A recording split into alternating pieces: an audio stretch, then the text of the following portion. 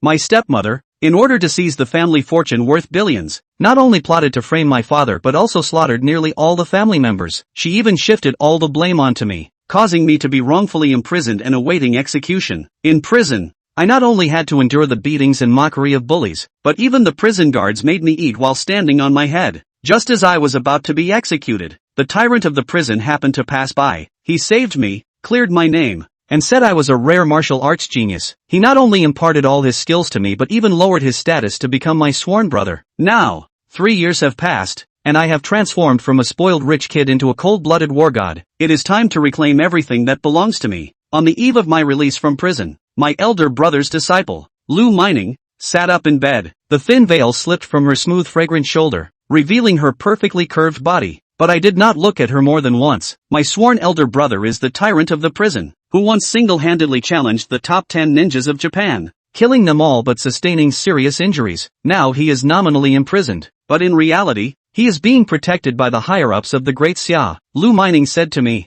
"After I leave, take good care of my brother." I replied, "Don't worry, I will definitely take good care of my master. You can go and seek revenge with peace of mind." As we spoke, Lu Mining took out a photo, in which the woman had a slender figure and gentle eyes like water. She asked me, "So, how is my master's daughter? Is she beautiful?" I took the photo, gazed at it for a long time, and asked, "Is she Yu Baitao?" Lu Mining said that her master could never leave the prison in this lifetime, and the only thing he was worried about was his daughter, Yu Baitao, hoping that I could help her a little. She also took out the Heavenly Mechanism token, saying that with this token, one could command the Heavenly Mechanism Pavilion of the Great Xia. 20 years ago, my master established the Heavenly Mechanism Pavilion, and now it has been without a master for 10 years. My master hopes that I can inherit the pavilion. I solemnly accepted the photo and the Heavenly Mechanism token, saying, "Tell my brother that I will take good care of his daughter, Yu Baitao." Lu Meining covered her mouth and chuckled lightly. "Have you forgotten that you are only 25 this year?"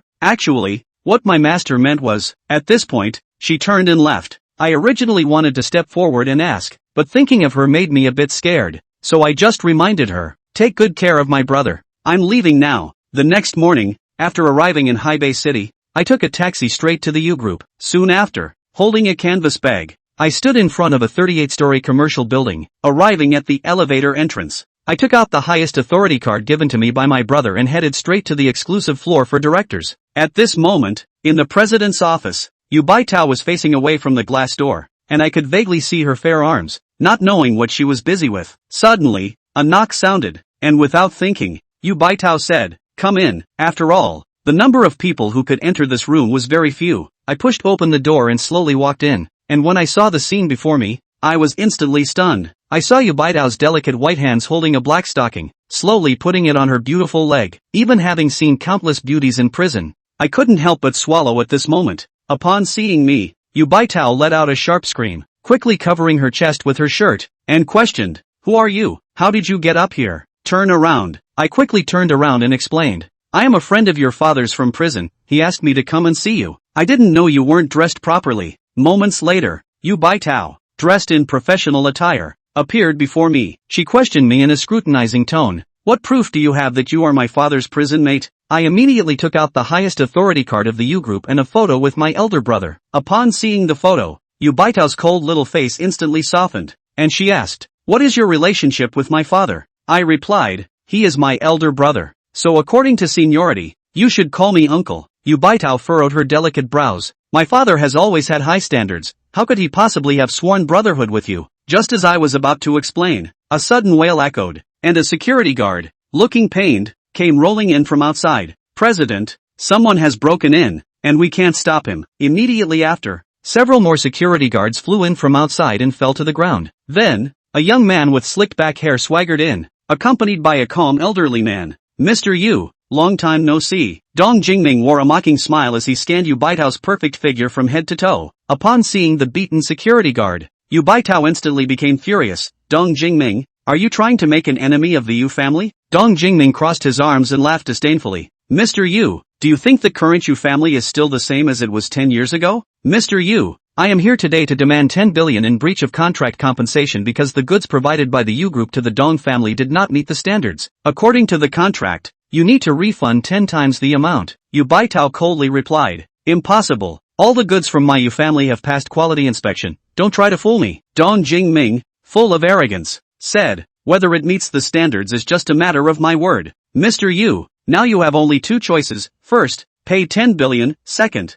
you know what to do. As soon as the words fell, I landed a heavy punch directly on Dong Jingming's face. With a dull thud, Dong Jingming was sent flying by my punch, crashing hard against the wall, losing several teeth in the process. At this moment, Yu Baitao, who was standing beside me, looked at me with an incredulous expression. Dong Jingming, speaking with a lisp, said to the old man behind him, Dong Lao, quickly deal with him. Dong Lao simply replied, young master Dong, just watch. Dong Jingming gritted his teeth and said, kid, how dare you hurt me in Haibei? Dong Lao is a master of Mingjin. You're finished. Immediately after, Dong Lao roared, anyone who dares to lay a hand on my Dong family, even if a deity comes today, can't save you. As he spoke, his palm slashed towards me like a knife. Seeing this, Yu Baitao couldn't help but speak up to remind me. I merely let out a cold laugh, sneezed lightly, and the resulting airflow was like a train crashing into Dong Lao. Then, I saw Dong Lao's body fly out directly, with a thud, smashing a human-shaped pit into the thick wall, and Dong Lao died on the spot. At this moment, everyone present widened their eyes in shock. It turned out that a sneeze could kill, and Dong Jingming was trembling in fear. He asked in terror, could it be that you are a master of transformation? I scoffed, transformation isn't even worthy of carrying my shoes. With that,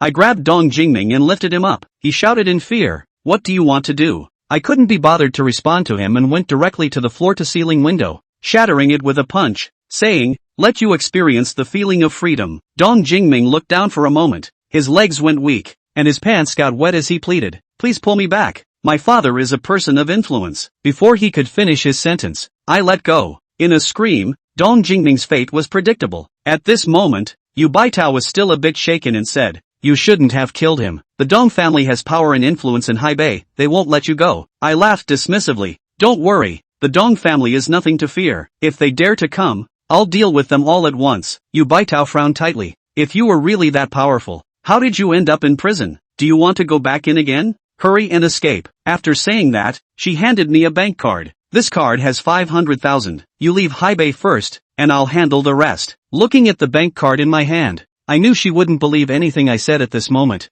so I replied, alright, I'll leave first. If you encounter trouble you can't solve, remember to call me. I gave my phone number to Yu Baitao and then left the Yu group. Meanwhile, in a luxurious villa in Haibei, Lin Fengyao, dressed in a silk nightgown, lay casually on the sofa, while a greasy man with a pockmarked face stood beside her. The man asked, sister, didn't you promise to help me marry a new wife? Has the Su family agreed? This person was Lin Fengyao's biological brother, Lin Yaozu. Lin Fengyao held a glass of red wine and rolled her eyes. The betrothal gifts had been sent to the Su family 3 times, but they refused to accept them, saying they don't think highly of you. Lin Yaozu angrily said, Lin Yaozu, pursuing Su Qingran is her blessing, yet she is acting all high and mighty. Sister, I beg you, I just like Su Qingran, I won't marry anyone else. Lin Yaozu half squatted beside Lin Fengyao, pleading desperately. Lin Fengyao arrogantly put down her wineglass and sneered, Yaozu, in Haibei, if you fancy any woman, as long as I say a word, she will appear in front of you within 3 days. Lin Yaozu was very excited. Sister, is this true? Lin Fengyao, with her jade-like foot propped up, said lightly, go take a look on the bed in the bedroom and see who it is. Lin Yaozu immediately ran excitedly to the bedroom, only to see a pure young girl tied up with ropes lying on the bed. Her face flushed as she let out painful whimpers. Upon seeing the goddess he had been longing for, Lin Yaozu was so excited that he became incoherent. Just as he was about to take action, a loud bang suddenly echoed as the villa's front door was kicked open. It should be noted that the villa's door was made of specially forged steel, capable of withstanding several tons of force, and everyone inside the villa was startled. I slowly walked in from outside the villa and said, stepmother, long time no see. Lin Fengyao was very surprised to see my familiar face. You actually didn't die in prison? I sneered. I got out of prison. Aren't you all disappointed? Lin Fengyao came to her senses and arrogantly said, we have long transferred all your family's assets. What can you do now that you're out of prison? My gaze was icy. You framed me for killing my brother and father, causing me to be imprisoned for 3 years,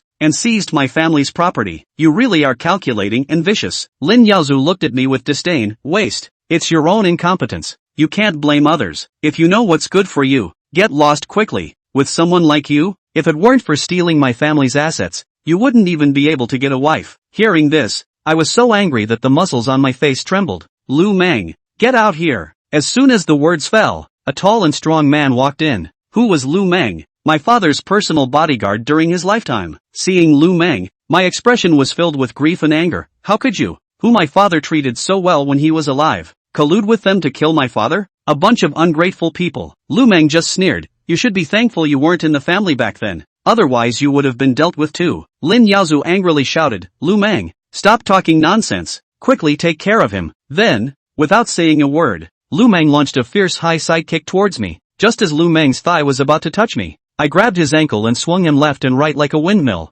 slamming him to the ground. Only heard Lu Meng let out a series of piercing screams. The look of pain on his face instantly spread. But that wasn't the end of it. A terrifying force suddenly erupted from Gu Bei's seemingly gentle palm, surging into Lu Meng's body like a raging torrent. Lu Meng's body shook violently, and immediately afterward, his eyes bulged out, blood sprayed wildly from his mouth, and his body flew backwards like a kite with broken strings. With a loud bang, Lu Meng hit the wall so hard that the entire wall had spiderweb-like cracks. His body slowly slid down and he collapsed to the ground, already out of breath. His eyes were wide open, and he couldn't believe until his death that he had been killed by Gu Bei in a single move just like that. After killing Lu Meng in seconds, Lin Fengyao and Lin Yaozu were stunned. Ming Jin De Chang, he was considered an expert in Hai Bei. 7 or 8 ordinary people couldn't get close, but they were killed by Gu Bei in a single move. What did Gu Bei go through during those 3 years in prison? Gu Bei looked at Lu Meng's corpse and said coldly, back then, my father nurtured you and used resources to smash you into a Ming Jin De Chang,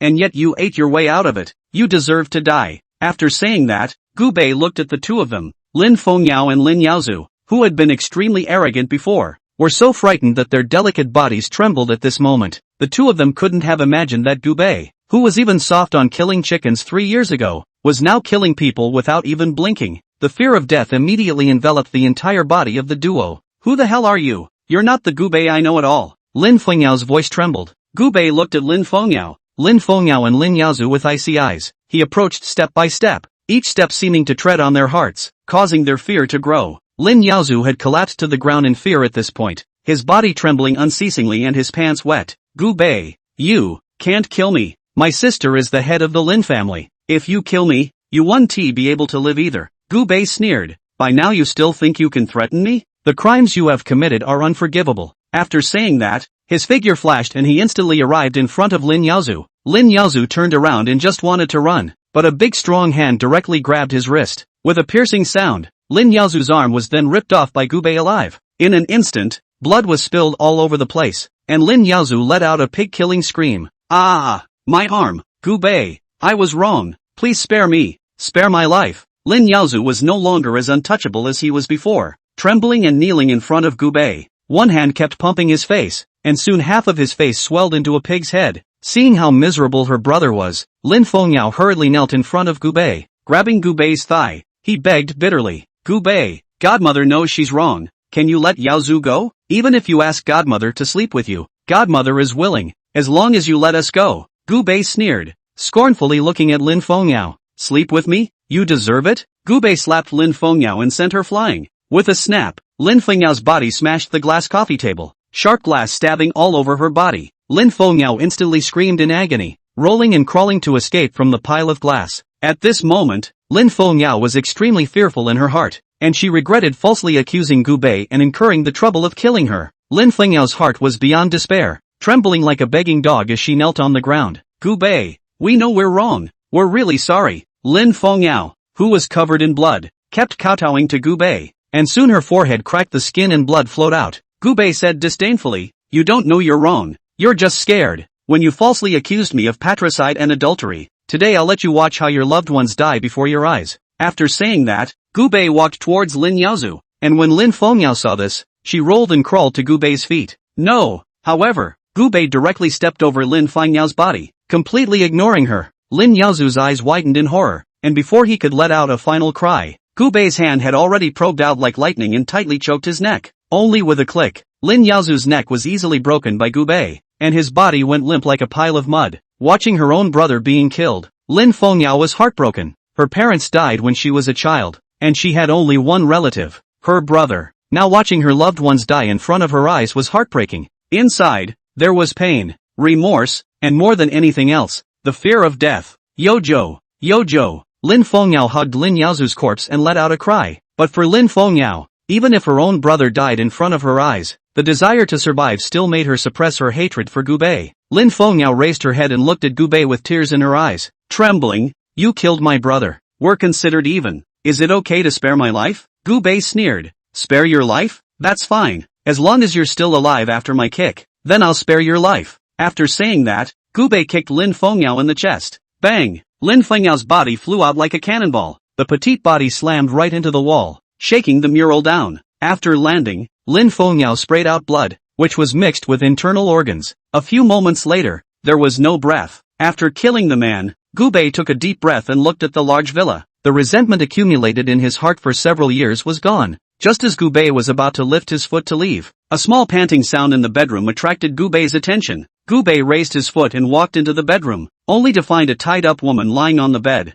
Su Qingran's face was flushed, her body temperature was extremely high, her eyes were mesmerized, and she was writhing her delicate body continuously. Gu Bei frowned. This person was drugged at first glance, and it was a strong drug. The moment Gu Bei untied the rope for her, Su Qingran immediately stuck to Gu Bei's body. Su Qingran was extremely proactive, constantly groping Gu Bei's body, and Gu Bei knew that after being drugged so hard, if he didn't release it as soon as possible, he would only die. Gu Bei could have healed it, but there were no herbs or silver needles around, and it was too late to find them now. If you want to save her, then you have to enter the game with your body. What's more, Gu Bei was also a man of strong blood, who hadn't been close to a woman for many years in prison, and was now completely aroused by the woman in front of him. Offended, Gu Bei directly pressed the woman down. 2 hours later, the sheets were soaked with sweat. Su Qingran was also so tired that she drifted off to sleep on the bed. Just as he put on his clothes, Gu Bei's phone rang. It's an unfamiliar number. After picking up the phone, a voice with forced anger rang out.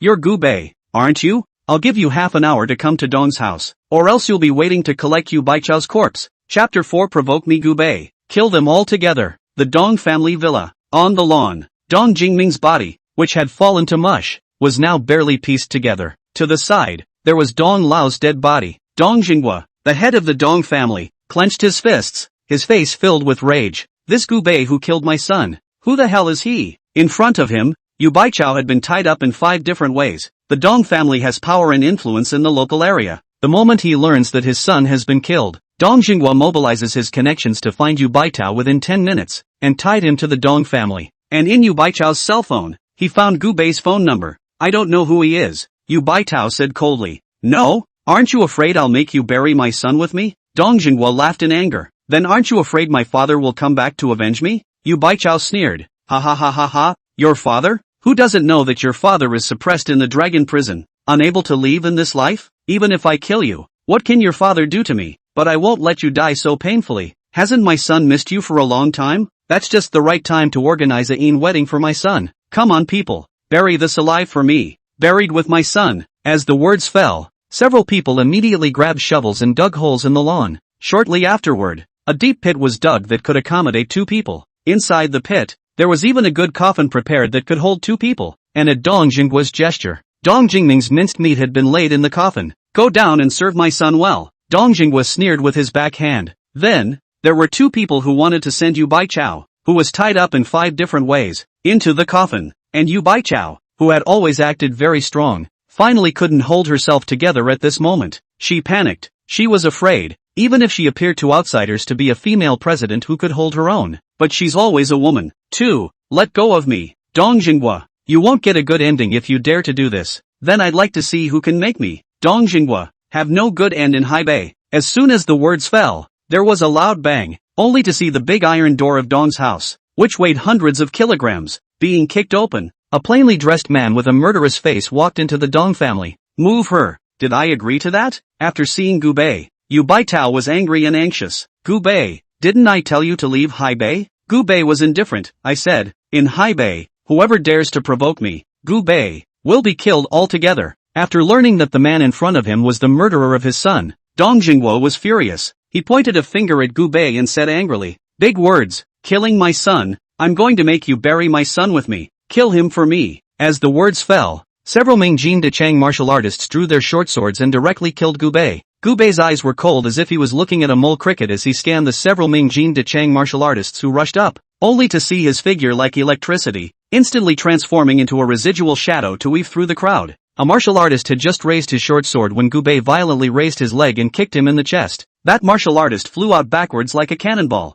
His body twisted and distorted in the air, and smashed heavily on the ground. His sternum shattered, and he perished on the spot. The other martial artist's eyes widened in horror at the sight. But before he could react, Gubei had ghostly appeared behind him. Gubei reached out and pinched his neck, gently twisted it, and with a click, the martial artist's cervical vertebrae snapped. His head drooped helplessly, and his body slowly collapsed. The third martial artist roared in anger and swung his sword at Gubei, who did not dodge and stretched out 2 fingers, pinching the blade with precision. The martial artist tried with all his might to pull out the short sword, but found that the sword seemed to be clamped in an iron vise, not moving at all. The corners of Gubei's mouth spread a cold smile, his hand slightly force, only to hear snap sound. Short knife broken. Immediately after that, Gubei threw the broken blade backhandedly, and the broken blade stabbed into the martial artist's throat like lightning. Blood spurted out, and the martial artist covered his throat and fell to the ground, twitching for a few moments before he was no longer moving. These few Mingjin Dechang martial artists couldn't even last a single round under Gubei. Griffins in general. Gubei laughed coldly. Dong Jingwo was a bit shocked by Gubei's strength. No wonder you dare to take the initiative to come to the door.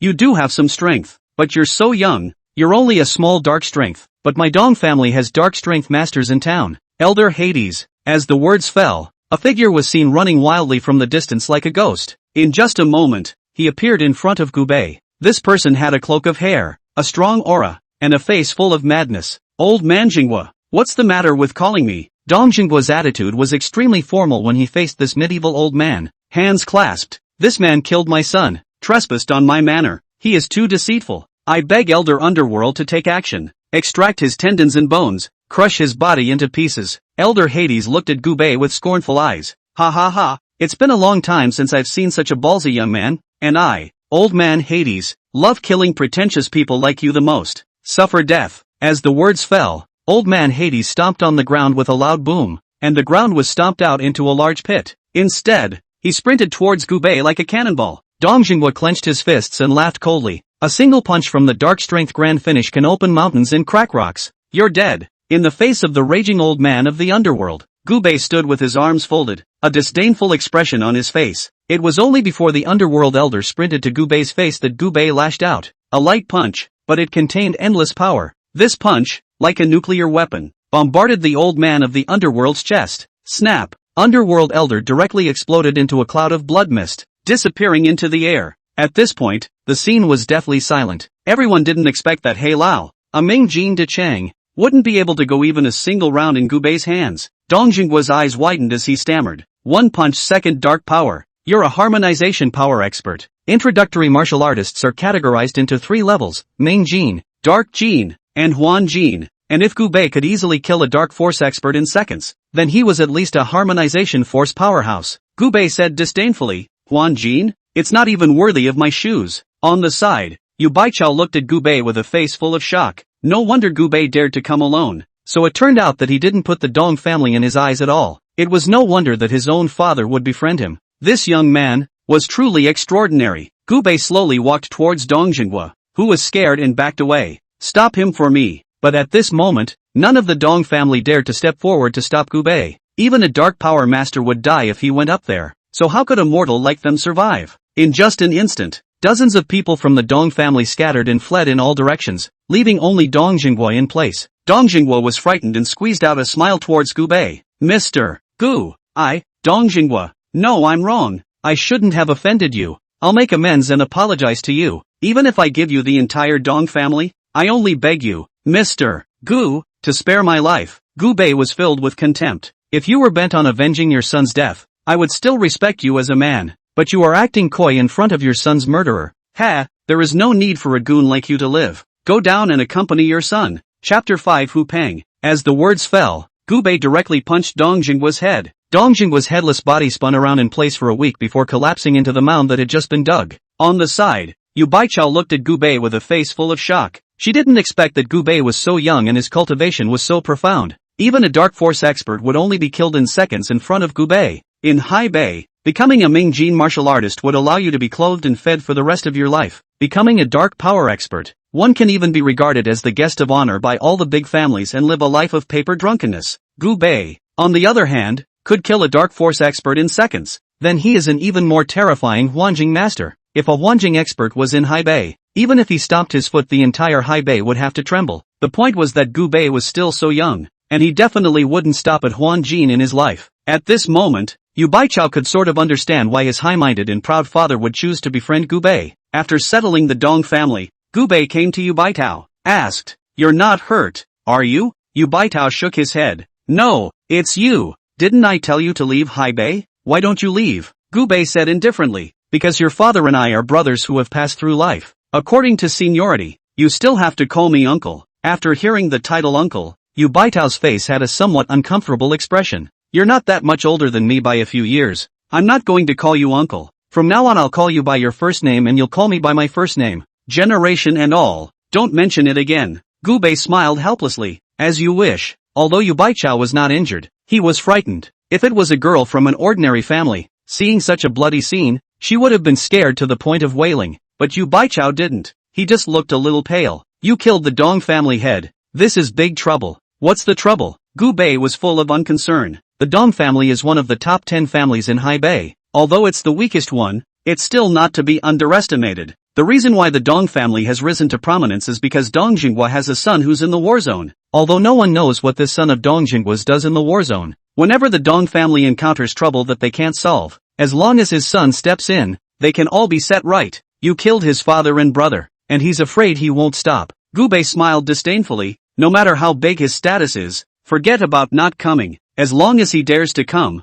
I, Gu Bei, will kill him altogether. Kill, kill, kill. You just know to kill. Forget it. I'll look for relations. See if I can solve this matter. Shortly afterward, Gu Bei escorted Yu Baitao to the Yu family villa. After arriving at Yu's house, Yu Baitao saw that Gu Bei was hesitant to leave. So he asked, "Do you still have something to do?" Gu Bei said indifferently, "Your father said that I should take care of you, so I'm going to live with you." Upon hearing this, Yu Baitao's eyes widened. "You, live with me?" Gu Bei looked serious. "Well, this is an order, not a discussion." Yu Baichao just wanted to open her mouth to refuse, but when she thought of the bloody scene in the Dong family today, she stiffly swallowed her words of refusal. Yu Baichao was also a woman. She also needed security. And right now, Gu Bei was the person who could bring her the most security. "If you don't have a place to stay, my dad's bedroom on the first floor is available to you for a few days. But you need to find somewhere else to live as soon as possible and move out as soon as you do. And no stepping foot on the second floor without my permission."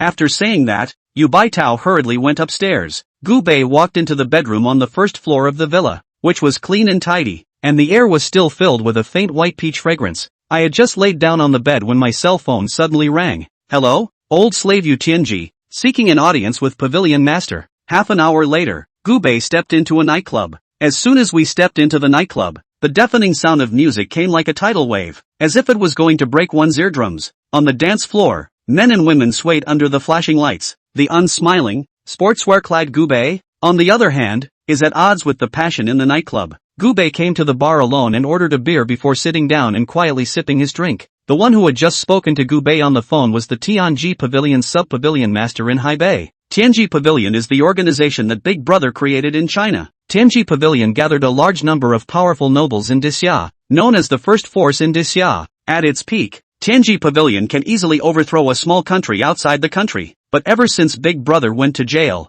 the Tianji Pavilion has been without a leader for several years. Nowadays, although the strength was not as strong as back then, the thin dead camel was bigger than a horse, and the name of Tianji Pavilion within the Great Xia was still as loud as thunder. After learning that the new pavilion master had descended upon Hai Bei, the sub-pavilion master of Hai Bei immediately sought an audience. The appointment was at this very nightclub. Gu Bei? While Gu Bei was sipping wine and waiting for others, he only saw a few drunken rich young masters passing by Gu Bei with the support of a few sexy girls. Gu Bei looked back. He recognized half of these people. When Gu Bei's father was alive, Gu Bei's playboy was notorious in Hai Bei. Surrounded by a group of foxes and dogs, the Hupeng in front of him was Gu Bei's most loyal lapdog. "Hupen? Gu Bei, it's really you. You're still alive?" Hupeng immediately became excited after seeing that the person in front of him was really Gu Bei. A large hand slapped heavily on Gu Bei's shoulder, and the expression on his face was all mockery, no longer having the respect he used to have for Gu Bei. Gu Bei frowned slightly and removed Hupeng's hand. "Is something wrong?" Gu Bei asked with a frown. "You hoo-hoo, you're still pretending? Gu Bei, I heard that you killed your father and raped your mom. Is that true?" "Ha ha ha ha." Hupeng scoffed loudly. A few of his foxy friends beside him laughed along with him. Ha ha ha, Hu Shao, he's that big brother you had before. Ha! One dude narrowed his eyes in mockery. Hu Peng smiled disdainfully. What a bull asterisk asterisk asterisk asterisk big brother. I used to see that he had money to play with him. Do you really think you're a big brother? Right now he, Gu Bei, doesn't even have the qualifications to lift my shoes. His family fortune was all swindled by his godmother. Now he's a pauper. Gu Bei sneered and stood up. Looking at Hu Peng, he said in a cold voice, Hu Peng, what did you say? Didn't you hear me? Then this young man will say it again. I'm saying that you, Gu Bei, aren't even qualified to lift my Hu Peng's shoes. With his own finger, Hu Peng poked Gu Bei's chest with force, his face full of disdain. Gu Bei sneered and without saying anything, he directly grabbed Hu Peng's fingertips. With a forceful break, there was a click. That finger was directly broken by Gu Bei. Then, Hu Peng's pig-killing screams rang out. Ah! My finger! Then, Gu Bei kicked Hu Peng hard in the chest. There was a snap. Hu Peng directly smashed a glass coffee table, and glass shards zapped all over. You, Hu Peng, could barely lift my Gu Bei's shoes in the past, but now, you don't even have the qualifications to touch my shoes. Chapter 6 Sister of the Knife. The few juniors around Hu Peng hurriedly helped Hu Peng up. Big brother, are you alright? Hu Peng grimaced in pain and was extremely angry at this time. You used to be able to hit me when you were the Gu family's youngest, but now that you're not even the Gu family's youngest, how dare you hit me? A rush of footsteps sounded, only to see a dozen or so security guards armed with electric batons and short knives then ran over at a fast pace. Instead of security guards, it was just a dozen or so punks watching the scene. The head of security was acquainted with Hu Peng and immediately jogged over after seeing him being beaten. Hu Shao, who is so bold as to dare touch you? Hu Peng pointed a finger at Gu Bei and said angrily, I want him to die here, right now. The security chief instantly looked at Gu Bei and said angrily with a short sword in hand, give it to me, take half of his life first. Facing the dozen or so aggressive security guards rushing up, a hint of disdain flashed in Gu Bei's eyes. His figure did not move, he just stood there quietly, as if what was in front of him was nothing more than a farce. When the first security guard brandished an electric baton towards Gu Bei's head, Gu Bei slightly sidestepped and the baton grazed his cheek, bringing up a windy sound. Gu Bei smoothly grabbed the security guard's wrist and gently twisted it, so the security guard let out a miserable scream and the electric baton in his hand fell off. Gu Bei raised his foot and kicked, hitting the security guard squarely in the abdomen, and the security guard's entire body flew out like a kite with broken strings, knocking down the two people who rushed up behind him. Immediately afterward, two more security guards came in a left-right clip, one holding a short knife and stabbing at Gu Bei's abdomen, while the other swept Gu Bei's legs with an electric baton. Gu Bei did not panic, crouched to avoid the electric baton. At the same time the right hand into a fist, quickly struck out, directly smashed in the wrist of the knife security guard. Short knife should fall to the ground. The moment Gu Bei got up, his elbow slammed into the other security guard's chin, and the security guard fell to the ground on his back, blood spurting out of his mouth. When the remaining security guards saw this, not only did they not retreat, but they rushed up even more frantically. Gu Bei sneered, weaving through the crowd like a ghost. Each of his strikes was lightning fast and precise, or punches or kicks. Each strike contained a powerful force, and the security guards who were hit all fell to the ground in pain, losing the ability to fight again. Only Gu Bei's body flashed and he used his fists and feet as if he was in no man's land. In just a few moments, a dozen or so security guards fell to the ground in a heap, groaning in pain. Gu Bei, on the other hand, hadn't even gotten a speck of dust on his body, and he stood in place with a bland expression, as if he had just done a trivial and insignificant thing. At this moment, the nightclub was in chaos, and the music came to a screeching halt, as the people around them looked at Gu Bei with shocked faces. Hu Peng's eyes were even wider, full of incredulity. He knew Gu Bei very well and had no hands, not to mention fighting. I used to be a daily paper boy, and my strength wasn't as strong as a woman's. Nowadays, one fights a dozen, but without any pressure. Was this still the Gu Bei he knew? Not only was the current Gu Bei a bit more stable, he also seemed to be a bit more dangerous. Gu Bei stood in front of Hu Peng with his hands in his pockets. You die with that mouth of yours, so cheap. As soon as Gu Bei stepped on the end of a dagger on the ground, the dagger spun and flew directly into Gu Bei's hand. After seeing the cold light flashing dagger, Hu Peng was afraid. Gu Shao, don't be impulsive. Killing me won't end well for you. How about this? I give you money. How about you let me go? Gu Bei smiled disdainfully. Sorry, I don't lack money. Gu Bei was just about to make his move when an angry shout rang out. Stop! The words fell and the crowd dispersed. Only after the crowd dispersed, a woman covered in tattoos walked over with a domineering stride, followed by a group of minions with an imposing presence. She was tall, with short, sharp hair, the tips of which were slightly dyed purple and shimmered uniquely in the light. Her arms were covered in tattoos that spread from her shoulders to her wrists, the tattoos intricate and mysterious.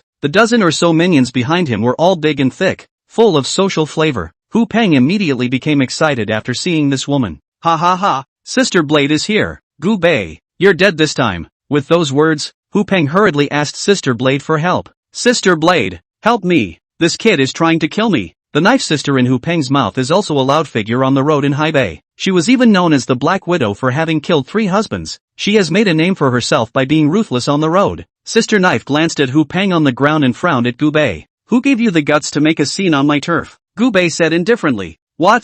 They're only allowed to hit me and I'm not allowed to hit back, right? As soon as Gu Bei's words fell, a burly man behind Sister Knife immediately cursed angrily. Asterisk asterisk asterisk asterisk. You just say whatever Sister Knife asks you. You don't want to live, do you? Gu Bei sneered. And before the crowd could see clearly, Gu Bei instantly appeared in front of the burly man. The dagger in his hand stabbed directly into the burly man's neck. Instantly, the burly man covered his neck and stared, blood gushing from his throat. Take a deep breath. Dizziness is normal. Shortly afterward, with a thud, the burly man collapsed in a pool of blood, not breathing. There was a moment of silence at the scene. No one had expected that Gu Bei would strike to kill at the drop of a hat, and that's with an outnumbered enemy. Hu Peng also stared at Gu Bei with wide eyes, shocked. The Gu Bei in front of him was ruthless. Was he still the Gu Bei he knew who only knew how to lose money? Sister Knife was also shocked by Gu Bei's ruthlessness. Even though she had made a name for herself by being ruthless, she wasn't as vicious as Gu Bei. Now, do you have any questions? Looking at Gu Bei's cold eyes, a trace of fear unexpectedly arose in the Knife sister's heart. It had been a long time since anyone had made her feel that way. Do you know what kind of place this is? Do you know what will happen if you dare to touch my people? Knives asked, suppressing her fear. Gu Bei said indifferently, I don't know. Please tell me properly, okay? Sister Blade nodded slightly and waved her hand. Call someone. As the words fell, a junior behind Sister Knife immediately blew a whistle with her finger. In just a few seconds, we only saw countless social workers armed with short sticks and sharp weapons rushing out from all directions. It was so dark that it was impossible to see how many people there were. These people rushed into the nightclub in a rush and surrounded Gu Bei with 3 layers. These people looked at Gu Bei ferociously, as if they would not hesitate to rush forward and hack Gu Bei into pulp at the command of Sister Blade. Hu Peng's bottom line was instantly full after seeing so many people. Ha ha ha ha ha, Gu Bei, you're dead this time. You can fight again. Can you beat so many people? Each one of them can drown you with a mouthful of spit. Chapter 7 Yu Tianji. With a disdainful look on his face, Gu Bei said, Griffins are nothing more than griffins even if there are more of them. Knife's sister was completely enraged. This was in her territory. If she couldn't take care of Gu Bei today, how would she convince the public in the future? Give it to me. As Sister Knife's words fell, countless people on the scene were about to swarm over her. But just at this moment, an angry cry rang out. I'll see who dares. This roar carried the power of an extremely strong cultivation, nearly rupturing the eardrums of many people. Everyone looked to the entrance of the nightclub, only to see a white-haired old man in a tang suit striding inside the nightclub with 10 young men in Zhongshan suits. There were 11 of them in total, and although their number was small, their aura was extremely powerful. Each of them did not smile and laugh, but their eyes were stern, so that people did not dare to look directly at them, especially the old man at the head. His breath was introverted, giving off an extremely dangerous feeling. Sister Blade was shocked after seeing this old man. Hastily, he greeted them with a quick, humble attitude. Elder Yu, what brings you here? The one who came was the head of the Haibei branch of Tianji Pavilion, Yu Tianji. Even if it was only a sub-pavilion, it already belonged to a dominant party in the northern part of the sea, and its status was generally untouchable. Even if Sister Knife, who had a fierce reputation in Haibei Dao, saw Yu Tianji, she could only bow down. Yu Tianji sneered and backhanded a hard slap on the Knife sister's face. Snap! Extremely loud slaps rang out as Sister Knife was slapped to the ground by Yu Tianji. If I hadn't come, you, Wang Hongwan, would be afraid of stabbing the sky. Sister Knife fell to the ground, covering her face with a puzzled expression. Looking at Yu Tianji again, he was extremely excited after seeing Gu Bei, only to see him clasp his hands and kneel directly in front of Gu Bei. The 10 people behind him also knelt without hesitation. The 11 people shouted in unison toward Gu Bei. Greetings, Master. For a moment, the entire nightclub was silent. Everyone looked at Gu Bei with extreme shock. This young lad is actually Yu Tianji's master? Who is Yu Tianji? That's the head of the Tianji Pavilion. He's a powerful man in North China. Yet Gu Bei was able to be the master of Yu Tianji. So how terrifying should his background be? Hu Peng looked dumbfounded on the sidelines and couldn't speak for a long time. Gu Bei, What have you been through? Even Yu Tianji had to bow down and call you master. Even in your heyday, you wouldn't be able to enter Yu Tianji's eyes. Gu Bei said coldly, get up. Only after receiving Gu Bei's order did Yu Tianji dare to stand up. Only Yu Tianji looked at Wang Hongwan with extreme anger. Master, has this person displeased you? As long as you nod your head, I'll let her disappear from this world right here. The Black Widow Knife Sister, who was renowned on the road, was scared out of her wits at this time. As strong as she was still a woman. So much so that Gu Bei's coming was already so big that she didn't dare to imagine. She didn't hesitate and flung herself to the ground, begging, it's my daughter who has the eyes to recognize MT. Tai, I beg you, sir, to spare my life. Gu Bei laughed coldly. Ha, if I didn't have a background, would you spare me? This woman will not be kept. For the rest of you, chop off his right hand and never return to Hai Bei for all eternity. Receiving Gu Bei's order, Yu Tianji waved his hand slightly, and a man stepped out behind him, pulling out a rope from his arms and directly putting it around Wang Hongjuan's neck. Then, the man backhanded the rope to the beam of the room, and once he pulled the rope, Wang Hongjuan was directly suspended. Only Wang Hongjuan's eyes were wide open. Her tongue was spitting out. She was having trouble breathing, and her body was constantly twisting in the air. Gu Bei stuck his hands in his pockets and said coldly, don't say I won't give you a chance. If this cigarette of mine burns out and you don't die, I'll spare your life. Gu Bei put a cigarette in his mouth, and in an instant, the 10 men Yu Tianji brought with him simultaneously took out their lighters to light it. The cigarette was lit and Gu Bei exhaled a smoke ring and looked at Hu Peng on the ground. As for Hu Peng, after seeing Gu Bei's ruthlessness, he was already trembling with fear, and his crotch was damp, obviously having been scared to pee, only to see Hu Peng kneeling directly in front of Gu Bei, being so frightened that he kept kowtowing. Gu Bei, I was wrong. I know I'm wrong. For the sake of you and I growing up together, spare my life. At those words, Gu Bei sneered as he smoothly drew out a revolver from the waist of Yu Tianji's men. Opening the magazine, there were a total of 6 bullets in the magazine, and Gu Bei took out 3, then closed the magazine and turned the revolver. Good. I'll give you a chance too. There are 3 bullets in the gun. I'll fire 3 shots. If you don't die, I'll let you go. With that, Gu Bei put the muzzle of his gun on Hu Peng's head. Hu Peng was frightened to the point of snot and tears, and quickly opened his mouth to beg for forgiveness. Don't. I really know I'm wrong. Gu Bei, click. Gu Bei pulled the trigger, but the gun didn't go off. Hu Peng was shocked and his whole body trembled, and his crotch was once again wet. Gu Bei, I really know I'm wrong. I kowtow to you. Gu Bei didn't care and pulled the trigger again. Bang! A gunshot rang out and Hu Peng fell into a pool of blood. Oh! Gu Bei smiled playfully and tossed the gun to the henchman. Looks like you're not having much luck today. At this time, when he looked at the cigarette in Gu Bei's hand again, it had already burned down to the butt of the cigarette. Gu Bei threw away the cigarette and waved his hand, and Wang Hongwan, who was hanging from the beam, was released. Dead yet? Gu Bei asked. Yu Tianji squatted down and replied, there's still a breath left. Gu Bei raised his eyebrows, playing with the flavor. She has quite a big life. Never mind, let's keep her alive then. After saying that, Gu Bei turned around and left the nightclub. Yu Tianji glanced at his men and said, everyone else and others, chop off a right hand each. Not a single one should be spared. Yes. Outside the nightclub, in Yu Tianji's Rolls-Royce car, Gu Bei sat in the back row while Yu Tianji stood outside the car. How is Tianji Pavilion now?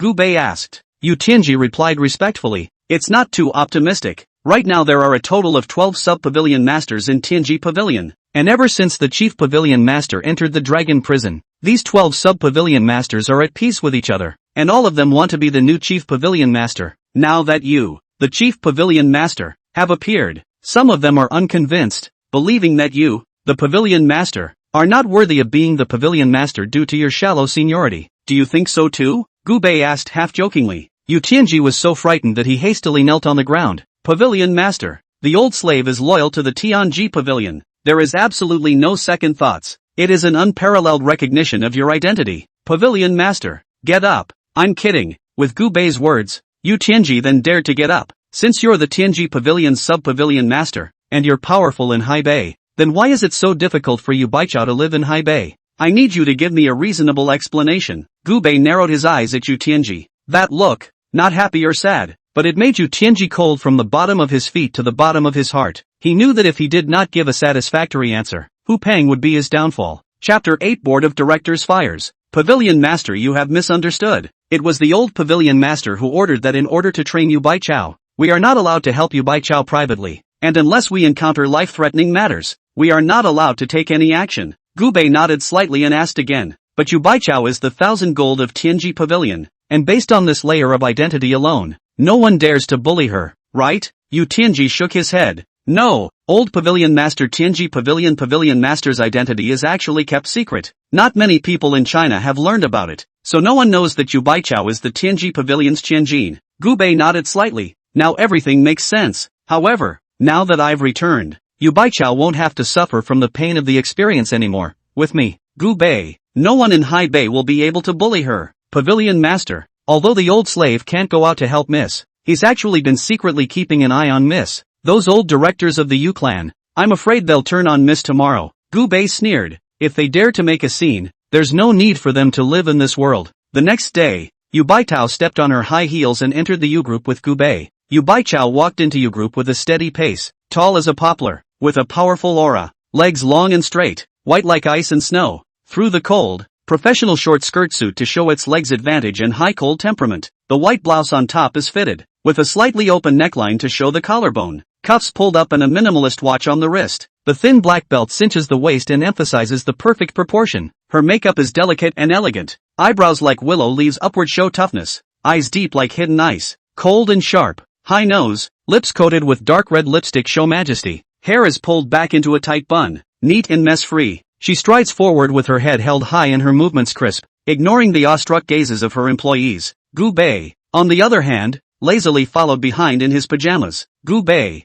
since you don't have a job, I'll arrange for you to enter U's. You'll follow me through the ranks first, and when the time is right, I'll arrange for you to become a U's executive. Since you're my dad's brother, I won't treat you badly. Gu Bei shrugged and didn't say anything, and Yu Baichao walked into the conference room with a quick pace. Notify U's major shareholders of the meeting. Soon after, a dozen or so shareholders of the U group arrived at the venue unhurriedly. These dozen or so shareholders, all in their 40s and 50s, were all old men who had followed Yu Baichao's father to fight the world in the first place, so the attitude was a bit diffident, and some people even entered the conference room without bothering to greet Yu Baichao. A dozen or so shareholders quickly arrived. Yu Baichao knocked on the table. The noisy conference room then quieted down. Directors, today's meeting is primarily to discuss one matter. Before Yu Baichao could finish his sentence over here, an old man with white hair and temples directly opened his mouth to interrupt Yu Baichao's words. I heard that you messed up your cooperation with the Dong family? The one who opened the mouth was the oldest and most senior of all the shareholders. The name was Qi Tianshi,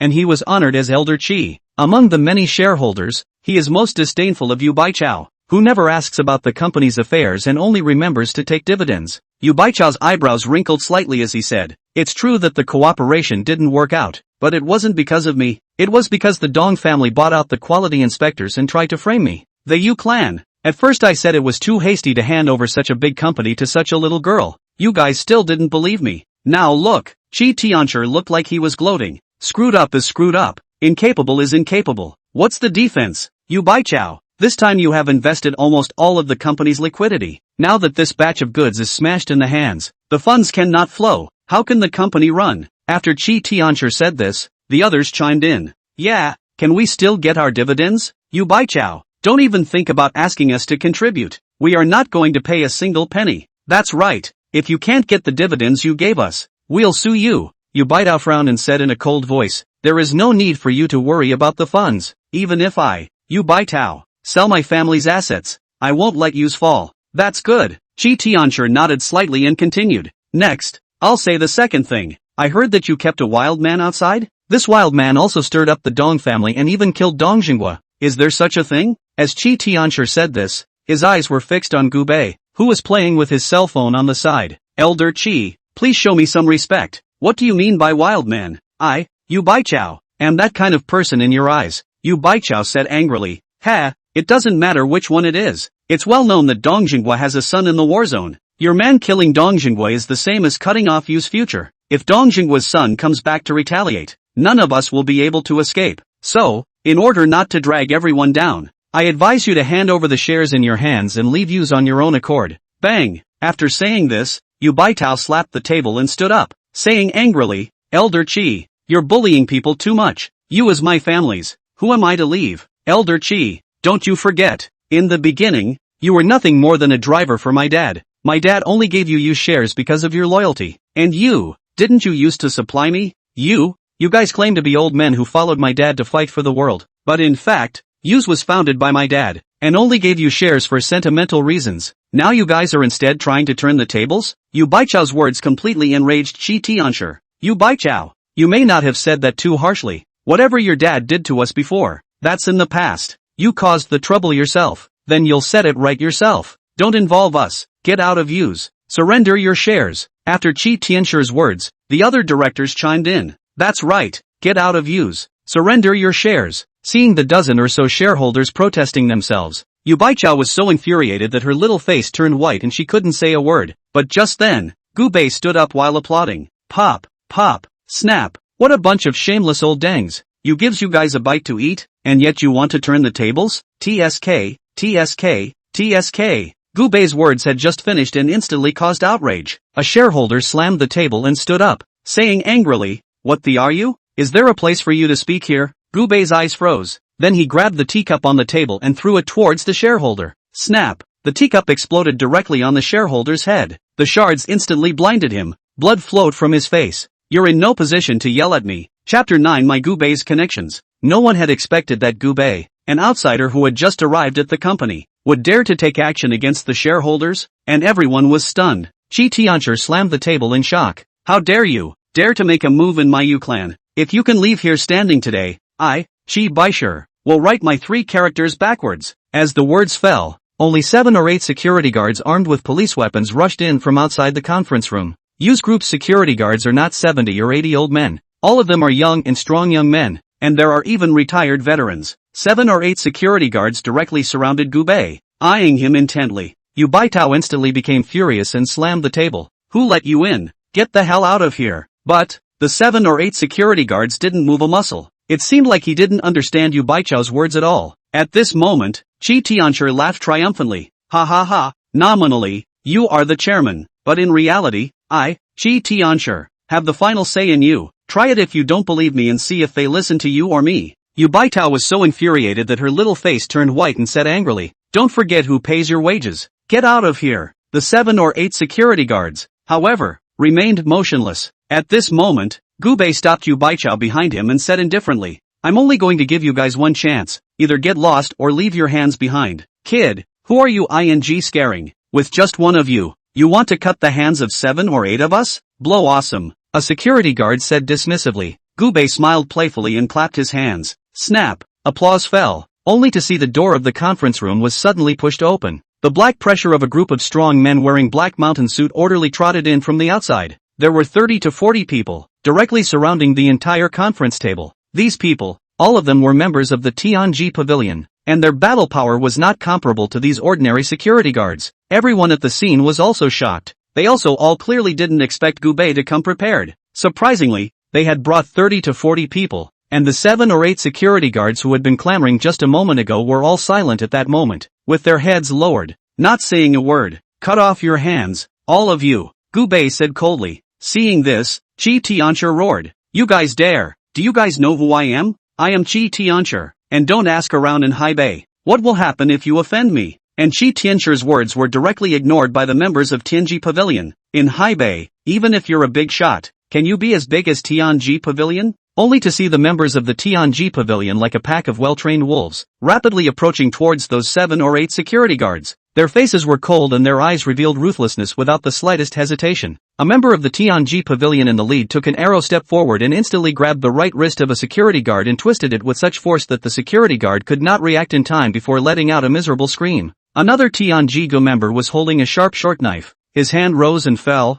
blood splattered everywhere, and the security guard's right hand was broken with his wrist, falling to the ground. The security guard painfully covered the place of his broken arm. His face was pale and cold sweat fell like rain, but he no longer dared to make half a sound. Seeing this, the other security guards were horrified and wanted to resist, but they were tightly surrounded by the surrounding Tianji-gu members and could not move. Their eyes were filled with fear and despair, as if they had seen the end of the world. However, the members of the Tianji Pavilion didn't have the slightest bit of mercy and continued their actions. One by one, short knives waved and blood sprayed. Every time the blade fell, it was accompanied by a mournful scream and a severed hand falling. The conference room was filled with a sickeningly strong odor of blood. Those 7 or 8 security guards were originally still high and mighty, but at this moment, they all collapsed to the ground, groaning in pain, having lost their right hands. they no longer had the arrogance they had before, and after completing their tasks, the members of the Tianji Pavilion quickly and neatly stood back in their original positions, as if nothing had happened. Their faces remained expressionless, just quietly waiting for Gu Bei's next instructions. The entire conference room was plunged into a dead silence. Only the agonizing moans of those 7 or 8 security guards echoed in the air, and everyone was shocked by the bloody scene, especially Qi Tianshi. His eyes were wide with disbelief and his body trembled involuntarily. How could he not expect that Gu Bei would really dare to act so ruthlessly? The first to adapt was instead the woman Yu Baichao. Although she hadn't known Gu Bei for a long time, she knew that Gu Bei was a person with thunderous methods. Avenge on the same day. Never wait until the next day. Then, Gu Bei came to Qi Tianshi with his arms wrapped around him. He said, "Old thing, you want to rob Yu Baichao's shares? And drive Yu Baitao out of the company?" Although Qi Tianshi was afraid in his heart, his seniority was here after all. If he conceded to Gu Bei, how would he be able to work in the company in the future? "Kid, don't think I'm afraid of you just because you're outnumbered. Hanging out in this society is about connections. It's all about power. You can be arrogant for a while, but you can't be arrogant for a lifetime." Qi Tianshi's words immediately drew claps from the other shareholders. "It is. Do you still think it's the 80s?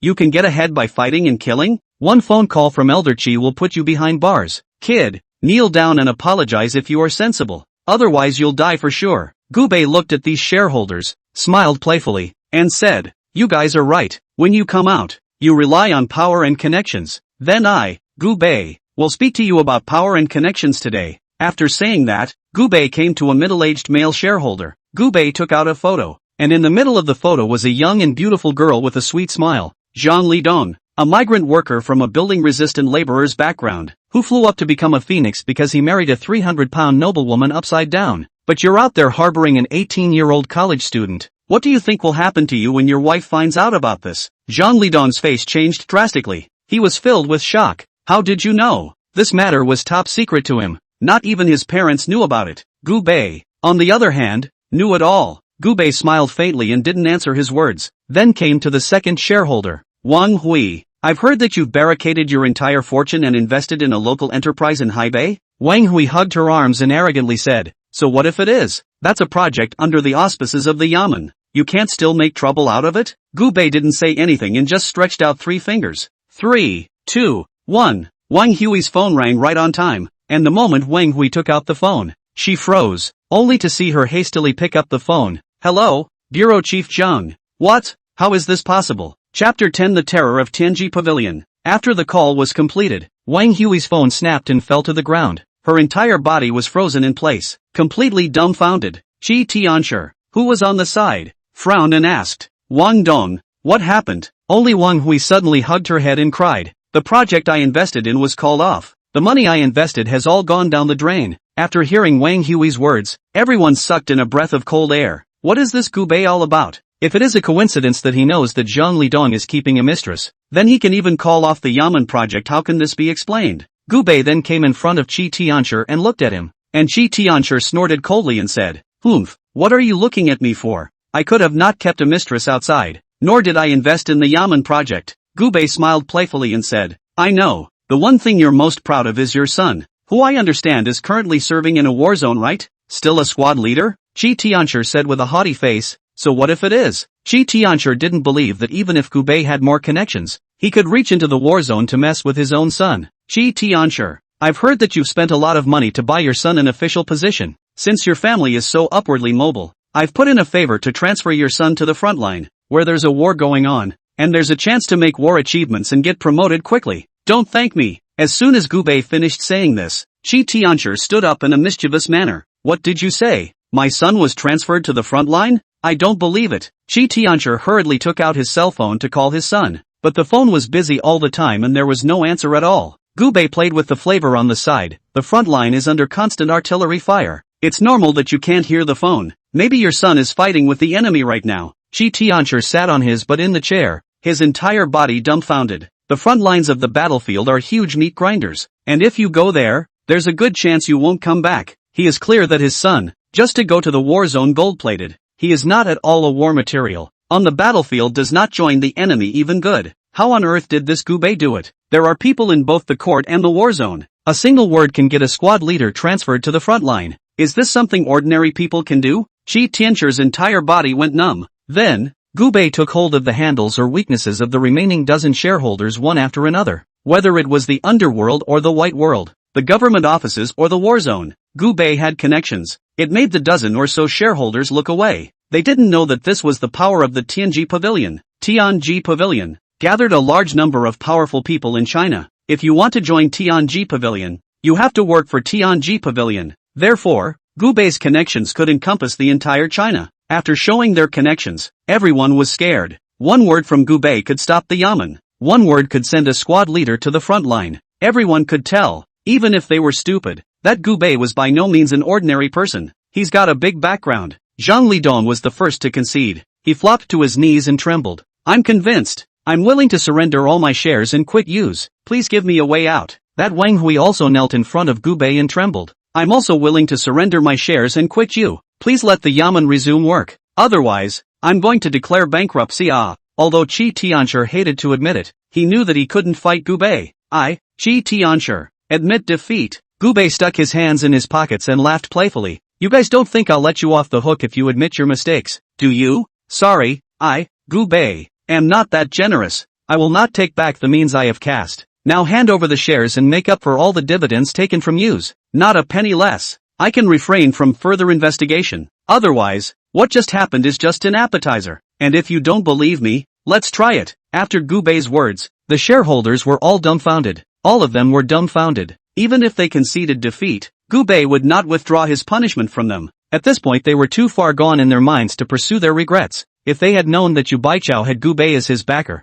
they wouldn't have dared to offend him. Qi Tianshi, in particular, seemed to have aged dozens of years in an instant. I'll hand over my shares and the dividends I've gotten from you over the past few years. I only beg you, sir, to let me live. Seeing that Qi Tianshi had gone soft, the other dozen or so shareholders, too, had gone soft. Soon after, Gubei took back all of Yu Group's shares, and recovered the billions in dividends paid to them over the years. After receiving this huge amount of money in shares, Yu Baichao's entire body was dumbfounded. She was all set to go bankrupt and liquidate, but Gubei had pulled Yu back from the cliff. And it also gives her 100% control of the entire Yu clan. This was certainly good news for her. Billions of dollars in cash can get a company's money flowing. 100% equity would give her direct control over the entire company. No one could interfere with her ideas anymore. How did you do that? Yu Baichao asked excitedly. Gubei smiled faintly. What I use are the connections your father has accumulated. Yu Baichao didn't even know that Tianji Pavilion was founded by her father. Yu Baichao was a bit half-hearted. My father's connections? My father's connections were wide before he was imprisoned, but they only recognize my father.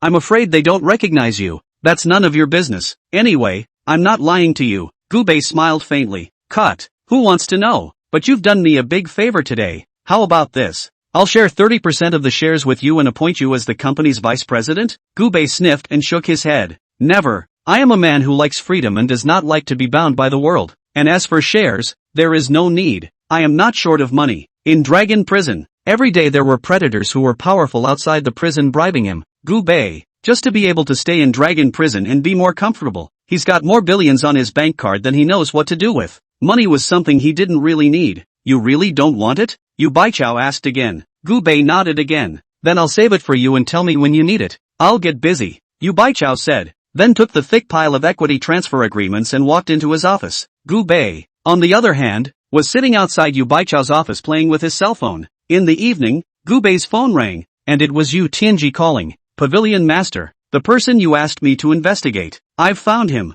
Her name is Su Qingran. She's the daughter of the Su family, a third-tier family in Haibei. Upon hearing this, Gubei said, give me her location. In a bar, Su Qingran is buying a drink with her girlfriends. Drunken Su Qingran held the wine glass, revealing a bitter smile. I did not expect that Su Qingran, was taken away by that kind of person for the first time. Chapter 11. You don't lose out. That day, Su Qingran was kidnapped and drugged on her way home. In a blur, she then has sex with a man she doesn't know. She didn't even know the man's name. Su Qingran's best friend Morong Xiao kept calming Su Qingran down. Ran, take it easy. What decade is this? I've had 18 boyfriends. It's just a one-night stand. You'll get used to it after a few more. Morong Xiao was tall and dressed boldly and openly. A tight cheongsam outlined a plump figure, and a head of wavy hair was extremely eye-catching. Su Qingran once again lost her voice and cried after hearing Morong Xiao's words. Ooh, but I'm really hurting. He's not the Prince Charming I had in mind. While Su Qingran was crying to Morong Xiao,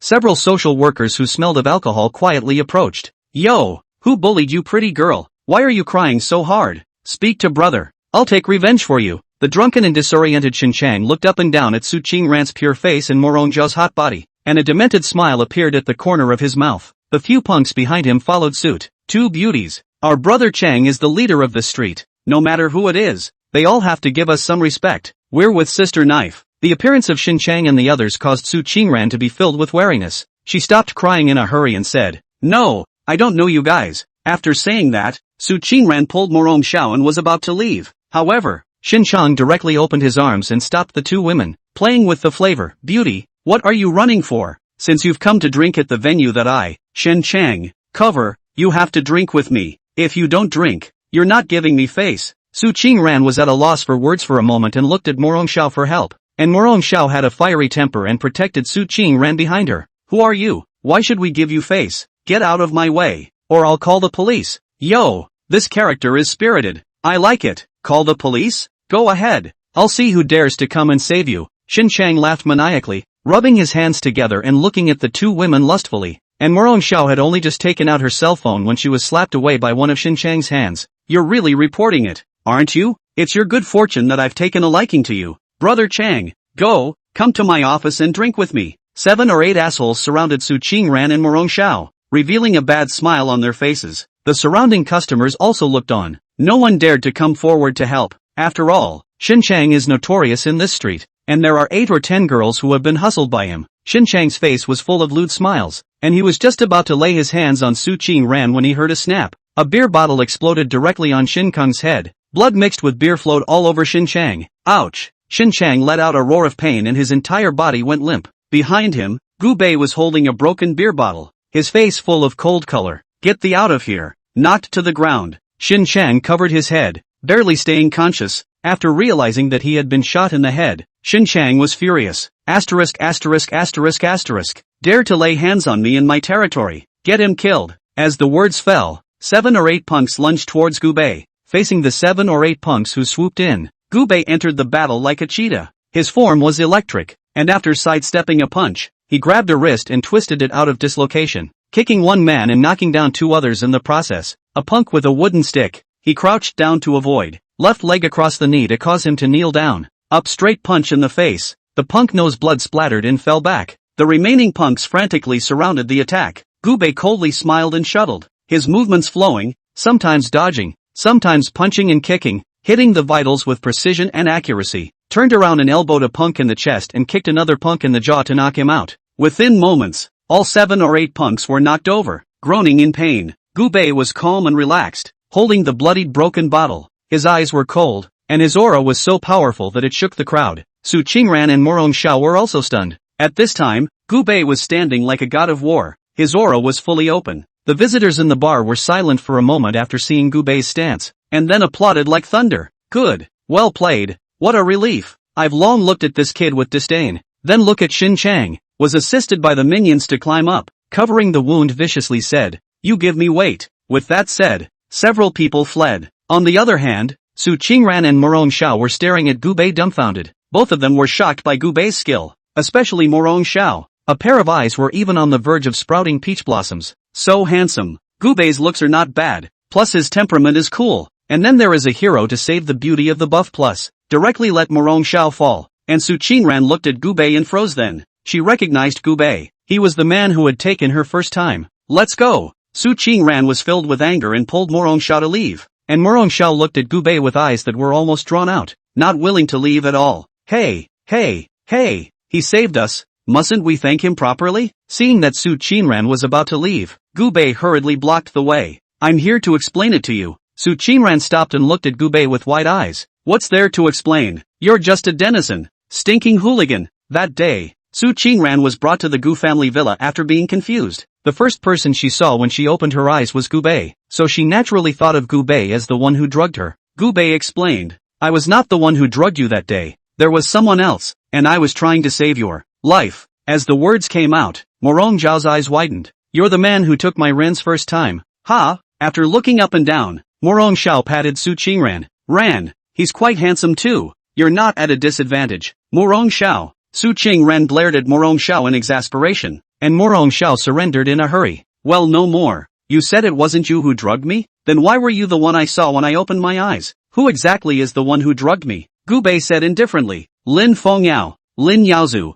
After hearing these two names, Su Qingran froze. Lin Yaozu constantly harassed her and repeatedly proposed marriage to the Su family, which she was aware of. Given Lin Yaozu's nature, it was not surprising that he would do such a thing. Then why were you the one who ended up on the bed and not Lin Yaozu? Because Lin Yaozu was killed by me, Gu Bei said indifferently. Gu Bei took out his cell phone and flipped through the dying photos of Lin Yaozu and Lin Fengyao. They had a grudge against me. I killed them and happened to meet you, so I had to sacrifice myself to save you. After seeing the photo, Su Qingran had already believed a large part of it, but after all, the first time was given to an outsider in a blur. She was still upset. Say it like you did a great thing. Do I even have to thank you? The words were barely out of his mouth when a loud roar came from outside the nightclub. Sister Blade, that's him. Chapter 12. Know what to do. As the words fell, a rush of footsteps sounded. A dark group of people barged right into the bar. These tattooed, burly men were armed with iron clubs and short swords, and all of them had ferocious faces. Wang Hongwan, the final finale, slowly walked in, surrounded by the crowd. Xin Chang covered his gauze-wrapped head, his face full of ferocity. Sister Blade, this is the kid who caused trouble at your venue. He even injured the brothers. Wang Hongwan was already in a depressed mood because of her great misfortune. Now there just happened to be a person who had crashed into the gun's mouth, and Wang Hongwan was about to take the other person to vent her anger. But when Wang Hongwan saw the visitor, she was dumbfounded. The cigarette in his hand fell straight to the ground. The man in front of her, she would never forget for the rest of her life. That man who regarded human life as grass, that man who even Tianji Pavilion's Yu Tianji had to bow down to, had appeared once again, and Xin Chang didn't even notice Wang Hongwan's greatly changed face. At that moment, he was standing proudly in front of Gu Bei. Kid, aren't you crazy? Now my big brother Sister Knife is here. Have you heard of Sister Knife? She's a big name in the North Sea. If you don't kneel down and beg for forgiveness today, I'll write the word Xin Chang backwards. Just after Xin Chang finished his words, he saw Wang Hongwan copied the expensive red wine on the side and smashed it directly on Xin Chang's head. Snap! The bottle of red wine exploded on Xin Kung's head. Blood mixed with red wine ran down his cheek. Xin Kung covered his head and fell to the ground once more. He froze when he realized that the person who hit him was actually Sister Knife. Sister Blade, what are you hitting me for? It's not even wrong to kill you, Wang Hongwan said through gritted teeth. After saying this, with a fluttering sound, Wang Hongwan directly knelt on the ground. All kneel down. Although they didn't understand why they were doing this, Wang Hongwan's minions were very obedient and all of them knelt in front of Gu Bei. Wang Hongwan was scared to death. She had survived the last time because she was lucky. If she angered Gu Bei again, she didn't know if she had a life to live. Mr. Gu, I didn't know it was you, so I rushed you. Please punish me. Wang Hongwan's voice trembled. Mr. Gu. After hearing those three words, Shen Chang froze. He naturally knew that Sister Knife had offended a man surnamed Gu yesterday, and had heard that she had almost lost her life. All the brothers who were there that day had one of their hands chopped off, but he didn't expect that the Gu Bei in front of him was that Mr. Gu. Shin Chang's entire body was stunned, and he hastily flung himself onto his knees.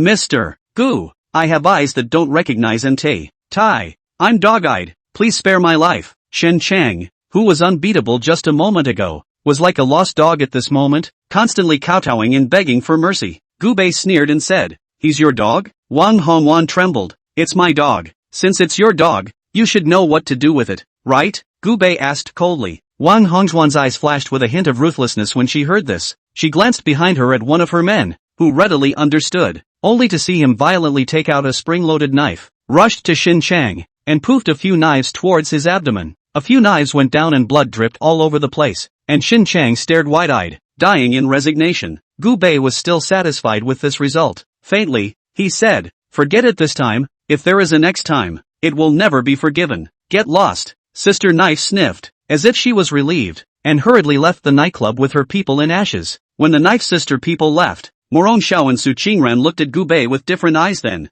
Who's Sister Knife? She's a big shot on the street. She's known for her ruthlessness. However, he rushed to Gu Bei and knelt down, scared to death. Doesn't this mean that Gu Bei is from a much bigger source? The man is handsome, he can fight, and he has a background. It's like Prince Charming. Morong Xiao looked at Gu Bei with peach blossoms in her eyes. Ran, you found a treasure. Where can you find such a good man? Do you want him or not? If you don't, I'll take you. Su Qingran was actually touched by Gu Bei's background, and although she couldn't talk about liking Gu Bei, she at least didn't hate him that much. At this time, Gubei looked at Su Qingran and said, Gubei is not a man who is not responsible, since the relationship happened by mistake. As long as you recognize, from now on, Gubei protect you. Gubei's overbearing words made Morong Zhao's heart swirl, but Su Qingran rolled her eyes. Shay, who cares? Fighting and hanging out with gangsters. You're not a good person. I don't need you to be responsible. I hope from now on, you don't appear in front of me. Gubei said indifferently. I'm serious. I can solve all the troubles for you. Bragging. I don't believe it. Since you're so capable, it just so happens that my Su family has a building rented out and the tenant hasn't paid rent for 5 years. If you're capable, you go and ask for it back. If you can get it back, I'll obey you. Upon hearing this, Gubei said indifferently, Address, Red Star Mansion. You go. After getting the address, Gubei left the bar without looking back, and Morong Zhao looked at Gubei's departing figure with unwillingness in her eyes. Ren, you're crazy to let him collect the Cho's rent, aren't you? He won't be able to collect it. Su Qingran faintly said, I know he can't take it back. I just want him to know what's wrong. Even if he had a relationship with me, it's not that easy to make me. Su Qingran, approve of someone. The Zhao family was one of the top 10 families in the northern part of the sea. In the north of the sea, the main network media rented an entire building, signed thousands of anchors, daily income of tens of millions. Not only that, the Zhao family was also a famous martial arts cultivation family in the northern part of the sea. There are many martial artists in the family, and they are respected in the northern part of the sea. And at that moment, on the top floor rooftop of the Red Star Mansion, an open-air barbecue was being held. Several of the Zhao family's main leaders were gathered here, while around them were dozens of beautiful hostesses signed by the company, wearing bikinis and drinking and dancing. Big brother, you said that we owe his Su family 5 years of rent. Will their Su family dare to come to the door to ask for it this year? Zhao Honggu, the second head of the Zhao family, asked with a smile. Family head Zhao Shuangchuan smiled disdainfully and said, Our Zhao family is one of the top 10 families in Haibei. His Su family can only be considered a third-rate family in Haibei. Our Zhao family is giving his Su family face by using his family's building. How dare his Su family ask for rent? Lend him 10 guts. Their Su family wouldn't dare. Zhao Hongwu burst out laughing. Ha ha ha, that's a good point. But it's not a good idea to always rent someone else's building. Why don't we spend $1 million tomorrow and buy this building from the Su family? Ha ha ha. Brother, you're so generous. A building worth tens of billions of dollars. And you're giving it $1 million? Ha ha ha. Giving him the Su family $1 million is already quite a lot. If you annoy our Zhao family, you won't give them a single penny. Zhao Hongwu said triumphantly. Chapter 13 Going to the door to collect debts. While the two brothers were having fun eating barbecued meat and hugging a beautiful woman, the elevator door leading to the rooftop slowly opened with a clatter. Immediately after that, Gubei walked out of the elevator. Who is Zhao Shuangchuan? Gubei asked coldly. After Gubei appeared, the entire scene instantly fell silent as everyone looked at him. The two Zhao brothers frowned at Gubei. Who are you? How did you get up here? If you don't have an access card to the Red Star building, the elevator won't reach the top floor. And Gubei's way up the stairs was rough, knocking out a security guard and taking away his access card. Gubei ignored Zhao Shuangchuan's question and walked straight to the grill. Without a second thought, he picked up the roast and began to feast on it. You don't have to care who I am. Give me the rent you owe the Su family and I'll leave right away. Upon hearing this, Zhao Hongwu sneered. No wonder he was able to come up here. So it was someone sent by the Su family. What?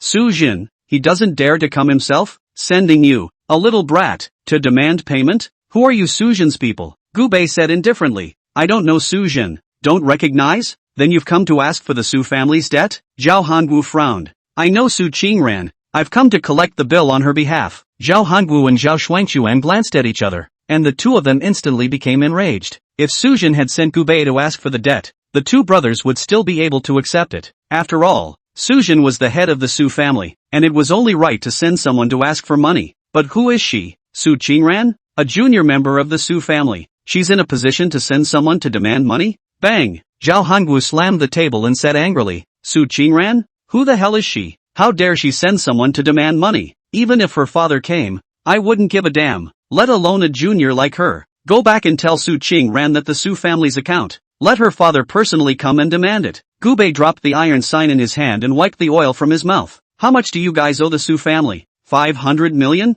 How's that? Zhao Hongwu hugged his arms, full of concern. Gubei said indifferently, I'll give you 10 minutes, $500 million to my card. Out of date. After saying that, Gubei placed his bank card on the table. Seeing this, Zhao Hongwu and Zhao Shuang were all stunned. Ha, It's been a long time since I've come across a lord who dares to play rough in front of the two of us brothers. Kid, do you not know how to write the word death? Zhao Hangwu asked with narrowed eyes. Gu Bei just glanced at his wristwatch. You still have 9 minutes. Zhao Xuanquan stood up at this time and sneered. There's guts. Don't you want money? I'll give you a chance. Zhao Xuanquan fished out a coin from his pocket and threw it directly into the burning red coal. Pick up this coin with your hand and I'll give you $500 million. Seeing this, Gu Bei smiled slightly. He only stood up and kicked over the grill directly. With a crash, the hot coal was directly scattered towards the two Zhao brothers. Then there was a harsh, piercing rattle of roasting meat. Then came a wail from the Zhao brothers. Aha! My face! The hot coals directly burned the two Zhao brothers severely. The beautiful hostesses around them were also scared and scattered. At this point, Gu Bei then unhurriedly picked up the coins on the ground and slapped them on Zhao Xuanquan's face. The coins you asked for? Here you go. The 500 million I asked for. When will you transfer the money? Zhao Xuanquan stroked his burned face and was furious. Security! Get your ass up here. As the words fell, the door to the safe passage opened, only to see a dozen or so baton-wielding security guards rushing up. After seeing the chairman being beaten, these security guards yelled, Go! Control him! A dozen security guards swarmed towards Gu Bei alone. Facing the dozen or so security guards that swarmed around him, the corners of Gu Bei's mouth rose, revealing disdain. His figure was like a ghost, instantly rushing into the security group. A security guard swung his baton and smashed it. Gu Bei directly grabbed the baton, yanked it and kicked it, and the security guard flew out and knocked over many people. Another security guard attacked from the side. Gu Bei sidestepped and elbowed him in the solar plexus. The security guard fell to the ground unconscious. Immediately after that, Gu Bei turned around and roundhouse kicked, and another security guard spun in the air and then fell heavily. Gu Bei's movements were fluid and fast as lightning, weaving freely among the security guards, striking accurately and hitting the key points with every move. His hands were like iron pincers, grabbing two security guards head to head, and a back kick. The sneak-attacking security guard covered his stomach and knelt down. Within moments, a dozen security guards fell across the floor groaning. Gu Bei stood calmly in place, patting the ash as if he was just warming up. His eyes were cold and majestic, so that people did not dare to look directly at him. When the Zhao brothers saw this, they sucked in a breath of cold air. Gu Bei's hands were strong, and even a dozen strong security guards were no match for him.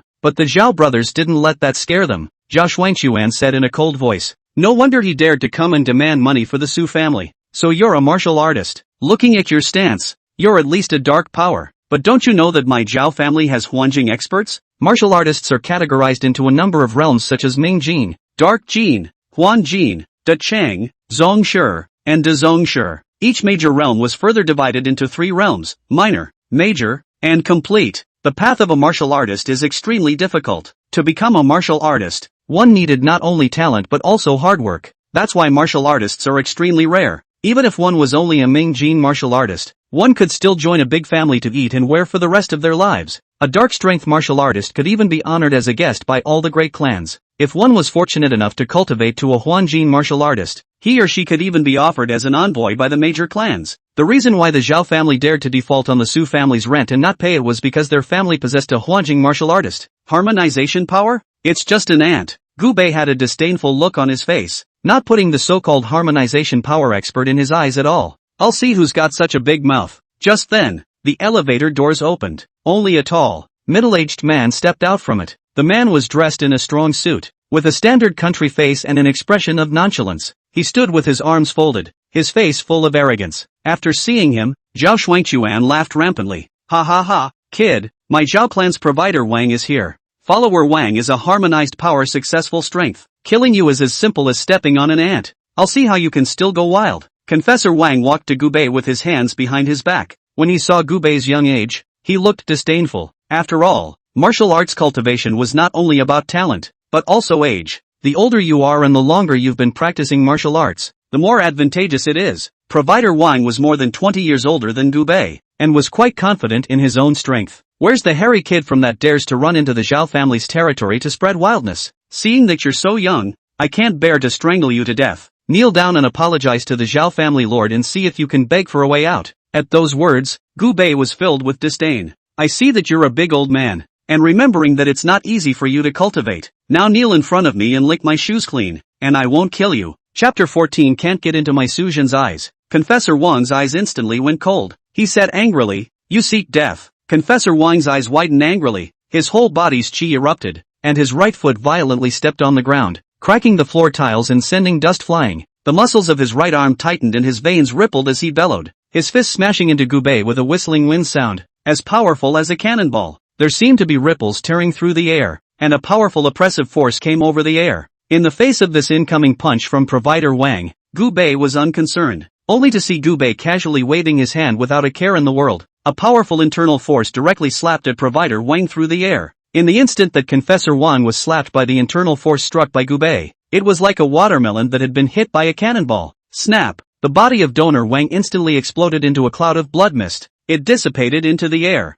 There was no longer any Wang Confessor at the scene, as if the man had never appeared. At this point, the entire scene went quiet and silent. Everyone looked dumbfounded, filled with shock. They looked at Gubei. What just happened? A Wanjing Shaochang martial artist had been killed by Gubei in a second with a single slap? And it wasn't just a spike. It was a spike that didn't even leave a body behind. To be able to kill a Wanjing Shaochang in seconds like drinking water, one must at least be at a Grand Cheng cultivation level. This person, is it possible that he is a great success martial artist? The two Zhao brothers were so frightened that their faces instantly turned pale. Now they finally understood why Gubei had dared to come over alone to demand payment, for he alone is worth 1,000 armies. If they had known that the Su family knew such a ruthless person, how would they have dared to default on the rent? After resolving the Wang provider, Gubei looked faintly at the two Zhao brothers. Zhao Shuangchuan gulped down a mouthful of saliva and hurriedly said, 500 million in rent. We'll give it now. Gubei said indifferently, I'm sorry, just now I consumed my true chi by killing people. In order to compensate me, now it's not 500 million, but, then we'll give $1 billion. Zhao Shuangchuan said in a hurry.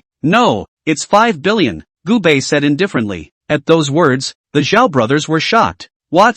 $5 billion? Their Zhao family was not short of money, but $5 billion was not a small amount for them. It's something that needs to be broken to come together. Only Zhao Shuangchuan's face was unsightly as he said, Brother, you're a great achievement martial artist. It's not a problem for us to get you $1 billion, but you want 5 billion. Isn't that too much? Gubei raised his eyebrows and asked, Is it any of my business if it's too much or not? Take the money or take the life. Your choice. Zhao Shuangchuan and Zhao Hangwu were gnashing their teeth in hatred, although their hearts were unwilling, but their lives were in Gubei's hands. You have to give it if you don't. 5 billion is too much. Need to give us half a day, Zhao Shuangchuan said. Gubei nodded, but did not continue to make things difficult for people. Yes, I'll meet you at Su's house. Don't be late. After saying that, Gubei turned around and left. Gubei wasn't afraid of them reneging on the bill. After all, you can't run away from the monk. You can't run away from the temple. Although the Su family was not up to the level of the top 10 families in the northern part of the sea, it did not worry about food and drink and had favorable conditions. Inside the Su family villa, Su Qingran was sitting on the sofa with her little bare feet cross-legged, eating chips and watching TV.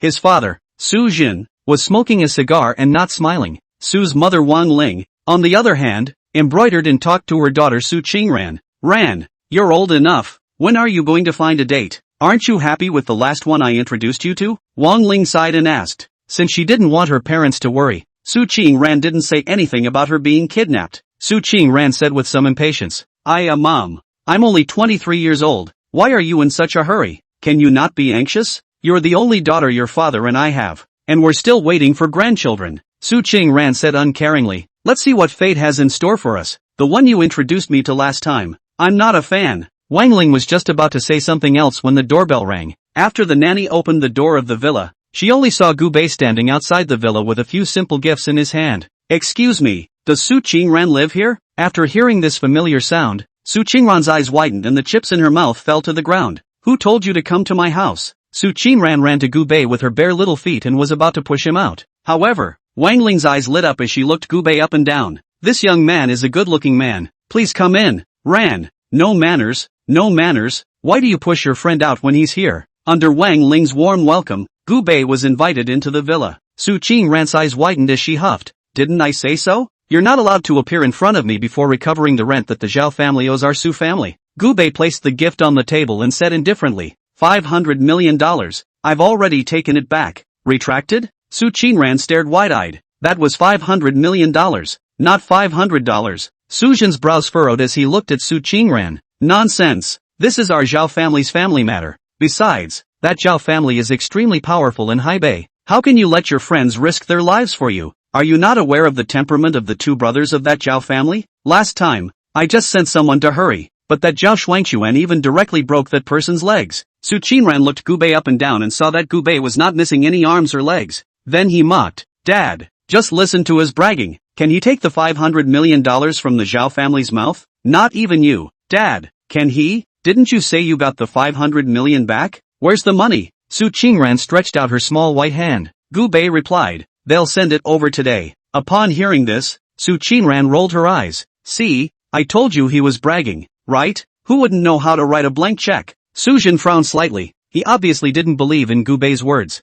thinking that Gubei was just boasting. For this kind of impractical person, he, Su Jin, did not like it. But after all, the visitor is a guest. Su Jin still said, "Are you Rant's friend?" Gubei nodded. "My name is Gubei. Hello uncle. Since you're friends, have a seat." After Gubei sat down, Wang Ling, on the other hand, surrounded Gubei asking questions left and right, as if she was investigating the household. "Gubei, good name. How old are you? What does your family do? What's your job now? Are you married?"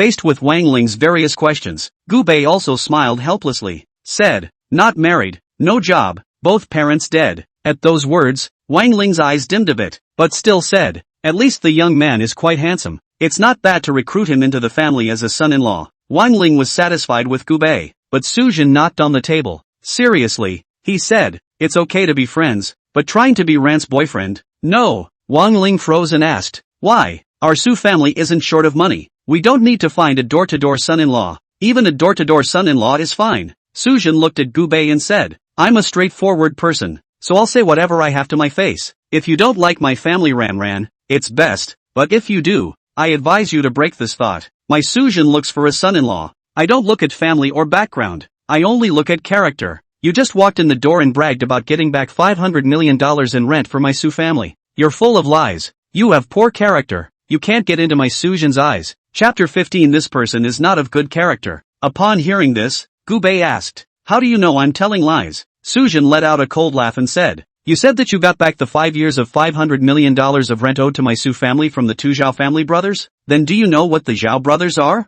The reason why they dare to owe 5 years of unpaid rent is because they have a Decheng-level martial artist godfather. In Hai Bei, a Huanjin martial artist can already cover the sky with just one hand, let alone a Decheng-level martial artist. A Decheng martial artist, in the eyes of ordinary people, was a towering god." However, Gubei shook his head disdainfully and said, "So what? There is no difference between Ming Jin and Decheng in my eyes. They are all just ants." "Ha ha ha, young man, you're not very old, but you have a big mouth. Not even a Decheng martial artist is in your eyes. Is it possible that you are a Zhongshe?" Su Jin shook his head in disappointment. Then he looked at Wang Ling and said, "I didn't see the wrong person, did I? This person is too pompous, poor character, not worthy of being my Su family's son-in-law." At first, Wang Ling's impression of Gubei was still good, but after listening to Gubei talk to Su Jin for a couple of sentences, her impression of Gubei was also greatly reduced. It's true that you can't judge a person by their appearance. Wang Ling shook her head slightly. As soon as Wang Ling's side of the conversation fell, there was a snap.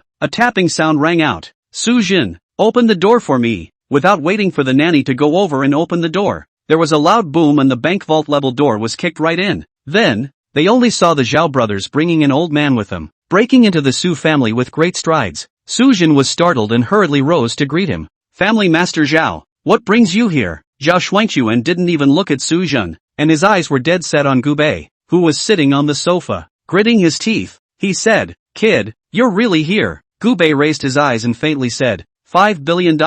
Delivered? $5 billion? No. The two of us brothers have come today to send you to your death. Zhao Hanwu said angrily. Gubei wasn't surprised and just said, "Ha, are you guys sure? Kid, don't think that you can extort my Zhao brothers just because you're a great achievement small achievement martial artist. Our godfather is here. Don't say you're a great success small success. Even if you're a great success big success you're bound to die." As the words fell, an old man walked out from behind Zhao Hanwu. The old man wore a simple robe. His figure was erect, his eyes were like knives, and he carried a powerful pressure that made people not dare to look directly at him. After seeing him, Su Jin wiped the sweat from his forehead, extremely nervous. This one, however, was a famous Deshang-level martial artist in the entire northern part of the sea, Elder Lu Honggang Lu, young in age, but able to kill a Huanjing martial artist. Interesting. Kid, I see that you have good talent. Why don't you kneel down and recognize me, Lu Honggang, as your godfather, and I will treat you as my own son and teach you everything I have learned. How? Lu Honggang stood with his arms folded, his face full of arrogance. It seemed as if it was the other party's honor to be his Lu Honggang's godson. Zhao Hanguo and Zhao Shuangquan sniffed and became anxious at that moment. They invited Lu Honggang to come so that Lu Honggang could avenge them, not for Gu Bei to be their brother. Godfather, this kid has a grudge against the two of us brothers. You can't accept him as your godson. That's right, Godfather. This son has an undying grudge against us. He must die. Facing the persuasion of the two Zhao brothers, Lu Honggang just glared at them fiercely. Shut up. I, Lu Honggang, need you to teach me how to do things. Just one sentence, instantly making the two Zhao brothers obediently shut their mouths. After all, their sonship is, well, dry. There are 8 more godchildren like them. Lu Honggang, the reason why Lu Honggang received so many godchildren. One is to let these godchildren filial piety. The second is to have something to rely on after old age. And the Gu Bei in front of him had cultivated to a grand completion martial artist at a young age. Even if it was only at the minor achievement stage, the talent was still terrifying. If we make good relations now, so that he remembers the gratitude, and when he is strong, who would dare to bully him? Lu Honggang? But Gu Bei smiled disdainfully. You're not even qualified to be my son, and you still want me to be your son? When Gu Bei's words fell, the entire room fell silent. No one had expected that Gu Bei would reject Lu Honggang. Worship Lu Honggang as godfather. In the north of the sea can almost walk sideways but Gu Bei refused. The two Zhao brothers were stunned, then overjoyed, looking at Gu Bei as if they were looking at a little cutie. Ha ha, Godfather, this person doesn't know what's good for him and insulted you. Godfather, this person cannot be kept. Yes, Godfather, with this son's talent, if we don't kill him, if we have an enmity, when he becomes powerful, there will definitely be no good fruit for us to eat. Lu Honggang's eyes also rose with a dense killing intent. Ha, what a toast. Since you don't want to live, I'll fulfill you. As the words fell, Lu Hongggang's aura soared. The internal energy that ran wild within surged out of his body, and the clothes on his body were windless, hair flailing about, eyes red. Snap! The glasswork inside the villa was shattered in a flash. The terrifying pressure of a great perfection erupted in this instant. Go to hell! Lu Honggang slapped his palm at Gu Bei through the air, the powerful internal force almost engulfing Gu Bei. But Gu Bei stood with his arms folded, his face full of disdain. At the same time Lu Honggang struck, Gu Bei pulled out a pile of boogers from his nostrils and flicked it directly at Lu Honggang. Gu Bei's pile of boogers was like a cannonball. At first no one cared about this inconspicuous pile of boogers, but it wasn't until the moment this pile of boogers touched Lu Honggang that there was a loud snap. Lu Honggang's body instantly exploded in place. It exploded into a cloud of blood mist that dissipated into the air. There was blood on the floor, on the ceiling, everywhere. But there is just no sign of Lu Honggang. In that instant, the villa fell silent. Even the sound of a pin dropping on the floor could be heard. Everyone looked dumbfounded. This was a Dicheng-level martial artist, but in front of Gu Bei, it was as small as a mole cricket, which could be crushed by a pile of boogers. Suzhen looked at Gu Bei with a face full of shock. Now he finally understood Gu Bei's words. It turned out that there really wasn't any difference between Ming Jin and Dicheng in front of him, because the one who earns 3,000 a month and the one who earns 300,000 a month are both so small in front of Papa Ma. The ones who were most shocked were the two brothers of the Zhao family.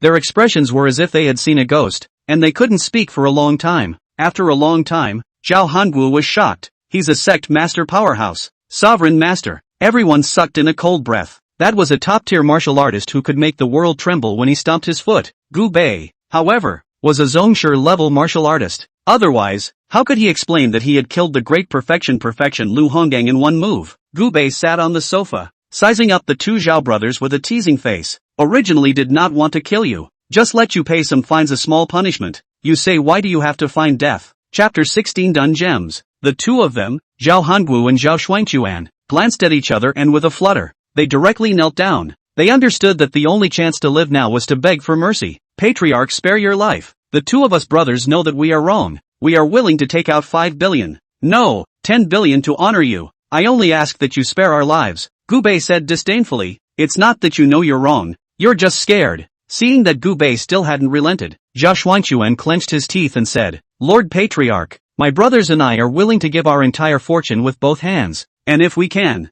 we even want to recognize Lord Patriarch as our godfather. From now on, we will be a dog by the side of Lord Patriarch. Serve him right. Gu Bei sneered. Being my dog? You guys aren't qualified enough. Cut the crap and don't mess with me in your next life. Gu Bei stood up, his aura climbing, like a volcano about to erupt. The air in the room seemed to freeze. The Zhao brothers trembled in fear, their faces pale. Gu Bei raised his hand and waved it. The invisible force flew towards Zhao Hanguo like a sharp blade. He couldn't scream in time before he was sliced in half. Blood and internal organs splattered everywhere. Zhao Shuangquan was terrified and wanted to escape but could not. Gubei swung his power again and hit his head. Bang, his head exploded. Blood splattered on his brain, and his body collapsed. The smell of blood filled the villa and the others froze. Su Jin and Wang Ling looked at Gubei in horror, in awe and fear. After all, Su Qingran was only an untouched little girl, and after seeing such a bloody picture, she ran to the bathroom and vomited at that moment. Gubei looked at Su Jin at this moment and said indifferently,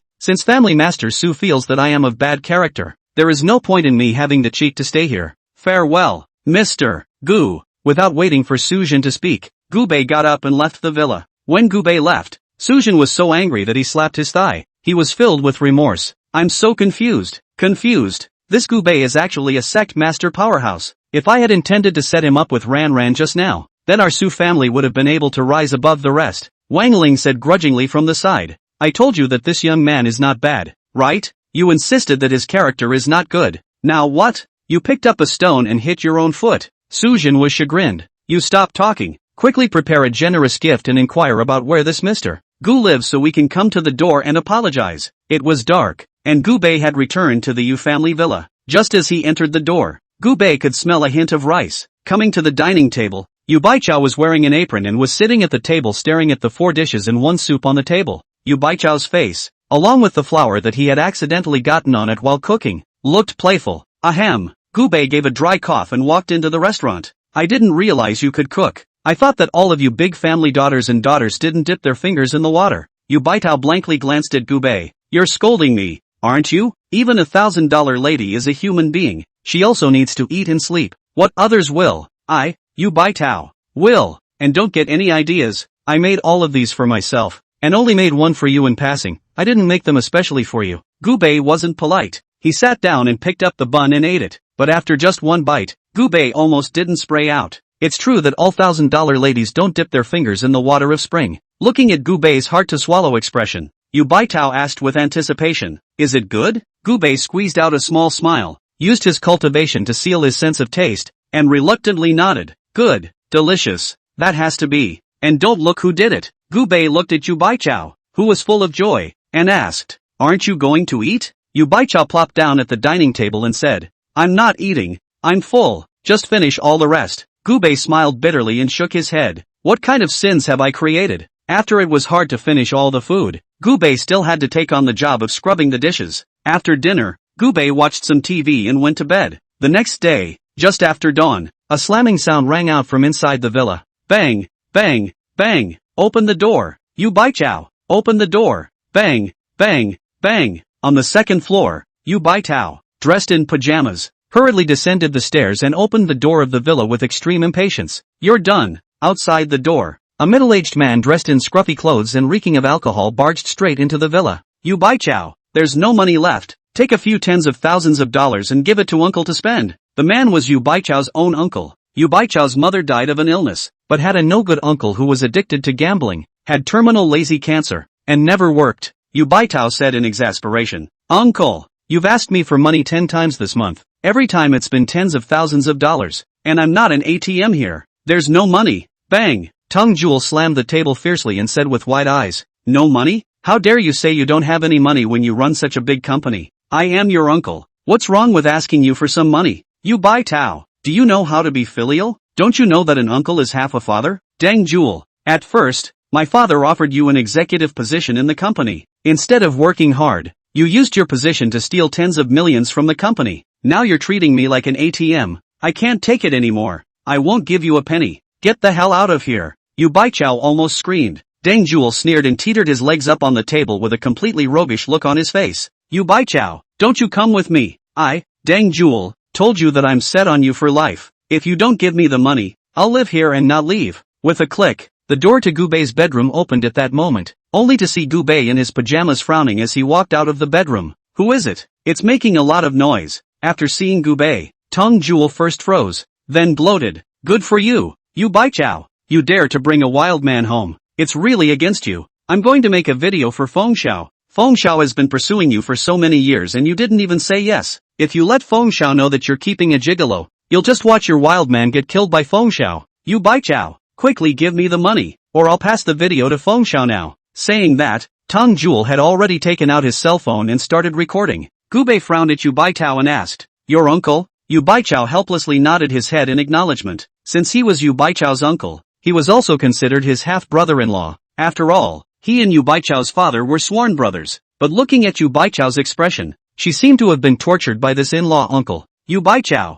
I'm going to ask you one last time. Are you going to pay or not? What I want isn't much, just $500,000. You run such a big company. You shouldn't lack this $500,000, right?" Yu Baichao was filled with helplessness. $500,000 really isn't that much for her. But the problem is that Dun Gem is a bottomless pit, and he will lose his money to the casino if you give him any more money. At this moment, Gubei walked up and smiled faintly. $500,000? Not much. I'll give you $5 million. How about it? Chapter 17. The Dong family survives. Hearing $5 million, Tang Jewel's eyes lit up. "Count on your boy's good sense. Where's the money? Give it to me." Gubei walked up to Deng Jiojia and showed him his slap. "When I was in prison, I smacked the richest man of a certain small Middle Eastern country, and the other party not only didn't get angry, but instead compensated me $5 million. You say, my slap is worth $5 million, and when I slapped it on your face, wouldn't you have made a fortune?" Without waiting for Teng Jewel to react, Gubei's slap landed hard on Teng Jewel's face. There was a snap. The sound of a cannon being discharged rang out. Deng Jewel was directly smacked to the ground by Gubei, and half of his face swelled up. As for Deng Jewel, he didn't expect Gubei to dare to take a shot at him. Covering his face in anger, he said, "You dare to hit me? Do you know who I am?" Gubei squatted in front of Deng Jewel and smiled playfully. "Do you know who I am? You like to gamble, don't you? Then I'll pucker your 10 fingers one by one. I'll see how you can still gamble in the future." After saying that, Gubei directly grabbed Teng Jewel's big hand. A hint of viciousness flashed in Gubei's eyes, and his hands began to exert force. He tightly grasped Teng Jewel's index finger and violently broke it, only to hear a crisp sound. Teng Jewel's index finger was instantly pouting broken. The sharp pain of broken bones made Teng Jewel let out a miserable scream. Ignoring his reaction, Gubei continued to grab his middle finger, and without hesitation, he pushed again, and with another click, his middle finger broke. Deng Jewel was in cold sweat from the pain, the muscles in his face twisting from the agony. "Please, don't fold it. I was wrong. I won't dare again," Teng Jewel shouted with a sobbing voice, tears and snot instantly gushing out. At this time his eyes were filled with fear and pain, no longer the arrogant flair he had at the beginning. Gubei grunted coldly, not stopping because of his pleas for mercy, and continued to poutingly break one of Jewel Deng's ring finger, pinky, thumb, and other fingers in turn. Each snapping sound was accompanied by a wail of pain from Deng Jewel. "Aha! It hurts so much. Please let me go." Teng Jewel's voice had become hoarse, and his entire body collapsed to the ground like a pile of mud, with only faint moans remaining, his hands bloody and miserable. Gubei clapped his hands and stood up. Faintly, he said, "Remember, if it weren't for the fact that you're related to White Peach by blood, you'd have become a corpse long ago. Asterisk asterisk asterisk asterisk off. Go to the hospital now. There's still a chance you can get your fingers back together." Deng Jewel staggered up from the ground, looking at Gubei with fear in his eyes. He then fled the scene in a roll. Yu Baichao watched Teng Jewel's fleeing figure without the slightest bit of heartache. "It's the first time he's ever walked so well," Gubei said indifferently. "Evil people still need to be warned by evil people." Yu Baitao nodded. "I was the one who was soft-hearted in the past. It seems that when dealing with this kind of person, you have to be ruthless. In fact, if he dies, he'll never bother you again." After saying that, Gubei revealed a harmless smile towards Yu Baichao. Yu Baichao quickly shook his head. "Don't ever, even if he's a jerk, he's still my uncle. Let's go. Go to the company." Gubei got into Yu Baichao's red Porsche and drove towards the company. But just after driving halfway, Yu Baichao received a call from his secretary. "President, it's not good. The company is surrounded by people from the war zone. They named you and Gubei to come out." "What? Wait for me. Be right there." Yu Baichao kicked the gas, and the Porsche drove off like crazy. Downstairs of Yu's group, it had been completely cleared out at this time. No one uninvolved is allowed to approach at all. The entire building was surrounded by war zone personnel dressed in military green and armed with microshockers. The intersection was even blocked with armored vehicles, prohibiting all vehicles from entering. At the entrance to the building, a young man in army green regular clothes and white gloves stood with his arms folded in an unruffled manner. Behind him, there were even 20 war zone special elites armed to the teeth. This person was the son of Dong Jinghua of the Dong family, Dong Jingming's elder brother, Dong Kaijiang. The reason why the Dong family became one of the top 10 families in the northern part of the sea was because of Dong Kaijiang. Because Dong Kaijiang had an extremely high status within the Haibei war zone. He was the adjutant of General Chen Shufan, a man under 10,000 men. If you offend him, a tank helicopter will be downstairs at your house in minutes. You Baichao, Gu Bei, get the hell out of here. Dare to kill my brother, destroy my father. Today I will make the entire Yu clan bury my father and brother with me. Dong Kaijian looked furious, holding truth and firing 3 shots towards the sky. Bang, bang, bang. After 3 shots, a number of employees in the company let out a scream of horror. Just at this moment, a red Porsche stopped at Yu's downstairs with a sharp brake. Wow! Hundreds of microchips were simultaneously aimed at Gu Bei and Yu Baichao in the Porsche. Click! The car door opened, only to see Yu Baichao and Gu Bei, who was full of calmness, getting out of the car. After Gu Bei got out of the car, he sat in the front of the Porsche and surveyed the hundreds of war zone soldiers with interest. If you dare to surround you, do you know what the consequences will be? Gu Bei asked coldly. Dong Kaijiang's hateful eyes stared at Gu Bei dead in the face. You're the Gu Bei who killed my entire family? Gu Bei nodded with his arms wrapped around him. Precisely under me. Dong Kaijiang directly raised the truth and aimed it at Gu Bei. Ha ha ha ha ha. Hundreds of my men have surrounded you. Hundreds of microchips pointed at your head. How dare you question me about the consequences? The consequence is your death.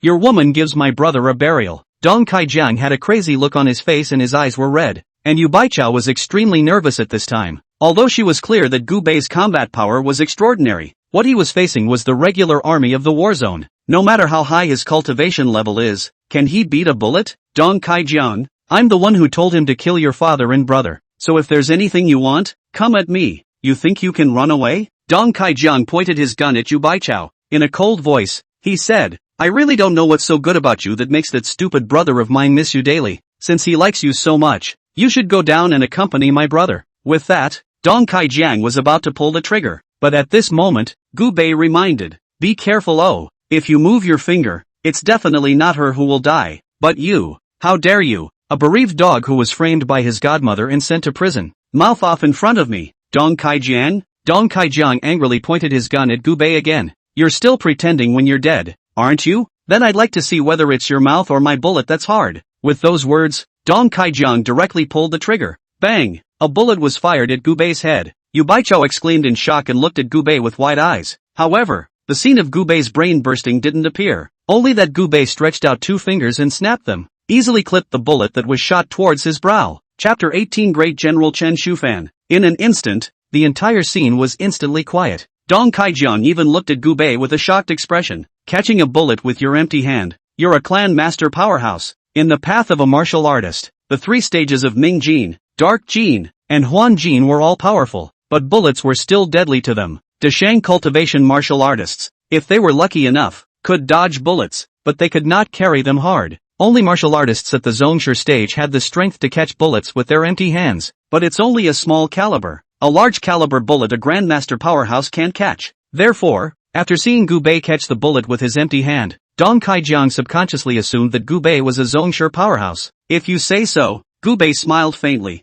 Ha, no wonder he has the guts to destroy my Dong family, so he's a sect master, but it's a pity, if I give you a few more years to cultivate to grandmaster, even I, Dong Kaijian, can do nothing to take you. But now, can you catch one of my bullets and thousands of theirs? There was a click. The sound of bullets being loaded in unison rang out. Hundreds of microcharges loaded their bullets at the same time, the blackened muzzles pointing directly at Gu Bei. Ha ha ha, let's not talk about you, a mere sect master. Even if a great patriarch came, he would only be beaten into a sieve. Aren't you crazy? Let's see you go one more wild. Gu Bei, why don't you kneel down and beg for mercy? Gu Bei shook his head slightly. A mere steel projectile. What is there to fear? Still talking tough at the end of your life? Then I'd like to see if my tens of thousands of bullets can beat you into a sieve. Shoot me. At Dong Kaijiang's command, hundreds of microcharges simultaneously spewed out red flames. The bullets shot towards Gu Bei as densely as rain, and without panicking, Gu Bei just snapped his fingers. With a buzzing sound, an invisible shield directly wrapped around the bodies of both Gu Bei and Yu Baichao.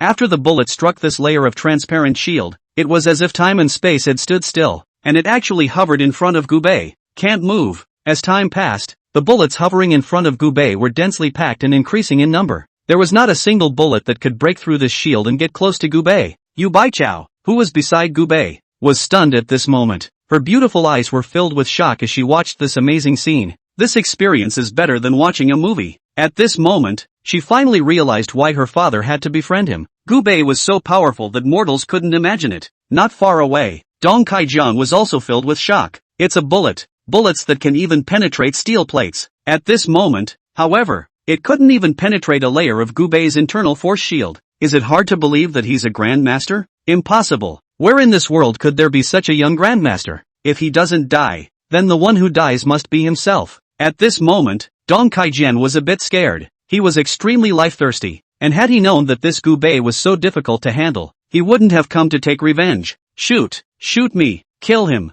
Dong Kai-jian could only roar in a burst of impotent rage, but as Gubei snapped another ringing finger, bang! The tens of thousands of bullets hovering densely in front of Gubei instantly exploded back like rain. Crackle! Bullets struck the walls of the sedan, rubbing off a shower of sparks. Those Warzone soldiers were instantly counter-wounded by the bullets they shot, instantly killing and wounding a large number of them. The whole scene, too, fell silent. Gubei looked at Dong Kai-jian with a playful face and said, Is this what you're relying on? Dong Kai-jian's face was so ugly that he couldn't say a word. He regretted coming to trouble Gubei. I didn't expect that Hai Bei would produce such a young grandmaster powerhouse. Dong Kai-jian's voice was trembling. As Gubei continued to get closer, Dong Kai-jian began to keep retreating. You can't kill me. I'm the Vice Admiral of the Grand Admiral of the Hai Bei Warzone. If you kill me, Grand Admiral Chen Shufan won't spare you. Do you know Chen Shufan? That's a big shot that would make the entire Hai Bei tremble if he stomped his foot. Gubei was filled with indifference. It's not good to mention people in front of me. Flutter. Dong Kai-jian was extremely decisive, and seeing that he couldn't scare Gubei, he directly knelt in front of him.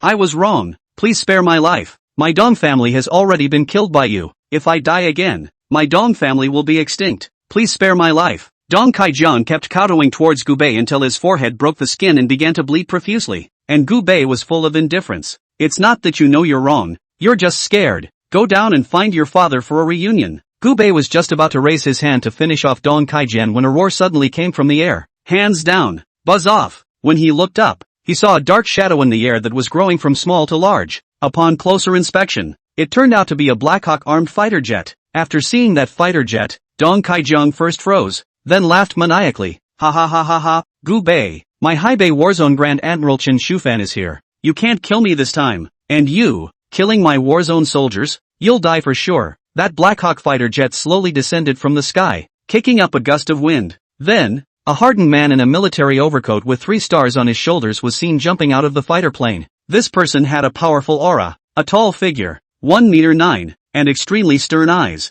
And those soldiers who survived the war zone knelt down after seeing this person. Greetings, Great General. After seeing Chen Shufan, Dong Kai-jian staggered to Chen Shufan's front, hugged Chen Shufan's thigh, and then began to cry. Great General, I beg you to do justice to my subordinate. I came to the city on official business, but for no reason. This man killed my men in the war zone. He even killed my subordinate. I beg the Great General to immediately strike and kill this son. Avenge the dead brothers. Chen Shufan glanced at Dong Kai-jian and didn't say anything. It just slowly walked towards Gubei. Gubei looked straight into Chen Shufan's eyes, his face expressionless. After Chen Shufan walked in front of Gubei, under everyone's gaze, he was only seen half kneeling. My subordinate Chen Shufan, meet the pavilion master. Instantly, there was a death-like silence. Everyone was shocked as they looked at Chen Shufan. Chen Shufan, to his surprise, knelt down to Gubei, especially Dong Kai-jian, who thought that Gubei would surely die, had an extremely wonderful expression on his face. One's own supervisor was actually Gubei's subordinate? Then, won't he be sure to die today? He's kicked the can down the road. It's over. It's over. This time it's over. Gubei glanced at Chen Shufan and asked indifferently, You're the Chen Shufan of the Hai Bei Warzone that Yu Tianji was talking about, right? At such a young age, you're sitting in the position of a major general, young and promising, compared to you, Pavilion Master. It's not even close. I knew it was bad after I learned from the army that Dong Kai-jian had deployed his escort to the Yu clan group, so I hoofed it here in a fighter jet, but I didn't expect to be a step too late. Please punish me, Pavilion Master. Chapter 19 Gathering the Dead. Those who don't know are not guilty. Get up, Gubei said indifferently. Chen Shufan sniffed, and only then did he dare to stand up. Then, Chen Shufan's eyes coldly looked at Dong Kai-jian. Dong Kai-jian, you've got some big balls. Not only do you mobilize the army privately, but you even dared to take a shot at Mr. Gu. What crime do you deserve? With a fluttering sound, Dong Kai-jian knelt on the ground, trembling. He kowtowed frantically towards Gubei. Bang! Bang! Bang! The villain knows he is wrong. I am guilty. I beg the Great General to spare my life. I beg Mr. Gu to spare my life. Dong Kaijian knew that even his own master had to treat Gu Bei with respect, and that he himself was as small as a mole cricket in front of Gu Bei. The only way to have a chance of survival is to beg for forgiveness. Chen Shufan looked at Gu Bei and asked, "Pavilion Master, how will he be disposed of?" Gu Bei said indifferently, "Since they're from your war zone, they'll be dealt with according to military law." Chen Shufan nodded, and with a raise of his hand, 2 soldiers took Dong Kaijiang away. Dong Kaijiang realized then what he had to face and struggled madly in the direction of Gu Bei. "Mr. Gu, great general, the subordinate really knows it's wrong." Subordinate. Bang! A gunshot rang out and the world fell silent. At this point, the Dong family was directly erased from Haibei. After resolving Dong Kaijiang, Yu Baichao was also relieved. Although she didn't know why Gu Bei was acquainted with the military region's great general, it could only do her good and no harm. At least in the future, there would be no need to constantly worry about the Dong family's retaliation. "Pavilion Master, this is Miss Yu Baichao, right?" The look really does bear some resemblance to her father. Chen Shufan looked at Yu Baichao with a hint of respect in his eyes. Yu Baichao froze. "You know my father? There was once a meeting." Chen Shufan smiled and nodded. Gu Bei laughed on the side without saying anything. More than just a side of the story. Yu Baichao did not know until now that Chen Shufan was originally his father's subordinate. "Bai Tao, go back to the company first. I have some things to talk about with Senior General Chen," Gu Bei said. Yu Baichao nodded and left the scene without saying anything more. When Yu Baichao left, Chen Shufan cupped his fists toward Gu Bei and said, "Pavilion Master, my subordinate has important information to report." "Speak." "My Warzone's intelligence department has investigated that there is someone in Haibei who has been prying for news about you lately, and this person's name is Hu Yu, the head of the Hu family." "Huetsu?" Upon hearing this name, Gu Bei smiled playfully. "Hu Yu is Hu Peng's father. His son was killed by me in a nightclub with a single shot. If I'm not wrong, he's looking for me because he wants to take revenge for his son, right?" Gu Bei coldly said. "Precisely. Hu Yu is gathering a large number of dead soldiers, preparing to die with you,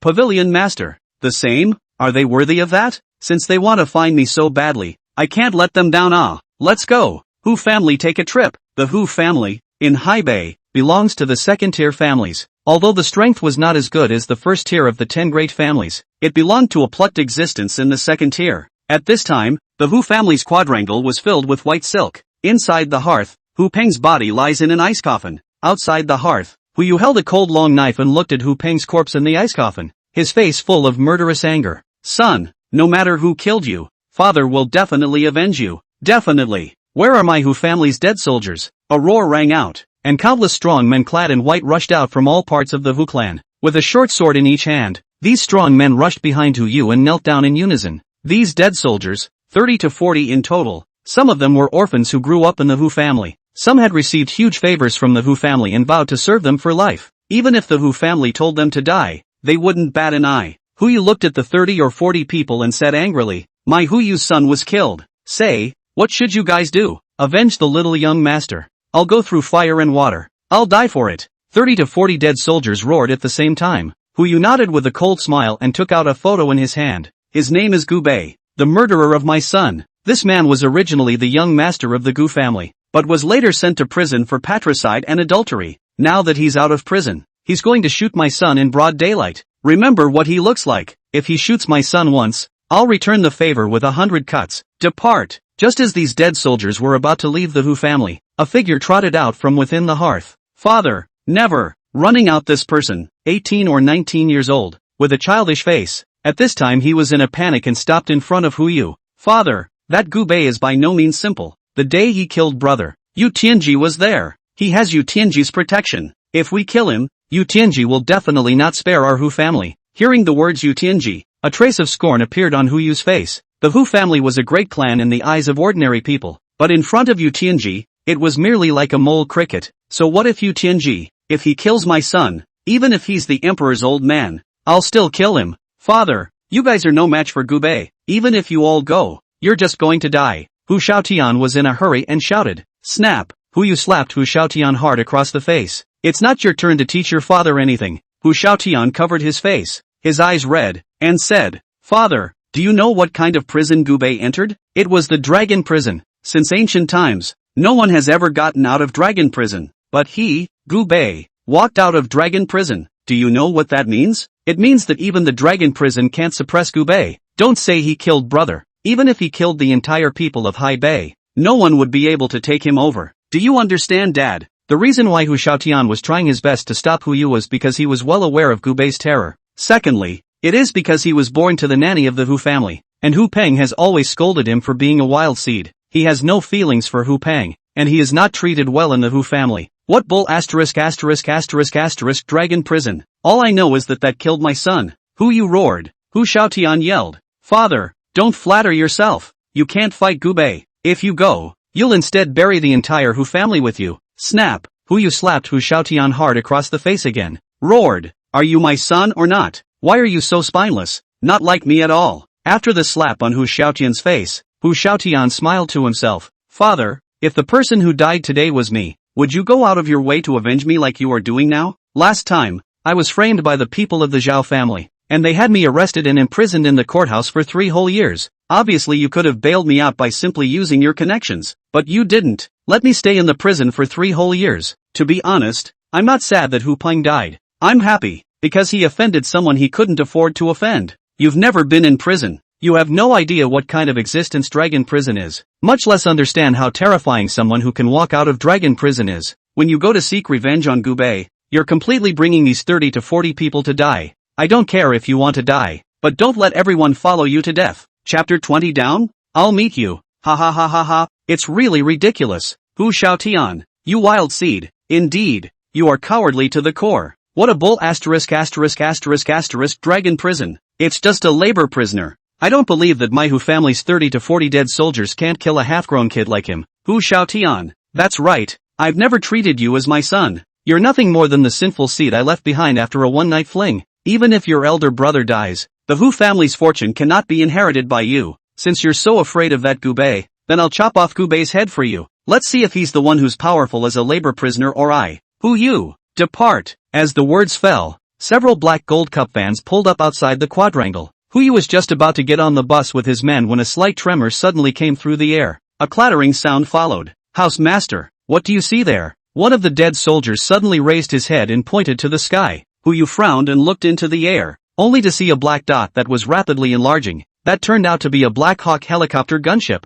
This kind of fighter plane, only the war zone is equipped with, and it is also the special seat of the general. Chen Shufan's warplane? How did it appear here? The fighter jet stopped when it reached the middle of the airspace over the Hu family. The hatch opened, only to see Gu Bei looking teasingly at the Hu clan's crowd, who were as small as ants on the ground. I hear you've been looking for me lately? After Hu Yu saw Gu Bei, his eyes turned red and he almost roared. Gu Bei! Gu Bei glanced at the 30 to 40 knife-wielding dead soldiers within the quadrangle, smiling playfully. Yo, a dozen Ning Jin, a dozen Dark Jin, and 3 or 4 Huan Jin, in order to kill me. The Hu family master really went through a lot of trouble. Gu Bei, you killed my son. I, Hu Yu, will kill you even if I lose my family's fortune. Staying in the sky is nothing. Come down if you can. Hu Yu roared. Gu Bei stood up and said faintly, come down, I'll satisfy you. After saying that, Gu Bei directly leapt from the warplane and jumped down towards the Hu family. At the sight of this, the crowd gasped and stared. That fighter plane is still hundreds of meters away from the ground. An ordinary person jumping off would certainly be reduced to mush. Even if a Huanjing martial artist jumped down from such a high place, he would surely die. Hu Yu's eyes were wide open, and there was a color of excitement and thrill in his eyes. He seemed to have seen Gu Bei's gruesome appearance as he was thrown to the ground. Knock! There was a loud bang. Only Gu Bei's body landed steadily in the Hu family courtyard. The floor tiles were all crushed by Gu Bei's stomping. The ground collapsed underneath, and Gu Bei only bent his knees slightly and quickly stood up straight. He took a few steps toward Hu Yu and said faintly, I'm coming down. How's that? At this point, everyone looked dumbfounded. Gu Bei had actually jumped from hundreds of meters high and was still unharmed. Is this something humans can do? Not even a patriarchal powerhouse can do that, right? Hu Yu was so shocked at this point that he couldn't even speak. After seeing Gu Bei, Hu Xiaotian knelt down without the slightest hesitation towards Gu Bei. Hu Xiaotian meets the Grand Master. Gu Bei looked at Hu Xiaotian with interest. That's right, to be able to jump from hundreds of meters in the air unharmed, only a Grand Master can do that.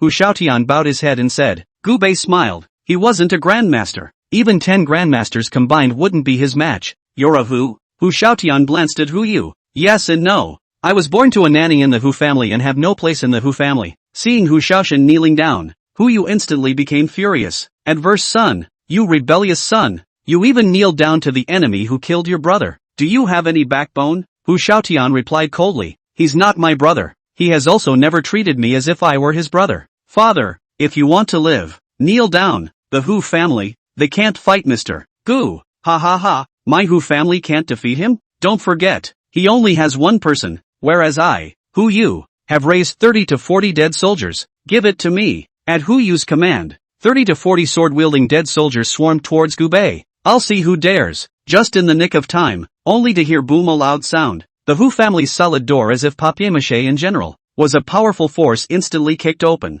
Immediately afterward, a burst of neat and shocking footsteps rang out like thunder, and the elite troops of the Haibei warzone poured in like a tidal wave. They were dressed in uniform camouflage uniforms, their posture was as straight as a pine, and their pace was neat and tidy. At the front of the procession, Grand General Chen Shufan came striding with his head held high. He wore a special general's uniform, and the stars on his epaulets shone brightly, symbolizing his supreme status and authority. His strides were steady and strong, each step carrying a confidence that he was in control of everything. His eyes were like electricity, scanning the entire room, making people feel an invisible pressure. Behind Chen Shufan, a group of well-trained special soldiers followed. They were armed with advanced weaponry and exuded an aura of war-tested irony. Their movements were agile and competent, and they quickly dispersed, encircling the entire Hu family quadrangle, forming an impenetrable line of defense. The helicopter's propellers were still rotating at high speed overhead, making a humming sound. The powerful air currents blew the corners of the crowd's clothes, making the whole scene even more tense. Chen Shufan stood in the center of the courtyard, his voice as loud as a flooding bell. Hu Yu,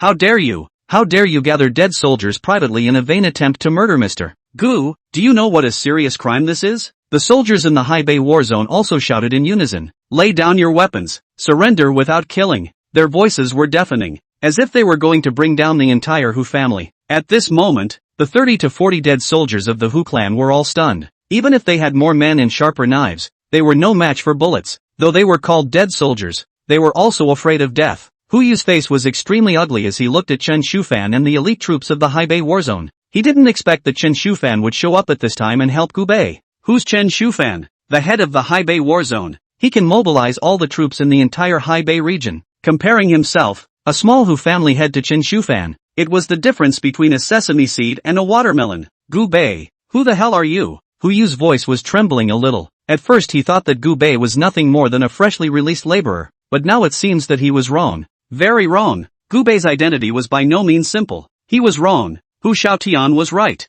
The Hu family can't fight Gubei. Gubei had received the news before they had even set off. With such a powerful intelligence capability, how could they, the Hu family, possibly be able to fight? Gubei carried his hands behind his back and said indifferently, being so old and doing things like a child. You're not as insightful as this son of yours. Chapter 21 Feng Zhelong of the Feng family. Dad, admit defeat. You can't fight Mr. Gu. There's still a way to live if you kneel, but resistance is a dead end, Hu Xiaotian advised. Hu Yu let out a bitter smile and laughed at himself. Can it be that I'm really old? Not as good at recognizing people as one of my juniors? Hu Xiaotian said. Father, I've advised you long ago, but you wouldn't listen to me. Do you know what Dragon Prison is? It's a sanctuary for powerful people all over the world. It's hard to get into Dragon Prison and even harder to get out. And yet, Mr. Gu was able to walk out of Dragon Prison with his entire body. Just this alone, you should understand how powerful Mr. Gu is. Gubei glanced at Hu Xiaotian rather appreciatively.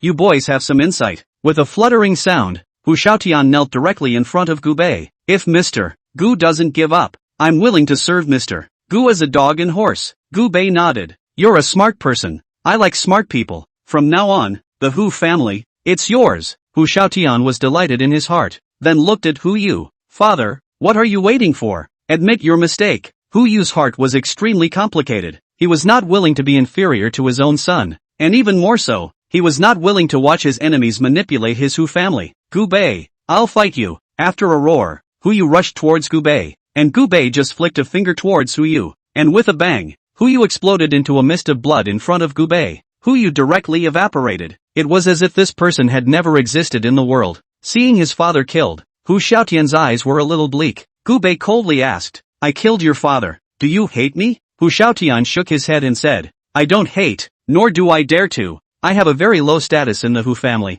and I haven't received any fatherly love since I was a child. So when Hu Yu was killed, I just felt some sadness, but I definitely didn't dare to hate Mr. Gu. Gubei nodded slightly. Very well, from now on, you are my Gubei's person, pavilion master. What about these dead soldiers? Chen Shufan asked. Gu Bei glanced at the men and said, "Don't you all like being dead soldiers? It's better to serve people like Hu Yu than to serve the country. Pull them off to be filled with soldiers. Send them to the front line. Let them go and fight for the country." Yes. After settling the Hu family, Chen Shufan cupped his fists and said, "Pavilion Master, my subordinate would like to invite Pavilion Master to a banquet in the evening, so please show your face." Gu Bei nodded slightly. "Yes, call you Tianji as well." After saying that, Gu Bei glanced at Hu Xiaotian who was on the side. "You come too." It was just a simple sentence, but it caused Hu Xiaotian to be flattered and kneel down in a hurry. "Thanks, Mr. Gu." After Gu Bei nodded, he directly made a slight crouch, and then sprang into the sky, leaping into the 100-meter-high fighter plane in a single bound. The fighter jet flung itself into a tail and left directly over Hu's house. Evening, Ding Fu Lu, the top 5-star hotel in the north of the sea. Gu Bei entered the topmost imperial room,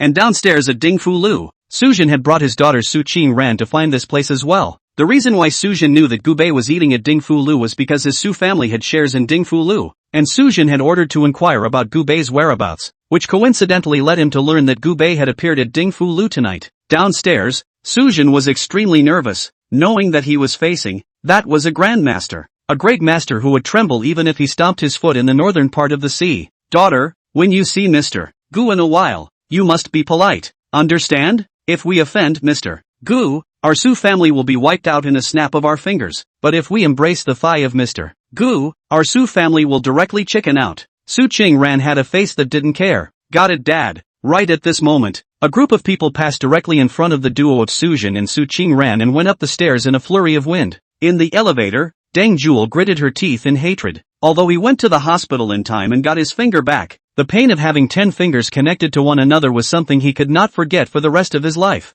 "Deng Jewel, are you sure you saw a strange man at the White Peach's house?" In the elevator, a man in a suit with a big greasy hair comb was full of gloom. Behind him, there were several martial arts fighters standing. Deng Jewel nodded his head at the side. "Feng Xiao, how dare I lie to you? There is indeed a wild man with Yu Baichao. When I said that Yu Baichao is the woman that you, Feng Xiao, have your eye on?" He wasn't afraid, but he even blurted out that you, Feng Xiao, are an ass. "It's your woman he's playing with." Bang! Feng Zhelong struck the elevator wall with a vicious punch that made a dent. Feng Zhelong's face was full of gloom. "In Haibei, I won't allow anyone to be even more crazy than me, Feng Zhelong." At that moment, the elevator came to the top floor, and Deng Jewel led the way towards the imperial room. Inside the imperial room, Gu Bei was holding his cell phone and playing Fight the Landlord. Suddenly the door was kicked open and several strong martial artists rushed straight in, surrounding Gu Bei in his seat. Immediately after that, Feng Zhelong, who was full of cold colors, took Deng Jewel with him and then walked in with great strides.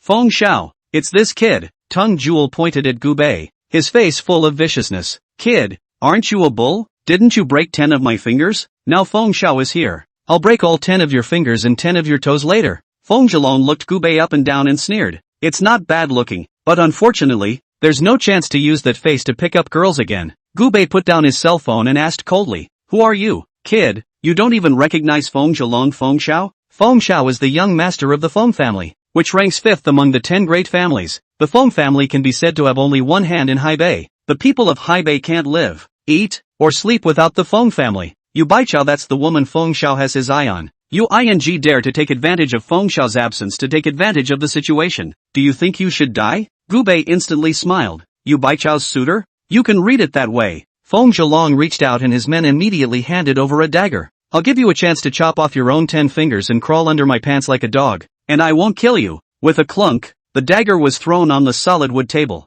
Gu Bei glanced at the dagger on the table and smiled playfully. "Who gave you the courage to dare to clamor in front of me, Gu Bei?" I, Feng Zhelong, am my own backbone. These 8 people behind me are all Huanjin martial artists. Do you think you can fight 1 against 8? The Feng family behind me is the 5th largest of the top 10 families in Haibei. Do you think that you have as much power as me, Feng Zhelong? Gu Bei laughed at that moment. Comparing people with me, Gu Bei? Compare power? Fine. Then I'll compete with you. As soon as the words left his mouth, the door to the imperial room was pushed open. Only Yu Baichao walked in with a few people from the company. Feng Zhelong, Gu Bei is my Yu Baichao's person. If you touch Gu Bei, it's the same as touching my Yu Baichao. Chapter 22 The Danish Book. Although the Yu family is not as good as it used to be, the thin dead camel is bigger than a horse, and the Yu family still has some prestige in Haibei. But unfortunately, Feng Zhelong did not put the Yu family in his eyes. "Ha, Gu Bei, is she your bottom line? Turns out, you're nothing more than a soft-eating gigolo. Gu Bei laughed and said, in Daxia, there is no one who is qualified to make me. Gu Bei, eat soft food. As the words fell, the door to the private room was once again pushed open,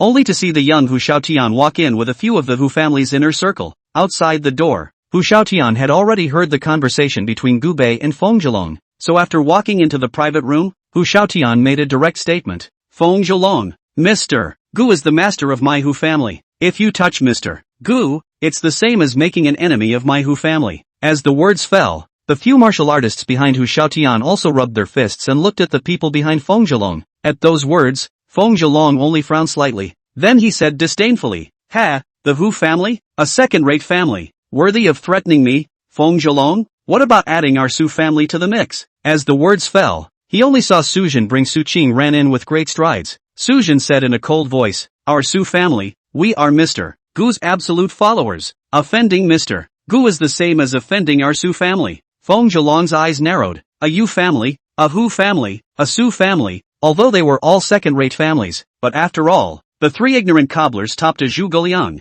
The three second-rate families combined, the strength was still straight up to a first-rate family, but since the words had reached this point, coupled with the fact that Yu Baichao was right in front of him, how could Feng Zhelong possibly admit defeat? Ha ha ha, a Yu family, a Hu family, and a Su family, all of them are second-rate families. Even if they were added together, they wouldn't be enough for our Feng family to beat. Griffins are just griffins, they're all just bigger ants. Really? What about adding me? Chen Shufan? As the words fell, a rush of footsteps sounded, only to see 10 soldiers armed with microcharges rushing directly into the private room, their black holes of guns pointing directly at Feng Zhelong and the others. Chen Shufan, clad in an army green coat and carrying a star on his shoulder, walked in with great strides. After seeing Chen Shufan, Feng Zhelong's face changed greatly. Who is Chen Shufan? A hand in the war zone. He has absolute military power. Not to mention their Feng family, even the top 10 families combined wouldn't dare to easily offend Chen Shufan. This Gu Bei, surprisingly, had this level of connections. Senior General Chen, you know Gu Bei? Feng Zhelong asked with an ugly face. Chen Shufan said in a cold voice, more than knowing? One word from Mr. Gu, even if it makes me, Chen Shufan, die. Feng Zhelong's face changed completely. With Chen Shufan around, he wouldn't be able to touch Gu Bei today. Feng Zhelong's face was ugly as he nodded. Fine, fine, Gu Bei, count on your kid. Let's go. Feng Zhelong said that and turned around to leave. Gu Bei, however, said in a cold voice, stop, did I tell you to leave? Feng Zhelong stopped his steps and said angrily, what? What else do you want? Is it hard to believe that you still want to kill me? Gu Bei sneered and said, what's wrong with killing you? Feng Zhelong looked at Chen Shufan and said, Senior General Chen, don't forget, our Feng family is in possession of the Dan Book and Iron Ticket. The official people of the military have no right to lay hands on my Feng family. Chen Shufan frowned slightly and looked at Gu Bei. Indeed there is such a thing. Gu Bei smiled coldly. Is it hard to kill you Feng Zhelong without the use of Great General Chen? Upon hearing this, Feng Zhelong laughed wildly. Ha ha ha, if Great General Chen doesn't make a move, just by virtue of you few stinking fish and shrimps, what makes you a match for my Feng family? Just me. Yu Tianji, is that enough? As the words fell, the door was once again pushed open, only to see 4 martial artists with extremely powerful auras walk in. These 4 martial artists exuded an extremely terrifying pressure that belonged uniquely to a patriarchal powerhouse. Afterward, Yu Tianji walked in with large strides without anger. After Yu Tianji arrived in front of Gu Bei, he directly half-kneeled on the ground. Old slave has met the pavilion master. Gu Bei slightly raised his hand, and only then did Yu Tianji dare to stand up. Seeing this, Feng Zhelong was shocked at this moment. Who is Yu Tianji? Tianji Pavilion Branch Pavilion Master. It's the man who stands at the very top of the pyramid of power in the north of the sea. So much for kneeling down to Gu Bei. The Yu family, the Hu family, and the Su family were all absolute supporters of Gu Bei. Even Chen Shufan had respect for Gu Bei. Even Yu Tianji knelt toward Gu Bei. This Gu Bei is not a white boy at all. No wonder Yu Baichao had chosen Gu Bei over himself. Gu Bei was so much better than himself. Feng Zhelong's face was ugly. He knew that he had kicked the iron plate today. Are the 4 of them enough to kill you? Gu Bei sneered. At those words, only a few martial artists behind Feng Zhelong were so frightened that they directly knelt on the ground. They were all harmonized power, but the one standing behind Yu Tianji was an actual grandmaster. They were only working for the Feng family for money, but if they were really asked to die, they wouldn't go. Mr. Gu, spare your life. We're just getting paid to do a job. It was all Feng Zhelong's idea. It's none of our business. Looking at the several martial artists kneeling down,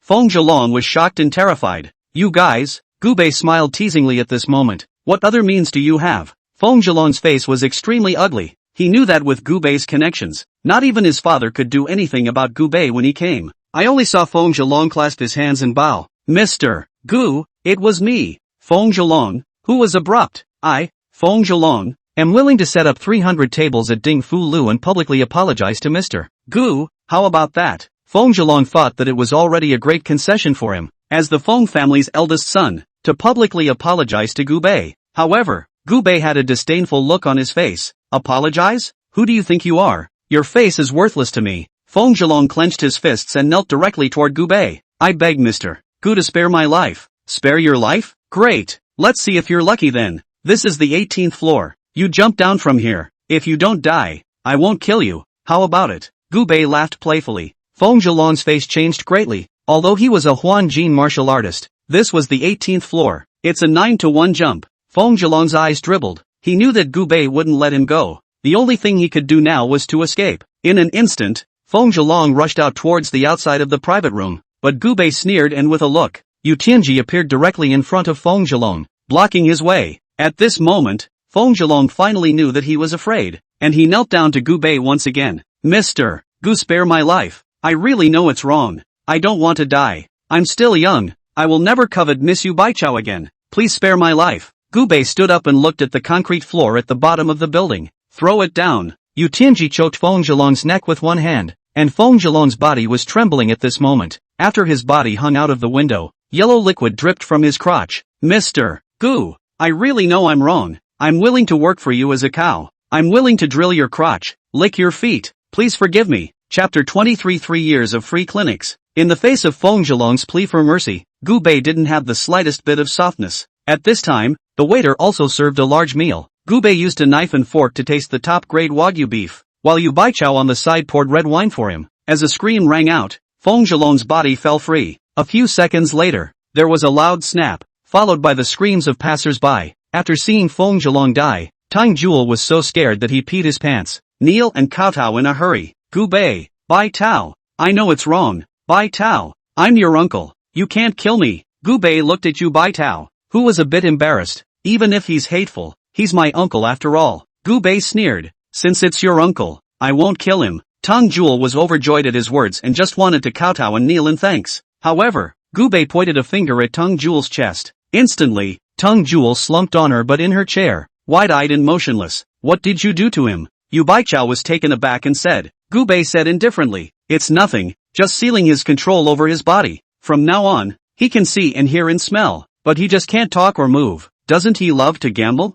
Can't quit? I'll help him quit. As the words fell, everyone got goosebumps, glad that they hadn't offended Gubei. This tactic, it's so vicious. Isn't this an artificial plant? It's worse than being dead. Can't even commit suicide. Yu Baichao sniffed and nodded as well. This is good. People both and can't die. There is still no way to go out and continue gambling. After settling Feng Zhelong and Tang Jewel, Gubei greeted everyone like nobody's business and sat down to eat. All sit down and eat. Yu Tianji and Shen Shufan were fine. Both of them had seen big scenes and were not that formal. Hu Xiaotian and Su Jin were extremely nervous and formal, and even their butts only dared to be gently next to the chair. At this moment, Su Jin took the initiative to speak. Mr. Gu, it was my old man who was blind to the fact that I misunderstood you before. So I've come here to make amends and apologize. This jade pendant, which is an ancestral possession of my Su family, said to have been worn by Emperor Ancestral Dragon, is given to Mr. Gu. Gubei hadn't wanted to ignore Su Jin, but after seeing the jade pendant, he brightened up. God storage jade. Good stuff. Gubei took the jade pendant and played with it in his hands. Regular people didn't know what they were looking for, but Gubei knew that this was no ordinary jade pendant. Instead, it was a storage jade pendant that formed a space of its own. Don't look at the jade pendant. It was only a tiny piece, but the internal space was thousands of square feet. Even a tank could easily fit. The method of refining this kind of jade pendant has been lost and is extremely rare in the world. Not many people even know how to use it. I'll take the item. Count me as Gubei owing your Su family a favor. Gubei said indifferently. At those words, Su Jin was overjoyed. Who is Gubei? That was a Grand Master powerhouse. A favor from a Grand Master is worth a lot of money. With this favor, it was expected that their Su family would be among the top 10 families in the northern part of the sea. Thank you, Mr. Gu, for the honor. After Suzhen's matter was settled, Yu Tianji stood up and slightly arched his hand towards Gubei. Pavilion Master, I have an unfavorable request. Gubei said, you're also an old man of the Tianji Pavilion, so tell me what's going on. Previously, when the old Pavilion Master was around, not only was his cultivation of martial arts unrivaled, but his medical skills were also superb. Since you, Pavilion Master, have inherited the old Pavilion Master's martial arts, I'm sure that medicine is also unrivaled in the world, and I have a friend who is suffering from a strange disease, and I've asked countless famous doctors to find out the cause of the disease, so I have the audacity to ask you, Pavilion Master, to take a hand in curing him. Gubei raised an eyebrow and said, medical skills, I know a little bit about, but not everyone is qualified to let me. Gubei, take a shot at healing them. Who is your friend? Head of Haibei City, Jiang Tian. Although Jiang Tian is not a member of our Tianji Pavilion, he has helped us many times. That's why I have the audacity to ask the Pavilion Master to heal him. Yu Tianji clasped his fists and said, since he has helped the Tianji Pavilion, then this Pavilion Master will go to bat for him once, as a way to return his favor. After this meal, lead the way. Thank you, Pavilion Master. After this meal, everyone went their separate ways, while Yu Tianji and Gubei rode in the Rolls-Royce Phantom and drove towards the City Lord's mansion. City Lord's mansion. Inside the bedroom, Jiang Tian, the head of the city, was pale and sweaty, and was lying on his bed in a daze. An old Chinese doctor was taking his pulse at the side. The old Chinese doctor sometimes frowned, sometimes pondered. After a long time this opened his mouth and said, it's really strange. The old man has been studying medicine for many years, and has never seen such a strange disease. Obviously the pulse is normal, but it has the appearance of a dead pulse. Strange, really strange. Behind the old Chinese doctor, Zhang Ro asked with a worried face, Divine Dr. Lu, even you don't have a solution? Zhang Ro was Jiang Tian's daughter, now 24 or 25 years old. Her appearance was born extremely beautiful, her face as white and tender as a peeled egg, a pair of big watery eyes, looking at anyone with extreme affection. And this Divine Dr. Lu is the famous Divine Dr. Lu Qingyun in the northern part of the sea. Lu Qingyun shook his head slightly and said, I, Lu Qingyun, have been studying medicine for 50 years and have seen many difficult cases, but I have never seen the strange disease of Jiang Qingshou,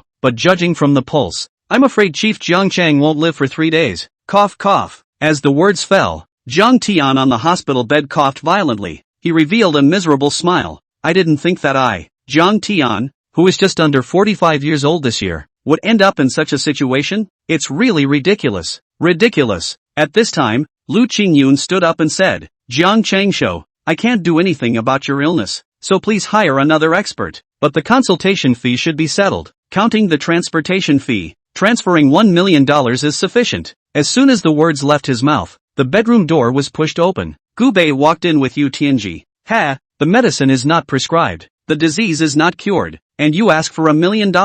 What a nice thing to say. Where's the quack from? As the words fell, Lu Qingyun shuddered and looked at Gubei with a face full of anger. Where did the yellow-mouthed child come from? How dare you insult me like that? Gubei came to the bed, glanced at Jiang Tian and then at Lu Qingyun, and said in a cold voice, cursing you? Lao Zi still wants to beat you. You can't even treat such a simple disease. How dare you call yourself a divine doctor? Simple? You brats are not even as old as my grandson. How dare you say it's simple after reading a few medical books? Even I can't see the disease, but you say it's simple? It's simple as hell. Just 7 silver needles from me, and the disease can be eliminated by the needles. Gubei said coldly. Ha ha ha ha ha, what a big talker. Head of Jiangchang, which poor countryside is this man from? A charlatan? Not only does he question my medical skills, but he also dares to say that silver needles can cure your strange disease. If he can really cure you with a silver needle, then I don't want this $1 million consultation fee. Lu Qingyun laughed disdainfully. Jiang Tian glanced at Gubei with a puzzled face and asked, and you are? Yu Tianji hurriedly stepped forward to explain, saying, Old Jiang, he's the chief pavilion master of our Tianji pavilion. Gubei. At those words, Jiang Tian became excited and hurriedly clasped his hands on the bed. So you are Pavilion Master Gu. Long time no see. Gubei carried his hands behind his back and said indifferently, seeing as you haven't helped Tianji Pavilion much, I'll save your life. Lu Qingyun said in a conspiratorial manner. You saved? How did you save? Gubei glanced at Lu Qingyun and said indifferently, Lu Qingyun, in Haibei, you have a big reputation, but in my opinion, your fame is bigger than your strength. How dare you ask for $1 million when you can't even find out the cause of the disease? Lu Qingyun angrily said, if you can cure Jiang Chengshou, not only do I not want this $1 million, I'll even give you 1 million upside down. It's not necessary to pour money. If I can cure it, you go to the street and give me a free clinic for 3 years. Do you dare to bet? Gu Bei asked coldly. Lu Qingyun sneered and said, even I, Lu Qingyun, can't cure the strange disease, can you? A brat whose hair hasn't grown all the way up. Cure it? I, Lu Qingyun, bet on it. Well then, divine Dr. Lu, keep your eyes open and watch. Chapter 24 Former Classmates. Gu Bei laughed coldly, disdain in his eyes, stepped forward, raised his hand between the 7 silver needles are now on the fingertips, the light flashes seemingly spiritual, his eyes were like electricity, and he flung out his hand and shot out silver needles with great speed, forming mysterious patterns in the air. The first silver needle pierced into Zhang Tian's brow, and blue light spread across his forehead like electricity. The second root enters the throat, green light like a vine repair. The third to the heart, the golden needle halo like the power of the sun. The heart at the skin reddened with vitality. The fourth root enters the abdominal acupuncture point, violet light like a vortex stirring the air clearing the power of darkness. The fifth root enters the right arm, and the silver light turns into silk threads to dredge the meridians. The sixth root goes into the left leg, and the green light is like a spring breeze to energize the muscles. The last one landed on the 100 meetings point on the top of his head, and the 7-colored light became a curtain of light that enveloped Zhang Tian. After the 7 silver needles pierced into Zhang Tian's body trembled, his face turned red, his lips had a bloody color, and his dead qi dissipated like smoke. A moment later, Gu Bei waved his hand, and all 7 silver needles flew back into his hand. You're healed. Gu Bei stood with his arms folded, his expression bland. Zhang Tian froze for a moment and began to try to sit up, surprised to find that he had fully regained his mobility. Not only that, Zhang Tian could even bounce in place. The physicality is still quite a bit stronger than before. I'm really healed. Dr. Gu, thank you. The excited Zhang Tian directly knelt in front of Gu Bei with tears in his eyes. He was ready to meet his death, but Gu Bei's appearance allowed him to retrieve a life. Zhang Rou, who was on the side, also knelt down towards Gu Bei. Many thanks to Divine Dr. Gu for taking a hand in healing. On the side, Lu Qingyun was completely dumbfounded. He never thought it was possible to heal a patient like this, transporting needles with qi. This is a divine art only found in legends. Lu Qingyun trembled. The means by which Gu Bei had healed Zhang Tian was something he had only seen in medical books, and now, Gu Bei had demonstrated it completely in front of his eyes. Lu Qingyun began to get excited. Divine doctor, truly a divine doctor. With a fluttering sound, Lu Qingyun also knelt in front of Gu Bei and began to kowtow continuously. Please, divine doctor, take me as your disciple. I've been studying medicine for many years, and I've always thought that I've reached the pinnacle of the medical arts. But now that I've seen Divine Dr. Gu, it's only dawned on me that I'm nothing more than a beginner. Gu Bei glanced at Lu Qingyun. You don't deserve to be my disciple yet. Go out there and volunteer. Remember, 3 years, don't charge a penny. If I find out you dared to take money, I'll have your life. Lu Qingyun was filled with excitement and nodded his head repeatedly. I'll do whatever the divine doctor tells me to do. As for Gu Bei's words, Lu Qingyun was obedient. He only hoped that once Gu Bei was happy, he could teach him some medical skills. But Gu Bei was annoyed with him and directly kicked Lu Qingyun out. After Lu Qingyun left, the room was quiet. At this moment, Zhang Tian said excitedly, Divine Dr. Gu, today, no matter what, you have to stay in the residence for a casual dinner. I will definitely treat you to a good feast. Gu Bei nodded slightly. Yes. Zhang Tian then said, Divine Dr. Gu, old you, I'll go fetch the good wine I've treasured for many years. Let's not get drunk today. After Zhang Tian left, Gu Bei was a bit idle, so he went out for a walk. The city lord's mansion was large, and the scenery in the back garden was pleasant, so Gu Bei idly wandered around the back retaining yard. Soon, a few people came face to face towards Gu Bei. It's already after work. What's the reason for the city chief to call us a few here? You don't know, do you? It's rumored that the city head is terminally ill. It's estimated that the city head knows that he doesn't have much time left, so he specially called us to arrange for the aftermath. Is that so? Then I would like to congratulate Brother Lu in advance. Once the city chief is gone, the deputy city chief will take over from the city chief. Your elder brother will take over from the deputy city chief, and you will be able to take up the position of director. Yes, Brother Lu, you're only 25 this year. You're the office director, a high position of power. You've got a great future as a department-level cadre. Lu Kai had a smile on his face that was hard to hide and waved his hand. Hey, don't you guys talk nonsense. It's not certain if the position of director will be my turn. While several people were talking and laughing, it so happened that Gu Bei came face to face with them. Lu Kai froze for a moment after seeing Gu Bei. Gu Bei? Gu Bei looked up at Lu Kai and was also slightly stunned. Root Sai? The man in front of him, and Gubei attended the same high school. The two used to be at the same table, but also a diehard friend. Holy, Gubei, it's really you. The other man was also surprised when he stepped forward and walked away, whacking Gubei in the chest. Yang Hua, another person, also Gubei's high school classmate, but Gubei was not on good terms with him in high school, and even had some issues because of robbing women. Gubei, I heard that you were in prison for killing your father and raping your mother. How come you're out? Released for good behavior? Lu Kai looked at Gubei and asked with a slight smile. Gubei frowned slightly, a little irritated in his heart at Lu Kai bringing up this topic. Yang Hua, who was on the side, directly pushed Lu Kai and said, Lu Kai, what are you talking about? Why are you bringing up a pot that's not a pot? I believe Gubei isn't that kind of person. Gubei must have been wrongly accused. Gubei was surprised that Yang Hua, with whom he had once had a conflict, would speak for him. Yang Hua took the initiative at this time and said, Gubei, it's been years since we've met. Lu Kai, come on, let's go across the street and have a drink. My treat. Lu Kai reached out his hand at that moment and said, don't, never, Gubei, it's not that Lu Kai, don't give you face, but right now we have a special status. You're a freshly released laborer, while I, Lu Kai, am a public official, and will soon be promoted to office director, a full division-level cadre. What would people think of me if outsiders knew that I had dealings with laborers? At those words, Gubei burst out laughing. It seems that the old classmates of yesteryear have long since thrown away that friendship is garbage. Then Gubei naturally wouldn't give him face.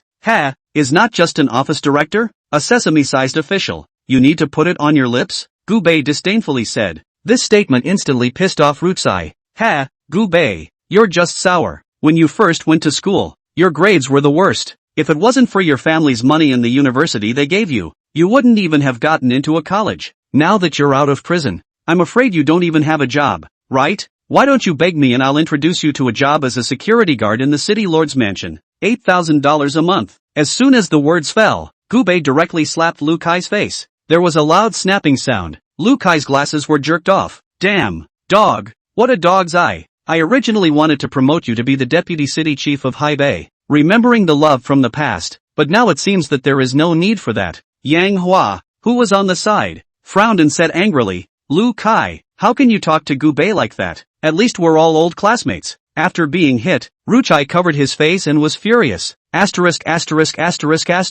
Who's his old classmate? He was the one I despised the most in the beginning. If it wasn't for his money, could I be his brother? Now he's broke.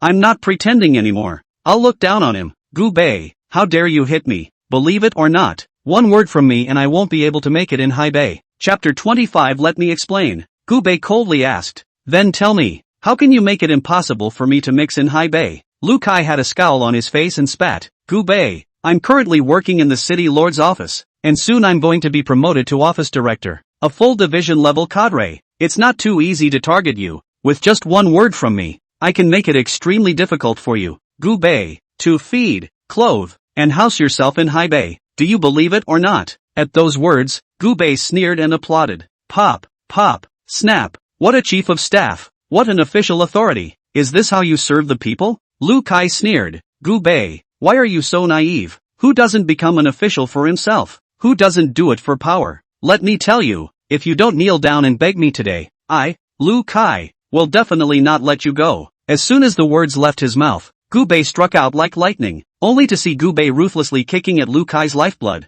The sound of eggs breaking rang out. Rutsai arched his body and stared, grimacing in pain. How dare you hit me? Gubei sneered. It's you that I'm beating. With those words, Gubei kicked Lu Kai's ass hard again. With a plop, Lu Kai was kicked into the cold viewing pool by Gubei. Lu Kai, who doesn't know how to use water, struggled hard in the middle of the observation pool, and his mouth was soon filled with a lot of water. Seeing this, Yang Hua on the side also opened his mouth to plead for mercy. Gubei, forget it, the energy of the person behind Lu Kai can't be underestimated. It won't do you any good if you offend him. Gubei faintly said. No, you said the opposite. It's him who offended me. He has no benefits. The words were followed by a rush of footsteps, only to see the guards of the city lord's mansion arrive soon after. When the guards realized that Lu Kai had fallen into the water, they hurriedly jumped into the water and fished Lu Kai out. After all, Lu Kai was the red man in front of the city lord, and those of them who were guards naturally knew Lu Kai. Just after getting ashore, the wet Lu Kai pointed at Gubei and roared, "Come on people, arrest him for me, take him to the Yaman's prison.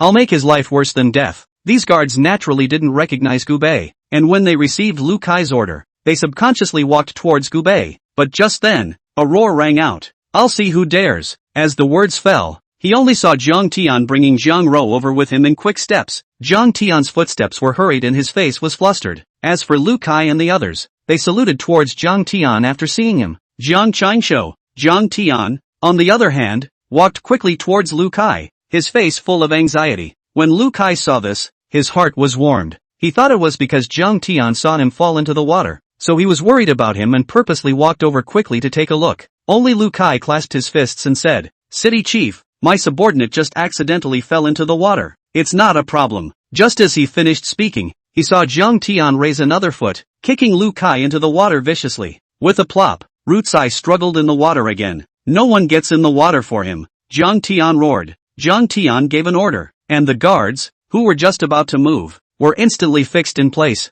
and Lu Kai was also lucky. Fortunately, the water in the observation pool was not deep, and he managed to climb to the shore after flailing a few times, panting heavily on the shore. He looked at Jiang Tian with an aggravated expression. "City Chief, what are you kicking me for?" "Kick you? I hate to kill you." Jiang Tian had a look of hatred on his face. Only Jiang Tian pointed at Gubei and asked angrily, "Do you know who he is?" Lu Kai froze and said smoothly, "Isn't he just a labor prisoner who just got out of prison?" Unbridled, Jiang Tian roared, "This one, Dr. Gu, is the savior who saved my life? Not only that, but Mr. Gu is also the owner of the Tianji Pavilion. What a blind dog's eyes you have, even daring to offend Mr. Gu." As the words fell, Lu Kai was completely dumbfounded. His eyes widened as he looked at Gubei. Him, the divine doctor? Or the master of Tianji Pavilion? At this moment, Lu Kai's brain buzzed. When did Gubei know medicine? And Tianji Pavilion in China, that is a famous big organization. No one does not know Tianji Pavilion. And Gubei was actually the owner of Tianji Pavilion? At this moment, Jiang Tian cupped his fists and bowed toward Gubei,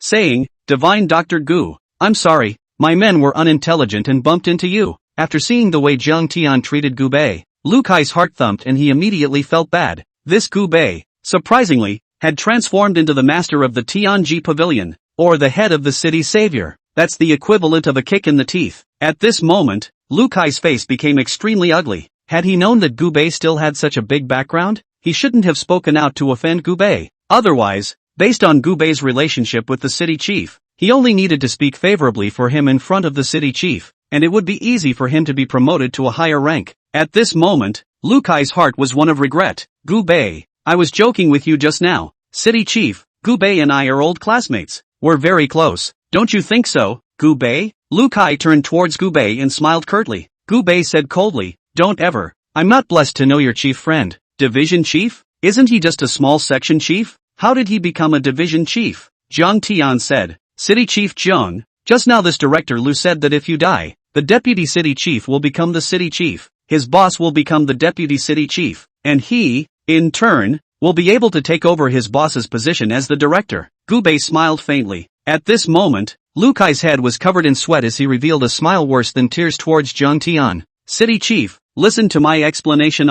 You don't have to explain. Lu Kai, I didn't expect you to be such a person. From now on, you are no longer a member of my city lord's mansion." Gubei's words directly caused Lu Kai to lose his job. Only Lu knows how much effort he has put in to become a public servant, with exams and punches, and all he relies on now is his status as a civil servant. But now, all is lost. In his heart, he was regretting it. If he hadn't offended Gubei, he would have been promoted to the position of division chief immediately. "That's right, city chief, I know this kid's character too well. I advise you to better check his past to see if he's ever been corrupt." Lu Kai's heart stuttered again. The things he used to do could put him behind bars if they were found out. Don't ever, Gubei, I was wrong. I beg you, for the sake of our former classmates, spare me. I'll kneel down for you. Lu Kai was so frightened that he trembled and knelt down in front of Gubei, kowtowing continuously, and Gubei simply ignored it and just looked at Yang Hua, said, "Jiang Qingshuo, this one is my old classmate, a nice person. I still hope you'll take care of him."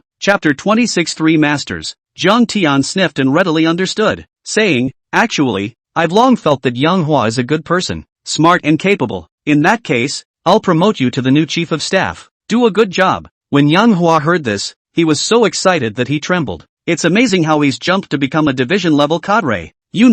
Before he met Gubei, he was just a small section officer. All of this was just because of Gubei's words. Thank you for the city head's trust. Thank you for Gubei's recommendation. Lu Kai on the side watched the scene with his own eyes, his heart like a knife. He repented his bowels. If he had known that Gubei was so powerful, he wouldn't have dared to offend him. The key thing was that he used to have the best relationship with Gubei, even if at one time he was just acting. But as long as he continued to act now, Gubei would still treat him as a close friend. If Gubei just casually mentioned it, not only would he be able to increase his rank, he would also be able to further his relationship with Zhang Tian. But now, it's all ruined on your own mouth. Gubei, I know I'm wrong. I really know I'm wrong. Zhang Tian waved his hand and the guards under his command immediately pulled Lu Kai away. As for where to drag it, of course, it's in the slammer. After dealing with these two, Zhang Ro stepped forward and walked, saying, Mr. Gu, the meal is ready, please. Gubei nodded, then glanced at Yang Hua. Have you eaten?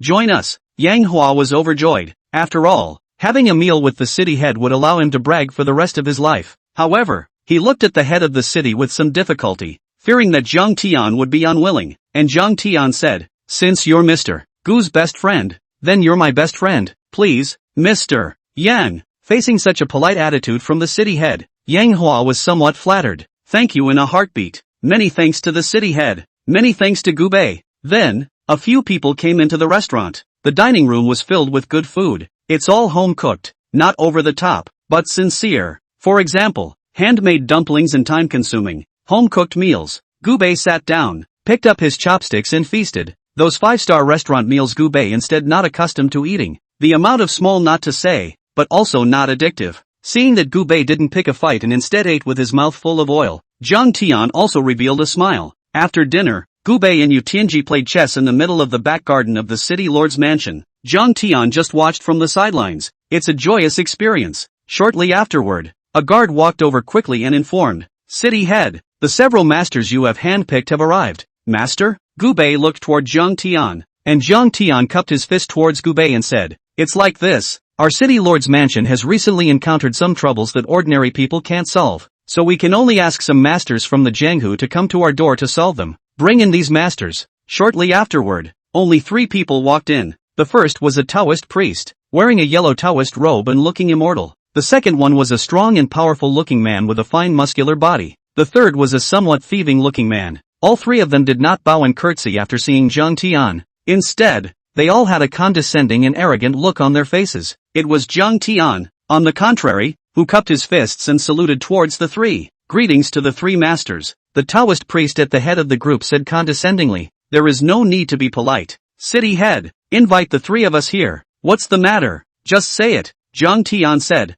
It's like this. I need you guys to move an object that weighs thousands of tons and is extremely large. I wonder if you guys can do it. Jiang Qingshuo is talking about that precision instrument in the factory downtown, right? The Taoist priest gave a laugh and said. Zhang Tian staggered for a moment and acknowledged it. That's right, it's that set of precision instruments. That set of precision instruments was built by our Grand Xia after decades of effort, hundreds of billions of dollars, and countless human and material resources. As for what that set of precision instruments does, I'm sorry I can't reveal it, but the power consumption of that set of precision instruments is simply too great, and the heat dissipation problem simply can't be solved, so we're considering moving that set of instruments out of North Sea City. However, due to the sheer size of the instrument, it would not only be a waste of time to disassemble it, but it might be a problem to put it together due to the number of precision parts. So it was then that we asked the 3 tall men to come and could the whole set of instruments be transported. The Taoist priest flung the duster in his hand and said, Of course, just give us enough money,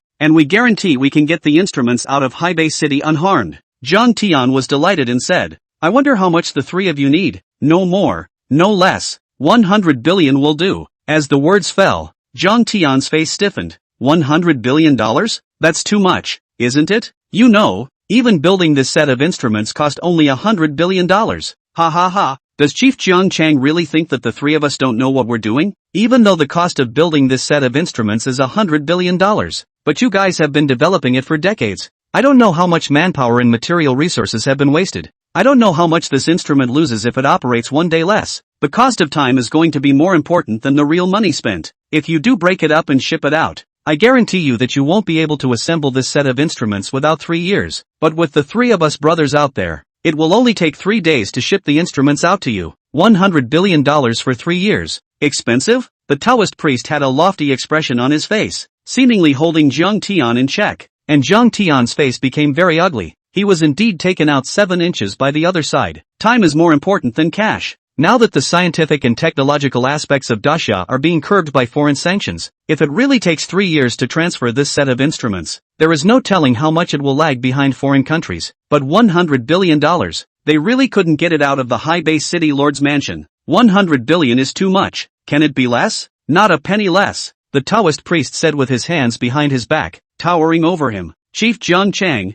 besides the 3 of us who can manage to move the instrument out of High-Bay City quickly, I guarantee that there is no 4th person in this world who can do it. Choose money or time. Jiang Chengshu, you think about it yourself. When Jiang Tian was in a difficult situation, Gu Bei, who was playing chess on the side, laughed disdainfully. He, 3 Jianghu practitioners who have learned a little bit, also dare to woo me in front of me? How dare they? As soon as Gu Bei's words fell, the Taoist priest's face changed violently. He said angrily, where did this yellow-mouthed child come from? Dare to falsely accuse us in front of City Head? City Head Jiang, who is he? Jiang Tian looked at Gu Bei with some dismay, and did not understand why Gu Bei would say such a thing. Gu Bei stood up with his hands behind his back and laughed coldly. Is it wrong to say that you guys are recruiting? With just the 3 of you, how dare you open your teeth and ask for $100 billion?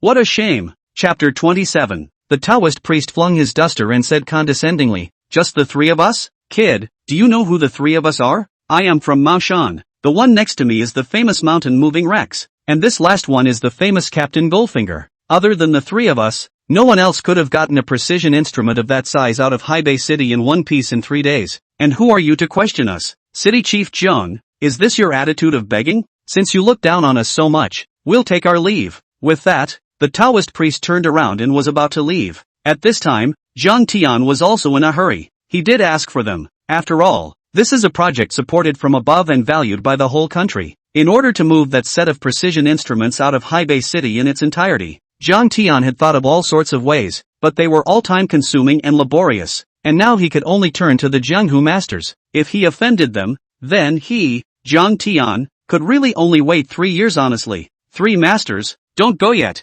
Jiang Tian's face was full of smiles, and he didn't dare to offend Gu Bei or these 3 masters. This Mr. Gu didn't mean to question the 3 of you. It's just that we haven't seen any of the 3 of you before. I wonder if it's convenient for the 3 of you to show off your skills so that we can open our eyes? The Taoist priest sniffed and said condescendingly, of course. After saying that, he only saw the Taoist priest take out a small compass from within his own sleeve. The Taoist priest violently threw the compass into the air, only to see it begin to spin out of thin air and not fall to the ground. Then, as the Taoist priest mouthed the words, the compass unexpectedly grew bigger against the wind. From the size of a palm at the beginning, it became the size of a ship, covering the entire sky above the city lord's mansion. The Taoist priest said extremely proudly, this compass of mine is the very best magic treasure of the entire Maoshan mountain. Under the manipulation of my magic power, it can become incomparably huge. The biggest difficulty in transferring that apparatus was nothing less than the fact that the apparatus was too large for the streets of the city of High-Bay to accommodate. But by transferring the instrument to my compass,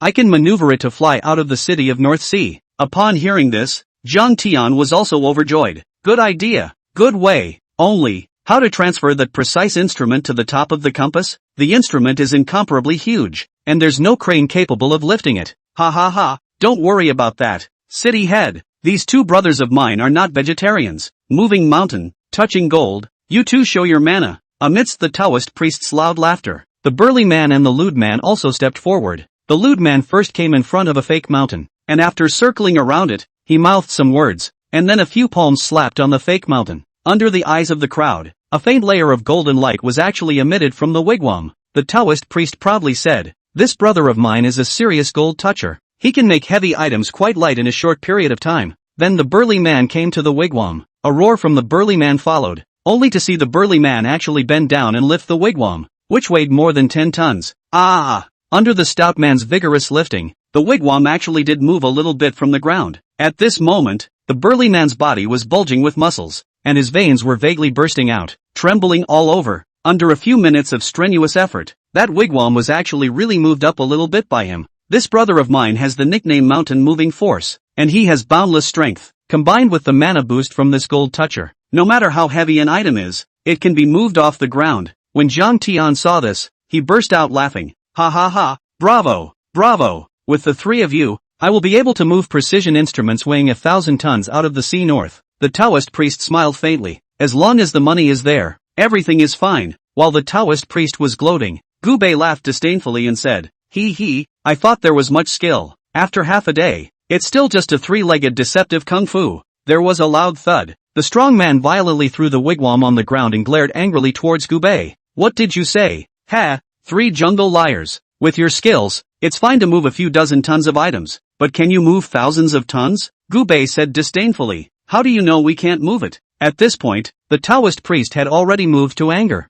Gubei hugged his arms and said, "Aren't the 3 of you able to move thousands of tons of items when you join hands? I, Gubei, will just stand here and not move. If the 3 of you can move me with your combined hands, everything is fine. If you can't move it and hoodwink the city head, don't blame me, Gubei, for taking the little lives of the 3 of you. Ha ha ha ha ha, you're only moving more? Moving you is easy. What if the 3 of us could move you?" The burly man laughed disdainfully. Gubei said indifferently, "That $100 billion, it's yours. Good. City head, can he represent you?" The 3 of them looked at Zhang Tian at the same time. In fact, the current Zhang Tian was already convinced of these 3 masters. Only since Gubei had mentioned this, then he couldn't not give Gubei face. "What Mr. Gu means is what I mean." The burly man sneered and came before Gubei. "You're nothing but 100 pounds or so, aren't you? To lift you, I only even need 1 hand." After saying that, the burly man pinched Gubei's shoulder with 1 hand and casually tried to lift him up. But as soon as the burly man exerted himself, his face changed violently, because he realized that Gubei seemed to weigh thousands of pounds, and with 1 hand, he could not shake Gubei at all. "A little something, but I'm getting serious." The burly man's face changed, and he directly clasped Gubei with both hands. Then the burly man, like Lu Zhishan pulling a willow upside down, fiercely exerted his strength.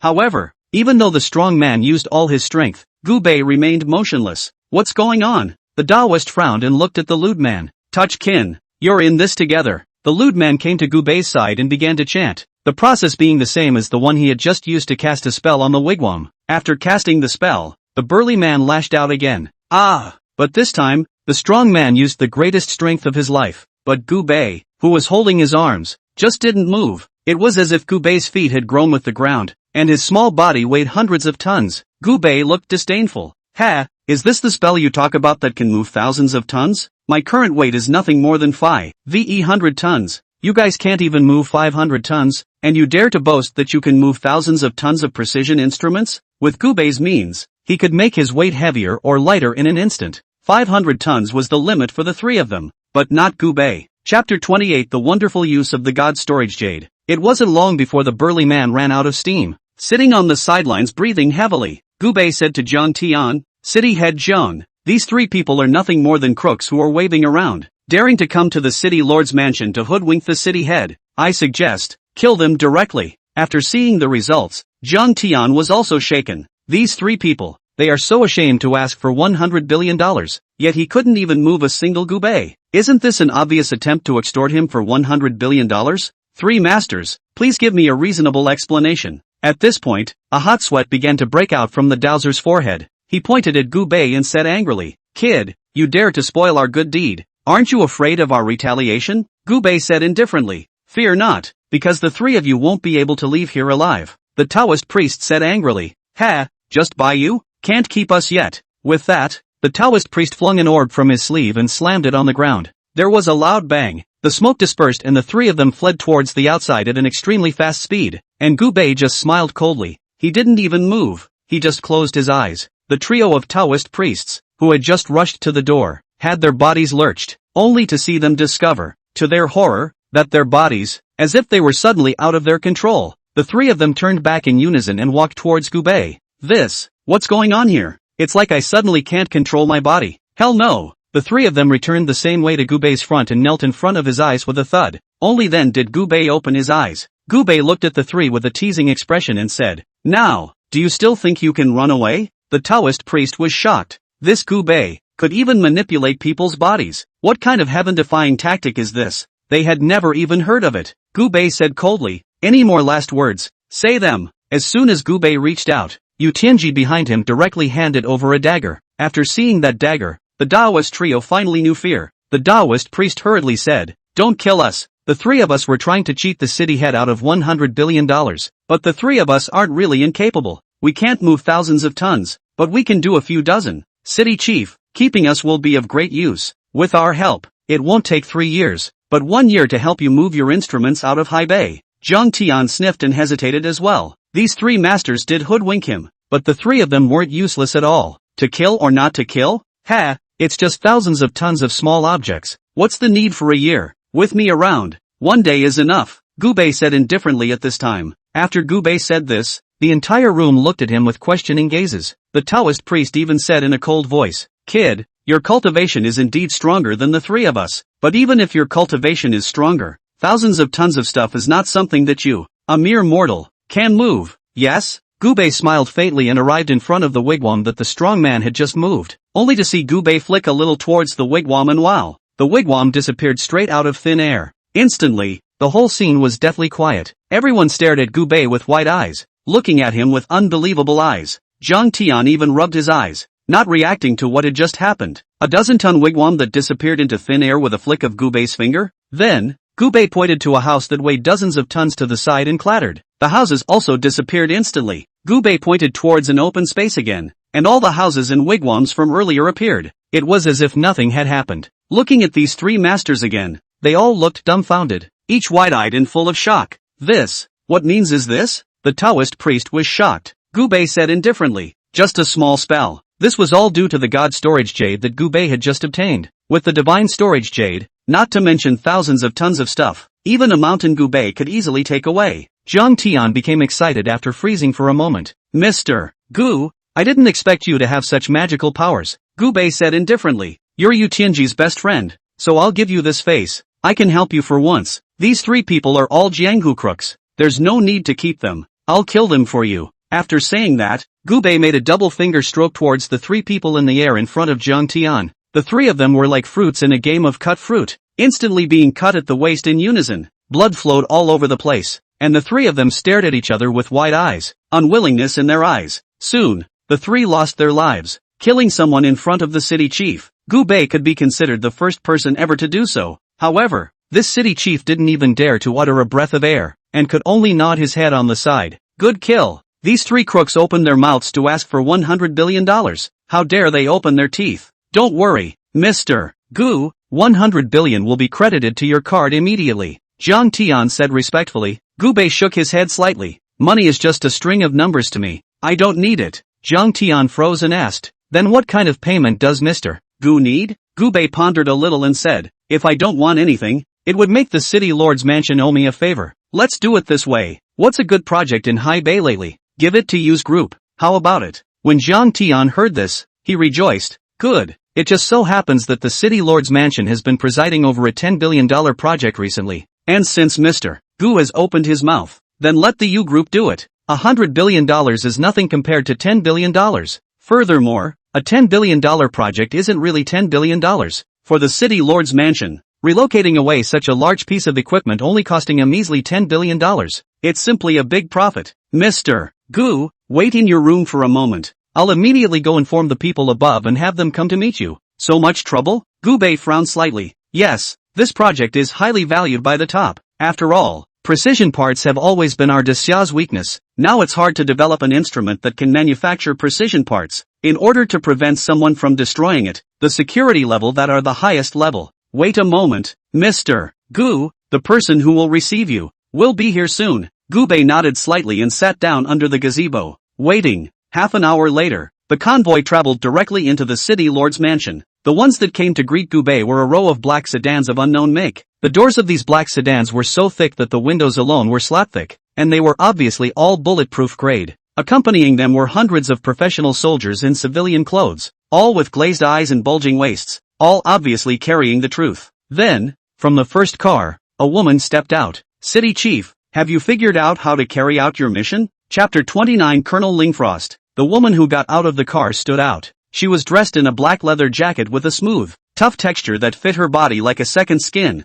The body is perfect. The waist is slim and strong. The breasts are full and firm, undulating with the pace to show the charm. The hips are rounded. The leather pants outline the attractive shape. The long legs are wrapped by the black boots. The pace has a rhythm. The face is exquisite. Eyebrows like far away and upward. Eyes stern. High nose under the dark red lips slightly pursed. Add cold color. long hair tied into a high ponytail, swinging between the show of self-confidence and uninhibited. She was the head of this security operation, named Ling Frost. Even Jiang Tian acted extremely polite after seeing her. Captain Ling, a way has been thought of. This Mr. Gu possesses supreme magical powers, and with him at his disposal, it will only take a day to move the apparatus outside of Haibei City. Upon hearing this, Ling Shuang's eyebrows were furrowed, and a pair of questioning eyes kept sizing up Gu Bei. Seeing Gu Bei's young age, she couldn't help but be a little contemptuous. With him alone? Are you sure? Jiang Tian hurriedly said. I'm willing to vouch for my position as the head of the city. What's your name?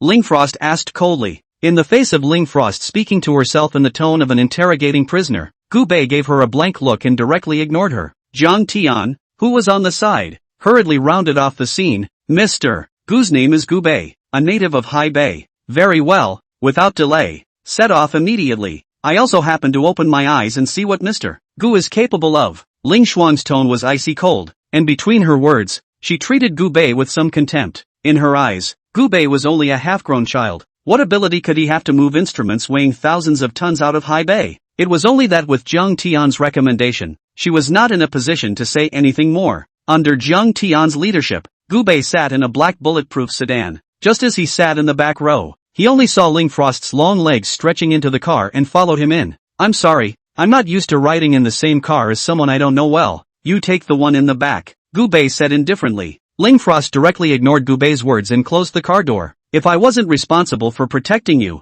do you think I'd be willing to ride in the same car with a half-grown kid like you? Gu Bei smiled playfully. Seems like you're not a few years older than me, right? Ling Frost hugged his arm, coldly said, I am not older than you by a few years, but I entered the Huaxia Advanced Talent Training Course at the age of 5, served in the Special Forces Training Course at the age of 13, and at the age of 20 has already established a level of military service 8 times. Currently at the age of 26, I am already a colonel rank. You, what do you take to compare with me? Pop, pop, snap, Gu Bei applauded, playfully savoring, what a woman who is a heroine. But how do you know that I will be worse than you? Ling Frost's eyes flashed with a hint of disdain. In the entire Great Xia, there are no more than 100 of my peers whose accomplishments are higher than mine. You are not yet that qualified. Gu Bei let out a laugh and didn't reply, only closing his eyes. Soon after, the car drove to a factory in the center of Haibei City. This factory has a high level of security and is surrounded by professional soldiers. Cameras and electrified barbed wire surround the entire factory so that not even a fly can get in.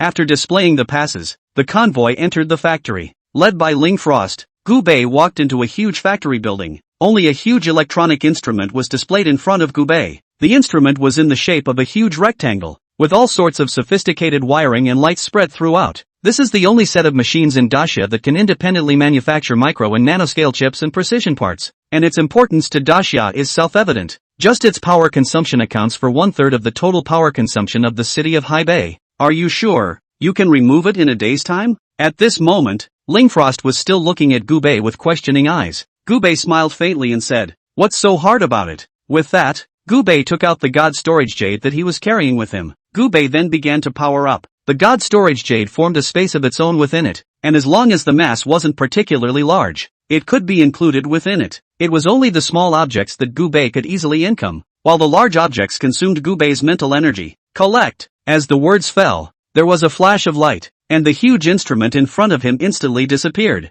It turned into a ray of light and drilled into the God Storage Jade. Done! Gu Bei played with the God Storage Jade in his hand. Seeing that Gu Bei had really removed the precision instruments, Ling Frost's eyes twitched with some surprise. I didn't realize that you really had some skills, but it was the jade pendant in your hand that was able to remove the precision instruments. Not you, right? Gu Bei said faintly. Sort of. Without the divine storage jade, Gu Bei really couldn't move such a huge apparatus out of Haibei. However, there was no third person in the world other than Gu Bei who would use the God Storage Jade. The second was Gu Bei's older brother. This jade pendant is a great help to the country. I urge you to turn this jade pendant into the country. It will be of great help to the country's development. Ling Frost said. So what do I get? A banner and $500 in cash? TSK, TSK. Sister, you have to have a begging attitude, okay? If you keep pushing, I'll throw your broken machine into the sea for you, Gu Bei said, turning away with his back. Ling Frost's eyes went cold and she clenched her pink fists. As the youngest colonel in the army,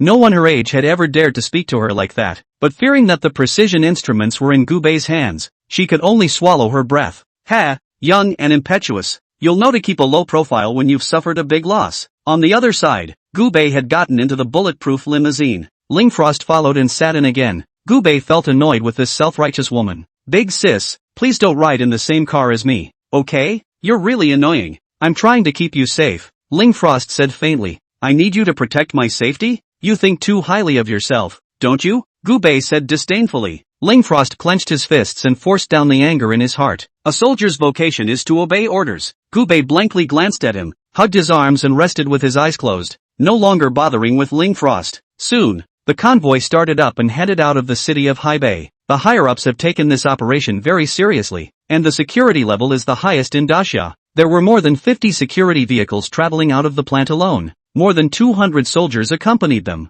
After leaving Haibei City, more than 50 vehicles split into 3 convoys traveling out in different directions. The purpose is to obfuscate. The new factory was built deep in the mountains, which not only dissipates heat well, but also allows for independent power supply and easier security. 2 hours later, the convoy Gubei was in was traveling on an uninhabited path in the deep mountains. At this moment, Gubei was playing with his cell phone in the car when there was suddenly a loud boom. The road ahead suddenly exploded, blowing a sedan at the front of the line straight up into the air. Chapter 30 Island Killer. Enemy Attack. Lingfrost instantly tensed up, and Gubei put down his cell phone and looked out the window with interest. After the convoy came to a stop, they only saw countless plainclothes soldiers armed with microshocks stepping down from the vehicles, using the doors as shields and looking around vigilantly. There were more than 70 soldiers protecting Gubei. They are all highly trained special forces with extremely strong combat abilities, coupled with the availability of excellent weaponry. Even if the other side came with a reinforced regiment, it would be difficult to fight against them. There really is someone who dares to come and seek death. From the bottom of Lingfrost's eyes, a murderous aura was revealed. But, after the explosion, no enemies came out from all directions. The surroundings were extremely quiet, so quiet that it was a bit eerie. Soon, some green gas suddenly dispersed from the trees, the grass, all sorts of places. The green gas soon covered the entire road. Bad, it's poison gas. That's right, head to head. No one is a match for these professional soldiers. After all, even the highest kung fu is afraid of a chopper. Not to mention that what these people are holding are proper pistols and rifles. So, if you want to destroy precision instruments, you have to play dirty. Get in the car, Lingfrost yelled with his walkie-talkie. These bulletproof vehicles are not only bulletproof, but also have an air filtration system so that even poisonous gas cannot enter the vehicle for a short period of time. But it's too late to warn. The moment the poisonous gas appeared, a number of people had already inhaled it. A dozen men fell to the ground without warning. The rest of the group reacted by backing into the car and closing the doors and windows. But now, everyone is faced with a dilemma. In the car, there was no way to protect Gubei in front of him, but when you get out of the car, you faint from inhaling the poisonous fumes. It was also at that moment that 7 people walked out of the poisonous gas. These 7 people were short in stature, but all of them were wearing chemical-proof suits and gas masks, and they directly ran towards Gubei's vehicle and rushed over. They were holding C4 and were well targeted. They're going to blow up Gubei. At this time, Lingfrost also realized the other party's intentions, and after casually dousing a towel in wetness, she covered her face and was about to get off the bus. Gubei stopped Lingfrost and said, "Don't bother, let me do it. You stay in the car, don't go anywhere. Right now your life is more important than all of ours put together." Lingfrost yelled and walked straight out of the car, unlocking the door in the process. After getting out of the car, Lingfrost drew a dagger from the back of her own waist, and rushed towards those 7 people. It wasn't for nothing that Lingfrost was able to become a colonel at such a young age. Her cultivation level was that of a sovereign. The cultivation systems of martial artists are Ming Jin,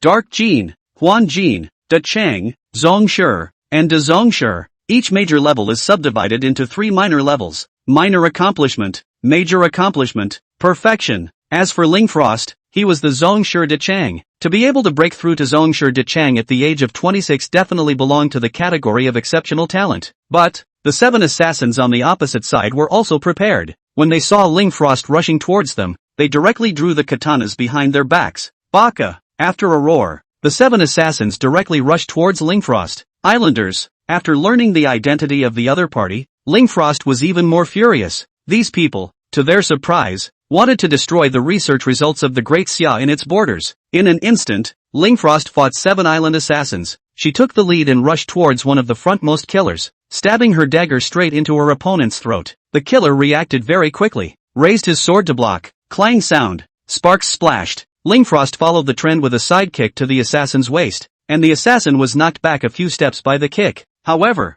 the other 6 assassins had already attacked from all directions. They work well together and move neatly. 2 assassins swung their knives at Ling Frost's shoulders at the same time from the left and right sides. Ling Frost crouched down violently to avoid the 2 knives while the dagger slashed upwards, cutting through the protective clothing of one of the assassins. But at that moment, another assassin from behind violently kicked Ling Frost's back. Ling Frost lunged forward and rolled woefully on the ground before stabilizing herself. Before she could get up, 2 more assassins attacked from the left and the right, their katanas carrying the sound of harsh winds, pressing straight into Ling Frost's vitals. Ling Frost clenched her teeth and fought against it with her dagger, but the other party's strength was so great that she felt a soreness in her arms. Those 7 assassins were worthy of being at the sect master perfection realm. Their attacks were as continuous as a raging storm, not giving Ling Frost the slightest chance to catch his breath. Although Ling Frost fought hard, multiple wounds gradually appeared on her body, and blood stained her black leather jacket red. Her movements began to become sluggish and her strength was rapidly depleting.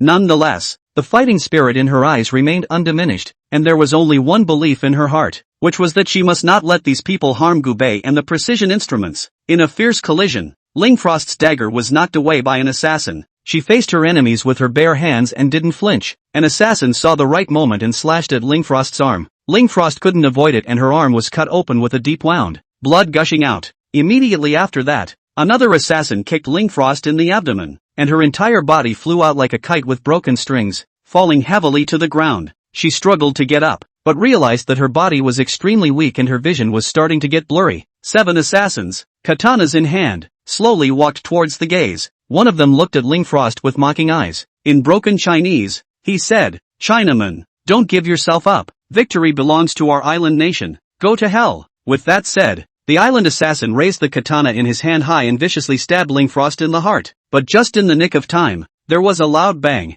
and Gubei kicked open the unlocked car door. "As much as I dislike you, I hate these islands more than I do." Gubei slowly stepped out of the car. All 7 assassins stopped their movements and looked at Gubei at the same time, and Ling Frost, after seeing Gubei get out of the car, instantly yelled with wide eyes, "Are you crazy? You'll pass out from the poisoning." As soon as he got out of the car, Gubei inhaled a few mouthfuls of poisonous gas. However, Gubei's body didn't fall down and only touched his nose. Poison gas? It's not nearly as lethal as deep-fried stinky tofu. Several of the island killers also looked at Gubei with considerable surprise, apparently not expecting Gubei to be able to move freely in the midst of the poisonous gas. But several of the island assassins didn't think much of it. One of them extended his hand towards Gubei and said coldly, "You, hand over the jade pendant. Otherwise, you're dead." Upon hearing this, Gubei took out the god storage jade and played with it in his hands as he said, "You mean this? Ha? Since you guys want it so badly, let's give it to you." After saying that, Gubei casually threw out the god storage jade.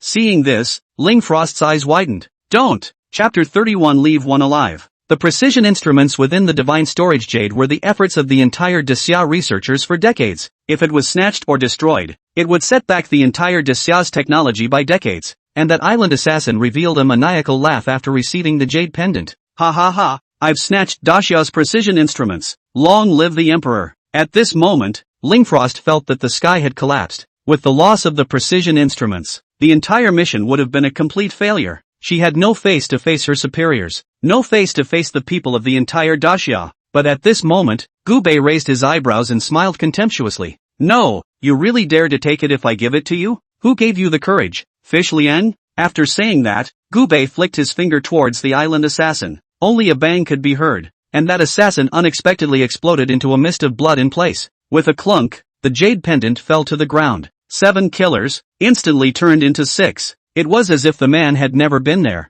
Instantly, the scene was deathly silent, and everyone was stunned as they looked at the blood on the ground. What just happened? This Chinese man gently pointed at this Zonshur perfection expert and he exploded into a bloody mist? Disappeared? Not only did the assassins freeze, Ling Frost also froze. She had always thought that Gubei was nothing more than an ordinary person, but now it seemed that he was not, killing a patriarch perfection in seconds at will. His cultivation level was much higher than his own. The remaining 6 assassins only felt their body sweaty hairs explode at this moment. "Kill him. Avoid a long night." As the words fell, the 6 assassins rushed towards Gubei at the same time, katanas in hand, and Gubei smiled contemptuously and stood with his arms folded. Only Gubei stretched out his own 2 fingers, using them as knives, and rushed at the first 2 island assassins who rushed over with a light stroke through the air. "Wow, The two men were cut down at the waist by an invisible sword chi through the air. The lower body was still running wildly towards Gubei, but the upper body had already fallen to the ground. The breaks were flush, as if they had been sliced by a cutter. 6 assassins, only 4 left. The remaining 4 assassins had never seen such a terrifying tactic before, and were instantly scared out of their wits. And with a scornful smile,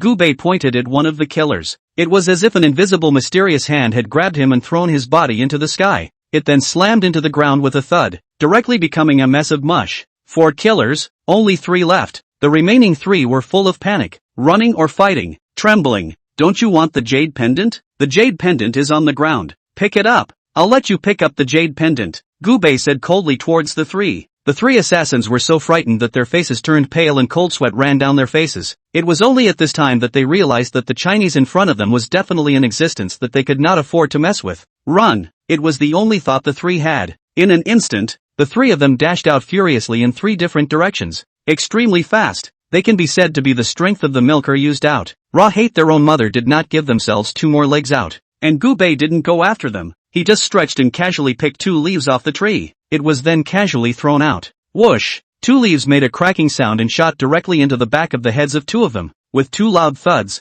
the 2 assassins fell straight into the jungle. At this point, only the last person was still running wild. Collapsed on the ground. Lingfrost anxiously shouted, "Leave one alive." Gubei nodded slightly. He would do so without Lingfrost saying so. "Give me back." At Gubei's command, the island assassin who was running wildly through the jungle unexpectedly reversed its direction uncontrollably. It ran wildly towards Gubei's side. The assassin stared at his uncontrollable body with wide eyes and a face full of shock. In his heart, he was getting more and more desperate as he was getting closer and closer to Gubei. A few moments later, the last of the island assassins ran to Gubei's front, then flopped down and knelt in front of Gubei's eyes. On the side, Lingfrost looked dumbfounded. What just happened? The island assassin who had already escaped came back on his own? But judging by the expression on this assassin's face, he didn't know why he had run back. This Gubei, what other magical powers does he have? 7 sect masters perfected. It seems like they've put in a lot of blood to destroy the apparatus. With a wave of Gubei's hand, the jade pendant on the ground flew back to Gubei's hand by itself. Lingfrost, on the other hand, covered her chest and stood up, lowering her head with a face full of shame, not daring to look directly into Gubei's eyes. "I'm sorry, I was the one who underestimated you before. Compared to you, I really can't be considered as any kind of heaven's pride." Gubei glanced at her and said indifferently, "Don't misunderstand me. I didn't do it for your sake. It's just that I was born to look at the little days in a bad light, so I went out and killed them." Lingfrost was silent. Gubei looked at the last assassin kneeling on the ground and said, "Soldiers divided into 3 ways, and still ambushed with precision. The other party even knows that the precision instruments are in this jade pendant in my hand. It seems that in our team, there are spies." Lingfrost clenched his fists and gritted his teeth. "Even if I dig 3 feet into the ground, I'm going to uncover this traitor," Gubei said indifferently. "Just escort him back and interrogate him, won't you know? Alright, tell the team to hurry up and get going. It's weirdly cold in this Thai place." After saying that, Gubei sat back in the sedan. And this time, Lingfrost had the good sense not to ride in the same car as Gubei, because Gubei really didn't need her to protect him. Once the bombed-out bulletproof vehicle at the front had been jacked to the side of the road by the vehicles behind it, the convoy set off again. In another 2 hours, the convoy traveled to the research base deep in the mountains. This scientific research base was built with billions of dollars of investment from the top management of Dacia, with independent power supply and the highest level of security facilities. As long as the precision instruments enter the scientific research base, the security problem will be completely solved. After entering the base, Gubei was brought to a huge factory building. Gubei directly released the precision instrument from the God Storage Jade. At this point, Gubei's mission was successfully completed. The attack on the team was reported by Lingfrost. Soon, an interrogation expert was sent from above to interrogate the surviving assassin. Since Gubei was a party to the case, Gubei was invited over to listen in as well. In a gloomy interrogation room, Gubei sat in a chair and dozed off. That faraway interrogation expert had already interrogated the island killer for close to 3 hours. But this island assassin just couldn't get a word in edgewise. 3 hours later, the interrogation expert wiped the sweat from his forehead and shook his head. "No, this is a dead soldier who has been raised from a young age, after inhuman torture, soft and hard. From his mouth, no useful information can be obtained, much less learn who the spy is." As soon as the words fell, Gubei, who was sitting in a chair, stretched and lazily said, "What a waste of time. Is this what is called an expert? Chapter 32 16 seconds. As soon as Gubei finished speaking, that expert instantly became furious. What do you mean? Are you questioning my abilities? Gubei stood up and said coldly. Something that can be solved in a minute has been dragged out by you for 3 hours. Isn't everyone's time? The expert was instantly exasperated. This island assassin is a dead man who has been bred from a young age. I've interrogated countless criminals, and I've never met anyone tougher than him. You killed 6 island assassins by yourself. I admit that your stance and cultivation are indeed impressive, but interrogation and murder are 2 different things. I don't believe you can get anything out of him in a minute. Gubei pushed the expert away and said, Don't believe me? Then you'll watch it for me. After saying that, Gubei felt out 3 silver needles, and his right hand stabbed into the 3 acupoints on top of that island assassin's head like lightning. A few moments later, only that island assassin's face showed pain and his body trembled. Gubei said indifferently, With my soul-devouring needle, no one has ever been able to carry it hard for more than 50 seconds. The current top holder of the record is a man named Mo Yuan in Dragon Prison. It's rumored that he once had half of his head cut off by shrapnel and his nerves aren't quite sensitive enough to feel the pain. But even so, he only managed to carry it hard for 50 seconds. I don't know how long you can carry it. At this moment, the island assassin let out an inhumanly miserable scream and trembled all over. Kill me! Kill me! For the first time ever,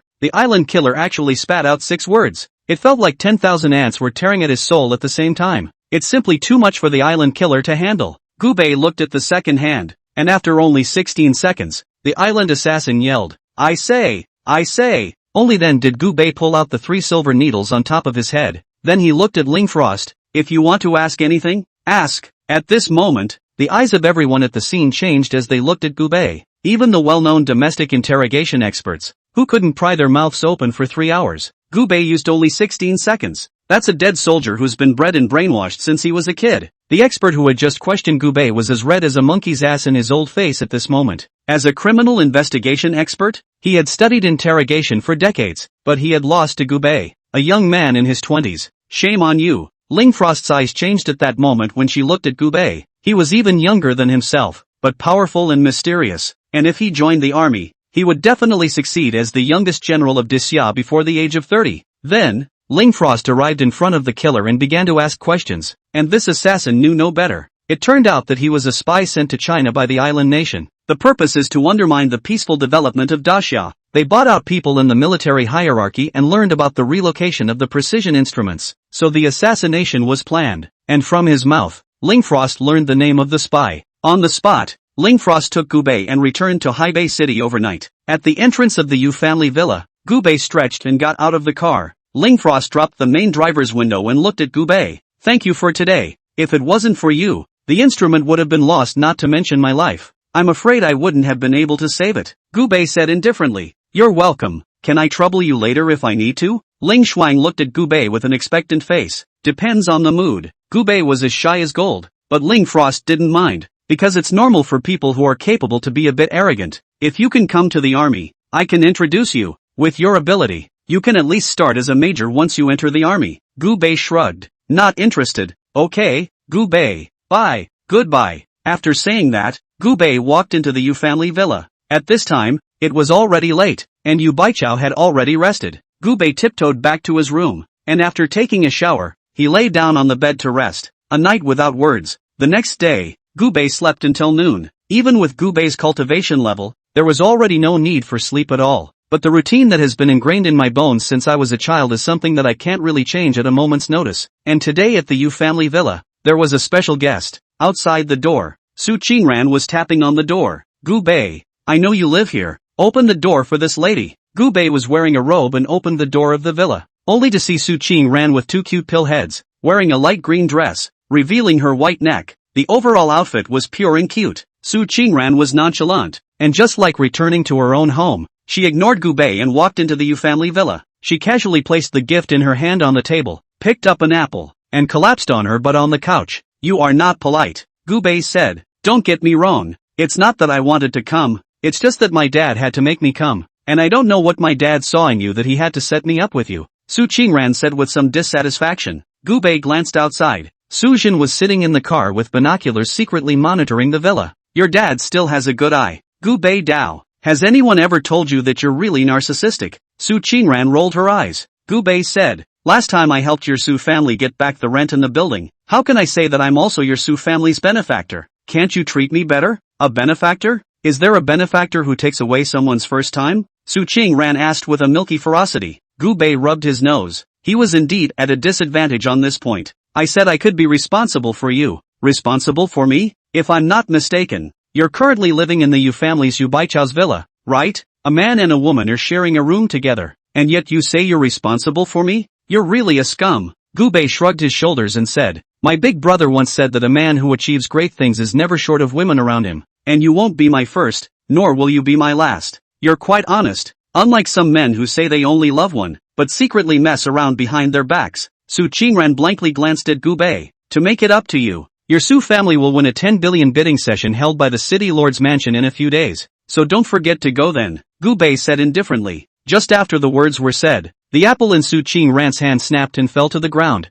She looked at Gu Bei with wide eyes. You don't have a fever, do you? The city lord's project is something you and I can influence? That big piece of cake has long been taken by those powerful people. You don't believe me? Gu Bei asked with a raised eyebrow. It's not that I look down on you. I really don't believe you have that ability. Su Qingran pouted and shook her head. What if I could do it? Gu Bei asked. If my Su family can really win the bid, then, what's the harm in doing it again? Chapter 33 Vice President Lu of Tianhong. After sitting for 2 hours, Su Qingran completed her mission and left the Yu family villa, and Gu Bei changed into a clean outfit and headed to Yu's group. At this time, in the office of the president of Yu Group, Yu Baichao was busy. Yu Baichao was sitting in front of the desk, with a stature that looks like a delicate flower blooming in the business world. She was tall and shapely, with curves outlined in a slim-fitting professional suit. Her waist is slim and strong, her breasts are full and firm, and she undulates slightly when she breathes. The hips are rounded and curved seductively under the wraparound skirt. The slender legs were wrapped in black silk,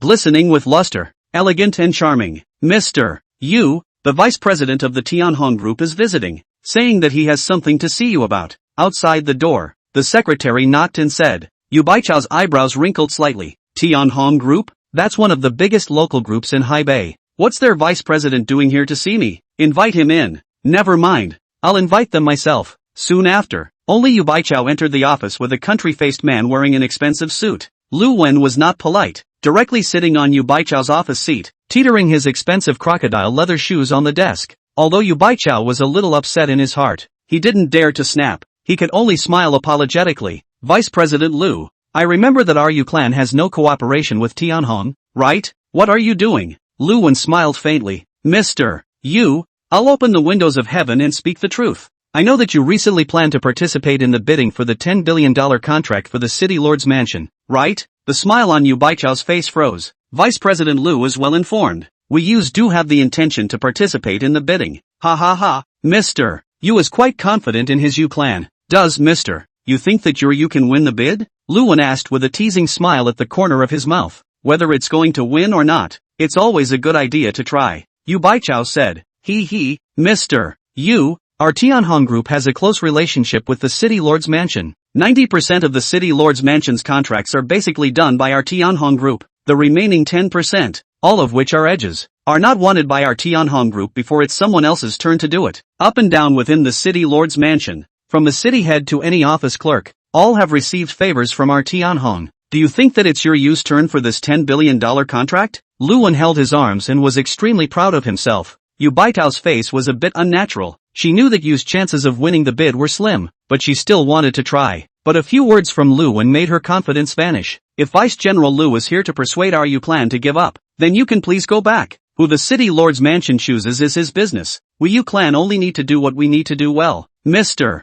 Yu, you are a smart person. To be honest, our Tianhong group's young proprietor has liked Mr. Yu for a long time. If Mr. Yu really wants this tens of billions of dollars contract, in fact, as long as our young master nods his head, the contract is yours. As long as you go to this place tonight, for tomorrow's bidding, we, Tianhong, will guarantee that you can win the bid, Lu Wen said, taking out a rune card and placing it on his desk. After seeing this rune card, Yu Baitao was furious. She slapped the table and said angrily, what kind of person do you Tianhong take me? Yu Baichao. 4. Get the hell out of here. Lu Wen stood up unhurriedly and said arrogantly, Mr. Yu, you should be clear about the consequences of offending our Tianhong. The last Zhao family that offended our Tianhong, their family died. Not only did the company go bankrupt, The Zhao family died and went crazy. The Lu family behind our Tianhong is the third of the top 10 families in North China. It's your honor that our young master has taken a liking to you. If you get on the right path, the Yu clan will soar. If you don't get on the path,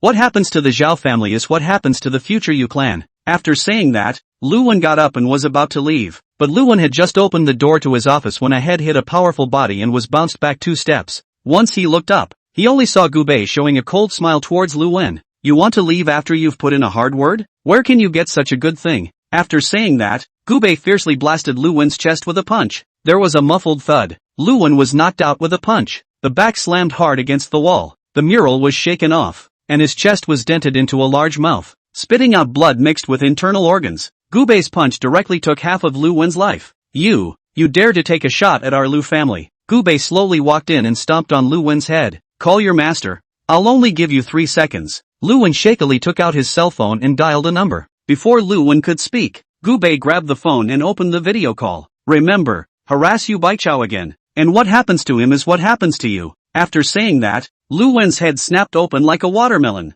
Come over here and collect your dog's body. After saying that, Gu Bei hung up the phone and threw the phone into the trash can like a piece of trash. Seeing Lu Wen killed, Yu Baichao forced himself to hold back his nausea and said to Gu Bei, "We've gotten into big trouble. The Lu family behind Tianhong is one of the 3 great families in Haibei. The Lu family is not a small family like the Dong family or the Zhao family. The Lu family's influence in Haibei is extremely terrifying." Gu Bei said indifferently, "In my eyes, the Zhao family, the Lu family, and the Dong family, there's no difference. They're all just ants." Seeing how confident Gu Bei was, Yu Baitao couldn't say anything more. She wasn't sure what exactly Gu Bei's reliance was, so she could only hope that Gu Bei could take care of this matter now. By the way, I got you half of the $10 billion contract for the city lord's mansion. Gu Bei sat on the sofa and picked up a tissue to wipe his leather shoes. Really? Half? That's $5 billion.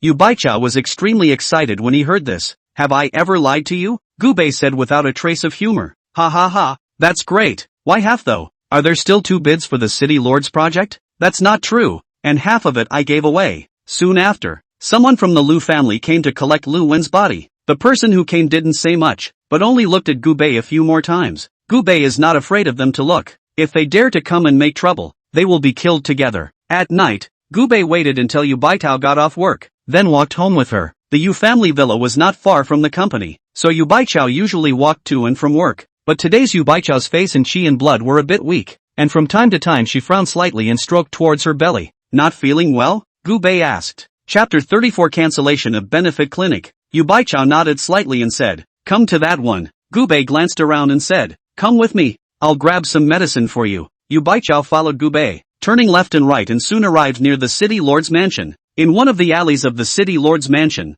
there was a long line at this time. The line was so long that you couldn't see the end of it at a glance, and there were surprisingly hundreds of people in line at the same time. Why are there so many people here? What are they doing? Yu Baotao asked curiously. At this time, a grandpa who was lining up at the end of the line said, "Don't you know? Lu Qingyun, the famous doctor from the north of the sea, is here for a free clinic. Dr. Lu is usually a divine doctor who can't even get a number. Now that the clinic is free of charge, everyone who is sick or not is coming to see Dr. Lu. It's a bonus to be in line." Gu Bei frowned slightly. He hadn't thought that Lu Qingyun's popularity in Haibei was so high. At this time, there were a number of ticket scalpers yelling on both sides of the line. "Come take a look. Here are the tickets that are fast approaching the front of the line. It only costs 3,000 apiece. Anyone?" Scalp tickets seem to be very popular and tickets are snapped up as soon as they come out, because usually Hang Lu Qingyun's number are more than 3,000. 3,000 scalper tickets. It's worth it. Gu Bei, are you going to take me here to get the medicine?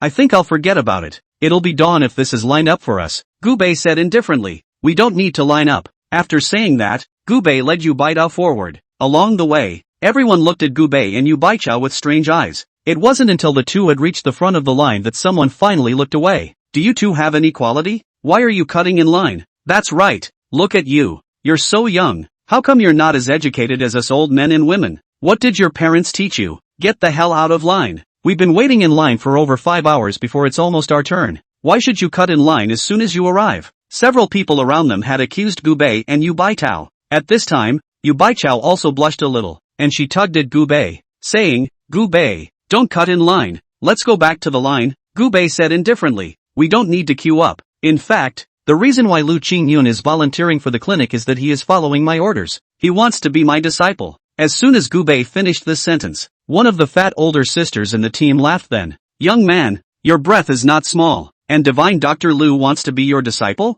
Who do you think you are? Divine Dr. Lu. That's a famous divine doctor in Hebei and even the whole of Disya. People who want to be his disciple can line up from here to the Magic City. Can you stop bragging? As soon as he finished speaking, another man wearing glasses said in a cold voice, I think you two are here to see the head, right? No matter what you guys are looking at, you also have to line up. How unqualified and uneducated. Being so abused by the two. Gubei frowned and said in a cold voice, it's almost time for you guys to get in line, isn't it? Believe it or not, with one word from me, you'll never be able to line up Lu Qingyun's number? Ha ha ha, I'm begging you, quickly let Divine Dr. Lu cancel the charity clinic. Do you really think of yourself as Divine Dr. Lu's master? Your face is bigger than none. How nice. The fat older sister taunted mercilessly. The man with glasses followed suit and taunted. You're too young to learn, and you come here to cheat? Even if a scalper came, he would have to line up to get a number. What are you pretending? Gubei nodded coldly and said, well then, everyone listen up. It was the two of them who told me to cancel the charity clinic. Don't blame me if the clinic is cancelled at that time.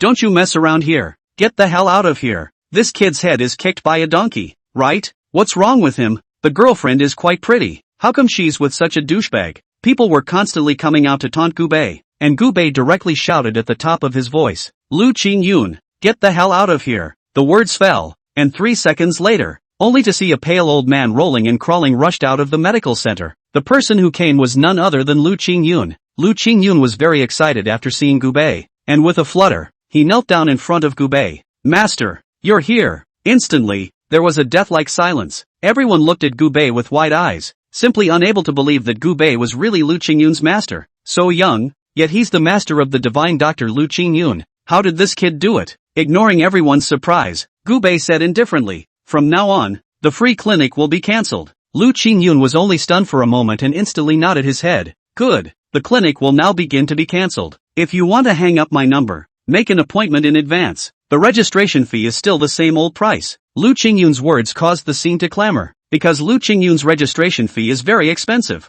and it's also extremely difficult to get registered. Now Gubei's words directly caused Lu Qingyun to cancel the charity clinic. Those patients who are about to get in line are going crazy at this point. For a moment, everyone took their grievances out on Fat Big Sister and Glasses Man. It's all because these two people offended Divine Dr. Lu's master. That's what made Divine Dr. Lu cancel the charity clinic. These two. It's almost time for me to get in line. It's $8,000 for the registration fee. These two made me drop $8,000. Hit him for me. The scene was instantly chaotic, and several hundred people rushed forward and backward towards the fat elder sister and the man with glasses, and began to punch and kick. And those who had just mocked and insulted Gubei regretted it at this moment. Because of a momentary slip of the tongue on his part, he had cost himself the chance to come face to face with the divine doctor. And Gubei and Yu Baichao ignored this and walked directly into the small pharmacy. After arriving at the pharmacy, Gubei casually picked up a piece of paper and clattered down several herbs. Said, grab me a dose out according to this recipe. Stir it up and wash it down.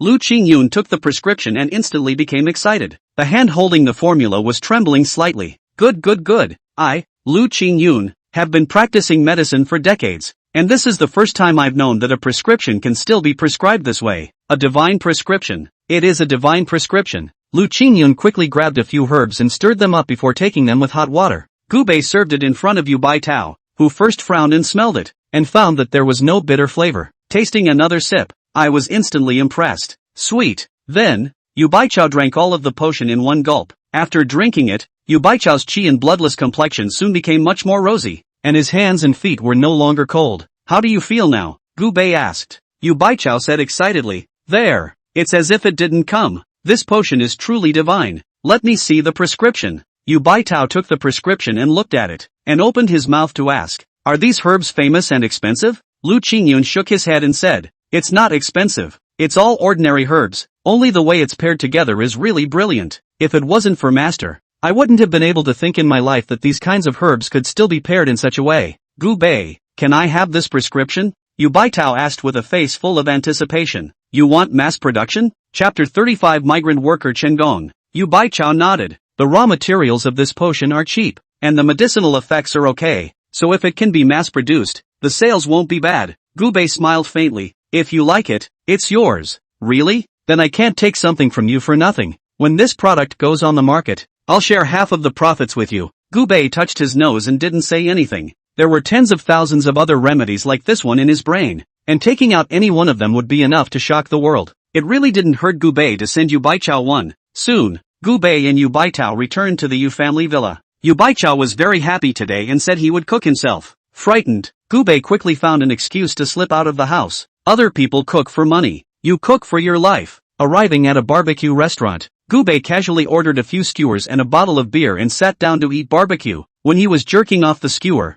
he saw a strong man with dark skin and carrying a helmet in his hand come in front of Gubei. Dude, this place is full. I see you're just one person. Is it convenient to share a table? Gubei looked up. The visitor was 1 meter 8 tall, all tendon meat, and had a simple and honest face. Gubei nodded. Yes, please have a seat. Although Gubei killed without blinking an eye, he was not a good killer, and he treated his friends and good people politely. Chen Gong sat down and revealed a naive smile. Thanks a lot, boss. Order me 10 lamb kebabs, 10 beef skewers, 2 beers, 10 fried rice and 10 fried pancakes. Hearing about the meat skewers, Gubei wasn't surprised, but it wasn't until the burly man in front of him ordered 20 entrees. Man, even animals can't eat this much in one meal, can they? The boss had already seen it all and quickly served Chen Gong a large table of staple foods. After realizing that Gubei was staring at him, Chen Gong revealed a naive smile. I'm naturally a big eater. Bro, you can take away a plate to try. Their fried rice is still delicious. Gubei smiled and said, thanks. No need. At this moment, Chen Gong then began to wolf down his food. Gubei was watching this guy dazzle through 20 entrees in 10 minutes time. When they were done eating, they still felt unfulfilled and raised their hands. Boss, give me 10 more orders of chow mein. Soon after, 10 servings of braised noodles were also dazzled by Chen Gong. Only after finishing his meal did Chen Gong burp with satisfaction. At this moment, Chen Gong took out the canvas bag he was carrying and took out a bunch of cash from the bag. Judging by the thickness, it's at least 10 or 20,000. Boss, check out. After seeing the money Chen Gong brought, the barbecue restaurant owner laughed. You got paid today, old Chun? Yeah, that's why I ordered a few more skewers today. Boss, you're really good at this. Ha ha, 203 total. After paying the bill painfully, Chen Gong was ready to leave. But just then, 2 vans were suddenly seen stopping in front of the barbecue restaurant. With a crash, a group of social gangsters with steel pipes, a dozen or so, came out of the van. After the dozen or so punks got off the car, they ran towards Chen Gong.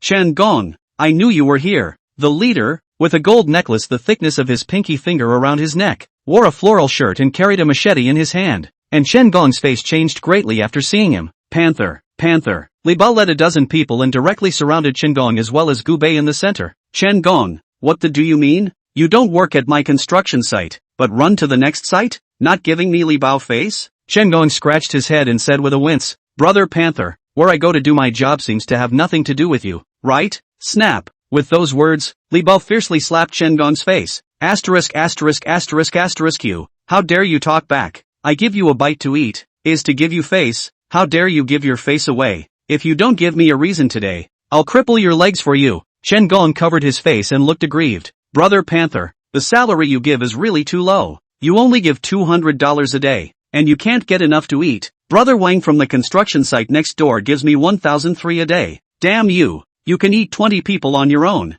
You blame me for not having enough to eat? Li Pao burst into a rage. At this moment, the owner of the barbecue restaurant couldn't stand it anymore and stepped forward. Brother Bao, you're being a bit of a bully. It's good that old Chen eats a lot, but he also works hard. He can carry several hundred pounds of cement. One person can do the work of 8 people, and he doesn't know how to get tired. Honestly, I think 300 a day is too low. Asterisk asterisk asterisk asterisk you don't get to talk here. Li Bao became furious and kicked the barbecue directly over, scattering coals all over the place. Li Bao held a machete and pointed at Chen Gong's neck. I'll only give you 2 choices. First, go back to work with me. Second, don't you make $13,000 a day? Pay me $300 a day. Otherwise, I'll cripple your legs. Chen Gong covered the canvas bag with death. I'm not going back to do it, nor will I pay the money. Brother Panther, don't bully people too much. Honest people get angry when they're bullied. I'm mad at your mom. Give it to me. At Li Bao's command, more than a dozen people surrounded Chen Gong with a burst of punches and kicks. On the side, Gubei was still calmly eating a skewer. He glanced at Chen Gong. Even though he was surrounded and beaten by more than a dozen people, Chen Gong didn't even show signs of sustaining any external skin injuries. A steel pipe was swung at his head, and the pipe was bent, but Chen Gong did not even break his skin. It really is a natural body refining. Gu Bei muttered. Born to refine the body. That's a good seedling for a natural body cultivator. Cultivation of the heavenly child. However, Chen Gong did not know that he was suitable for cultivation. He was very weak and cowardly. In fact, with all his brute strength, these 10 or so people were no match for him at all. But he didn't dare fight back. A dozen or so people fought for 10 minutes, and finally they too got tired of fighting and gasped for air. Chen Gong, I'll ask you once more, will you follow me or not? Chen Gong was beaten to the point that he lost his voice on the ground, just like a 7 or 8-year-old child. You guys are too bullying. I won't go with you guys. I don't have enough to eat. Enraged, Li Bao drew out the card spring and said angrily, since you're not leaving, you can go to hell.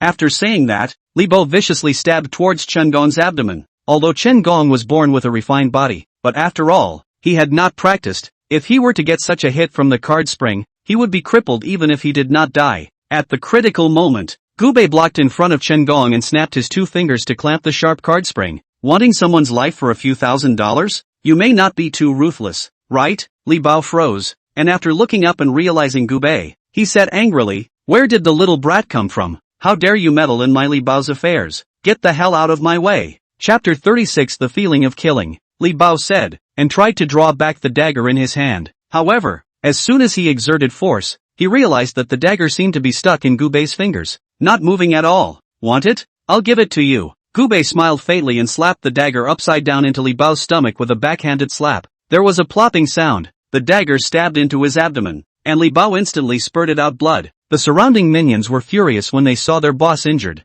Dare to hurt the boss. Kill him. A dozen punks instantly rushed towards Gu Bei. Gu Bei frowned slightly, a hint of disdain flashing in his eyes, as if these punks in front of him were just annoying ants. His figure did not move, he only lightly waved his hand, and an invisible force swept out like a gale. The several punks who rushed at the front looked like they had been hit by a speeding truck. Their bodies instantly flew backwards and fell heavily on the ground, blood spraying wildly from their mouths, and some of them even fainted directly. Seeing this, the other punks were horrified. But they still hardened their heads and swung their steel pipes towards Gu Bei. The corners of Gu Bei's mouth rose, revealing a cold smile. Just saw him raise his hand. He easily grabbed the steel pipe swung by a gangster, and with a gentle twist, the pipe twisted and deformed like a twist in his hand. Before the gangster could react, Gu Bei kicked out, and the gangster flew out like a cannonball, knocking over several people. A few more punks attacked from the side. Gu Bei didn't even look at them, and with a backhanded swing, a harsh forceful chi slashed through. And the clothes of the punks were instantly slashed,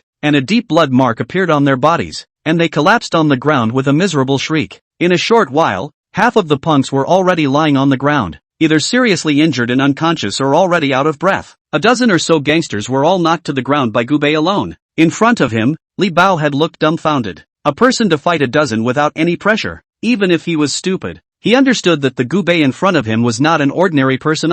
You are actually a martial artist. Li Bao didn't expect that a young man sitting at a ground stall eating skewers would be such a powerful martial artist. Gu Bei ignored Li Bao and looked at Chen Gong. Chen Gong looked at Gu Bei dumbfounded and said, Big brother, you are awesome. Gu Bei looked at Chen Gong and said faintly, talent is good. It's just that his character is too cowardly. Do you want to follow me? Chen Gong froze and asked, which construction site are you from? Can I get enough food by following you? Gu Bei said helplessly, follow me, be my little brother, take care of your food. I'll give you 2,000 a day. How about it? At those words, Chen Gong instantly became excited, said, I'll do it. However, I, Gu Bei, don't want cowards. If you want to be my man, you must dare to think and act. These few people have been bullying you. Don't you want to kill them for revenge? Gu Bei asked indifferently. Kill someone? I wouldn't dare. No, don't you dare. After saying that, Gu Bei's 2 fingers directly pounded on Chen Gong's body a few times. Snap. With a few channels of internal force penetrating into Chen Gong's body, it was as if it had opened up Chen Gong's capillary and dorsal veins. Instantly, Chen Gong's eyes turned red and his personality became furious. He subconsciously picked up one of the knives on the ground and looked at Li Bao. When Li Bao saw that Chen Gong's eyes became fierce, he was so scared that his face turned as colorful as earth, and he knelt on the ground with a thud and kowtowed desperately towards Gu Bei and Chen Gong. Warrior, have mercy. I had the eyes to recognize MT. Tai. I deserve to die. Please spare me this time. Li Bao snot in tears, kowtowed so much that his forehead broke the skin. Blood and dust paste on the face. Woeful to the extreme. He turned to Chen Gong again and begged bitterly, Chen Gong, we've been friends for so many years, so please spare me. I promise I'll never trouble you again, so please forgive me. However, at this time, Chen Gong had already been stimulated by the power in his body by Gu Bei. His eyes were red, and he only had images of being bullied over the years in his mind. And those days of being starved and humiliated flashed by like a slideshow. The anger in his heart was like a volcano erupting and could no longer be contained. He carried his sword and walked towards Li Bao step by step, each step carrying endless killing intent. Seeing this, Li Bao was even more desperate to beg for mercy. His voice was muffled, but Chen Gong turned a deaf ear. When Chen Gong walked up to Li Bao reached out and tried to hug Chen Gong's leg, but he was kicked away by Chen Gong. Chen Gong raised the knife high, and under Li Bao's horrified gaze, he ruthlessly stabbed down towards his chest. With a pft sound, the blade did not enter Li Bao's body, and blood splashed Chen Gong's face. Li Bao's eyes widened, his eyes filled with disbelief. How could he not expect that the always cowardly Chen Gong would really kill him? His body slowly collapsed, twitching on the ground for a few moments before he lost his breath. Chen Gong stood in place, gasping for air. The red color in his eyes faded away. He looked at the dead Li Bao. There was not the slightest bit of guilt in his heart. There was only a kind of relief after relief. He knew that his life would change completely from this moment on. How does it feel to kill someone? Gu Bei asked, holding his arms. Chen Gong looked at his hands and muttered, so cool. It turns out that watching others kneel down and beg for forgiveness is so cool. Chen Gong turned back to Gu Bei and said excitedly, big brother, from now on, you will be my boss. I, Chen Gong, will follow you from now on. Gu Bei nodded slightly and said, are you full yet? Eat some more if you're not full. My treat. Once he heard that Gu Bei was treating him, Chen Gong's eyes lit up. Boss, 500 more lamb and beef skewers. No main food. Thanks. Gu Bei had witnessed Chen Gong's animal-like meal capacity, and he had rounded up all the skewers in the barbecue store by himself. In the latter half of the night, Chen Gong ate his heart out. Before leaving, Gu Bei handed him an elixir and a secret book. Cultivate according to this secret book. Take the pills tonight, and you'll be able to break through to Ming Jin cultivation tonight. Entering Ming Jin in one night, this was something that many people would not even dare to think about, even if Ming Jin was only the lowest rank among martial artists. Yes, boss. After bidding farewell to Chen Gong, Gu Bei returned to the Yu family villa. Wash up and rest. The next day, just after waking up, Gu Bei saw Yu Baichao sitting in the living room being meticulously groomed. Today's Yu Baichao dressed formally, a customized white suit wrapped tightly around her body. Her face is slightly powdered but also stunning. She is obviously not very old, but after wearing professional OL clothing, it is like a ripe peach, so that people cannot help but want to take a bite. Gu Bei, didn't you say that the $10 billion project of the city lord's mansion would be divided in half to our Yu clan? Let's go. You'll accompany me to the bidding session. Yu Baichao turned back to Gu Bei, and Gu Bei looked at the milky-smelling Yu Baichao in front of him and was slightly stunned by her. Yeah, when do we leave? Gu Bei, do you think I'm pretty? Yu Baotao suddenly asked. Chapter 37 Lu Xiaoxiao. The Yu Baichao in front of her was tall, her skin was fair, her features were exquisite, and she was indeed beautiful. Among the beautiful women Gu Bei had seen, they could also be ranked in the top 3. Gu Bei nodded and said, pretty, what's the point of asking? Then why did you split the bid for the city hall in half? Yu Baichao asked with a few moments of jealousy. Because she slept with me. Yu Baichao. Soon after, Gu Bei and Yu Baichao arrived at the city lord's mansion. Today's bidding session was held in a conference room within the city lord's mansion. A total of 30 companies were invited, and these 30 companies are top-notch in every industry in the northern part of the sea. Walking into the meeting room of the city lord's mansion, the place was solemn and luxurious. The round conference table sits in the center and is crafted from the finest mahogany with a smooth, glossy finish. Surrounded by 30 high-backed leather chairs, the workmanship is fine, the leather is soft and ergonomic. The walls are hung with huge oil paintings depicting the mountains and rivers of Haibei and the city's prosperity, with delicate brush strokes and rich colors. The crystal chandeliers on the ceiling are sparkling and illuminate all corners. On one side there is a white marble podium with a microphone and laptop, behind which a large screen several meters wide displays the theme of the bidding session and the company's logo. Surrounded by lush greenery, an air purifier keeps the air fresh. Representatives of 30 enterprises entered one after another, either consulting or talking, and the conference room became lively. Yu Baichao sat in his seat. Although he was high-strung on the surface, he was actually nervous inside. This was because she was clear that the Yu Group and the remaining 29 enterprises were basically not on the same level, so he has no idea if he can get the bid or not. Chief Yu, Mr. Gu, you're here. At this moment, Su Jin, dressed in a suit, took the initiative to come forward to greet him. Gu Bei nodded slightly, while Su Jin had an attentive smile on his face. It's thanks to General Yu and Mr. Gu for making the arrangements. Otherwise, with my Su family, I wouldn't even be qualified to step into the City Lord's Mansion's council chamber. Gu Bei said indifferently. No need to be polite. Seeing that Gu Bei had no intention of taking him on, Sujin could only smile back and sit back down. The president of the Tianhong group has arrived. Just then, a loud shout came from outside the door. With a crash, all the representatives of all the people on the floor rose to their feet consciously and looked toward the door. Then, only a tall and thin man with an old man was seen striding into the conference room. The man was fair-skinned and extremely thin, seemingly falling over when the wind blew. With the appearance of a sickly man, the eyes were narrow and the eyes looked extremely sinister. Young Lu, you're here. This time, for the $10 billion contract of the City Lord's Mansion. If you eat the meat, young Lu, don't forget to let your brothers have a mouthful of soup. Yeah, Lu Xiao, I've heard it all. This time, the cooperation with the City Lord's Mansion is again non-Tianhong Group Ah. Remember to take care of me. Lu Xiaoxiao smiled but didn't laugh. Good point. Then, Lu Xiaoxiao's eyes locked onto Gu Bei and Yu Baichao, only to see him stride over to Gu Bei. It was you who called me the other day, wasn't it? Gu Bei glanced at Lu Xiaoxing and faintly said, It's me. You kid has a lot of balls. Do you know what will happen if you offend my Lu family? Lu Xiaoxiao asked with narrowed eyes. Gu Bei shook his head slightly and said, I don't know. Ha, the next day, your corpse will be hung on the city gates to be exposed to the sun for 3 days. Is that so? Then I'll wait for Lu Xiao to kill me, Gu Bei said indifferently. Lu Xiaoxiao sneered and looked at Yu Baitao. Mr. You really have a lot of courage. No one has ever dared to reject the woman that I, Lu Xiaoji, have set my eyes on. You're the first. I'm upset that your men killed my Lu family. What happens when you offend me? The Zhao family is a lesson from the past. If you don't want the Yu family to turn into the Zhao family, tonight, you'd better be good and wait for me in my bed. Yu Baichao coldly glared at Lu Xiaoxing. You're dreaming. Lu Xiaoxiao hugged his arms and said, Mr. You are really high and cold. However, offending me, Lu Xiaoxiao, there's no need for you to sit in this conference room, because whoever I, Lu Xiaoxiao, let eat meat will be able to eat meat. If I, Lu Xiaoji, don't want anyone to eat meat, I guarantee that he won't even be able to have a mouthful of soup. After saying that, Lu Xiaoxiao sat down on his seat.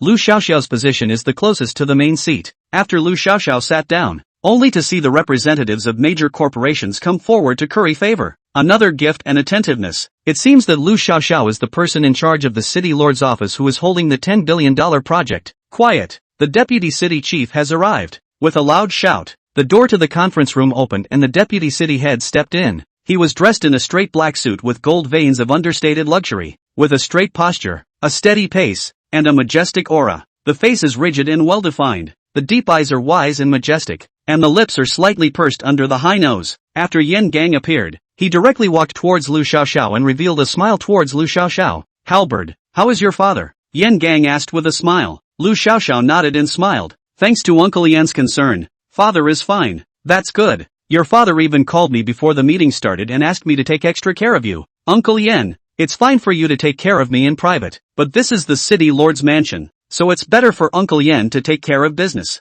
Ha ha ha, that's a must. The crowd watched Lu Xiaoxiao and Yan Gang talking and laughing. Their hearts were envious and jealous. There was a lot of whispering going on down there. It's all about the Lu family's close relationship with the vice city head, and now it seems that it's not a rumor. Just based on this relationship between the Lu family and the deputy city head, this bidding is a complete walk in the park. Yes, if we curry favor with Lu Xiao, we can still follow and have a mouthful of soup. Look at the Yu family's little girl. I'm afraid she can't even have soup. At this moment, Yu Baichao was also a bit worried. Can we really win this $10 billion project? Gu Bei stretched his legs and said confidently, Don't worry, it's not us. Yan Gang came to the main seat and knocked on the table, and the scene instantly quieted down. Yan Gang said lightly, Cut the crap about this bidding. Start now. What everyone is bidding on this time is the development of a piece of land in the new city center of Haibei by the city lord's mansion. I won't say much about how valuable that piece of land is. Next, please elaborate on the strengths of your business. The first one, Tianhong Group. The representative of Tianhong Group was the first to stand up. Deputy City Head. Fellow peers, our Tianhong Group has been developing in Haibei for many years and has unrivaled advantages. In terms of funding, our group is well funded and has a stable capital chain, which can ensure that the project will not be stalled at all stages due to funding issues, whether it is the land development in the early stages or the construction and operation in the later stages. Moreover, we at Tianhong Group have always emphasized innovation, and we are at the forefront of the industry in both architectural design concepts and construction techniques. we are confident that in the development of the new city center, we will create a landmark area that meets the needs of modern life and has a unique charm, adding color to the development of Haibei. After saying that, he confidently looked around the circle, then slowly sat down. After the representative of Tianhong Group finished his speech, there was a loud applause. Yen Gang also nodded with satisfaction and continued. The second one. Yu's group. Yu Baichao took a deep breath and was just about to stand up when Gubei, who was sitting on a chair, said lazily, "It's your City Lord's Mansion's honor to have our Yu clan do your City Lord's Mansion's project. It's your City Lord's Mansion that should expound on the advantages." Chapter 38 Bidding Results. As soon as Gubei's words came out, the entire conference room instantly fell dead silent, followed by an explosion. Yen Gang's face, which was originally with a smile, instantly clouded over, his brows furrowed, and a hint of surprise and anger flashed in his eyes. Staring at Gubei, he said, "This gentleman, what do you mean by that? This is a bidding meeting, not a place for you to be wild." The representatives of the major corporations also showed mockery. "This kid is crazy, isn't he? How dare he talk to the vice city head like that? Who does he think he is? The U Group is nothing more than a small player, and he still dares to speak loudly." Lu Xiaoji even let out a sharp laugh. "Ha ha ha ha ha, what qualifications does the U Group have to say such things? Gubei, you're out of your mind, aren't you? With you guys, you're also worthy of negotiating with the City Lord's Mansion?" An enterprise representative also stood up and said with a disdainful face, "Mr. Yu,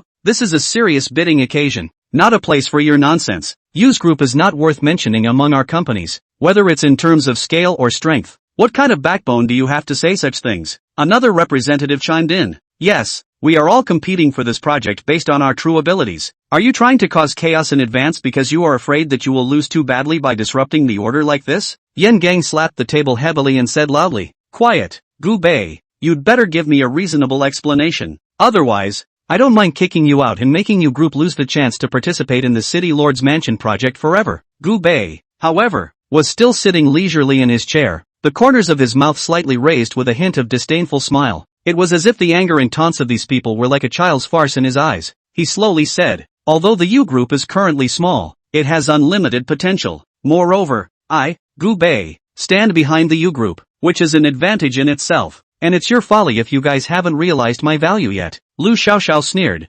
"Humph, what value do you have? Nothing more than a brat who doesn't know the heights of heaven." Gubei glanced at Lu Xiaoxiao, his eyes like electricity. Lu Xiaoxiao actually involuntarily shivered. Gubei said, "Lu Xiaoxing, you think you and the Lu family can cover the sky with one hand? In my eyes, you are nothing. Ha ha ha, Gubei, you can only show off with your mouth. We'll see who the winner is." Yen Gang snorted coldly and ignored Gubei. Then, the companies began to elaborate on the merits of their businesses. Soon, it was Lu Xiaoxing's turn. Lu Xiaoxiao slowly stood up. He first scanned the conference room contemptuously, his eyes lingering on Gubei and Yu Baichao for a moment, the corner of his mouth hooking up into a mocking smile before he spoke. "Deputy City Head, everyone, do I need to say anything about the advantages of the Tianhong Group? Our position in Haibei is like that of a king. In terms of capital, we're much stronger than most of the companies in the room. And that's not just a small amount of money. It's a huge amount of money that's enough to support any large-scale project. Our capital reserves, like a mountain of gold that can never be dug up, can make this project luxurious, which is comparable to those small groups." He paused, and the sinister look in his eyes increased. "In terms of connections, our Lu family has been rooted in Haibei for many years, from the top to the dignitaries, down to the streets and alleys. Which one of them must not give us a few points of face? We can easily make connections and get the project moving without any obstacles. And you guys, okay? Don't cry foul when the time comes because of the slightest obstacle." Lu Xiaoxiao's voice grew higher. "In terms of technology, we have our own team of professionals, all of whom are top talents in the industry, and they are all trained by my Tianhong Group at great expense. Those so-called innovations, we got tired of playing with them a long time ago, and we are pursuing a higher level of excellence. Which of the projects we've participated in hasn't become a landmark in Haibei? This new city project, only our Tianhong Group can make it shine and become the new pride of Haibei. Everyone else, just don't come along for the ride. Don't end up losing without knowing why." After saying that, he sat down proudly, as if the project was already in his pocket,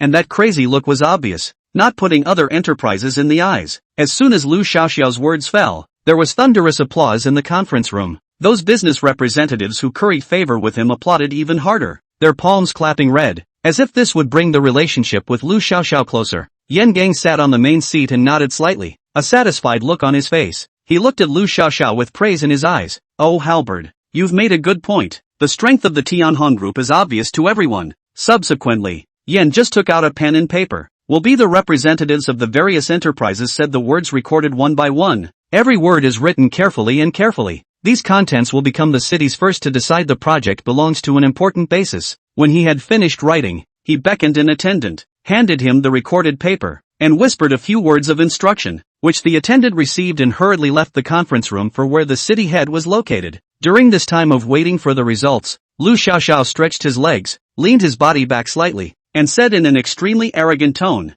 Mr. You, Gu Bei, don't be delusional. Look at your pathetic looks and wasting time here. This project is our Tianhong group's. You guys, you can't even have a mouthful of soup. Ha ha ha. His laughter echoed through the conference room. Harshly, many of the other corporate representatives followed suit and laughed, filling the entire conference room with an atmosphere of mockery towards the U group. Gu Bei smiled faintly and didn't pay attention to Lu Shaoxing. Only Yu Baichao and Su Jin were extremely nervous at this time. Shortly afterward, the valet was seen hurrying back with the papers. The attendant whispered a few times in Yen Gang's ear, only to see Yen Gang's face change, then nodded and said, got it. Then, Yen Gang stood up and said, next, I announce the bidding results. With a crash, all the delegates all stood up in honor, but only Gu Bei sat firmly in his seat, and when Su Jin and Yu Baichao saw that Gu Bei didn't stand up, they didn't follow suit. Yen Gang looked deeply at Gu Bei, his eyes somewhat complicated, glancing at Lu Xiaoxiao again. He seemed to want to say something, but in the end, he didn't say anything, and Lu Xiaoxiao didn't even notice Yen Gang's change, and at this time, he was still complacent. The last company to win the $10 billion project in the city's main house is. Before the words were finished, Lu Xiaoxiao had already stood up and opened his arms, waiting to meet the applause. Yu's group, Su's group, Chapter 39. You don't dare? I dare. The moment the results were announced, the scene was instantly silent. It was so quiet that you could hear a pin drop on the floor. The smiles on the faces of the 30 business representatives instantly froze, and their hands, which were ready to applaud, froze in the air, especially Lu Xiaoxiao. His expression instantly became incomparably wonderful. What? The winning bidder wasn't the Lu family, but the Su and Yu families? And Yu Baichao and Su Jin were shocked for half a day after hearing this news. What Gu Bei said was true. He really had taken the $10 billion project of the city lord's mansion. They really let the Su and Yu families win the bid. That's $10 billion. Su Jin was so excited that his body was trembling and old tears were streaming down his face as he looked towards Gu Bei and directly knelt down towards him. Su family, thanks for the mention, Mr. Gu. Gu Bei smiled faintly and didn't say anything, and after freezing for a long time, Lu Xiaoxiao finally exploded. He roared, how is this possible? My Lu family has operated their relations for such a long time, and spent no less than tens of millions of dollars before and after for this $10 billion project. Why would the project go to their Su and Yu families? Vice City Head. On what grounds? Yen Gang also let out a bitter smile at this time and said, this is the meaning of the city head. Although Yen just also want to give the project to Lu Xiaoxiao to do, but really can clap the decision. Is the head of the city, he Yen just said does not count. Head of the city? Yu Baichao, you're actually related to the city head? At this moment, Lu Xiaoxiao asked with a face full of shock. Yu Baichao looked at Gu Bei and said, I don't know. Gu Bei said that he had already taken the $10 billion project, so I came here. You should ask Gu Bei. Lu Xiaoxiao looked at Gu Bei,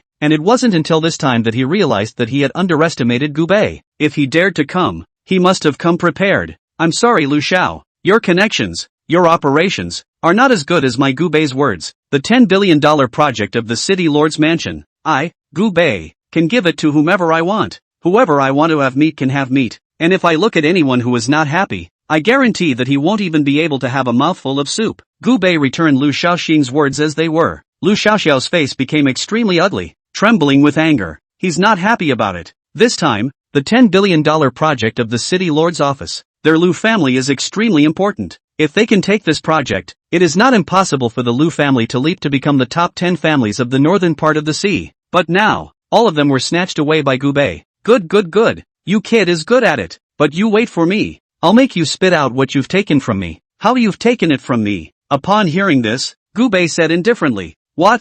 Does young Lu still want to make a move to kill me? Lu Xiaoxiao laughed coldly. Ha ha ha. I wouldn't dare to touch you inside the city lord's mansion, but outside the city lord's mansion, you're on your own. After saying that, Lu Xiaoxiao got up and brought the old man behind him, saying, let's go. But just as the two of them got up, Gu Bei sneered. I, Gu Bei, don't like to hold grudges. I usually report any grudges on the spot. You don't dare to make a move inside the city lord's mansion. But I dare. After saying that, before anyone could react, Gubei instantly appeared in front of Lu Xiaoxiao and slapped his palm on Lu Xiaoxiao's chest. A seemingly light palm, but it actually contained extremely terrifying power, directly blowing Lu Xiaoxiao out. Snap! Lu Xiaoxiao's body crashed through the conference table and rolled down to the ground in an extremely sorry state, and with his mouth open, he sprayed out blood. Put! With just one palm, Gubei had seriously injured Lu Xiaoxing. Everyone at the scene was shocked. No one had expected that Gubei would be so bold as to dare to make a move within the city lord's mansion. This is clearly not taking the head of the city into consideration. Lu Xiaoxiao covered his chest in extreme pain and said in shocked anger, "How dare you make a move against me within the city lord's mansion?" Gubei stood with his arms folded and said indifferently, "So what if he did it?" Lu Xiaoxiao laughed out loud at this moment, revealing a mouthful of bloody teeth. "Ha ha ha ha ha, you're still really stupid. If you were honest, I really couldn't do anything about you within the city lord's mansion. But you were so bold that you dared to take the initiative to hurt someone. Now even if I kill you, the city head has no reason to blame me. Elder Lu, kill him for me." With Lu Xiaoxiao's command, the old man beside him who had been silent all this time slowly stepped forward. "Gubei, Elder Lu of my Lu family is a Zhongsher cultivator. Killing you is as simple as crushing an ant. Just wait for your death." Elder Lu, who had been silent all this time, slowly stepped out, and in an instant, a mountainous aura surged out from him. "Humph. Milquetoast brat, you're asking for death. I have spent my entire life traversing the rivers and lakes, and the battles I have fought are countless, and the experts who have died under me are like the crushing carp in a river. Today, you will also be one of them." After saying that, Lu Lao's palms violently shook, only to see the air around him instantly distorted, and the powerful internal force rolled around him like a raging and surging wave of fury, forming an energy vortex that was visible to the naked eye. The power contained in this vortex seemed to be able to crush the entire world, and the surrounding tables and chairs began to shake violently under the impact of this power, and some were even directly lifted out. The people were terrified and retreated backward. They knew the terror of the sovereign realm. It was beyond what they could comprehend. In their eyes, Gubei was like a lamb to be slaughtered at this moment, and there was absolutely no chance of survival in the face of such a terrifying power of Elder Lu. However, Gubei was calm. The corners of his mouth rose slightly, and there was not the slightest bit of fear in his eyes. Instead, they were filled with disdain. He slowly raised his right hand, and it was as if there were stars spinning in his palm as a deep, bottomless power began to coalesce. This power was very different from Lu Lao's aura. It was introverted and deep, yet it carried a chilling aura of destruction. Just as Elder Lu was about to unleash his full force, Gubei suddenly moved. He just gently swung his palm forward, without any flashy moves, without any unnecessary movements. But in this instant, a shockwave of internal force like substance erupted from his palm, which roared like a flooded beast and rushed towards Lu Lao. The moment the two's power connected, the entire conference room was enveloped by a dazzling light, followed by a deafening roar, as if the entire city lord's mansion was trembling for it. Amidst the light, only Lu Lao's expression instantly froze. His proud internal force under Gubei's strike was like ice and snow meeting the hot sun, instantly melting away. Then the creepy scene happened. Elder Lu's body began to tremble violently under the impact of Gubei's powerful internal force, and immediately afterward, his body exploded apart inch by inch, turning into a mist of blood. Elder Lu disappeared into the conference room as if he had never appeared. The whole room was shocked. Chapter 40 compared to Mr. Gu, it's not worth mentioning. A Zhongsher powerhouse, just like that. He was seconded? Not even a hair left? This Gubei was so young that he could kill a Zhongsher powerhouse in seconds. So what's his cultivation level? A grandmaster? Such a young grandmaster? Everyone was shocked, especially Lu Xiaoxiao. His expression became extremely wonderful. At this moment, he couldn't even believe his eyes. Over the years, he had relied on Elder Lu and hadn't caused much trouble outside. But every time, Elder Lu had been able to help him smooth out the trouble. But this time, he had missed the mark. Even the patriarchs were killed in seconds. Gubei teasingly looked at Lu Xiaoxiao and said, "Is this your Lu family's patriarch? You can't even carry one of my moves. You're too weak, aren't you?" Lu Xiaoxiao was so infuriated that his body trembled, and he sprayed out another mouthful of blood with a wow. Gubei squatted in front of Lu Xiaoxiao, said faintly, "I'm a person who is still very humane. Give you 3 minutes to make a phone call to your home and explain your last words, so I can send you on your way." At this moment, Lu Xiaoxiao was already trembling with fear. Having watched Elder Lu being killed by Gubei with his own eyes, it was clear to him that Gubei was not joking. He's really going to kill himself. For the first time in so many years, Lu Xiaoxiao felt the threat of death, and fear gripped his heart. "You can't kill me. You don't dare to kill me. I'm a member of the Lu family. If you kill me, my father won't spare you." While speaking, Lu Xiaoxiao took out his cell phone with his hands and dialed his father's number.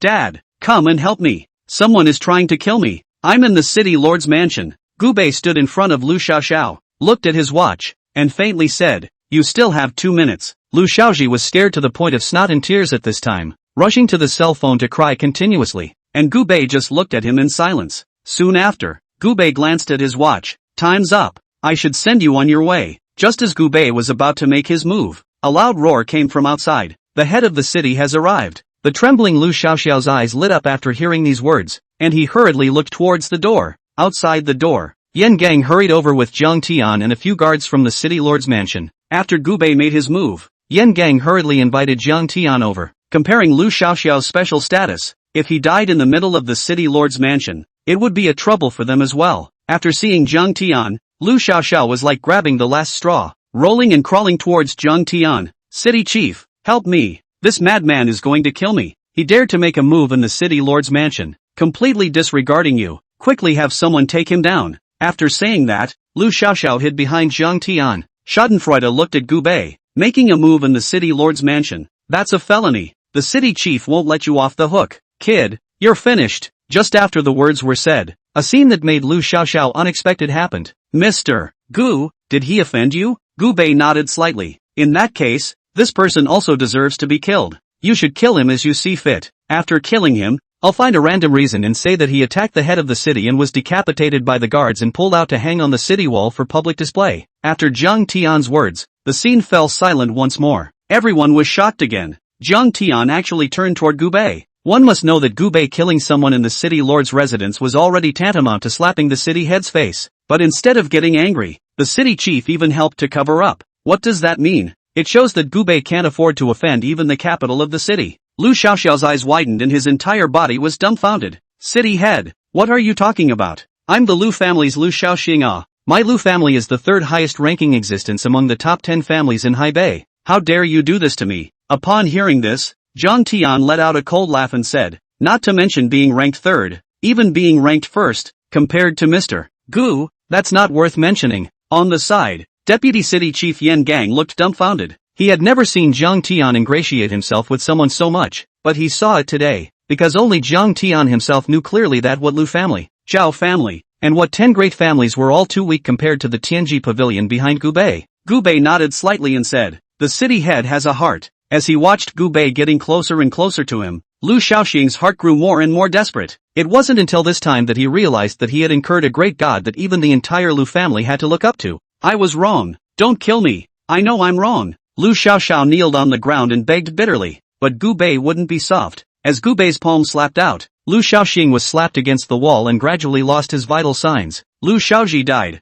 and the $10 billion project was taken by Gu Bei. The 30 representatives of the enterprises at the scene were all stunned. They knew that from now on, the Su family and the Yu family were going to rise in Haibei, because behind them, there was Gu Bei's support. The death of Lu Xiaoxiao is like a heavy bomb that breaks the silence. The business representatives reacted quickly, with the few close to Yu Baitao and Su Jin taking the lead. A representative was all smiles, wanting to shake hands but stopping awkwardly, fawning, "Mr. Yu, Mr. Su, congratulations, you deserve to win this project, and you should take care of our small company more in the future." The other rushed to agree. The other delegates came around, flattering each other. "Mr. Yu, you are radiant and blessed with great fortune. This project is the starting point for your career to take off. Mr. Su, you have a bright future with Mr. Gu, let's move around more." Su Jin was at a loss for words, blushing and waving his hands, claiming credit to Mr. Gu. Yu Baichao frowned but still responded with an elegant smile. The delegates are already planning to work closely with the two families, knowing that the Su and Yu families have become a new force in the business world of Haibei, and that it would be beneficial to hold on to their thighs. At this moment,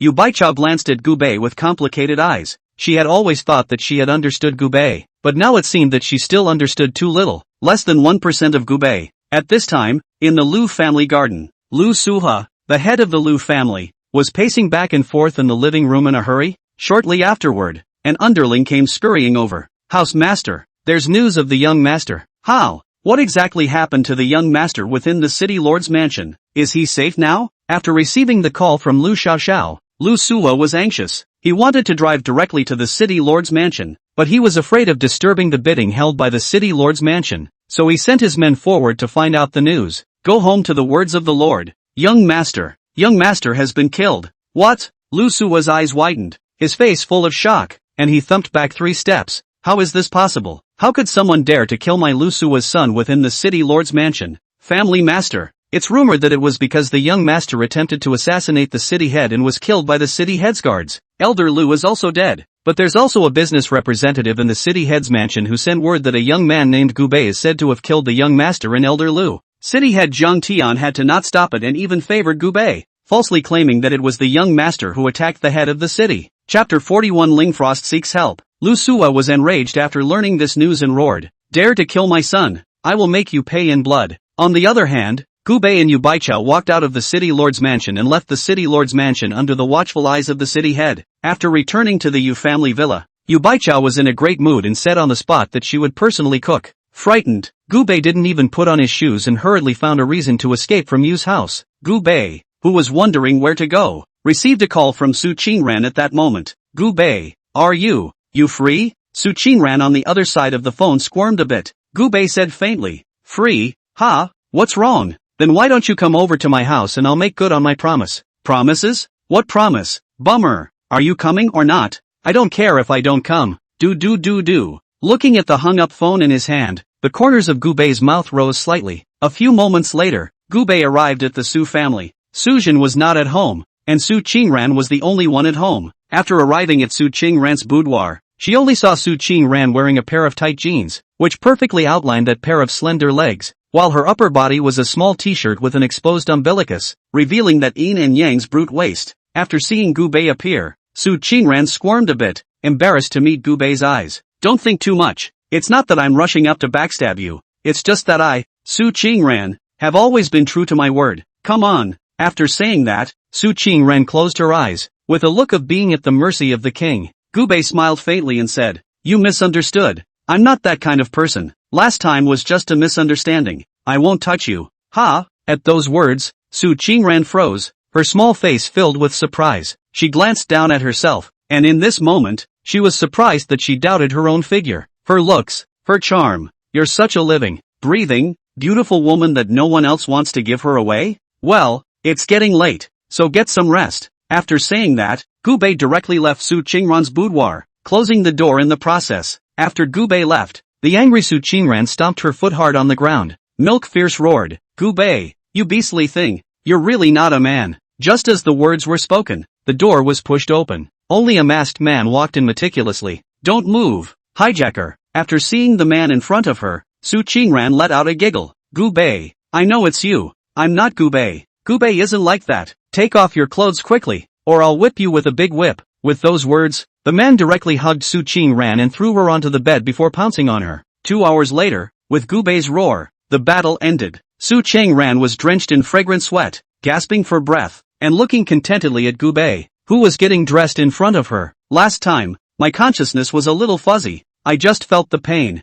I didn't think you were that good, but this time I realized that you were so experienced. Say, how many women have you slept with?" Gu Bei faintly said, "Not much. I'm self-taught." "I don't believe it. Men's mouths, lying ghosts. No man is good." Gu Bei glanced back at Su Qingran and said, "I don't have to lie to you, because you're not my first woman, and you definitely won't be the last." After saying that, Gu Bei directly pushed the door to leave. Looking at Gu Bei's back as he left, Su Qingran froze for a long time. She had fantasized countless times about how warm and thoughtful her Prince Charming would be, and she had always assumed that the man she wanted had to spoil himself to death. But until now it turns out that I'm not a bit of a masochist? It seems that he likes this kind of man who is so in love with himself and plays with flowers. Su Qingran, what's wrong with you? On the other hand, Gu Bei tiptoed back to his room and rested after returning to the Yu family villa. Early the next morning, Yu Baitao got up and went to work, while Gu Bei slept until noon. At noon, there was a knock on the door. When he opened the door of the villa, he only saw a simple-faced Chen Gong standing outside the door with his lunch. Hey,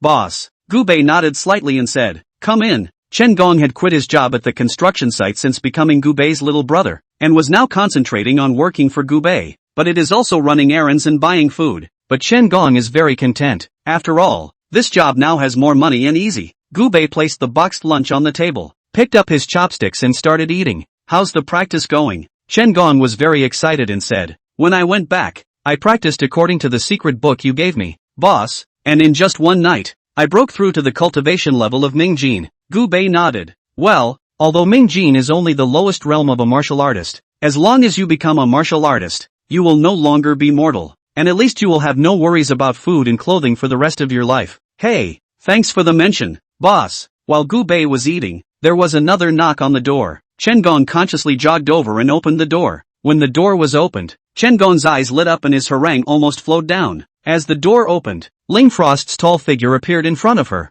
She was dressed in a tight black combat suit that showed off her chiseled figure perfectly. The slim design outlined her long and straight legs. Every step was like a cheetah full of power and rhythm, and one couldn't help but think about how tight and smooth the skin wrapped under the combat uniform was. The combat uniform clung tightly to her body, emphasizing her slender waist and that proud upper body, and her plump breasts rose and fell slightly as she breathed, as if silently telling of her sex appeal. Her entire body stood there like a sculpture intertwined with icebergs and flames. The two temperaments of sexiness and high coldness were perfectly blended in her, exuding a unique charm that was hard to resist. Mr. Gu, I have something I want to ask you for. After entering the villa, Ling Frost opened the door. Gu Bei glanced at him and said faintly, "Speak. An academician of our institute is now being held hostage by a humongous bandit. That academician has made a significant contribution to our country's chip research. If we can't rescue that academician, it will be a very significant loss for our country. But the one who is holding that academician hostage is said to be a great master with high cultivation. Currently, there are no experts in our army who can fight with one of them, and it will take at least a day if we want to deploy an expert to Hai Bei. That's why I want to ask you to step in and save the academician." Gu Bei sniffed, expressionless. "Oh, not going." Ling Frost froze for a moment and said anxiously, "Why don't you go? Why should I go? Those who are being held hostage are our researchers. Aren't you patriotic at all?" Gu Bei put down his chopsticks and smiled. "Sorry, I'm just an ordinary taxpayer. I can't and don't want to be in charge of things I shouldn't be in charge of." Chen Gong. See off the guests. Chapter 42 The Greedy One. The honest Chen Gong waved his hand toward Ling Frost on the spot and said, "Please, don't disturb my boss's meal." Ling Frost looked at Gu Bei with extreme reluctance and said, "What exactly do you need before you're willing to make a move? Want money? Or do you want something?" Gu Bei wiped his mouth. "Money? I'm not lacking. What I want, you can't give me. Then why did you step in and help me last time?" "Last time? It was only for the sake of Jiang Tian's face that I helped you guys make a run for it. What kind of rotten good guy do you think I am?" "Gu Bei, count on me to beg you. As long as you make a move once, I'll do whatever you want me to do." At this moment, Ling Frost was so anxious that she was on the verge of crying. "Do anything?" Gu Bei stared at Ling Frost's slender figure as he scanned back and forth. The eyes finally rested on Ling Xuan's pair of slender legs, and Ling Frost seemed to know what Gu Bei was up to as she took a deep breath. "Yes, do anything." "Ha, fine. After it's done, get yourself a hotel room, take a shower and wait for me." Seeing Gu Bei's promise, Ling Frost let out a sigh of relief and said, "It's not too late, let's set off now. A mere grandmaster is not qualified to let me, Gu Bei, personally appear." "Chen Gong, you go there." After saying this, both Chen Gong and Ling Frost froze. Chen Gong blinked in confusion. "Me, a grand master? Can it work? Give me your hand." Chen Gong was uncertain, but still obediently extended his hand. Directly Gu Bei stretched out his fingers, and his internal energy was instantly forced out of his fingertips, emitting a golden glow. Then, Gu Bei directly drew a complicated rune on Chen Gong's palm. "Remember, the rune in your palm can be used 3 times. Look at whoever you dislike and destroy them for me. Outside, you represent not only yourself, but also me, Gu Bei. Don't disgrace me, Gu Bei. Go on." Chen Gong scratched his head and said, "Oh." Ling Shuang frowned at the naive and honest Chen Gong and asked, "Gu Bei, can he do it? You're questioning me?" Gu Bei coldly glanced at Ling Frost, who hurriedly shook her head. "No, I just..." Before he could finish his words, he was interrupted by Gu Bei. "No, or get out. It's not bothering me." Ling Shuang could only take a deep look at Gu Bei before looking back at Chen Gong. "Come with me." Chen Gong laughed nervously and said, "Good." Outside the Yu family villa, several army green jeeps had been parked for a long time. A dozen or so special forces armed to the teeth had been waiting here for a long time. Beside the first jeep was a tall, thin man with a rigid face. His name is Lao Gao, and he's the leader of this special operations team. In the army, Lao Gao was the youngest special colonel, and outside the army, Lao Gao was the dog-headed Lao Gao who made all the drug lords scared. He led the invincible special forces team and made a name for himself. This time,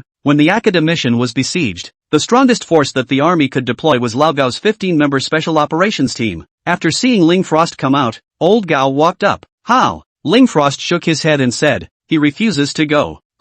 What bull ***** martial artists? In my opinion, they are all just people who are greedy and afraid of death. Ling Frost, I don't believe that kid is really as powerful as you say. Old Gao had a look of disdain on his face. Ling Frost sighed and said, stop talking, get in the car and let's go. Ling Frost, don't worry, it's not like we haven't killed sect masters before. Isn't it just a great sect master? Isn't it just one more big word? I just don't believe that if he's any more powerful, he can be more powerful than a bullet. Also, this second cutie, who is it? Behind Ling Frost, Chen Gong was giggling at the rifle in old Gao's hand. He's someone Gubei lent me, saying he could kill that great master. Ha, him, although I, Lao Gao, am not a martial artist. I know that martial artists have realms divided into realms, although martial artists of Ming Jin, Dark Jin, and Huan Jin are few, they are not rare, and grandmasters are rare, but strong. Grandmasters are even extremely rare. The one who hijacked the academician is a grandmaster. What is this one's cultivation level? Ling Shuang also looked at Chen Gong. Chen Gong giggled. I just broke through to Ming Jin yesterday. Bang! As soon as the words fell out of his mouth, Lao Gao whacked his fist so hard on the chassis cover that it made a big crater. This kid is clearly playing us. If you're greedy and don't want to come, just say so. Sending a loser who just reached Ming Jin, isn't that teasing us? Letting this little cutie to go against a grandmaster, isn't that going to send us to our deaths? Ling Frost rubbed her brow. At this point she also felt that Gubei was playing a trick on her. She said helplessly, forget it, let's go. Let's get to the place first. What about this kid? Old Gao glanced at Chen Gong and asked. Let's get him in the car first. Ling Frost didn't want to bring Chen Gong on the bus, but she was afraid that she would annoy Gubei because of this, so she had no choice but to bring Chen Gong along to the sauce. Half an hour later, the convoy traveled to an abandoned factory. The abandoned factory had been surrounded, and there were countless policemen and soldiers around, armed with pistols or rifles, surrounding everything in the factory that could be escaped. At this time, the one who commanded this mission was the highest commander of the Haibei Yamen, Yang Bureau. Although Bureau Yang has a big belly and looks greasy, he is a real powerhouse, and he was a soldier when he was young, killing from the bloody storm. After Ling Frost's convoy arrived, Yang Bureaus were the first to welcome them. Bureau Yang, how's the situation? It's very bad. The other party is holding the academician hostage and the other party clearly has the ability to escape from here with the academician. But he just didn't. Also named you, said that if he can't see you in 2 hours, he'll kill academician. Ling Frost frowned. Coming at me? Bureau Yang nodded. By the way, Ling Frost, didn't you say you wanted to invite that high-ranking person who killed 4 island experts last time? Has he come yet? Bureau Yang asked. Old Gao on the side laughed disdainfully. What kind of a bull guru is just a person who was greedy and afraid of death. He didn't dare to come himself and sent a little brat over to die. Look, this second little cutie. It's still happy now. Just after the words were said, the smile on Chen Gong's face instantly disappeared. Chen Gong snapped in a rare moment. I'm not 2 little cuties. I have a name. My name is Chen Gong. I've put up with you for a long time. It's fine for you to look down on me, but don't you look down on my boss. My boss is not a man who is afraid of death. Ha, I'll call you 2 little cuties. How about that? If your boss isn't a glutton for punishment, why didn't he come? That's because my boss said so. It's enough for me to go and exterminate the Grandmaster. Ha ha ha ha ha, what a heavenly joke. That great master is inside. Go in and destroy him if you can. Chen Gong was so provoked that he instantly became furious. Just go. After saying that, Chen Gong angrily rushed towards the inside of the abandoned factory. Chapter 43 Mad Butcher. Seeing that Chen Gong was really going to rush inside alone, Ling Shuang hurriedly stopped him. Alright, don't stand up and add to the chaos. All actions, listen to my orders. Then, Ling Frost and Old Gao began to discuss the course of action. Old Gao, you send 2 snipers to occupy the high ground, and then you personally lead the special forces team to be ready to assault at any time. I'll personally go and negotiate with the other side. It's best if we can negotiate. If not, you'll lead the men to do it. After Ling Frost gave a few simple instructions, the crowd immediately moved. After all, the academician is still in the hands of the bandits and there is no delay. Within the abandoned factory, only a white-haired old man with a messy hairstyle and ragged clothes could be seen at this moment, being tied to a pillar in a sorry state, and across from him, a middle-aged man in a trench coat was blindfolded, playing with several black darts in his hands, throwing the darts in his hands at the old man from time to time. Snap, snap, the dart narrowly grazed the old man's cheek and nailed him in the pillar behind him. Crazy butcher, kill the old man if you have the ability. Torturing me, an unarmed old man, is nothing. The academician let out a roar, and at this moment, the man who was called Crazy Butcher unwrapped the black cloth from his eyes and laughed lightly. Old man, don't be afraid. What I'm charging at today isn't you. What I want is her Ling Frost's life. Just after the words were spoken, a man trotted up to Mad Butcher. Boss, Ling Frost is here. Mad Butcher's eyes narrowed as he looked outside the factory. Ling Frost was seen holding his hands high as he slowly entered the factory. Crazy Butcher, didn't you want to see me? Now I'm here. Don't hurt Elder Chan. Be sure to stay calm. Ling Frost's eyes kept scanning around the area, trying to find a breakthrough point that could rescue the academician. On Ling Frost's body, a wiretap was installed, and young bureaus on the periphery could listen to everything happening in the factory in real time. As soon as Ling Frost gave the code word that he could attack, Yang Bureau would immediately order Lao Gao to carry out the raid. TSK, Sister Ling Frost, long time no see. The corners of Crazy Slaughter's mouth rose in a somewhat perverted smile upon seeing Ling Frost. Ling Frost frowned slightly. Have we met? You haven't met me, but I've been following you. Honestly, I need to look at your picture every day to fall asleep. I can't sleep without looking at you. Mad Butcher's greedy eyes kept scanning over Ling Frost's face. Ling Frost sniffed and was so inspired that she deliberately tugged her clothes down, revealing her white and tender shoulders. Bugger, I told you earlier that you were coming for me. As long as we let Elder Chen go, I'll do whatever you want. Ling Frost has been professionally trained, so don't look at her usual cold look. But if needed, she can be even more sexy and flirtatious than a professional celebrity. However, the smile on Mad Butcher's face gradually solidified, and in its place, there was a hint of viciousness.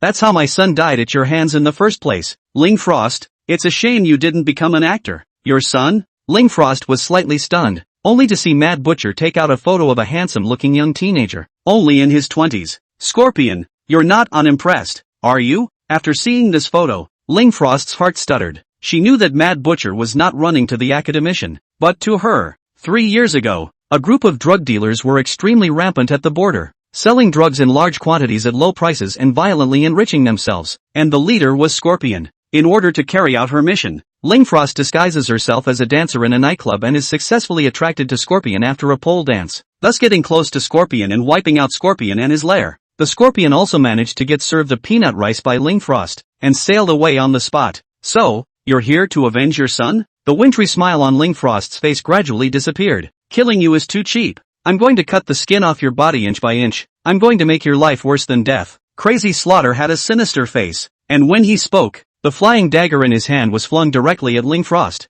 Whoosh! Ling Frost hastily dodged it with a roll and yelled at the lapel bug. Action! As soon as the words left his mouth, there was a bang and a gunshot. The sniper buried at the high point was the first to pull the trigger. A bullet was fired directly towards Mad Butcher's head, and Mad Butcher laughed maniacally. Ha ha ha ha ha, this kind of trash weapon, it's barely enough to deal with a grandmaster, but against a great grandmaster? It's like scratching an itch. After saying that, Mad 2 casually waved his hand, and that bullet was directly slapped away by him. Immediately afterward, the door of the factory was kicked open, and Old Gao led the special operations team to rush in. Free the academician, kill Mad Butcher. Lao Gao let out a roar and led the special forces team to charge towards Mad Butcher like a tiger. The guns in their hands spewed angry tongues of fire, and the dense bullets poured towards Mad Butcher like rain. For a while, the sound of gunfire resounded throughout the abandoned factory. Fire flickered in the darkness, and the bullets formed a curtain of bullets that completely enveloped Mad Butcher's figure. However, Mad Butcher stood still without moving, and even had a disdainful sneer on his face. Only a powerful internal force surged around him, which was like substance forming a transparent shield around his body. The bullets impacted on the shield, splashing a series of sparks, but were unable to break through the slightest bit and could only bounce off the ground one after another. Crazy 2 slightly raised his hand. A cold light flashed in his eyes. Those bullets that were originally shot at him actually changed direction instantly under the manipulation of his internal power, reflecting back towards Old Gao and the special forces team like a vengeful ghost. The speed and power were greater than when it was shot from the chamber. Old Gao's eyes were wide with horror as he tried to dodge, but the bullets were too fast and too many to dodge, only to hear a burst of screams. The members of the special operations team have been shot down. Some were hit in the vitals, killed on the spot, some were seriously wounded, blood spurting out like a spring, staining the ground. Multiple wounds also appeared on Old Gao's body as he gritted his teeth, his eyes filled with anger and unwillingness, but at this moment, they were like fragile mole crickets in front of Mad Butcher. The original furious attack was instantly disintegrated, and the entire special forces team was thrown into a state of chaos and despair. Ha ha ha ha ha, Ling Frost, you're underestimating me too much, aren't you? I am at least a great master, and you brought such a few rustic dogs to kill me? A bunch of weaklings. I can take their lives just by moving my fingers. when you go down to the netherworld. Don't hold it against me for killing you guys. If you want to blame it, you should only blame Lingfrost for being too stupid in bringing you guys here to die. With a disdainful look on his face, Mad Butcher slowly walked towards Lingfrost, and at that moment, Lingfrost was taking the opportunity to free the academician. With a burst of hand-to-hand maneuvering by Lingfrost, the ropes were untied and the academician was saved. But Mad Butcher also came to her. Chapter 44 Sealed Power. Mad Butcher appeared in front of Lingfrost like a ghost. His large, thick and powerful hand snapped out and pinched Lingfrost's slender neck. Lingfrost only felt a powerful force locking onto him, as if he was caught in an iron vice, and his breathing instantly became difficult. Her hands subconsciously went to break Mad Butcher's hands, and her feet struggled desperately, but to no avail. The corner of Mad Butcher's mouth rose, revealing a cruel smile, his eyes filled with the pleasure of revenge. Humph, Lingfrost, you've fallen into my hands after all. How's that? It's not a good feeling, is it? You stinking woman, still trying to resist? His voice was low and hoarse, each word seeming to be squeezed through his teeth with deep hatred. You think you can get away from me? You think those little tricks of yours will save you? Look at you now, like a lamb to the slaughter. It's pathetic. As Mad Butcher said this, he increased the force on his hands. Lingfrost's face began to turn blue, her eyes bulging out from the lack of oxygen, her eyes filled with panic and despair. Aren't you great? Didn't you manage to kill my son easily? And now, you are no better than that. All that so-called training of yours is like a child's playground in front of me. Mad Butcher continued to taunt as he enjoyed Lingfrost's pain, as if it would ease the endless hatred in his heart. Today is the day of your death. No one can save you. Go to hell with your pride and sin. Lingfrost was about to die from suffocation, but at that moment, a person dashed inside the factory. Stop it! A loud roar caught everyone's attention. The person who came was none other than Shen Gong, whose chest was heaving up and down. Shen Gong reddened his eyes and yelled, "Release the people to me, otherwise I'll slap you to death." Shen Gong decided to rush in and save the people after doing the ideological work for most of the day. After hearing the gunshots outside, Shen Gong was about to pee in his pants. Although he had killed someone last time, after all, he had been provoked by Gu Bei with his inner strength. In the end, he was nothing more than a folk with more strength. After agonizing for a long time, Shen Gong then gritted his teeth and rushed in. He couldn't let Gu Bei look down on him. He had to prove to Gu Bei that he, Shen Gong, was not a loser. At this moment, the severely injured old Gao revealed a bitter smile. You two little cuties, what are you rushing in for? Quickly run away. If you come in, you're just going to die. Shen Gong yelled. My boss said it. I'm representing my boss now. I can't disgrace my boss. Hey, are you letting people go or not? Don't blame me for not being polite if you don't let go. At this moment, Crazy Butcher looked at Shen Gong with a face full of playfulness, as if he was looking at a circus animal. A mere Ming-Jin martial artist dares to clamor in front of me. Crazy too? Little Wang, you go and finish him off. The difference between their realms was too great, so Mad 2 could tell Shen Gong's cultivation at a glance. The little king that Crazy Butcher was talking about was his only henchman at the scene. Although he was called the Little King by Mad Butcher, he was a real-life Songsha realm. Xiao Wang walked towards Shen Gong with a teasing face. There's a way to heaven you don't go. There's no door to hell you come. Kid, I'll give you a hard time. Take a deep breath. Dizziness is normal. After saying that, Xiao Wang rushed towards Shen Gong like lightning, and with a clench of his teeth, Shen Gong remembered what Gu Bei had said to him. The totem in his palm could be used 3 times. Even if a great master came, he would only be seconded. Die for me. Shen Gong let out a loud roar and slapped his palm at Little King through the air. Instantly, a powerful force rushed out from the totem in Shen Gong's palm. There was a loud snap. The powerful force directly slapped that patriarch into a bloody mist. Not even a hair of sweat remained. It was as if the man had never existed. Instantly, the scene was awfully quiet. Even the sound of a pin dropping on the floor could be heard. Everyone is dumbfounded. That's a grandmaster. How could you kill him with a single slap? Especially old Gao and Lingfrost. Both of them were shocked. Is this what you call Ming-Jin? Ming-Jin can kill a grandmaster with one palm? At this moment, after feeling the power of the palm totem, Shen Gong was also instantly confident. Ha ha ha ha ha, it's nothing more than that. Old thing, let go of her, or I'll kill you with a slap. At this moment, Mad 2 also let go of Lingfrost and turned to look at Shen Gong. Interesting, obviously, it's only a Ming-Jin cultivation level, but it exploded with a power no less than that of a grandmaster. If I guessed correctly, there should be someone high up sealing mana on you. But, you are so stupid. As far as I know, the mana sealed on others is limited. It can be used at most once, but you've just used it up. So now, you're just scaring me. As the words came out, everyone's heart stuttered. What Crazy Butcher said, it's not unreasonable. If Shen Gong no longer had any mana left in his body, then everyone would now be lambs to the slaughter. You can try. Chen Gong had a confident look on his face, because Gubei had told him that the totem in his hand could be used 3 times. The corner of Mad 2's mouth rose slightly, revealing a disdainful sneer as he slowly walked towards Chen Gong, each step carrying a confidence of controlling everything. Humph, kid, you think I'll be bluffed by you? That little trick of yours can only fool fools like Xiao Wang. His eyes were filled with contempt, as if he was looking at an unsuspecting clown. You think you can fight me with that one outburst from nowhere? How ridiculously naive. I'm a Grand Master, an existence that stands at the peak of martial arts. And you're just an ant who luckily picked up a chance to save his life, Mad Butcher said while laughing recklessly, and that laughter was particularly harsh as it echoed in the empty abandoned factory. What do you think you can change? Your so-called self-confidence is like a bubble in my eyes, bursting at the first poke. Today, all of you will have to die here, becoming stepping stones on my path to revenge. The closer he came, the powerful aura on his body pressed toward Chen Gong like a raging wave, as if he wanted to crush Chen Gong completely. Chen Gong,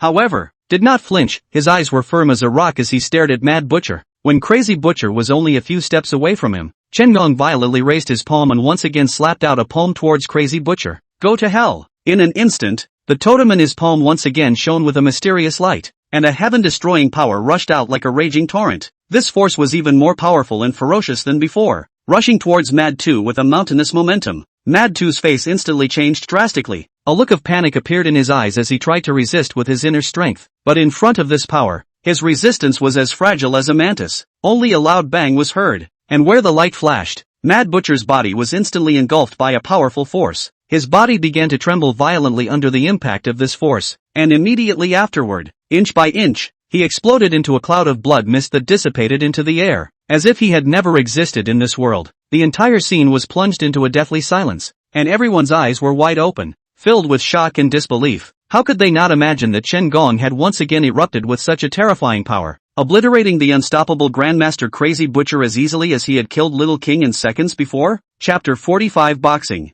Everyone was shocked by Chen Gong's slap. One palm kills a Grandmaster in a second, and you call him a mirror? The main thing is that Chen Gong is just a little brother under Gubei. Even one of his little brothers was so powerful. How powerful should Gubei be? At this moment, Gubei became more and more mysterious in everyone's hearts, and Lao Gao was so ashamed at this time that he could not wait to find a crack to drill in. Chen Gong was so powerful that he had just mocked Chen Gong, saying that Chen Gong was a 2-bit cutie. If Chen Gong is the second little cutie, then he's not even a 2-bit cutie. He's not even as good as that. After killing Mad Butcher, the police rushed in along with the special forces and took control of the entire scene. Duro Yang looked at Chen Gong with respect in his gaze. Thank you very much, hero. Outside, Duro Yang used a drone to witness what was happening inside the factory. It was also known that this one patriarch and one great patriarch were both killed by Chen Gong. Being called a hero by Duro Yang, Chen Gong was flattered at this time. Previously, he was only a small civilian laborer. Yang Bureau of this big man, he even contact cannot lift, but since he had followed Gubei,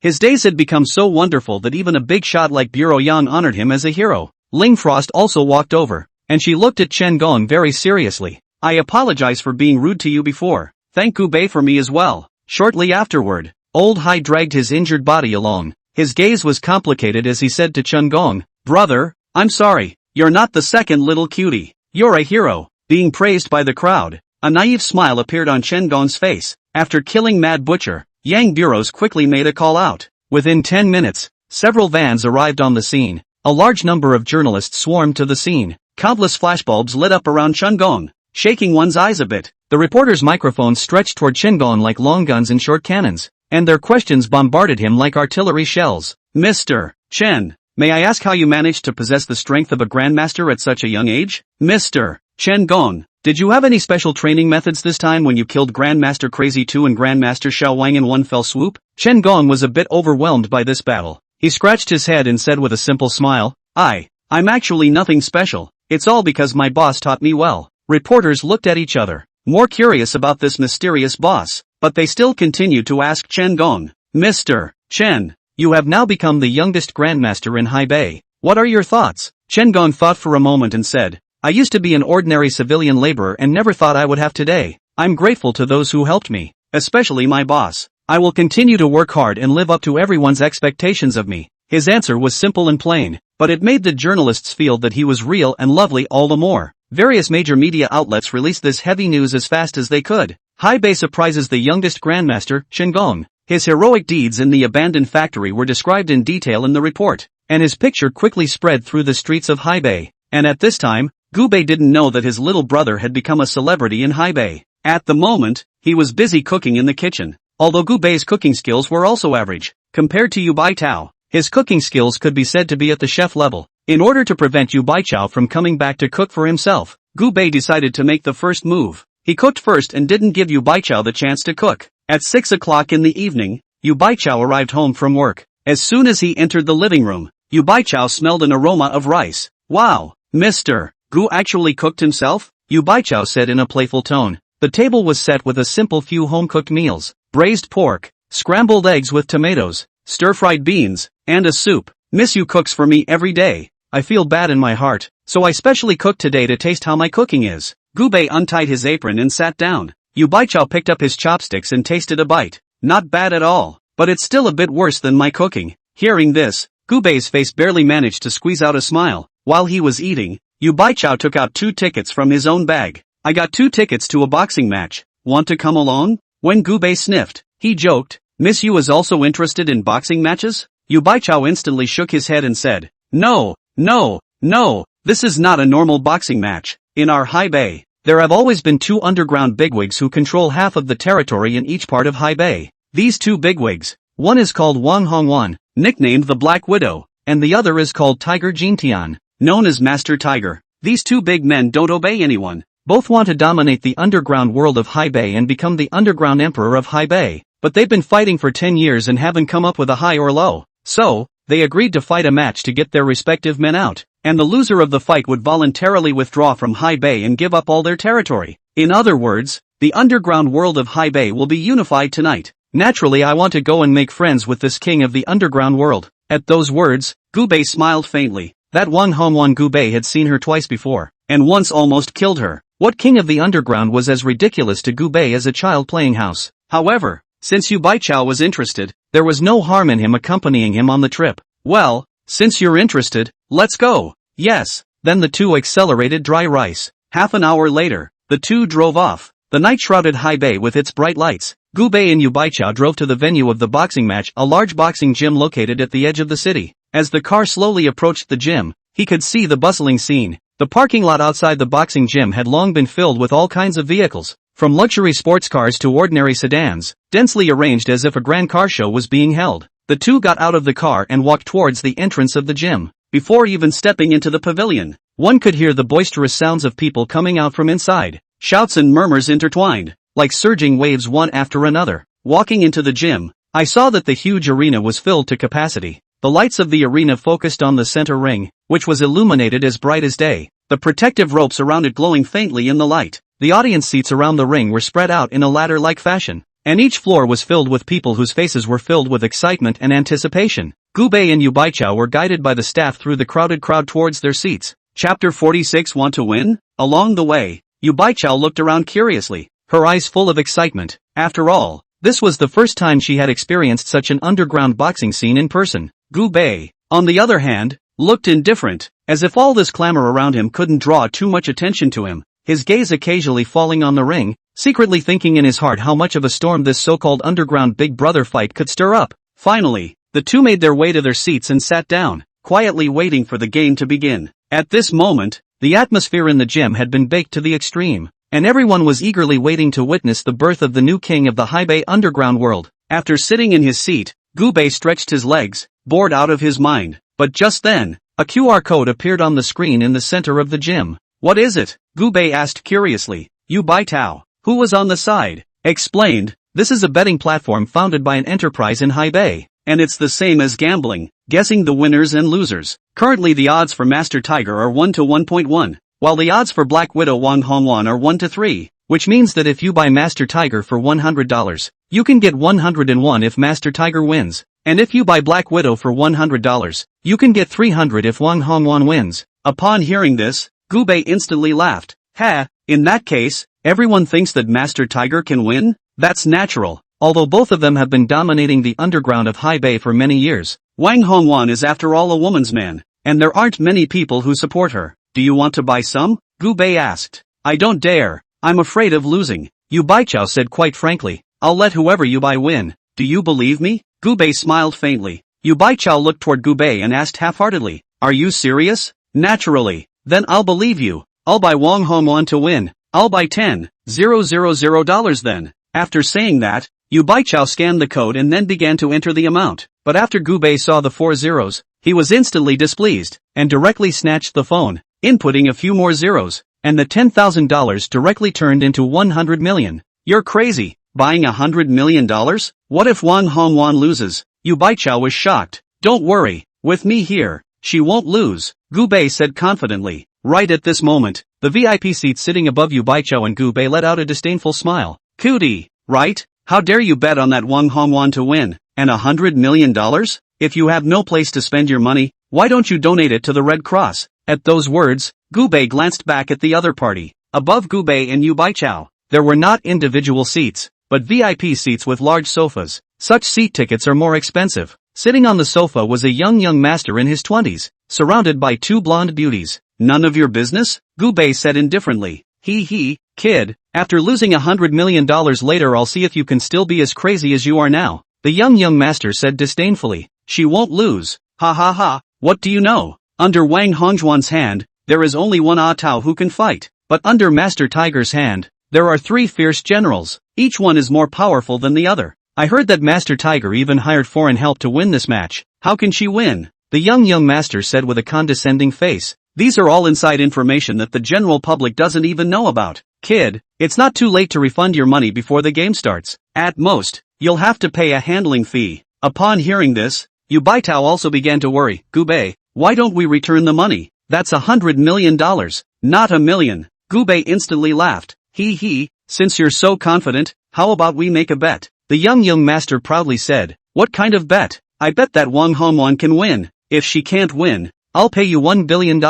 If she wins, you strip naked and run around the gym naked. Dare you? Ha ha ha ha ha. That's wonderful. I was never expecting that someone would be too rich to give me money to spend. I'll bet on it then. The young master burst out laughing, his face full of confidence. In the gym's preparation room, the atmosphere was as tense as a bowstring about to snap. Wang Hongjuan's brows were furrowed, and although there was a hint of ruthlessness in her eyes, it was hard to hide her nervousness. She paced back and forth, the sound of her heels hitting the ground extraordinarily clear in the small space, each step like a knock on the heart of the crowd. Behind her, the 3 fighters sat or stood, each looking grave. That tall, burly boxer was clenching his fists at the moment, veins rippling on the back of his hands, but his eyes were a bit wandering, looking at the door from time to time as if looking for some kind of life-saving straw. He muttered in a low voice, this time it's really bad luck. The other side has 3 fierce generals and outside help. How can we beat them? The slightly slimmer but explosive boxer next to him kept taking deep breaths in an attempt to calm himself down, but his slightly trembling hands still betrayed his uneasiness.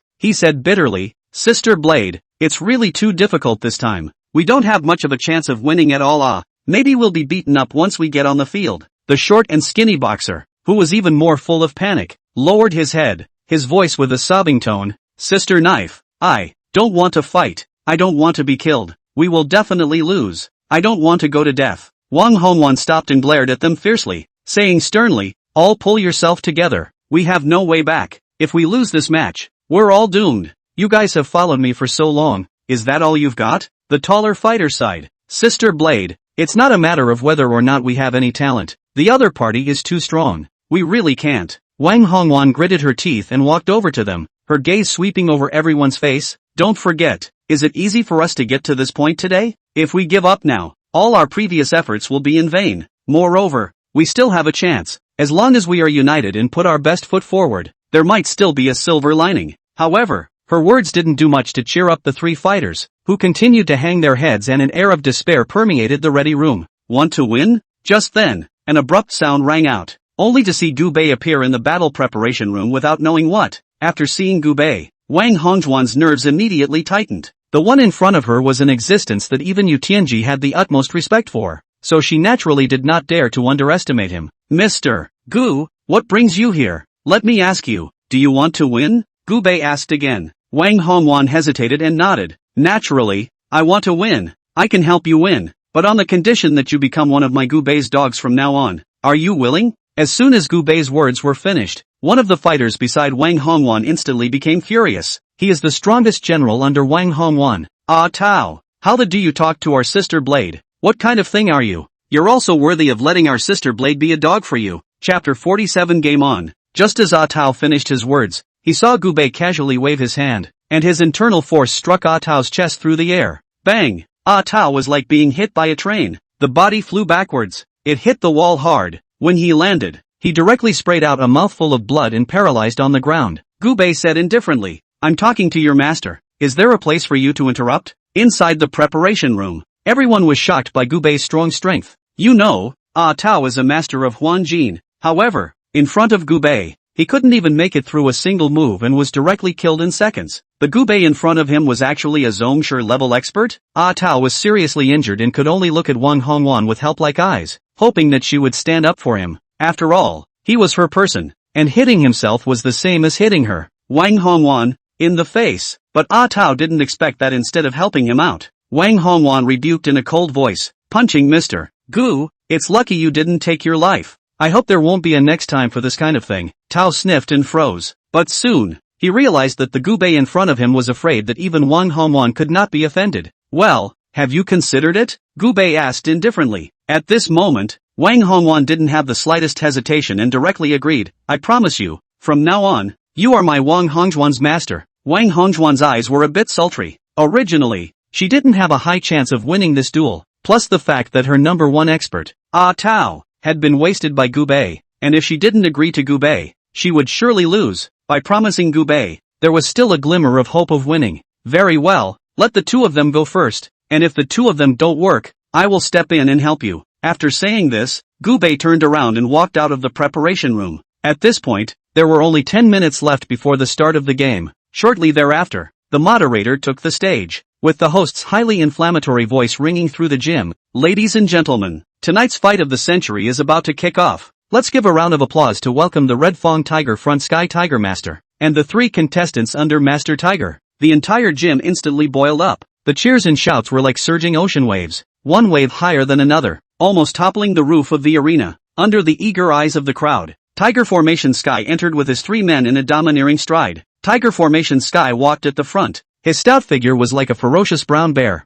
There was a scar on his face that stretched from the corner of his eye to his cheek, adding a bit of menace in the light. The 3 henchmen behind him were also distinctive in their own way. The one on the left was tall, with a bald head styled to glow with oil under the light. The muscles on his arms were like thick tree trunks, and every step carried a heavy sense of oppression, as if the earth was trembling for it. The henchman on the right was a lean but explosive man. His eyes were as sinister as snakes. The corners of his mouth were slightly upturned with a cruel smile, and the loose tracksuit on his body couldn't hide his athletic stance. The foreigner in the center, a blonde foreigner, was as big as a tower of iron, with muscles churning and tattoos stretching from his neck to his arms. As soon as the 4 of them came out, the cheers in the room reached their peak. Tiger Frontier Heaven has many supporters. It wasn't because they were fans of Tiger Frontier. It was purely because they had bought Tiger Frontier to win. Tiger Jintian enjoyed the applause and cheers inside the gym. It took a long time for the cheering to die down. Tiger Formation Sky took the microphone and proudly said, "Today, I, Tiger Formation Sky,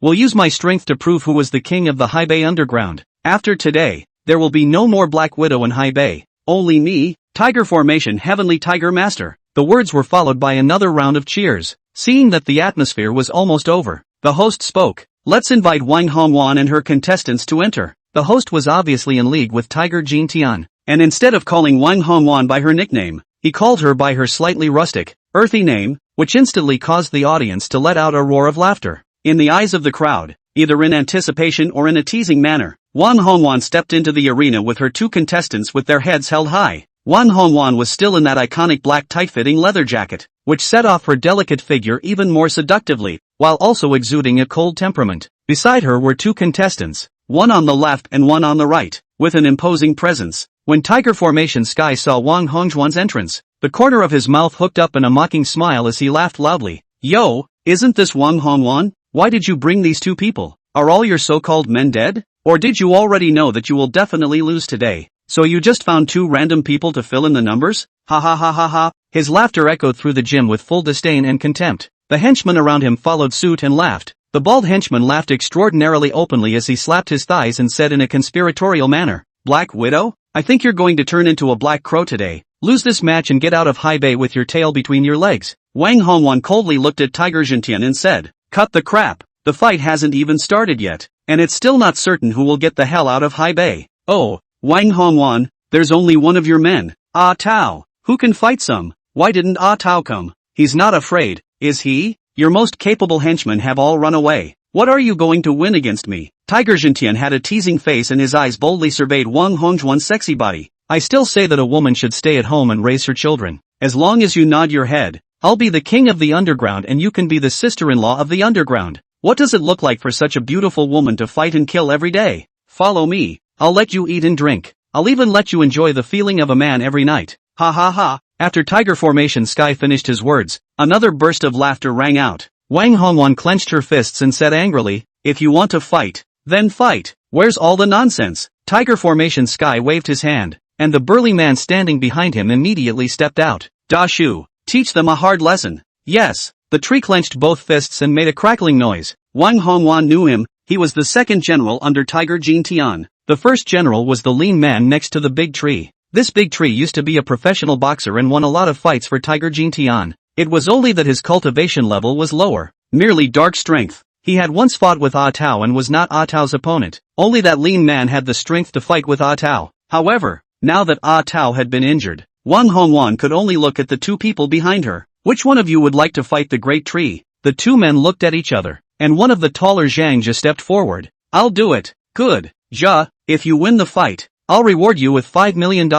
Chapter 48 Boxer Big Tree. A glint of excitement flashed in Zhang Jia's eyes. "Don't worry, Sister Blade." Zhang Jia had once fought with Big Tree, and both of them were at the cultivation level of dark strength, and their strengths were on par with each other. Even if you can't win, a tie is no problem. Game on. With the order of the host, the game officially began. The big tree opposite Zhang Jia had a cocky face and hooked his finger towards Zhang Jia. "Kid, it's not that I'm looking down on you. I'll use one hand. If you can make me fall, I'll count you as a winner." When Zhang Jia heard Dashu's wild words, his anger flared up in his eyes. "You seek death." He stomped the ground with both feet and rushed towards the tree like an arrow off a string. In the blink of an eye, Zhang Jia had arrived in front of the big tree, and without the slightest hesitation, his right fist carried the power of dark energy and blasted at the big tree's chest like a cannonball. This punch condensed the strength of his entire body, and the wind of his fist whistled as if it could tear through the air. The big tree, however, stood still, like a lofty mountain peak, unmoving. He still had that disdainful smile on his face, and his eyes were filled with contempt for Zhang Jia, only to hear a muffled bang. Zhang Jia's fist ruthlessly smashed into the big tree's chest. However, the large tree's body only shifted slightly, as if it had been brushed by a breeze. Zhang Jia only felt as if his fist had smashed on an incredibly hard iron plate, and a sharp pain came from the peak of his fist, almost making him unable to stop himself from screaming out. Zhang Jia was shocked in his heart, but he didn't give up and followed up with another series of ferocious attacks. His left fist and right leg rained down on Dashu's body, and each blow was infused with dark energy, emitting a thump thump thump thump thump sound, just like the beating of war drums. However, the large tree was like an untouchable fortress. No matter how Zhang Jia attacked, he did not dodge in the slightest, just standing steadily in place. The expression on his face did not change in the slightest, as if Zhang Jia's attack was just a painless itch for him. Tiger Formation Sky and his men, on the other hand, looked smug. Tiger Formation Sky clasped his hands on his chest and laughed loudly. "Wang Hongwan, see, this is the gap. Your men are too weak to fight." Wang Hongwan's brows were furrowed and her face was so gloomy that it could drip water. She stared intently at the situation on the field, a sense of foreboding welling up in her heart. And at this moment, the big tree finally became impatient after enduring Zhang Jia's barrage of attacks.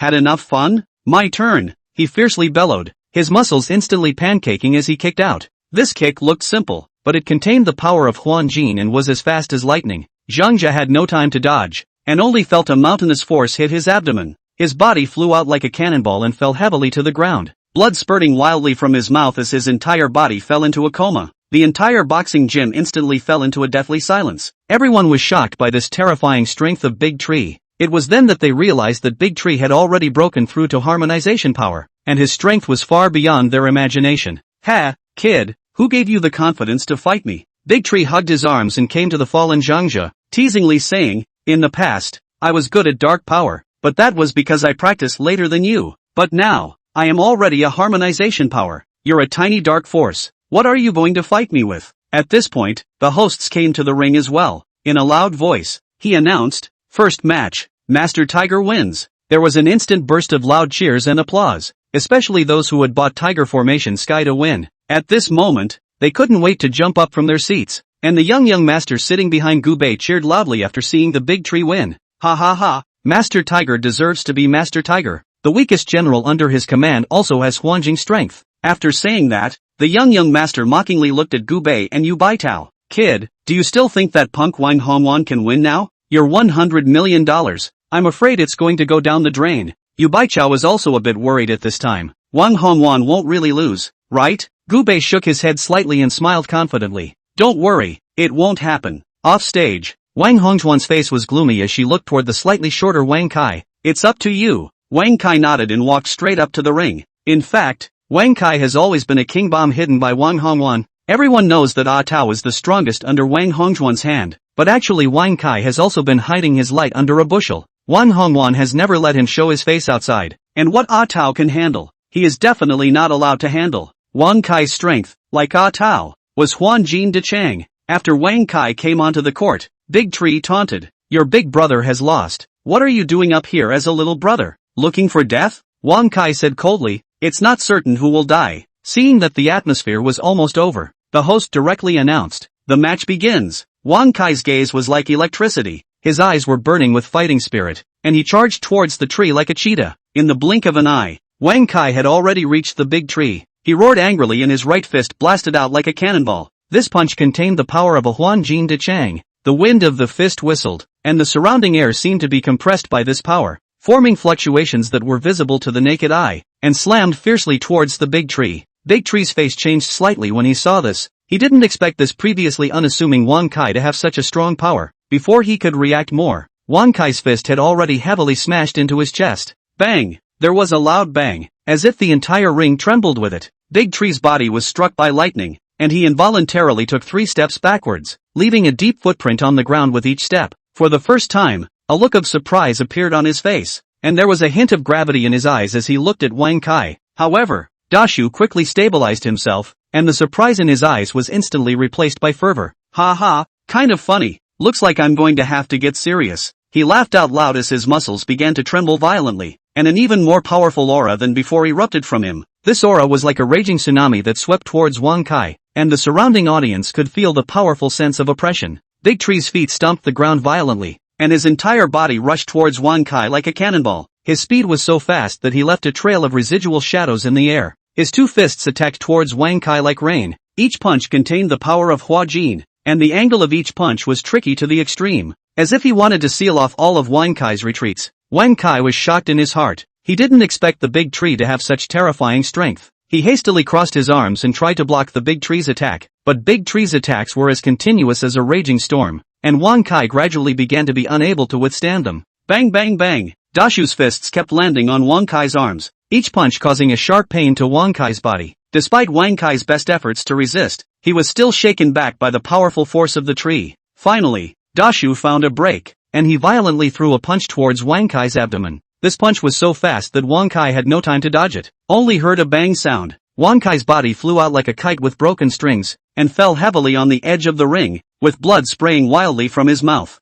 You're actually a harmonization power perfection, minor accomplishment, major accomplishment, and consummation. 3 minor realms, and Big Tree was surprisingly a harmonization power consummation. Big Tree stood in the center of the ring and laughed openly. "Humph, with this much skill, you still want to fight me?" The entire gym was in an uproar as the crowd was blown away by the exciting and intense fight. Those who supported Tiger Formation Sky cheered once again, while those on Wang Hongjuan's side were all stony-faced with worry in their eyes. Yu Baichao looked at Gubei anxiously. "Gubei, what can we do? Wang Kai has lost. Is Wang Hongwan really going to lose?" Gubei remained calm as he narrowed his eyes slightly, looking at the ring and said, "Don't rush, it's not the end yet." Chapter 49 Gubei debuts. After seeing Wang Kai lose, the young master sitting behind Gubei directly jumped up, laughing out loud. He said, "Ha ha ha, Wang Hongwan lost. You too have lost your $100 million. Didn't you say that Wang Hongwan would lose me $1 billion if she lost? Where's the money?" Gubei sat in his chair unperturbed. "Who told you that Wang Hongwan lost? Kid, are you trying to renege on your debt?" The 2 capable fighters under Wang Hongwan were all crushed by Big Tree. She has no one left to fight. What is this not called losing? The young master was anxious and said angrily. Gubei said indifferently, "According to the rules, Wang Hongwan still has a 3rd person to fight. so what's your hurry? On the stage, Deshu held his arms and looked at Wang Hongwan on the stage with a provocative look on his face. Wang Hongwan, is that all the people under you have? TSK, TSK. This is too unbeatable. It's so meaningless. Hu Jintian also laughed out loud. Ha ha ha. Wang Hongwan, do you have anyone else who can fight? If not, according to the agreement, you'll have to get the hell out of Haibei. Wang Hongwan clenched her teeth, and in the end, she could only look toward the audience and make a deep bow in Gu Bei's direction. Mr. Gu, please make your move. Wow. Everyone looked in the direction of Wang Hongjuan's bow, wanting to see who the Mr. Gu Wang Hongwan was talking about was, but as Gu Bei stood up, the entire room was shocked. Only Gu Bei had his hands in his pockets as he walked expressionlessly from the audience to the ring, unassuming, with the slightest hint of contempt in his eyes. Who is this kid? I've never heard of this guy under Wang Hongwan. Don't recognize it. And this kid is too young, isn't he? How many years has he been practicing? Isn't going up to fight him a death sentence? This little body, it will fall down when the wind blows. Going up there is just a way to die. Gu Bei arrived in front of Wang Hongwan, and the young masters in the audience laughed out loud when they saw this. Ha ha ha ha ha. This kid even went up to fight by himself in order to prevent Wang Hongwan from losing. Does he think he's Wang Fei Hung? Isn't this going to seek death? Laughing my ass off. Off stage, Tiger Jintian instantly laughed after seeing Gu Bei. Wang Hongwan, you're really sick and desperate. Just such a little mongrel can be called Mr. Gu Bei you? Gu Bei instantly appeared in front of Tiger Frontier just as he finished his words. Snap. A slap was slapped hard on Tiger Jintian's face. Slapped Tiger Formation Sky out of the air. Tiger Jintian's body spun in the air for 2.5 weeks, and when he landed, he sprayed out a mouthful of blood, which had 2 teeth mixed in. Bitch mouth again. It'll kill you. 6 simple words instantly caused Tiger Formation Sky to become furious. Dare to hit me. I want you dead. As a big shot in the underground of Haibei. When had Tiger Jintian ever been so insulted? He was about to storm out on the spot, but the little brother behind him pulled him back in a hurry. Boss, you're the elder. It's not good to spread the word if you take a shot at a junior. He's about to go on stage anyway. Just let Big Tree beat him to death. Won't you? When Tiger Formation Sky heard this, he also felt that it made sense and nodded. Kid, then I'll let you fool around for a few more seconds, and when you get on stage later, I'll make you regret being born in this world. Tiger Formation Sky didn't feel that Gu Bei was any kind of expert, because Tiger Formation Sky didn't have cultivation in his body. An ordinary person could also take advantage of his defenses to slap him. In his opinion, Gu Bei was merely taking advantage of his inattention to sneak up on him. Gu Bei didn't talk any nonsense at this point and directly leapt onto the ring. Across from him, Da Shu had leapt forward with extremely fierce eyes, and Gu Bei stood with his arms folded as he said indifferently, I'm in a hurry. You 3, go together. The words fell, and the room fell silent. Everyone thought they had heard wrong. What? This Gu Bei even wants everyone to go together? These 3 henchmen of Tiger Formation Sky were all fiercer than each other. If they really went together, even a great master would have to suffer. This Gu Bei, is he so crazy? Big Tree snorted coldly and said, Kid, to deal with you, I'm enough on my own. Gu Bei shook his head slightly towards him. You can't even carry one of my moves. Listen to my advice and get off. Otherwise you'll have no life once I strike. The tree sniffed and laughed wildly. Ha ha ha ha ha, ridiculous to the extreme. Then I, De Shu, would like to see how much you can do. Eat my fist. The big tree bellowed angrily and charged towards Gu Bei like an angry bull. His huge body brought up a gust of wind as he ran, and every step he took caused the ring to tremble slightly, as if the entire ring was bearing the brunt of his endless fury. His thick right arm was raised high, and his clenched fist was like a huge hammer, containing the power of harmonized gene as it slammed viciously towards Gu Bei's face. This punch was so powerful that if he was hit, he was afraid that his skull would be shattered on the spot. However, in the face of this onslaught of attacks from the big tree, Gu Bei merely stretched his back, without the slightest bit of panic in his eyes. Just at the moment when Big Tree's fist was about to touch Gu Bei suddenly sneezed. This seemingly ordinary sneeze holds amazing power, only to see an invisible forceful chi erupting from Gu Bei's mouth and nose, like an incomparably sharp blade, sweeping towards the large tree. This forceful chi instantly met with Big Tree's fist, and the originally unstoppable Big Tree was like hitting a high-speed train, only heard a loud boom. The huge body of the tree was instantly engulfed by this energy. Amidst the crowd's shocked gazes, the big tree's body unexpectedly began to explode inch by inch, transforming into a cloud of blood mist that drifted into the air. With just a single sneeze, the big tree was killed in seconds, without even a single chance to resist. The entire boxing gym instantly fell into a deathly silence, everyone's eyes wide with disbelief. The big tree with Huanjin cultivation had been killed in seconds by a sneeze from Gu Bei. This Gu Bei was so young and his cultivation was so profound.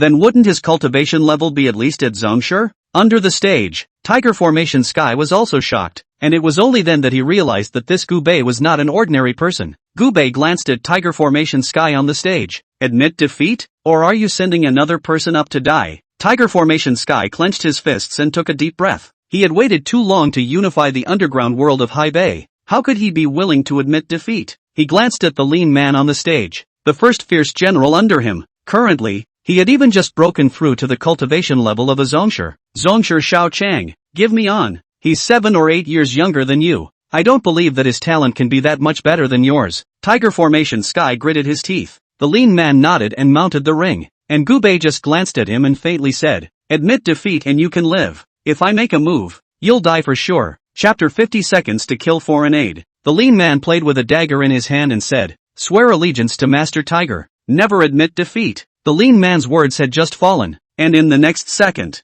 Gubei slightly raised his hand and seemingly casually slapped a palm through the air towards the lean man. This palm appeared to be light, but it contained a power like destroying the heavens and destroying the earth. The lean man did not even have time to react in any way, and that huge palm print had already descended like a titanic pressure. Only heard a loud boom. The entire ring shook violently, as if a violent explosion had occurred. The lean man's body was instantly crushed into pieces under this terrifying force, turning into a mist of blood that filled the air. The blood mist was like a blooming flower of death, and it looked particularly harsh under the light. The surrounding spectators were so shocked by this horrifying scene that their jaws dropped, their eyes as wide as bronze bells, their faces full of horror and shock. Some of the timid ones even sat down directly on the ground, scared out of their wits by the sudden bloody and violent scene. Tiger Formation Sky was even more shocked as his face turned ashen, and he almost directly knelt on the ground as his legs went limp. How could he not expect that the most capable fierce general under his command, who had just broken through to Zhongshu Shao Chang, would be so unbeatable in front of Gubei? Not even being able to hold on for a second before he was slapped into a bloody mist. The original self-confidence and ambition in his heart was instantly shattered like a bubble at this moment, replaced by deep fear and despair. Gubei stood in the ring, his expression still bland, as if he had only done a trivial and insignificant thing. He looked coldly at Tiger Jintian on the stage, his eyes as if he was looking at a dead man. Still want to continue? Tiger Formation Sky's face was ugly. 2 of his great generals had now been killed by Gubei in seconds. Even if he won against Wang Hongwan, he would have won miserably. Although he was shocked by Gubei's strength, he still had one more trump card. That is the foreign aid hired at a high price. Mr. John, we'll have to ask you to step in now. Tiger Formation Sky bowed respectfully towards the white man on the side, and the condescending white man nodded slightly and jumped straight up to the ring in 2 leaps. John hooked his finger toward Gubei and said, I'm not those 2 losers in front of me. I'll make you go and die for them. John's Chinese was broken, but the momentum was there. Wang Hongwan couldn't help but warn from the stage at this point. Mr. Gu, be careful. John is at the cultivation level of a patriarch perfection. 1 step short of stepping into Grandmaster. Sect Master perfection? Gubei only felt ridiculous. This time, Gubei didn't even give John a chance to admit defeat and surrender, and directly slapped out a palm through the air. Snap! John exploded into a mist of blood behind everyone's eyes. It was as if the man had not been there at all. At this point, the entire room was once again shocked. Sovereign perfection, killed in seconds just like that? Everyone's expression was as if they had seen a ghost, especially Tiger Formation Sky. He was dumbfounded. The foreign aid he paid a high price for is so unimpressive? He's not a Grandmaster, he's the Grand Master. After figuring this out, Tiger Jintian regretted it. If he had known that Wang Hongwan was backed by a great master, he wouldn't have dared to compete with Wang Hongwan for the position of Underground Emperor of Haibei. Now, well, 2 of his generals have been killed, and his foreign aid has been killed, and he's lost everything. Wang Hongwan's body trembled with excitement after seeing Gubei kill John in seconds. She knew that she hadn't chosen the wrong person. What's wrong with being a dog? Some people who want to be Gubei's dog don't even have that qualification. In the audience, the young master was about to pee in his pants at that moment. One had actually offended such a terrifying existence that could slap a sect master to death with his hand. No wonder he dared to bet with himself. His bottom line, it turned out to be himself. Thinking of this, the young master wanted to take advantage of Gubei's inattention to bolt. But just then, Gubei said coldly, stop. The young master instantly froze in place, revealing a smile worse than tears towards Gubei. Flutter, he directly knelt on the ground, shivering. Great master, spare your life. Just now, the little man did not intend to offend. I slapped my own mouth. Pop, pop, snap. The young master began to slap himself in the face over and over again. Gubei only felt a burst of amusement and said, did I say I would kill you? Finish the bet you just made. The young master's face turned green then. His bet with Gu Bei, if Wang Hongwan wins, he has to run around naked. The young master's face was green for a while. How could he not expect that what he had tried to avoid by all means was still unavoidable? Under the gaze of Gu Bei's icy gaze, he felt as if he was in the middle of an ice cellar, with every inch of his skin permeated with coldness. The surrounding audience froze at first, then erupted into a roar of laughter. They all wanted to see how this young master, who had been so high and mighty before, would fulfill this humiliating bet. The young master gritted his teeth as a hint of determination flashed in his eyes. He knew that if he didn't do as he was told today, he was afraid that his life would really be in danger. With trembling hands he began to undress, first the expensive jacket, which he threw haphazardly to the floor, and then the shirt, one button crumbling out under his panicked movements. As he stripped down to just a pair of underwear, his steps became unbearably heavy. Every step forward seemed like it took every ounce of strength in his body. His face had long since lost its previous condescension, replaced by shame and humiliation. That expression was simply worse than crying. Amidst the uproar and jeers of the crowd, the young master closed his eyes, violently ripped off his underwear, and began to run naked around the boxing gym. His body looked lopsided in the light, and every step he took was accompanied by laughter and whistles from the surrounding audience. He felt that his dignity was completely trampled on at this moment, and he hated to find a crack in the ground. Gu Bei, on the other hand, just watched this coldly, the corners of his mouth rising slightly with a hint of a mocking smile. The ass is pretty white. After saying that, Gu Bei turned his head to look at Tiger Formation Sky. As for Hu Jintian, he was trembling at this moment, and when he saw Gu Bei looking at him, he barely managed to squeeze out a smile towards Gu Bei. Mr. Gu, according to the bet, take your people and get the hell out of Haibei. Gu Bei said indifferently. Yes, I'll get my people rolling right away. Tiger Formation Sky didn't even dare to retort in front of Gu Bei. Get lost. Yes. Tiger Formation Sky was relieved and hurriedly ran out of Gu Bei's line of sight, and Wang Hongwan arrived in front of Gu Bei and bowed. Thank you, Mr. Gu, for saving the day. Still called Mr. Gu, Gu Bei played with the flavor. Wang Hongwan blushed and whispered, Master, that's right, since you're being a dog, you have to have the awareness of being a dog. From today onwards, you have to bite whoever I tell you to bite. Is that clear? I understand. Wang Hongwan nodded. Get lost. Shortly afterward, Yu Baichao excitedly appeared in front of Gu Bei. Gu Bei, my $100 million has turned into $400 million. I made $300 million. Chapter 51 Feast for Chen Gong. And how would you like to thank me? Then, I'll buy you dinner. Hai Bei, the Lu family. Inside the villa, Lu Suha, with his head full of white hair, looked at the photo in his hand and was full of sorrow. Did you find out the identity of the man who killed my son? Lu Suha asked with a trembling face as he clutched the photo. Family master, I've found it. This person is called Gu Bei, originally the young master of the Gu family, then imprisoned for patricide, and then released again for some unknown reason. After his release from prison, this person is extremely high profile, and of the top 10 families, the Feng, Dong, and Zhao families all died at least at the hands of this son. My subordinate reckons that this brat may have worshipped a high master in prison. The strength should be at the Zongshi. At those words, Lu Suwa fell silent. Gu Bei killed his son Lu Xiaohu. He hated Gu Bei to the bone. But now, not only was Gu Bei strong in person, he also had the city chief behind him. How do you take revenge? Ha, can it be that I, Lu Suha,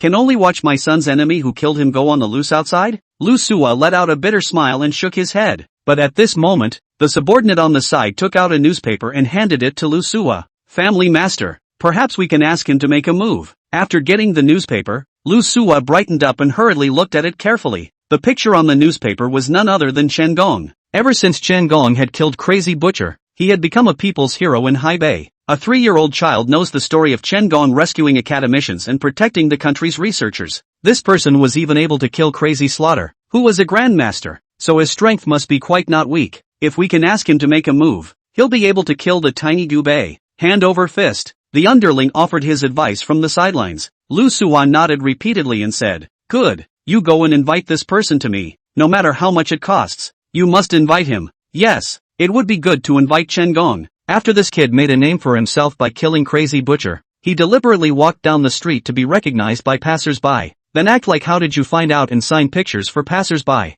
Chen Gong, who was a civilian laborer, had never enjoyed this feeling of being like a star. While Chen Gong was immersed in his own world, the Lu family subordinate arrived in front of Chen Gong. Mr. Chen, I am a member of the Lu family. My family head is Lu Sua. The family head would like to invite you to be a guest in his residence. Chen Gong had naturally heard of the name of the top 10 families, the Lu family, so he appeared flattered after being invited. Family Master Lu is inviting me to a banquet? Fine, I'll go now. Just like that, Chen Gong was easily invited to the Lu family. Lu Suhua was also overjoyed after hearing that Chen Gong had really come to the Lu family and personally went out to greet him. The moment he saw Chen Gong, Lu Suhua clasped Chen Gong's hand with both hands and said excitedly, "Mr. Chen, I didn't expect you to really come." Lu Suhua was excited, and Chen Gong was more excited than Lu Suhua. Previously, he had only seen entrepreneurs of Lu Suhua's caliber on television. "Family Master Lu, I am flattered that you would invite me to your home." At those words, Lu Suhua froze. It was reasonable to think that anyone who could decapitate a great person like Crazy Slaughter would have the demeanor of a high person.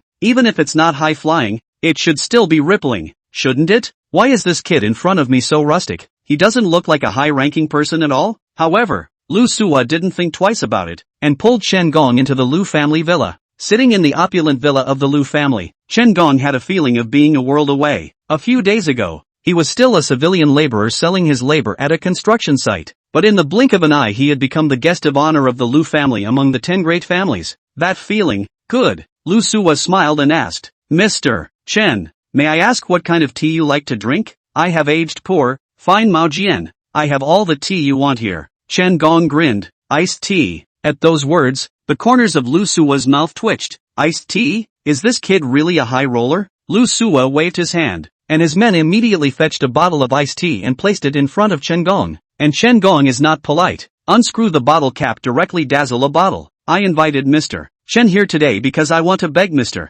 Chen to step in and help me do justice." After Lu Suhua finished speaking, Chen Gong waved his hand. "Please speak, Lu family master. What do you need my help with?" "Mr. Chen, you don't know that I have a son named Lu Xiaoxing. When my son was representing me in the city lord's bidding, because our company was too good, the other party was not as good as our company, and went so far as to kill my son. Took my son's life. That person relies on his relationship with the city lord's mansion, and the city capital protects him. That person's strength is still very strong, around Zhongshe. That's why I want to ask Mr. Chen to take action. The cost is negotiable." Chen Gong sniffed and pondered. Patriarchs and so on. Great patriarchs can kill themselves, let alone patriarchs. The totem that Gu Bei had drawn on his hand could be used 3 times, and after he had used it twice, he could use it again. Gu Bei said, "When you go out, remember not to embarrass him, Gu Bei." If that person is really as abominable as Lu Suhua said, even if he kills himself, not only will the boss not blame himself,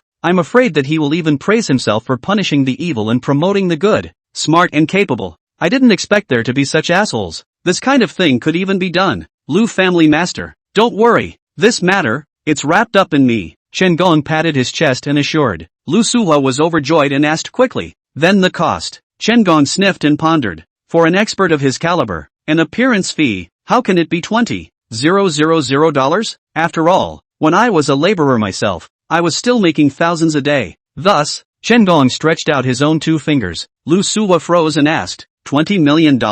Upon hearing this, Chen Gong's eyes widened. How much? How much did you say? One shot and you make $20 million?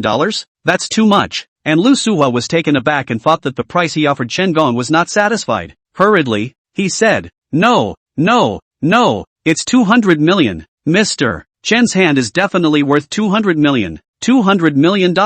Are you serious? At this moment, Chen Gong was breathing heavily, his chest rising and falling, and Lu Suhua was taken aback again. No, 2 billion. As long as Mr. Chen makes a move, I'll immediately call you with 2 billion. This time, Chen Gong only felt a burst of vertigo in his brain. Earning money was too easy, right? Sign the contract. No one is allowed to back out. After a long time, Chen Gong walked out of Lu's house with the contract in his hand contentedly, and the Lu family's subordinate frowned as he watched Chen Gong leave and said, "This high man is really strange. What kind of person kills and signs a contract?" Lu Suhua patted his chest and said, "It's a bit strange, but if you really dare to ask for it, but to be able to kill a great master like Mad Butcher, it's worth spending $2 billion. Lock down Gu Bei's location for me. Tonight, take his little life." Chapter 52 completely finished. During the night, Gu Bei didn't return to the Yu family villa. Instead, we went to a 5-star hotel as promised. The one who asked Gu Bei out today was none other than that one high-cooled military flower, Ling Frost. Back then, in order to beg Gu Bei to make a move, Ling Frost had gone so far as to use herself as a quid pro quo. That's what got Chen Gong to step in. Outside the presidential suite inside the hotel, Gu Bei knocked on the door. Bang, bang, bang. Shortly afterward, the door opened. The one who appeared in front of Gu Bei was none other than Ling Frost, who was tall and had long hair. Only Ling Frost was still wearing a black combat uniform, which outlined Ling Frost's slender pair of legs, as well as her plump and proud upper body. Combat uniforms with various tactical pockets and a black pistol stuck in his waist. Upon seeing Gu Bei, Ling Frost's eyes unexpectedly flickered a bit on her high and cold little face. Come in. Gu Bei walked within the suite and casually closed the door. And Ling Frost was also very direct, directly turning around and lying on the bed, her eyes closed, saying, "Let's begin." Gu Bei, on the other hand, was leaning against the doorframe, playing with the flavor. Is it worth it to contribute yourself for the sake of your work? That's work for you, not for me. I give everything I have right now for my country, even my life. Ling Frost looked straight at Gu Bei and said. Upon hearing this, Gu Bei rubbed his nose and said, according to you, it seems like I'm the kind of villain who takes advantage of people's danger. Everything is of my own free will. I won't blame you. I, Ling Frost, have always been true to my word. If it wasn't for you this time, not only would the academician not be rescued, but I'm afraid that old gal's in my lives would be gone as well. When she thought of the ferocity of the mission during the day, Ling Frost was in a state of fear. At those words, Gu Bei was not polite. In that case, I'll make myself at home. But before that, are you sure you don't want to take a shower first? Ling Frost froze, then nodded and said, okay, wait for me. After saying that, Ling Frost walked into the shower room. Gu Bei, on the other hand, directly took off his clothes and got under the covers. Ling Frost took a long time in the shower, and it was a full hour before she stepped out of the shower room. Only a bath towel wrapped around Ling Frost's proud figure, and because her legs were so long, her long, white and slippery legs under the towel stood out. Ling Frost gently sat down on the edge of the bed, and then like a nimble kitten, she directly burrowed into the comforter. Gu Bei only felt an aroma coming from him before Ling Xuan gently hugged him. Be gentle with me. It was a battle that lasted until the latter part of the night. It was also that Ling Frost was physically strong. Otherwise ordinary women were afraid that they could not carry Gu Bei so built. Although he hadn't seen any virgin blood, judging from Gu Bei's experience, this Ling Frost was definitely her first time. Because her skills are so rusty, you could say she doesn't know the first thing about it. The reason why I haven't seen red, that's pretty well explained too. She had joined the military early and had been undergoing intense training, so maybe one of those training sessions had caused her to have lost that thing. After finishing, Ling Frost got out of bed very sharply, put on her own combat clothes, and prepared to leave. Hey, are you just going to leave? Not wait until morning? Gu Bei asked, holding his head and leaning against the bed. Don't you think too much? You and I are a deal. No one owes anyone anything now. After saying that, Ling Frost pulled his leg out and walked out, but just as he reached the door and threw it open, he saw a thick leg kicked straight in hard. Ling Frost reacted quickly and hastily protected her chest with her arms. Bang! Ling Frost was kicked directly into the suite, and took a dozen steps backward before stabilizing herself. Who? Ling Frost smoothly touched the gun at the back of his waist. Only two strong men at the level of patriarch walked in with great strides, and the next to enter was Lu Suwa of the Lu family. Ha! Killing my son and you still have the heart to play with women here? Lu Suwa looked toward Gu Bei on the bed, his face full of hatred. Do you, by any chance, know who I am? Gu Bei glanced at Lu Suwa and shook his head slightly. I don't know. No? Good. Then I'll tell you. My name is Lu Suwa. It's the head of the Lu family. Lu Shaoxing is my son. Now you know who I am. Lu Suwa said almost like he was gnashing his teeth. Upon hearing this, Gu Bei deliberately revealed a look of sudden realization. Oh, then what? So what? I came here today to make you go and bury my son with me. Give it to me. Lu Suwa gave an order, and the two zonshur beside him directly pounced on Gu Bei with one on the left and one on the right. And Gu Bei revealed a hint of a disdainful smile as he casually waved his hand, and powerful internal force directly surged out. Pop! Snap! These two were like two mosquitoes that were casually slapped by Gu Bei on the spot. It became two puddles of blood. Ha! Did you send them to die? Seeing this, Lu Suwa also sucked in a breath of cold air. This Gu Bei's strength was by no means as simple as an ordinary zonshur. It was highly likely that he was a great master, and still a great master perfection. Luckily, though, he came prepared today. Ha ha ha. Today, in order to kill you, I've spent a lot of money to invite the High Bei War God. Even if you're a grandmaster, you're bound to die today. Mr. Chen, please. As the words fell, only one person walked in through the door. The man walked in wearing an ill-fitting suit and a pair of black sunglasses for the sake of playing it cool, with his hands behind his back. The visitor was none other than Chen Gong. Chen Gong had a lofty stance, looking at the ceiling, showing off his big brother qualifications. This one is Mr. Chen Gongchun, who beheaded the Mad Slaughter Grandmaster. Kid, even if your cultivation is strong today, it's hard to escape Mr. Chen's clutches. Mr. Chen, make your move. After saying that, Lu Suwa sneered and took 2 steps back, ready to watch the show. And Chen Gong at this time also fiercely looked at Gu Bei, angrily said, "You murder son, no evil is not." Ha! When Chen Gong took a good look at Gu Bei's face, he was instantly confused. Why does this man in front of me look so familiar? Isn't that his own boss? At that moment, Chen Gong's brain buzzed and he was directly confused. The person Lu Suwa wanted him to kill was actually his own boss? Chen Gong, you've grown in skill. You've only just learned a little bit, and you're going to turn against me? Gu Bei asked with a cold smile. Flutter. Chen Gong directly knelt in front of Gu Bei and said, "My subordinate wouldn't dare. Subordinate wouldn't dare.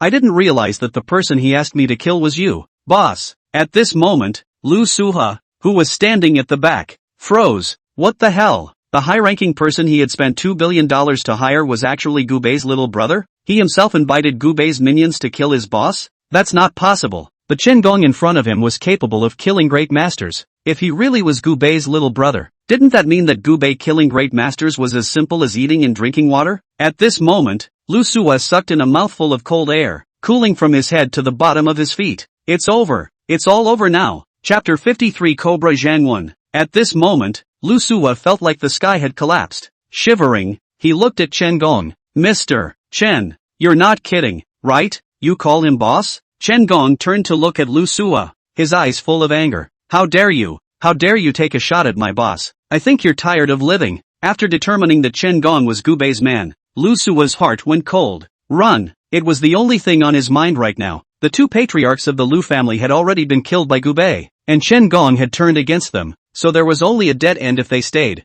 Lu Suwa turned around and frantically escaped towards the corridor. Extremely fast, Gu Bei said indifferently, "If he doesn't die, you don't have to come back." Chen Gong shivered, got up, and went after Lu Suwa. In fact, Lu Suwa's cultivation level was quite a bit higher than Chen Gong's. Lu Suwa's cultivation level was that of a Zhongsher, while Chen Gong was only at the beginning of Mingjin. However, it was important to realize that in Chen Gong's hand, a power given by Gu Bei was still sealed. In the corridor, Chen Gong roared and slapped Lu Suwa through the air. "Old bastard, go to hell." Lu Suha, who was running wildly, only felt a cool chill on his back, and then a huge force slammed into his back. He was like a golf ball that had been knocked out. His body instantly flew out, crashing through 3 walls in a row, and his body fell onto the street. Lu Suha of the Lu family, D. After killing Lu Suha, Chen Gong was relieved and rushed back to apologize to Gu Bei. Just after walking into the room, Chen Gong knelt down with a flutter. "Boss, I'm sorry. I shouldn't be out there helping people out in private without your permission, especially since the person he's going after is still you, boss." Gu Bei lazily raised his eyes and glanced at Chen Gong. "You will be punished by kneeling at the city gates for 3 days. Will you serve?" At those words, Chen Gong's face changed slightly. Now that he had just made a name for himself in Haibei and had just become a celebrity in Haibei, if he knelt at the city gate for 3 days, wouldn't he become a joke to all the people in Haibei? But he didn't dare to refute Gu Bei's order. Yes, get lost. Shortly afterward, dawn broke. Yu's group. Yu Baitao drove her Masha regularly to work at the company. Today's Yu's group is flourishing. After Yu Baitao got Yu's 100% equity, before her ideas that cannot be implemented, now no one blocked. Yu's became Yu Baitao's one word, coupled with the fact that he had taken an order worth $5 billion from the city lord's mansion. The entire Yu clan was once again revitalized. Having just entered Yu's, the employees saluted upon seeing Yu Baichao. "Hello, Mr. Yu." Yu Baichao had just walked into the company within a few steps when she saw someone she was incredibly familiar with. Sitting in his wheelchair, Deng Jieju's face was dull and motionless. He had been sealed by Gu Bei and was now no different from a vegetable. Who had pushed him here? Pop, pop, snap. Just then, a man was seen applauding while walking out from the corner. "Mr. Yu, even your own uncle is so cruel." The visitor looked civilized, wore gold-rimmed glasses, and was thin, but his eyes were narrow and sinister. Yu Baichao recognized his identity at a glance. Zhang Wen, who was known as Cobra. Deng Juel's addiction to gambling is inseparable from Zhang Wen. Zhang Wen is a casino. Tong Jewelry is his regular customers. Usually Tang Jewelry, not less by his compulsion, gave him a lot of fast money tricks. It was also Zhang Wen's idea to come to Yu Baichao to ask for money. "Zhang Wen, what are you doing here?" Zhang Wen clasped his arms and revealed a sinister smile. TSK, you, as a niece, have a really cruel heart. Your own dear uncle was actually made into a vegetable by you. I'm here. Number 1 is to fight for Jewel. Jewel and I are better buddies than brothers. Now that he's a vegetable and unattended, I naturally have to be responsible for him. So I've come to ask you for nutritional expenses on his behalf. Not much, just 500 million, as well as the gambling debt that Deng Jewel has owed me over the years. $300 million. That's $800 million.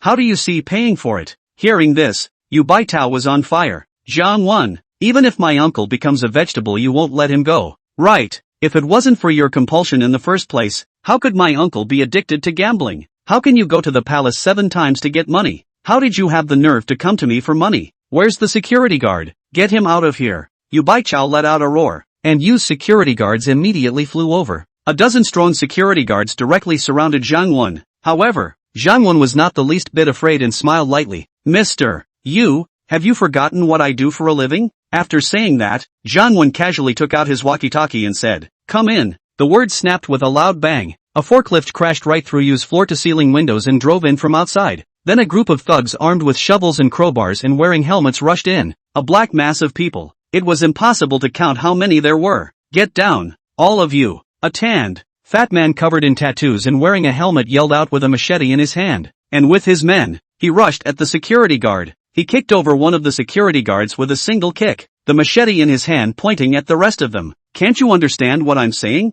Believe it or not, I'll chop off your heads." The group of security guards looked at each other in dismay. And under the pressure of Zhang Wen's men, all of these security guards obediently put down the police weapons in their hands and squatted on the ground with their heads in their hands. After all, they are here to work, not to sell their lives. Zhang Wen looked at Yu Baichao rather smugly at this moment. "Mr. Yu, now we can talk about the compensation, right? Jewel is my brother. We're like brothers. It's not much to ask you for $800 million, is it? Besides, Mr. Yu, you just took the $5 billion contract from the city lord's mansion. Take it that I don't know about it?" Yu Baichao's eyes narrowed, and a hint of killing intent appeared under his eyes. If it was before, there was really nothing she could do with Zhang Wen, but now that she had Gu Bei behind her, she really wasn't afraid of Zhang Wen. "Do you have any idea how done jewels came to be the way they are now? TSK, Mr. Yu, are you scaring me?" Zhang Wen had a smirking look on his face, playing with the flavor. "Everyone who fell into my hands is worse off than Deng Jewel. Do you think I'm intimidated?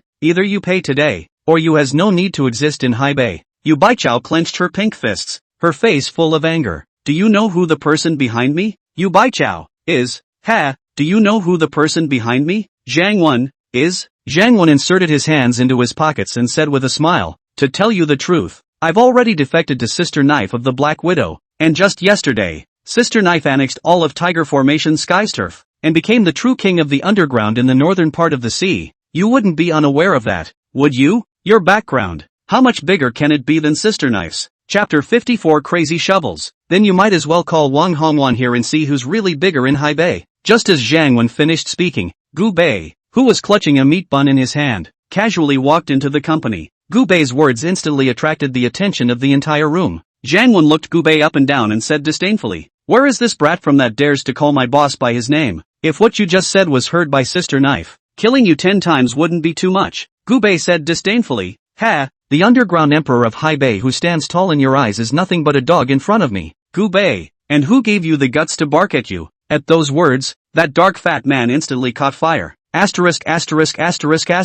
"What are you pretending to be in front of our brother one? How dare you insult Sister Knife? I'll waste you." In order to show his loyalty, the dark fat man rushed directly towards Gu Bei with a machete in his hand, and with a disdainful look on his face. Gu Bei took a bite of the meat bun in his hand and threw it at the dark fat man with his backhand. Whoosh! Only to see that the meat packet was like a discharged cannonball, and instantly came to the dark fat man's eyes. Not waiting for him to react, there was a snap. The bun directly smashed the dark fat man's head and exploded. The tanned fat man's body ran forward a few more steps due to inertia, and finally fell to the ground with a thud. A floor of blood and brains instantly silenced the scene. Zhang Wen and his minions looked dumbfounded. A mere meatloaf can kill someone? How strong is this kid? Breaking into our use with a forklift. Do you have a lot of guts? Gu Bei sneered and stepped closer, and Zhang Wen's eyes narrowed, his heart already a little weak. "Kid, I'm Sister Bladesman, how dare you touch me?" "Oh, then let's see if I dare to touch you." As soon as the words fell, Gu Bei instantly appeared in front of the forklift. without waiting for the crowd to react. Gubei grabbed the shovel with one hand. Afterward, the huge shovel was actually swung like a fly swatter by Gubei. Bang! A shovel slammed down, and several helmeted thugs were instantly smashed to pulp. At this moment, everyone was stunned. Shovels that weighed dozens of tons seemed as light as a feather in front of Gubei. Gubei slapped down a few more shovels. Pop! Snap! Snap! The minions under Zhangwen were like flies that had been swatted to death, becoming densely packed blood spots on the ground. Run! I don't know who yelled out. Zhangwen's minions played with their lives and ran wildly towards the outside of Yu's, facing a Gubei who could smash people with a shovel in hand. They didn't dare to play with their lives, but Gubei, with a teasing face, casually pulled out a meat packet from his pocket once again, eating the meat packet with one hand and swinging the shovel with the other. Pop! Pop! Snap! Another dozen people died under Gubei's shovel. Of course, there were also those who escaped the net and ran out of Yu. However, they were all small shrimps, so Gubei didn't want to pay attention to them, so he let them go. And at this moment, Zhangwen was already scared to death, standing still and trembling. Even more yellow liquid ran down his pants leg. He was pissed. Zhangwen had been in society for so many years and had seen all kinds of people, but he had never seen someone as fierce as Gubei. Flutter! Zhangwen directly knelt down and trembled. Spare my life. I know I'm wrong. You don't know it's wrong. You're just scared. Gubei bit down on a mouthful of meat buns and said indifferently. And at this time, Wang Hongwan, who received the news, quickly arrived at Yu with a large number of people. Once she knew that Zhangwen had mobilized a large number of people to Yu, she knew it was bad. Yu Baichao often followed Gubei around, and she naturally knew very well that Yu Baichao was someone close to Gubei. If he offended Yu Baitao, it would be the same as offending the Yu clan. But when she arrived at Yu's with her men, she was still shocked by the bloody scene. The ground was densely packed with bodies that had been flattened. Gubei was sitting on the front of a forklift, eating meat buns like nobody's business. Under his hand, Zhangwen was kneeling on the ground, trembling, and Zhangwen cried tears of joy after seeing Wang Hongwan. Sister Blade, help me. Zhangwen thought that with Wang Hongwan's identity as the underground emperor of Haibei, no matter how big Gubei is, he will have to give her 3 thin faces, until he saw Wang Hongwan take a few quick steps and flop down in front of Gubei. Master, my subordinate is not disciplining well. Please punish me. Master. At this moment, Zhangwen was confused. It turned out that his boss was really one of Gubei's dogs. And where did he get the courage to blackmail Gubei's woman? Gubei said indifferently, I don't want to see this person again. At those words, a hint of sternness flashed under Wang Hongwan's eyes. Zhangwen also seemed to know what was going to happen as he looked at Wang Hongwan and desperately shook his head. Sister Knife. Don't! Spare my life, Sister Knife. I know I'm wrong. Zhangwen went crazy and kowtowed frantically towards Gubei. Please spare my life. I'm willing to work for you as an ox, even as one of your dogs. At this moment, Wang Hongwan said coldly, do you think anyone is qualified to be the master's dog? After saying that, Wang Hongwan drew out a revolver and fired a shot towards Zhangwen's thigh. Bang! Zhangwen let out a wail of pain. Wang Hongwan fired a few more shots, but the shots were perfectly avoided. It made Zhangwen suffer to the extreme. Sister Blade, I beg you, give me a pain in the ass. Wang Hongwan took a deep breath and said, in your next life, don't mess with the master. After saying that, Wang Hongwan fired a shot towards Zhangwen's eyebrow. After killing Zhangwen, Wang Hongwan knelt in front of Gubei again. Master, my subordinate has done wrong. Please punish me. Gubei coldly glanced at Wang Hongwan. This isn't the first time. If you still can't discipline your men in the future, go down there and accompany him. After saying that, Gubei jumped down from the forklift and said indifferently, go kneel outside the city gates for 3 days for me. After saying that, Gubei got up and left. As for Gubei's order, Wang Hongwan didn't dare to resist or refute it, and could only nod her head obediently. In the president's office, Yu Baichao looked at the dozen or so security guards in front of him with a cold face. Good. Before each one claimed to be retired from the special forces. 1 against 10. Is this how you protect me? The dozen or so security guards lowered their heads, not daring to retort. You're all fired. Get the hell out of here, Yu Baichao said angrily. At this moment, Gubei pushed open the door and walked in. These dozen or so security guards were ultimately just wage earners who got paid to work, and Gubei didn't blame them for their lack of protection. It was only that Big Brother had asked himself to take care of Yu Baichao, so he couldn't let Yu Baichao get hurt. However, one could not follow Yu Baichao every moment, so it seemed that it was time to summon them. Gubei took out his cell phone, dialed a number, and said indifferently, I'm the master of Tianji Pavilion, Gubei, regardless of where you are. In 3 hours, the Dragon Choppers will report to the Haibei Yu clan. Outdated. Chapter 55 Hu Family Council. For the rest of the day, Gubei stayed in the office with Yu Baitao. But soon, Hu Shaotian appeared in the company and knocked on the office door. Mr. Gu, are you there? Gu Bei walked out of the office, and the Hu Xiaotian in front of him was respectful upon seeing Gu Bei. Looking for me for something? Ever since Gu Bei supported Hu Xiaotian to become the head of the Hu family, Hu Xiaotian had reorganized the Hu family with a thunderous approach. The Hu family is now in full control. Although Gu Bei had killed his father and brother, he didn't hate Gu Bei at all, but instead was grateful to him. He was originally born to Huetsu and an underling. His brothers called him a bastard, and his father treated him with love. It was Gu Bei who gave him a new life. Mr. Gu, I've heard some whispers recently. A number of clans have recently perished at your hands, such as the Feng clan, the Zhao clan, and the Dong clan. Every one of the family heads of the great clans are all on their own, and are extremely dissatisfied with you. I have heard that they seem to have the intention of gathering together and getting rid of you. At those words, Gu Bei smiled. These insignificant ants are really cheap. Hu Xiaotian, do you want the Hu family to become the #1 family in Haibei? Hu Xiaotian instantly became agitated, and with a flutter, he knelt down for Gu Bei. Think. Very well, tonight you will gather all these clans under the pretext of discussing against me, and the rest, leave it to me. At night, the Hu family council chamber. All sorts of luxury cars drove into the Hu family. The Hu family was overcrowded tonight, and various bigwigs had brought their men into the Hu family council hall. Although Hu Yu is dead, the Hu family's power in Haibei is still not to be underestimated. This council, initiated by Hu Xiaotian, had gathered almost all of the famous families in the northern part of the sea. Hu Xiaotian was, at this moment, standing outside the door of the council hall to personally greet the great lords. Family Master Lu, you're here. Inside please. Family Master Ouyang, long time no see, please. Just then, a roar of an engine sounded, and a fiery red lava pulled up outside the door of the council chamber with a whimper. A woman in a red trenchcoat with long fiery red hair stepped out of the car. Immediately after that,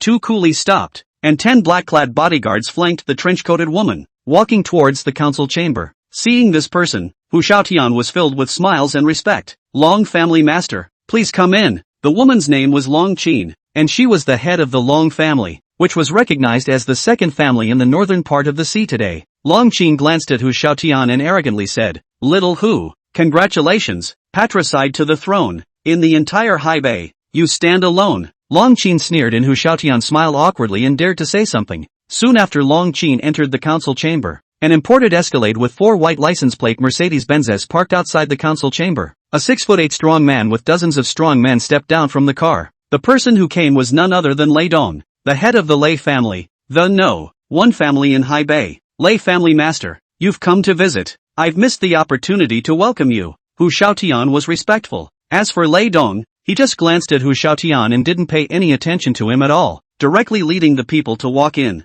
After all, the Hu family was too small in front of the Lei family. For Lei Dong to be able to go to the appointment was already considered to have given the Hu family enough face. Soon, 10 low-profile Volkswagens drove into the council chambers. Dozens of men in jackets stepped out of the car. At the head of the group was the head of the Tian family, Tian Yong. The Tian family was extremely low-key in Haibei and never participated in the various family rankings. However, this did not mean that the Tian family was weak. Instead, the Tian family was very strong. Even when Lei Dong met Tian Yong, he had to be courteous, and Tian Yong was even called a smiling tiger, because no matter who he saw, even if he saw a small waiter in the hotel, he always had a smiling expression. But if you offend him, you will end up very miserable. Tian family master, please come in. Tian Yong smiled and glanced at Hu Xiaotian. Congratulations, Hu family master. In the future, we, the Tian family, will expect more from family master Hu. Hu Xiaotian was startled. Your words are too serious. The Tian family casually scraped down a little. All for our Hu family to be used for life. It should be you Tian family to carry our Hu family ha ha ha ha ha. Talking. After a burst of laughter, Tian Yong entered the council chamber. At this time, the council chamber was overcrowded. On both sides of a rectangular council table were filled with the family heads of all the great clans in the northern part of the sea. The further forward you sit, the higher your position in the North Sea is represented. Lei Dong unreservedly sat at the head seat, and Tian Yong sat extremely low in the back. Long Qin sat in the second chair, and Hu Xiaotian, the initiator of this council, could only stand at this point. It wasn't just Hu Xiaotian. The table could only hold 20 people on either side of the table, and only the representatives of the 20 most powerful and influential families in Haibei were allowed to be on the table. The rest of you, etc., can only stand. On the outermost periphery were the henchmen brought by the various big families, a black-packed mass, uncountable how many there were. At this moment, Lei Dong knocked on the table, and the scene instantly quieted down. There's a guy named Gubei in Haibei recently. He's pretty wild.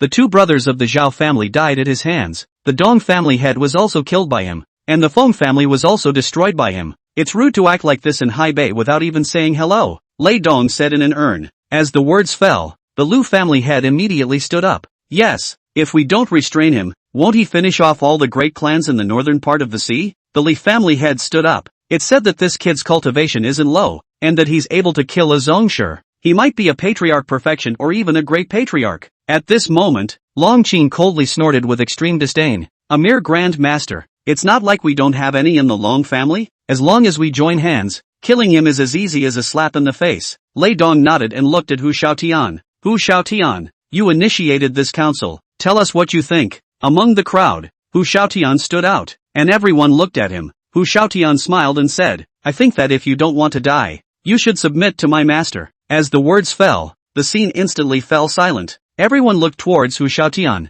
killing intent within their eyes. Hu Xiaotian, what did you say? Lei Dong asked in a cold voice. To tell you the truth, this council was initiated by my master. Who is Gubei? My master has said that anyone who lowers his head and admits defeat will not be killed. Those who disobey orders, no mercy. Ha ha ha ha ha ha. At this moment, a Jiang family head beside the council table stood up and said angrily, Good you Hu Xiaotian. So you've become his Gubei's traitor. What kind of thing is he? Gubei, does he think he can command all the great clans in Haibei? Kill him for me. As the words fell, one person quickly rushed out from the crowd. At this time, he was extremely fast and killed Hu Xiaotian with a dagger in his hand. This, none other than a Huanjing perfection expert. But just then, the door to the council chamber suddenly opened. Who dares to lay hands on my dog? At those words, a cold aura shot in directly from the door. There was a popping sound. The head of that harmonization power expert from the Jiang clan was directly shot out. Chapter 56 Killing like swatting flies. Then a leaf nailed the wall. 3 points into the wall. At this point, everyone was wide-eyed and quiet. Picking leaves to kill. A soft leaf can also become a murderous weapon. Only a grandmaster can have such a means. Everyone looked towards the door, only to see Gubei, who was wearing pajamas, stretching and walking into the council chamber. Hu Xiaotian is my dog. You're not qualified to kill. From now on, I'm going to support the Hu family as the #1 family in the northern part of the sea. Which of you is in favor of this and which of you is against it? The Jiang family head was furious as he watched his men being killed. He slammed the table and stood up, saying angrily, deceiving people too much, relying on a few points of cultivation to do wrong in Haibei. Do you really think that there is no one in Haibei? Another family head laughed coldly. A little kid. Who got this cultivation by chance and dares to be so arrogant? How dare he think to support the Hu family as the #1 family in the North Sea? Is he worthy? Do you have the strength? Lei Dong coldly surveyed Gubei and said indifferently, Zong master perfection. No wonder you dare to make such a show of yourself in Haibei. You do have some strength and talent, but it's a pity, at your age, with another 10 years of cultivation, dominating the northern part of the sea would really be unrivaled. But now you're too young. Gubei casually pulled out a cucumber and took a bite to sit beside Hu Xiaotian. That's a lot of bull ********. I'll only give you 3 minutes to think about it, and those who surrender will not be killed. The bottom of Lei Dong's eyes were filled with anger. It was the first time he was belittled by such a young junior. Who stepped forward to kill him? The head of the Jiang family, who had his men killed, was the first to stand up. I'll do it, kid. You're a sect master perfection, and I'm also a sect master perfection. Let's see who of us is stronger. After saying that, the Jiang family head let out a roar and directly rushed towards Gubei. The Jiang family head raised a fist, gathering all of his internal energy in his right fist, and for a moment, the strength of his internal energy shook even the air slightly. The crowd also nodded slightly, recognizing the strength of the Jiang family's head. It is claimed that the Jiang family head relied on a pair of iron fists back in the day to fight his way out of the current Jiang family, and with this pair of iron fists of his, no one within the same realm would dare to receive them. This Gubei kid is too young. He can't catch this punch. He'll be seriously injured even if he catches it. In the face of this incoming punch from the Jiang family head, Gubei only smiled contemptuously. Casually, he flung the half-drawn cucumber out of his hand. Whoosh! That half-cucumber was actually like a cannonball, directly hitting the chest of the Jiang family head. There was a loud bang. The body of the Jiang family head exploded directly in the air. Flesh and blood and muck erupted all over the council chamber. The Jiang family head, directly killed in seconds. At this point, the scene was deathly silent. Even the sound of a pin dropping on the floor could be heard. Everyone looked dumbfounded. The Jiang family head, that was the strength of a sect master perfection. However, in front of Gubei, they were only killed in seconds. Grand Master, He's a Grand Master. A family head screamed in horror. Lei Dong's face became ugly. He had never seen such a young Grandmaster before. If this son is not killed today, give him a few more years and there will be no one in High Bay who is his opponent. What's wrong with Grandmaster? Donor Lei. Lei Dong let out a loud roar, and a white-haired old man stood out from the crowd. This person, the Lei family's provider, had the strength of a Grandmaster at a small level. At this moment, Lei Dong looked at Long Qin. Long family master. This son is a great master. 2 against 1 is more stable. What do you think? Long Qin also nodded. That's a good point. Dragon provider. As the words fell, an old man also stood out from the crowd of the dragon family. These two were the strongest fighting force of the Long and Lei families. 1 Grand Master Minor, 1 Grand Master Major. Kid, even if you're stronger, I don't believe that 2 Grand Masters still can't kill you. Lei Dong roared. Kill me. As the words fell, the 2 great masters, one on the left and one on the right, directly killed Gu Bei. Facing the raging duo, Gu Bei didn't even look at them. 2 slaps straight out of the air. Pop. Snap. Just like slapping 2 mosquitoes to death. The 2 confessors were directly slapped to death on the wall by the powerful force before they could even get close to Gu Bei. 2 more puddles of mess on one left and one right wall. Once again the scene was deathly silent. Everyone was dumbfounded. Everyone was shocked. Grand Masters can be killed at will. Even a great master perfection couldn't do that. Could it be that this person's strength was still above that of a Grand Master? Everyone sucked in a cold breath at the thought. Lei Dong and Long Qin glanced at each other, and there were only 2 words, fear, in the bottom of both of their eyes. The Grand Master was no match for him. Who else could kill him? This is the strength of the Lei family, known as the number 1 family in the northern part of the sea. TSK. It disappoints me too much, Gu Bei said disdainfully. Hu Xiaotian, who was on the side, was full of complacency, glad that he was on the right side. Is my master's strength something that can be questioned by a bunch of petty people like you? Those who rebel against my master have only one end, and that is death. There was a silence. No one dared to rise up against Gu Bei anymore. But at this moment, Tian Yong, the head of the Tian family who had not spoken, stood up. Lei Dong, I have always been afraid of the strength of your Lei family's offerings, but now it seems that I have overestimated your Lei family. Whoever your Lei family can't kill, our Tian family can. Tian provider. As the words fell, only an old man stood out from the crowd. The old man was gray-haired and bone-thin,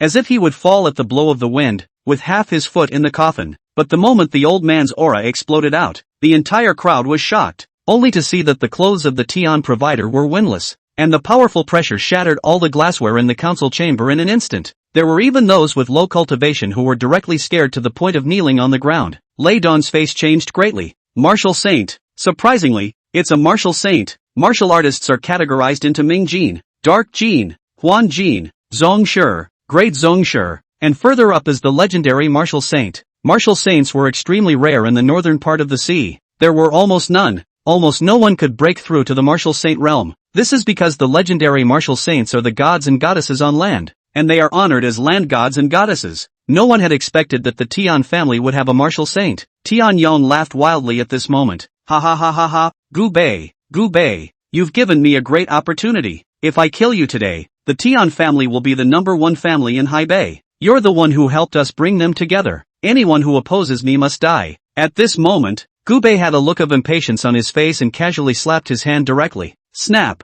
only to see that Martial Saint powerhouse being directly slapped into a bloody mist through the air by Gu Bei. It dissipated into the air. What are you screaming for? Isn't he just a Martial Saint? Not even qualified to pinch my feet in dragon prison. The Martial Saint is dead? The scene fell silent once more, and everyone looked dumbfounded. This is a Martial Saint, not a fly, just swatted alive? What's this Gu Bei guy all about? Chapter 57 National Armed Forces Agency. Tian Yong looked at the Tian family's provider, who had been slapped into pieces, and his entire body was completely dumbfounded. A Martial Saint who has been practicing for more than 70 years. A Martial Saint who is known as a land god. You just lightly slap him to death? This Gu Bei, what kind of demon is this? On top of that, he's only in his 20s. If he was given another 30 years of cultivation, could anyone in the entire planet be Gu Bei's enemy? The whole place was dead silent. Even the Tian family's Martial Saint wasn't Gu Bei's opponent. So who in the entire High Bay would dare to continue provoking Gu Bei? Long Qin and Lei Dong both looked as if they were dead. They know in their hearts that the Hu family has Gu Bei behind them.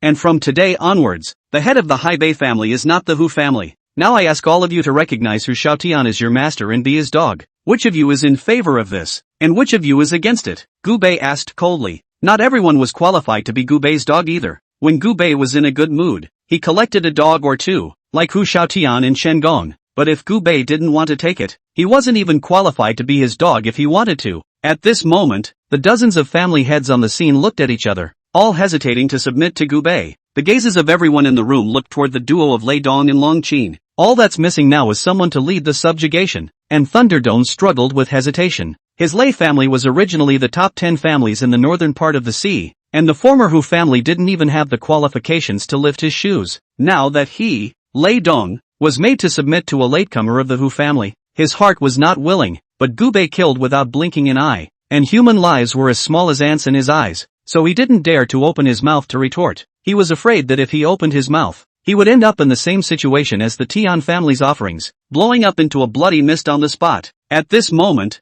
Gu Bei also ran out of patience. I'll only give you 10 seconds to think about it, and after 10 seconds, those who don't submit, die. At those words, Lei Dong was sweating profusely, gritting his teeth. He was just about to prepare to submit when there was suddenly a loud bang. The door to the council chamber was kicked in. Immediately afterward, a group of men in black leather jackets came striding in. These men were uniformed, all with shiny leather shoes on their feet and work tags on their chests, and they walked around with such a sense of purpose that they were almost looking at people through their nostrils. The National Armed Forces Bureau. Which one of you is called Gu Bei? The man at the head of the group took out his work permit straight away. The documents were clearly written with the big letters of Xinxiu, the Grand Captain of the National Armed Forces Bureau. After seeing the people from the National Martial Arts Bureau come out, Lei Dong was overjoyed. Other people didn't know what this National Martial Arts Bureau was about, but he did. It should be realized that ordinary constables can't control martial artists because they are destructive and extremely difficult to catch after killing. That's why the National Armed Forces Bureau was purposely set up above,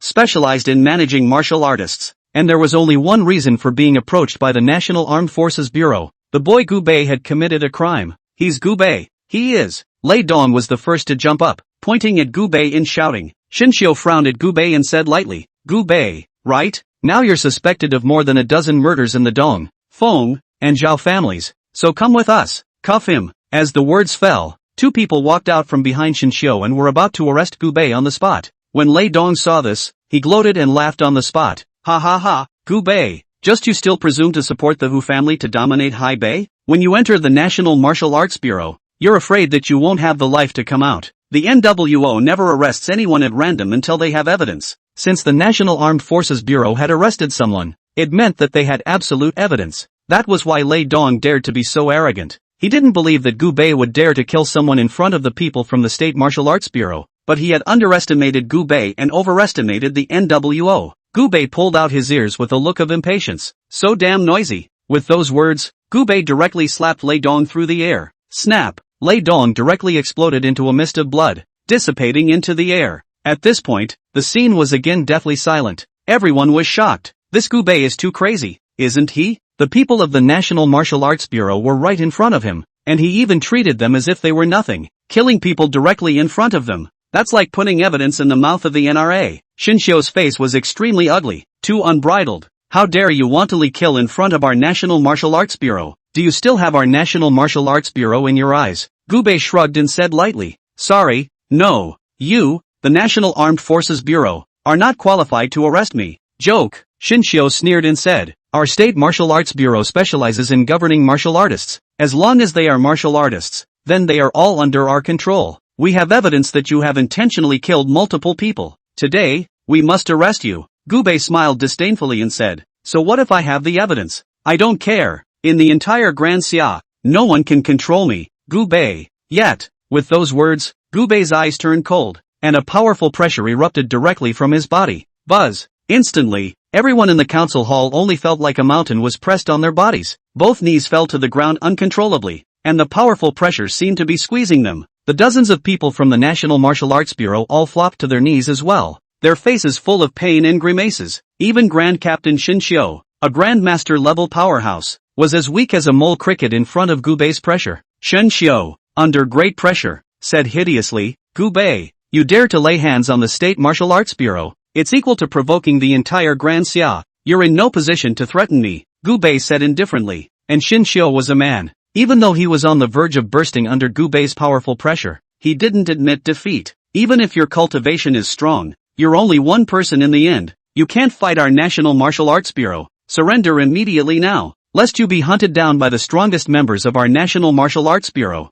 Ha ha ha ha ha, ridiculous. Where did the National Martial Arts Bureau get the strongest men? The most elite and strongest people in Grand Xia are all acting under me. Gu Bei, today, I'll show you what it means to be the No. 1 elite force of Great Xia. Choppers. As the words fell, only hundreds of people emerged from countless corners in an instant. The beams of the room, under the table, break the window. These 100 people are as pervasive as ghosts. They were dressed in black night clothes and black special armor, each of them masked with their mouths and noses, revealing only a pair of eyes full of murderous aura. Hundreds of people appeared in an instant, and they simultaneously drew the tang swords they carried behind their backs, controlling the entire scene in an instant. The most shocking thing was that the aura of each of these people did not lose to Shin Xiu. You have to know that Shin Xiu was a Grand Master cultivator. Grand Masters were not cabbages on the street. They could be found everywhere. There were only a handful of Grand Masters in the entire northern part of the sea. However, these hundreds of people under Gu Bei's command were all at the lowest level of cultivation of great masters. Shin Xiu suddenly felt so small at this moment. The sense of superiority brought to him by the National Martial Arts Bureau was shattered in an instant, as if he was a mole cricket standing under the feet of a giant dragon, and as long as the dragon raised its foot slightly,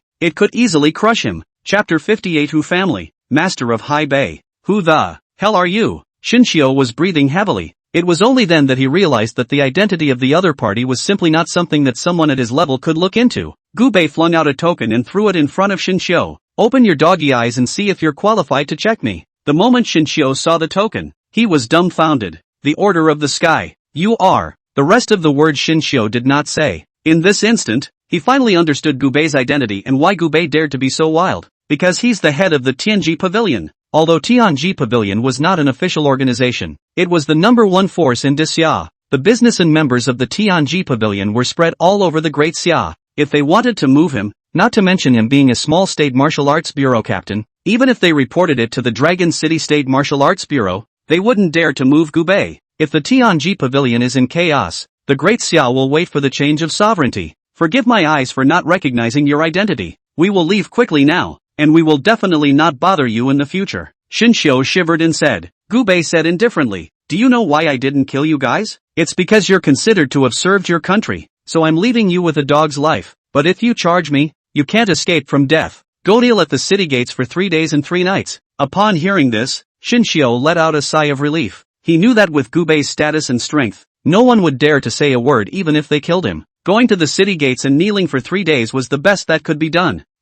Thank you, Pavilion Master, for sparing my life. Afterward, Gu Bei withdrew his pressure, and only then did everyone sit down on the ground and gasp for air. Soon, the men from the state armed forces left in disgrace, and the family heads of the great clans on the scene were dumbfounded. Even the National Martial Arts Bureau couldn't do anything about Gu Bei. Weren't they as small as ants in Gu Bei's eyes? Without waiting for Gu Bei to take the initiative to speak, Long Qin was the first to step forward. My Long family is willing to submit to the Hu family and recognize Hu Xiaotian as my master in the future. When Long Qin made such a statement, the others followed. I, Tian Yong, am also willing to recognize Hu Xiaotian as my master. My Lu family is willing to recognize Hu Xiaotian as our lord. My Zhao family is willing to recognize Hu Xiaotian as our master. In an instant, hundreds of family forces on the scene submitted to Hu Xiaotian. At this moment, Hu Xiaotian only felt that everything was like a dream. Before, he was merely born to an unpopular servant of the Hu family. It was only because he had followed the right person, and now he was the head of the Hu family, the number one family in the northern part of the sea. It's not an exaggeration to say that in Haibei one person is under 10,000 people. He began to be glad that he had followed the right Gu Bei and bet on the right treasure, and that this was one of the luckiest choices of his life. Gu Bei said indifferently, submission isn't something you say with your mouth. From now on, all of you will share 1/10 of the Hu family's income. 1 in 10 may not seem like much, but dozens or hundreds of family forces on the scene add up, and every month that's a lot of money. Gu Bei knew that if he wanted to become stronger, he had to have money in the first place, otherwise it's just a nominal first family. No, and the many clans dared to speak out. In the past, when the Lei family was the number one of the top 10 families, they didn't ask for money from everyone. However, when Hu Xiaotian became the master of Haibei, he asked everyone to give him 1/10 of their share every month. So what if you're not happy? If you have a fire, you can only hold it in your heart, because you can't beat Gu Bei. After helping Hu Xiaotian resolve his troubles, Gu Bei left the Hu family with the members of the dragon slaying team. Outside the Hu family, a man carrying a tang sword and masked face knelt in front of Gu Bei. Chopper Team 1 pays homage to the Pavilion Master. The members of the choppers have no names, only code names instead. No. 1 is the code name of the captain of the chopper team. From now on, you lead people to secretly protect Yu Baichao. And by the way, protect Su Qingran of the Su family as well. Yes. After things were done, Gu Bei returned to the Yu family villa. During the night, Gu Bei received a video call from his grandma. After seeing the video call, Gu Bei felt a little guilty. On his father's side, Gu Bei no longer had any relatives. Mother died young, but grandma and grandpa are still around. However, Gu Bei hadn't visited them since his return from Dragon Prison. When the video connects, an elderly man with a kind face appears on the screen. When that old man saw Gu Bei for a moment, he actually still had some disbelief. Xiao Bei, is that you, Xiao Bei? You got out of jail? The old man wept for joy in a moment. Gu Bei also blamed himself a bit. In fact, in Dragon Prison Gu Bei had received more than one video call from his grandma, but for fear of her worrying, Gu Bei had never answered it. Until now, she was not aware that Gu Bei had been released from prison. It's my grandma. I got early release for good behavior. I'll see you in a few days. Gu Bei revealed a smile. The Gu Bei in front of him was as well behaved as a fresh college student, and it was impossible to tell that he was a murderous, unblinking king of murder. Gu Bei. Gu Bei was like that. He never had a shelf in front of those close to him. Well, it's good to be out. I'm going to tell your grandpa and your uncle the news. Come to grandma's house when you're free. Grandma will make you your favorite dumplings stuffed with sauerkraut. Gu Bei chatted with the old man for more than an hour before the other party reluctantly hung up the phone. After the call hung up, Gu Bei took a shower and entered the bathroom to rest. The next day, Gu Bei called Yu Tianji and asked him to prepare some good gifts to take with him when he visited his grandmother. Then an unexpected guest arrived at the Yu family villa, wearing a military uniform. The valiant Ling Frost came to the Yu family. She didn't knock and just pushed the door open and walked in. Yo, Colonel Ling, what brings you here? Gu Bei, who was sitting on the sofa, asked playfully. Gu Bei, I'd like to invite you to be the instructor of our special brigade in the Haibei war zone. Ling Frost had a serious look on his face. Gu Bei raised his eyebrows. What?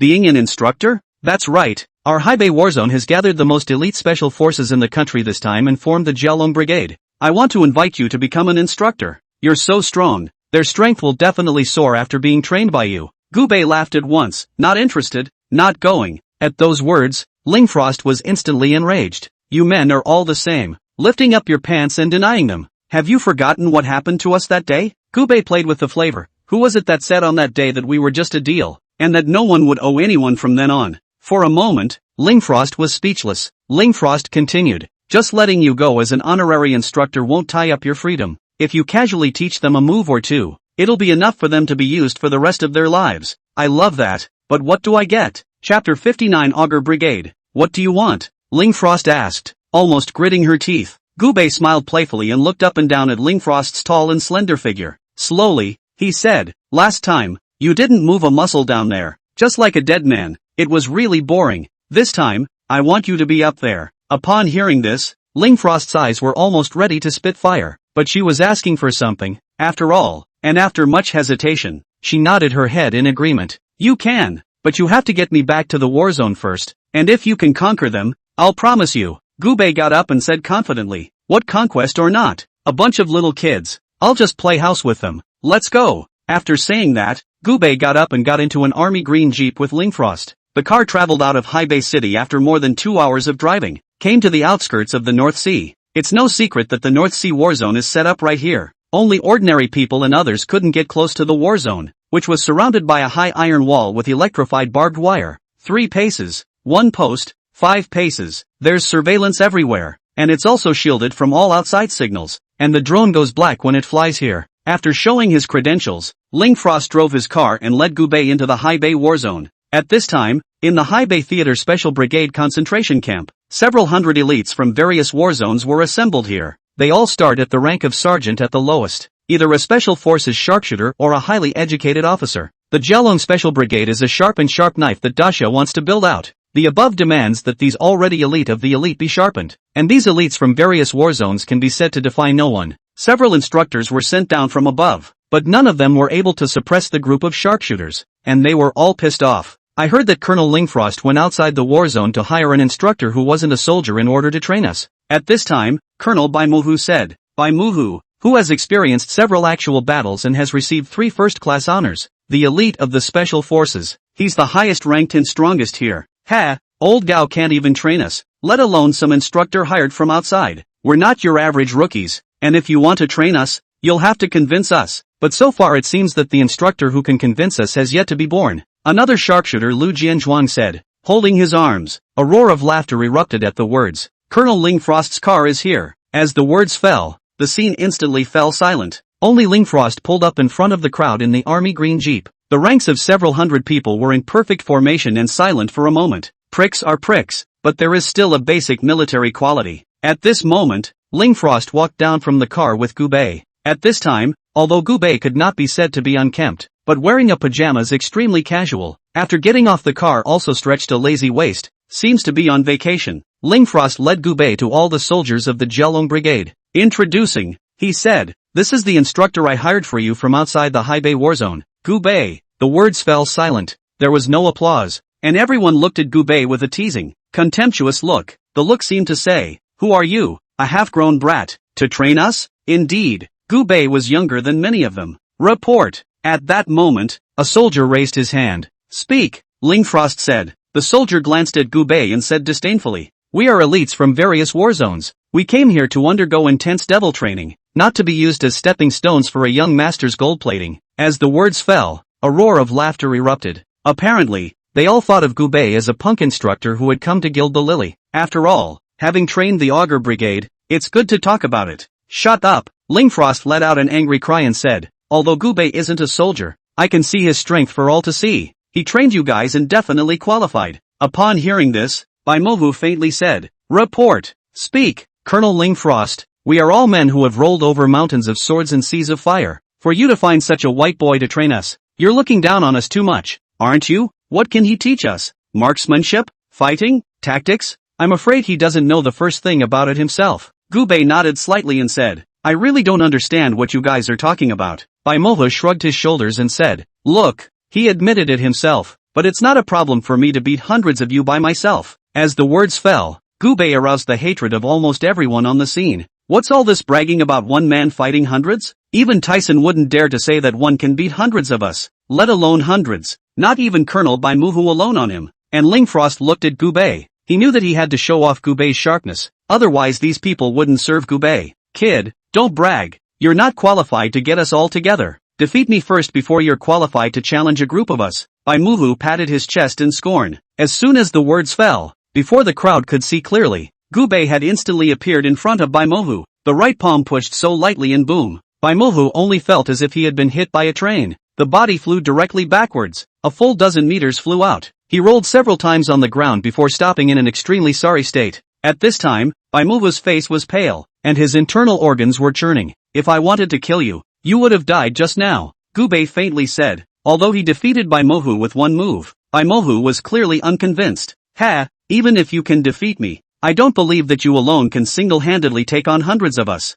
Lu Jianzhuang also stood out. I'm not convinced either. I despise people who brag the most. Right, let's all go together if we can. Let's see if we can beat it. Gubei smiled playfully, hooked his finger toward everyone in front of him, and said, come on. Before Gubei's words fell, the several hundred elite soldiers rushed towards him like a raging tide. The leader, Lu Jianzhuang, took the lead. He was as swift as a cheetah, using the power of his sprint to leap high, and a powerful flying kick whistled towards Gubei's head. Behind him, dozens of soldiers also followed, either throwing punches or sweeping their legs. All kinds of attacks poured down towards Gubei like rain, and it was as if the battle was going to drown Gubei in an instant. However, Gubei only narrowed his eyes slightly, that playful smile still hanging on his face. Just at the moment when Lu Jianzhuang's foot was about to kick him, Gubei's figure flashed, as fast as a ghost. I'll play along. Chapter 60 Blast me with cannonballs. Lu Jianzhuang's kick was an empty one, and the huge inertia caused him to lunge forward and fall straight to the ground. Immediately afterward, Gubei rushed into the crowd like a whirlwind. His figure drifted, each movement bringing up a burst of residual shadows. Just by gently lifting his hand and waving it seemingly casually, a soldier flew out backwards like a kite with broken strings and fell heavily on the ground, foaming at the mouth and losing his fighting ability. Gubei sidestepped a heavy punch at times, and in the process, he slammed his elbow into his opponent's ribs, bending him over and spitting out blood. From time to time, he turned around and kicked another soldier in the chest, directly sending him flying several meters away. His movements flowed in a single motion, without the slightest hint of procrastination. In just a few moments, dozens of soldiers had already fallen to the ground. groaning in pain. But these soldiers didn't back down. After all, they were the elites of various war zones, with an unyielding bloodlust in their bones. The remaining soldiers roared and lunged even more frantically towards Gubei, trying to trap him in a sea of men. They cooperated with each other, some attacking from the front and some sneaking in from the side, attempting to find Gubei's cracks. However, Gubei's strength was simply too terrifying. He maneuvered through the crowd as if he had entered no man's land. Suddenly, Gubei leaped high into the air, did a flip in the air, and then crashed down like a cannonball towards the crowded area. The moment he landed, his paw slammed into the ground and a powerful force spread out in all directions with him at the center. The surrounding soldiers looked like they had been hit by a huge invisible force, and they were all shaken out and fell to the ground, screaming miserably. In just a few minutes, the originally aggressive several hundred elite soldiers all fell to the ground, lying in a heap, each one in a state of disarray, their faces filled with horror and disbelief. How could they not believe that this young and skinny-looking Gubei possessed such terrifying combat power, easily defeating them all? The entire training camp instantly fell into a deathly silence, with only the pained gasps and occasional groans of the soldiers echoing in the air. One person knocked over hundreds of them, while Gubei was unharmed. Gubei stood with his arms folded and said indifferently, "Now, are you convinced?" "I'm not convinced." The first one to stand up was Bai Muhu. He wiped away the blood at the corner of his mouth and said angrily, "You're a martial artist."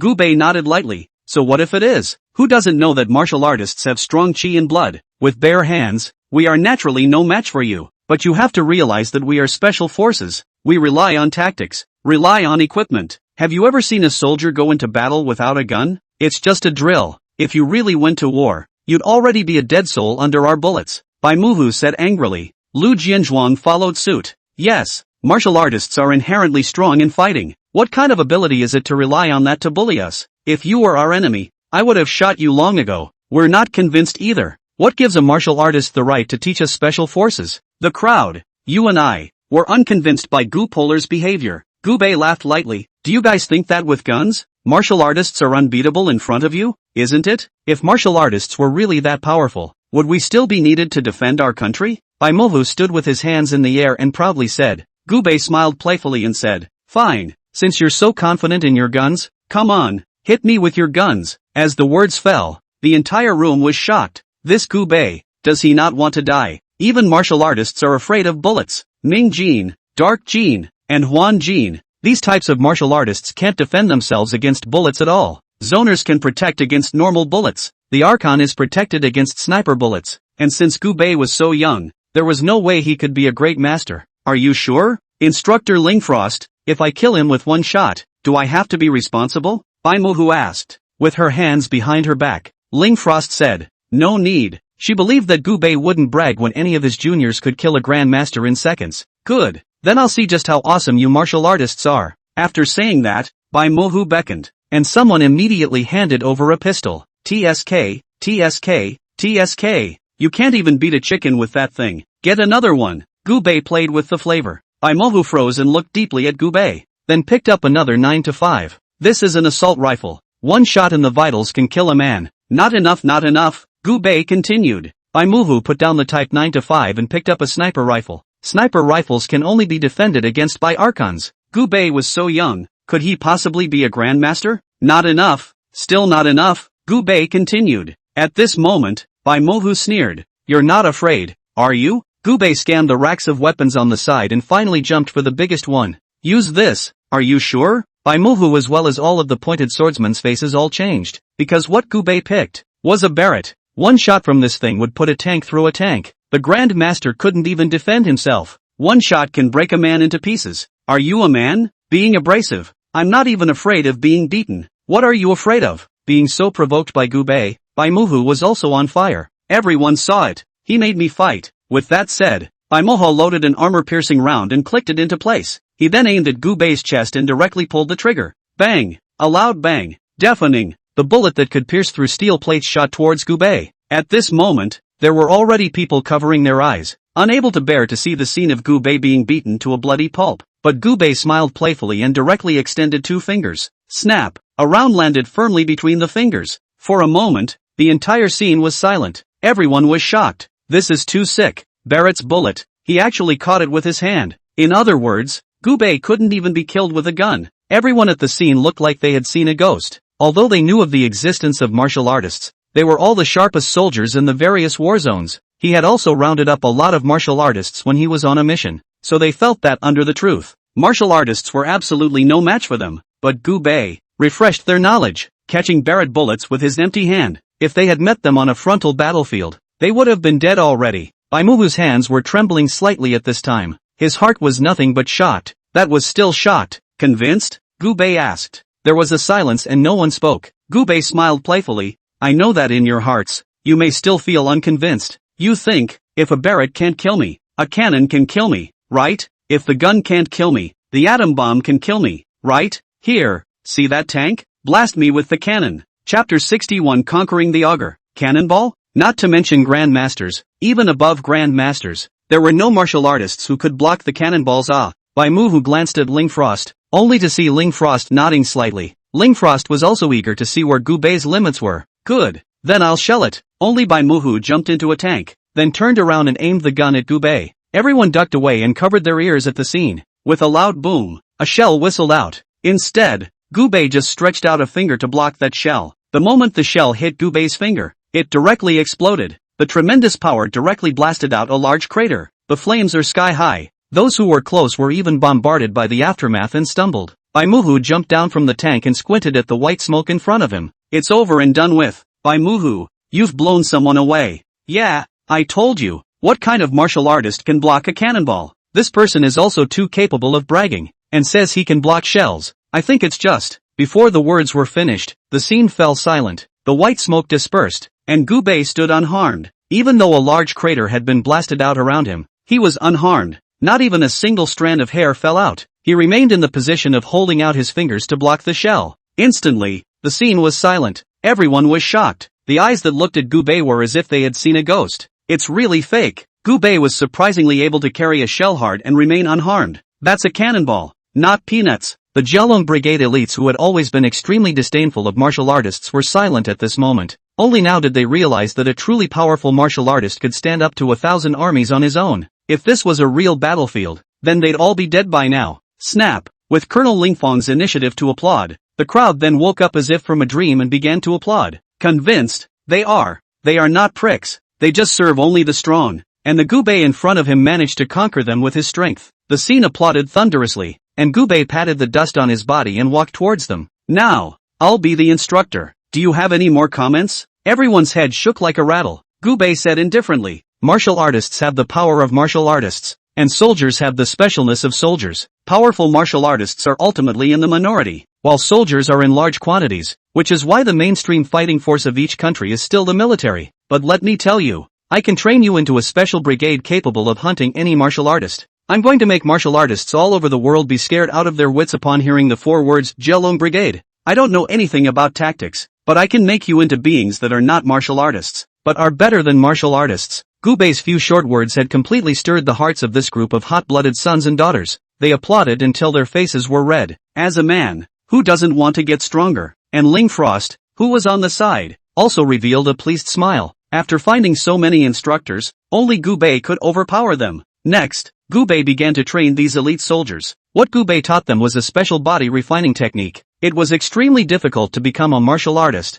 and if you didn't have a spiritual root, you couldn't step into the path of cultivation. However, the body refining techniques that Gu Bei had taught them were handed down from the ancient times, so even if they didn't have spiritual roots, they could still cultivate them. After achieving great success, the strength was not inferior to that of an ordinary martial artist. Combined with their tactics and weapons, hunting down powerful martial artists really wasn't a dream. In the evening, Gu Bei rode in Ling Frost's military vehicle and left the Haibei war zone. Ling Frost drove, glanced at Gu Bei, and said, "What realm are you in?" Gu Bei looked out the window. "Why do you ask?" "Curious. I've seen many martial artists, but not one as powerful as you." "Is that a compliment?" Gu Bei laughed, and one of his large hands slapped on Ling Frost's slender thighs extremely dishonestly, and began to caress it. Ling Frost frowned slightly. "You're driving. Keep your hands honest. Then stop the car." One of Gu Bei's big hands then explored deeper along Ling Frost's thigh. "Wow!" A brake squealed and Ling Frost pulled over to the side of the road. Then he glared angrily at Gu Bei.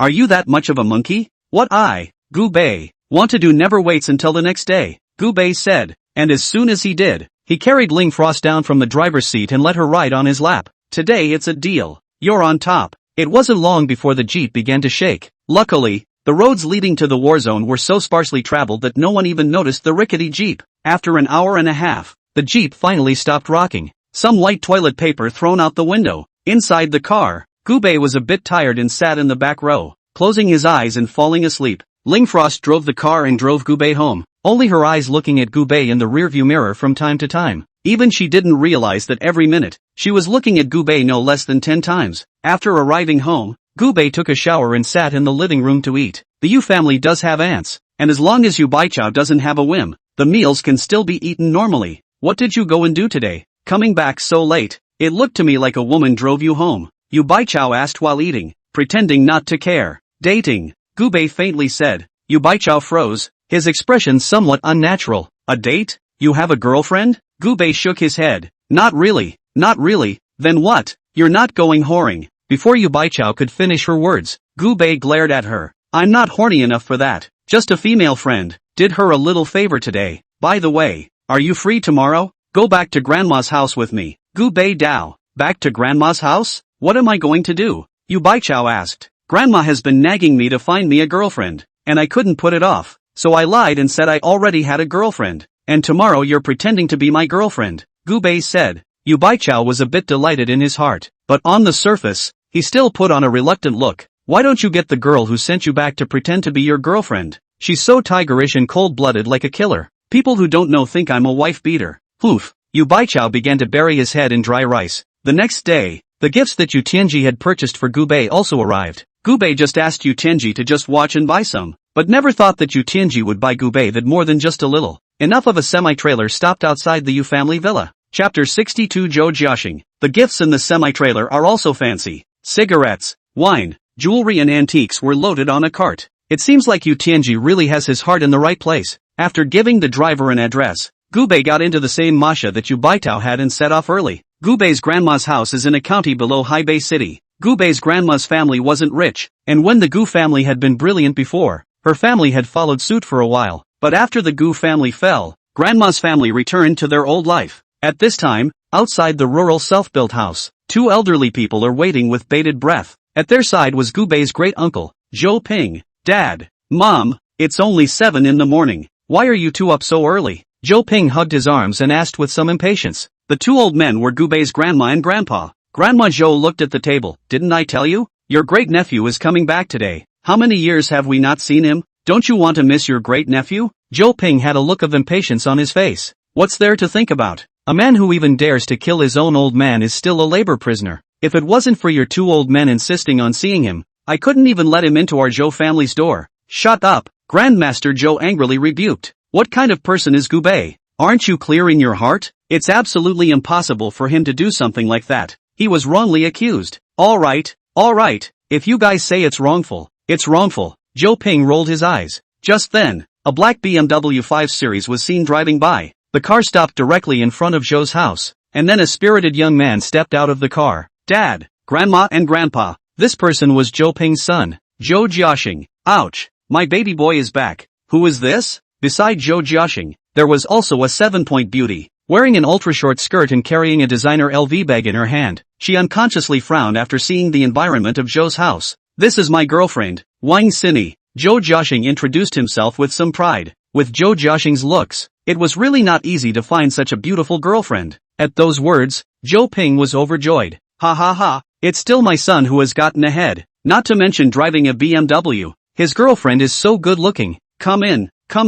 Zhou Ping pulled Zhou Jiaxing and was about to head for home, but Grandma Zhou and Grandpa Zhou didn't move. Zhou Jiaxing curiously asked, Grandparents, what are you still standing outside the door for? Jiaxing, your brother Gubei is coming back today. Gubei? That labor prisoner? Hearing this, Zhou Jiaxing smiled disdainfully. He still has the face to come? In the past, when he was the youngest member of the Gu family, he didn't even come to our Zhou family once a year. Now that you're down and out, your family's property has been robbed, and you're desperate, to come and visit our Zhou family? How nice. Jiaxing, why are you talking about your brother Gubei? How can you say he's also your cousin? Grandmother Zhou reprimanded. I don't have a cousin who's such a wimp. Just after the words were said, a red Maserati appeared within the sight of the crowd. When this luxury car appeared, it instantly attracted everyone's attention. Wang Xini's eyes lit up. Whoa, Martha, hey, that's my favorite car. Soon, the Maserati was parked in front of Zhou's house. Gubei stepped down from the car. The one who got off with him was Yu Baitao of the Yu family. Today's Yu Baitao was wearing a white wraparound dress that looked generous.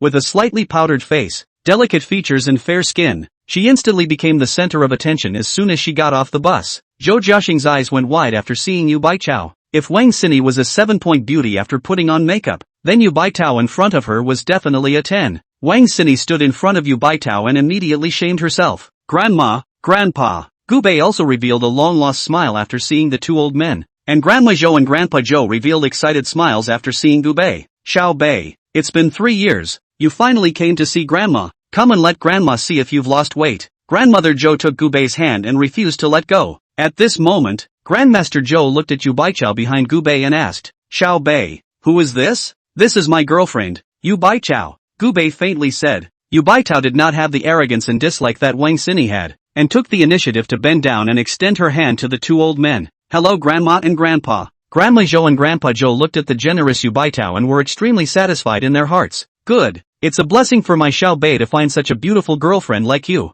Zhou Jiaxing on the side was so jealous that his eyes were red. 3 years ago when you were the Gu family's youngest, I was inferior to you. Now that your Gu family is bankrupt, how am I still inferior to you? Cousin, you didn't rent this Masha, did you? As far as I know, the Gu family doesn't have a car anymore, right? This car belongs to my girlfriend. Gubei replied indifferently. Upon hearing this, Zhou Jiaxing immediately let out a gloating laugh. I told you, after leaving the Gu family, how could you possibly afford such an expensive car? Cousin, but it's good. A soft meal is better than no meal after all. Unlike me, without the help of my family, I can only work hard on my own now, and I can only drive a BMW 5 Series to get around. TSK. After saying that, Zhou Jiaxing also pressed the car key, and the BMW immediately flashed twice. Gubei instantly smiled playfully. Then you really should make an effort. Being such an adult, you only drive a BMW 5 Series. If it were me, I would be embarrassed to take it out and say it.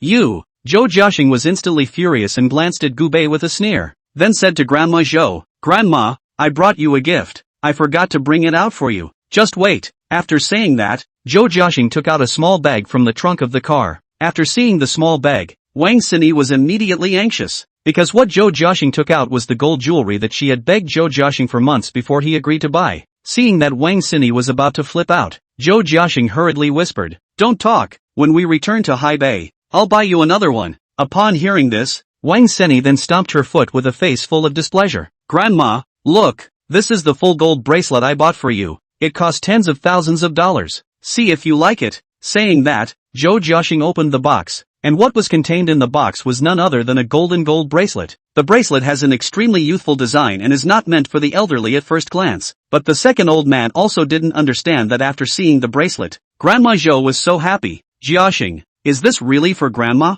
Yeah, it's not much. It's only a few tens of thousands of dollars. It's just a month's salary for me, Zhou Jiaxing proudly said. After saying that, Zhou Jiaxing looked at Gubei in a showy manner. Small sample, girlfriend, I am not as beautiful as yours. I do not believe that financial strength cannot crush you. Cousin, you haven't made a trip back in 3 years. You're not coming back empty-handed, are you? Chapter 63 A truckload of gifts. Gubei said indifferently. How dare you take out a mere bracelet and give it away? It seems like you're not doing so well out there. Cousin, if it were me, I'd be embarrassed to give it to Grandma if I didn't prepare a truckload of gifts. After hearing Gubei's words, Zhou Jiaxing was infuriated and laughed. Cousin, I haven't seen you in 3 years. Your bragging skills have grown quite a bit. Can't you see the gold bracelet I spent tens of thousands of dollars on? May I ask where is your truckload of gifts? Gubei faintly said. Right away. The words were followed by the sound of a large car's engine. Only a heavy truck slowly drove into the village and finally stopped at the entrance of the Zhou family. A driver came down from the truck and respectfully said to Gubei,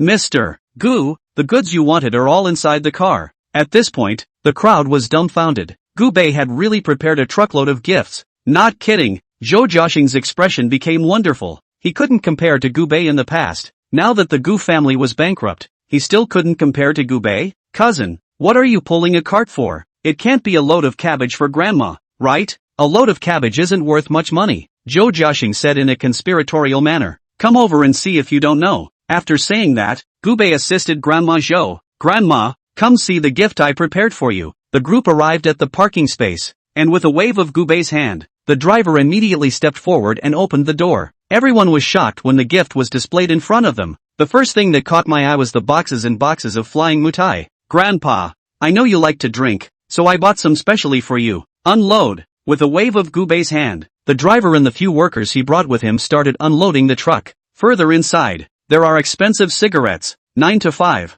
Chinese and so on. They are also all packed in boxes. One box is worth tens of thousands of dollars, and it is impossible to count how many boxes there are. Grandpa, I know you like to smoke, so I bought some on purpose. I don't know what flavor of cigarettes you like, so I bought some of all of them. Further on, what with the old man's ginseng, antiques and paintings, mink coats, everything, all expensive gifts. At the end of the day, it even brought out a cane made of solid gold. Grandma, I know you have trouble with your legs, so I bought you a cane. Do you like it? Grandma Zhou looked at the cart of gifts and smiled and nodded her head. Like, love it. On the side, Zhou Jiaxing's expression was a wonderful one. Compared to Gubei's carload of gifts, his one solid gold bracelet was nothing. It wasn't even a fraction of what Gubei had sent out. The load of gifts Gubei had pulled in was worth at least tens of millions of dollars. Even in the past, when the Gu family was in the midst of its glory, Gubei hadn't been so atmospheric in his gift-giving. Zhou Jiaxing's girlfriend Wang Xinyi's eyes were glowing as she looked at Gubei at this moment. Gubei is more handsome than Zhou Jiaxing,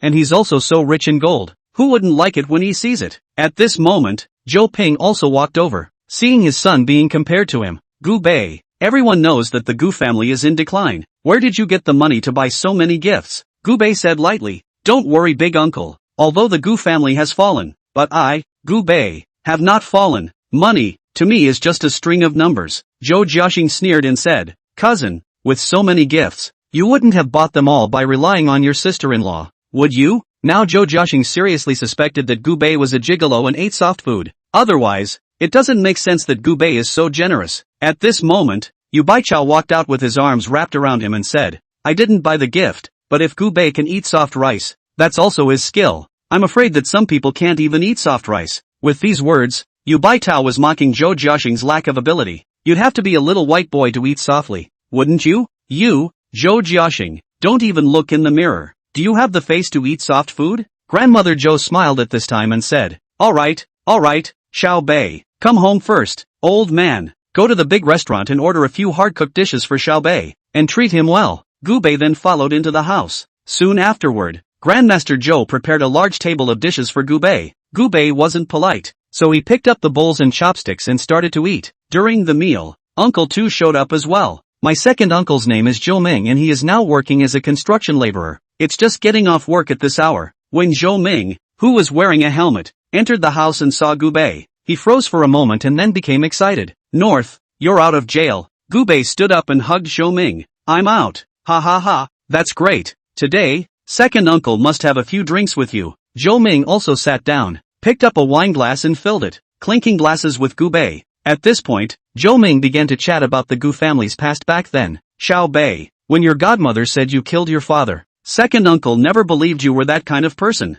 But nay, that woman controls the entire Gu family. Our Zhou family has little power, and if we want to help you, we can't. After saying that, Zhou Ming sighed. Gubei said indifferently, Second uncle, that woman is dead. She planted all the evidence to frame me for my Gu family's property. So the first thing I did when I got out of prison was to kill her. As soon as the words fell, Zhou Jiaxing, who was eating his food, let out a giggle. Cousin, you're also too capable of blowing it. It's a law and order society now. Who would dare to kill someone? Gubei ignored Zhou Jiaxing and said to Zhou Ming, Second uncle, now that I'm out, you don't have to do this kind of dirty and tiring work. Which company do you want to get into? Say something to me. The whole of Haibei, I, Gubei, have the final say. Ha ha ha ha ha. As the words fell, Zhou Jiaxing instantly burst out laughing. Dad, Grandma and Grandpa, did you hear what cousin just said? He said that he has the final say in the entire Haibei. Even when the Gu family was at its peak, they wouldn't have dared to make such wild claims. Cousin, could it be that you've been sitting in jail for 3 years and are sitting stupid? At those words, Gubei directly stood up and walked towards Zhou Jiaxing. Without waiting for the crowd to react, Gubei raised his hand and slapped it. Snap! A sound like a cannon being discharged rang out, and Zhou Jiaxing was directly slapped to the ground. One mouth spat out a bloody tooth. Gubei coldly said, That's just because you're my cousin. If an outsider dared to talk to me like that, he'd have become a dead man long ago. Zhou Jiaxing covered his face and was furious. Don't you dare hit me. After saying that, Zhou Jiaxing climbed up from the ground and swung his fists towards Gubei. and Gu Bei was not spoiling him at all, directly kicking him in the chest. Bang on it. Zhou Jiaxing was directly kicked out. The body directly smashed the glass coffee table not far away. Ah! It hurts. Chapter 64 Zhang Xiaochun. Seeing Gu Bei strike out and hit someone, Zhou Ping instantly became furious. Gu Bei, what are you doing? Gu Bei said coldly, tell your son to keep his mouth shut, or the next time it won't be as simple as a beating. Zhou Jiaxing struggled to get up from the ground and took out his cell phone. You wait for me. I now know the big brother of the road in the county. I'm going to find someone to waste you. Gu Bei sat back in his seat, directly ignoring Zhou Jiaxing. Continued conversation with my great uncle, and the eldest uncle also looked at Zhou Ping and said, Big brother, you really should be in charge of Guanxing. Ever since he entered the big company, he has been no big or small in the house. This beating is not unjust. Zhou Ping laughed coldly. He, second brother, you don't have to care. What's wrong with my son being a bit crazy? Your son isn't crazy, but he's no good either. You. Second uncle Zhou Ming was instantly so angry that he couldn't say a word. At this time, Gu Bei said lightly, Second uncle, I know that my cousin hasn't been able to find a good job after graduating from college, so if you look at what job you have to say to me, I will help him arrange it. Good. It's good that you have that heart. Zhou Ming laughed. While Gu Bei was talking with Zhou Ming, there was a sudden loud boom. There was a roar of an engine. The crowd rushed out of the yard to check, only to see a large forklift directly knocked over the wall of the Zhou family's house. Alongside the large shovel stood 30 to 50 construction workers armed with shovels and hammers. The foreman of the pack was a fat, dark man wearing a white helmet, who was at that moment holding a cigarette. Who told you to tear down our Zhou family? Our Zhou family hasn't signed yet. After seeing this scene, Grandmaster Zhou slapped his thigh and said angrily. Gu Bei frowned and asked, Second uncle, what's going on? Second uncle Zhou Ming let out a bitter smile and said, the village is going to be demolished and relocated, but the compensation given is particularly low. It's not enough to buy a house in the county, so we haven't signed. But they found a particularly powerful demolition company that has already taken care of quite a few nail households, and now it's just us, the Zhou family, who didn't expect them to come on strong. Contractor Zhang Xiaochun sneered, that's out of our hands. We are only responsible for the demolition. Whether you sign or not is none of our business. Tear it down. Wait. At this moment, Zhou Jiaxing roared angrily and stood out. Gu Bei looked towards Zhou Jiaxing, thinking that Zhou Jiaxing was going to stand up for himself, and was just about to take a high look at Zhou Jiaxing, only to see Zhou Jiaxing immediately reveal a pleasing smile. Brother Chang, I hang out with Brother Tiger. Give me face and get demolished first, okay? Zhang Xiaochang did not even look at Zhou Jiaxing. Get lost. Don't mention people in front of me. It's not good enough for anyone to come today. Zhou Jiaxing was swept off his feet and immediately felt his face was disgraced. His own woman and that big beautiful woman from the city are still on the sidelines looking at it. Now cannot lose their share. Zhang Xiaochang, did I give you face? Do you know who my big brother is? I've just called my big brother. My big brother will be here soon. When the time comes, don't you kneel down and beg me. Oh, how about your big brother being so powerful? Then I'll wait for him. Zhang Xiaochang instantly laughed, leaning against the big shovel and looking at Zhou Jiaxing with a smile. Zhang Xiaochang is not a simple demolition company contractor. He is responsible for violent demolition of this piece in the county. All the big companies cannot handle the nail households. He can handle. Instead of being a contractor, he's a big brother on the county road. Just then, a van was seen pulling up in front of Zhou's house. 4 or 5 tattooed hulks carrying steel pipes stepped out of the car. These were the people that Zhou Jiaxing had called to prepare to teach Gu Bei a lesson. Zhou Jiaxing quickly waved. Brother Tiger, over here. Tiger's heart was a little beaten after seeing so many people at the scene, but he still walked over. What's wrong, Jiaxing? Didn't you say some kid who didn't know any better beat you up? Where is the person? Zhou Jiaxing pointed at Zhang Xiaochang and said hurriedly, Brother Tiger, forget about that kid for now. This kid is going to lead people to forcefully demolish our Zhou family. You can't just ignore it, Brother Tiger. When Tiger took a look at Zhang Xiaochang, he was instantly dumbfounded. Both of them are on the road. Tiger is a punk at the end of the day. If it is not Zhou Jiaxing people's stupid money, he will not help him. But this one in front of me. But the road is loud and clear, big man. The number 2 in the county like the existence of people. No one dares to offend him. Django? Zhang Xiaochang laughed playfully at this moment. Kid, is he the Tiger brother you're talking about? Lu Hu, when did you become a big brother too? Lu Hu's face changed and he kicked Zhou Jiaxing's ass. How dare you disrespect Brother Chang? Do you know what kind of status Kung has on the road? After kicking Zhou Jiaxing, Lu Hu squeezed out a smile. Kung, it has nothing to do with me. I didn't know it was you. You continue to be busy. I'm leaving. After saying that, Lu Hu led the people to leave at a fast pace. This time it was Zhou Jiaxing's turn to be dumbfounded. his good big brother won't help him either. What now? It's not that Zhou Jiaxing cares much about the family, it's that the demolition payment is too low. When he can't share the money, kid, in this county, no one dares to clamor with me. Zhang Xiaochang, $100,000 is not low. Take this money and admit it. Zhang Xiaochang patted Zhou Jiaxing's face. Keep tearing it down for me. At this moment, Gu Bei coldly said, wait. Zhang Xiaochang glanced at Gu Bei, and seeing that Gu Bei was young, he didn't take Gu Bei seriously. What? You got something else? Ha, let me put it here. How you tear it down now? How you cover it back up for me later? Gu Bei said coldly. Yo, here's another one with an even crazier tone. I, Zhang Xiaochang, have never built back a house that I've demolished. I'd like to see how you're going to make me build it back. After saying that, Zhang Xiaochang took the sledgehammer in his hand and whacked a large hole in one wall with a single blow. Gu Bei sneered and said to Grandmother Zhou, Grandmother, go outside first, don't get hurt. After saying that, Gu Bei took out his cell phone and made a call to Wang Hongwan. No matter what you use, there's a man named Zhang Xiaochang here. Get his big brother for me. Wang Hongwan is now the underground emperor within Haibei City. This county, in turn, is under the city of North Sea, so by definition, this is also Wang Hongjuan's territory. The big brothers in the county should all listen to Wang Hongjuan's orders. When he heard Gu Bei on the phone, Zhou Jiaxing instantly laughed. Do you know what kind of character Zhang Xiaochang is? Even the county magistrate has to give him some respect. He's been working with the government all these years. He's not even afraid of my big brother Tiger. What big shot do you know? Who would make Zhang Xiaochang afraid? Upon hearing this, Gu Bei said indifferently, the big shot you're talking about is nothing more than a mole cricket in my eyes. Blowback. As soon as the words fell, Gu Bei backhanded and threw another slap at Zhou Jiaxing's face. Who told you to talk to me like that? No big deal. Chapter 65 Building a House by Hand. Zhou Jiaxing received another slap and covered his face with hatred for Gu Bei. But on the contrary, they couldn't beat Gu Bei, so they could only hold their breath. Gu Bei did not stop Zhang Xiaochang from demolishing the building. One reason is that the Zhou family's house is already old and almost considered a dangerous house, and it just so happens that Gu Bei also has the intention to let the grandma's family move into a new house. So he pushed it. The second is to punish Zhang Xiaochang. Gu Bei said, let him how he dismantled it, how to build it back. With a loud bang, the house collapsed as the forklift pushed hard. Smoke and dust filled the sky, and Grandma Zhou's heart was in her mouth as she looked at the old house that had been pushed away.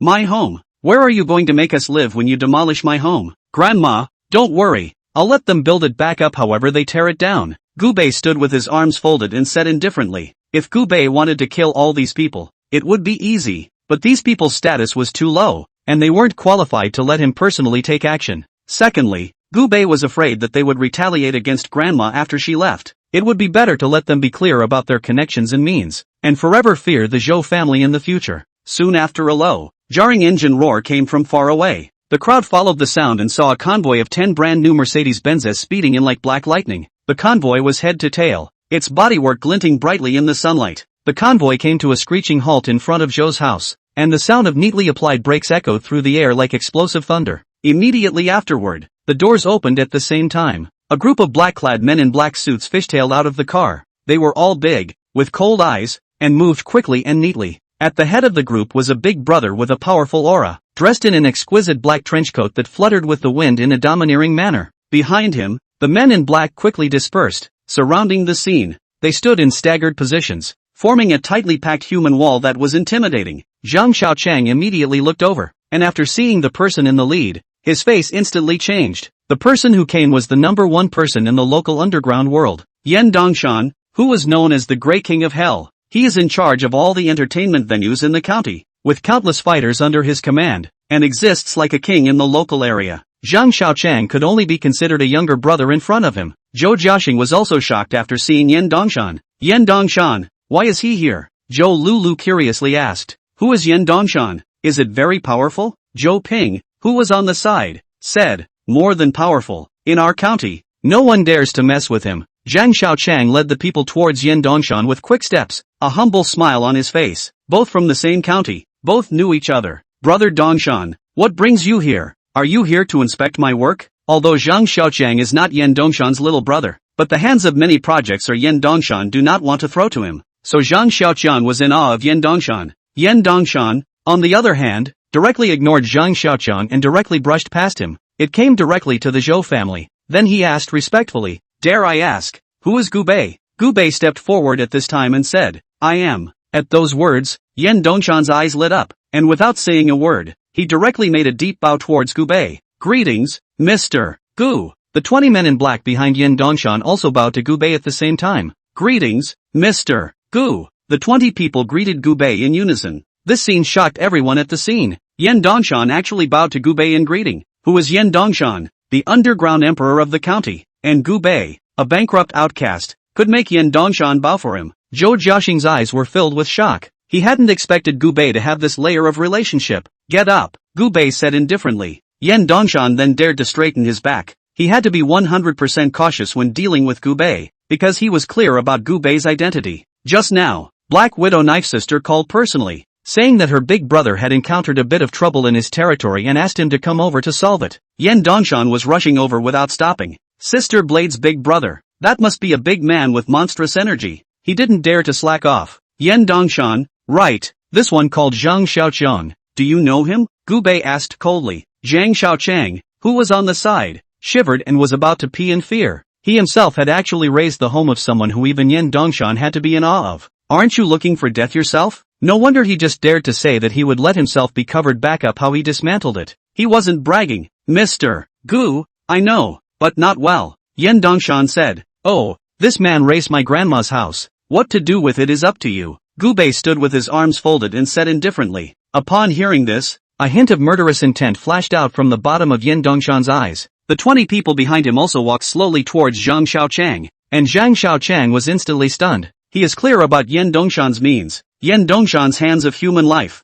There are 8 without 10. Get yourself killed and no one will even dare to hold him accountable. With a fluttering sound, Zhang Xiaochang was so frightened that he directly knelt on the ground, kneeling frantically towards Gu Bei. Mr. Gu, I didn't know you had so much energy. You spare me, Gu Bei said coldly. $100,000 and you want to raise such a large property as my grandma's house? Ha, is $100,000 enough to buy a toilet? I was wrong. I'm willing to pay for it. Can I pay you $10 million? Zhang Xiaochang was shivering with fear. Gu Bei said indifferently. Forget it, I don't lack money. You'd better pay for your life. As the words fell, several men in black walked towards Zhang Xiaochang. Zhang Xiaochang was so scared that his pants were wet, and he hurriedly yelled anxiously. I really know I'm wrong. Mr. Gu, I'm willing to build your grandma's house back as it is. Please give me a chance. Upon hearing this, Gu Bei raised his hand, and the man in black stopped moving. Oh, Zhang Xiaochang begged frantically towards Gu Bei. I'm willing to build it back for you. Use the best bricks and concrete.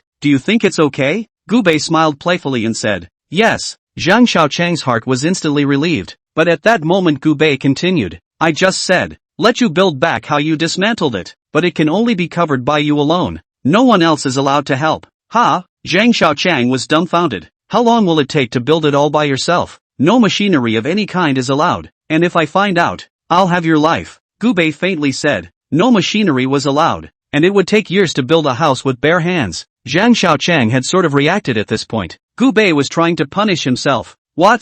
Not willing? Gu Bei asked coldly. Yes.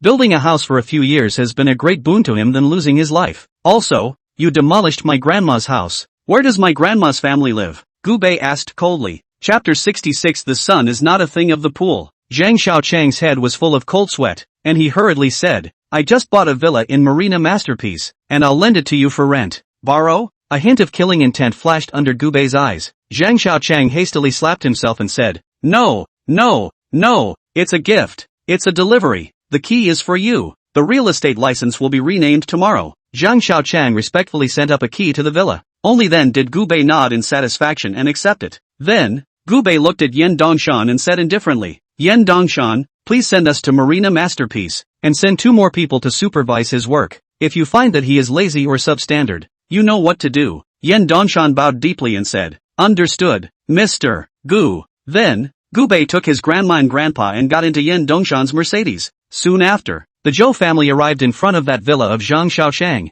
Marina Prestige is the best villa area in the county, which is situated on the hillside and has an extremely beautiful view, and Zhang Xiaochang spent his life savings to buy a villa here, and it was also just finely decorated, and directly gave it to Gu Bei. After Gu Bei led the Zhou family into that luxurious villa, the Zhou family was stunned by the extravagant villa. Such a nice house, so big, and this couch is so soft. Is this going to be our new home? Grandma Zhou was like a dream. She couldn't believe it. Grandmaster Zhou let out a demented laugh at this time. Good. My great-grandson has made a fortune. He can even let grandpa live in a big villa. Joe Ping and Joe Joshing also let out demented laughs. Although Joe Joshing is doing well outside, his salary is only a few $10,000 a month. With his salary, if he wanted to buy a villa of this size, Monkey would be out of the question. But now, he's lying straight flat and living in such a big villa. Cousin, thank you. If it wasn't for you, we wouldn't be able to live in such a big villa. Joe Joshing changed his previous attitude and squeezed out a smile towards Gubei. Even Yin Dongshan was like a little brother in front of Gubei. And only now did Joe Joshing realize that Gubei was even more powerful than he was 3 years ago. So he didn't dare to be reckless in front of Gubei. And Gubei said indifferently, "Thanks for what? This villa is for grandma and grandpa. What does it have to do with you?" At those words, Joe Joshing froze. "What? No room for us?" Gubei sat down on the sofa and said indifferently, "What kind of things are you guys that you deserve to live in such a big villa?" Joe Joshing, aren't you a man of honor? Buy it yourself. Joe Joshing's face was suddenly ironic. It was a regret in his heart. Had he known that Gubei was so powerful now, he shouldn't have taunted Gubei just now. If he had ingratiated himself with Gubei, he would have been able to live in such a large villa by now. Joe Ping frowned at this point and said, "Xiao Bei, he is at least your cousin, and I am at least your great uncle. You just dare to kick us out?" Gubei said indifferently at this time, "I'm sorry. I remember that you guys split up with your grandma 5 years ago, right? My second uncle got a share of my grandma's property, and you guys left with $500,000 in cash, which means that the old mansion in the old family home is actually my second uncle's. And this villa, too, was compensated to my second uncle. You bought commercial houses in the county town yourselves, and you're coming over to grab some villa from my second uncle?" What Gubei said was all the truth. The old house, in fact, has nothing to do with them anymore. It's just that Joe Ping is greedy and knows that after the demolition, so he wants to come and get a piece of the pie. Joe Ping clenched his fists. "We're all family. What's the point of being so clear? Pro brothers are still clear about their accounts. This villa is for second uncle and grandma. You guys don't want to get your hands on it," Gubei said indifferently. Gubei could still tell the difference between who was nice to him and who didn't care for him. So to Joe Ping, Gubei was not polite at all. Seeing that Joe Ping's face was green, Gubei added to Yen Dongshan, who was at the side, "Right. Send 2 people bodyguards to stand guard here. Except for my grandma and grandpa, and my second uncle's family, no one else is allowed to be put into the villa. Understand?" "Understood." This time, Joe Ping and Joe Joshing's faces turned completely green. Gubei is just defending them. "It seems impossible to live in this big villa. Humph. If you don't live here, you don't live here. Dad, I make tens of thousands of dollars a month. When I save up a few years, I'll buy a house here too," Joe Joshing said indignantly. It was also at this time that a doorbell rang. Yen Dongshan immediately quickly stepped over and opened the door, only to see 2 people walking in companionably. A man in a suit who looks like a businessman. The other was wearing an executive jacket and looked like a leader. After seeing these two, Joe Joshing and Joe Ping were shaken. These 2 men, one is the head of the county, and the other is the owner of the county's largest business. The 2 entered the villa and asked respectfully, "Dare I ask who is Mr. Gu?" Gubei waved and said faintly, "I am." The head of Wang Chang was delighted in his heart and hurriedly walked towards Gubei. "Hello Mr. Gu, the city head of the city has given me a heads up, and I've come to pay a special visit at the door." Gubei nodded slightly. Boss Zhang on the side was also the one Gubei had asked Yu Tianji to find. "Hello Mr. Gu, I'm one of Elder Yu's men. Just order me if there's anything you need." Gubei looked at Zhou Ming at this moment and said, "Second uncle, if you and my cousin want to work somewhere, just tell them, both of you, report the job offer." Boss Zhan was the first to step forward and said, "I have openings for supervisors and managers of various departments here, with a monthly salary of $200,000, with insurance and gold." City head Wang said, "I also have vacancies all under the deputy city heads here. The salary isn't as high, but there is a lot of power in my hands and good benefits." At this moment, Joe Joshing and Joe Ping were completely shocked. Whether it was the business world or the political world, it was all under Gubei's control. Jobs are given randomly. The monthly salary is even as high as $200,000 a month. Zhou Ming was also trembling with excitement at this time. "I'm a migrant laborer. I can't do this kind of work." Boss Zhang smiled and said, "I see that Mr. Joe has a good physique. Why don't you come to our company as a security supervisor? The monthly salary is still $200,000. You're kidding. Whose security pays a $200,000 salary?" This was clearly a backdoor for Gubei's sake. "I also have a job here as the captain of the city lord's guards. Full rank," the head of Wang Chang said. A migrant laborer with little education went straight to the rank of full section when he arrived at the city lord's mansion. How many people's dreams of taking the public examination have been shattered at once? On the side, Zhou Jiaxing took a few steps back and slumped on his butt. He regretted it. Regretted not having a good relationship with Gu Bei. Otherwise, he could just pick any job that's so good right now. Zhou Ping also regretted it. Although Gu Bei was no longer the youngest member of the Gu family, the current Gu Bei was even more spirited than the Gu Bei of 3 years ago. This son is not from the pool. Chapter 67 The City Head's Appointment. After spending a few days at his grandma's house, Gu Bei returned to Haibei City. Because of the invitation received from Zhang Tian of the City Lord's Mansion. Inside the Haibei City Lord's Mansion, Gu Bei sat on top of the main seat, and Zhang Tian, who was wearing an executive jacket, stood in front of Gu Bei with a thermos cup. Mr. Gu, the main reason I invited you here this time is to ask you to take a poem. Gu Bei sipped his tea and asked, Poem what? Zhang Tian laughed. Thanks to you last time, the precision instruments were moved out of Haibei City, and the above specially set up a research and development base in the mountains. But there hasn't been a clear division of labor regarding maintenance, operations, security, and the like at the R&D base. Now that all the city lords in the province have their eyes on this project, there's a lot of oil in this project, and the main thing is that it can bring political achievements to all the city heads. If the R&D base develops leading-edge high-tech products, the city head in charge of this project will also receive a corresponding political achievement. Gu Bei nodded. From what you're saying, it's because Haibei City hasn't gotten this project yet? Exactly. Although I used to be in charge of this project, Precision Instruments moved out of Haibei City, and the other 8 city heads in the province have their eyes on this piece of fat meat. It says that we are allowed to deliberate on our own, but there are 9 city heads in total, including me, and no one is convinced by anyone. Then we discussed it. Me and the other 8 city capitals are from the antique circle. We agreed to each bring a piece of antique over today, and whoever has the best antique will be in charge of the project. Gu Bei nodded and said, I see, but what are you asking me to poem? It's not like I know anything about antiques. Zhang Tian smiled awkwardly, somewhat speechless. Gu Bei smiled playfully. It couldn't be that you want to hire me as a free bodyguard, right? After being dismantled by Gu Bei,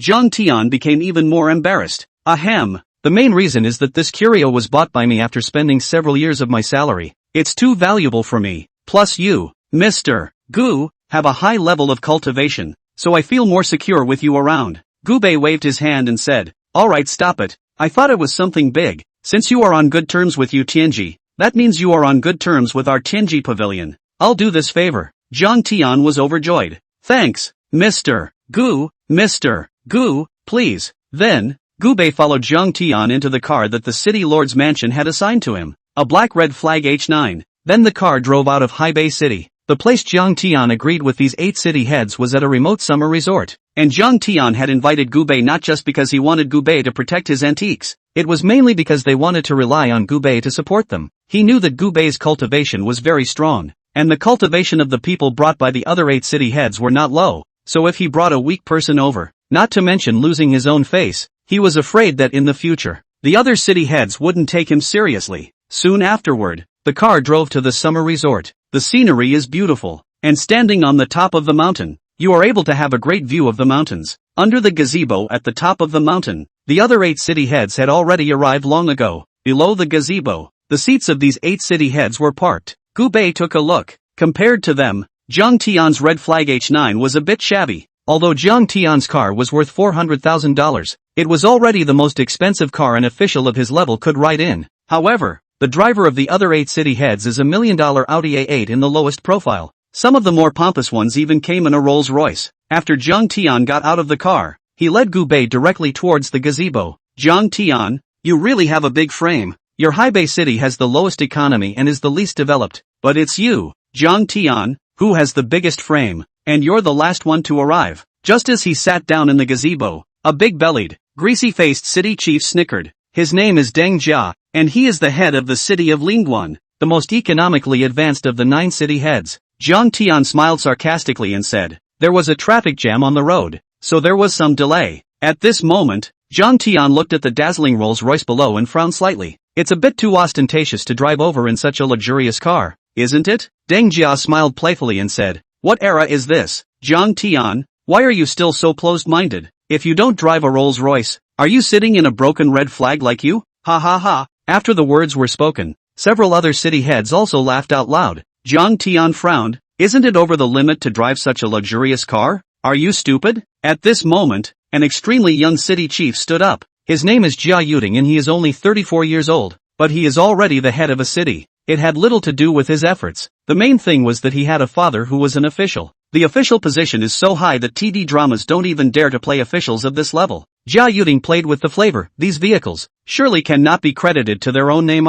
These vehicles are hanging under the names of major companies in the city, and the drivers are also their people. We just sit on the line. Jiang Tian, you're too old-fashioned. You don't understand such a little routine. How did you become the city chief? The crowd laughed again. Jiang Tian frowned slightly, and although he was displeased in his heart, he didn't say anything more. And Gubei sat on the sidelines and memorized the appearance of these 8 city heads. Corrupt officials. It's all a bunch of corrupt officials. There were no outsiders here, so the few of them didn't hide their wealth. And like a group of rich second-generation people surprisingly flaunted their wealth on the street. At this point, Jia Yuding said, well, let's cut the small talk and talk about today's main event first. Jiang Tian, although you were in charge of this project of the R&D base before, now that it has been moved out of High Bay City, it's ownerless. Earlier we agreed to set this program with antiques. So, who's first? Me first. As the words fell, a city head with glasses stood up and took out his curio. A red box was carried onto the table, and when the box was opened,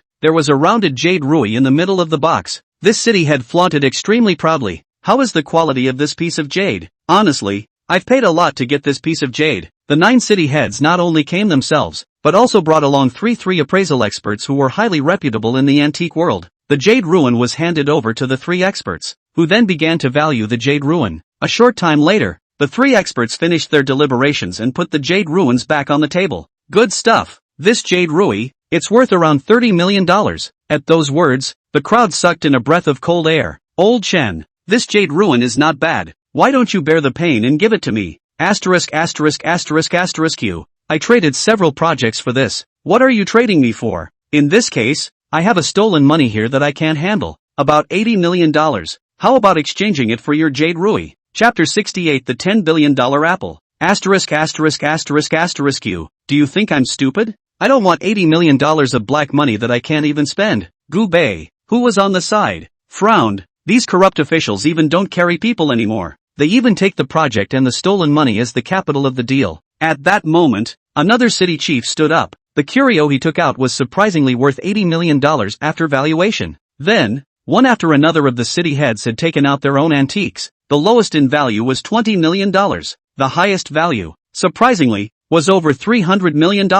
At this point, it was Jia Yuding's turn. Jia smiled slightly and took out a box. When he opened the box, it held an amber. Inside the amber, an insect is sealed. I'll go. Perfect amber formed naturally tens of thousands of years ago. You've got something this good. A city chief was shocked. It is important to realize that amber is formed under harsh conditions. Amber with insects inside is even harsher. Amber is made on the simple principle that resin falls from a tree and happens to hit an insect, sealing it in. Modern technology makes it easy to make amber with insects, but the insects within the amber before us are insects that became extinct tens of thousands of years ago. And the amber is crystal clear without a trace of impurities. It's not too much to say that something like this is a national treasure. After being valued by 3 experts, the amber was priced at $1 billion.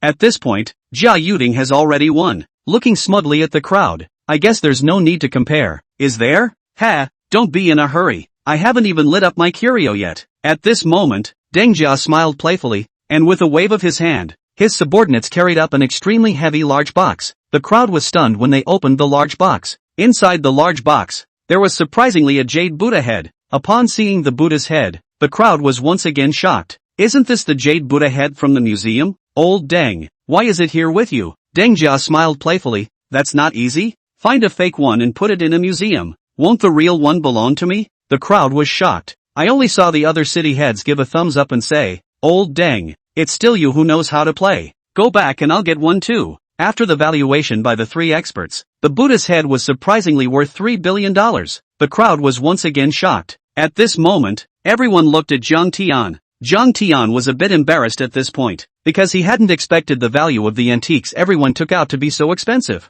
And all he brought with him was a gadget worth a few million dollars. A few million, not even a fraction of what they are. But that alone was still what Jiang Tian had spent years of his salary on. Although being the head of the city is a high position of power, but in the absence of greed, the annual salary is only a few $100,000. Jiang Tian, what's yours? Jia asked. Jiang Tian stammered for half a day. That. Gubei could also see that Zhang Tian was too embarrassed to bring out his curio. At this moment, Gubei smiled playfully and casually took out an apple from the fruit plate, placing it on the table after taking a bite, said, "This is our curio." At those words, the crowd froze and looked at Gubei. A city chief was instantly enraged. "What are you? Our city chief is talking. Is there a place for you to speak? Get the hell out of here." As soon as the words left his mouth, Gubei directly slammed his palm on the table. The solid marble table was cracked by Gubei's palm with a rumble. Gubei said indifferently, "I'm a bad-tempered person, so you'd better pay attention when you talk to me." As soon as Gubei made his move, a rush of footsteps sounded,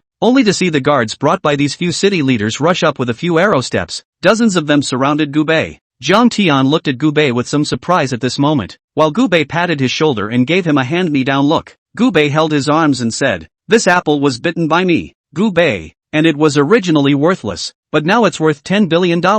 3 experts, am I right? Ha ha ha ha ha. Where did the yellow mouth come from? An apple that you took a bite out of is worth $10 billion?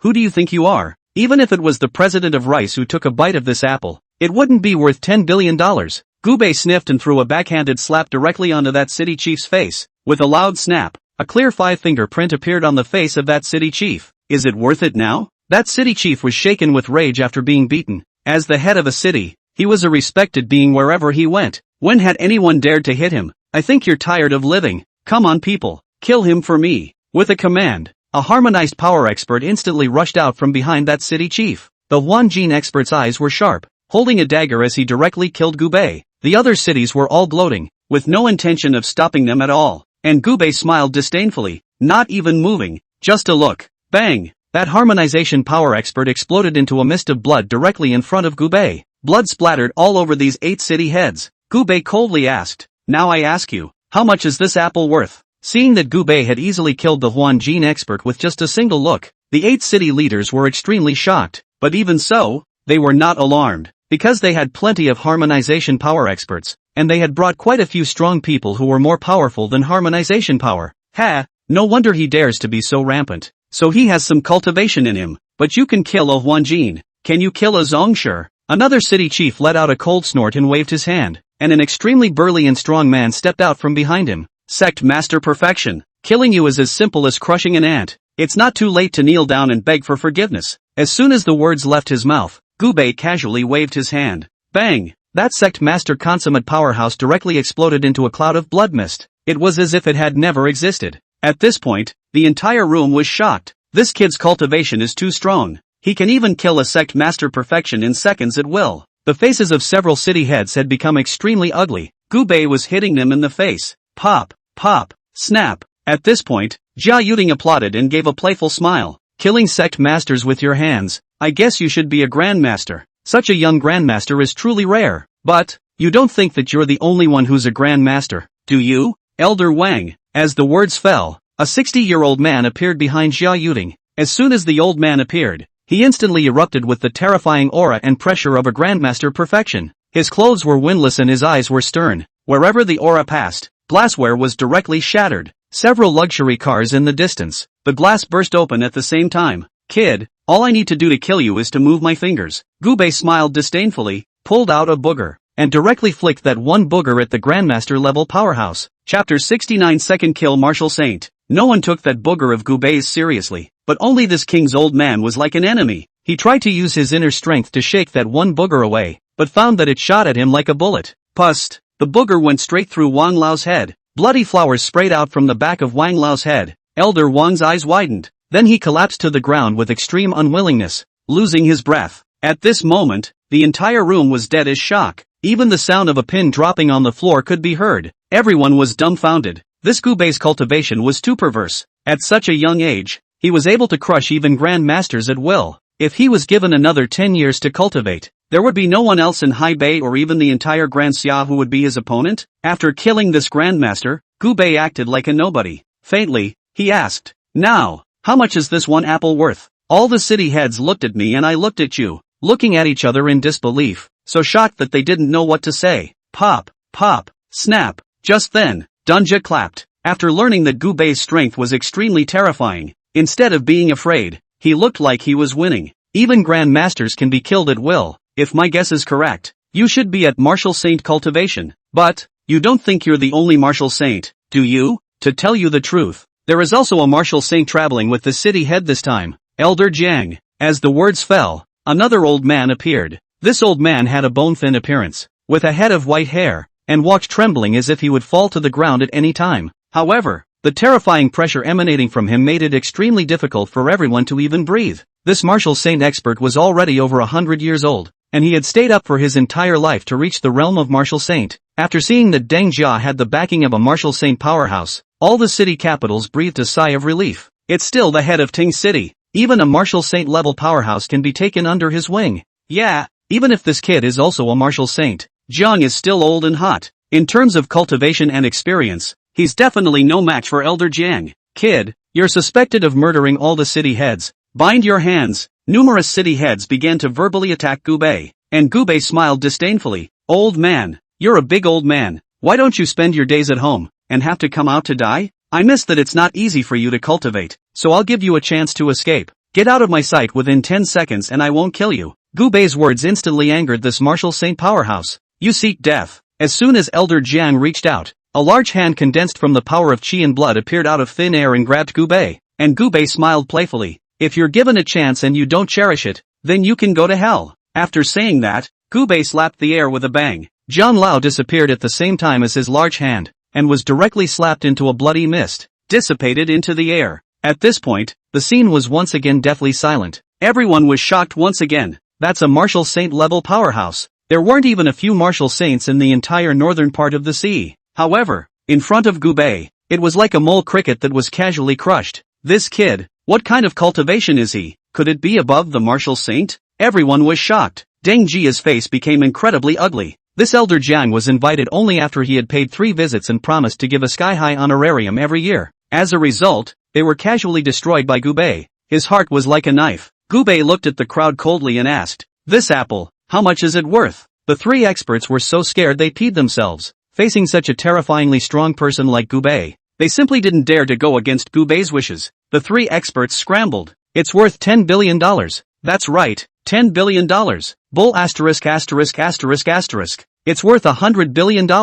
No, no, no, this is priceless. Worth a fortune. The 3 experts gave Gubei's apples an extremely high price. The many city heads looked at each other, not knowing what to say for a moment. They were well aware that the 3 experts were talking with their eyes open. But what could they do? After all, it's whoever has the hardest fist that speaks the truth. Deng Jia's face was unsightly as he glanced at Zhang Tian and said, "Zhang Tian, you've won this project. We won't compete anymore. Let's go." Deng Jia knew that with Gubei, this horrible pervert, in the future, I was afraid that Zhang Tian would have to be honored among the 9 city heads. The 8 city heads were about to leave, but Gubei said coldly, "Stop, did I tell you to leave?" All 8 city heads stopped and looked at Gubei. So what else do you want? Even though their own men had died under Gubei's hands, these 8 city heads weren't too scared. Because of their status, they are, after all, the head of the city. They didn't believe that Gubei dared to kill them. Gubei said coldly, "If I remember correctly, although the city chief's salary isn't low, it's only a few $100,000 a year, yet you all carry tens of millions and hundreds of millions of antiques. Say, just how much have you guys coveted?" Jia Yuding frowned and said, "Brother, you're minding your own business a bit." "Ha, wide. I don't think it's wide at all. The xia is precisely because of assholes like you. It's what allows those with bad intentions to take advantage of it. You corrupt officials, I see no point in living." After saying that, Gubei's eyes flashed with killing intent. Jia Yuding was startled and quickly said, "How dare you? We can all be the head of the city. Killing us won't end well for you either. What am I afraid of?" Gubei stepped closer. At this moment, these 8 city capitals were scared and backed up. "Zhang Tian, quickly control your people. If we die, you'll have made it to the top as the head of the city." Zhang Tian snorted coldly, "You bunch of corrupt officials, I've long looked at you guys with displeasure. At worst, I'll die with you." After saying that, Zhang Tian turned his head over as if he didn't see it. Just when Gubei was about to kill him, a white Volkswagen Passat stopped with a sharp brake. "Stop," only to see an old man in a trench coat rushing down from the car. The old man rushed towards Gubei's side at a fast pace. After seeing this old man, Jia Yuding was overjoyed. It's City Head No. 1. Ha ha, kid, with City Head No. 1 here, I'll see if you dare to make a move. The so-called No. 1 city head was actually the city head of the provincial capital city, equivalent to being in charge of the entire province, and the 9 city heads, including even Zhang Tian, were all under the management of this one city head. However, Gubei smiled disdainfully and said, even if the god of heaven comes, he won't be able to save you. After saying that, Gubei directly slapped through the air. Bang bang bang! These city heads all exploded into a bloody mist, dissipating into the air. It was only when City Chief one arrived in front of him that he realized that none of these city chiefs had even left a whole body behind. The one city chief stared at Gubei with wide eyes, his face full of shock and anger. How dare you? Even if they made a mistake, there is still the state to sanction them. How dare you kill them? Take them down for me. Chapter 70 Head of City 1. As the words fell, 7 strong men with extraordinary auras rushed out from behind City Head 1, and they were ready to kill Gubei. But at that moment, Gubei directly flung out a token with his backhand. After catching the token, City Head 1 just glanced at it and his face instantly changed drastically. Stop! A few of the men stopped with a sharp break in a hurry. The one the city head held in his hand was none other than the Tianji Order. The Tianji Order. What it represented was the identity of Gubei's Tianji Pavilion Master. Although the Tianji Pavilion Master was not an official position, the Tianji Pavilion was the largest power in the Great Xia. A single order from the Tianji Pavilion Master could even cause the Great Xia to change hands. Therefore, he dared not underestimate it. So it's the Heavenly Chance Pavilion Master. I, Lu Guoxing, have met the Pavilion Master. Even the one city chief bowed deeply towards Gubei at this moment. Gubei said indifferently, these 8 corrupt officials were all killed by me. You can truthfully report upwards, and I'll take the consequences if there are any. Yes, Lu Guoxing said, although Gubei does not have any official position in the body, but Lu Guoxing is clear that Gubei's identity is too important. Even if the top knows what he has done, I am afraid that he will turn a blind eye and will not pursue the matter. If you really want to pursue it, just take 2 points off your driver's license. I didn't realize that Tianji Pavilion would have a second Pavilion Master. It's truly a blessing for my Great Xia, Lu Guoxing said somewhat happily. Oh, how so? Back then, the first master of the Tianji Pavilion beheaded several peak war gods from the east and several other countries, famous throughout the world. Several big countries have pressured Daxia to hand over the pursuers. Great Xia had no choice but to imprison the first Pavilion Master in Dragon Prison. It's called captivity, but it's really a form of protection. We've all been fighting for the Tianji Pavilion Master. Now that there is a second Pavilion Master, it is a blessing for my Great Xia. Gubei nodded slightly. How Big Brother got in there, he knew in his heart. In fact, as long as Big Brother wanted to, he could leave Dragon Prison at any time. But if he left, those few countries were afraid that they would have to put pressure on Daxia again. Unless there was a day when Daxia went to war against those big countries at the same time, Big Brother would be able to get out of prison without any fear. Pavilion Master. I've admired the Heavenly Chance Pavilion for a long time, so I want to feast on Pavilion Master for dinner. I wonder if Pavilion Master is willing to give me this face? Lu Guoxing asked tentatively. Gubei took a look at Lu Guoxing's attire. Extremely simple, and his driver was only a 200,000 car. Then he nodded his head slightly. I see that you're quite agreeable, and I'll give you this face over there, but not to the provincial capital, to the north of the sea. That's natural. Zhang Tian, you make the arrangements. Remember, don't go overboard. Zhang Tian nodded and said, yes. Then, Gubei got into Zhang Tian's car, and the car drove towards Haibei. On the way, Gubei received a call from Su Qingran. Gubei, where are you? Do you want to come out for dinner together? Don't think about it too much. It's not that I want to have dinner with you, it's that my dad had to force me to go out with you. Gubei smiled and said, let me pick you up, just so I can bring you to meet a few friends. Okay, I'll wait for you at home. After arriving in Haibei, Gubei let Zhang Xia get out of the car, and he himself drove the red flag car to Su Qingran's home.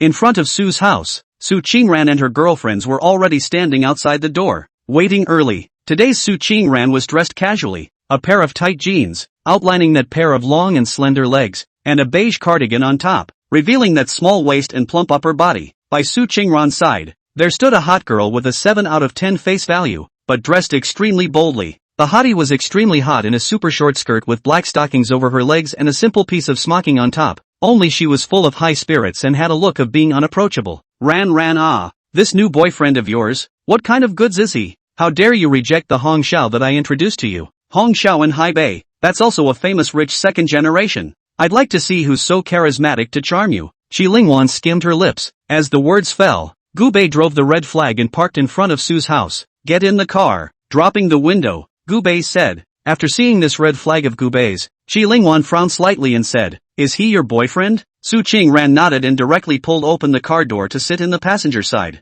Yes, Shi Lingwan is a distant relative of Su's family. In fact, Su Qingran didn't want to take her out to eat with her. It was she who took the initiative to ask to be the gatekeeper for Su Qingran, and Su Qingran was too embarrassed to refuse, which led her to come out with her. And Shi Lingwan had a purpose for having to follow along and come out. Su Qingran was also one of the notorious beauties in the local area, and she wanted to introduce Su Qingran to the other great young men to pull in connections for herself. After seeing Gu Bei, Shi Lingwan instantly smiled playfully. Ha, I thought it was some family's young master. Just driving a broken domestic red flag, doesn't seem to have much strength. After saying that, Shi Lingwan wanted to pull open the car door and get in, but Gu Bei didn't give her the chance and directly locked the car door. If you think my car is broken, then you don't have to ride in it. After saying that, Gu Bei stepped on the gas directly to the bottom, and the car traveled directly out of the Su family's entrance. Su Qingran, who was sitting in the co-pilot, instantly let out a giggle. You're so bad too, but she's my cousin. It's not nice of you to do that to her, is it?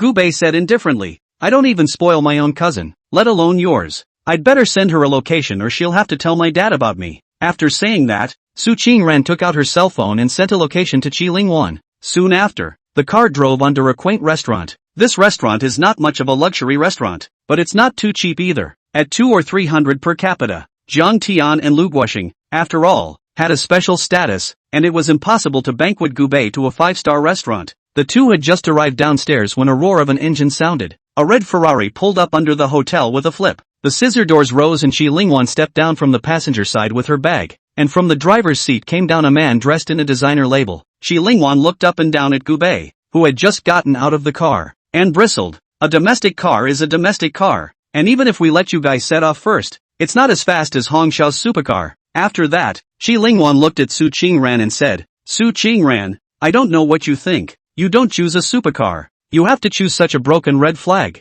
This is a 300,000 to 400,000 dollar car. Don't you think it's a shame to go out with it? Su Qingran was a bit upset. I can take whatever car I like, but it's your cousin. Why did you bring him? Don't blame me. Blame your boyfriend, who told him to leave me behind. I'll have to come over in Mr. Hans then. Chapter 71 Chang Sect Master. Since we're here, let's have a casual dinner together. If I kick you guys out, Pops will say I'm rude again. Su Qingran said helplessly. Then, it naturally took Gu Bei's arm and the two of them walked into the restaurant, and Shi Lingwan and Hong Zitao coldly watched the duo step into the restaurant. Who's that kid? Hong Zitao asked coldly. He had always regarded Su Qingran as his woman and had pursued her for a long time. But now, it's being shortchanged by someone else. I've inquired about it. The Gu family's abandoned young man is said to be working for the U Group now. Shi Lingwan said. U's Group? Ha, just a small company that doesn't make the grade. I thought it was something big. Previously, on the basis of Su Qingran's innocence and lack of boyfriends,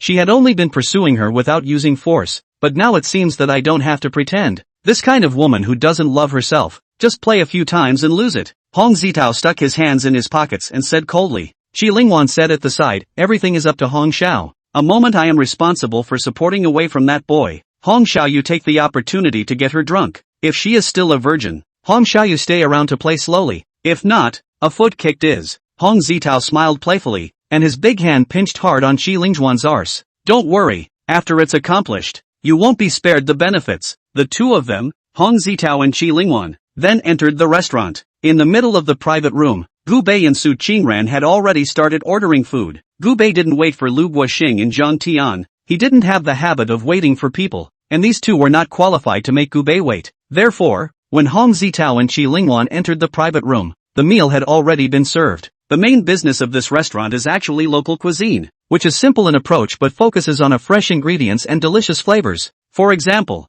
goose stew in an iron pot and blood sausage and sauerkraut. But when Hong Zitao entered the private room, his brows furrowed and he pinched his nose. I can't believe someone likes to eat this stuff. Is this what people eat? Shi Lingwan hugged her arms on the side and said in disgust, Ran, we are at least the daughter of a big family. How can we put down our stature and eat this kind of thing? At least we should drink red wine and eat steak. Upon hearing this, Gu Bei said faintly, elegance isn't pretending. Grandchildren are pretending. As the words fell, Hong Zitao was shocked. Who are you calling a grandson? I'll scold whoever is right. Gu Bei said indifferently. Bang! Hong Zitao slammed the table and said in shocked anger. Do you know who I am? Believe it or not, I can ask someone to break your legs with a single word. Upon hearing this, Gu Bei put down his chopsticks and laughed. I don't need a word. I can break your legs right now. After he said that, Before the crowd could see it clearly, one of the chopsticks on the table was directly thrown out by Gubei. Snap! The chopsticks went straight through Hong Zitao's calf. It was running through the bone. The powerful impact directly broke Hong Zitao's calf bone. He flopped to his knees and covered his calf in agonizing pain. Ah! My leg! Seeing that Hong Zitao was injured, Qi Lingwan was instantly enraged. You barbaric country bumpkin! Do you know what Hong Zitao's status is? A single order from Hong Shao can leave your family with no chickens or dogs left. At this moment, a hint of killing intent flared up under Gubei's eyes. However, Su Qinran, who was on the side, tugged on Gubei's arm and shook her head slightly towards him. Anymore, Qi Lingwan was a relative of her family, but was Gubei a person who suffered? Without saying a word, he slapped the table and the 4 chopsticks were directly shaken into the air. Then, as fast as lightning, Gubei's right hand flicked at the end of each of the 4 chopsticks. Swish swish swish. The 4 chopsticks shot at Qi Lingwan like 4 darts, not waiting for Qi Lingwan to react. Snap snap snap. 4 sounds rang out. Only her hands and feet were nailed to the wall at the same time. The chopsticks went through her palms and calves. Aha! Hong Shao saved me. Qi Lingwan's face was horrified. The intense pain made her tremble,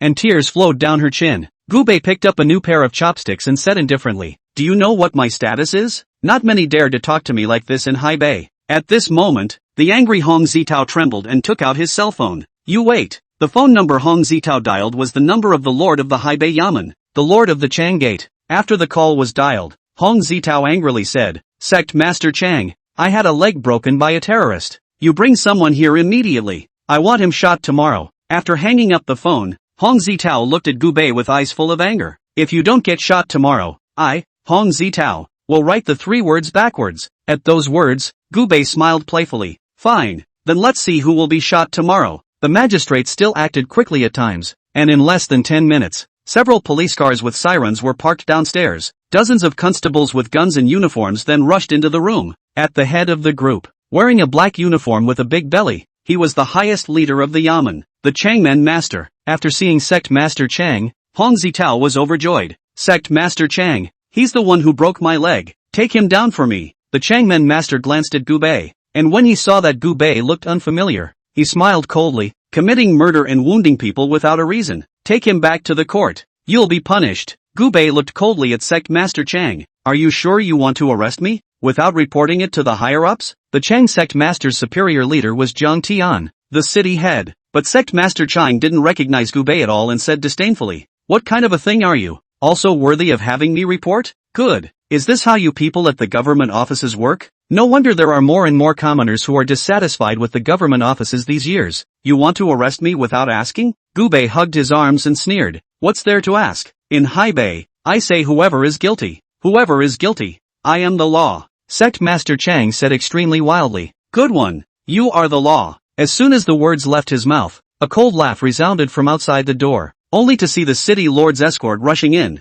directly surrounding these constables, and the first thing they did was to dismount the guns they had on them. Then, City Head Zhang Tian walked in with City Head No. 1 Lu Guoxing. Sect Master Chang froze after seeing Zhang Tian. "City Chief, what brings you here?" Snap! As soon as the words left his mouth, Zhang Tian viciously slapped Chang Sect Master in the face. "If I don't come, are you going to turn against me? Even the guests of City 1's premier banquet are being arrested back. Why don't you take me back too?" "The guests of the first city's premier banquet?" Sect Master Chang mechanically turned back and looked at Gubei. He was the guest that his superior wanted to feast on? Then wouldn't he have kicked himself in the teeth with this kick? Chapter 72 Shot tomorrow. Sect Master Chang was dumbfounded, and at this point, he regretted it too much. If he had known that Gubei's head was so big, he wouldn't have dared to go against Gubei even if he had 10 guts. Hong Zitao on the side also froze. He had thought that calling the Chang Sect Master over would be enough to deal with Gubei, but it was completely unexpected that even the boss of the changing Sect Master's boss had to bow down in front of Gubei.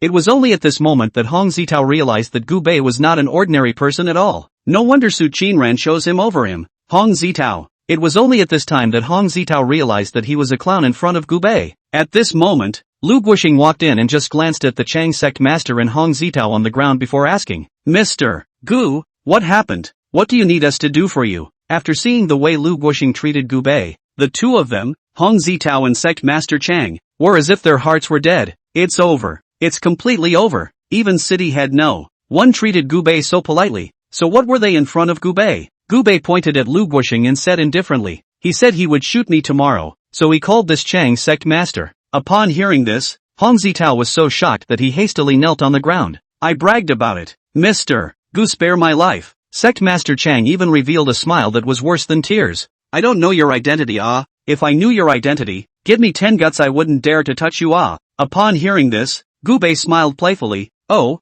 according to your words, if I don't have an identity, I'll really be shot tomorrow, right? At those words, Sect Master Chang was choked speechless. Truth be told, he'd done a lot of this sort of thing before. If Gu Bei really didn't have any background, casually put a charge of assaulting a police officer on Gu Bei, and shoot him dead. Zhang Tian was so infuriated at this point that he was trembling all over. Good. Is the yamen of the city lord's mansion, or is it the yamen run by this rich young master's family? The standing sect master was so frightened that he fell to his knees. Zhang Tian looked at Gu Bei and said, Mr. Gu, don't worry, I'll arrest him back right now. I'll find out all the bad things he's done over the years. One by one. The changing sect master was stunned. The things he's done don't even stand up to scrutiny. If all of them are found out, it won't be enough to shoot him 10 times. Sect Master Chang hurriedly knelt on the ground and frantically kowtowed towards Gu Bei. Mr. Gu, I was wrong. Please spare my life. But Gu Bei didn't even look at him. And soon, he was dragged away by the guards of the city lord's mansion. At this moment, Gu Bei looked at Hong Zitao and said,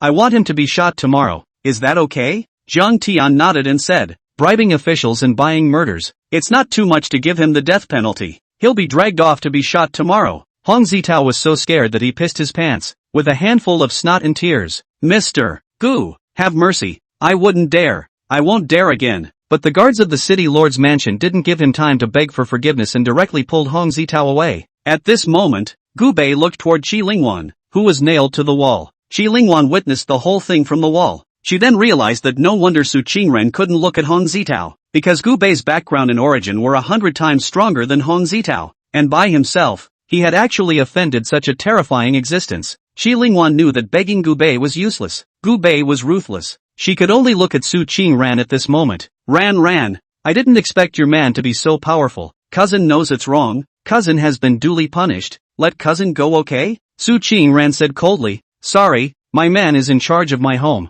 I listen to him all the time. Gu Bei said indifferently. Pull it to the yamen. Check it out. If she doesn't have any designs on Su Qingran, lock her up for a few years and let her go. If she does, she'll end up the same as Hong Zitao. With a wave of Zhang Tian's hand, Qi Lingwan on the wall was released and then taken away. After these three left, the room was suddenly less noisy. Everyone started eating. At this moment, Lu Guoxing picked up a glass of wine and stood up. Due to our special status, we can't exceed the limit for organizing this kind of meal. So I'll let Mr. Gu see you laughing. Gu Bei waved his hand. It doesn't matter. Mountain delicacies and grains and cereals are nothing more than food to fill your stomach. In fact, I prefer this kind of simple home-cooked food than those flashy 5-star ones. It's good that Mr. Gu doesn't mind. It's my honor to invite Mr. Gu to dinner. Lu Guoxing laughed. Lu Guoxing treated Gu Bei with extreme respect, as if Gu Bei was his old son. As he ate his meal, Lu Guoxing began to talk about Tianji Pavilion. Speaking of Mr. Gu's Tianji Pavilion,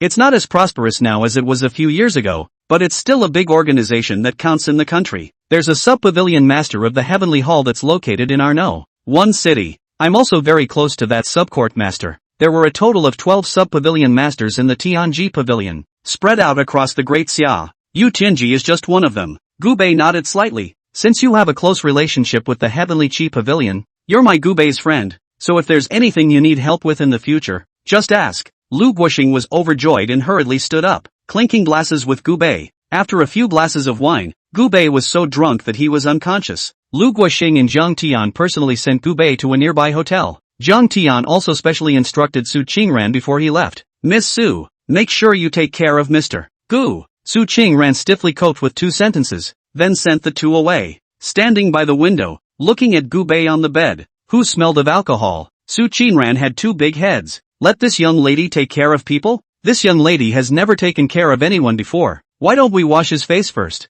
Saying that, Su Qingran took out a towel and after wetting it, she gently wiped Gu Bei's face. As he wiped, he only saw Gu Bei, who was lying on the bed, suddenly open his eyes and looked at Su Qingran, revealing a hint of a playful smile. Su Qingran was startled and hurriedly said, You're not drunk? Gu Bei smiled playfully. If you don't pretend to be drunk, will you come with me to get a room? Su Qingran's face changed, and only then did she realize that she had been tricked. Turning around, she just wanted to leave, but she was grabbed by Gu Bei's wrist, and then pulled her onto the bed with one hand. Su Qingran let out a cry of alarm. Gu Bei's body had already pressed up, and a pair of large hands had already been extremely dishonestly roaming all over Su Qingran's body. You liar! It's not the first time, so don't be reserved. Was it the last time I didn't make you feel good?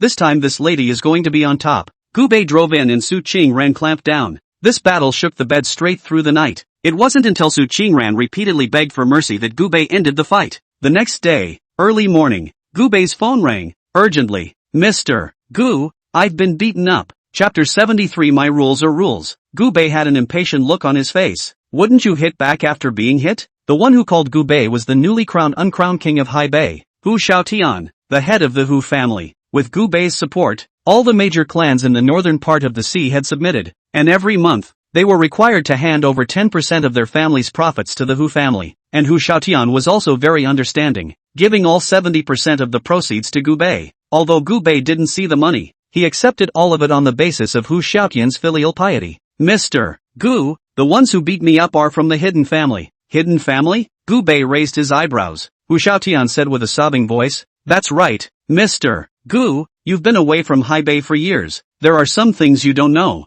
In Haibei, besides us, the families that are very active in the open, there is another kind of family that doesn't ask for the world's business and is hidden in the middle of the city. They are powerful and bent on cultivation. I didn't realize that the dragon family's Long Qin and the hidden family had a connection. I went to my door to collect that tenth of the profit. I didn't expect the dragon family to find someone from the hidden family to sit in on it. Not only did he kill dozens of my Hu family's men, but he also beat me up and threw me out the door. They also asked me to warn you, saying that within 3 days if you do not get out of Haibei, they will slaughter your entire clan. At those words, Gu Bei smiled playfully. Ha, what a hidden family. Send a car to pick me up. Shortly afterward, the Hu family's special car was parked in front of the hotel. After going out, Gu Bei immediately saw Hu Xiaotian, whose face was swollen into a pig's head. The nose was bruised and swollen. None of his face was intact, and he was on crutches. After seeing this scene, Gu Bei let out a cold smile. This is not Hu Xiaotian who was hit, but is Gu Bei's face. Everyone in Haibei knows that Hu Xiaotian has his Gu Bei support behind him. However, the other party was still blatant and did not put Hu Xiaotian in his eyes. This was tantamount to rubbing his Gu Bei's face on the ground. Ha, the dragon family, right? I gave them a chance. The dragon family, there's no need for it to exist. After saying that, Gu Bei got into Hu Xiaotian's special car. At this time, inside the Long family villa, Long Qin and her Cheongsam hugged her arms and leaned against a piano. In front of Long Qin, on the other hand, there stood dozens of men dressed in black practice clothes. These men, from the hidden family, the Oyangs. The person in the lead was one of the young masters of the Ouyang family, Ouyang Feng. Long Qin, don't worry, you are my Ouyang Feng's woman. How would I, Ouyang Feng, let the Long family suffer such humiliation? Ouyang Feng moved closer to Long Qin, and his big hand slapped fiercely towards Long Qin's arse, making a snapping sound, and Long Qin's delicate body trembled and fell into Ouyang Feng's arms in passing. That Hu Xiaotian is really too much. Originally a person from a second-tier small family,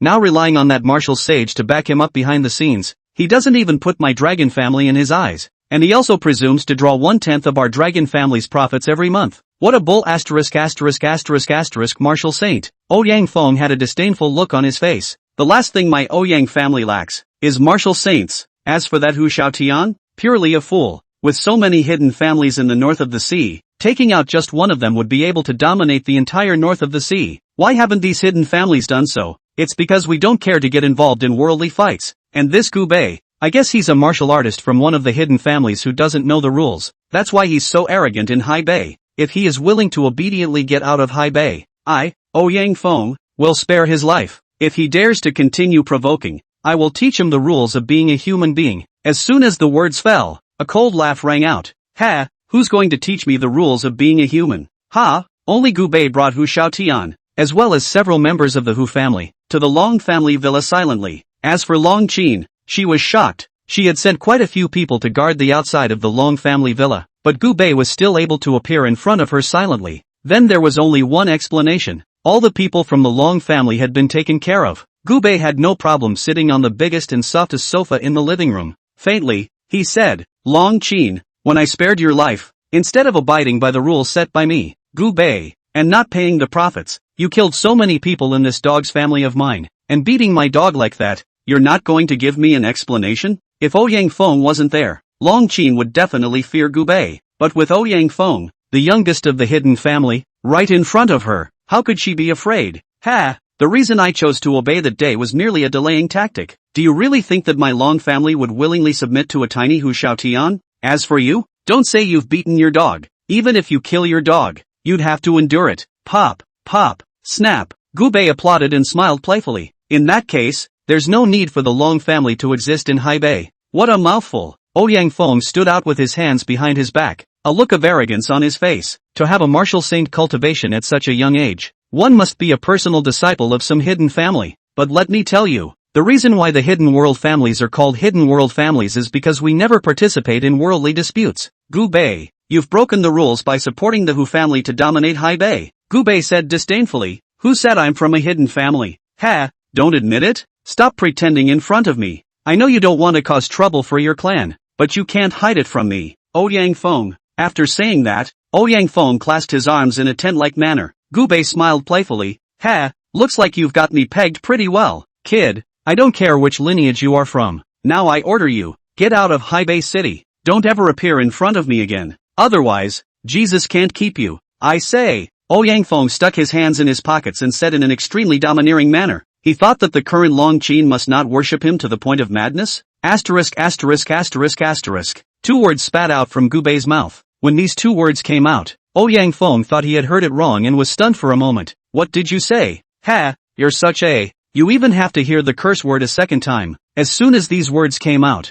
one of the men beside Ouyang Feng directly rushed towards Gubei in order to steal the limelight. Dare to insult my Ouyang family's young master. Looking for death. However, before this person could rush to Gubei's front, Gubei casually slapped him into mush. Snap. All that was left on the floor was a puddle of blood. Seeing this, Ouyang Feng's eyes widened and he said angrily, dare to make a move against a member of my Ouyang family. Are you going to make an enemy of my Ouyang family? What the hell Ouyang family? I haven't put it in my eyes. Gubei said disdainfully. Kill him for me. Ouyang Feng was furious, and in an instant, the dozen or so men around him rushed towards Gubei. These dozen or so men were the elite of the Ouyang family, and their strengths were all above Huanjin. There were also quite a few Zongshi. Chapter 74 crushed with a little thumb, but Gubei held his arms and stood still, seeing that a dozen or so people had already rushed to the front. Just then, a cold light flashed, and a tang knife shot out directly from behind Gubei. Poof! The tang knife stabbed directly into the chest of one man, skewering several people behind them like candy canes.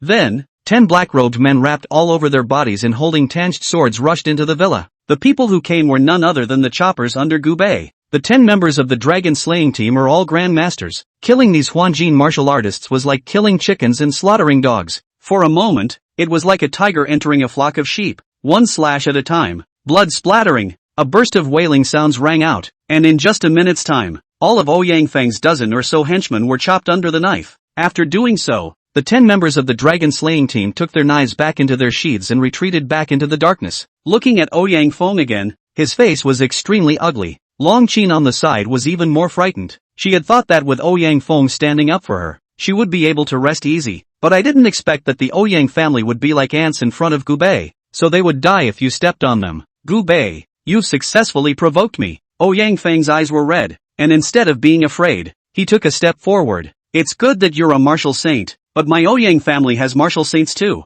To be honest, on this trip, I then brought the third elder, one of the 3 elders of my Ouyang clan. Third elder, appear. As the words fell, he only saw a bloated old man come out from under a side staircase. The old man was covered in oil and had a voluptuous woman in his arms. The woman's demeanor was 7 or 8% similar to Long Qin's. That's right, this person was Long Qin's mother, and in order to curry favor with the Ouyang family, she even offered her own mother to the third elder of the Ouyang family. The third elder still looked like he couldn't get enough of it at this point, smacking his lips. It's really good. It's still an old woman who has flavor. Ha ha ha. After saying that, the third elder realized that the atmosphere of the scene was somewhat not quite right. A body on the ground, blood all over the walls. After realizing that a piece of the Ouyang family had died, the third elder was instantly shaken. Bold, who dares to strike at my Ouyang family? Are you tired of living? After saying that, the third elder directly leapt down from the stairs and stood on the ground with a thud. Ouyang Feng carried his hands behind his back and looked at Gubei in a lofty manner. Kid,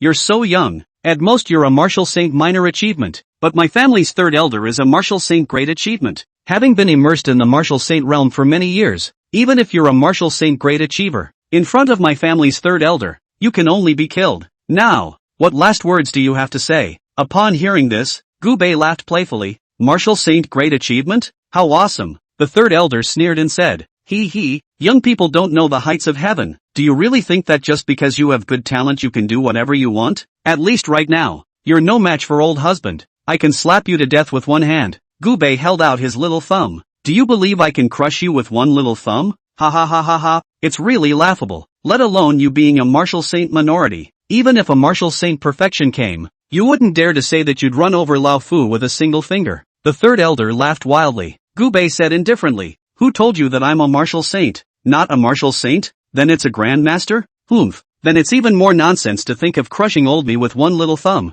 Gubei shook his head and laughed coldly. Rat-eyed, in your eyes, a martial saint is the supreme powerhouse, right? But in my eyes, martial saints are not even worthy of my shoes. Die for me. After saying that, Gubei directly pressed his pinky down. There was a loud boom. Only a huge little thumb appeared out of nowhere. The little thumb directly collapsed the roof of the villa. It pressed down towards the third elder from above. The third elder was instantly shocked, and his entire body was stunned. Internal power outward, and it can still be molded. You're not a martial saint. But, before the words were finished, there was a poof. The third elder was directly crushed into mush by that little thumb that appeared out of nowhere. The little thumb then dissipated into the air. Instantly, the whole scene fell silent. Even the sound of a pin dropping on the floor could be heard. All of them were all dumbfounded. Shocked, a powerful person of the martial saint great achievement was unexpectedly killed by a single finger. Gubei was so young, yet his cultivation was at least 3 minor realms higher than the third elder. He is above the martial saint.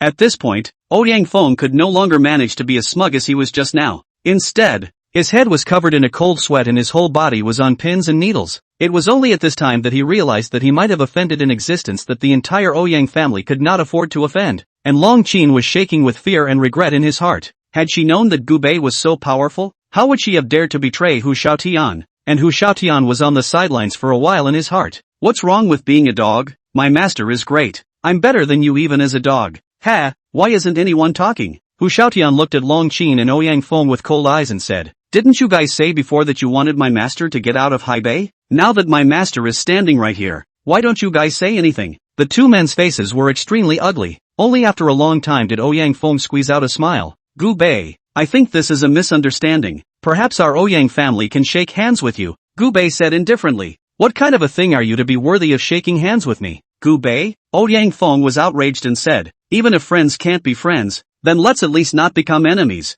right? Do you think that a mole is qualified to be the enemy of an elephant? Gubei said disdainfully. Ouyang Feng was silent at this point. His greatest reliance had been killed by Gubei, and now he could only hope that Gubei would give him a way out. Let me go, and the Ouyang family will not be Gubei's enemy from now on. Sorry, I'm a person who doesn't like to hold grudges, and if I have a grudge I usually take it on the spot. After saying that, Gubei directly swung through the air, and Ouyang Feng instantly exploded into a mist of blood, dissipated into the air. It would be my greatest mercy to let you die painlessly, Gubei said indifferently. Long Qin, who was on the side, had long been frightened to the point where her body trembled and she cried like a pear. After seeing Ouyang Feng die, a great sense of fear made her kneel in front of Gubei, kneeling frantically for mercy. Mr. Gu, I know I'm wrong. I shouldn't have betrayed you. Please give me a chance. Give me a way out. Anything you want me to do, as long as you give me a chance. Saying that, Long Qin crawled on her hands and knees to Gubei's feet, looking up at Gubei with those big watery eyes. Her slender jade hand gently stroked Gubei's calf as she begged.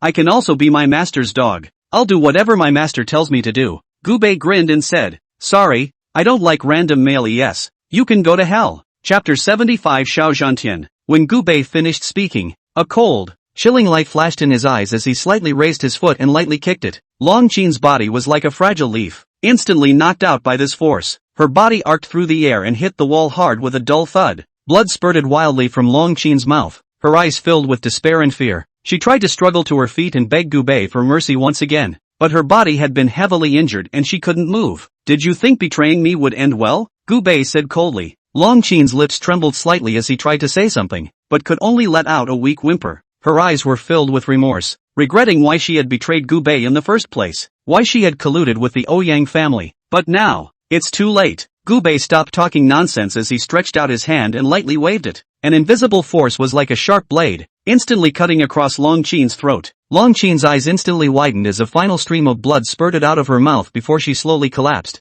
The flame of life extinguished. The entire room was filled with an aura of blood, and on the floor lay Long Qin's body, her eyes still open as if telling of her unwillingness and remorse. Wu Xiaotian stood on the sidelines and watched the scene, feeling both fear and a hint of gratitude in his heart. He was glad that he had chosen to follow Gubei. Otherwise, he might have been the one to fall here today. After killing Long Qin, Gubei said indifferently, "Notify the Ouyang family to come and collect the corpse. Let them kneel outside the city gates within 3 days for the whole clan to repent. If they don't do what I say, after 3 days, Ouyang family, exterminate the clan." Yes, Hu Xiaotian immediately nodded in agreement. After settling the matters of the Long family, Gubei left the Long family. Gubei didn't let Hu Xiaotian send him, but found a barbecue restaurant and sat down to order some skewers. Life is very laid back with kebabs and beer. I was eating a kebab when a man came up to me. "Gubei?" Gubei looked up and was slightly stunned. The visitor turned out to be one of Gubei's fox friends from 3 years ago, Xiao Zhantian. The Xiao family also belonged to a third-tier family in the northern part of the sea, and Xiao Zhantian, as the only heir of the Xiao family,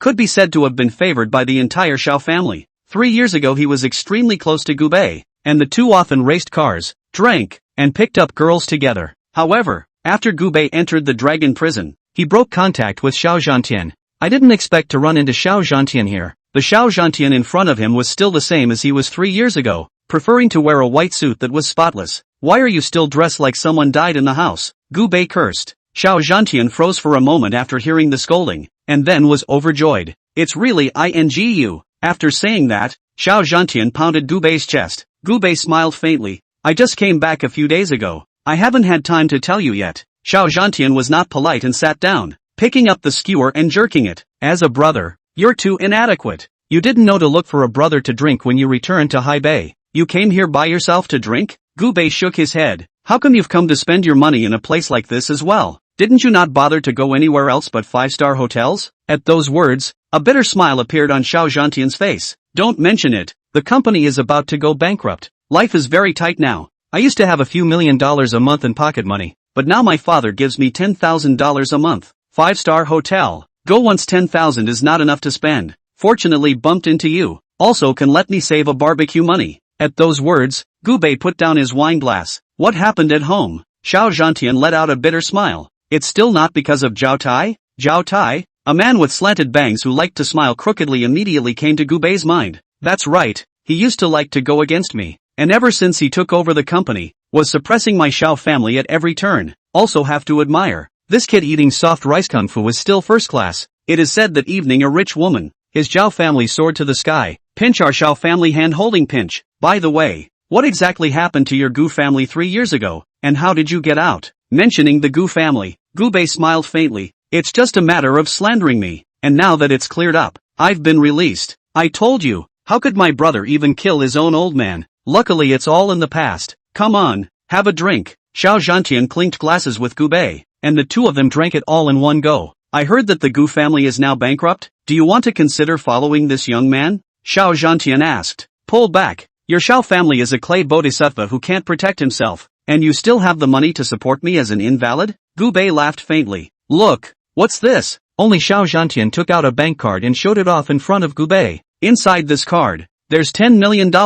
It's almost all the liquidity of our Xiao family." Xiao Zhantian said as if showing off. "What is your Xiao family up to?" A trace of sadness flashed in Xiao Zhantian's eyes. "There's it in the family who stole the relics my mom left me and sold them. And I'm going to take all the liquidity in the family to buy back the thoughts my mom left me. After we get the stuff, our Xiao family will be ready to leave Haibei. And if this $10 million can be left over, it will be enough for me and my father and sister to do some small business outside." Upon hearing this, Gubei frowned slightly and said indifferently, "Where to buy it? I'll accompany you." For C's auction. After eating the barbecue, Xiao Zhantian still grabbed the money. Afterward, Gubei got into Xiao Zhantian's one maiden. It seems that Xiao Zhantian has really fallen out of favor, and in the past, he never sat in a car that was less than $1 million. "Now I can't believe I'm driving a $200,000 Myrtle." Soon after, the car drove to the Four Seas auction. The Four Seas auction house was the largest auction house in the northern part of the sea, and the Four Seas Chamber of Commerce did business throughout the entire Grand Xia, belonging to a national-level chain. The underground garage is full of luxury cars. Cars that are less than $1 million are too embarrassed to drive in here. It was because those who came to the auction were not the leaders in their respective industries. The car had just pulled into the parking space when a red Ferrari roared to life and stopped in front of the maiden in a tailback. Then a man with slanted bangs stepped out of the car. "Hey, are you blind? Can't you see this is an exclusive parking space for supercars? How dare you park here in a broken Manhwa?" Slanting bangs just got out of the car, took a look at the people in the car, and was instantly happy. "Yo, Xiao. I didn't expect such a coincidence. Your Xiao family is so poor that you still have the nerve to come to the auction?" Chapter 76 Bizarre Auction. The person who came was none other than Xiao Zhantian's nemesis, Zhao Tai. After seeing him, Xiao Zhantian's face was extremely ugly as he walked down from the car. Coldly, he said, "None of your business." Zhao Tai smiled playfully. "Yo, young Zhao's temper is really not small, but it would be great if your skills were as big as your temper. As far as I know, the Xiao family is about to go bankrupt now, right?" Xiao's driver has changed from a supercar to a maiden. It seems like life is pretty hard. At this moment, Xiao Zhantian clenched his fists, itching to go up and smash Zhao Tai, but he knew that there was surveillance all around him, and if he slammed his fist down, he would be completely taken by Zhao Tai. "Zhao Tai, isn't it just a soft food to get to the top? What's the big deal?" Upon hearing this, Zhao Tai smiled playfully and tossed his slanted bangs. "Being handsome is also a kind of capital. Who makes you ugly and can't eat soft rice?" Xiao Zhantian. The Xiao family is about to go bankrupt. In fact, as long as I say one word, all of the Xiao family's orders will come back. As long as you kneel on the ground and beg me, I will let the Xiao family go. How about it? Q. I would never beg you even if I had to go begging on the streets, Xiao Zhantian said angrily. Zhao Tai smiled playfully. Young Xiao really has a backbone. Since that's the case, I won't be polite. If I'm not mistaken, young Xiao is here to auction that jade pendant, right? With me here today, you won't be able to shoot that jade pendant. I'll follow you to the end. You, Xiao Zhantian was instantly left speechless with anger. The current Xiao family couldn't even compete with the Zhao family in terms of financial strength. If Zhao Tai really played poker with him, he, Xiao Zhantian, would definitely not be able to get that piece of jade pendant. But that's what his mom left him to think about. Back then it was even brought to the Xiao family as a dowry. Xiao Zhantian, count on me to beg you. Don't fight me for that piece of jade pendant, okay? That's a remembrance left to me by my mom. Fine, get down on your knees and beg me, and I won't argue with you. Zhao Tai laughed playfully. Just then, Gubei stepped down from the car and came to Xiao Zhantian's side, patting his shoulder. Gubei then threw a backhanded slap at Zhao Tai's face.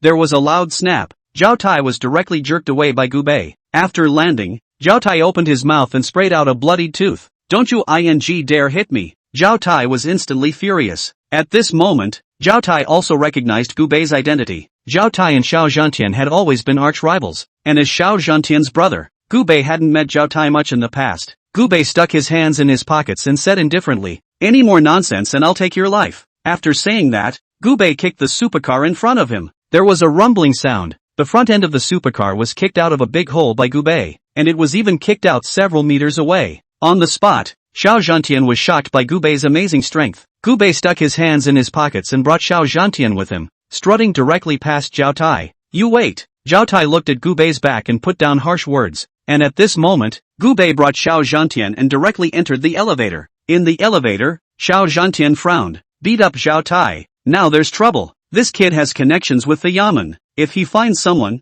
you'll have to sit through the bottom of the jail." "I'm afraid," Gubei said indifferently. "Don't be afraid. He has connections, and so do I. Alas, don't worry, you're out for me. When the time comes, I'll bail you out even if I have to smash the pot." As they spoke, the two of them arrived at the hall of the auction. At the entrance, Xiao Zhantian entered the auction hall with Gubei after flashing his ticket. At the door, you can pick up a mask. Bidding with a mask on, even after you leave, you don't have to worry about anyone retaliating. However, neither Gubei nor Xiao Zhantian took a mask. Gubei is not afraid. Xiao Zhantian is that his family is already penniless, and he is not afraid that someone will miss him. Soon afterward, Gubei and Xiao Zhantian took their seats. Zhao Tai also entered the auction hall shortly after, but Zhao Tai's place was in the first row of VIP seats. Not only is his seating carded, but he also has snacks and drinks available. After another 10 minutes or so, the auction room gradually filled up, and the auctioneer of the Four Seas auction appeared under the lights. The auctioneer, dressed in a gorgeous black dress, walked onto the auction stage with an elegant pace. "Honorable guests, welcome to the Four Seas auction." The auctioneer's voice was loud and magnetic, echoing in the auction hall. In this hall of opportunities and surprises, we will witness together the change of ownership of countless precious treasures. Each lot carries a unique history and value, and they come from all over the world, gathered here, waiting for the right person to treasure them. We, for C's Auction, have been upholding the principles of justice, fairness and openness to provide you with the best quality auction services. Here, wealth and taste intertwine and passion and reason collide. We hope that everyone can find their favorite items and return home fully loaded in this auction feast. After saying his opening remarks, the auctioneer bowed slightly, and the stage erupted in applause. He then gently raised his hand, signaling his assistant to introduce the first lot. Now, our first lot is an ancient painting in calligraphy from the hand of Tang Yin, a famous painter of the Ming dynasty. This painting is well preserved, with exquisite brushwork and ink, and excellent charisma. With its unique artistic style and historical value, it is undoubtedly a treasure that painting and calligraphy collectors can only dream of. The starting price is $3 million. Each increase shall not be less than $100,000. Please start bidding. As soon as the auctioneer's words left his mouth, there were quite a few people under the stage who were eager to try. $3,100,000. A middle-aged man wearing glasses and looking rather elegant took the lead in raising his card to make an offer. $3,200,000. Immediately after, a lady in the back row was not to be outdone. The price climbed all the way up and soon exceeded $4 million. $4.5 million. An old man trembled as he held up the sign. However, just when the crowd thought that the fight would continue to heat up, Zhao Tai in the VIP seat of the first row suddenly raised his sign and shouted carelessly, $6 million. This sudden high price caused the originally fierce competition to instantly fall into a short silence. The other bidders cast surprised and helpless gazes, but considering how high Zhao Tai's bid was, which exceeded their mental expectations, most of them chose to give up. $6 million a time. The auctioneer shouted loudly, his eyes scanning across the room, waiting to see if anyone would continue to raise the price. $6 million twice. Seeing no response, the auctioneer reminded again. Just as the auctioneer was about to drop the hammer on the sale, Gu Bei suddenly whispered to Xiao Zhantian, "This painting is good. Do you want it?" Xiao Zhantian bitterly smiled and shook his head. "How can I have the financial resources to do this right now? It's better to forget about it." Gu Bei nodded slightly, then raised his hand nonchalantly. $8 million. Chapter 77 Bidding for Jade Pendant. Xiao Zhantian was startled at this moment and hurriedly pulled Gu Bei back. "Are you crazy? That's $8 million. Where do you have $8 million right now?" Gu Bei patted Xiao Zhantian's shoulder and said lightly, "Don't worry, brother, I have some savings in my hand. I dare not say more, but I dare to say that today, let him Zhao Tai can't shoot a single lot." Zhao Tai, who was sitting in the front row, glanced back at Gu Bei with a disdainful smile. Staring straight at Gu Bei, he said, comparing financial power with this young man, "Do you have that capital?" $10 million. The first lot of the auction directly broke 8 figures. The entire room was shocked by Zhao Tai's wealth. Worthy of being young Zhao. To go out is to be generous. Yes, I'm afraid not many of you here can compete with young Zhao in terms of financial power. After all, the one behind young Zhao is the daughter of a hidden family. After making his bid, Zhao Tai in the front row glanced back at Gu Bei provocatively, and with a cold face, Gu Bei directly said, $100 million. Instantly, the entire room was dead silent. Even the sound of a pin dropping on the floor could be heard. All of them were dumbfounded. Shocked by Gu Bei's broad-mindedness, Gu Bei directly raised the price to 9 figures. "You know, this Tang Yin's real work is worth a lot of money, but within 20 million is value for money. 100 million can buy 3 pieces of Tang Yin's real work. Who is this young man?" Directly raised the prices tenfold. "I've never heard of such a person in Haibei. I don't know. I haven't heard of it. Looks like Zhao Xiao has met his match today." The corners of Zhao Tai's mouth jerked as he looked coldly at Gu Bei. $100 million, which was not a small amount for Zhao Tai to say. But, if he gave up the bidding, wouldn't he be slapping his own face in front of his enemies? Therefore, Zhao Tai gritted his teeth and also participated in the bidding. "Lift a hand." $110 million. The entire room exclaimed once again. No one had expected that Zhao Tai would continue to participate in the bidding despite such a severe premium. It was no longer a matter of bidding. It was a matter of face and dignity for the pair. Looking at Gu Bei again, he didn't even raise his eyes for a moment and said lightly, $1 billion. The whole room gasped once more. Everyone sucked in a cold breath. Everyone was shocked by Gu Bei's trenchant behavior. "That's $1 billion, not $10. And Gu Bei didn't even blink when he said $1 billion. To Gu Bei, money was really just a string of numbers. When he was in Dragon Prison, no less than dozens of bigwigs from all over the world came to bribe Gu Bei every day in order to curry favor with him. He had more money on his card than he could remember, but at least 100 billion is still there. $1 billion was a complete drop in the bucket for him. At this moment, Zhao Tai's face became extremely brilliant. $1 billion. He can't afford to bid on it. Although he had $1,000 from the hidden family behind him, there was no money printing machine in the hidden family's house. His woman only gives him 100 million a month to spend. The 100 million 1 million just now has been a hard-on through gritted teeth. He just couldn't afford to get on.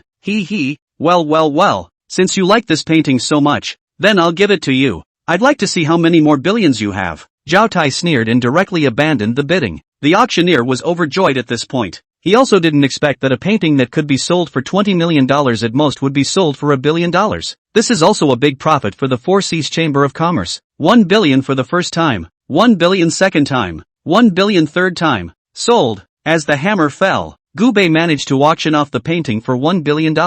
On the side, Xiao Zhantian's expression became extremely wonderful. Even in the heyday of the Gu family, Gu Bei couldn't get $1 billion out. Now that the Gu family was bankrupt, where could Gu Bei get $1 billion from? Therefore, he thought that Gu Bei was making a false call in order to help him out. Gu Bei, if we can't pay up later, this is illegal. I think we should run while no one is paying attention to us now. Xiao Zhantian's heart was burning with anxiety. However, Gu Bei had a calm expression on his face. What's the hurry? Don't you want the family heirloom your mom left you? While he was talking, the second lot appeared. After seeing the round jade pendant, Xiao Zhantian was instantly agitated. What appeared on the auction table was the very same jade pendant that had been stolen from his house. It was the only thought his mother had left him. At this moment, Zhao Tai, who was sitting in the front row, turned around and revealed a sinister smile towards Xiao Zhantian. Xiao, I said, if you don't kneel down for me, you can't shoot away this piece of jade. Gu Bei, do you still have $1 billion? Even if the Gu family left you more properties back then, $1 billion is still a lot, isn't it? You even gambled and spent $1 billion to auction off a broken painting. Do you still think you're the Gu family's youngest back then? Even if it is, beating your face up, hard or not only you know. I'll see how you can compete with me. Zhao Tai. Gu Bei gave a laugh and didn't say anything. At the auction site, the atmosphere was as tense as a bowstring about to break. The auctioneer stood on the stage, his voice steady and strong. Now, we start bidding on this precious jade pendant. The starting price is $2 million. Each increase shall not be less than 100,000. Xiao Zhantian took a deep breath, determination in his eyes, and took the lead in raising his card. 2,100,000. Zhao Tai sat in the front row, the corners of his mouth hooked into a contemptuous smile, and he raised his sign without haste. $5 million. His voice was not loud, but it was like a heavy hammer that ruthlessly smashed into Xiao Zhantian's heart. Xiao Zhantian's hand trembled slightly, but he still stubbornly raised the price. 5,100,000. 8 million. Zhao Tai lazily leaned back in his chair as if he was just casually fiddling with a number. Not a huge fortune. Fine beads of sweat appeared on Xiao Zhantian's forehead as he gritted his teeth. $10 million. It was all he had left and his last hope. His eyes held both a longing for his mother's legacy and a fear of imminent loss. Zhao Tai twisted his head and glanced at Xiao Zhantian, the mockery on his face becoming more and more obvious. How dare you come to bid with this amount of money? I'll offer $15 million. Xiao Zhantian's face instantly turned pale as his lips trembled slightly, wanting to raise the price again but realizing that he was powerless to do so. His heart was filled with anger, despair, and helplessness, and he could only watch as Zhao Tai raised the price over and over again, pushing him further and further away from his mother's relics. Zhao Tai, you scumbag! Xiao Zhantian roared angrily. Zhao Tai, however, just laughed coldly and did not respond. The auction hall was silent. Only the mechanical voice of the auctioneer continued. 15 million once, 15 million twice, 15 million. Chapter 78 Capital Verification. Dragon Card. 100 million. Just as Xiao Zhantian was despairing, Gu Bei lazily raised the number plate in his hand. Another billion. The whole room was violently shocked. Everyone subconsciously looked at Gu Bei. This teenager, he even had the financial resources to participate in the bidding? Up ahead. The smile at the corner of Zhao Tai's mouth instantly disappeared as he looked sinisterly at Gu Bei. You have another 100 million? Gu Bei said indifferently. Not convinced? You can try bidding against me. Zhao Tai clenched his fists at this moment. Since eating that one soft food, no one had ever dared to treat him with such disrespect. $110 million. Zhao Tai said angrily. He just couldn't believe that Gu Bei could still raise the price to $1 billion. 1 billion. Gu Bei said indifferently. Once again, the room fell silent. Ravenous. Everyone was shocked. Could $1 billion not be just a string of numbers in Gu Bei's eyes? That's a profit that many listed groups don't make in a year. And Gu Bei only used this $1 billion to bid on a tiny jade pendant? Zhao Tai's face became extremely ugly. He couldn't believe that Gu Bei had so easily shouted out $1 billion again. He stared wide-eyed and deadpan at Gu Bei. as if he wanted to see something broken in his face. "Humph, you think you can scare me by casually shouting out $1 billion?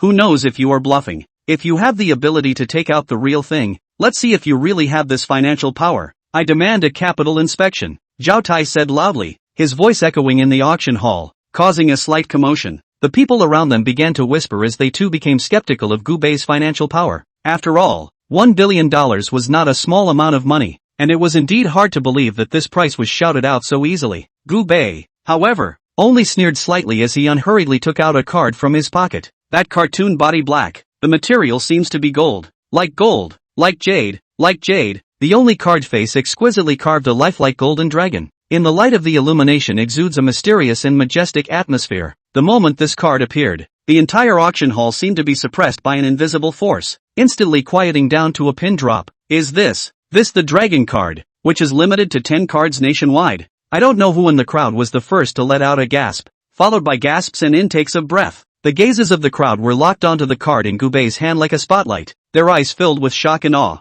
This dragon card, in the top circles of the rich and powerful, is as mythical as it gets. It is rumored that those who possess this card are all supergiants who can shake the business world and turn the financial world upside down by stomping their feet. The wealth and power represented behind it is far beyond the imagination of ordinary people. Zhao Tai's face instantly turned white, and his body involuntarily trembled slightly. How could he not expect that the seemingly young Gu Bei in front of him would be able to take out such a rare and uncommon dragon card? Gu Bei held the dragon card with a calm expression. "Use this card to check your capital. That should be enough." His voice was not loud, but it was clearly audible in the awfully silent auction room. The auctioneer had long been stunned, and it was only when he heard Gu Bei's words that he nodded his head repeatedly as if he were waking up from a dream. "Enough is enough, sir." His voice was a little shaky, and he hurriedly signaled a staff member to come forward to deal with the capital inspection. The staff carefully received the dragon card as if they were holding a rare treasure, their eyes full of awe and nervousness. They quickly operated the capital inspection equipment, but the forehead constantly beads of sweat, afraid of any error in the process. After only a few moments, the staff member raised his head with a face full of horror and reverence, looking at Gu Bei as if he were looking up to a god. "First, sir, the capital verification passed. Your account balance." The staff member's voice became shrill from overstimulation. "Well over $1 billion. These words were like a heavy bomb that exploded in the auction room. Everyone looked at Gu Bei in shock. They couldn't believe that this young-looking teenager was so rich. Zhao Tai's legs went limp and he almost collapsed to the ground. His face was filled with panic and despair. He knew that what he did today would become the laughingstock of Hai Bei, and he had also offended someone he couldn't afford to mess with. "Alright, since the capital inspection has passed, the bidding for this jade pendant continues," the auctioneer said, his voice also carrying a hint of trembling, clearly not yet recovered from the shock. 1 billion once, 1 billion twice, 1 billion 3 times. Sold. With the fall of the auction gavel, Gu Bei managed to win the jade pendant of Xiao Zhantian's mother at a price of $1 billion. Xiao Zhantian was so excited that he burst into tears as he walked over to Gu Bei and hugged him tightly. "Bro, I don't know how to thank you." Xiao Zhantian choked out a sob. Gu Bei patted him on the back. "There's no need to say thank you between brothers." In the second half of the auctions were all about antiques and paintings. None of these things interested Gu Bei. Zhao Tai also tried to bid on the things he was interested in. However, as soon as he made a bid, Gu Bei directly auctioned it at a sky-high price, not giving him a chance to bid at all. Zhao Tai had no choice but to sit on the card seat and sulk. Soon, it came to the finale of the auction. The lots that come out at the end of the auction are rare treasures, and it would not be too much to describe them as being worth a lot of money. There were also some people from the Hidden World families present, who had come for these rare things. There were 3 finale lots in total, the first 2 of which Gu Bei was not interested in. One is an elixir that can increase cultivation, and the other is a magic treasure that a martial artist can use. These things were good in the eyes of the average martial artist, but in Gu Bei's eyes, they weren't even as good as trash. Soon, the last lot attracted Gu Bei's attention. The auctioneer introduced, "This is a scroll with a long history. No one knows what is hidden within the scroll. No one can discover the secrets it hides. Mystery scroll. The starting price is $10 million. Each increase shall not be less than $1 million. Upon seeing this mysterious scroll, Gu Bei became interested. In the dragon prison, several of his elder brothers and the dragon ambassadors had taught Gu Bei quite a few things, and Gu Bei had looked through all the books that the dragon prison had collected. In the middle of a book, he had seen a description of this scroll. This is good stuff. On the scene, Gu Bei wasn't the only one who had discovered that the scroll was a good thing, either. A few old guys from the hidden family had similarly discovered that it was good stuff. Zhang Wuji, will offer $100 million. I hope everyone will give my old Zhang a face and not bid on this item. The first one to stand up was a gray-haired old man, who was in his 90s, but was dressed in a white coat and was in high spirits. This person was the powerful envoy of the Zhang clan, one of the hidden families. As soon as Zhang Wuji came out, he immediately scared off many people who wanted to participate in the bidding. But there are also those who are not afraid of Zhang Wuji. For example, Gu Bei. Chapter 79 $10 billion price. There was a moment of silence in the auction room as no one dared to bid against Zhang Wuji. Zhang Wuji, on the other hand, nodded with extreme satisfaction, seemingly enjoying this feeling of the crowd being shocked. When the auctioneer saw that no one dared to compete, he spoke. 100 million for the first time, 100 million for the second time, 100 million. Seeing that the mystery scroll was about to be auctioned off by Zhang Wuji, Gu Bei lazily raised the sign in his hand. 1 billion. Moment. The whole room was silent. Everyone looked at Gu Bei in extreme shock. Another billion. How much money does this Gu Bei guy have? Is money really just a string of numbers to him? The smile on Zhang Wuji's face instantly froze. Gu Bei called for $1 billion.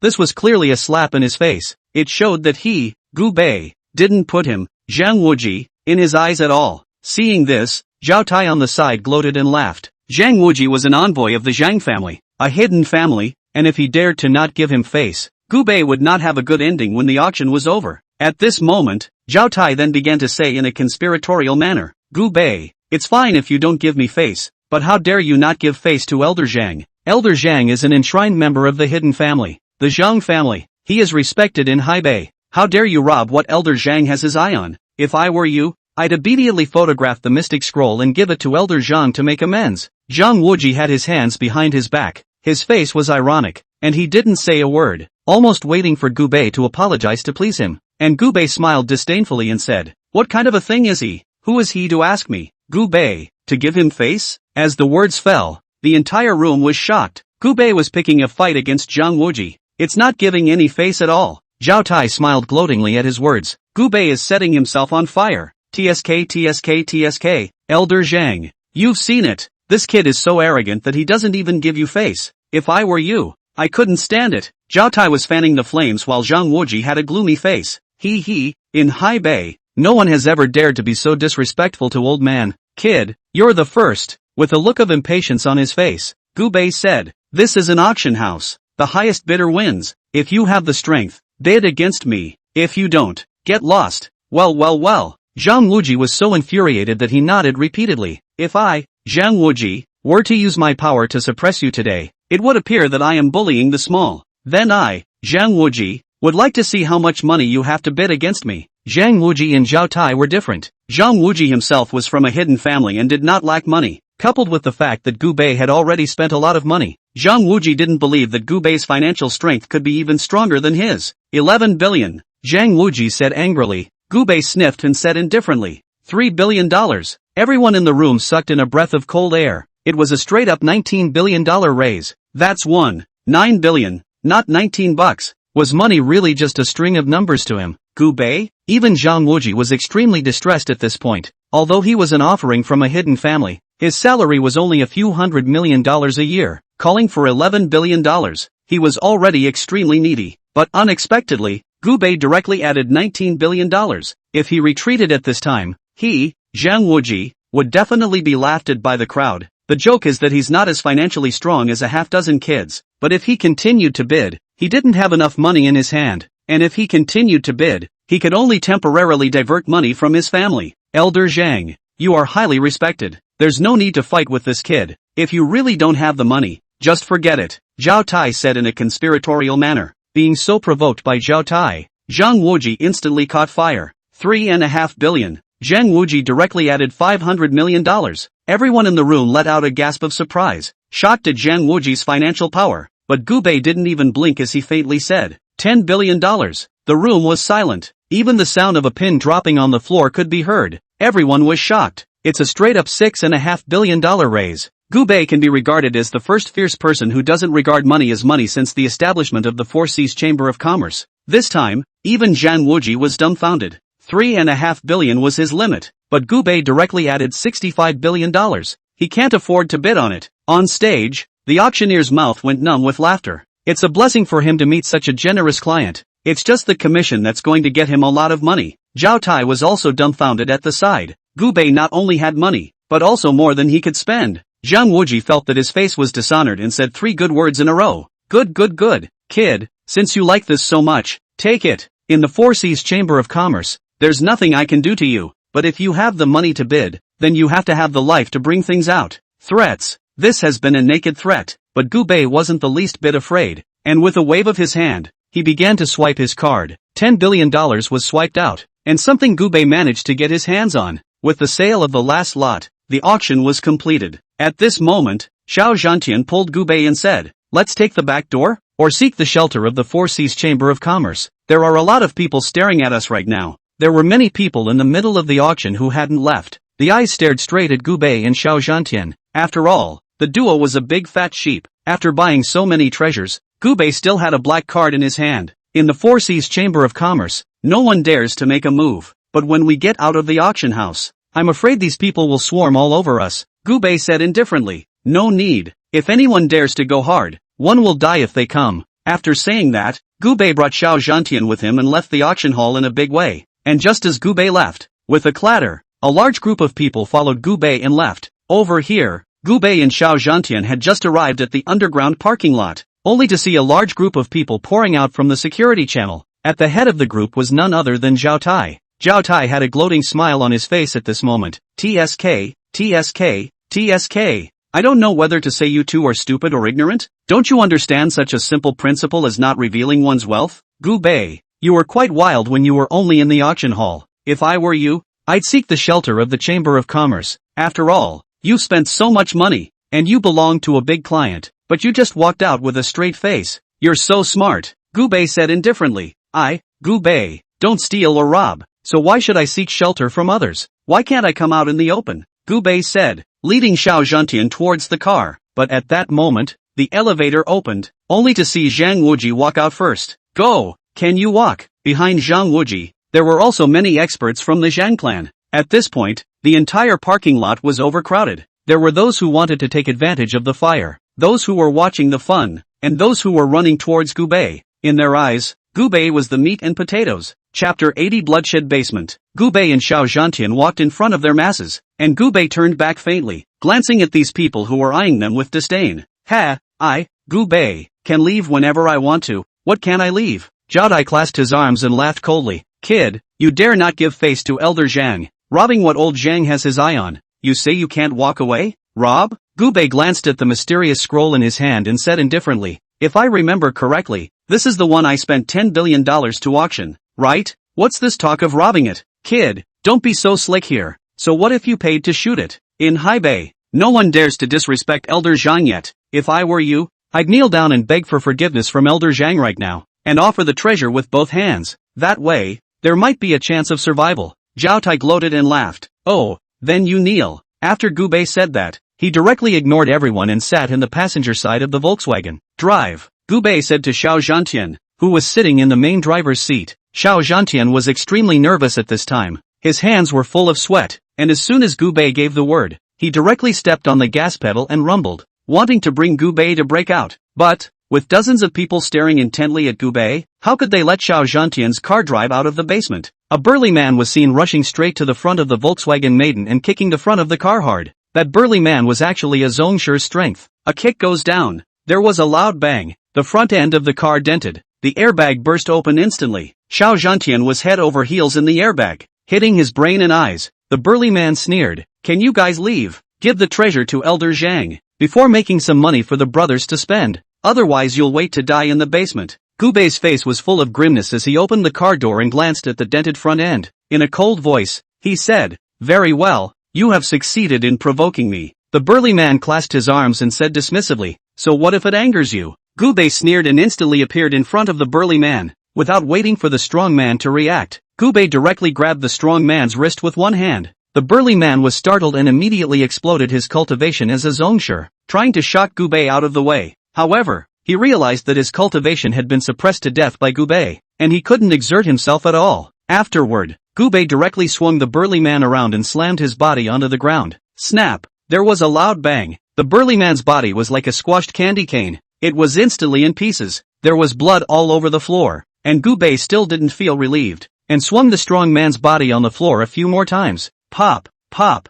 snap, the burly man became a pile of broken meat in full view of everyone. Gu Bei casually dropped the strong man's wrist with a cold expression. That's what you get for kicking my brother's car. Instantly, the scene was silent. Deadly silence. No wonder Gu Bei dared to be so wild. The sovereign powerhouses he could take at will. Then his strength must be at least a grand master. However, Zhang Wuji was not afraid at this moment. Instead, he sneered. No wonder he dared to be so wild. So he's a grand master. But do you know that the old man is above the great masters? The martial saint high. Before the words were finished, Gu Bei casually waved his hand and slapped it through the air. Snap. As if he had slapped a mosquito to death, Zhang Wuji was slapped to death by Gu Bei through the air. Directly became a cloud of blood mist, dissipated into the air. Instantly, there was a death-like silence. Even the sound of a pin dropping on the floor could be heard. Everyone was shocked. That's a strong martial saint. Surprisingly, he was casually slapped to death by Gu Bei. This Gu Bei, what kind of strength is it? And Zhao Tai's face was full of shock at this moment.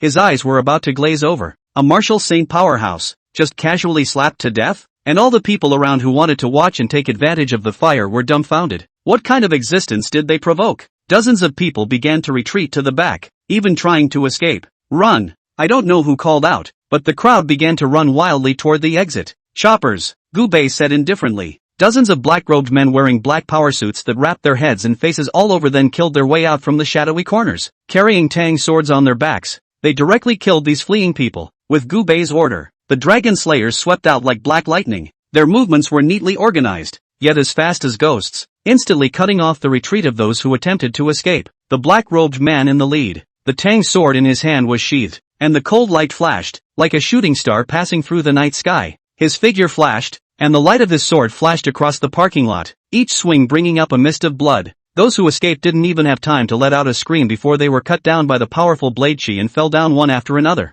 The other members of the dragon slaying team were no less impressive as they spread out in a fan shape, surrounding the remaining people. The tang sword seemed to come alive in their hands, flying up and down, slashing left and right. The sound of blade light colliding with flesh and blood was incessant, and blood splattered on the ground, gathering into a pool of blood. Some of the black-clothed men jumped up high, and with the momentum of their fall, they stabbed their tang knives hard into the shoulders of their enemies, and then with a forceful pick, their enemies' bodies were torn apart. Some of them sidestepped the enemy's attack, and with a smooth backhanded slash, they directly severed the enemy's neck, and their heads rolled to the ground, their eyes still open, full of horror and despair. Inside the cramped parking lot, the choppers unleashed a bloody massacre. Their eyes were cold and unfeeling, without the slightest bit of pity, as if these people were just lambs to the slaughter in their eyes. In just a few moments, those who were still trying to take advantage of the fire or watch the fun, all fell in a pool of blood, with no survivors. The parking lot smelled strongly of blood, and there were bodies lying horribly on the ground. After completing their mission,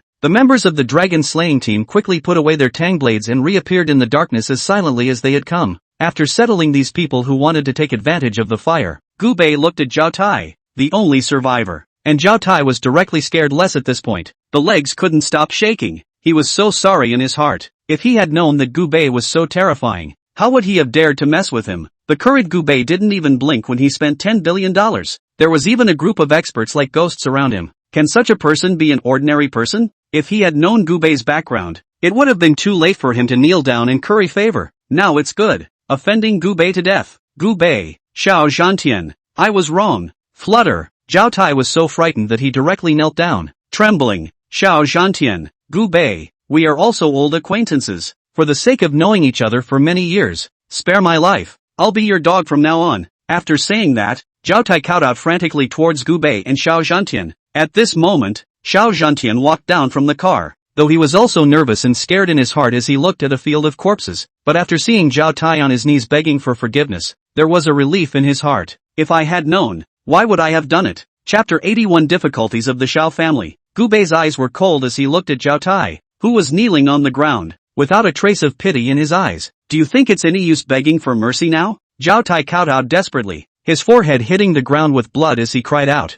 Gu Bei, I really know I'm wrong. I was blinded by lard. Please be merciful and spare me this time. Gu Bei sneered. People like you are a scourge to keep. After saying that, he gently raised his hand and an invisible force coalesced in his palm. Zhao Tai's eyes widened in horror as he sensed the aura of death and tried to struggle to escape, but found that he couldn't move his body as if it was immobilized. No! Zhao Tai cried out in desperation. With a wave of Gu Bei's palm, the invisible force was like a sharp blade that instantly cut across Zhao Tai's throat. Zhao Tai's voice came to an abrupt end. His eyes bulged out, filled with terror and unwillingness, and blood gushed out from his throat, staining the ground in front of him. Zhao Tai's body slowly collapsed and fell into that pool of blood, keeping company with the corpses around him. Gu Bei didn't even look at him again and turned to Xiao Zhantian. Let's go. Gu Bei and Xiao Zhantian drove away in that Volkswagen Maiden. The front end is dented but good enough to drive. As the car drove on the highway, Xiao Zhantian let out a bitter smile. I once thought that I was the one who understood you the most, but now I realize that I can't see through you more and more.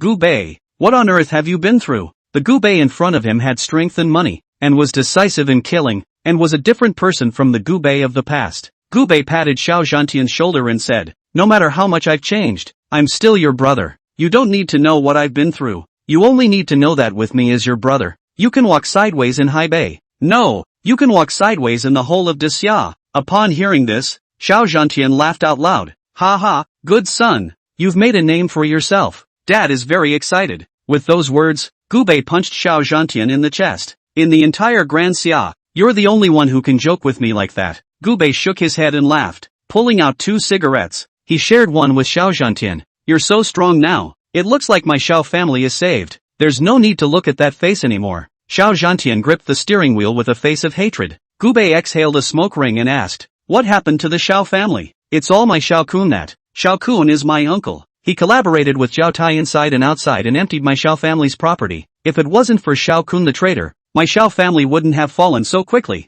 Now, he's even forcing my dad to give up his last shelter. At those words, Gu Bei's eyes were grim. Come on, let's go to your house. Soon after, the car drove to the Xiao family villa. The Xiao family villa was located in a quiet area, which was once a place of luxury and majesty in Haibei City. The villa's architectural style blends European elegance with modern simplicity, with tall white columns holding up a wide porch. Walking into the interior of the villa, the once gorgeous halls now seemed somewhat empty and silent as well. The expensive crystal chandeliers still hung from the ceiling, but the light was a little dim. The marble tiles on the floor had lost their former luster, and a few minor cracks were occasionally visible. The sofas and furniture, though still neatly arranged, had an air of obsolescence and despondency about them. In the center of the living room, Xiao Zhantian's father, Xiao He, was sitting on a sofa. His figure looked extraordinarily thin and gaunt, and his once dark hair had now become full of gray, covering his head like frost. His head was bowed, his hands hanging feebly at the sides of his body, and it was as if his whole being had been drained of its soul. His eyes were hollow and lifeless, just staring blankly at the ground, a look of exhaustion and despair on his face. Dad, I'm home. Xiao Zhantian led Gu Bei into the villa with great excitement. Xiao He nodded slightly, not even raising his head. Did you get your mom's jade pendant back? Xiao Zhantian nodded heavily and handed the jade pendant to Xiao He. Got it back. After seeing the jade pendant, the corner of Xiao He's mouth finally revealed a trace of a pleased smile. Then he said faintly, if I get it, I have no regrets. We'll leave Haibei tonight. With that, Xiao He stood up. Just as he stood up straight, Xiao He realized Gu Bei in front of him. Kahoku? As Xiao Zhantian's brother, Gu Bei hadn't come to the Xiao family much before, so Xiao He naturally knew Gu Bei. Hello uncle. Gu Bei nodded slightly. Xiao Bei, you're out of jail. It's really great to be able to come out. Stay at uncle's place tonight. Uncle will stir-fry you some good dishes. In order to pick up the dust, Xiao He squeezed a small smile on his face. Even though he was in a bad mood right now, he was still willing to warmly receive Gu Bei after seeing him. Xiao He had always given Gu Bei a good impression. He was just a big, amiable elder who rarely lost his temper. Dad, there's no need for dinner. Gu Bei is here to help us. He has a way to deal with Xiao Kun. Xiao Zhantian said excitedly. Xiao He smiled bitterly and shook his head. Dealing with Xiao Kun? Where is it that easy? Xiao Kun is now not only attached to the Zhao family, but also has close ties with the National Martial Arts Bureau. Even the Gu family from 3 years ago can't do anything about the current Xiao Kun. Xiao Bei, you have this heart. Uncle appreciates it, but Xiao Kun, it's not as simple as you think. Xiao Zhantian sniffed and became anxious. Dad, Gu Bei isn't the Gu Bei from 3 years ago now. This jade pendant is what Gu Bei helped me shoot. If it wasn't for him, I wouldn't have been able to shoot Zhao Tai. At those words, Xiao He froze, then glanced gratefully at Gu Bei. Xiao Bei, a great favor is not appreciated. The Xiao family has nothing to repay you now, so I can only kneel once. After saying that, Xiao He knelt down with both knees toward the ground in front of Gu Bei. Seeing this, Gu Bei hurriedly assisted Xiao He. Uncle, please. Xiao He was helped to stand up, and when he looked at him again, he found that he was in old tears. Warrior Sky. It's all because Dad was untalented and didn't hold on to this huge family fortune, causing us father and son to face homelessness now. If your mom was still alive, she would probably curse me to death. Xiao Zhantian clenched his teeth and said angrily, it's all because of Xiao Kun that. Dad, don't blame you. It's all Xiao Kun's fault. As the words fell, a teasing laugh sounded from outside the door. Ha ha ha ha ha, why does it seem like someone is mentioning my name? My good brother, is it because you miss me? Outside the door, a middle-aged man wearing a burgundy suit and sunglasses, playing with a folding fan in his hand, swaggered in. Behind him, he was followed by more than a dozen black-clad bodyguards lined up behind him. Wow! The man opened the folding fan, and on the folding fan were written 4 big words. Goodness is like water. Chapter 82 Xiao Kun. Xiao Kun, you still have the ing face to come. Xiao Zhantian was so angry that he clenched his fists and trembled after seeing this person. Xiao Kun, however, smiled and said, this is my home. Why can't I come? Asterisk asterisk asterisk asterisk you. This is our house, not your house. Xiao Zhantian said angrily. Xiao Kun waved his hand and the person behind him immediately handed over a contract, and Xiao Kun directly slapped the contract on the table and said, look at it with your dog's eyes wide open and see whose house is this? Xiao Zhantian picked up the contract and was dumbfounded. His own old man didn't know at some point, but he had transferred the property to Xiao Kun's name as well, and Xiao He was crying so bitterly by now that he couldn't speak. It's all Dad's fault. Dad listened to his slanderous words at first, saying that he needed a house in his name to get a loan for the company, and that's why Dad transferred the house to his name, not realizing that at this moment, Xiao Zhantian's hand that was clutching the contract was trembling slightly. He couldn't bear it and said angrily, Xiao Kun, are you still a ing human being? When my dad started with nothing, what were you doing? You were in a factory playing screws. You only make $6,000 a month. My father, for the sake of being blood brothers with you, even if you have a junior high school education, even if you don't know anything, he still made you an executive of the company, paying you hundreds of thousands of dollars in salary every month. Is this how you repay my dad? Hearing this, Xiao Kun said disdainfully, the winner is the king and the loser is the enemy. What's the use of talking about this now? Who will remember you father and son? Everyone will only remember the current Xiao Kun. Cut the crap and move out of my villa immediately. Otherwise, I'll be rude to you. After saying that, the dozen or so bodyguards behind Xiao Kun took an aggressive step forward, and Xiao Zhantian was so infuriated that his body trembled as he said 3 good words in a row. Good good good. Xiao Kun, if you are unkind, then don't blame me for being unrighteous. After saying that, Xiao Zhantian turned to look at Gubei. Brother, I can only rely on you. Gubei nodded slightly and patted Xiao Zhantian's shoulder. Gubei glanced at Xiao Kun and said indifferently, I'll give you a chance to live. Give back all the property you took from the Xiao family with both hands, and then kneel outside the city gates for 3 days and 3 nights. I can consider just scrapping your limbs and not killing you. After hearing Gubei's words, Xiao Kun seemed as if he had heard an extremely funny joke. Ha ha ha ha ha, did you guys hear what he said? Why are you dreaming in broad daylight? Kid, who are you? Still making me, Xiao Kun, go kneel outside the city gates for 3 days and 3 nights?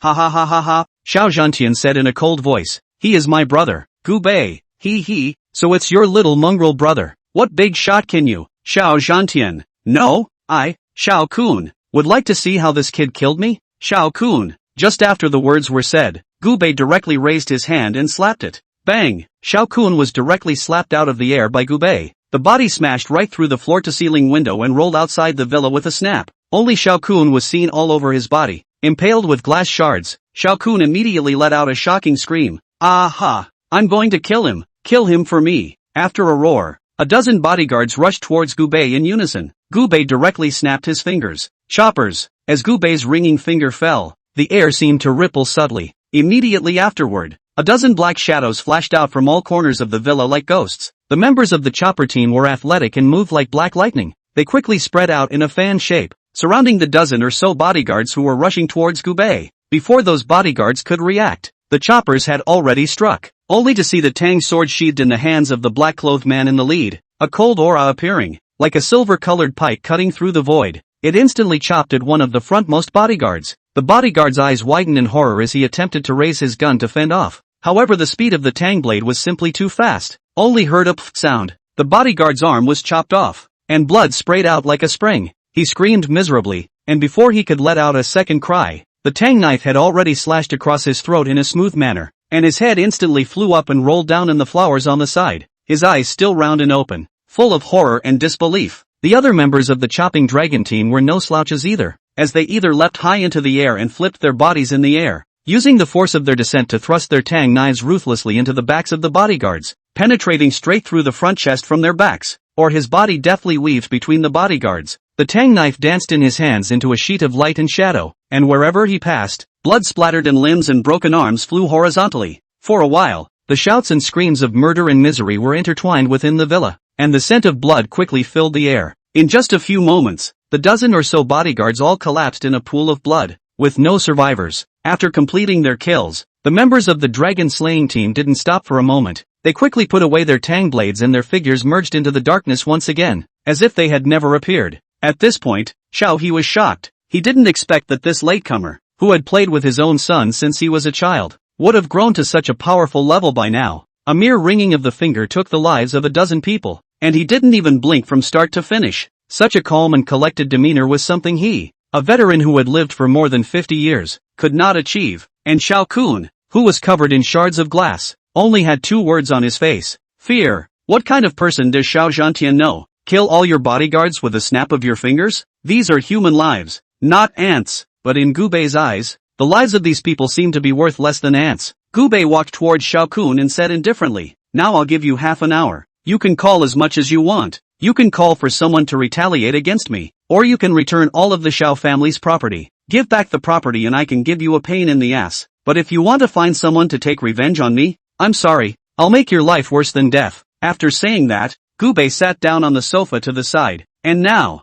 the countdown begins. Xiao Kun only froze for a moment, then sneered. He laughed at Gubei's stupidity. If Gubei killed him at this time, there was really nothing he could do about Gubei. But Gubei was just too crazy to give him the chance to call and shake people. Then how could he let Gubei go? Xiao Kun immediately took out his cell phone and dialed out a call. After the phone was dialed, Xiao Kun immediately shouted, "Bureau Huang, come and save me. Bureau Huang, there is a murderous demon here. It's a martial artist. It's under the control of your National Martial Arts Bureau. Catching him will definitely be a great achievement for the National Martial Arts Bureau." After hanging up the phone, Xiao Kun gloated and looked at Gubei and the others. "Kid, you wait for me. In a moment, the director of the National Martial Arts Bureau will personally lead a team to come get you. I'll see how arrogant you still are." Chapter 83 Yellow Policing. Soon after, a group of men wearing black leather jackets walked into the Xiao family home with great strides. These men were uniformed, all with shiny leather shoes on their feet and work tags on their chests, and they walked around with such a sense of purpose that they were almost looking at people through their nostrils. The National Martial Arts Bureau,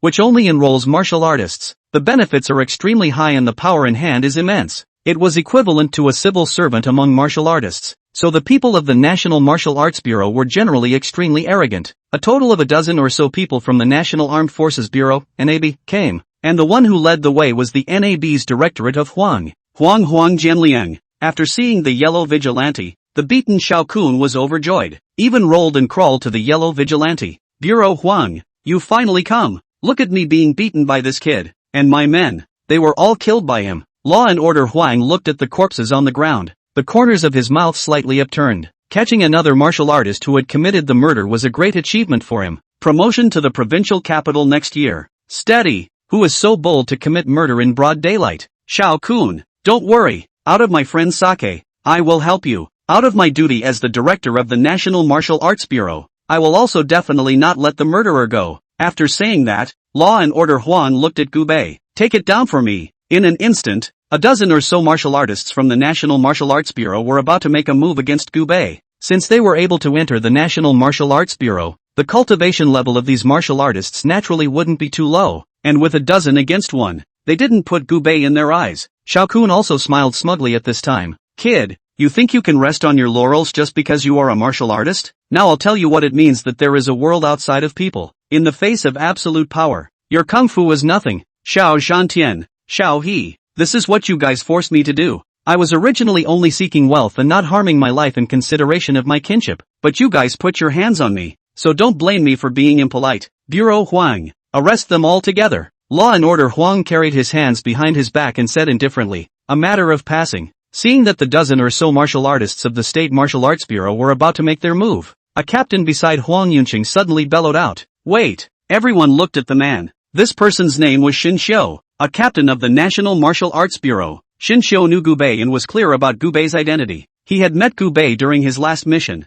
It was also clear about Gu Bei's terror. So then, Shin Xiu said to Law and Order Huang, Bureau Huang, this person cannot be moved. Upon hearing this, Mr. Huang was extremely dissatisfied. Are you kidding? There are still people in Hebei that Mr. Huang, can't move? The power in the hands of the National Martial Arts Bureau was immense and did not listen to the orders of the city lord's office. Even if it was the head of the city, he, Mr. Yellow Security, could not give face to it. Is there anyone in Hebei City that he can't move? Xiao Kun, who was on the side, said disdainfully, Captain Shin, a half-grown boy. What can't he move? Can't it be that you know him? Shin Xiu shook his head slightly, and then whispered a few words in the ear of Law and Order Huang. At those words, Law and Order Huang's face instantly changed, only to see him instantly change his face, withdrawing the condescension on his face and instead revealing a smirking expression. With a big wave of his hand, the crowd backed away. It's really a case of a family not recognizing a family. Misunderstanding.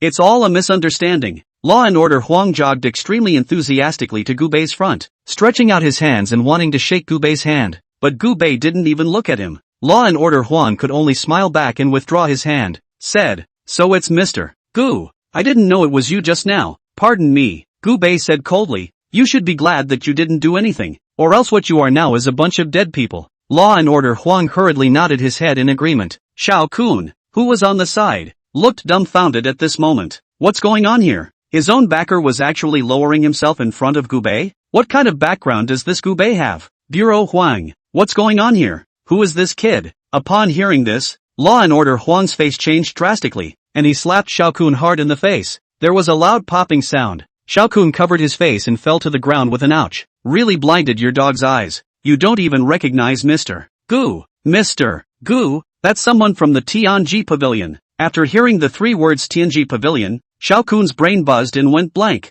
Surprisingly, it's someone from the Tianji Pavilion. As Tianji Pavilion was the #1 civic organization in China, Xiao Kun naturally had heard of it by thunder. No wonder Gu Bei dared to be so arrogant. No wonder Gu Bei dared to stand up for the Xiao family. It turns out that he has the backing of the Tianji Pavilion behind him. In the presence of the Tianji Pavilion, even the National Martial Arts Bureau didn't dare to be too unbridled. Why don't you kneel down and apologize to Mr. Gu? Xiao Kun rolled and crawled to Gu Bei's feet, kowtowing frantically towards him. Mr. Gu, I know I was wrong. I didn't know that Xiao Zhantian knew you. I'm willing to return all of the Xiao family's assets immediately. I beg Mr. Gu to spare my life. Gu Bei smiled coldly and said, you are not aware of the mistake, but just afraid. You're kind of even their own brothers are pitched. What is the use of keeping you? After saying that, Gu Bei slashed his two fingers in the air, and blood immediately gushed out from Xiao Kun's throat. Xiao Kun covered his throat and fell to the ground with a thud, and after struggling for a few moments, he did not breathe.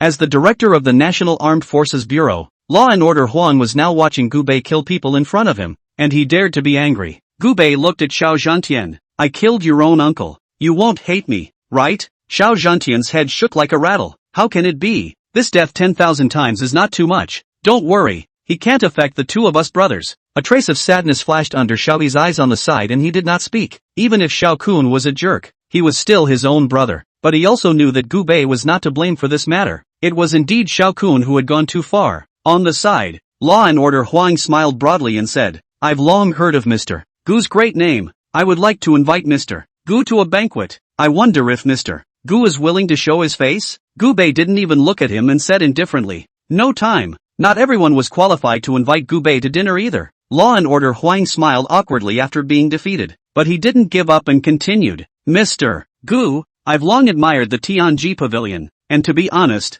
I have a good relationship with Elder Yu Tianji Yu. Can you give me a favor for the sake of Elder Yu's face? At those words, Gu Bei raised her eyes and glanced at him. You know Yu Tianji? Recognize. Longtime friend. Law and Order Yellow nodded and smiled. Gu Bei nodded slightly. For Lao Yu's sake, I can give you a chance to perform, and I'll be there on time for the evening meal. Thank you, Mr. Gu, for the honor. Let's go. With a wave of his hand, Law and Order Huang's dozen or so people left the Xiao family in a great hurry. At this moment, Xiao Zhantian came forward and put his arm around Gu Bei's shoulders. You're good. How dare you run away to work at the Tianji Pavilion? Chapter 84 One Finger to Martial Saint. I said how come even Bureau Huang is giving you so much face? You're not in a low position in Tianji Pavilion now, are you? Are you one of Elder Yu's close associates? Xiao Zhantian thought that Gu Bei was following Yu Tianji at this point. Gu Bei shook his head and laughed, saying, Pretty much, he didn't tell the truth. After all, the truth was that even if he said it, Xiao Zhantian probably wouldn't quite believe it.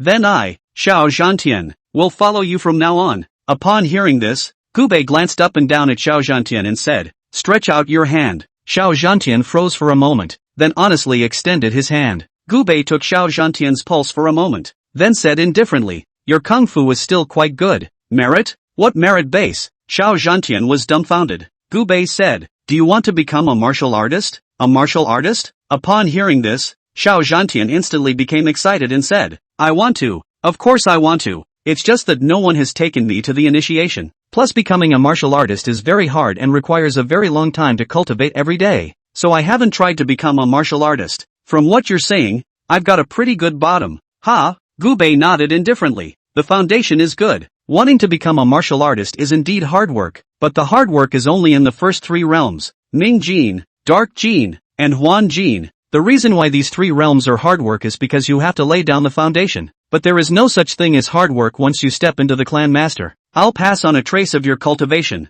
It should be enough for you. After saying that, Gubei's finger slapped on Xiao Zhantian's body, and Xiao Zhantian's body convulsed as if he was electrocuted, and he fell to the ground with a thud. Seeing this, Xiao Yi hurriedly helped Xiao Zhantian up. Battle Sky, what's wrong with you? Gubei said. Don't worry uncle, he'll wake up soon. Just after the words were said, Xiao Zhantian immediately opened his eyes. Xiao Zhantian slowly stood up, and he could clearly feel a raging and surging power running around in his body. It was a powerful force that he had never experienced before, as if it was going to burst through his body. His eyes were filled with surprise and excitement. The feeling of power made his blood boil. He couldn't help but walk toward a stone pillar in the villa's hall that was thick and solid, and looked impenetrable on a regular day. Xiao Zhantian stood in front of the stone pillar, took a deep breath, and then violently swung out a fist. Only heard a boom sound. The sound was like a thunderbolt, shaking the entire villa are slightly trembling. The stone pillars instantly burst apart under his fists. Debris splattered everywhere, and dust filled the air.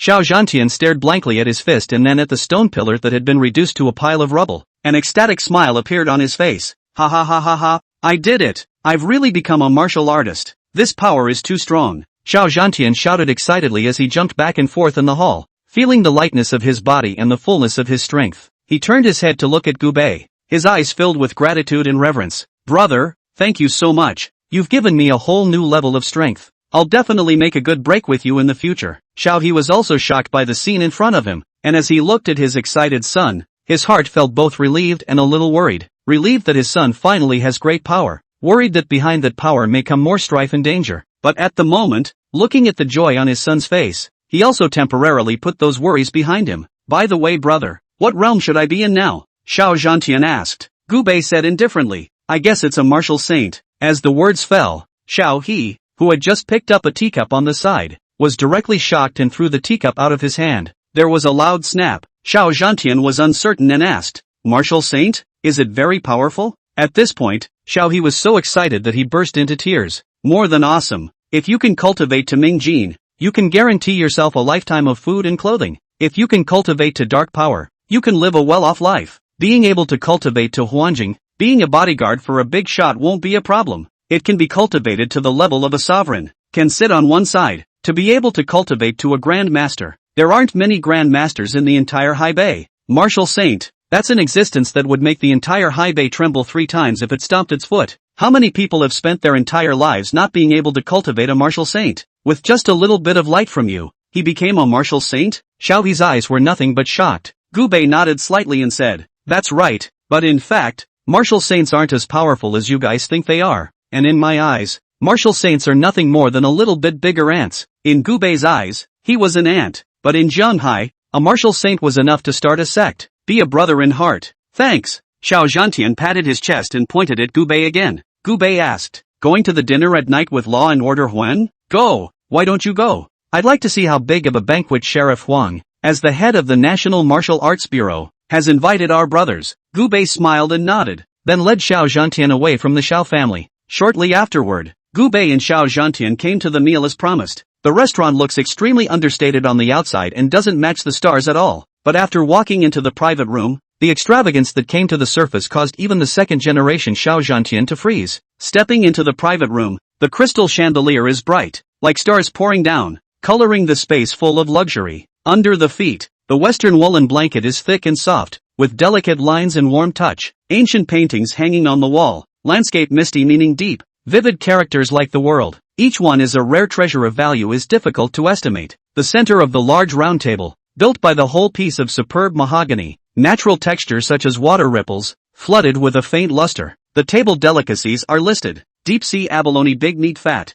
in the plate shiny and attractive. Snow lotus soup, soup milky white, snow lotus if snow petals floating. The fragrance curls, gold foil wrapped in the top wagyu beef, candlelight flashing gold, noble. The table was accompanied by several beautiful women, dressed in cheongsams. The silky, tightly wrapped cheongsams outlined their curves just right. Some of the face bright, eyes with love, as if the spring blooming flowers, some temperament out of the dust. The expression of the cold, just like the deep valley alone orchid. They were smiling and murmuring softly, adding a bit of ambiguity and flavor to this private room. And Law and Order Huang and Shinshio had been waiting here for a long time. After seeing Gubei arrive, the two stood up at the same time. With a smile on his face, he walked towards Gubei. Mr. Gu, you've really given me, Mr. Huang, a great deal of face by being on time for your appointment. Please sit down. Just as Gubei sat down, several cheongsam beauties flocked over, but Gubei waved his hand and said, I don't need it, thanks. These cheongsam beauties were already considered top-notch beauties in the eyes of ordinary people, but in Gubei's eyes, they were nothing more than rouge and vulgar powders that couldn't catch his eyes. With a wave of his hand, Sheriff Huang said, you guys should step back first. Mr. Gu, I've invited you here today because there's actually a matter I want to negotiate with you. Chapter 85 Yellow Sheriff's Recruitment. Gubei sat down and said faintly, speak. Law and Order Huang smiled faintly and said, it's actually a small matter. Mr. Gu, although this Tianji Pavilion is big, it's nothing more than a civil organization in Xia. Haven't you ever thought of making Tianji-gu an official organization of the Great Xia? With an official endorsement, Tianji Pavilion will only get better and better in Daxia, and will be able to rise as high as the sun and regain the heights it had in Daxia back then. At those words, Gubei frowned slightly. What do you mean? My meaning is very simple. As Mr. Gu is the head of Tianji Pavilion, as long as you represent Tianji Pavilion to join our martial arts bureau, the entire Tianji Pavilion, naturally, will be the official organization of the Grand Xia. Law and Order Huang smiled slightly. Ha, so what position is the Celestial Court going to give me? Gubei laughed playfully. Our National Martial Arts Bureau's recruitment is very strict, and it's extremely difficult for ordinary martial artists who want to enter our Tianji Pavilion to go through layers of selection. After all, a member of the National Martial Arts Bureau, that's a civil servant among martial artists. However, if Mr. Gu joins my country's martial arts bureau, I can make an exception on behalf of the bureau to exempt Mr. Gu from all vetting and selection, and directly promote him to a full member of the bureau. What do you think? Law and Order Yellow said with a smirk. After hearing this, Gubei instantly laughed. Ha ha, ha ha ha, after all that, it's just a little membership for me? You want to buy off my entire Tianji Pavilion with a small membership? Director Huang, your abacus is really loud. The abacus beads are crashing into my face. At this moment, Gubei's eyes narrowed and anger flashed underneath them, and Law and Order Huang was unassuming at this point, with a winning expression. What? Mr. Gu still feels aggrieved? Your so-called identity as the pavilion master of the Heavenly Chance Pavilion is nothing more than self-appointed. Do you think the Tianji Pavilion is still the Tianji Pavilion of several years ago? The current Tianji Pavilion is in tatters. It's just scattered sand. It has long since lost the splendor it had back then. I've already given you enough face by being able to break the rules and promote you. Is it hard for you to still want to be the head of the National Martial Arts Bureau? Gubei's eyes narrowed as he sneered. Law and Order Huang, who gave you the confidence to think that your little state martial arts bureau can hold me? Gubei? Ha ha ha ha ha. Naturally, the National Martial Arts Bureau gave me confidence. Law and Order Huang stood up, a maniacal smile on his face. If you have the sense to join the National Martial Arts Bureau on behalf of the Tianji Pavilion, not only will I not make things difficult for you, I will also reuse you. But if you don't know what's good for you, with just one word from me, you can knock out the entire Tianji Pavilion. That old man Yu Tianji doesn't know what's good for him and has rejected me several times. It just so happens that you, a brat who doesn't know the heights of heaven, has fallen into my hands. How can I let you go? If you don't agree, I'll take you to the National Martial Arts Bureau. I'll make you sit in jail for the rest of your life. Just you? Gubei said disdainfully. Law and Order Huang sneered. Of course it's not just me. Do you know why I didn't make a move against you at Zhao's house? I knew that you had a bit of cultivation in you. And the reason why I asked you out here was to stall for time and mobilize all the experts from our National Martial Arts Bureau. After saying that, Law and Order Huang slammed the wineglass on the table hard on the floor. With the crisp sound of a wine glass shattering, the door of the private room was slammed open with a bang, and a group of experts from the National Martial Arts Bureau fishtailed into the room. They were dressed in uniform black power suit uniforms, and the delicate silver silk thread embroidery on their clothes flickered faintly in the light, highlighting their extraordinary status. Each of them wore a long sword on their waist. The scabbard was glowing with cold metal luster. The sword body had not yet come out, but it could already make people feel the biting sword aura coming from their faces. Each of these experts had an athletic stance, a steady and powerful stride, and their eyes were as sharp as a falcon's. Their icy gazes locked onto Gu Bei and Xiao Zhantian.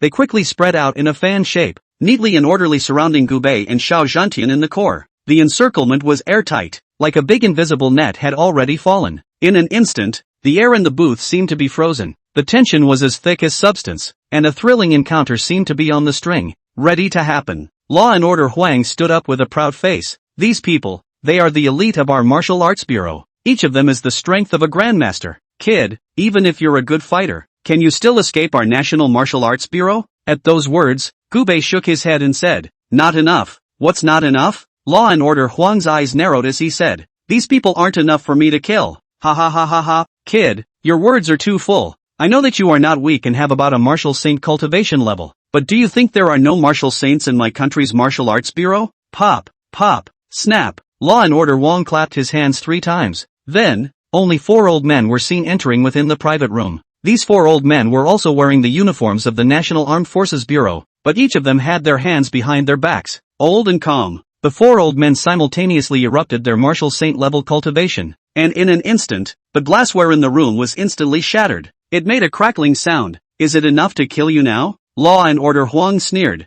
Gu Bei still shook his head and said, not enough, far from it. Kid, stop mouthing off. Either submit to me, Yellow Law and Order, or, today, I'll let you, the second generation head of Tianji Pavilion, fall. Law and Order Huang's face was full of killing intent. Gu Bei ignored Law and Order Huang and glanced at these martial artists from the State Martial Arts Bureau. Indifferently, he said, I'll give you 10 seconds to leave this room on account of your service to the country, and those who don't leave after 10 seconds will be killed without pardon. At those words, none of these martial artists from the National Martial Arts Bureau moved. They all stared at Gu Bei playfully, as if they were watching a joke. Who do you think you are? Even if you can fight, can you still fight 1 against 100? Joke, with the 4 elders of our National Martial Arts Bureau here, killing you is as simple as crushing an ant. Scare who? We're not intimidated either. The martial artists of the National Martial Arts Bureau laughed at Gu Bei, and Gu Bei had already started the countdown by now. 10, 9, 8. With his hands behind his back, Law and Order Huang said,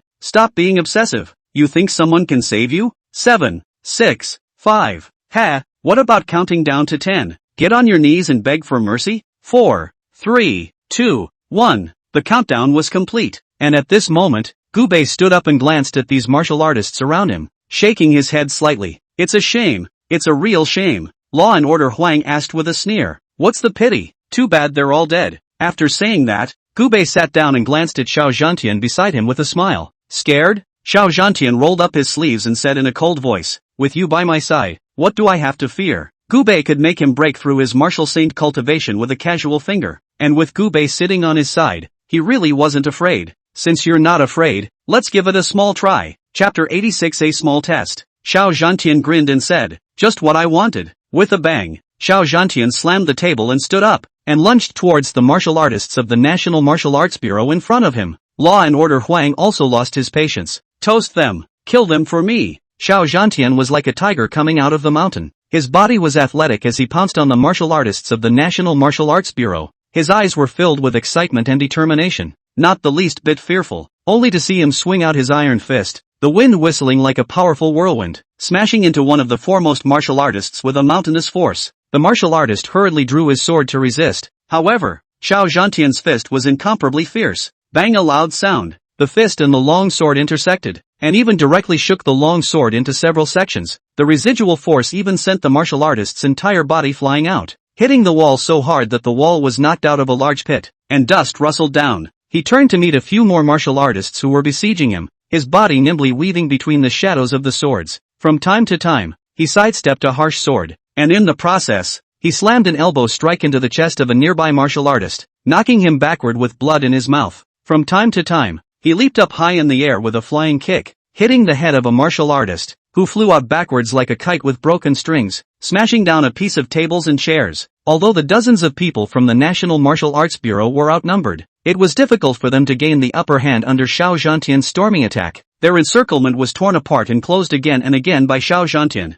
and people were constantly being hit by his iron fists, screaming and flying out. However, they were not willing to show weakness and continued to wield their long swords in an attempt to trap Xiao Zhantian and look for his breaks. For a while, there was chaos in the private room as sword shadows flashed, fist winds gusted, and the sounds of shouting and killing were intertwined with the sounds of tables and chairs breaking. Ha ha ha, is this the power of a martial saint? Yes. Xiao Zhantian let out a loud laugh. Law and Order Huang also did not expect that this Xiao family young master was actually a martial saint powerhouse. At that time, he was furious. Wastes. A bunch of wastes. The four great elders. It's your turn to make a move. When the four elders heard the order from Huang Yao, their figures slowly drifted and moved. Their movements seemed to be slow, but in the blink of an eye, they bullied their way to Xiao Zhantian's body. The elder in the lead stretched out his palm, which was as dry as a wood but contained terrifying power, and with a gentle wave, an invisible force swept towards Xiao Zhantian like a surging wave. Xiao Zhantian only felt a strong pressure coming at him. He wanted to dodge but found that his body seemed to be fixed. He could only take this blow. With a muffled bang sound, his entire body was shaken and flew backward several feet, falling heavily to the ground,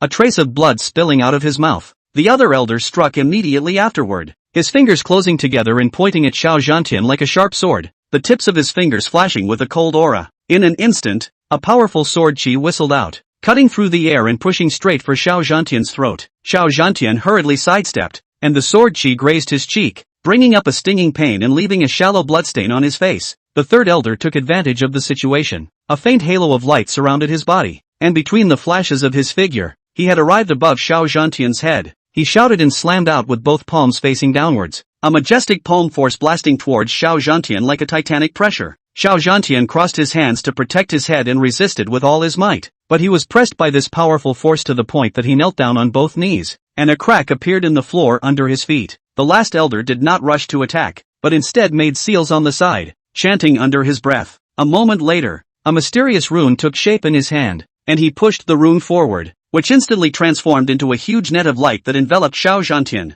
Xiao Zhantian struggled in the net of light, but was unable to break free and could only watch the four elders approach step by step. The four elders cooperated with each other well, and their moves were so powerful that they easily suppressed Xiao Zhantian, who had just been majestic, completely, causing him to lose his power of resistance. The four elders were extremely pushy, and after controlling Xiao Zhantian, they stood proudly. Law and Order Huang let out a cold laugh and said, "Ha, Gu Bei, is he the biggest thing you have to rely on? What right does a brat who has just entered the martial saint ranks have to go against our National Martial Arts Bureau?" Looking at Gu Bei again, he didn't even pay attention to Law and Order Huang. Holding a handful of peanuts in his hand, he chatted with the controlled Xiao Zhantian. "How does it feel?" Instead of being afraid, Xiao Zhantian was exuberant. "Cool, it's so cool, so fighting can be so cool?" When Law and Order Huang saw that Gu Bei was ignoring him, he was also furious in his heart and looked at Xiao Zhantian. "You brat have given me a big surprise. I didn't expect you to have a martial saint cultivation at such a young age.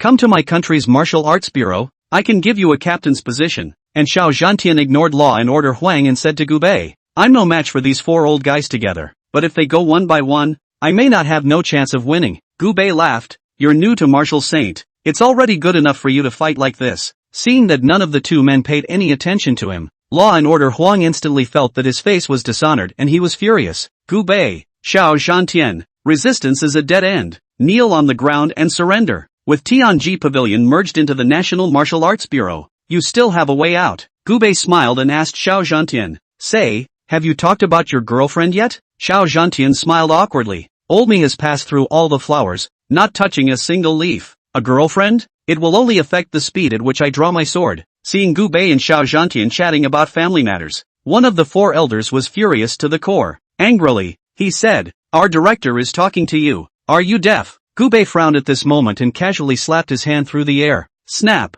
That elder was instantly slapped into a mist of blood. It dissipated into the air. Gu Bei pulled out his ears. Noisy, like a fly, so damn annoying. Then, Gu Bei chatted with Xiao Zhantian. "Do you want righteous father to introduce you to one? One with big boobs and a big ass." "I don't want big boobs, I like imperial ladies, flat-chested imperial sisters." Xiao Zhantian laughed in heavenly colors, and by now, the scene was silent. Everyone was shocked by Gu Bei's strength. a martial saint-level powerhouse, slapped to death with a single slap? Even above a martial saint, they couldn't do it to kill a martial saint in seconds so easily. Sweat had already fallen from the foreheads of the other 3 martial saints by now. It wasn't that Gubei didn't pay attention to them, it was that their level simply wasn't enough for Gubei to take them seriously.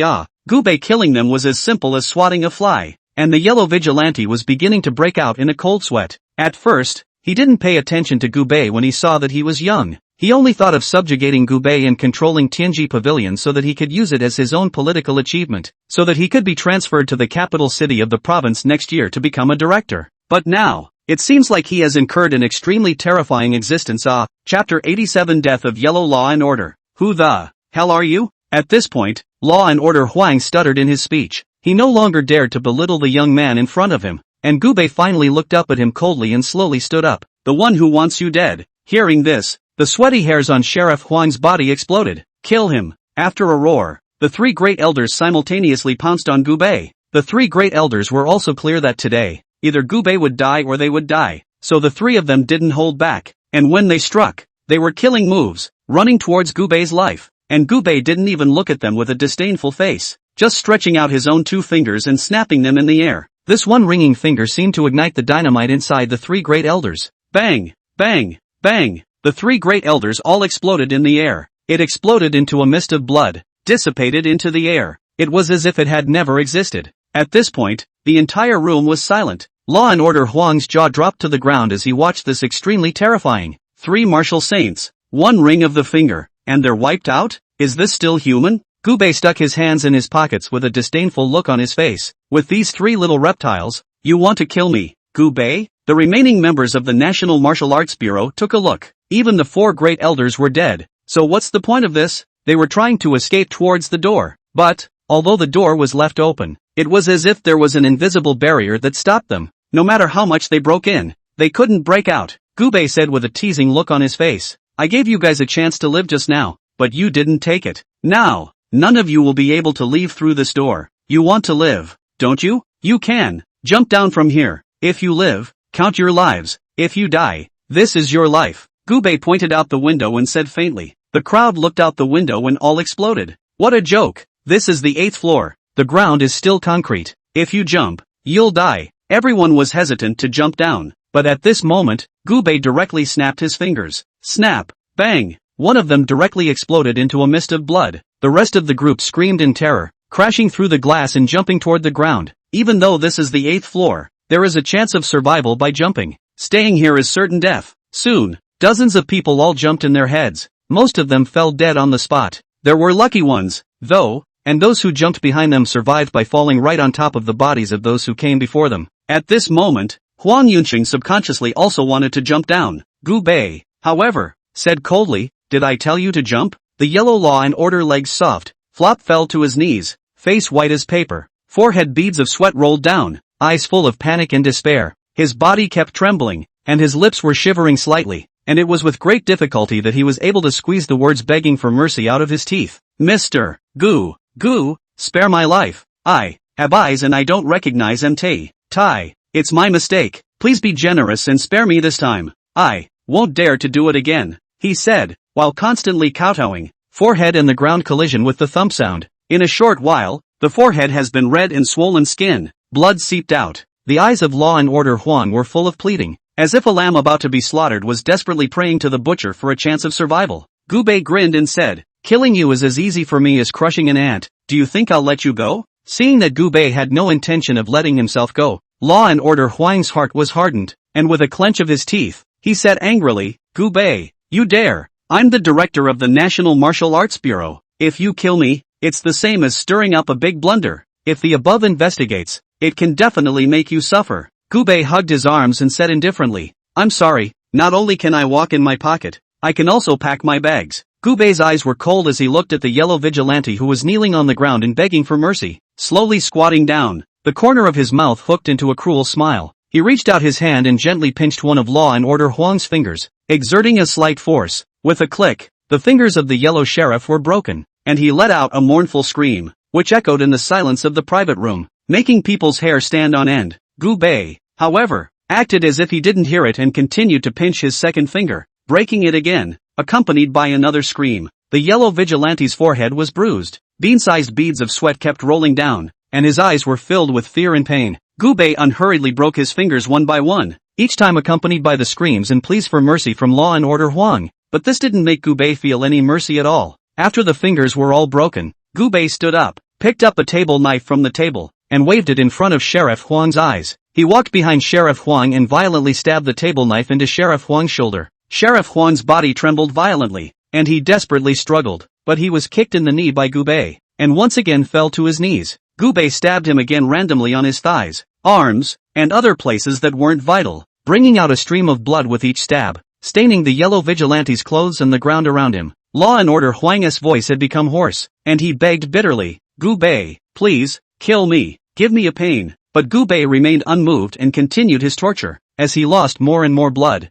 Law and Order Huang's eyes gradually lost their luster, and his body stopped struggling, and he finally slowly collapsed on the ground. Out of breath, Gubei looked at the dead yellow vigilante without a ripple in his eyes, as if he had only done a trivial and insignificant thing. After killing Law and Order Huang, Gubei picked up the handkerchief on the table and wiped the blood on his hands, looking toward Xiao Zhantian, who had regained his freedom. And as Xiao Zhantian saw such a bloody scene for the first time, although he was trying his best to hide it, his body was trembling slightly. "Scared?" Gubei asked. Xiao Zhantian stiffened his lips and said, "Shay, what's so scary about that?" Gubei sat down, smiled, picked up the table knife, and began to eat the steak. Seeing that Gubei was able to eat meat in such a bloody environment, Xiao Zhantian could no longer hold back the nausea in his heart and ran to the side before vomiting. Gubei looked at Xiao Zhantian with a smile and asked, "Aren't you not afraid?" Xiao Zhantian puked while his mouth hardened. "I can't be pregnant?" Gubei smiled and shook his head. Just then, Gubei's phone suddenly rang, an unfamiliar number. After taking out his cell phone and connecting the call, a sinister voice immediately came from over there. "Gubei, right? If you want your woman to live, come to the suburban factory alone. If I don't see you in 10 minutes, I'll kill your woman." Chapter 88 Kidnapping Yu Baichao. After Gubei hung up the phone, his face was gloomy. The Western dinner knife in his hand was also gripped into a ball of scrap metal. "Dare to kidnap my woman? Ha, very good." At this time, within an abandoned factory on the outskirts, dozens of men in black stood quietly inside the factory. Murderous. Only Yu Baichao was tied to a chair, unable to move. Beside Yu Baichao, there was a man in a Zhongshan suit with a murderous look on his face. This middle-aged man was one of the second generation of Ouyang family's talking heads, named Ouyang Hua. He is Ouyang Feng's father. Ouyang Feng, on the other hand, was the young master of the reclusive family that presumed to help Long Qin overthrow Hu Xiaotian's position. "All set?" Ouyang Hua asked coldly. The men immediately said, "Don't worry, sir, everything is ready. As long as he dares to come, even if he has 9 lives, he won't survive," one of the men said confidently. Ouyang Hua nodded slightly at this. At that moment, a man in pajamas stepped out of a Mercedes to the side. The man was in his late 20s and had a lazy face. He is one of Ouyang Hua's sons, Ouyang Li. Ouyang Hua, as the second generation of the hidden family's speaker, naturally had a warbling woman beside him that was never lacking. And he has 8 sons, if not 10. He was not very saddened by Ouyang Feng's death because Ouyang Feng was not a son he particularly valued. He was more angry. As the word of the hidden family, killing his son was tantamount to provoking him, Ouyang Hua, so he had to get his revenge back. Otherwise, who will respect the hidden family in the future? Holy, this woman is tops beautiful. Ouyang Li's eyes lit up after seeing Yu Baichao, looking up and down at Yu Baichao's pretty face and hot body. And Yu Baichao looked at Ouyang Li with a disgusted face and scolded, "You guys dare to kidnap me. If Gubei finds out, you'll all have to die." "You hoo-hoo, still a hothead, but I like it." Ouyang Li came to Yu Baichao's front and picked up Yu Baichao's chin with his fingertips. The more he looked, the more satisfied he was. "This look, this temper, I like it. Dad, give me this woman." With his hands behind his back, Ouyang Hua said coldly, "I've got my eye on it too. After I'm done playing with it, I'll give a few of your brothers a turn." "Ha ha ha, good, then serve my old man before you serve me." Ouyang Li laughed out loud. In the Ouyang family, it was not strange for a woman to serve both father and son. Even sometimes when the mood struck, Ouyang Hua and several of his sons would play with the same woman in the same bed. Yu Baichao's eyes were about to spit fire at this moment. "Who the hell are you people? Do you have any law in your eyes?" Ouyang Hua said disdainfully. "Ha, in Haibei, my Ouyang family is the law. Your man killed my son. Today I'm not only going to kill him, I'm going to toy with his woman in front of him. I'm going to make his life worse than death." After saying that, Ouyang Hua said, "Drug it." The henchman sniffed and immediately washed down a cup of potion with a packet of white powder.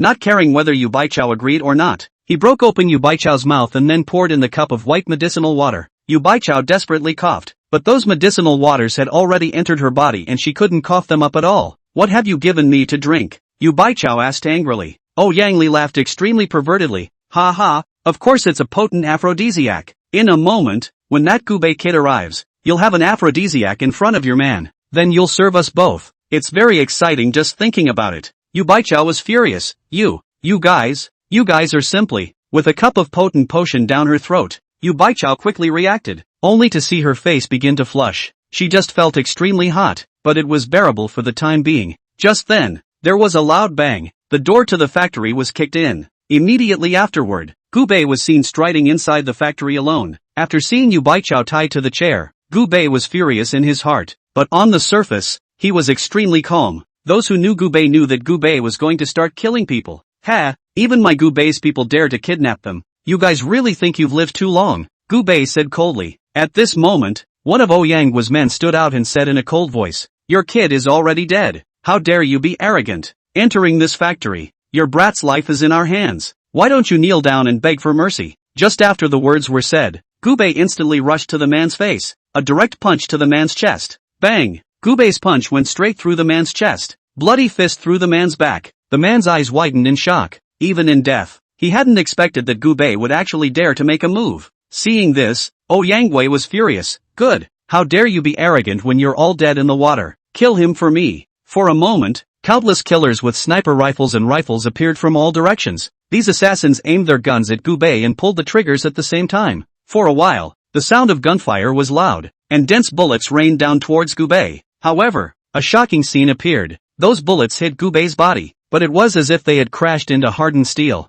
just rubbing out a series of dazzling sparks. Then they all bounced off the ground, but Gubei was unharmed, not even shaking his body in the slightest. His face was cold, with endless coldness in his eyes, and he slowly raised a finger, gently pointing it in the direction of those incoming bullets. In an instant, a magical scene happened. Those bullets originally shot at him seemed to be enchanted, instantly changing their flight trajectory and returning the same way at a faster speed. Please. A series of dull thuds came as the bullets struck the killers with precision. Some of the killers had their eyebrows pierced through instantly, blood spurting out as they fell straight down with wide eyes. Some of the killers had their chests punched into a sieve, their bodies trembling violently, large mouthfuls of blood gushing out of their mouths as they slowly collapsed to the ground. There were also killers who didn't even have time to let out a miserable scream before they were hit by multiple bullets, and their entire body flew out like a ragbag, falling heavily into the distance, never moving again. In just a few moments, those killers who were originally raging and attempting to take Gubei's life with their guns were all killed back by their own bullets, falling to the ground in a heap. A strong scent of blood filled the factory, while Gubei remained ice-cold, as if he had just done a trivial and insignificant thing. His gaze locked onto Ouyang and the others, his killing intent a few points thicker. Ha, is that all you guys got? Chapter 89 Evil Cultivator Second Elder. Watching Gubei easily kill the dozens of assassins he had carefully arranged, Ouyang's face was a bit ugly. Ha, I was going to use them to consume you, but I didn't expect this group of losers to be so incompetent that they were killed in a single glance. Legend has it that you are a powerhouse above the martial saints and a martial emperor of minor accomplishment. At first, I didn't believe that there was such a young martial emperor powerhouse. It seems that I was the one who underestimated you. Even the third elder of my Ouyang family has the ability to kill, so you must at least be a martial emperor minor achievement, right? A martial emperor is the realm above a martial saint, in the path of a martial artist. Ming Jin, Dark Jin, and Huan Jin, these three realms could only be considered as introductory. Da Sheng, Zongshi, and De Zongshi are considered minor achievements. Only when one reaches martial saint can one be considered a minor expert. A martial emperor is a true master. With a disdainful face, Gubei said, so what if it's a martial emperor? In front of me, Gubei, there's still nothing but being crushed and killed. Big talk, Ouyang said disdainfully. Nowadays, the most gifted teenager in the country only broke through to martial emperor minor achievement at the age of 25. Can it be that you are even more perverted than that gifted teenager's talent? I admit that you are very strong. If I give you another 10 years, I'm afraid that no one in our Ouyang family will be your opponent. But unfortunately, today I, Ouyang Kingdom, will strangle you in the cradle. Second elder, pop, pop, snap. Ouyang clapped 3 times. Then the door of a Mercedes parked inside the factory slowly opened. Only a thin, bony old man trembled as he stepped out of the car. The old man, who seemed to fall over when the wind blew, held a piece of mahogany in his hand to use as a walking stick. Yang was sneered. This is my Yang family's second elder, a martial emperor great achievement level expert. The second elder is now 130 years old. Even in normal martial emperor perfection is no match for him.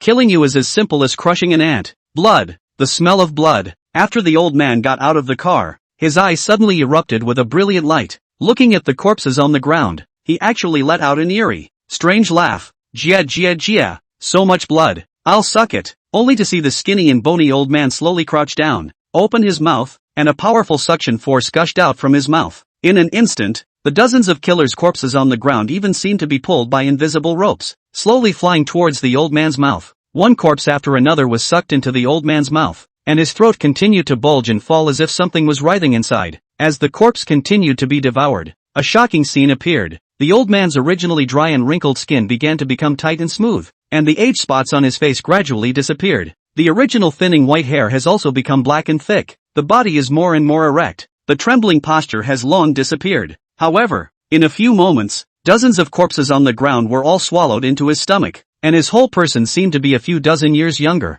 looking like a 50 or 60-year-old robust old man, where there is still half a bit of just get off the car when the wind and candles look. His eyes flashed with a bizarre light and he licked his lips, as if he was still reminiscing about the taste of the corpse he had just devoured, and that eerie and terrifying aura grew stronger and stronger, straight away giving people the creeps. Yang watched on, unmoved. This group of trash. I had wanted to keep you guys alive for a few more days, but since you're so useless, you might as well be sacrificed to the second elder. Gubei frowned when he saw this. Evil cultivator? Evil cultivators, too, are a type of martial artist. Only this type of martial artist was very evil, usually bloodthirsty and inhuman, and the speed of their cultivation is extremely fast, and the strength was also much stronger than martial artists of the same level. The only downside is that he will kill all 6 of his family members, even his relatives when he is addicted to blood. Boy, you look delicious. It would be great to suck your blood. Jia jia jia. The old man looked at Gubei and actually drooled. Gubei smiled playfully and directly rolled up his sleeve, extending his arm.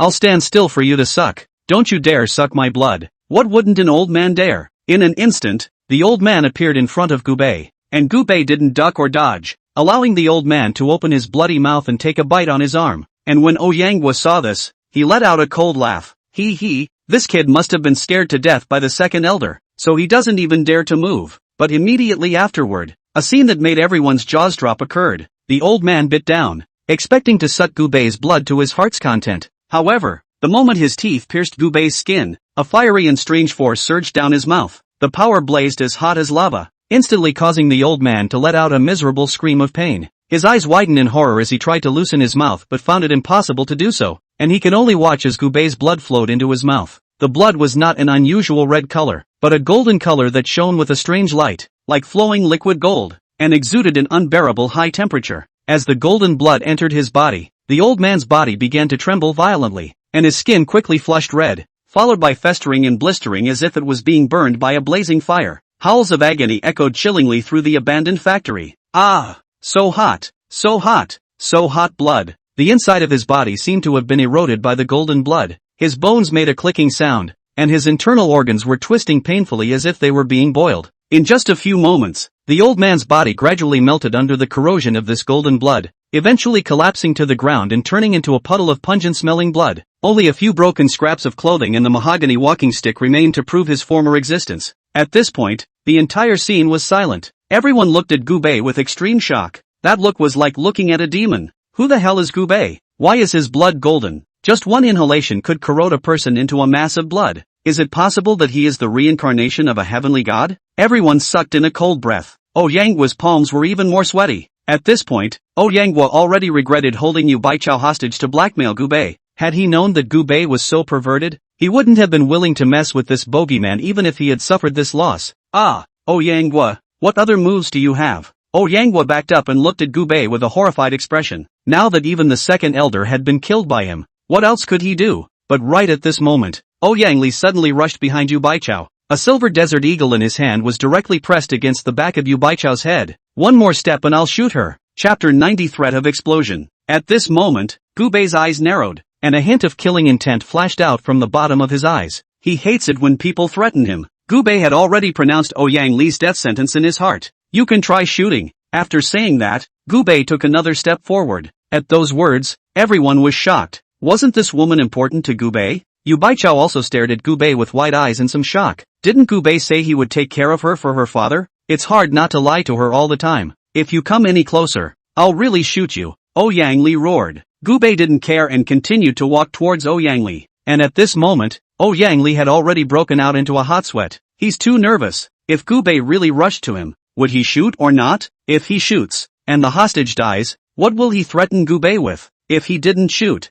Gubei would be just as dead if he killed him. If you don't shoot, I can give you a hard time, but if you dare to shoot, I'll make your life worse than death, Gubei said indifferently, and step by step, he approached Ouyang Li. Seeing that Gubei was soft, Ouyang Li was also enraged. As a young master of a rich family, he usually didn't get high, so naturally his temper was not normally hot. Seeing that Gubei was not threatened, he became angry. Go to hell. Bang! Ouyang Li pulled the trigger. A bullet was ejected from the Desert Eagle, hitting the back of Yu Baichao's head, and Yu Baichao also had a look of despair and horror on his face as he subconsciously closed his eyes. But right at this moment, a white light suddenly emitted from the jade pendant around Yu Baichao's neck. White light instantly wrapped around her body. Snap! The bullet hit Yu Baichao's body and was bounced straight out. After a long time, Yu Baichao didn't feel any pain, so he opened his eyes. She looked around a little confused. Gubei smiled faintly. Don't worry, the pendant on your neck can protect you. Even if a martial emperor above you comes, he won't be able to kill you. Yu Baichao glanced down at the pendant around his neck. It was a jade pendant that Gubei had given her a few days ago. She only thought it was an ordinary ornament at first, but now it seems to be a treasure that will save your life. And Ouyang Li,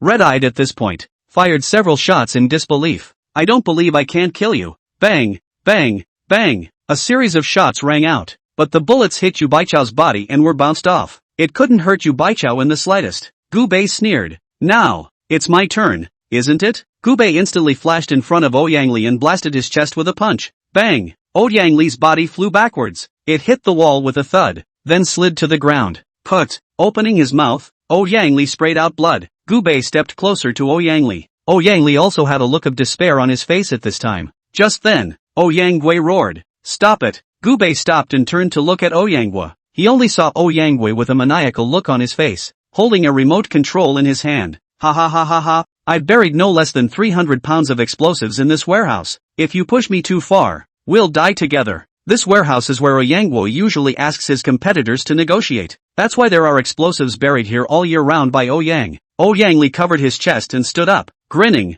revealing a mouthful of bloodied teeth. Kid, aren't you good? Try touching me again if you can. It won't kill you. At those words, Gubei stuck his hands in his pockets with a look of disinterest. Ha, press down if you can. I'm willing to die. Are you willing? After enjoying a lifetime of glory and honor, are you willing to leave this world? With a look of disinterest on his face, Gubei turned around and walked towards Ouyang Gui. And Ouyang Gui tensed up when he saw that Gubei was not threatened. Don't you push me. If you force me anymore, I'll really press down. Everyone dies together. Yeah, you press it. Gubei smiled faintly and stepped closer to Ouyang Gui. And Ouyang Gui stepped back until he reached the black Mercedes sedan. A hint of ruthlessness flashed under Ouyang Gui's eyes as he angrily said, Then you can go to hell. The veins on Ouyang Gui's face rippled, and his eyes were filled with determination as he shouted at Ouyang Li, Son, get in the car. With that, he jerked himself open the door and got into the black Mercedes sedan. Ouyang Li also could not care about the severe pain in his chest, rolled and crawled towards another Mercedes-Benz car running. A pull opened the back seat door, woefully drilled in. When both of them entered the car,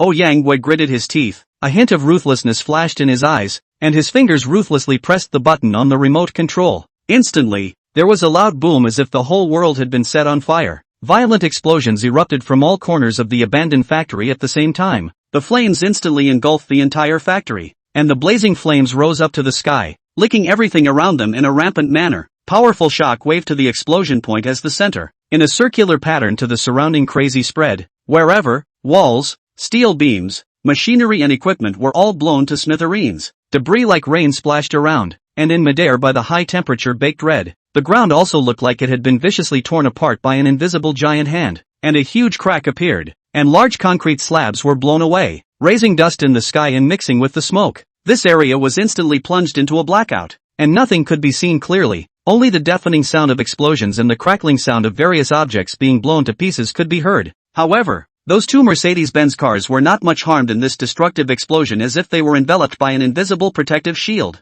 Their bodies only shook slightly for a few moments. The explosion-proof glass was still intact, and there were only a few more shallow marks on the body that had been struck by debris. Against the backdrop of fire and smoke, it rested silently in the midst of that ruin, as if out of place in the tragic scene around it. As for Ouyangwo and Ouyangli inside the car, although they temporarily saved their lives, their faces were hard to see, and their bodies were still trembling uncontrollably and slightly, obviously frightened by the power of this explosion. Ouyangwo breathed heavily and wiped the sweat from his forehead. These are two Mercedes-Benzes, explosion-proof Mercedes-Benzes that he built at a high price, presidential level. It's the last thing he's got to fall back on. After a long time, Ouyangwo and Ouyangli opened the sunroof and climbed out of the car. The factory was in ruins. With an explosion of this intensity, it was impossible for even a powerhouse above a martial emperor to survive. Ouyangwo laughed coldly. Toast me and fight with me. Ouyangwo, you're still a bit young. After saying that, Ouyangwo was just about to pat the dust on his body when a cold laugh came from the air. Ha! Chapter 91 Human Swine. Ouyangwo and Ouyangli followed the source of the sound and looked above their heads, and were instantly shocked. Only Gu Bei, with one hand in his pocket and one hand holding Yu Baichao, slowly landed from the air. As for Yu Baichao, who was in Gu Bei's arms, she looked at Gu Bei dumbly, her heartbeat accelerating as if there was a deer in the headlights. And Ouyangwo and Ouyangli were shocked on the spot. It's amazing he can fly. Is it hard to believe that he is a god? Never heard of any martial artist who could fly. At this moment, Ouyangwo and Ouyangli were both scared and trembling. Are you a man or a ghost? Ouyangwo's legs were softened by fear. Gu Bei stood on top of the ruins and said indifferently, I'm a god you can't afford to mess with. With those words, Gu Bei pointed both of his fingers at Ouyangwo with a bang. Ouyangwo exploded into a mist of blood on the spot, and Ouyangli watched his dad get killed with his own eyes and lost his voice in fear. Dad! Ah! Dad! Easy, now it's your turn. Gu Bei sneered and slowly walked towards Ouyangli. Ouyangli's face instantly turned as white as paper, his eyes filled with panic and despair, and his body trembled uncontrollably and violently. He fell to his knees with a thud, his knees colliding with the ground with a dull sound, but at this point he had long since lost sight of the pain. He kowtowed hard as he did so, his forehead bumping constantly against the gravel-covered ground, and in no time at all the skin was broken and bleeding. Blood ran down his cheeks, looking wretched and miserable, while begging for mercy in tears. Mr. Gu Bei, I was wrong. I really know I'm wrong. It's because I was blinded by lard that I did such a stupid thing. I beg you to be generous and spare me this time. I won't dare to do it again. I'll do anything for you. His voice had become hoarse from fear and crying, and every word he spoke seemed to exhaust his whole body, his eyes full of pleading, just like a drowning man desperately grasping the last straw. He only hoped that Gu Bei could be magnanimous and spare himself this time. Gu Bei sneered and said, Don't worry, I won't kill you. Upon hearing this, Ouyangli was overjoyed, but before he could be happy, Gu Bei said coldly, I just said that I would make your life worse than death, and I'm true to my word. Gu Bei's eyes were cold and pitiless as he slowly crouched down. With a flick of his finger, an invisible force surged out, instantly binding Ouyangli, making him unable to move. Then, a sharp dagger appeared in Gu Bei's hand at some point, and he first swung the dagger expressionlessly, slashing down hard towards Ouyangli's legs, with two pft sounds, accompanied by Ouyangli's miserable screams. Both of his calves were chopped off at the roots, blood sprayed out like a spring, instantly staining the surrounding gravel ground. Ouyangli was convulsing in pain, the veins on his forehead bulged, and bean-sized beads of sweat rolled down. The miserable screams echoed above these ruins, chilling the bones. However, Gu Bei acted as if he hadn't heard and continued the movement in his hands, swinging his sword at his arms again and chopping them off with the same crispness. At this time, Ouyangli had already started to become disoriented and nearly fainted due to the severe pain and massive blood loss. But Gu Bei didn't stop there. He used his dagger to cut a bloody mark on Ouyangli's face. It scratched his originally quite handsome face into a bloody mess, and his features were hard to distinguish clearly. Gu Bei gouged out and cut off all of Ouyangli's nose, ears, eyes, and tongue. Subsequently, Gu Bei took out another pill and forced it into Ouyangli's mouth, and that pill entered his throat, which actually made Ouyangli unable to faint under this severe pain,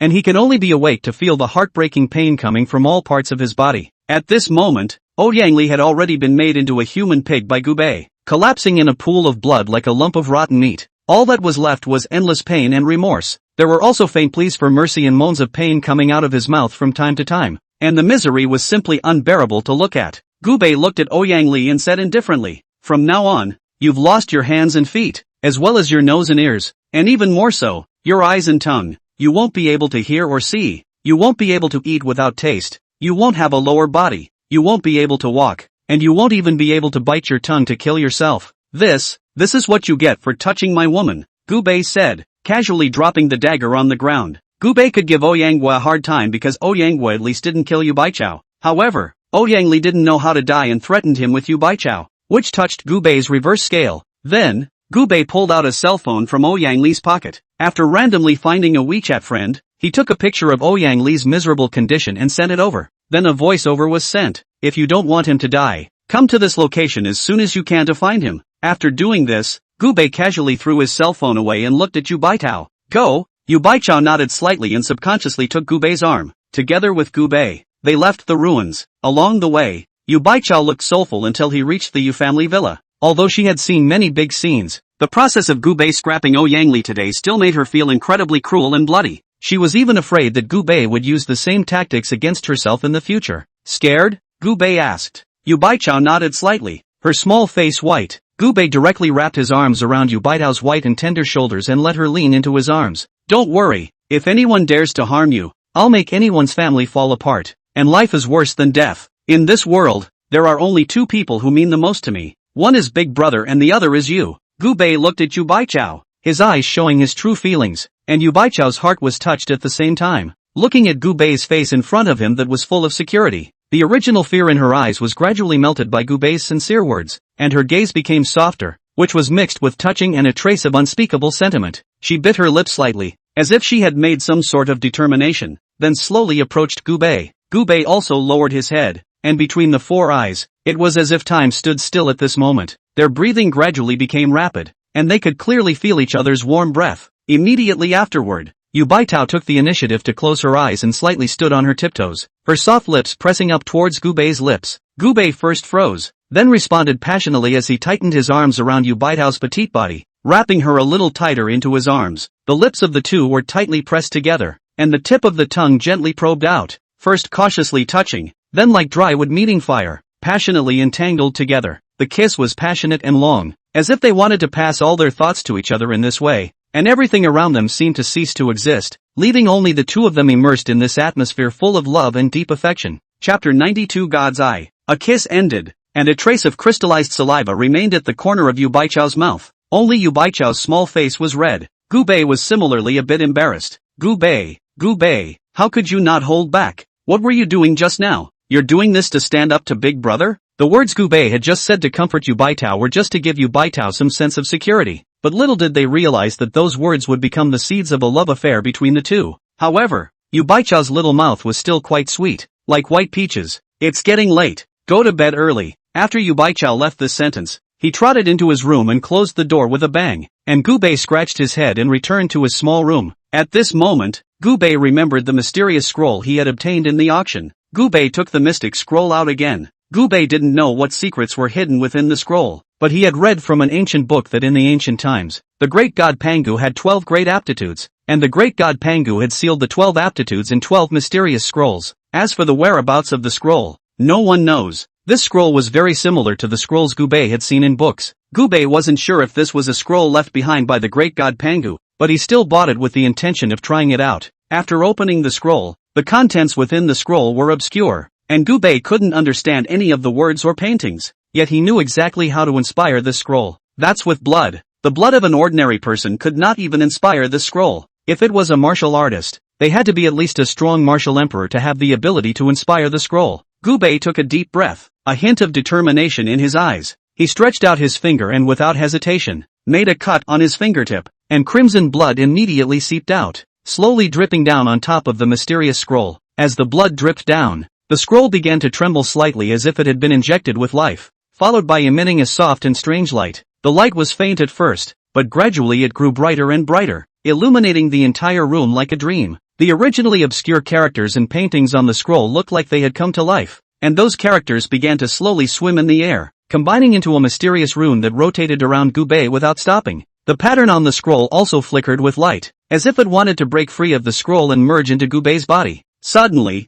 those rays of light and runes seemed to be guided by some sort of direction, converging towards Gubei's eyes. Gubei only felt a warmth in his eyes, followed by a stabbing pain, as if there were countless fine needles sticking into his eyes at the same time. However, He forced himself to endure the pain and did not make a single sound, only tightly closing his eyes, feeling the strange power continuously integrating into his eyes. A moment later, the light gradually dissipated and the runes disappeared, and Gubei slowly opened his eyes. At this moment, his eyes seemed to contain endless mysterious power, deep and radiant, as if a vast river of stars was contained within them. That was the divine eye, one of the 12 divine powers of the great god Pangu. Gubei only felt that his eyesight had instantly become beyond normal. If the resolution of Gubei's eyes was 1080 before, then Gubei's eyes were now 4K Ultra HD. He can zoom in and out of any corner he sees at will, even from 10,000 meters away. He could see it clearly. With his eyes, he could see farther than even an astronomical telescope. He could clearly see everything on the surface of the moon. The most perverse thing was that Gubei's eyes could see through. Gubei subconsciously looked in the direction of Yu Baichao's bedroom, and that divine eye power instantly penetrated the wall. The sight just fell unobstructed into the middle of the bathroom. Only Yu Baichao was standing under the sprinkler head, the warm water sliding down her glistening skin. The lines of her pale neck were graceful and slender, and the water beaded all the way down her neck, sliding over her delicate collarbone. Those collarbones were slightly concave, adding a bit more allure to the light and water droplets. Further down, her shoulders were round and delicate, and her skin was like lamb's milky jade with a soft glow, and those proud bosoms, under the gentle caress of the water flow, looked even more full and erect. Droplets of water rolled between the peaks as if they couldn't bear to leave, tracing the delicate curves of an evocative landscape. The slender waist is not too much to hold, and it shows the softness and delicacy of women, combined with the slightly arched, rounded buttocks with just the right curvature. It made her body proportions perfect. The long and straight legs, wrapped in the water flow, were even more white and slender, and every inch of the skin was tight and elastic, exuding an air of youth and vigor. Yu Baichao's entire body was like a fairy coming out of a painting, with an extreme sexiness and charm all over her body. That hot body in the vapor of this bathroom. More and more people cannot move their eyes. Gubei for a moment actually looked a little dumbfounded. After coming back to his senses, he hurriedly averted his eyes, a look of embarrassment spreading across his face. Amitabha Buddha, Amitabha Buddha, Big Brother told me to take good care of her. I can't take care of her like this. No more looking, no more looking. Gubei closed his divine eyes and laid down on his bed, then prepared to sleep. But lying in bed and tossing and turning, how could not sleep? The look of Yu Baichao bathing in the shower was unforgettable to him. Gubei was also a big young man with normal development. Where could he withstand such teasing? With a clamor, Gubei sat up from the bed. Taking out his cell phone, he glanced at Ling Frost's and Su Qing Rant's numbers. Who to call? While Gubei was hesitating, Ling Frost took the initiative to call in. You're it. Answering the phone, Ling Frost's voice rang out. Gubei, where are you? I need your help. Ling Frost's voice was still cold, even with a hint of officialism. I'm at Yu's house. Where are you? I'm at the door. Gubei directly hung up the phone and turned around to leave the Yu family villa. On the road, an army green SUV with a license plate was parked on the side of the road. Gubei directly pulled open the rear door and sat in the car. Ling Frost, who was sitting in the driver's seat, looked back at Gubei and frowned slightly. Before Ling Frost could speak, Gubei said, "Sit next to me." Ling Frost hesitated for a moment, but still did as Kerbei instructed, getting out of the driver's seat and sitting in the back. Just after closing the car door, Gubei pulled Ling Frost into his arms, and his big hands began to stroke Ling Frost's body extremely dishonestly. Ling Frost was extremely resistant and broke away from Gubei as soon as she did. What are you doing? Gubei, it's just a deal between me and you. Don't take it seriously. The corners of Gubei's mouth rose as he said, don't you have something to ask of me? Since you're asking me, then show the attitude of a beggar. I'm on fire right now. After saying that, Gubei grabbed Ling Frost's long hair and pressed her head down. Chapter 93,000 Faces Star King. An hour later, the Jeep officially stopped rocking as Gubei's aftermath cigarette was lit. Even though Ling Frost had good physical strength, she was panting and sweating at this time. In the back row, Ling Frost began to get dressed. Gubei exhaled a smoke ring and said, what is it that you want from me? Say it. The Thousand Faces Star-Lord has escaped. Ling Frost said. Gubei raised his eyebrows and said, Thousand-Faced Star-Lord? Never heard of it. The first murderous demon of Daxia. Does not kill civilians, only high officials and dignitaries. Killed 138 people in 7 years. Captured a year ago and held in a military prison. However, due to the fact that the Thousand Faces Star-Lord is involved in too many cases, the investigation is difficult, so he has not been executed until now. But just 3 days ago, he escaped from the military prison, and according to reliable intelligence, he's now in Haibei City and will most likely make a move to assassinate high-ranking Haibei officials at the high-level banquet to be held this evening. Upon hearing this, Gubei smiled disdainfully. Are the people in your military district on a diet? He's been arrested and sent to prison, and you're still going to let him get out? Ling Frost frowned slightly. The Thousand Faces Star Monarch is different from the others. His greatest strength is not his skill, but his disguise. He is well versed in the art of disguise, and as long as he is given a certain amount of time, he can turn into a completely different person. It was through a momentary lapse of judgment that those who guarded him allowed him to escape from the prison. Now that this matter has caused the upper echelons to be outraged, if he isn't apprehended and returned within 7 days, it will cause panic among the citizens of High Bay. Gubei said disdainfully, I think the ones who are panicking are those high officials, right? You also said that the Thousand-Faced Star-Lord only kills high officials, not civilians. Ling Frost was silent. Come on, since you've been working hard for over an hour, I'll go along for the ride. Ling Frost nodded with joy in her heart, then sat in the driver's seat and drove. She didn't know why she was looking for Gubei, but she always felt inexplicably safe when Gubei was around. It seemed that with him, there was no trouble that could not be solved. Shortly afterward, the car pulled up outside a large, opulent hotel, and Ling Frost's co-workers, too, arrived in droves. Ling Frost had just gotten out of the car when a robust man in a leather jacket walked over quickly. Ling Frost, why are you so late? Don't you know that the one we're going to arrest tonight is the Thousand Faces Star-Lord? The man's tone was stern, but a hint of concern flashed in his eyes. Ling Frost was a bit ashamed and bowed her head. I'm sorry, Teen Wang. I went to pick up someone and was delayed a bit on the way. After saying that, Ling Frost opened the rear door and Gubei stretched and stepped down from the car. There were a total of 8 people standing in front of Gubei. These 8 people were either made up to look like waiters or disguised as famous people from the northern part of the sea. The leader is this Wang team. By way of introduction, this is the captain of the Yamen Criminal Police Brigade, Wang Bibu. Ling Frost introduced himself. Ling Frost looked at Wang Bibu again. This is the expert I hired. Gubei. Expert? Ling Frost, how can you be so nonsensical? This mission to capture the Thousand Faces Star Sovereign is supposed to be top secret. How can you let an outsider know about it? Besides, which expert can help us capture the Thousand-Faced Star-Lord? It's not like you don't know how cunning the Thousand-Faced Star Sovereign is. Wang Bibi broke his brow and frowned with displeasure. More importantly, Wang Bibi broke was pursuing Ling Frost, so seeing Ling Frost being intimate with Gubei made him upset in his heart. Gubei naturally saw this and deliberately put an arm around Ling Frost's shoulders. Ling Frost struggled for a bit, but after seeing the threatening look in Gubei's eyes, she still obeyed him. Sorry, my woman has no secrets when it comes to me. Gubei glanced at Wang Bibiao provocatively, and Wang Bibro's pair of eyes seemed to be able to spit out fire. Your woman? Ling Frost? What's your relationship with him? Ling Frost didn't answer Wang Bibiao positively, but frowned. Teen Wang, although you're the captain of this joint operation between the military and the government offices, you don't have the right to ask about the private lives of your team members, do you? Seeing that Ling Frost didn't deny it, Wang Bibiao's heart was even more enraged. Humph. I naturally have no right to ask what your relationship with him is, but I will never allow an uninvolved person to participate in our operations. Without my permission today, I'll see how he can step into this banquet hall. After he said that, Wang Bibi broke his cold eyes and glanced at Gubei, his eyes full of provocation. Gubei sniffed and said disdainfully, what do I care to participate in your Thai operation? I'm accompanying my woman to take a break. Do you think I can't get in without you guys? You can try. This banquet is organized by the Vice President of the Four Seas Chamber of Commerce. The banquet is hosted by all the high officials of High Bay and celebrities from the business world. Without an invitation, you can't even get in. You can't get in without our work permits. Ling Frost was extremely displeased in her heart at this time, and angrily said, Teen Wang, I hope you won't bring your personal emotions to work. Gubei's personal abilities are very strong. Bringing him into the banquet will definitely help us solve the case and catch the Thousand-Faced Star-Lord. Joke. Wang Bibro sneered. Wang Bibro, need outsiders to help me capture the Thousand-Faced Star Monarch? Do you know why I'm called Wang Bibu? Because a case with me in it will be solved. Today, even if I say the sky is broken, I will absolutely not allow him to participate in our operation. The banquet hall,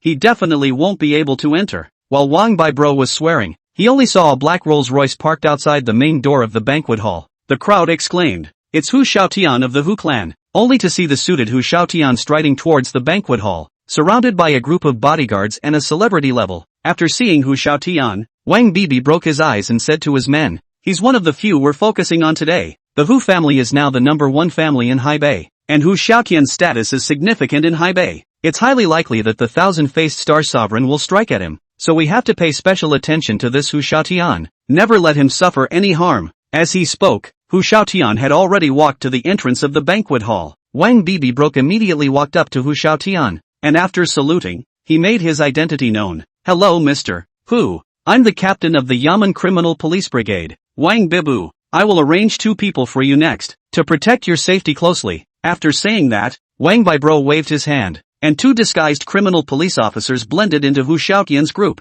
Hu Xiaotian nodded slightly. I already know about the Thousand Faces Star Sovereign. I will be careful. After saying that, Hu Xiaotian raised his feet and wanted to walk into the banquet hall, but right at this moment, his eyes casually glanced at him, but he accidentally saw Gu Bei standing behind Wang Bibi. Upon seeing Gu Bei, Hu Xiaotian shivered and hurriedly said, Master? Chapter 94 Entering the ballroom. Wang Bibi froze and said, Master? What master? Then, he only saw Hu Xiaotian hurriedly come to Gu Bei with quick steps, kneeling at Gu Bei's feet almost like a dog. Master's shoes are dirty. The little one shines them for master. With that, Hu Xiaotian rubbed Gu Bei's sneakers with his own expensive suit, and Gu Bei's toes hooked Hu Xiaotian's chin and faintly said, Get up. No more of this in front of outsiders. Yes, thank you master. Only after receiving Gu Bei's permission did Hu Xiaotian dare to obediently stand up. At this moment, Wang Bibi and the others on the side all looked dumbfounded. Who is Hu Xiaotian? That is the head of the Hu family, the top 10 families in Hebei City. However, in front of Gu Bei,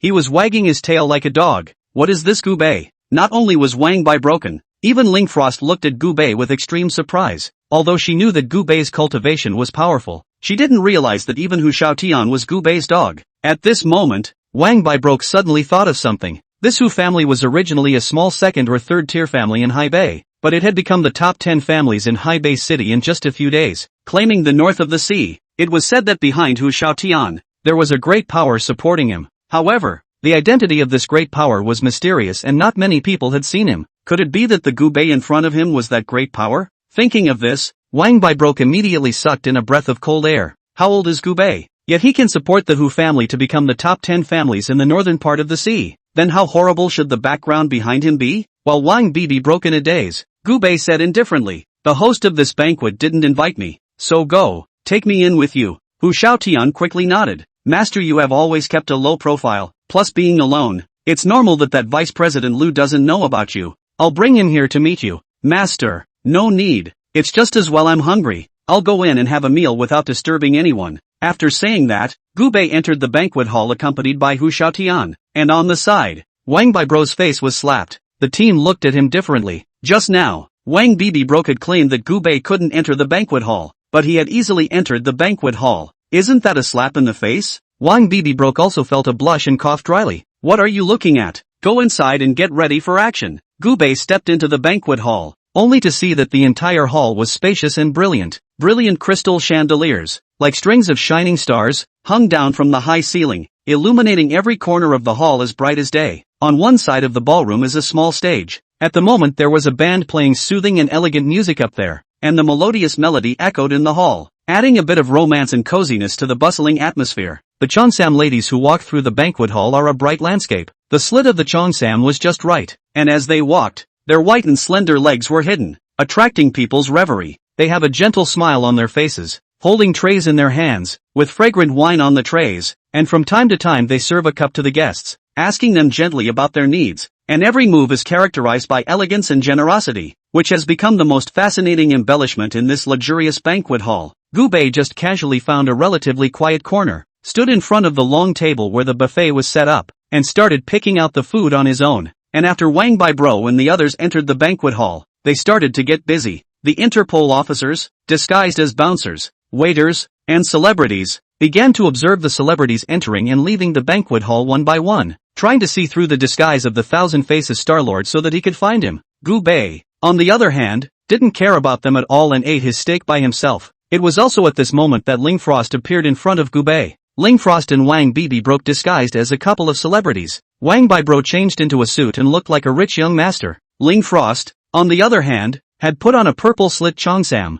She was already tall, and with that snug cheongsam wrapped around her, she instantly became the most noticeable woman in the banquet hall. Although Wang Bibi strongly requested Ling Frost to enter the banquet hall on his wrist, Ling Frost refused. After entering the banquet hall, she went straight to Gu Bei. Well, did you find out who the Star King of 1,000 Faces is? Gu Bei smiled playfully. Shouldn't you ask your captain of Must Break? Are you mad at him? Ling Frost asked. Gu Bei shook his head slightly. He doesn't deserve to make me. Gu Bei, angry. These few people of theirs are just like mole crickets in my Gu Bei's eyes. Since that's the case, Then you promised to help me find the Thousand Faces Star-Lord, Gubei said indifferently. I already knew who the Thousand-Faced Star-Lord was. Who is it? Lingfrost's eyes glowed with anticipation as she asked. Gubei smiled and didn't say anything. Instead, he pointed to his empty glass, and Lingfrost readily understood, picking up the red wine and pouring a drink for Gubei. Then, Gubei casually shook off the sneakers on his feet. Fade said, feet are a little sore. Press them. Lingfrost frowned slightly. If there was no one around here, she would have pressed it, but now that she was on the move, it was hard to explain when she was seen. What? Not willing? Then forget it. After saying that, Gubei was ready to retract his foot, but Lingfrost was quick on her feet and grabbed Gubei's foot, biting her lip. I do. After saying that, Lingfrost squatted in front of Gubei. The cheongsam that Ling Xuan wore was already very well fitted, and with such a squat, the round and full peach buttocks were presented in front of Gubei. The slit part of the white thighs were even more exposed to the air. Ling Xuan placed Gubei's feet on her thighs, and a pair of white hands then began to gently massage Gubei. Gubei said lightly while eating the steak, the hands are quite tender, but the tiger's mouth area is a bit rough, so it's better not to touch the gun in the future. Lingfrost smiled like a smile. You can't control it, but I think you are quite average in that area. You should have a weak kidney. I'll press it for you. Hiss. It doesn't hurt. Not far away. The wine cup carrying Wang Bibu turned around and immediately felt the sky collapse. The woman he had been courting for years, the woman he hadn't even held hands with, was now crouching in front of another man, pressing another man's foot. If it wasn't for the fact that Wang Bibro had been professionally trained, coupled with the special nature of his identity, he would have been unable to resist rushing forward to beat Gubei violently. Still, Wang Bibro pinched his thigh and forced himself to calm down. Calm down. Calm down. Must be calm. The first order of business is to capture the thousand-faced star monarch. As time passed, more and more people entered the banquet hall. That vice president of the Four Seas Chamber of Commerce, Lu Fugua, also arrived late. As soon as Lu Fugua appeared, he immediately became the center of attention. Because the Four Seas Chamber of Commerce was not a local enterprise in the northern part of the sea, but an international enterprise, it was no exaggeration to describe it with the words rich as a nation. Chapter 95. Who is the Star King of 1,000 Faces? The celebrities and high-ranking officials in the room flocked towards Lu Fugua at the same time, and with a smile on his face, Lu Fugua raised his glass in honor of the guests present, and Wang Bibro was nervous to the extreme at this time. He knew that it was highly likely that the Thousand Faces Star Monarch was running towards Lu Fugua, so he had to keep a close eye on Lu Fugua and not let the Thousand Faces Star Monarch harm Lu Fugua. Otherwise, their yamen is considered to have lost their face to their family. Lu Fugua was accompanied by an extremely young-looking woman, around 20 years old,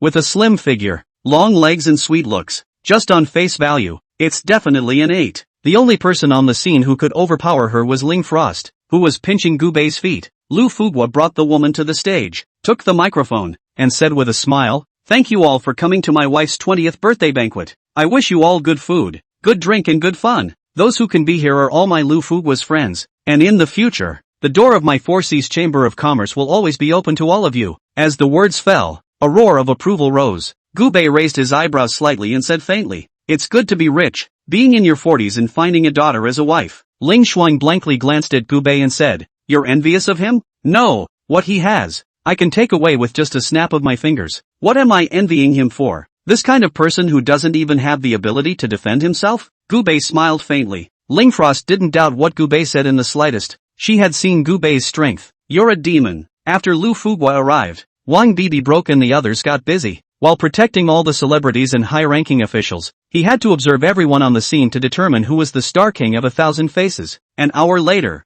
Gubei had already eaten and drunk enough, and Wang Bibro finally gathered everyone in front of Gubei. The reason why he chose to go to Gubei's front was because the place where Gubei was a corner. Meeting here won't draw too much attention. Gentlemen, after this hour or so of observation, the following 3 people are heavily suspected. The first one, the woman following Lu Fugua. This person's figure is extremely similar to the Thousand Faces Star Monarch. What's more, all of us don't have a clear idea of her background, and she seems to have appeared out of thin air next to Lu Fugua. Upon hearing this, the crowd nodded slightly, feeling that Wang Baixia's words were extremely reasonable. The second one is the rich merchant who was talking to the woman across the street. This person's origin is unknown and he has been secretly observing Lu Fugua. The third is the waiter serving Lu Fugua's table. That waiter suddenly came to work at the hotel a few days ago, extremely close to the time of the Thousand Faces Star Monarch's escape from prison, and this person's demeanor and physical appearance are extremely similar to the Thousand Faces Star Monarch. After this hour or so of skeptical interrogation,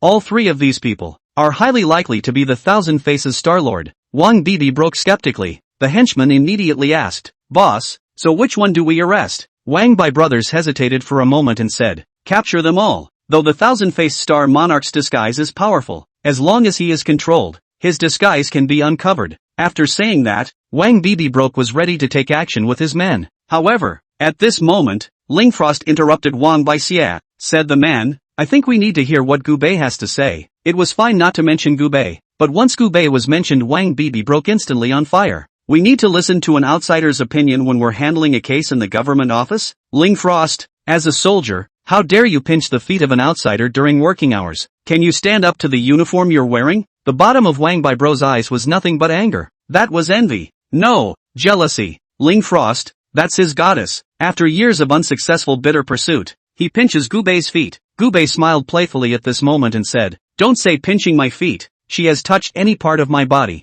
Why, are you red-eyed?" At those words, Wang Bai bro's eyes widened. Shocked, she looked at Lingfrost. "Lingfrost, you and him?" Lingfrost blankly glanced at Gu Bei, not admitting it, but not denying it either. Instead, he changed the topic. The priority now is to capture the thousand-faced Star-Lord. Gu Bei said that he knows who the thousand-faced Star-Lord is, and Wang Bai Xia's face paled as he let out a bitter smile. Lingfrost had already admitted it without denying it. His woman, surprisingly, had already slept with another man. His heart was like a knife, and he hated Gu Bei even more. He's been sitting here eating a steak since the beginning. How could he possibly know who the thousand-faced Star-Lord is? If he knows, then there's only one explanation. He's the Thousand Faces Star-Lord. Saying this, a hint of murderous intent flashed under Wang Bai bro's eyes. He even wanted to arrest Gu Bei as the Thousand Faces Star-Lord and shoot him straight. Although accidentally killing a civilian would get him disciplined, it could kill Gu Bei. However, he managed to suppress the impulse in his heart and didn't cause a major disaster. Team Wang, I think we still need to listen to Gu Bei's opinion. He's more professional than any of us in this aspect. Lingfrost insisted. Wang Bai nodded his head with a cold smile and said, Fine. Then he should tell us who the thousand-faced star monarch really is. Gu Bei stood up at this moment and looked at Wang Bai. The hand was slightly raised, pointing at Wang Bai Xia. Wang Bai Xia was instantly infuriated. Are you trying to say that I'm the Thousand Faces Star-Lord? Right after he finished speaking, Gu Bei directly peeled Wang Bai's head to the side, pointing. It was one of the 8 criminal police officers. An old cow? Are you kidding me? How can an old ox be the Thousand Faces Star-Lord? Seeing that Gu Bei was pointing at her teammate, a female criminal police officer was not happy at that moment. Right, old ox is our teammate. We've been spending time together. How could he be the Star-Lord of 1,000 faces? Another criminal police officer said angrily. Seeing that Gu Bei was pointing at the old ox, Wang Bibi broke into a sneer. I now have good reason to suspect that you're plotting against us and trying to stir us up. I think that you have reason to come to our bureau for a cup of tea. Saying that, Wang Bibi showed his handcuffs. It's not good to say who's the star of 1,000 faces, but to say that his teammates are the star of 1,000 faces. Not only were the others unconvinced, even Lingfrost was somewhat unconvinced. Gu Bei, you're mistaken, aren't you? The Thousand Faces Star Monarch is a woman, only weighs 80 pounds and is only 1 meter 6 tall. This person in front of me is a man. There is a height of 1 meter 8. Even more so, he weighs more than 200 pounds. How can he be the Thousand Faces Star-Lord? The old ox also scratched his head and said in a jarring voice. Yeah, I think you're the Thousand-Faced Star Monarch, aren't you? Shouting out thieves here. Gu Bei crooked his neck and said indifferently. When I say you are, Thousand Faces Star Monarch. How much longer do you have to pretend? Gu Bei was the one who possessed the divine eye. He could see right through whoever was disguised. Although the person in front of him was at the top of his art of disguise, his true colors were revealed under Gu Bei's penetrating vision. From the very beginning, Gu Bei knew that he was the Thousand-Faced Star-Lord. Chapter 96. The Thousand-Faced Star Monarch appears. Injustice. I have served the police force for so many years, loyal to the core. How could it be the Thousand-Faced Star Monarch? What's more, the Thousand-Faced Star Monarch escaped just a few days ago. I've been working for the criminal police force for many years. The old cow cried out for justice. Wang Bibian also said in a cold voice, Gu Bei, if you can't give a reasonable reason today, just based on the charge of slandering my Interpol team members, I'll be able to make you sit through the bottom of the jail. Upon hearing this, Gu Bei looked disdainful. Don't say I didn't slander him. Even if I did, what can your yaman do? Arrogant. Gu Bei didn't put the government offices in his eyes at all. Wang Bai was just about to get furious, but Lingfrost suddenly said, if you want to know whether the old ox is the Thousand-Faced Star Sovereign, wouldn't the truth be revealed by asking questions that only the Thousand-Faced Star Sovereign would know? and Gubei sneered and said, "There's no need to be so troublesome. If he doesn't admit it, I'll beat him until he does." With that, Gubei struck the old bull's jaw with a single punch. With a weight of over 200 pounds, he was directly sent flying by Gubei's punch. Then boom, smashing a table to pieces. The loud noise instantly drew the attention of the entire banquet hall. Thousand-faced Starlord, still not recognizing your identity. Ha, let's see how many punches you can resist me. With just one punch, Gubei made the old ox's face swell up. Seeing this, Wang Bibi broke and became anxious. Quickly, get those 3 people I just mentioned under control. Don't let them escape. When the team heard that, they immediately took action and ran wildly towards the 3 suspects. Wang Bibi broke his red eyes and shouted toward Gubei, "Stop it, you're assaulting the police." Wow! The few remaining members of the team drew their pistols and aimed them at Gubei. And Gubei completely ignored them and kicked the old bull hard in the abdomen again. Wow! The old bull's body slid across the floor, smashing a number of tables, opened his mouth and spewed out blood again. And when Lu Fuguo in the distance saw this, he was even more furious. Who in the world dared to make trouble at my woman's birthday banquet? Arrest him for me. With a command, dozens of security personnel rushed towards Gubei. Seeing this, Ling Frost hastily took out his credentials and fired a shot in the air. Bang! This shot directly shocked all the security personnel at the scene. Ling Frost shouted, "The military is handling the case. Irrelevant people, stay away from the scene." The old ox revealed a mouthful of bloody teeth and cried out, "Injustice! I'm not the Thousand Faces Starlord. Team Wang, save me!" The gun in Wang Bibi Broke's hand was pointed straight at Gubei as he roared, "Let go of my team members, or else I'll shoot." And as if he hadn't heard it, Gubei casually picked up a steak knife and pressed it against the old cow's neck. "I'll only give you 3 seconds to either admit it or I'll kill you. 3, 2, 1. It was also at this moment that Wang Bibi Broke pulled the trigger. Bang! A bullet that struck Gubei's head directly, but Gubei's body didn't fall. Instead, that one bullet was directly bounced off. Ha ha, ha ha ha ha. It was also at this moment that the old ox suddenly laughed. His voice went from thick to thin, and the expression on his face began to grimace. I'm not willing to do it. It was so hard to escape from that place, and not a single person has been killed yet, and then you caught me. How did you, in the end, find me? In full view of everyone, they only saw the old ox's body rapidly shrinking like a deflated leather ball. From the previous 200 pounds, 6'8" strong man, to a petite woman of only 6'6" and 80 pounds. After revealing her true face, someone at the scene exclaimed, "It's the thousand-faced Star Sovereign. She actually appeared at our banquet." The Thousand Faces Star Monarch is a big name, and her real face was on a TV program many years ago, and Wang Bibi Broke was completely dumbfounded at this time. His own teammates, really, are the Star King of 1,000 Faces? Nope, his own teammates are long dead. It was the Thousand Faces Star-Lord who had impersonated his teammate. In an instant, cold sweat ran down Wang Bibi Bro's forehead. Luckily, Gubei had discovered it in time, or else by the time the Thousand-Faced Star Monarch approached Lu Fuguo and the others, Lu Fuguo wouldn't have enough to die even if he had 8 lives. No one expected that the famous Thousand Faces Star Monarch would be mixed into the ranks of the government offices. The point is that the magistrate hasn't found out yet. Not only did he fail to capture the Thousand Faces Star-Lord, but he shot towards the person who captured him. Strange shame. Strange shame. If this matter were to spread out, their entire magistracy would have to follow with a long face. The most crucial thing was that the few team members who ran out had already captured the 3 suspects that Wang Bibi had just mentioned. Chief, the 3 men you mentioned have all been captured. None of them have escaped. Should we interrogate them? Wang Bibi Bro's face flushed for a moment. It's so humiliating. At this time, Lu Fuguo's woman is still splashing and yelling, "Let go of me. Do you know who my man is? Dare to grab me. My man will make you all suffer." The other waiter also said angrily, "Let go of me. What law have I broken? What right do you have to arrest me?" The rich businessman was also angry. "I'm going to file a complaint against you. I'm going to sue you in court." Wang Bibi Broke felt like he was losing his face at this moment. Angrily, he said, "Release them. The Thousand-Faced Star-Lord has appeared." Several members of the team were confused. The Thousand-Faced Star-Lord has appeared? Who is it? When they saw the Thousand-Faced Star-Lord who had been captured by Gubei, they were all dumbfounded. The Thousand-Faced Star-Lord is actually a member of their team? Having captured the Thousand Faces Star-Lord, Ling Frost was also very excited. After all, the Thousand Faces Star-Lord had run away from their military, and if they couldn't deal with it in time, their entire military would have to be implicated. After all, the influence of the Thousand Faces Star-Lord was too great. She'll have the whole of Dixia's high officials on edge, and everyone will be on edge. "Gubei, you're fantastic. How did you do it?" Gubei said indifferently. "I can see through." Upon hearing this, Lu Fugua's little girlfriend on the side rolled her eyes. Who are you fooling? Why don't you say you can fly? Gubei glanced at her and said indifferently, purple above, red below. At that, the other froze for a moment. What purple above and red below? She looked down and was dumbfounded, because what she wears in her underwear is purple on top and red on the bottom. He can really see through. Aha! You close your eyes. Don't look at me, Gubei faintly said. Silicone colloid, originally a pair of A's, have to pretend to be D's. I'm not interested in seeing it. What are you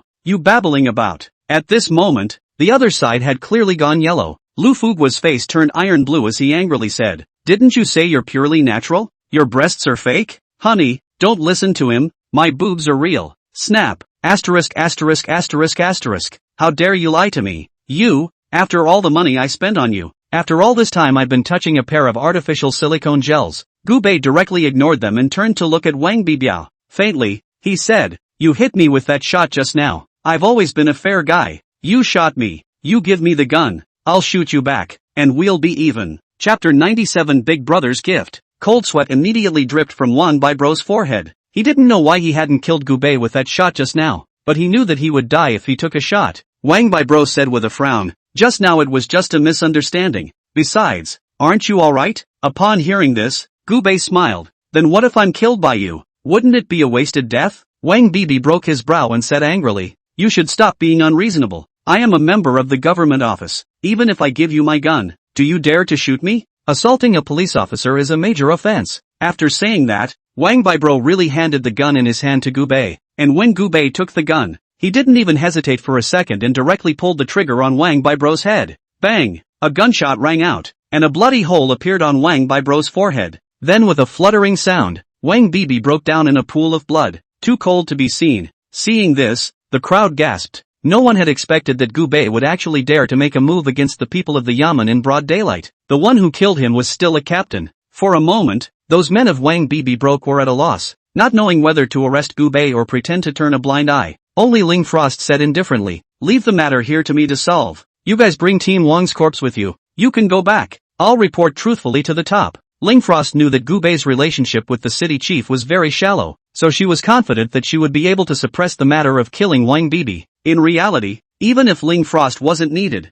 the people from the government office wouldn't dare to find trouble with Gubei. Because of Gubei's identity, it was too special. Ling Frost looked at the celebrities and high-ranking officials on the scene at this time and explained, there is no need to be alarmed. We're from the police and the military. Just now, we captured the Thousand Faces Star-Lord who just escaped from prison. I don't need to explain who the Thousand Faces Star-Lord is, do I? But it's fortunate that we captured him ahead of time, or the consequences would be unimaginable. But now that the operation is over, everyone is free to continue. With that said, Ling Frost handcuffed the Thousand Faces Star Monarch. After learning that the person in front of him was the Thousand Faces Star Sovereign, there was first a commotion at the scene. Much talk ensued. He's the Thousand Faces Star-Lord. Ha! I didn't expect this person's disguise to be so skillful that 1.6 meters can be disguised as 1.8 meters. I heard that the Thousand Faces Star Monarch has been practicing evil kung fu since he was a child, specializing in killing high-ranking officials and celebrities. Fortunately, the people from the military managed to capture him, or else I don't know how many people would have to die tonight. This Wang team is such a waste. Caught 3 people and got them all wrong. On the contrary, this young man is not bad. He found the Thousand-Faced Star Monarch at a glance. Lu Fugua also looked at Gubei rather admiringly at this time. Said the man, well done, lad. How did you find out about the Thousand-Faced Star-Lord? Gubei said indifferently, I told you, I can see through. At those words, Lu Fugua's face was embarrassed for a moment. Perspective? Who would believe that? Ha ha, young man really knows how to joke. You were able to capture the Thousand Faces Star Monarch, so I'm sure you must have some exceptional skills. I'm a person who cherishes talent the most. Why don't you follow me at the Four Seas Chamber of Commerce? Lu Fugua took the initiative to throw out an olive branch. Gubei said dismissively, sorry, not interested. At those words, many people's eyes widened. Gubei had actually refused a solicitation from the Four Seas Chamber of Commerce? That's the #1 chamber of commerce in Daxia. It's not an exaggeration to describe it as rich as a nation. Being able to enter the Four Seas Chamber of Commerce was the dream of an unknown number of people. Gubei rejected it so lightly? Lu Fugua's face was also a burst of iron blue. Gubei rejecting him in public was not giving him any face at all. Ah, young man, are you sure you want to reject me? Our Four Seas Chamber of Commerce is the #1 chamber of commerce in Daxia, and when you enter the chamber, your future is bright. This kind of opportunity is something you can't get. Lu Fuguo coldly grunted. Gu Bei was a bit impatient. Then please give the opportunity to someone else. I don't want it. After saying that, Gu Bei put his arm around Ling Frost and said, let's go. It was also at this moment that Ling Frost's co-workers arrived. After giving a few words of explanation, Ling Frost took the thousand-faced star monarch back. Although the thousand faces Star Lord was difficult to catch, once he was caught, it would still be difficult for him to run away if he wanted to, because the thousand faces Star Lord is not of high force. He only needs a pair of handcuffs to keep him honest. When Gu Bei left, Lu Fuguo's face was gloomy on the spot. Find out about this kid for me. Find out how he knows the color of Laozi's woman's underwear. See if he's having an affair with Laozi's woman. Yes. On the other hand, Gu Bei got into the same jeep that Ling Frost had. Ling Frost asked in the car, you don't give Lu Fuguo face so much. Aren't you afraid that he will retaliate against you? Gu Bei said disdainfully, what kind of a thing is he? If he dares to retaliate, I'll have the entire Four Seas Chamber of Commerce wiped out. Gu Bei really wasn't bragging. It was true that the Four Seas Chamber of Commerce was richer compared to the Tianji Pavilion. However, the influence and force value of the Tianji Pavilion could not be compared to the Four Seas Chamber of Commerce. Tianji Pavilion was more like a status symbol, and high-end people were proud to join it. The Four Seas Chamber of Commerce, on the other hand, is purely a money-making chamber of commerce. Not long after getting into the car, Gu Bei's phone rang. It's still a video call. After receiving this call, Gu Bei's face sank. Surprisingly, it's this little fox, Lu Mei Ning, calling. Lu Mei Ning is the big brother's disciple. When she was in Dragon Prison, she didn't miss out on seducing Gu Bei. Gu Bei nearly failed to resist the temptation several times and almost obeyed her. When this woman was mentioned, Gu Bei couldn't even avoid it. So after receiving her video call, Gu Bei's first thought was surprisingly to hang up. However, after hesitating for a moment, Gu Bei still chose to connect. Lu Mei Ning accompanied her big brother, and would not normally call herself if there was nothing wrong. When the call was answered, Lu Mei Ning's hair was wet and foggy beside her. Lu Mei Ning was actually soaking in the hot spring, and the flash of Snow White was hidden, not avoiding Gu Bei in the slightest. Uncle Shifu, did you miss me? I've missed you. Though, Gu Bei's brows furrowed as he said indifferently, say what you have to say and fart when you have to fart. Humph, bugger. No love interest at all. Lu Mei Ning blankly glanced at Gu Bei and said, Senior uncle, Master said that the day after tomorrow could be Yu Baichao's birthday, and it's still the 22nd birthday. Master said that he had previously promised Yu Baichao that he would prepare a surprise for her on her 22nd birthday, but it seems that this surprise Master will not be able to personally give it to Yu Baichao, and will have to let you, Senior uncle, do it for him. Gu Bei asked, what surprise? Open your cell phone, check your email, and you'll know in a minute. Chapter 98 Princess. After hanging up the phone, Gu Bei clicked on the mailbox to take a look, and a smile appeared at the corner of his mouth. I can see that this time, Big Brother gave a very thoughtful gift. At this time, Ling Frost had already driven the car to the door of the Yu family villa. Ling Frost gripped the steering wheel and asked seemingly offhandedly, who was that woman who called you just now? Upon hearing this, Gu Bei smiled playfully. What? Are you jealous? I don't have anything to do with you, so why am I jealous? Ling Frost replied coldly. Oh, that wasn't the attitude you had just now when you were begging me to hurry up and not stop. Gu Bei smiled playfully and hooked Ling Frost's chin with one hand. Remember, from now on, you don't ask about my affairs. After saying that, Gu Bei slapped Ling Frost's thigh and directly got out of the car, and Ling Frost coldly looked at Gu Bei's back and cursed. Livestock. Afterward, Ling Frost stepped on the gas and left the Yu family villa. The next day, almost the entire upper class of Haibei City received a message. The largest and most luxurious cruise ship in Daxia is going to dock at the harbor in Haibei. This one cruise ship, named Princess, it can hold tens of thousands of people. The cruise ship is about 362 meters long, with 18 decks and 66 meters at the widest part of the ship, which is the height of a 26-story building. Princess is not only huge, but also full of amenities, offering deluxe staterooms, regular cabins, top-quality cuisine and a wealth of recreational activities, such as an open-air basketball court,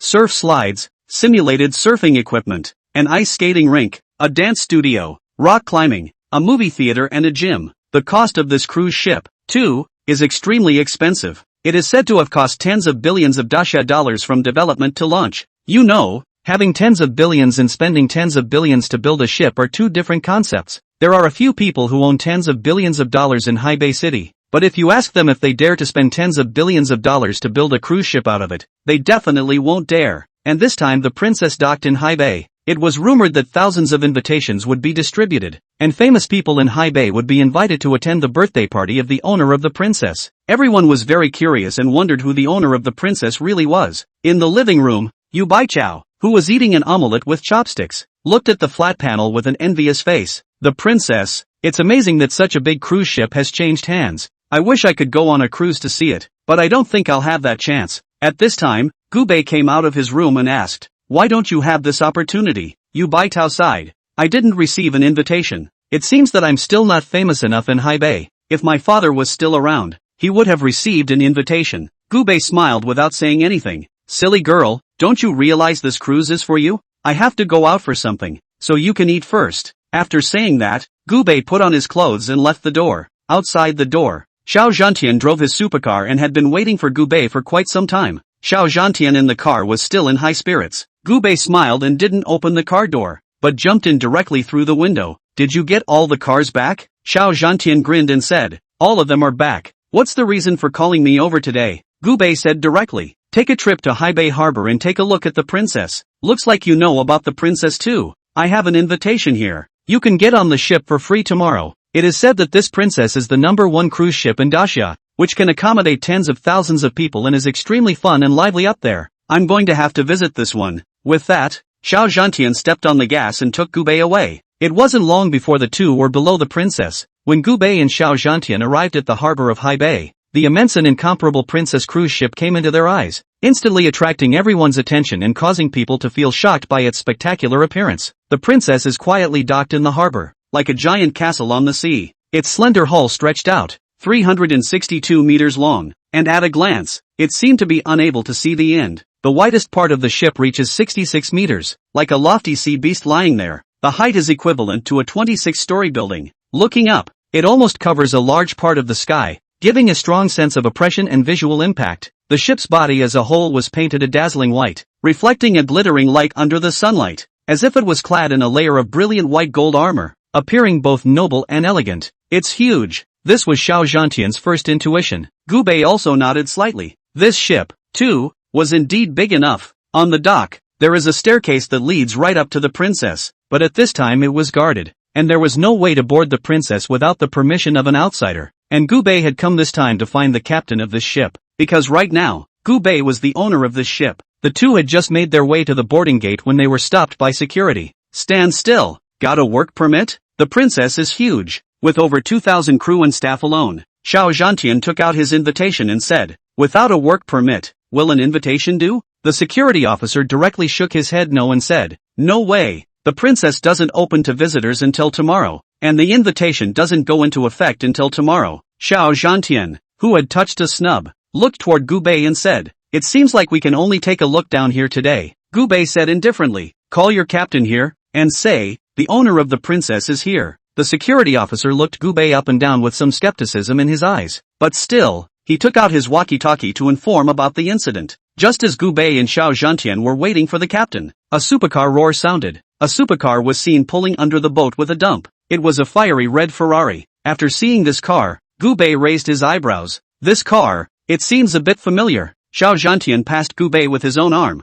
"Definitely looks familiar. Isn't this your car?" Gubei's eyes narrowed as he fixed his gaze. This car, it really was Gubei's, but it's one of Gubei's supercars from 3 years ago. Gubei remembered that at that time, he made a small girlfriend, not very old. She likes supercars, so he gave her the red Lafa to drive. But ever since Gubei's accident, his little girlfriend had played the disappearing act and was nowhere to be found behind him. Gubei didn't expect to see this car here. The door of the supercar opened and a hot girl in a super short skirt stepped out of the car. The girl was dressed extremely sexy and hot, with heavy makeup and long fiery red hair. From the pilot's seat came a man in crew overalls, and the girl naturally took the man's arm and walked over toward the princess. "Gubei?" After seeing Gubei, the girl was obviously slightly stunned. Chapter 99 Captain Jack Chang, why are you here? The girl frowned slightly. "What? Is this your house? I can't come?" Gubei asked indifferently as he stuck his hands in his pockets. The girl in front of her was named Chu Qingyu, and was considered Gubei's half-ex-girlfriend. The reason why it was half was because Gubei had never had sex with her. The two were just stuck at the holding hands and taking a walk stage. Even Gubei hadn't kissed Chu Qingyu. However, at that time, Gubei's feelings for Chu Qingyu were true. At that time, he felt that Chu Qingyu was the love of his life. so he responded to Chu Qingyu's requests. But Gu Bei didn't expect that Chu Qingyu would be the first to clear her relationship with Gu Bei after learning that he had been sent to jail, and didn't come to visit Gu Bei once. Not only that, she also sold all the luxuries that Gu Bei had given her. It was exchanged for several $1,000,000 in cash, and Gu Bei hasn't heard from her since. I didn't expect to meet again, but it was under the princess. You're out of jail, Chu Qingyu asked. Gu Bei nodded slightly. Good behavior and was released early. Oh, since it's out, let's be good people. Introduce. This one is my current boyfriend, Zhou Chuliang. The tall man beside Chu Qingyu stood out and nodded slightly towards Gu Bei. It seemed polite, but there was a hint of condescension in his eyes. He didn't even take a proper look at Gu Bei, and Gu Bei didn't pay any attention to him. He also had no desire to recognize this Zhou Chuliang. I heard that the Gu family's mother and son were killed, and now that the Gu family has fallen, now that you're out of prison, what are your plans for the future? Chu Qingyu asked. Gu Bei smiled playfully. Are you concerned about me? You can think so. After all, you were kind of nice to me back in the day. After saying that, Chu Qingyu took Zhou Chuliang's arm on the side. My boyfriend is the captain of the princess, and I can have him set you up with a job on the princess as a supervisor if you need it. Gu Bei suddenly smiled playfully. Me, going to be a crew member? Don't you underestimate the job of a crew member? Do you know how many people are on the princess? Just the staff. There are 2,000 or 3,000. That is to say, my boyfriend manages 2,000 or 3,000 people. You follow him. To the ship can also manage a few hundred people. A monthly salary of tens of thousands of easy. After all, you're no longer the Gu family's young master now, and such a job is something that ordinary people can't even beg for. So I've been kind enough to you. At those words, Gu Bei smiled. In that case, your boyfriend is quite good at what he does. Chu Qingyu frowned slightly and said, you don't need to be shifty here. The princess is the #1 cruise ship in Daxia. To be the captain of the princess, not only does it require a strong education, but it also requires connections and abilities. My boyfriend's annual salary for 1 year is $5 million.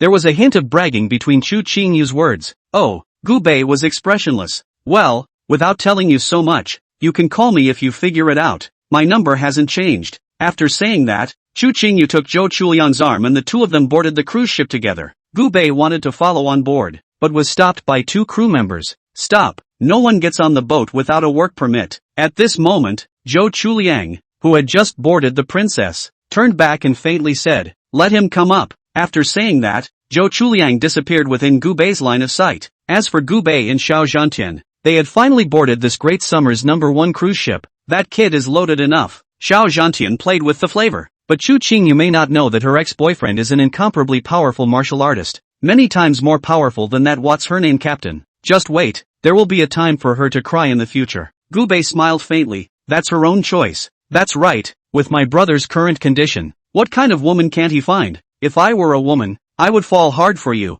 Xiao Zhantian patted Gu Bei's arm. The two took a tour of the princess, which, it must be said, was immense. The two of them walked around and it took them a surprisingly long 2 hours. Inside the princess, a variety of entertainment facilities are available. There's nothing you can think of that's not in Princess. Singing rooms, bars, internet cafes, arcades, and even a rock climbing room. You can play badminton, table tennis and even indoor golf. And princess tickets, too, are extremely expensive. The most common ferry tickets are usually sold at $20,000 a piece. Premium boat tickets are even up to $100,000. The most extravagant presidential suite tickets run into the millions. After the visit, Gu Bei opened his mailbox and dialed the captain's phone number left on it. Shortly afterward, the call was answered. Hello, I'm Gu Bei, the new owner of the princess. After freezing for a moment on the other side of the phone, his voice immediately cleared up. Hello, Mr. Gu. I am Zhang Jie, the captain of the princess. May I ask where you are?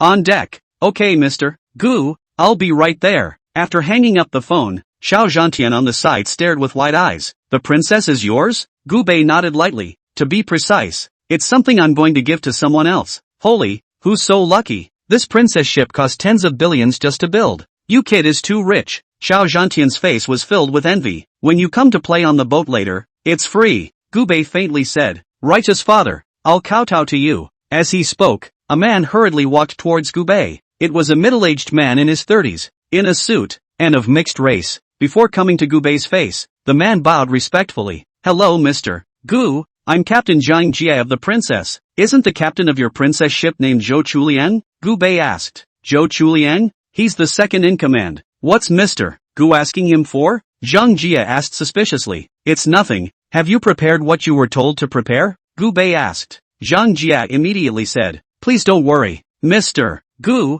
we hired the most professional team in China and spent tens of millions of dollars to create a giant birthday scene. It's guaranteed to satisfy you. Here are the plans. Please look at them. Zhang Jia handed over the planner, and Gu Bei opened it and flipped through it page by page. After reading it, Gu Bei nodded in satisfaction. Good. You'll still be captain from now on if this is done. Upon hearing this, Zhang Jia let out a sigh of relief. His greatest fear is that he won't be able to keep his job. After all, the princess had changed hands, and if the new owner wanted to replace the captain, he would have no choice but to roll with the punches. Thanks, Mr. Gu. On the other side, in the captain's office, Zhou Chuliang hugged Chu Chengyu, and the two of them looked at the seascape and snuggled together. Haruyuki, I remember tomorrow is your birthday, right? I've prepared a big surprise for you. Chapter 100 Embarkation. Surprise? What surprise? Chu Chengyu turned around and looked up at Zhou Chuliang. Zhou Chuliang revealed a mysterious smile. Is it still called a surprise if you say it? You'll know tomorrow.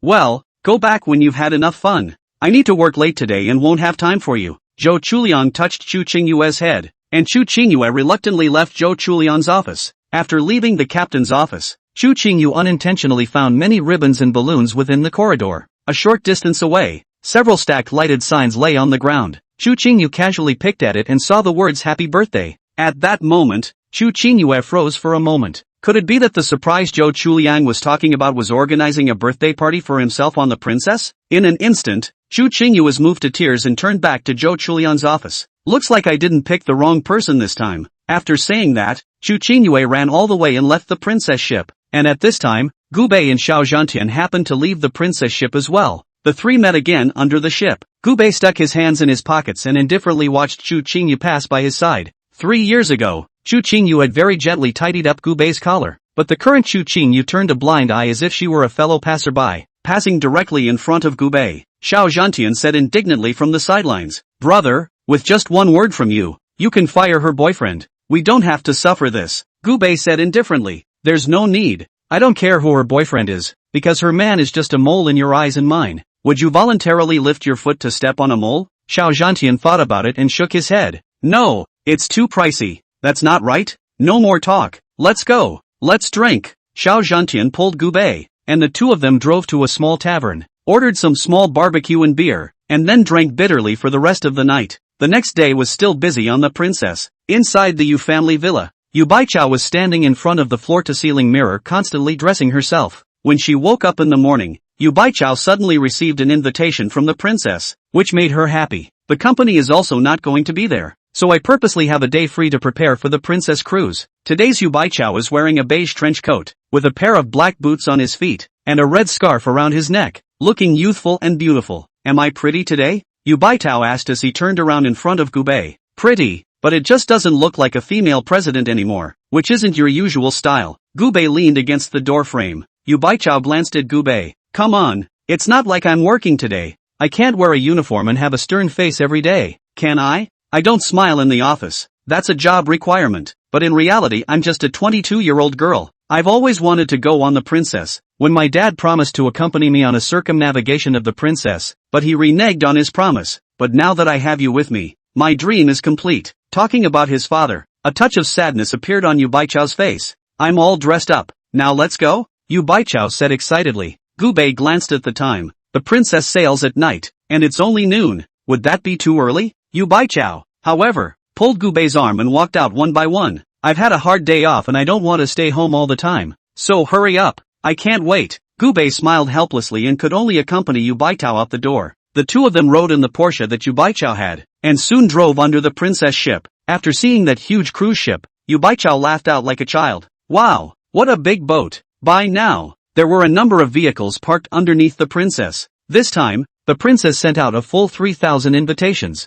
Invited were all the famous families of the northern part of the sea. Although these famous families didn't know who the person who invited them was, they knew that the person who could buy the princess was by no means mortal, so they will definitely appreciate it. Yu Baichao handed over the invitation and the two of them smoothly boarded the princess. Today, the princess is filled with ribbons and balloons, and the whole ship is decorated like a fantasy kingdom. I heard that the princess was bought by a big shot to give to a woman as a birthday gift. I don't know who is so lucky, so envious. Gubei laughed and didn't say anything. Silly girl, you still don't know. That woman is yourself, right? All afternoon, Gubei was accompanying Yu Baitao around the princess. All the items on the ship were played by Gubei with Yu Baitao. Soon it was evening, it was dark, and all the celebrities invited by the princess had arrived. There are many familiar faces among them, and the colorful running lights on the princess were lit up at this time, and even more light-hearted music was playing. NPCs dressed as Disney dolls also emerged from the studios and wandered the cruise ship. Bunny girls carrying drinks are also everywhere. 3,000 invitations, but more than 10,000 people came. Everyone was dragging their families and princess was straight up full. The whole princess was very lively, and Gubei glanced at the time and felt that it was almost time. So he pulled Yu Baichao to the most conspicuous place in the whole princess ship. Zhang Jia purposely built a high platform on the deck of the princess, which was surrounded by the staff and no one was allowed to approach without the captain's permission. And here, Gubei ran into an unexpected person. Chu Qingyue. Today's Chu Qingyu was wearing a white wedding dress and a jade crown on her head, a happy smile on her face. After seeing Chu Qingyu's outfit, Gubei was slightly stunned, obviously not expecting her to appear in a wedding dress. And Chu Qingyue not only came by herself, but also called all her girlfriends and classmates, dozens of them. Beautiful. It's just too beautiful. Haruyuki, look here. Eggplant. Chu Qingyu's girlfriends took out their cameras to click pictures of Chu Qingyu, and at this moment, Chu Qingyu's #1 best friend said with an envious face, Qingyu, your boyfriend is too good to you too, right?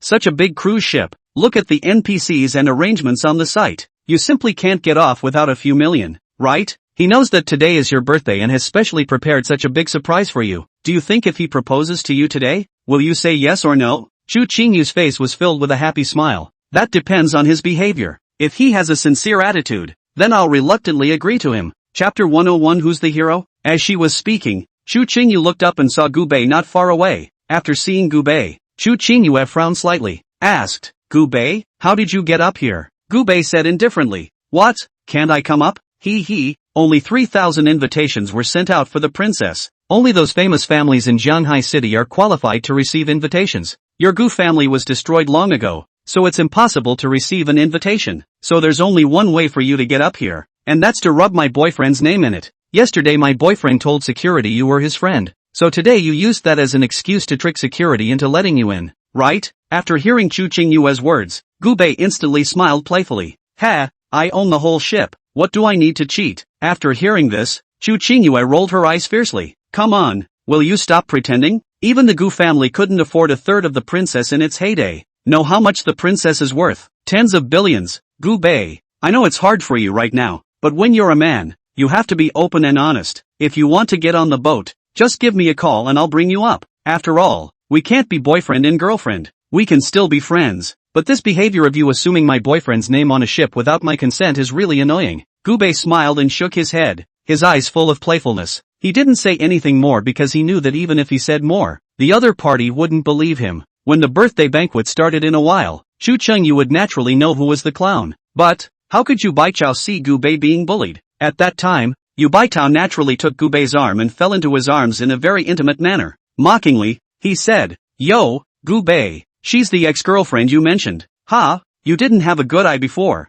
Hearing those words, Chu Qingyu immediately looked at Yu Baichao with a hostile gaze. But after seeing Yu Baichao's body and face and temperament, Chu Qingyu was instantly dumbfounded. After Chu Qingyu had finished her makeup, she was considered an 8-point beauty, but the Yu Baichao in front of her simply stood here, and her aura completed the crushing. Top 10 very beautiful women. In front of her, Chu Qingyu even had a feeling of being ashamed of herself. But, this was her home turf. She was the main character today, so how could she be willing to be taunted by another woman? Who are you? What right do you have to yell in front of me? A woman who rubbed my boyfriend's name on the boat? Chu Qingyu asked in a cold voice. Yu Baichao raised her eyebrows slightly, fished out the invitation from her bag, and asked, Then may I ask, is this one invitation also obtained by rubbing your boyfriend's name in it? After seeing the invitation, Chu Qingyu was dumbfounded. The invitation was drawn up by the captain, and even her boyfriend had no right to ask questions or make changes. It was obvious that the person in front of him was either rich or noble in high bay, but Chu Qingyu was still unwilling, and her best friend Shui Yi beside her stood up for her.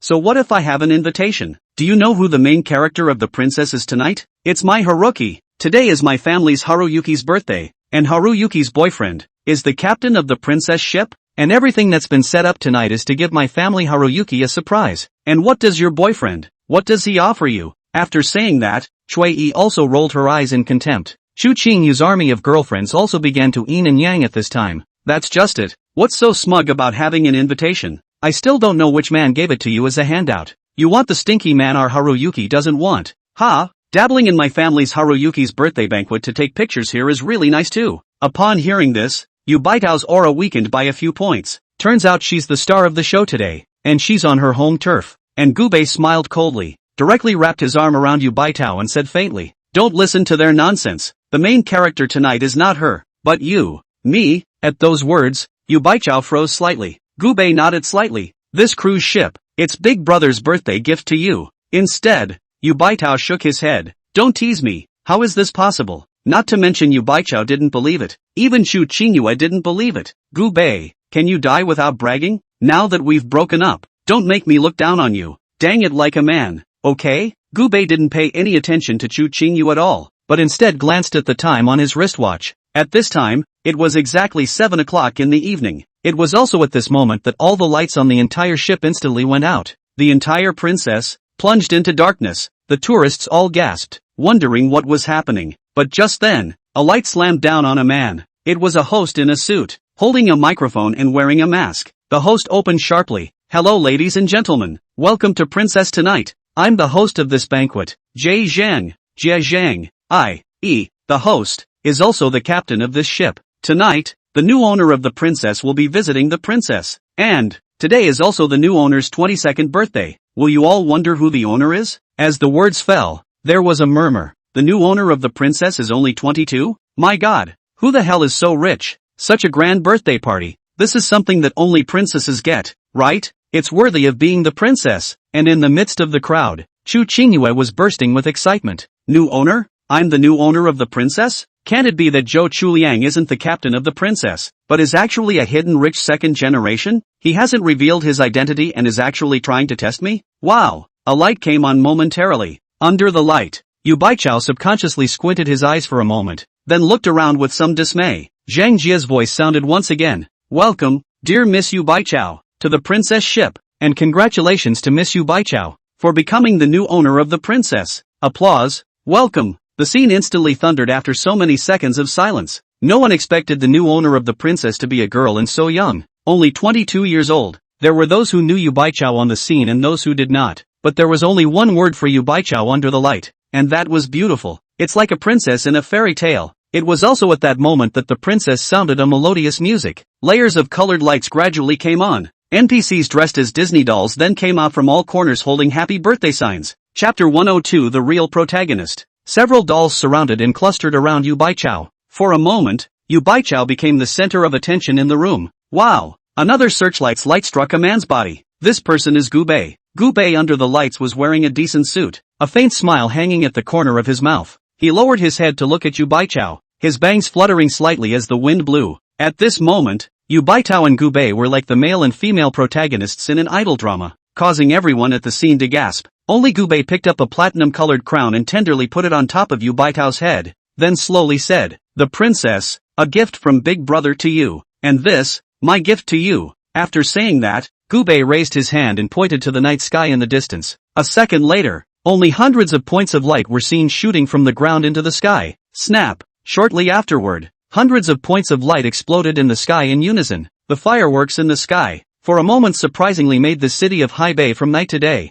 The fireworks even formed 3 words in the air. Yu Bai Tao. Then another round of fireworks went up, forming 4 more words in the air. Happy birthday! At this moment, Yu Baichao covered her small mouth full of surprise, tears welling up in her eyes. Ever since her father went to jail, she has been holding up the entire Yu group on her own. To outsiders, she appears to be a high-strung, career-oriented female president who has no weaknesses and can hold her own on her own. But when no one else is around, she's also a little girl in need of a little heart. Gubei pulled out a necklace from his own bosom and displayed it in front of Yu Baitao. Like it? It was a diamond necklace, and the huge diamonds glowed brightly in the light. Some people around who knew what they were talking about immediately exclaimed out in shock, "I'll go. Isn't this the swan's dream that sold for $130 million at auction?" It's still true. The diamond on this necklace is arguably the biggest and cleanest diamond in Daxia. How envious. Yu Baichao was extremely moved and nodded towards Gubei, and Gubei also put the necklace on Yu Baitao with extreme gentleness. The diamond necklace sparkled on Yu Baichao's white collarbone and seemed to have found its best home.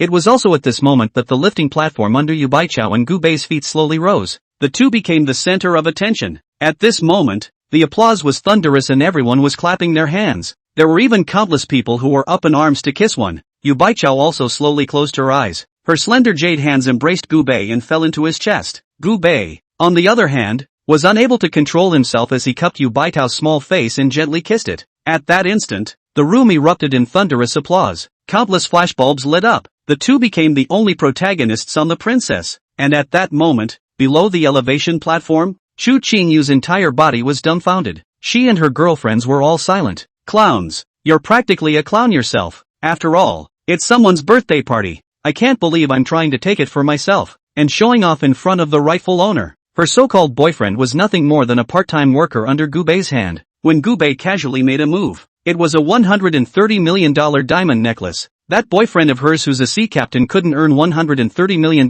in a lifetime of work. At this moment, Chu Qingyu's face was as red as a monkey's butt. Chu Qingyu trembled slightly, took out her cell phone, and dialed Zhou Chuliang's number. Zhou Chuliang, where are you? Get your ass over here. It was also at this moment that a Donald Duck figure slowly approached Chu Qingyu, only to see the Donald Duck mannequin directly half-kneeling in front of Chu Qingyu, then took out a diamond ring. Haruyuki, marry me. The Donald Duck figure was then removed, revealing the face of Zhou Chuliang. On Zhou Chuliang's face, there was still a harmless smile on his face, and Chu Qingyu stared wide-eyed at the diamond ring that was only a little bit in Zhou Chuliang's hand and asked, "Is this what you call a surprise?" "Yeah, don't you like it? This ring is from DR and you can only buy one in a lifetime." Zhou Chuliang stood up and smiled gently. He thought to himself, "I'm not going to charm you to death with this move," he said. If Chu Qingyu didn't have the preconceived notion that she was the main character of The Princess, she would have felt satisfied as well. But at this moment, she looked at no one, including Zhou Chuliang.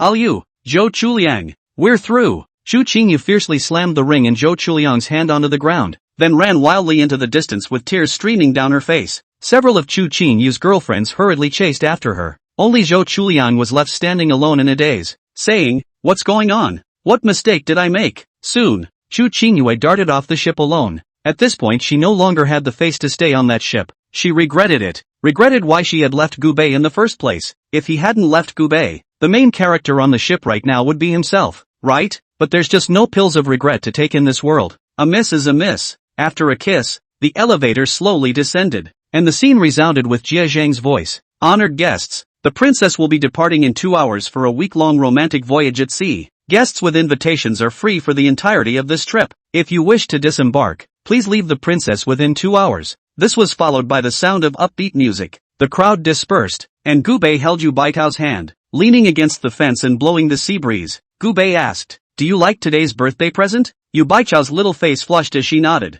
"Like it, very much, only, where did my father get such a big ship?" Gu Bei looked into the distance and said indifferently, "Dragon Prison, a sanctuary for powerful people all over the world. If my guess is good, the original owner of the princess should have gone in, and if you want to live in it, you have to have the shelter of Big Brother. And this princess, this is his pitch to Big Brother, and Big Brother's surprise to you." At those words, a hint of sadness flashed under Yu Baichao's eyes. "It would be nice if I could go see father sometime." "Don't worry, there will be opportunities." After saying that, Gu Bei wrapped his arms around Yu Baichao's somewhat cold shoulders and leaned her towards his arms. The two of them looked out to sea, blowing in the sea breeze, enjoying a quiet moment that had been long overdue. But there were just people who didn't want the two to be quiet. With a flurry of agitation, a large group of people were seen suddenly bursting onto the princess. Bang! A gunshot rang out on the princess. All the tourists all panicked. "Gu Bei, I know you're on the ship. Get your ass out here. Today, I will kill you."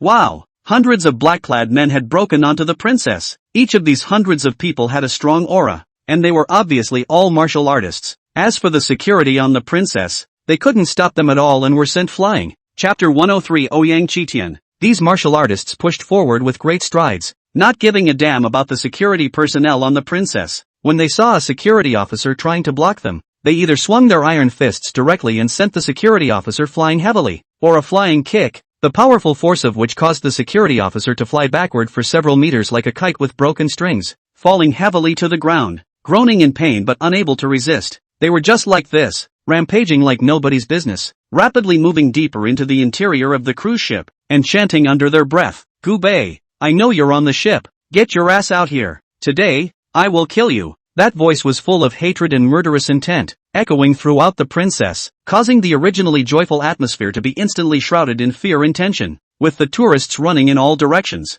the scene a chaotic mess. Seeing an intruder on the princess, Captain Jack Chang immediately leads a large security force in a counterattack. The princess was the largest cruise ship in Daxia, and the security couldn't be all ordinary people. There was no shortage of dozens of martial artists either. At this moment, Zhang Jie led dozens of martial artists to rush directly in front of the group. Stop right there. Dare to make trouble on the princess. Do you have a hard-on for life? Zhang Jie said angrily. The leader of the other party smiled disdainfully and said, the princess? Today, if I'm not happy, I'll make this place a princess grave. After saying that, the old man casually waved his hand, and a powerful pressure was instantly released from his body. Boom! Everyone just felt a huge mountain pressing down on their shoulders. The powerful pressure made people gasp for air. Zhang Jie and the dozens of martial artists he brought with him were instantly crushed to their knees. Zhang Jie's face changed drastically as he shivered. Surprisingly, it's a martial emperor powerhouse. Martial emperor. The security personnel behind Zhang Jie had nothing but despair in their hearts after hearing those two words. The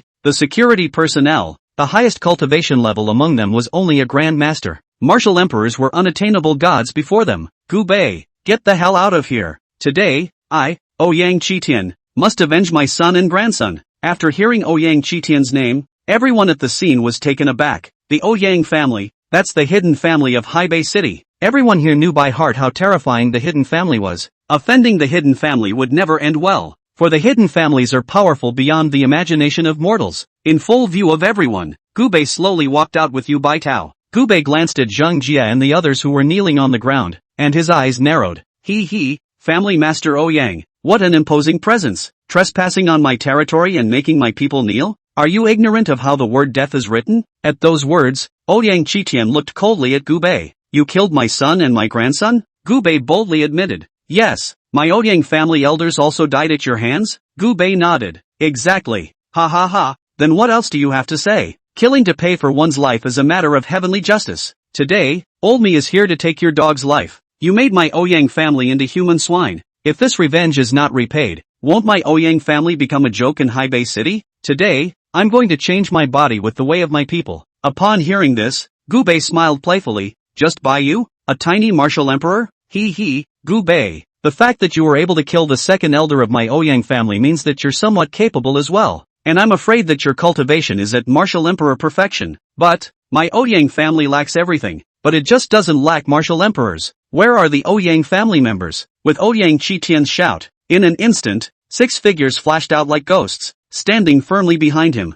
These 6 people's breath surged around them, and their powerful pressures intertwined with each other, rolling toward Gu Bei like a raging tide. The 6 martial emperors released their pressure at the same time, instantly causing Zhang Jie and the others to bleed from their mouths and noses. This kind of pressure was like dragging a person into an underwater abyss, a pressure so powerful that it could crush a mortal to the point of bursting. But Gu Bei was unaffected by this pressure, and Yu Baichao, who had been following him, was safe and sound.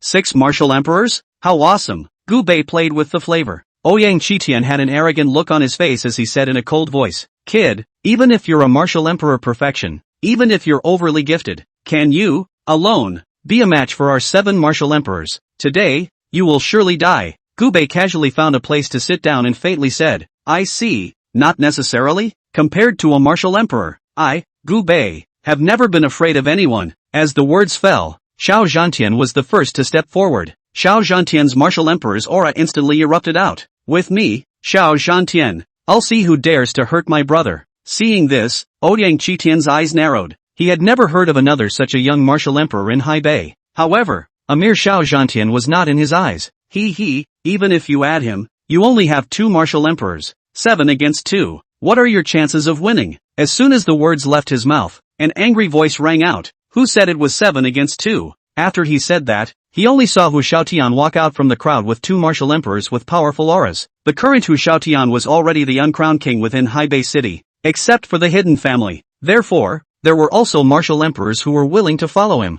The 2 martial emperors stood behind Gu Bei and also erupted that terrifying pressure. Now, it's 4 against 7. At this moment, Ouyang Qitian's face changed slightly, obviously not expecting Hu Xiaotian to be able to find 2 martial emperor henchmen in such a short period of time. But he didn't panic. he still had the advantage in numbers. Ouyang Qitian sneered.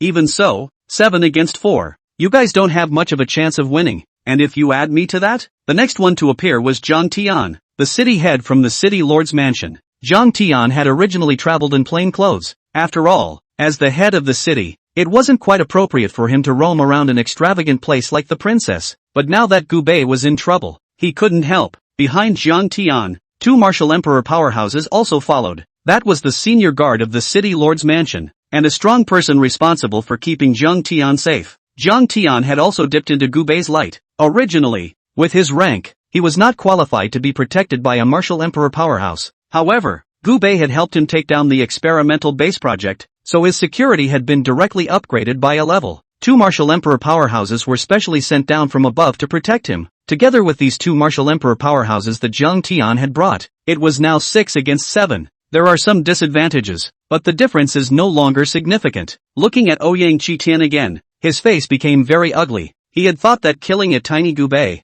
by sending out all the martial emperors of his family, would surely be a handful. However, he didn't expect that Gu Bei would have so many strong martial emperors. It's 6 against 7 now. You still have no advantage. Those who have come forward to help Gu Bei listen to me carefully. By helping Gu Bei, you are standing against our Ouyang family, and from now on, you are the enemies of the Ouyang family. Chapter 104 Throw them all into the sea. As the words fell, there was no expression on the faces of these people in Zhang Tian. The way he looked at Ouyang Qitian was as if he was looking at a clown. So what if I stand against your Ouyang family? In the midst of a fit of laughter, there was only a stirring of the crowd. Then a man cloaked in an overcoat walked out with 4 men with a calm demeanor. Everyone was shocked when the man in the overcoat took off his own hat. Surprisingly, it's the great General Chen Shufan, Grand General Chen Shufan of the Hebei military region. I didn't expect him to come too. The person who came was none other than Tianji Pavilion member, Hebei military region Grand General Chen Shufan. And Chen Shufan had brought 4 martial emperor level powerhouses with him on this trip. In a moment, the 4 martial emperor powerhouses released their terrifying pressure at the same time. Now, it's 10 against 7. Looking at Ouyang Qitian again, his face was already extremely ugly. Even if he, the Ouyang family, was a hidden family, powerful and deep, but what he was facing was 10 martial emperors. What exactly is this Gu Bei's identity? Why are so many people standing up for him? At this moment, Ouyang Qitian was under a lot of pressure. Had he known that Gu Bei's connections were so wide, he wouldn't have stood up and humiliated himself. But Ouyang Qitian didn't know that his nightmare was far from over. Let me see who is trying to make a move against Mr. Gu. At this moment, an old man stepped out from the crowd. Behind this old man, he carried 8 men. These 8 men were all strong at the martial emperor level. This person was one of the vice pavilion masters of Tianji Pavilion, Yu Tianji. The moment Yu Tianji appeared, a crushing situation of 18 against 7 was formed. At this moment, Ouyang Qitian was on the verge of despair. Who the hell is the hidden family, anyway? This kid's connections are so extensive? Even the vice pavilion master of Tianji Pavilion had come forward to back him up. Ouyang Qitian was breathing heavily, and drops of sweat fell from his forehead. He glared viciously at Gu Bei and said angrily, Good brat, count yourself lucky today, let's go. After saying that, Ouyang Qitian brought his people and wanted to leave the princess, but Gu Bei said coldly, you come and go as you please on the princess? You treat this place like your own family's backyard? Ouyang Qitian sniffed and said angrily, then what do you want? Is it hard to think that you still want to kill old me? Let me tell you, I am the head of the Ouyang family. In the Ouyang family, there is still an unseen old ancestor. Our old ancestor's cultivation level is above that of a martial emperor. Gu Bei smiled disdainfully and said, who cares what you are above or below the martial emperor? Tie them all up for me. At Gu Bei's order, Yu Tianji directly rushed forward with a large number of people. Straight away, he began to pentagonize it. In a short while, more than 100 people, all tied into dumplings. Ouyang Qitian, who was tied up, was still unwilling and roared, Gu Bei, quickly release me, or else my Ouyang family won't let you go. And Gu Bei directly ignored him and looked at the guests on the princess. Guests, the princess will be departing soon, so if you want to stay and play, you're welcome. Anyone wishing to leave the princess, please disembark within 20 minutes. Thank you. By this time, a number of tourists had already chosen to disembark. After all, the ones Gu Bei had invited this time were all celebrities in the northern part of the sea. These celebrities have seen the world and are not short of an opportunity for a cruise. So, those who had things to take care of, disembarked in droves. Only some who genuinely wanted to swim chose to stay on board. Yu Tianji and Chen Shufan, among others, also bid farewell to Gu Bei and left the princess. there was only one person who stayed behind in the end, and that was Xiao Zhantian. Xiao Zhantian, as a rich second generation with nothing to do, did not have a job, so he chose to stay and go on a sea cruise. What about these people? Gubei smiled playfully and said faintly, I won't kill them, but I won't let them go either. So all of them will be thrown into the sea in the latter half of the night, and if they can swim back to the sea, they will be lucky to be able to swim back, and if they can't swim back, then don't blame me. At those words, Xiao Zhantian immediately felt his scalp tingle. Toward Gubei, he gave a thumbs up. It's still you who's high, giving people hope and despair at the same time. You know, in a vast ocean, it's impossible for an ordinary person to swim back to shore. Even if a martial artist's endurance and physical strength were countless times greater than that of an ordinary person, it was extremely difficult to swim back, not to mention the fact that they will get lost and may swim further and further away. It's more than enough for 3 or 5 of these 100 people to swim back. After learning that Gubei was going to throw them into the ocean, Ouyang Qitian and his men began to panic. Ouyang Qitian's face instantly turned as white as paper, and bean-sized beads of sweat rolled down on his forehead. The original arrogance and ruthlessness in his eyes had long disappeared, replaced by deep fear and despair. His lips trembled slightly and he stammered, Gubei, please let us go. We know we're wrong. We really know we're wrong. Ouyang Qitian's men also began to beg for mercy with a sobbing voice. Mr. Gu, please be magnanimous and spare us this time. We were all forced by the Ouyang family head.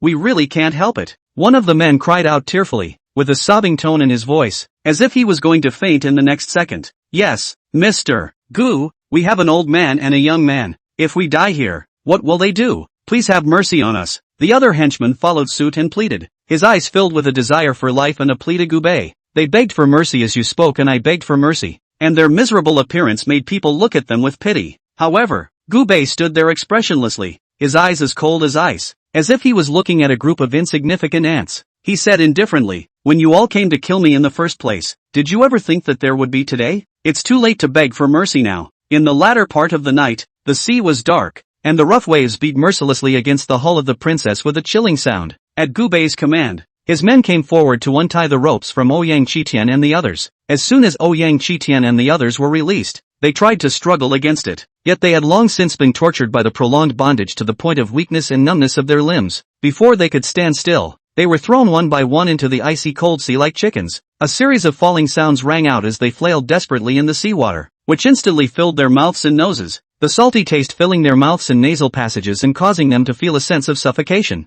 Ouyang Qitian struggled in the water and tried to call out for help. However, his voice was drowned out by the roar of the waves. His eyes were filled with fear and despair, and his heart was filled with remorse as he looked at the princess ship that was gradually moving away. The other henchmen flailed their arms in the water, trying to grab hold of anything that could save their lives, but there was nothing but endless ocean water around them. Some people with better water skills tried to swim toward the distant land, but in this vast ocean, they simply could not recognize the direction, and were swept back by the raging waves before they could swim far. On the princess, Gubei stood with his arms folded, waving his hand toward Ouyang Qitian and the others before turning to leave. Chapter 105 Piracy. While the princess sailed on the sea, Gubei and Yu Baitao lived a few days of leisurely two-person world. The voyage was for 7 days, and the destination was an archipelago 1,000 miles away from Daxia. It was a long way from land, but it was also the territorial sea of Daxia. It is only that it is too far from the land for Daxia to conveniently manage, and in recent years there have been ships from other countries intruding into Daxia's territorial waters to fish and hijack the island's resources.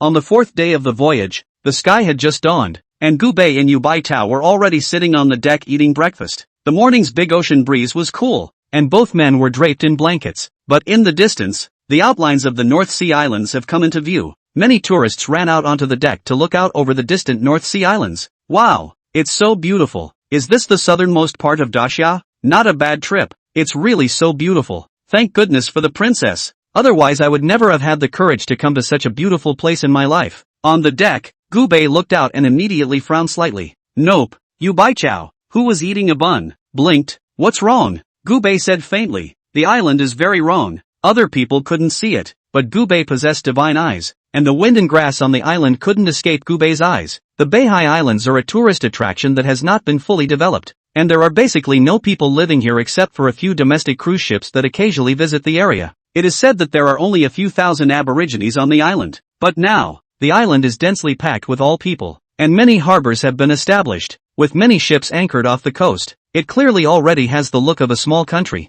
Gubei had discovered them. and they naturally discovered Gubei as well. After all, the princess was not a small ship and could be seen from afar. Only 3 or 4 speedboats were quickly seen heading in the direction of the princess. When it opened closer, everyone gasped. Pirates! It's pirates! Only those 3 or 4 speedboats were seen standing with a total of 20 to 30 people. 20 to 30 men armed with AKs, somewhat dark in complexion, but not black, looking more like the skin color of those in Southeast Asia. 20 or 30 men stood on the speedboat, pointing their AKs at the boat and gibbering about something, but no one could understand their words. Bang! Bang! Bang! At this point, one of the leaders suddenly fired a gun into the air, and this person obviously knew Chinese and shouted in a skillful Chinese, "Stop the ship! You have intruded into the waters of my country, Vietnam! Stop the ship immediately!" Vietnam? When did a Viet Cong pop up again? Gubei smiled playfully. Captain Zhang Jia immediately flew to the side of the ship with his security, and after seeing the 20 to 30 pirates, he frowned. "Give me the water gun." As the words fell, several high-pressure water cannons simultaneously rushed towards those 3 or 4 speedboats. The high-pressure water guns on the princess are terrifyingly powerful,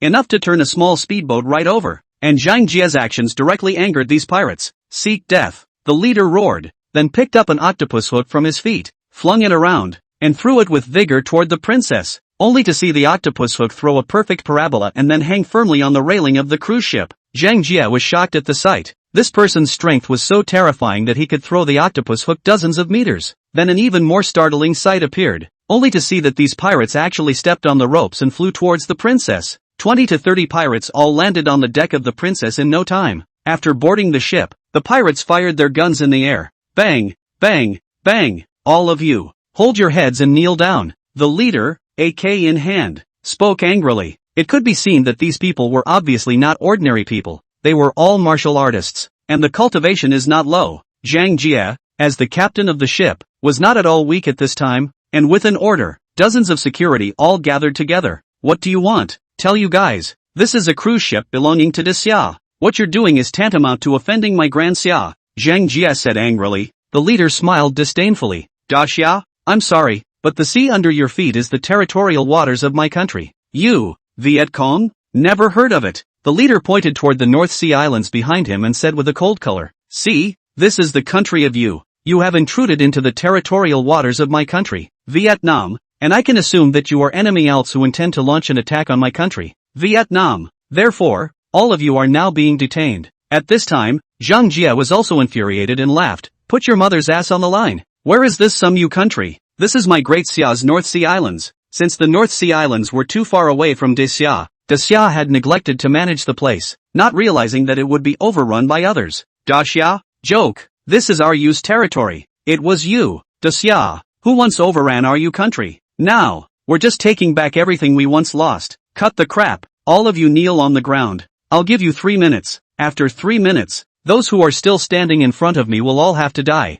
Bang! Bang! Bang! The leader fired 3 more shots into the air. Zhang Jia's eyes went cold as he angrily said, "Don't think I'm afraid of you just because you have a gun. We, Da Xia people, are not easy to bully. Martial security, follow me." With a command, 30 to 50 martial artists followed Zhang Jia and rushed towards the group of pirates, and a hint of scorn flashed in the leader's eyes as he said disdainfully, "A bunch of poor chinchi, really looking for death." At Zhang Jia's command, 30 to 50 martial artists pounced towards the pirates with the agility of a cheetah. Seeing this, the leading pirate flashed a hint of viciousness in his eyes and without hesitation shouted, "Shoot!" In an instant, the AK rifles in the hands of 20 to 30 pirates opened fire at the same time. The sound of Dididida's gunfire instantly broke the quietness of the early morning, and bullets whizzed towards Zhang Jia and the others like crazy wasps. However, Zhang Jia and the others were martial artists after all, and they had prepared for this. One could only see their figures flashing, exercising exquisite body techniques, their feet lightly tapping the deck, their bodies moving from side to side like phantoms. Some of the martial artists leapt high into the air and flipped over, avoiding the rain of bullets coming from the front. Some of the martial artists slid sideways at such a fast speed that the bullets grazed the corners of their clothes and flew by, bringing up a windy sound. In the blink of an eye, Zhang Jia and the others managed to rush to the pirates, but before they could breathe a sigh of relief, they realized that each and every one of these pirates was not a good person. That leading pirate threw the AK gun in his hand behind his back. A hideous smile appeared on his face as he took the lead in attacking towards Zhang Jia. His figure was as fast as lightning, instantly bulldozing to him, and he blasted out with a fist, the wind whistling, actually carrying a powerful sonic boom sound. as if it was a cannonball smashing towards Zhang Jie's chest. Chapter 106 Vietnam. Zhang Jie was startled and hurriedly crossed his arms to protect his chest in an attempt to ward off this fatal blow. Only heard a loud boom. Like a thunderbolt. Zhang Jie only felt a force like a mountain. His body flew out like a kite with broken strings. It slammed heavily into the wall behind him, and the wall was instantly knocked out of a large crater. Zhang Jie was also spitting blood from his mouth and his face was as white as paper, obviously suffering from extremely serious internal injuries. Seeing this, the other martial artists roared and fought the pirates to the death. A martial artist executed a set of stiff punches that generated wind, and slammed towards the head of a pirate. However, the pirate easily dodged sideways, and then in the process, he delivered an elbow strike that viciously struck the martial artist's abdomen. The martial artist screamed miserably, his body curled up like a shrimp, and he fell to the ground in pain, losing his ability to fight. Another martial artist attempted to sneak attack a pirate from behind. He approached silently and then violently kicked out. The wind of his leg was biting and went straight to the pirate's back, but the pirate looked like he had eyes in his back. His head didn't turn back, he just sunk his body slightly, and then a back kick just hit the martial artist's chest. The martial artist only felt as if his chest had been hit by a heavy hammer. A mouthful of blood gushed out, and his entire body flew backwards for several meters, falling heavily onto the deck. No longer able to get up, under the powerful forceful attacks of these pirates, Zhang Jie and the others were gradually outmatched and were sent flying out. Some of them fell to the ground groaning in pain, while others fell unconscious. The originally neat team instantly became scattered. The deck was a mess. Only the pirates' smug maniacal laughter echoed in the sea breeze. Ha! Is this the strength of your daxia people? Unbeatable. The leader clapped his hands and stomped Zhang Jie under his feet, saying disdainfully. At this moment, the leader put the AK on Zhang Jie's head. Coldly, he said, "It seems that if I don't kill a few people today, you poor Kinkiangs won't listen to me. So I'll make an example of you first and kill a few of you bastards to show this group of monkeys." With that, the leader pulled the trigger straight away. Bang! Just as the gun went off, a coin flew from nowhere and struck the muzzle, letting the muzzle go askew. The bullet hit the deck and bounced off. The leader was instantly startled, and his eyes looked ahead warily. Who is it? Not far away, the blanket-clad Gubei picked up a napkin and wiped his mouth, burping. Eat up. Gubei, who had finished his breakfast, stood up and looked at the leader. Speak your true identities, and you can be spared a whole body. Gubei had long since seen that this group of people were not ordinary pirates at all. They were all well trained and had strong cultivation, obviously a martial artist who had enjoyed top-notch cultivation resources. Otherwise, Zhang Jie and the others wouldn't be no match for them. These people, how can they be willing to be pirates in the district? Behind them, someone must be directing them. The leader, however, did not put Gubei in his eyes, but said disdainfully, "Ha, you don't seem to have understood the situation. Your life is in my hands now. The one who can give you a full body is me." Yes? Gubei smiled playfully and directly pointed at this leader through the air. The leader didn't understand what Gubei meant by this finger at first, but the next scene that made people's jaws drop appeared. The leader's body, surprisingly, slowly floated into the air. He couldn't control his body, and floated higher and higher. Damn, what have you done to me? As it floated higher and higher, the leader began to panic. He was a martial saint powerhouse, but at this moment, he was unable to control his body. This Daxia man, what is his origin? Immediately afterward, with Gubei's one ringing finger snapping, only this leader's body suddenly fell from a high altitude. Mind you, he was now 100 meters from the princess. This leader could only stare in horror and scream miserably. Don't! Snap! The leader fell straight to the deck and became a mess. At this moment, the entire room was dead silent. No one expected that the pirate who was unbeatable just a moment ago would die like this in the next second. This is a martial arts saint, but in front of Gubei, it was as small as a mole cricket. With the leader dead, the remaining 20 to 30 pirates were wide-eyed, each at a loss for words, and Gubei apparently lost his patience and snapped his fingers again, only to see the bodies of these 20 to 30 pirates all fly up uncontrollably. Like the leader just now, they all flew half a meter into the air before falling down and dying alive. For a moment, the deck was littered with bloody corpses, and as if Gubei had done something trivial, he said to Zhang Jie, "Wash the floor." Zhang Jie was stunned for a moment, then hurriedly nodded his head. Yes, yes, yes. It was only at this time that Zhang Jie realized that the one standing in front of him was definitely not an ordinary second-generation rich man, but a teenage genius with extremely strong abilities and strength. On the side, Zhou Chuliang looked at Gubei's back and his face was also extremely complicated. It wasn't until the other day that he realized why his girlfriend broke up with him, because her ex-boyfriend is his own boss. When he thought of his condescending appearance in front of Gubei a few days ago, Zhou Chuliang felt very ridiculous, and at that moment, Gubei also saw Zhou Chuliang. Zhou Chuliang subconsciously tried to leave, but Gubei hooked a finger towards him. Zhou Chuliang's heart thumped. Sure enough, it's time to come or come? Zhou Chuliang came to Gubei with his head lowered. Know what you were called for? Zhou Chuliang lowered his head and nodded. I know, you want to fire me. Ha, am I that narrow-minded? Don't worry, your little with her can't tickle my fancy, Gubei said indifferently. At those words, Zhou Chuliang raised his head and said excitedly, you won't fire me? Instead of firing you, I'm going to give you an important assignment. Go through fire and water, boss. Immediately stated Zhou Chuliang. Gubei pointed to the distant North Sea Islands. Go, call their bosses over to me. And yes, have all of them all kneel down to a conspicuous position and prepare to welcome the arrival of our great Xia subjects. At those words, Zhou Chuliang was dumbfounded. Are you saying that you want me to go? Didn't understand? I don't want to repeat my words a second time. Remember, I, the people of Daxia, never humble myself to anyone.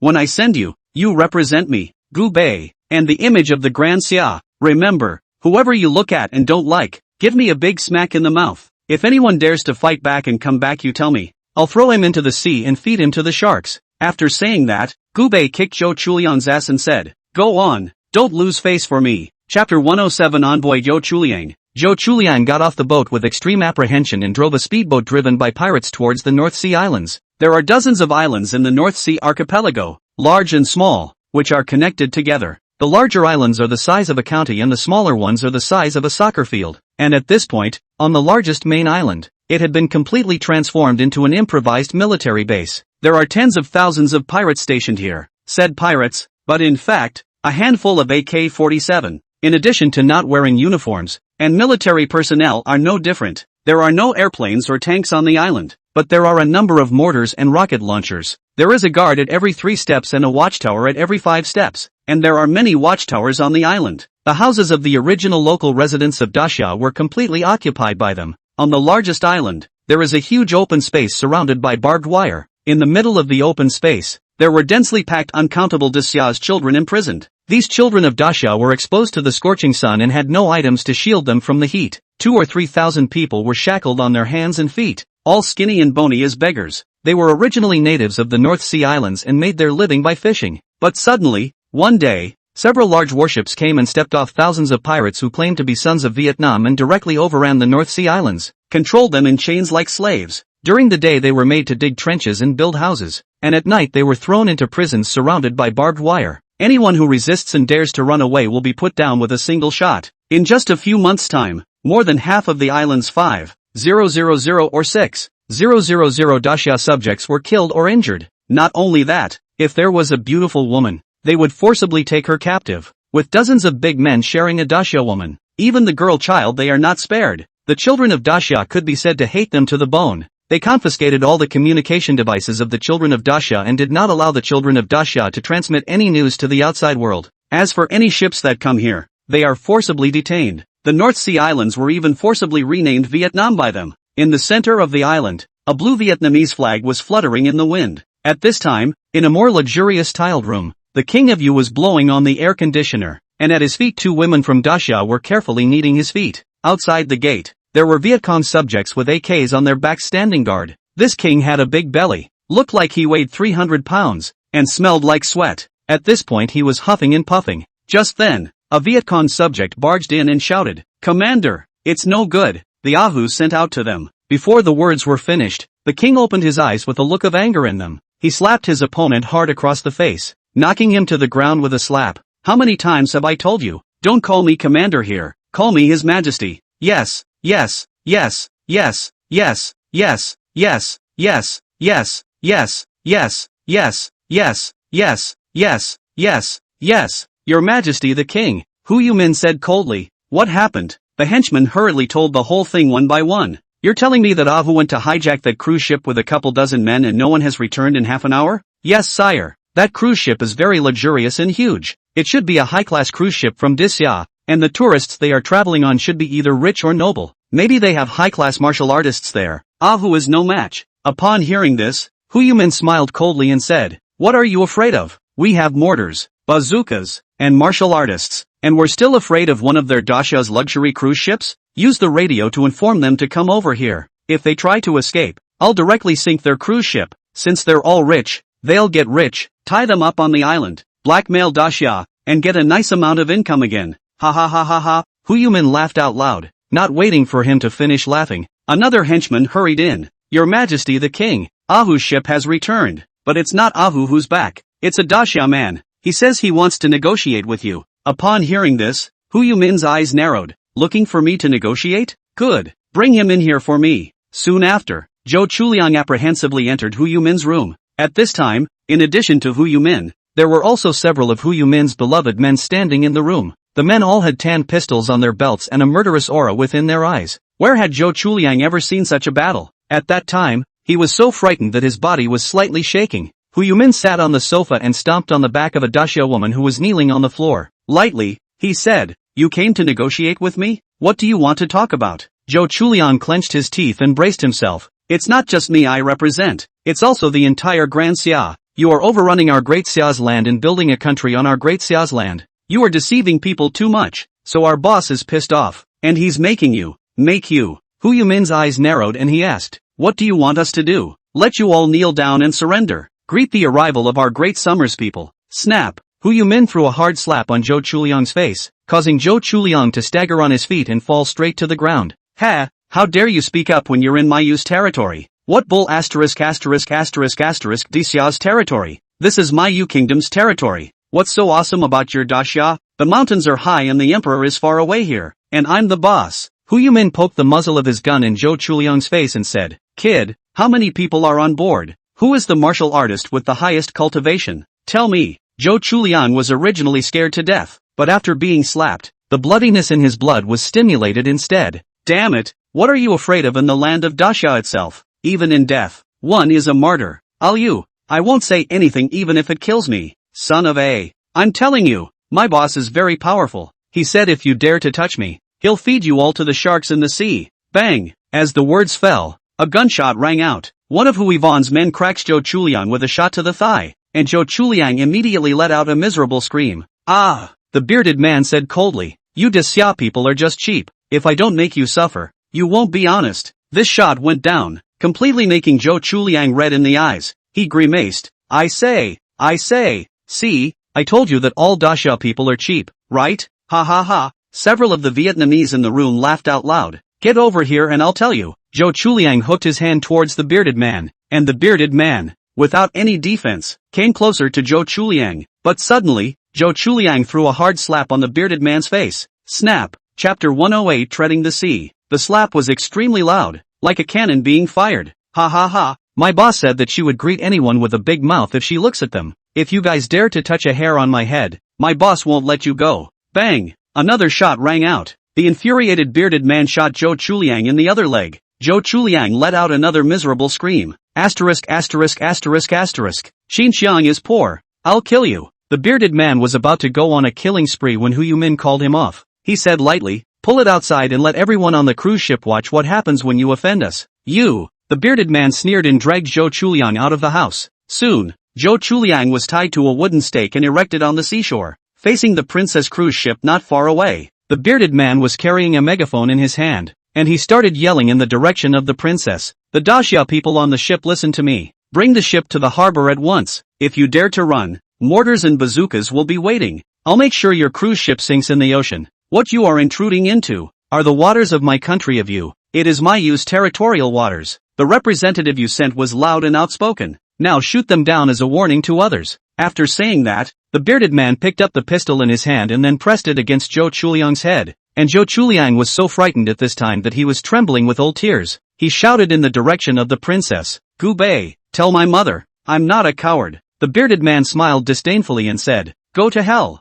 With that, he was ready to pull the trigger. But just at that moment, a whoosh of a breaking sound rang out. A peanut grain shot over at supersonic speed. It pierced straight through the bearded man's head. There was a fluttering sound. The bearded man fell straight to the ground, wide-eyed and out of breath. In an instant, everyone all panicked. "Sniper! There's a sniper on the other side." For a moment, all the pirates began frantically looking for cover. At this time, Hu Viet Minh, who had just walked out of the house, said angrily, "What are you panicking about? How dare you kill my people? Get me a bazooka to sink that broken ship." As the words fell, 3 pirates carrying rocket launchers immediately jogged over, half kneeled on the ground, and after filling the rockets, they pulled the trigger towards the cruise ship. Whoosh! 3 rockets were fired towards the cruise ship. The Princess was big, but it was a civilian cruise ship after all, and it couldn't carry those 3 rockets. But right at this moment, a black shadow holding an itchy scratch jumped straight off the cruise ship. That's right, jumped, only to see this person's feet pointing on the surface of the sea. He darted towards the North Sea Islands, treading the sea. For a moment, all the pirates of all the people all looked dumbfounded,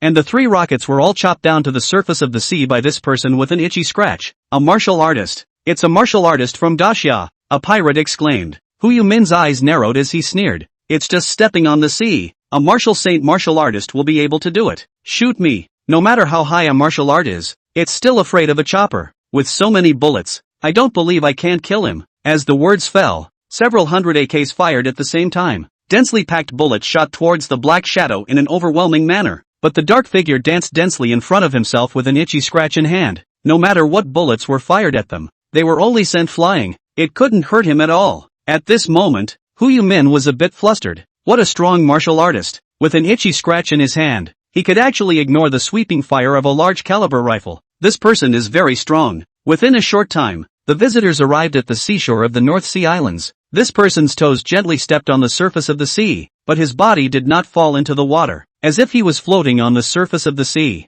The person who came was none other than Gu Bei. Gu Bei glanced at the injuries on Zhou Chulian's body and said coldly, "It seems like you guys didn't take my words to heart. I said for all of you to kneel on the ground to greet the arrival of our great Xia subjects, but instead of doing as I said, you all seriously injured the people I sent. Ha, even if it's one of my Gu Bei's dogs, none of you are qualified to move it. Understand?" Hu Min looked at Gu Bei, who had a powerful aura in front of him, and his heart was also a little drummed, but he knew that he couldn't retreat. Not to mention, his true bottom card hadn't been revealed yet. Treading the sea and ignoring bullets. It seems that you are not a martial saint, but a martial emperor. But you don't think that you're the only one who's a martial emperor, do you? Snap. After saying that, Hu Min clapped his hands, only to see 2 silhouettes walk out from among the 2 houses. These 2 men were standard Southeast Asian looking, dark-skinned and full of lewdness. The moment the 2 appeared, they immediately exuded a terrifying martial emperor aura. Straight pressure on Gu Bei, and Gu Bei laughed disdainfully and said,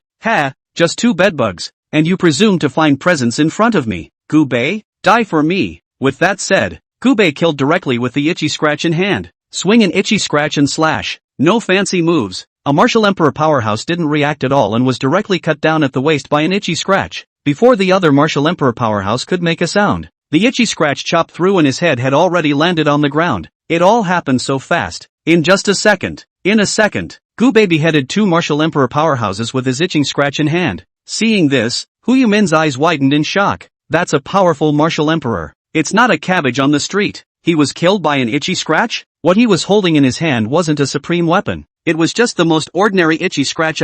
Seeing this, Zhou Chuliang also laughed out loud in excitement. Ha ha ha, this is the price you guys pay for beating me. Now I, boss, will make you guys pay back 1,000,000 times over. Hu Min began to step back. Bullets, shells, and martial emperor were no match for this man. This person should be an absolute powerhouse of the great Xia. Who the hell are you? Gu Bei, itching scratch in hand, said indifferently, "I told you all to kneel on the ground to greet the arrival of my great Xia's people, but instead of listening, you all dared to return fire on my people. Then I'll just have to fulfill my promise and throw all of you into the ocean to feed the sharks." Hu Min's face was ugly as he said, "There are no sharks in these waters. When I say there is here." Snap. Gu Bei directly snapped his fingers, and shortly afterward, shark fins appeared on the surface of the sea not far away, and there was more than one. Only hundreds of densely packed shark fins were seen swimming across the surface. So many shark fins. Hu Min's eyes were wide and his face was ugly. He knew that if Gu Bei didn't die today, they would definitely die. Kill him for me. Together. In an instant, those who could shoot shot, and those who could use rockets used rockets. In an instant, everyone released killing moves towards Gu Bei, and Gu Bei, holding an itching scratch, sneered, "It's been a long time since I've killed pain." Chapter 109 I'm going to destroy a country. Gu Bei held an itchy scratch and stepped onto the North Sea Islands like a demon god descending into the world. His eyes were as cold stars, and his deep eyes were filled with endless majesty and killing intent, as if he was a lord from the 9 hells of purgatory. With just one glance, it can send chills down the spine and shake the soul. That ordinary to the extreme itchy scratch, but in his hands it seemed like a divine weapon that could open up the sky and the earth. Although it hadn't been swung, it already exuded a suffocatingly terrifying aura. His figure was as fast as a ghost, and with a single step, he crossed a distance of several feet. Wherever it passed, the air seemed to be cut by sharp blades, emitting a slight hiss. The pirates stared in horror, and before they could pull the trigger, Gubei had already bullied his way in like lightning. He gently waved the itchy scratch, seemingly casually, but it was like a heavenly authority descending. In that instant, the bodies of several pirates were like fragile pieces of paper, cut off at the waist, and blood rushed up to the sky like a fountain, spilling onto the beach, instantly coloring the golden sand into a blinding blood red.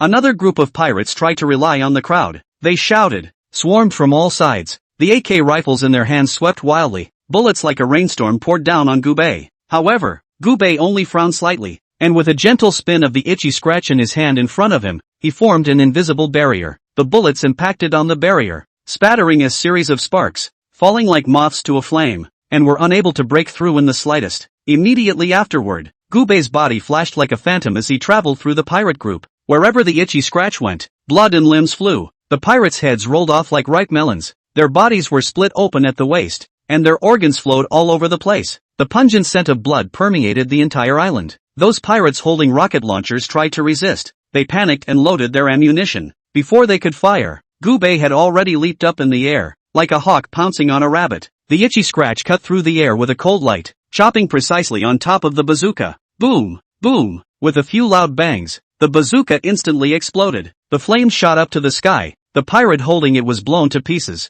and the broken limbs and arms were splattered around along with the thick smoke. Gubei's attacks were like the wind sweeping away the leaves. All the enemies he encountered were killed instantly, and no one was able to make it past a single move under him. The entire island instantly fell into a dead silence. Only Gubei's demonic godlike figure stood, with a sea of blood and mountains of corpses at his feet. These well-trained pirates were unbeatable in front of Gubei. In a matter of minutes, large swaths of people fell at Gubei's feet as if he was chopping up melons and cutting vegetables. It's almost more enjoyable and stress-relieving than a lawn-mowing minigame, with 1,000 or 2,000 people falling into pools of blood. The psychological defenses of the remaining pirates were completely shattered. What stood before them was not human at all. Rather, it is a god who cannot be overcome. The remaining pirates fell to their knees in surrender, raising their weapons high above their heads. And Hu Viet Minh was dumbfounded at this point. The Daxia man in front of him had single-handedly challenged his entire army with his own strength. It is important to realize that they are ostensibly pirates, but in reality, they are an armed force of the Great Yu state.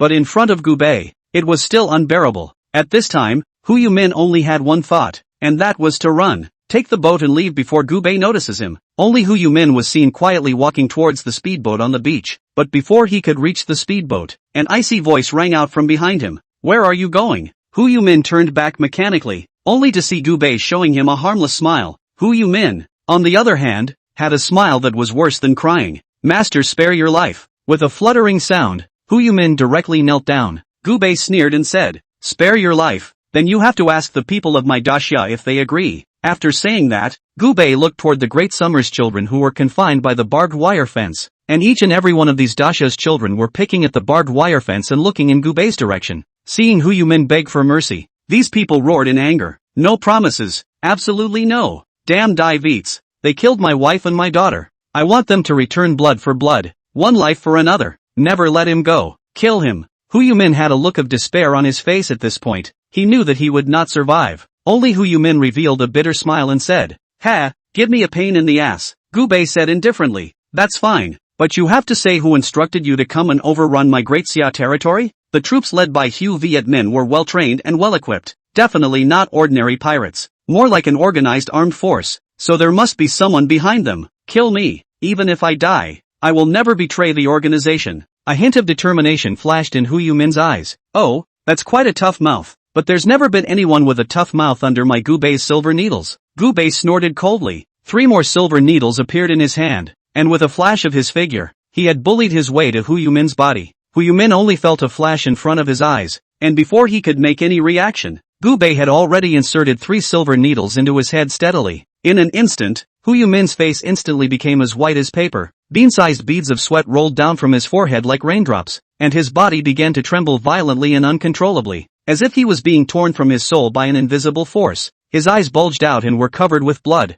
and a low roar of pain came from his throat, a creepy sound like the roar of an evil spirit from the depths of hell. His hands clutched his head in a desperate struggle as he rolled and twisted on the ground, raising a cloud of dust. Each tumble was accompanied by an agonizing howl that resounded throughout the island, causing the air around it to tremble. Ah, ah! Hu Yumin's screams became more and more mournful, and he felt as if his brain was being viciously stabbed by countless blazing steel needles, and as if there were millions of ants frantically gnawing at the nerves inside. His consciousness gradually blurred, yet he clearly felt the endless pain, as if he was in a sea of purgatory fire, unable to escape. Under this torture that was worse than death, Hu Vietmin's will finally broke down completely. With all his might, he raised his trembling finger and pointed to the distance, shouting at the top of his lungs, "It's the king of the Great Yu Kingdom. It was he who ordered me to come. Please, make this pain stop." Upon hearing this, Gubei sneered and slapped Hu Yumin's head with a palm. Sure enough, it's the Great Yu. In fact, Gubei's heart already had an answer, and Hu Yumin's words further confirmed what Gubei had in mind. A small vassal state also dares to overrun my Great Xia's territory.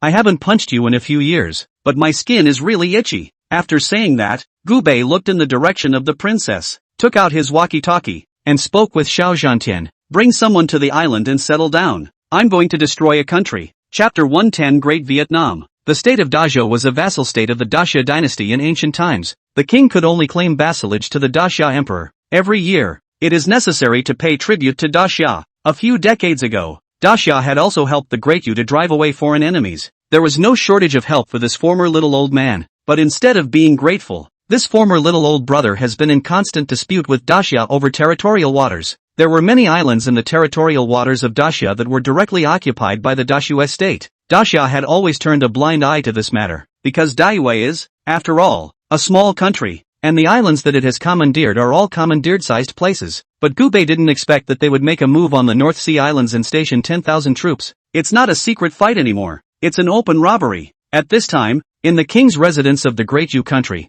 King Hu Yuezhi was holding a meeting. There was silence and solemnity in the richly appointed council chamber. Hu Yuezhi wore a gorgeous robe and sat on top of the king's chair. The two prime ministers of the Great Yu kingdom, Ruanjing and Wu Huichen, were standing on either side of Hu Yuezhi. Further down, there were the civil and military officials of the Great Yu state. Greetings, Your Majesty. At this moment, Ruanjing and Wu Huichen led the civil and military officials and bowed deeply towards Hu Yuezhi, who was sitting on the king's chair. Hu Yuezhi slightly raised his hand before the civil and military ministers dared to rise. After everyone got up, Hu Yuezhi couldn't wait to ask, on the North Sea side, has there been any news from Hu Yumin? Chancellor Ruanjing immediately stepped forward and said, Back to Your Majesty, everything went well. In the name of pirates, Hu Vietmin has established a state in the North Sea Islands under the name of Vietmin, and is now in full control of the North Sea Islands. Upon hearing this, Hu Yuezhi nodded in satisfaction. Well done. The North Sea is rich in resources, and if we occupy the North Sea Islands,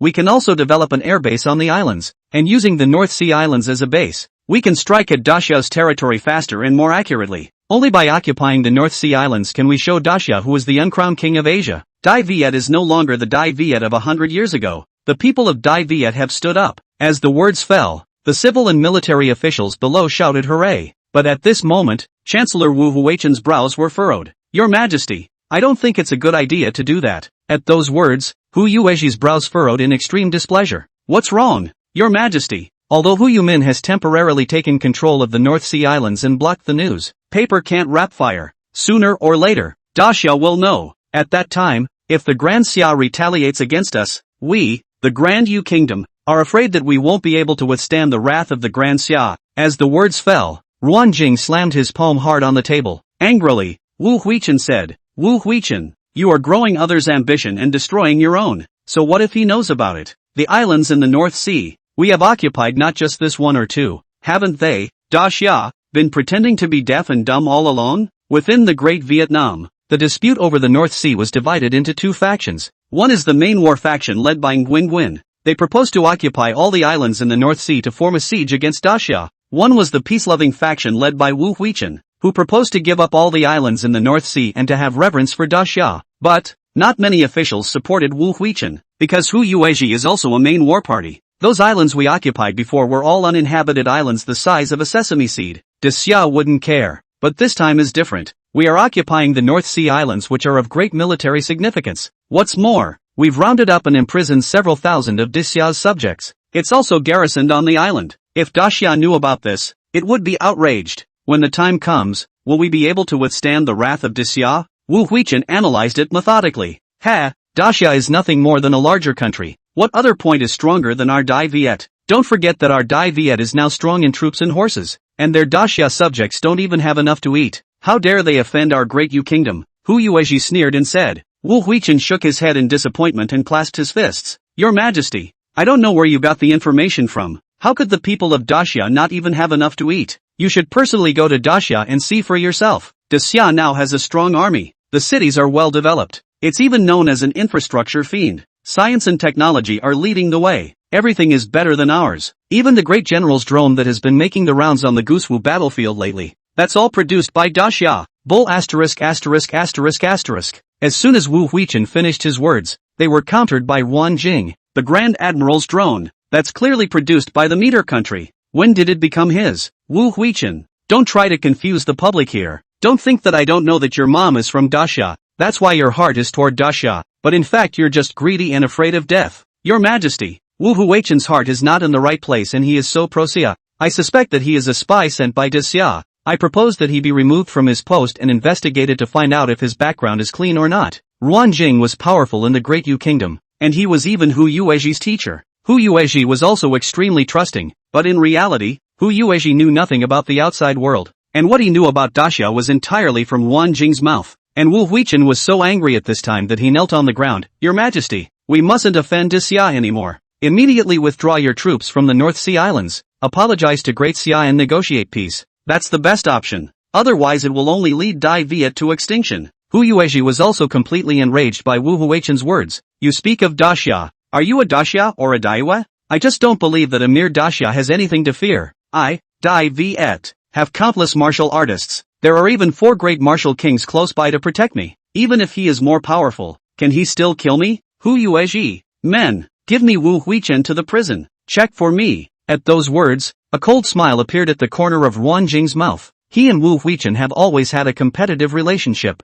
Only when No Huichen fell could he control the entire Dai Viet dynasty, holding the emperor hostage. Chancellor Wu, please? Wen Qian laughed playfully. Wu Huichen said angrily, confused. How can Great Vietnam not die with such a confused ruler? By now, 2 big soldiers carrying guns had come to Wu Huichen and handcuffed him. Just as Wu Huichen was about to be led away from the hall, a silhouette suddenly appeared outside the hall. The visitor was a young man in large pants with flip-flops on his feet. The young man was wearing a pair of sunglasses and was scratching his back with an itchy tickler in his hand. Surveying the surroundings, he asked, let me ask, this is the Imperial Palace of Dai Viet, right? Who is the dog emperor Hu Yuezhi? The whole room was quiet for so many seconds. Ruan Jing was the first to react and said angrily, where did the cats and dogs come from? How dare they intrude into my Dai Viet palace? Where are the personal troops? Get your ass over here. The young man glanced behind him and asked, oh, you mean the dozens with guns outside the door? They reacted too much when they saw me, and I put them all to sleep. Chapter 1:11 Seconds to Kill War General Li. At these words, Hu Yuezhi was furious and clapped his hands. How dare you? This is the imperial palace of my great Yu country. How can it be a place for a petty person like you to spread your wildness?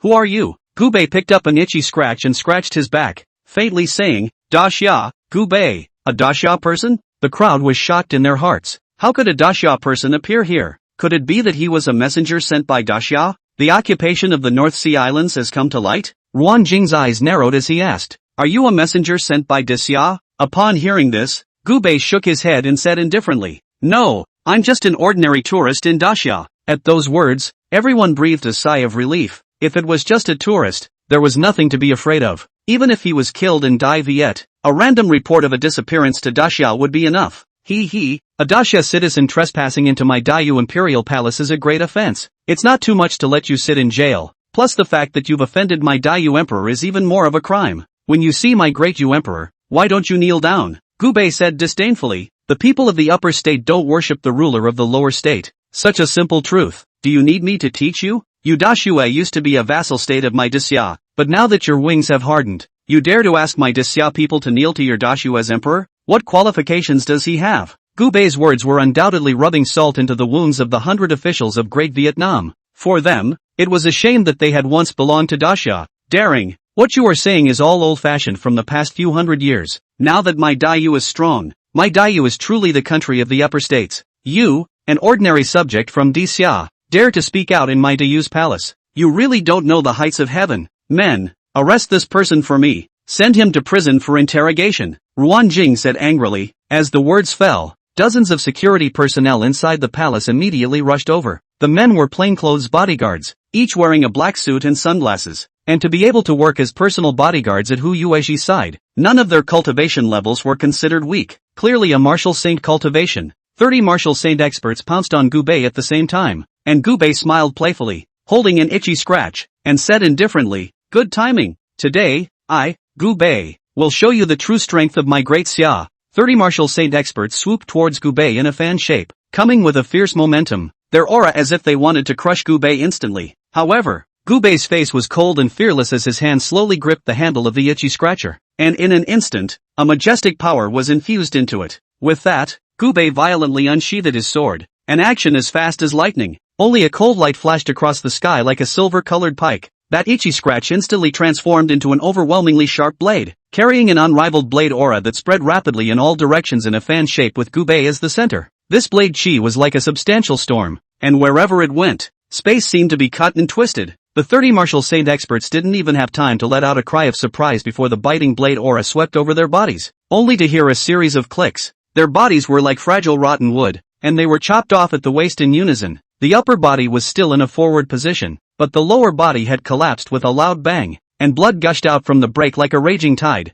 instantly coloring the ground of the palace into a sea of blood. Gubei withdrew his sword and stood. The whole process was like flowing clouds in water. In just a split second, all 30 of these martial saint experts were wiped out. His stance looked more and more cold and powerful in the blood mist, as if he was a demon god from hell, dominating life, death and killing. At this moment, everyone in the room sucked in a breath of cold air. Everyone was shocked. No one had expected Gubei to be so young and his cultivation to be so powerful. 30 strong martial saints were actually killed by him in a single move. What he was holding in his hand was an itchy scratch. It's not some supreme weapon. One must know that the cultivation resources of Daiyu are inferior to Daxia. Therefore, the top martial artists in Dai Viet were extremely rare. A martial saint powerhouse could already sit on a side. A strong martial emperor could even be a feudal official. Martial king powerhouses, even the emperor had to be very polite when he saw them in Great Vietnam. Therefore, a martial saint powerhouse was already considered a top powerhouse in their eyes. However, he was still killed by Gubei in a single move. Demon. Simply demonic. Ruan Jing sucked in a breath of cold air, very shocked. On the side, Wu Huichen, who hadn't been taken away yet, revealed a bitter smile. Great Xia's retaliation has come. Daiyu is finished. Sitting on the throne, Hu Yueji was angry and afraid. After seeing Gubei's strength, he was afraid that Daxia was full of strong people like Gubei. If Daxia kills us, can Dai Viet hold them back? And at this moment, Ruan Jing stepped forward and said soothingly, "Your Majesty has nothing to fear. His cultivation holds up to the martial emperor's great success. It's not like we don't have strong martial emperors in Dai Viet." War General Li. At this time, an extremely burly and strong man came out from among the civil and military officials. The burly man wore an army green uniform and had dark skin. This man is the top general in charge of the 100,000 strong army of Dai Viet, War General Li. His cultivation was also extremely strong. Martial Emperor perfection. One step short of stepping into the ranks of the martial king. "I am here." Ruan Jing pointed a finger at Gubei and said coldly, "I order you to kill this ignorant child of Daxia. Let him see the true strength of my great Vietnam." "My lord, obey." Only a pair of cold eyes of War General Li looked coldly at Gubei, revealing killing intent. He slowly walked towards Gubei, and with every step he took, the killing intent on his body became 1 point stronger. The aura of martial emperor perfection was in full bloom. All the items in the entire hall trembled slightly due to War General Li's aura. The glassware was even crackling and popping. "Kid, this is my Daiyue, not your Daxia. To be so rampant in my Dai Viet, then there's only one thing that can happen to you, and that's death. Go to hell." After saying that, War General Li roared angrily and rushed towards Gubei, slamming his fist into Gubei's chest, and Gubei had a playful smile on his face as he stood still without even moving. The way he looked at War General Li was like looking at a clown. Knock! There was a loud bang. It made everyone's eardrums shake. Li Warrior threw this punch and blasted it solidly into Gubei's chest. With this punch, even a stubborn stone could be smashed with one punch. Even a 10-centimeter steel plate can be pierced by a punch. However, Gubei stood still and didn't even move, and with wide eyes, Warlord Li looked up at Gubei in extreme shock, because he felt that his punch was not hitting a person's body. It seemed to be hitting a big mountain. His punch did not cause any damage to Gubei, but instead caused his tiger's mouth to tingle. Gubei lowered his head and looked at War General Li playfully. Are you tickling me?" Chapter 112 Four Great State Elders. Before Gubei's words fell, he only saw his figure abruptly shake, his muscles tensed up, and his bones emitted a crackling and popping sound. Immediately after that, Gubei violently raised his right fist. That fist traced a blur of light in the air, fast to the extreme, bringing up a sharp whistling sound, like a cannonball blasting towards War General Lee. This punch, which contained the power of destroying the heavens and the earth, the surrounding air seemed to be set on fire, forming a swirl of air currents visible to the naked eye, spinning crazily. War General Lee's eyes widened in horror. He couldn't even make any evasive maneuvers in time. He could only watch that fist like a small mountain smashing towards him, only to hear boom a loud sound. The sound as the sky cracked, the whole palace are trembling violently, as if about to collapse. War General Lee's body was struck by Gubei's fist like a fragile piece of paper, instantly erupting into a mist of blood. His body was directly blasted into mush under the impact of the powerful force, blood and flesh flying and splattering on the surrounding walls and ground in a miserable manner. The originally majestic top general of the Great Vietnam Army had completely disappeared from this world without even a single chance to resist under this punch from Gubei. Only a bloody and deadly silence was left behind, leaving everyone present deeply shaken. That's a strong martial emperor, but in front of this daxia man, he couldn't even pass a single move. It couldn't even break through Gubei's defense. He was killed by Gubei with a single move. Those who could manage to kill War General Lee in seconds had to be at least as strong as a martial king. Gubei. Is it possible that he is a strong martial king? But how could there be such a young martial king? Are all the martial artists in Grand Xia so perverted in their talents? At this moment, Wu Huichen let out a miserable laugh. Your Majesty, at first, I strongly opposed you to stationing troops in the North Sea Islands. You did not listen. Now look, retribution has come, hasn't it? Hu Yuezhi's face was equally ugly. It was fine for him to lose a great general, but if he couldn't get Gubei done, he would have lost his face as the Emperor of Great Vietnam. He said angrily, I'm not wrong. It's just a regional martial king. The great nation of Great Vietnam. Is there no martial king who can match it? Invite the four great state elders for me. The four great state elders, referring to the four old men with the strongest cultivation in Dai Viet. These four old men were all at martial king cultivation level, standing at the very top of power in Dai Viet. They don't do anything on weekdays, just enjoy themselves in the palace. The emperor's woman, they are qualified to play. The emperor's meals, they are entitled to eat. The emperor, instead of being displeased, had to treat him with respect, simply because they were the four strongest martial king powerhouses within the Great Vietnam. Martial artists are the equivalent of nuclear weapons for a country. You can live without it, but you can't live without it. At Hu Yuezhi's command, the four great state elders slowly appeared. With Hu Yuezhi's order, a powerful and oppressive aura slowly spread out from the depths of the palace. The breath was like a substantial fog, and wherever it went, space seemed to be squeezed and distorted, making it difficult to breathe. Before the four great state elders had even appeared, the pressure interwoven by their auras had already swept through the entire hall like a raging tide. The ground began to tremble slightly, as if it could not withstand the invisible pressure, and the masonry on the walls made a crunching sound, as if it would break apart in the next second. A moment later, four old men appeared in front of the crowd like ghosts. Your Majesty, what is it that calls me? One of the four great kingdom elders asked. After seeing the four great state elders, all the civil and military officials present all breathed a sigh of relief. Even if this daxia person is strong, can he be as strong as the four great kingdom elders? In the path of a martial artist, the triple realm of external strength, internal strength, and chemical strength could only be considered as an introduction. The Dechang and Zhongshe realms could only be considered elite martial artists. Martial saints and martial emperors were only considered strong. A martial king is only considered to be an absolute powerhouse. At the very least, in the Great Vietnam, martial king was already considered an absolute powerhouse. Humph! For state elders, this man is a daxia man, and he dared to kill my Daiyu palace, killing War General Lee and many of Daiyu's generals. I ask the four state elders to put him to death, to raise the prestige of my great Yu. Hu Yuezhi stood up, his face full of murderous anger. The four great state elders looked at Gubei at the same time, and after seeing how young Gubei was,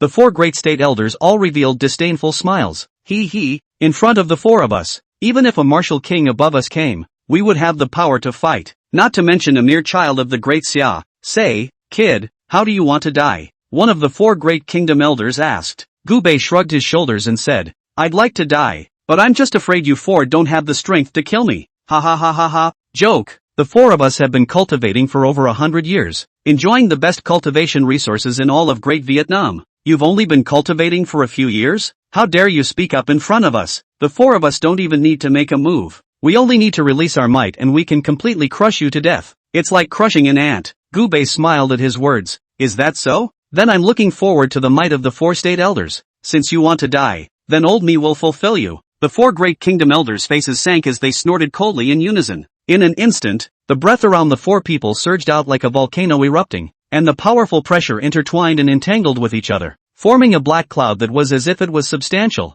rolling towards Gubei with the momentum of a mountain. Wherever this mighty pressure went, the space was dramatically twisted and distorted, and the light all became dim, as if the end of the world was coming. The ground of the palace under heavy pressure. Click click click crack. A deep crack like a spider web spread. The walls of the masonry have fallen off, raising a cloud of dust. The surrounding civil and military officials were affected by this aftermath and instantly turned pale as paper. Their legs softened and they fell to the ground, foaming at the mouth, and some even fainted directly. However, Gubei was as if he was in a spring breeze and was happy. A faint smile hung at the corner of his mouth, and there was not the slightest bit of fear in his eyes, and he even stretched out leisurely, only to see his arms slowly stretching upwards, his body slightly leaning back, his waist gently twisting. Every action seemed so relaxed and cozy, as if this terrifying pressure did not exist at all. In that powerful aura, which was enough to crush everything, Gubei's sleeves only fluttered gently, and his hair was not even messed up in the slightest. His feet were firmly planted on the ground, like a 1,000-year-old tree rooted deep in the earth, indestructible. On the contrary, the 4 great state elders, at this moment, their faces were flushed red, their forehead veins bulging, bean-sized beads of sweat sliding down their cheeks like rain, and their eyes were filled with shock and disbelief. Gubei had a disdainful look on his face. This is the might of the 4 great state elders? It's not as powerful as the pressure cooker in my old home. This is what is known as the strongest fighting force in Great Vietnam. Chapter 113 The Real Mighty Pressure. Now, I, Gubei, will let you all see what true might is. As Gubei's words fell, his aura changed abruptly. The original relaxed and playful demeanor instantly disappeared, replaced by a chilling solemnity and majesty. He slowly raised his head, and the light in his eyes flickered as if they were 2 stars born in a deep universe, emitting endless pressure and mysterious power. In an instant, a terrifying aura that seemed to come from the ancient flood raged out from within him. This aura was like an awakened peerless beast, opening its bloody mouth and letting out a roar that shook the heavens and the earth. It swept in all directions with Gubei at the center,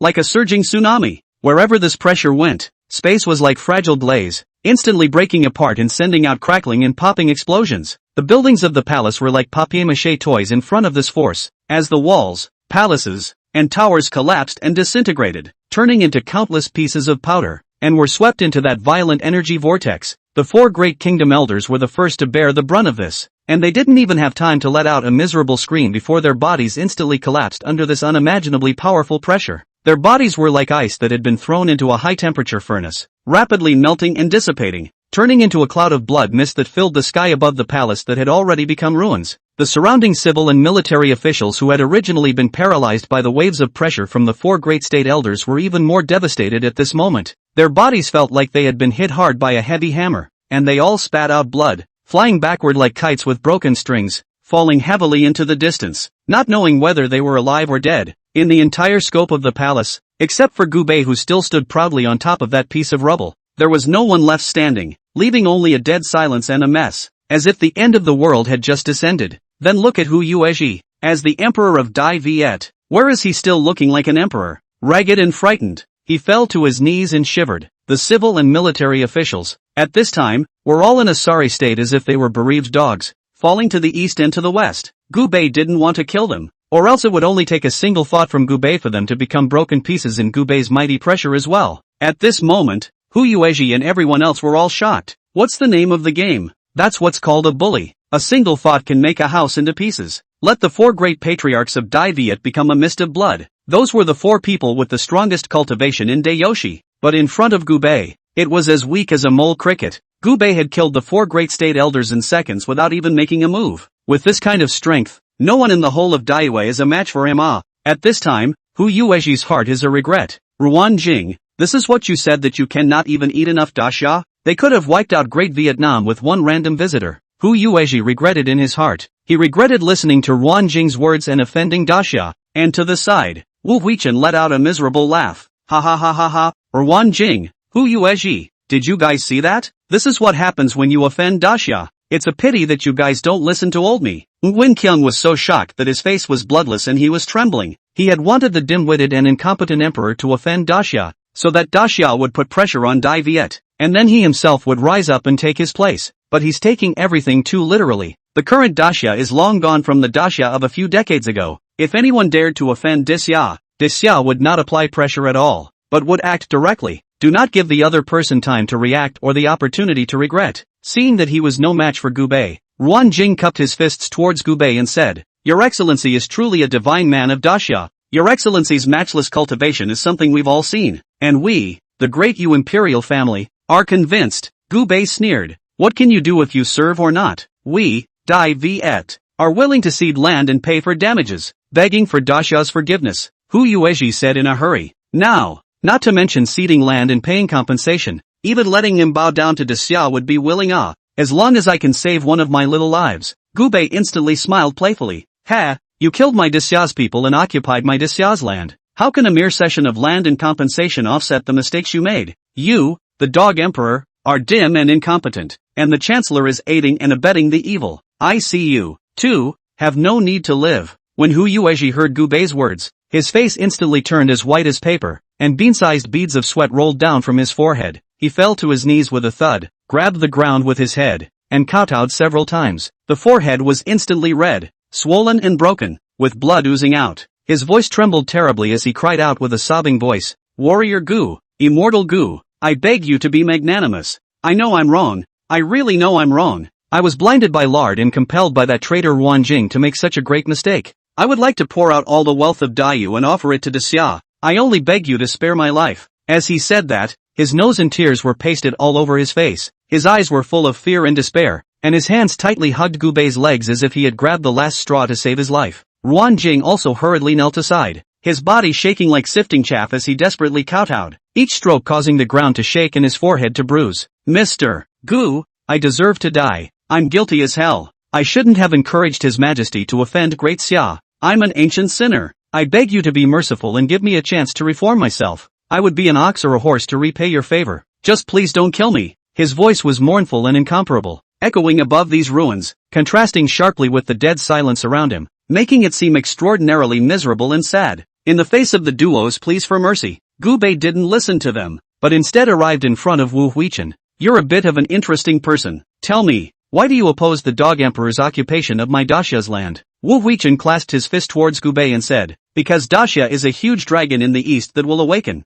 I, Daiyu, am just a small country that needs to rely on the breath of Daxia to survive. And Ruan Jing and Hu Yuezhi even don't know how to live, provoking Daxia again and again. And I know that this will definitely lead to a big mistake, because nowadays, Daxia is rising by leaps and bounds. Even rice has been overtaken by Daxia in many places. My Dai Viet and Daxia are neighbors again. It's really not wise to seek farther away and offend Daxia to curry favor with rice. Nay, the Emperor of Dai Viet doesn't listen to me, and there's nothing I can do about it." Upon hearing this, Gu Bei smiled and said faintly, "You're a man of vision. Not bad. Let me ask you, do you want to be the Emperor of Great Vietnam?" At those words, Wu Huichen froze. "It would be a lie to say that I don't want to. The seductive power of that dragon chair is something no one can resist. In the past, I, Wu Huichen, was loyal to Great Vietnam, but the Emperor disappointed me too much. If the Emperor was a bright ruler, I would never have coveted that dragon chair. But now, I am willing to lead Dai Viet to new heights." Chapter 114 A Change of Emperor.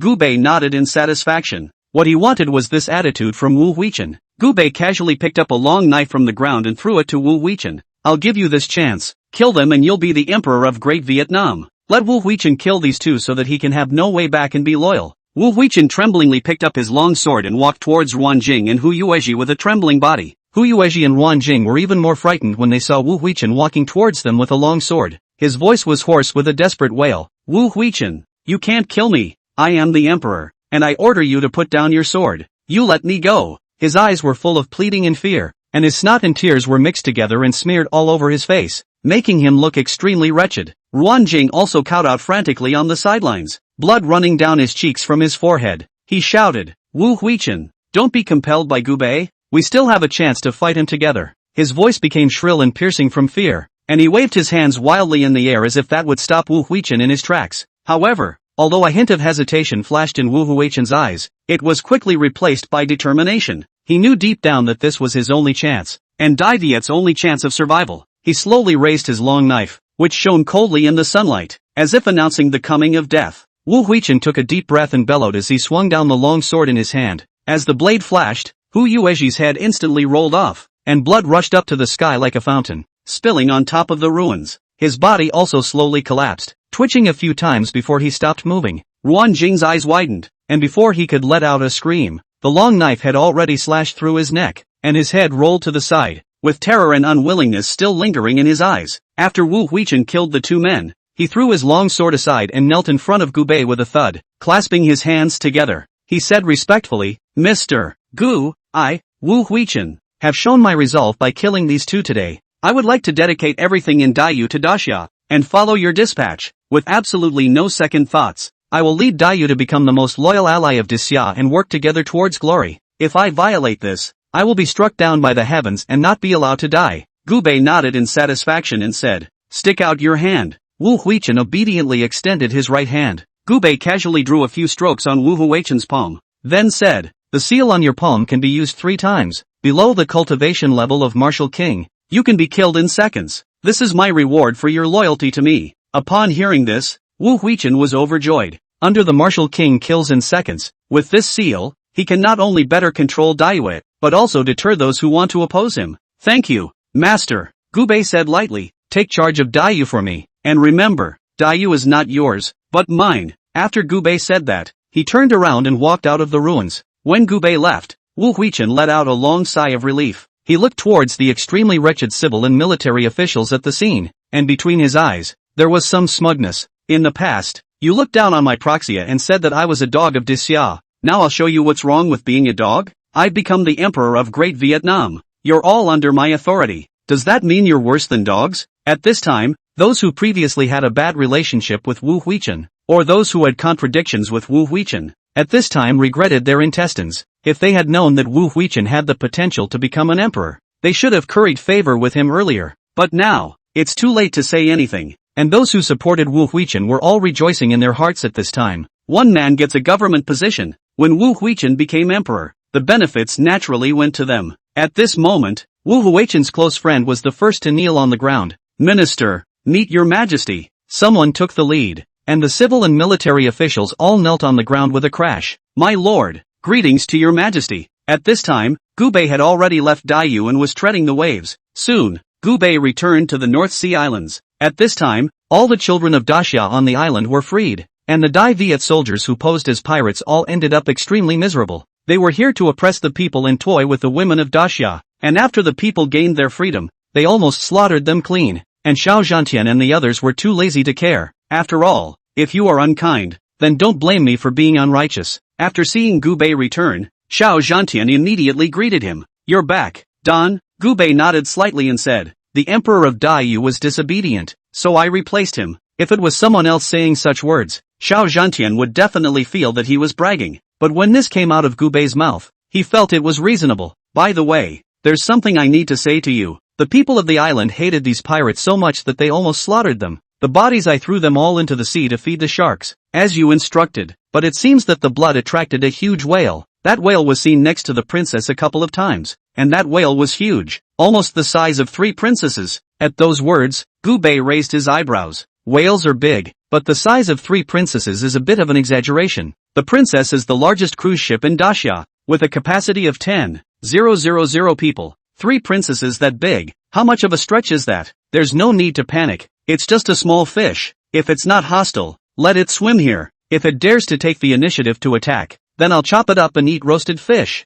Get everyone on board. It's been out for so many days. It's time to return to Daxia. Xiao Zhantian nodded his head. Then all the tourists all boarded the ship and prepared to return. Gu Bei stood on the ship, watching the North Sea Islands get smaller and smaller as the princess set sail. But not long after the princess had left, Xiao Zhantian exclaimed, Gu Bei, look, big fish. Only the whale's huge body was seen slowly rising from the deep sea like a small black hill. The moment it broke the water, it set off a huge wave that covered the sky. Seawater poured down from its huge body like a waterfall, emitting a deafening roar as if the sea was roaring. The whale's tail, which was like a giant oar, flung violently, bringing up a powerful force like a black lightning bolt cutting across the sea. The impact from this force caused the sea to sweep towards the princess like a raging torrent. The princess shook violently like a fragile leaf in front of this tremendous force. The ship made a gut-wrenching creaking sound, as if it would be completely overturned by the force in the next second. The people on the boat were unsteady on their feet and fell to the ground. Cries of terror rose up, and the whole scene was thrown into a state of confusion. Little livestock, how dare you hurt someone? Chapter 115 Beasts of the Sea.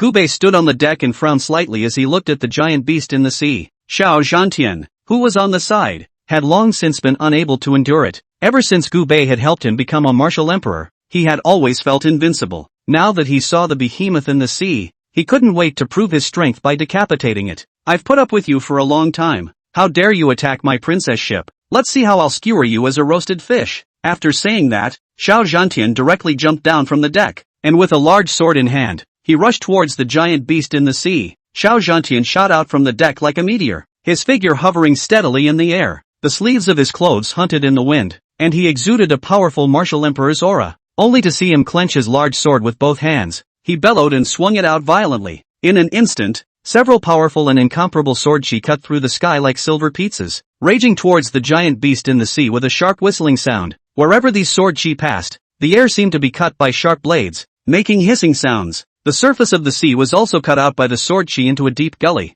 and the seawater splashed up to the sides, forming a spectacular water curtain. However, the giant beast in the sea was as if it was oblivious to the raging sword attack. Its huge and hard body only slightly shook, and the sword chopped on it, only splashing a few faint sparks. It was like an ant trying to shake a tree, unable to cause the slightest substantial damage to it at all. The giant beast's huge, copper bell-like eyes gazed coldly at Xiao Zhantian, then slowly opened that huge mouth, and a powerful force rapidly condensed within its mouth. Immediately afterward, a thick pillar-like water column shot out like a cannonball, and the water column rushed towards Xiao Zhantian at an extremely fast speed. Before Xiao Zhantian could react more, he was hit head-on by this powerful water column. Only a miserable scream was heard as his body flew backwards like a kite with broken strings, tracing a long arc in the air and landing heavily on the distant sea, splashing a huge splash. Soon after, Xiao Zhantian flew back to the deck from the sea. Only Xiao Zhantian was seen constantly rubbing his chest and grimacing. It hurts so much. How come this fish is so thick-skinned? It still hurts so much to hit someone?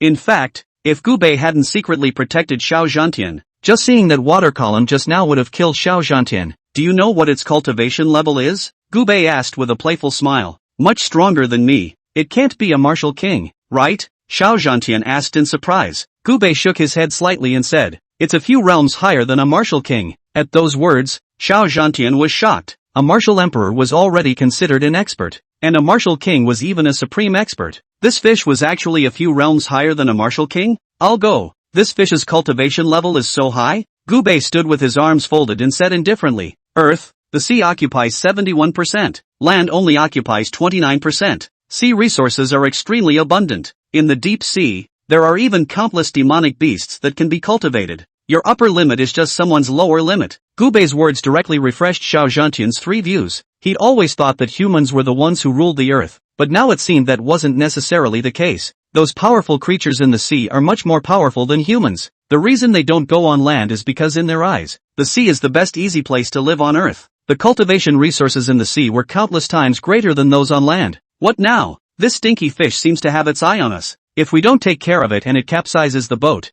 we'll all die. Xiao Zhantian frowned. Gubei laughed lightly. Ha, just a small fish. It can't turn over any waves. After saying that, Gubei waved his hand directly toward the sea in front of him and said, Wave rise. After a single sentence, only the calm sea surface instantly lifted up skyward waves. It was as if someone had scooped a spoonful of seawater into the ocean with a water ladle. The seawater around that huge beast was instantly scooped up. Miraculously, the surrounding seawater seemed to be blocked by an invisible barrier. A complete vacuum was created on the ocean. The figure of that giant beast in the sea was instantly exposed to everyone. The behemoth let out a pained roar immediately after leaving the seawater. It struggled to get back into the seawater, but there seemed to be an invisible barrier around it, making it impossible to get back into the sea in any way. Gubei said lightly, people can't live without oxygen, and fish can't live without water. Without water, it can't live for a few days. Xiao Zhantian looked on in disbelief and gave a thumbs up of his own. Bull. Gubei looked at the giant beast in front of him and asked coldly, Livestock, why are you surrounding the princess? Xiao Zhantian was puzzled at the side. You're talking to this fish? Gubei said helplessly. Do you think a fish that can cultivate to the realm of abusing you like a vegetable would have no intelligence? It's much smarter than you. The huge eyes of the giant beast in the sea looked at Gubei in horror, and then it let out a terrified cry. Its call was low and piercing, and to an outsider's ears, it was just an ordinary whale call. However, Gu Bei received a different message from it. So it is? Xiao Zhantian asked from the side. What did this fish say? Gu Bei said. It said it was upset with us for killing and feeding the sharks, and that the large amount of blood drew a large number of sharks to its habitat. Xiao Zhantian nodded plausibly from the side. Gu Bei said coldly, that's not a reason for you to attack humans either. Remember, I want your life in just a thought. The giant beast in the sea let out another agonizing chant at this point. Xiao Zhantian asked curiously from the side. What did it say again? It said it knew it was wrong, that it wasn't easy to cultivate on its own, and asked me to let it go. Gu Bei faintly said, so are you going to release it? Gu Bei nodded slightly and faintly said, release? It's fine to release you, but the price is that you must live in my Daxia waters for 100 years. All those who invade my Grand Xia's waters, you must take the initiative to attack, sink each other's ships, and kill all outsiders, especially the ship with a red sun painted on the flag. There was another roar from the sea beast. Xiao Zhantian asked curiously from the side, can it keep its promise? Gu Bei said indifferently, my intention has already locked onto it, so as long as it dares to not keep its appointment, I will be able to find it no matter where it is in the ocean. This was something Gu Bei said to Xiao Zhantian, as well as to this big fish, only to see the big fish in the sea nodding frantically towards Gu Bei, agreeing to Gu Bei's conditions, and Gu Bei wasn't going to kill this giant beast of the sea. After all, this big fish has some use. At least nothing to create some waves and swallow a few of their warships for the island nations who are doing just fine with their little lives. Chapter 116 Son of a Gambling King. After making a deal with the giant beast of the sea, Gu Bei waved his hand. The seawater filled back in, and the large fish finally regained its seawater. It was as if someone who had been holding their breath for a long time was breathing air again. At this time,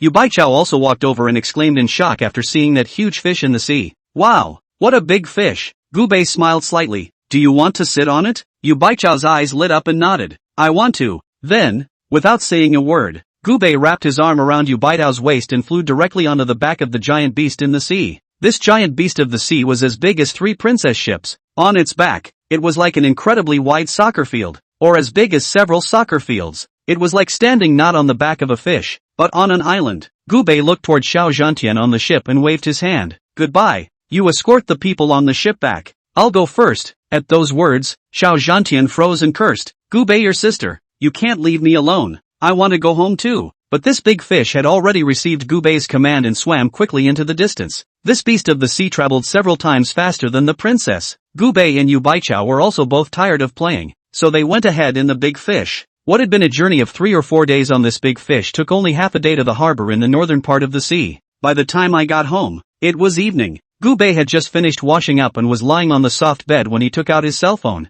only to see it start popping up messages like crazy. There are many missed calls and texts. There were those sent by Ling Frost and those sent by Su Qingran. The one who sent the most messages was Su Qingran. At sea, there is no signal. Although there was Wi-Fi on the ship, there was so much entertainment on the princess that it caused Gu Bei to never bother to play with her cell phone. When I got home I realized that there were so many unread messages. Su Qingran, Gu Bei, are you free tomorrow? Come out for dinner. Why don't you answer your messages? Where the hell have you been? Dead men, stinking men. Don't cherish them when you get them. You're all the same. I'm telling you, if you don't reply to the message, Auntie, I'm going to marry someone else. Know what? The Gambling Stone Conference in High Bay is going to be held. The son of the King of Gamblers has been courting me recently. Still not coming back? Then I'm going on a date with the King of Gamblers' son. I've got a date with the King of Gamblers' son. I regret it. I don't want to go. But my dad said he wouldn't let me go back on my word. Where the hell have you been? Within a few days' time, Su Qingran had sent dozens of messages to Gu Bei, and dozens of missed calls.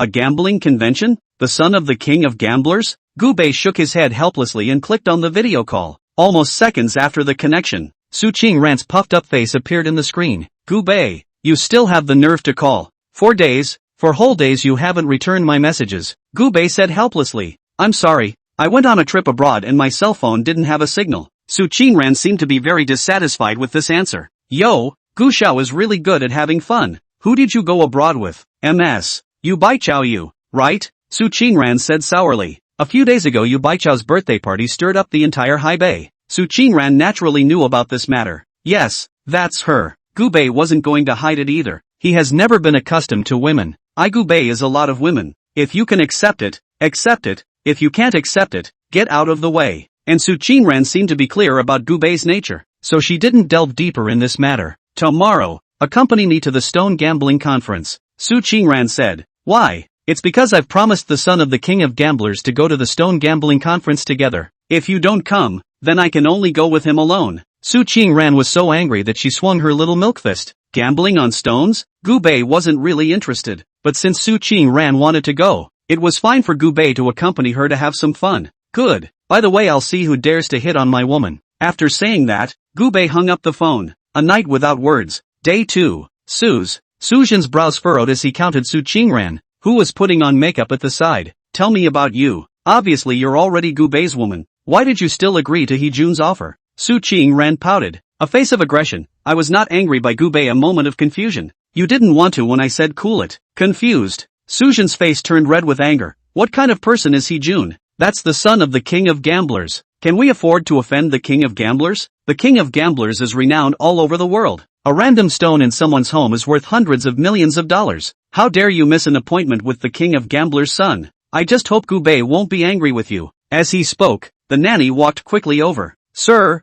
Miss, Mr. He is here again. As he spoke, he saw a man with a graceful demeanor walk in from outside. The man was dressed in a white suit, immaculate, with clanking hair and a confident yet gentle smile on his face. Uncle Su, MS. Su, we meet again. Suzhen didn't dare to slow down when he saw He-jun in the midst of it, and hurriedly greeted him personally. Mr. He is here. Please sit down. After saying that, Suzhen personally poured tea for He-jun. He-jun smiled faintly and said, Uncle Su doesn't have to be polite. Today I came here to invite Ms. Su to attend the stone gambling conference in Hebei with me. Upon hearing this, Suzhen had a difficult look on his face, not knowing how to reject He-jun. He-jun continued to smile. Uncle Su, these few times I came to the Su family, I didn't bring any gifts. In order to make up for it, I decided to help the Su family to palm their eyes for free 3 times. It's also considered as a gift from me to the Su family. How about it? After saying that, He-jun had a confident smile on his face. As the son of the king of gamblers, He-jun is also extremely specialized in gambling stones. Usually just his palm eye costs up to $1 million. Stones that have passed through his hands immediately skyrocket in value. And He-jun's reputation in the stone gambling world is also extremely great. The general people want to find him to palm eyes, are suffering from the lack of access. Upon hearing this, although Suzhen was a little shocked in his heart, he still thought for the sake of it. Since my family Qingran has already promised you, let her accompany you on your trip. Upon hearing this, He-jun also revealed a satisfied smile. But at this moment, Su Qingran said, It's fine to accompany you, but I'm going to bring someone with me. No problem. He-jun thought that what Su Qingran was going to bring was her best friend, so he didn't think much of it. May I ask who Ms. Su is taking with her? Su Qingran looked toward the door at this time and nudged. Coming. He-jun turned around and saw a young man wearing big pants with flip-flops on his feet striding into Su's house. Yo, old Su, at home. When Suzhen saw this person, he immediately revealed a warm smile. Mr. Gu, please sit down. Chapter 117 Stone Gambling Conference. Gu Bei nonchalantly sat down on the sofa and patted a spot on the side. Su Qingran was very sensible and sat beside Gu Bei, snuggling into his arms. And one of Gu Bei's big hands also slapped on Su Qingran's thighs in a very unfaithful manner, kneading it fiercely. He-jun, who was standing on the side, instantly turned green in the face. The woman he likes is already taken? And this is? He-jun asked with an ugly face. Su Qingran leaned her head on Gu Bei's shoulder and said, He's my boyfriend. Gu Bei, MS. Su already has a boyfriend? He-jun asked reluctantly. Su Qingran nodded. Right, why didn't you say so earlier? And you didn't ask. Ha-jun. If it were an ordinary person, seeing that the woman he liked already had a boyfriend, he might have known better. But Ha-jun did not choose to do so. Gu Bei's appearance had instead inspired He-jun's desire to win. Women are only fun when they're someone else's. He-jun looked Gu Bei up and down, all dressed in cheap ground goods. His wrists were empty, and he didn't wear any name watches. From the looks of it, it's nothing but a little handsome. So in front of Gu Bei, He-jun was very confident. He didn't believe that Su Qingran would still like a man who only had looks after seeing his own merits. And what He-jun is best at, naturally, is gambling on stones. That's why he was inviting the two to join him in the stone gambling conference to be held in Hebei. Let Su Qingran discover his good qualities so that she could like him and worship him. It also shows the man in front of him how good he is, how inferior he is in front of him,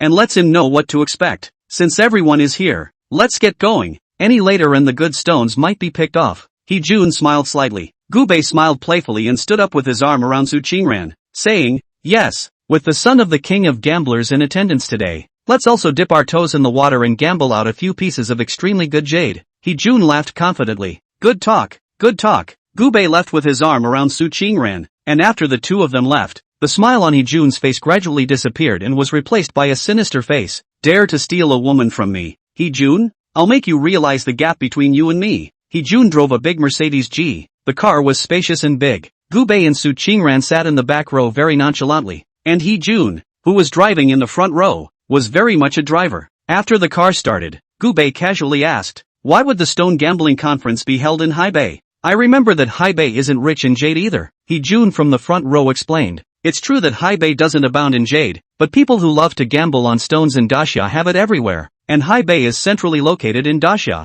so it was chosen to be here so that it would be easier for everyone to come and participate in the gambling on stones. Oh, Gubei faintly said. Mr. Gu, today is the first time you and I have met. I don't have anything to give you. After we arrive at the place, I can pick out a piece of stone for you free of charge. It's kind of a gift for you and I to meet for the first time, Hee-jun said confidently. The reason Hee-jun did this was to let Gubei see his strength. When the stone that Hee-jun had given Gubei was cut, Gubei would realize that the piece of stone he had casually given him was worth hundreds of thousands of millions. In time, his worldview will collapse and he will realize that it is so easy for others to make money. At that time, Gubei would naturally feel inferior, and would naturally not dare to compete with him for Su Qingran anymore. Gubei, on the other hand, didn't think about it that much. Fine. As a courtesy, if you give me a piece, I'll give you one too. Upon hearing this, Hee-jun smiled playfully with disdain in his eyes. He thought Gubei was just making a casual remark and agreed. Good, then we'll escort a stone.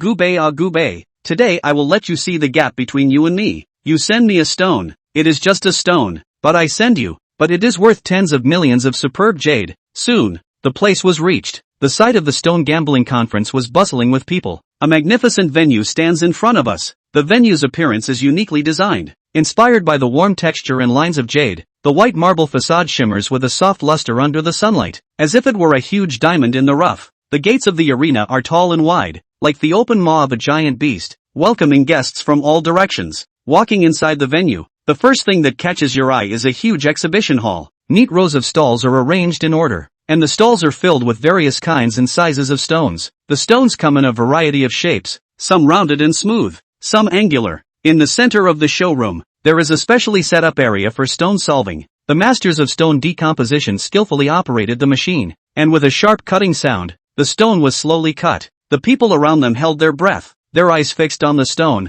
their eyes filled with anticipation and nervousness, all eager to witness the birth of the very best jade. The venue is also surrounded by a lounge area, where comfortable sofas and coffee tables are placed for people to take a short break from gambling. The reason why gambling stones are called gambling stones lies in the word gambling. Jade is cut from stone, so to get jade, you have to get stone. An experienced person can tell from the appearance of the stone whether there is jade inside. The quarryman will not cut the stone directly, because he will take the risk that there is no jade inside the stone. So the quarryman will sell the stone directly at wholesale, so that the person who buys the stone will take the risk of opening the stone. This is gambling on stones. If you are lucky, a stone bought for a few $dozen can open up a superb jade worth tens of millions of dollars. If you are unlucky, the stone you bought for tens of millions of dollars will not even be able to open the jade. Hee-jun, on the other hand, is an expert in the world of gambling and the son of the king of gamblers. Therefore, after Hee-jun appeared on the gambling field, he immediately attracted the attention of countless people. Isn't that Hee-jun, the son of the king of gamblers?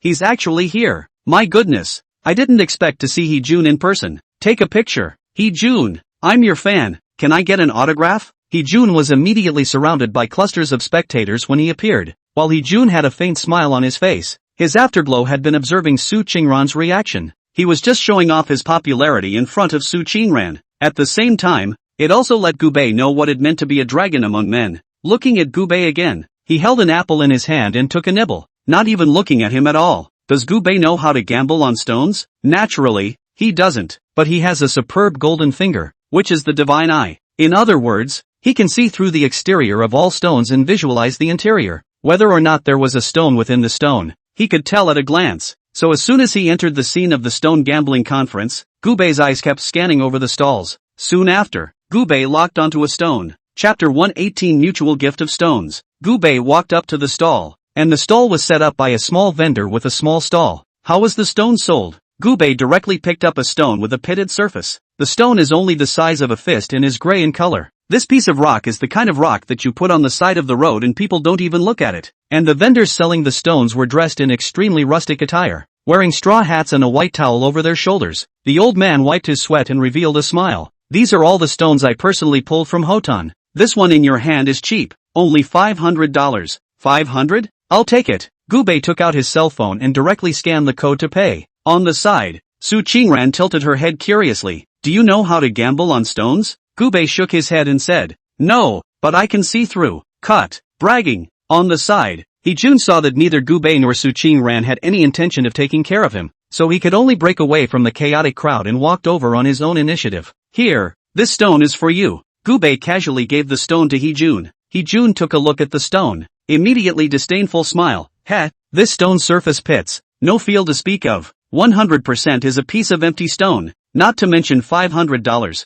$5 are not worth it. Upon hearing this, Gubei raised his eyebrows. Are you that certain? Hee-jun had a confident look on his face. Naturally, after all, I'm a professional. Today I'll teach you how to gamble on stones. Gambling on stones. The first thing to be ruled out. Is this kind of small stalls? Because small stalls he does not even have rent. How can he afford to spend money into a good stone? To choose, must go to the big stall to choose. This kind of stall boss strength. The selected stone grade is better than this kind of small stall is not a star and a half. Follow me. After saying that, Hee-jun brought Gubei and Su Qingran to a larger stall. The stalls are densely packed with stones and the prices have gone up more than a notch. The cheapest, too, is $5,000 at the bottom. Hee-jun was holding a flashlight and wearing white gloves, looking extremely professional. He was seen touching and illuminating the stones in front of a row of them, finally picking one that was also only the size of a fist. That's the piece. The owner's eyes lit up and he immediately said, what an eye, boss, this stone is a fine stone. It's guaranteed to open up extremely good jade. Pay up. Hee-jun directly took out his own cell phone and scanned the code to pay. $500,000 paid straight through. Then, Hee-jun took the stone to Gubei's face and said, this stone, for you, is considered to be a meeting gift for you and me. Gubei took the stone and casually glanced inside. I have to say, this Hee-jun has real skills. In this stone, there really was jade, and although Gubei didn't know anything about jade, judging from the quality of the jade, it should be a good piece of jade. Aren't these all rocks? One is $500 and the other $500,000? What's the difference? Su Qingran had a puzzled look on her face, and Hee-jun waited for this question from Su Qingran. If you don't ask, how can I pretend? In a minute you'll understand. After saying that, Hee-jun led the two of them directly to the stone unraveling machine. A stone decoupler is, in fact, a cutter, except that this type of cutter injects water into the surface of the stone while it is working to keep the dust from flying off. There will be a professional stone decoder next to the stone decoder, free of charge. After arriving in front of the stone unraveling machine, Hee-jun looked at Gubei and smiled faintly. Now, you can unravel this stone in your hand. Gubei faintly agreed, and casually gave the stone to the stone removal master. The stone solver took the stone handed to him by Gubei and steadily placed it on the operating table of the stone solving machine. As the master gently pressed the start button, the stone solving machine instantly emitted a low rumble, and the cutting wheel began to rotate at high speed, flashing with a cold light. The water jetted out of the nozzle like a silver thread, landing precisely on the stone with a splash. The cutting wheel slowly approached the stone, at first touching it lightly and sputtering a few sparks, then gradually going deeper. As the cut deepened, a hint of warm green quietly seeped out from the cracks in the stone, looking more and more emerald green as the water flowed. The surrounding crowd let out a slight gasp of surprise and stretched their necks to get a better look. The master deconstructor's movements became more and more cautious as he slightly adjusted the angle of the cut. Finally, with the last obstruction broken, the stone was cut in one piece. A piece of crystal clear, warm color and delicate texture of the finest jade was presented in front of everyone's eyes. The people around them couldn't help but suck in a breath of cool air, and then erupted into a loud cheer and admiration. Oh my god, it's actually a superb emerald. This color, this texture, it's simply too rare. This jadeite is of good color. I guess it can be sold for $5 million or so. This kid's luck is too good to be true. A $500 stone has opened up a superb fine jade worth $5 million. This is the charm of gambling stones. Overnight wealth is just a moment away. The crowd's gasps rose and fell, and they all turned their envious and admiring gazes toward Gubei. The stone-solving master also smiled and said to Gubei, young man, you're lucky. This piece of jadeite can be sold for at least $5 million. How much did you pay for the stone? On the side, Hee-jun said proudly, $500,000. $500,000? It's so worth it. $500,000 for $5 million. 10 times. You guys are so lucky. The stone-solving master laughed. At this moment, someone in the crowd recognized Hee-jun's identity and immediately exclaimed, "Isn't this Hee-jun, the son of the king of gamblers? No wonder the stone of $500,000 can open out $5 million of jade. With Hee-jun in charge of the eyes, what not to make money is difficult. So it's Hee-jun and Daigong. It's so cool. I also want to be friends with great god Hee-jun." With the compliments from the people around him, the corners of Hee-jun's mouth rose wildly, and his afterglow had been watching Su Qingran's reaction, and Su Qingran was as surprised as he expected. A stone transformed into a jade worth $5 million.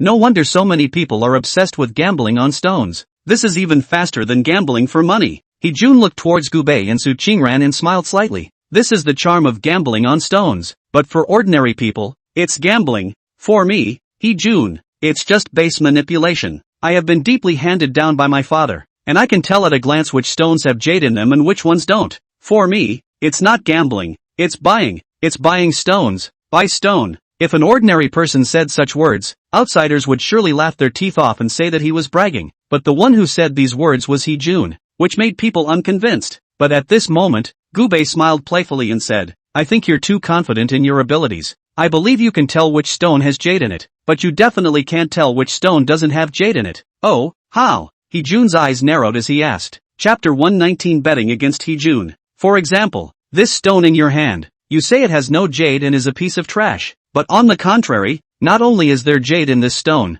but there's also a piece of superb jade. Gubei pointed at the pitted stone in Hee-jun's hand and said. Hee-jun glanced at the stone in his hand and instantly erupted into a loud laugh. "Ha ha ha ha ha, you're saying this piece of crap rock you paid $500 for has jade? And there's extremely good jade? I, Hee-jun, am the son of the king of gamblers. The stones that have passed through my hands are not 100,000 but 80,000. This stone is pitted and has no luster on its surface. How can there be jade in this trash? If this trashy rock has jade, then any rock picked up on the side of the road can produce jade." As Hee-jun's words fell, the onlookers chimed in. "Yeah, even a layman like me can see that this piece of crapstone definitely won't produce jade. Who is this kid? Even the son of the king of gamblers dares to question? What kind of jade can come out of a $500 stone? If it can produce jade, I'll write the wordly backwards," Gubei said indifferently. "Ha, not being able to see that there is jade in this stone means that you're just not in a good enough realm to be able to do it." "I'm not capable?" Hee-jun was furious and laughed. "Good,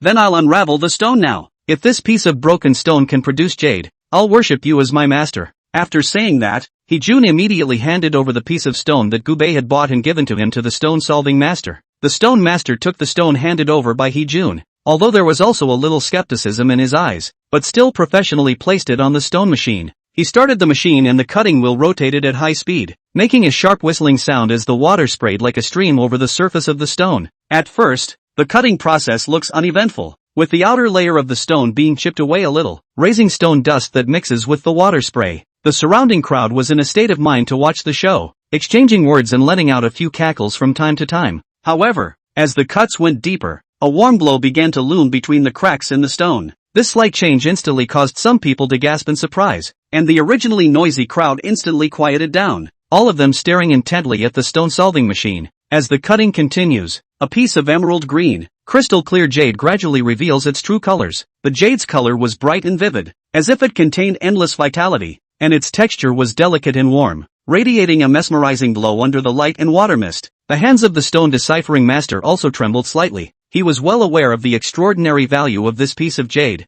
Surprisingly, it's a valuable imperial green. When the last piece of stone skin was removed, a piece of superb jade that could be called the best of the best was presented in its entirety in front of everyone. The entire scene was dead silent, and then a deafening gasp and applause erupted. "I Lua go, really is the emperor green. This piece of imperial green without impurities, worth at least 50 million ah. I didn't expect this kind of broken stone to produce extremely good jade. The son of the king of gamblers has hit his eyes. Holy, this is luck, right? Who is this kid? I've never heard of him in the gambling world." Hee-jun, on the other hand, was frozen on the spot. The smile on his face had long since frozen. His eyes filled with shock and disbelief. He could not have imagined that this piece of broken stone in his own eyes, but really nurtured such a precious jade. A stone bought for $500 was opened with a superb imperial green worth $50 million.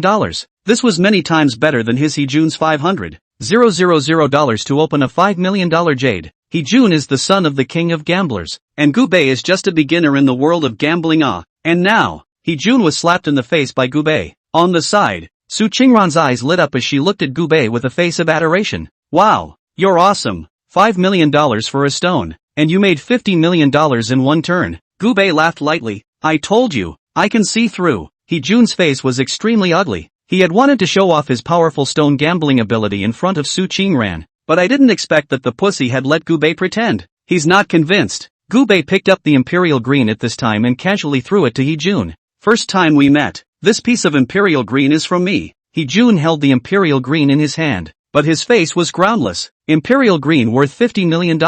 Even Hee-jun cannot often open out. Gubei, however, drove out at once. Luck, it must be luck. Ha, I didn't realize that your luck is really quite good. With that kind of luck, you can even go buy a lottery ticket. Hee-jun squeezed out a small smile and said. Gubei said indifferently. Luck? I call that strength. I said in vain. I can see through a glance if there is jade in these broken stones. For you it's a gamble, but for me, Gubei, these jades are no different than if they were placed in front of my eyes. Mad. Gubei's words were just too mad. The son of the king of gamblers wouldn't dare to utter such wild words, but Gubei spoke up. As for Hee-jun, he had been slapped in the face by Gubei for a while, and his heart had long been burning with rage. Gubei, you don't really think you know how to gamble, do you? That piece of imperial green just now was just your luck. I don't believe you can open a second one. Just because you can't do it doesn't mean others can't, Gubei said proudly. Hee-jun, have been studying hard to gamble on stones for more than 10 years, plus I have my father's devotion to teaching me,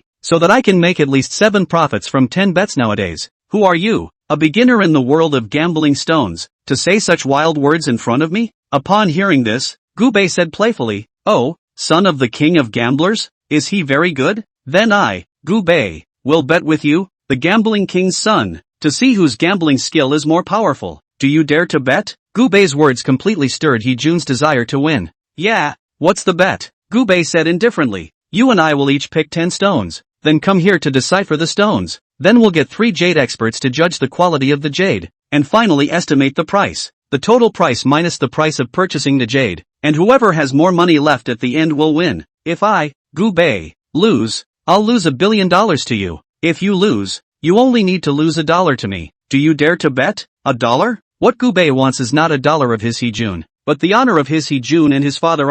If Hee-jun, really lost, would he still have the nerve to show up with the title of the son of the king of gamblers in the future? And Hee-jun was completely enraged. He just couldn't believe that he would lose to a white guy who was new to the world of gambling. Great, I'll bet with you, but I don't want $1 billion. If you lose, you leave Su Qingran. Upon hearing this, Gubei glanced at Su Qingran and smiled playfully. Hitting on my woman? Then I'm sorry. If you lose, give me your life. Hee-jun gambled with red eyes and said angrily. It's a bet. Chapter 120 Furious profit of $130 million.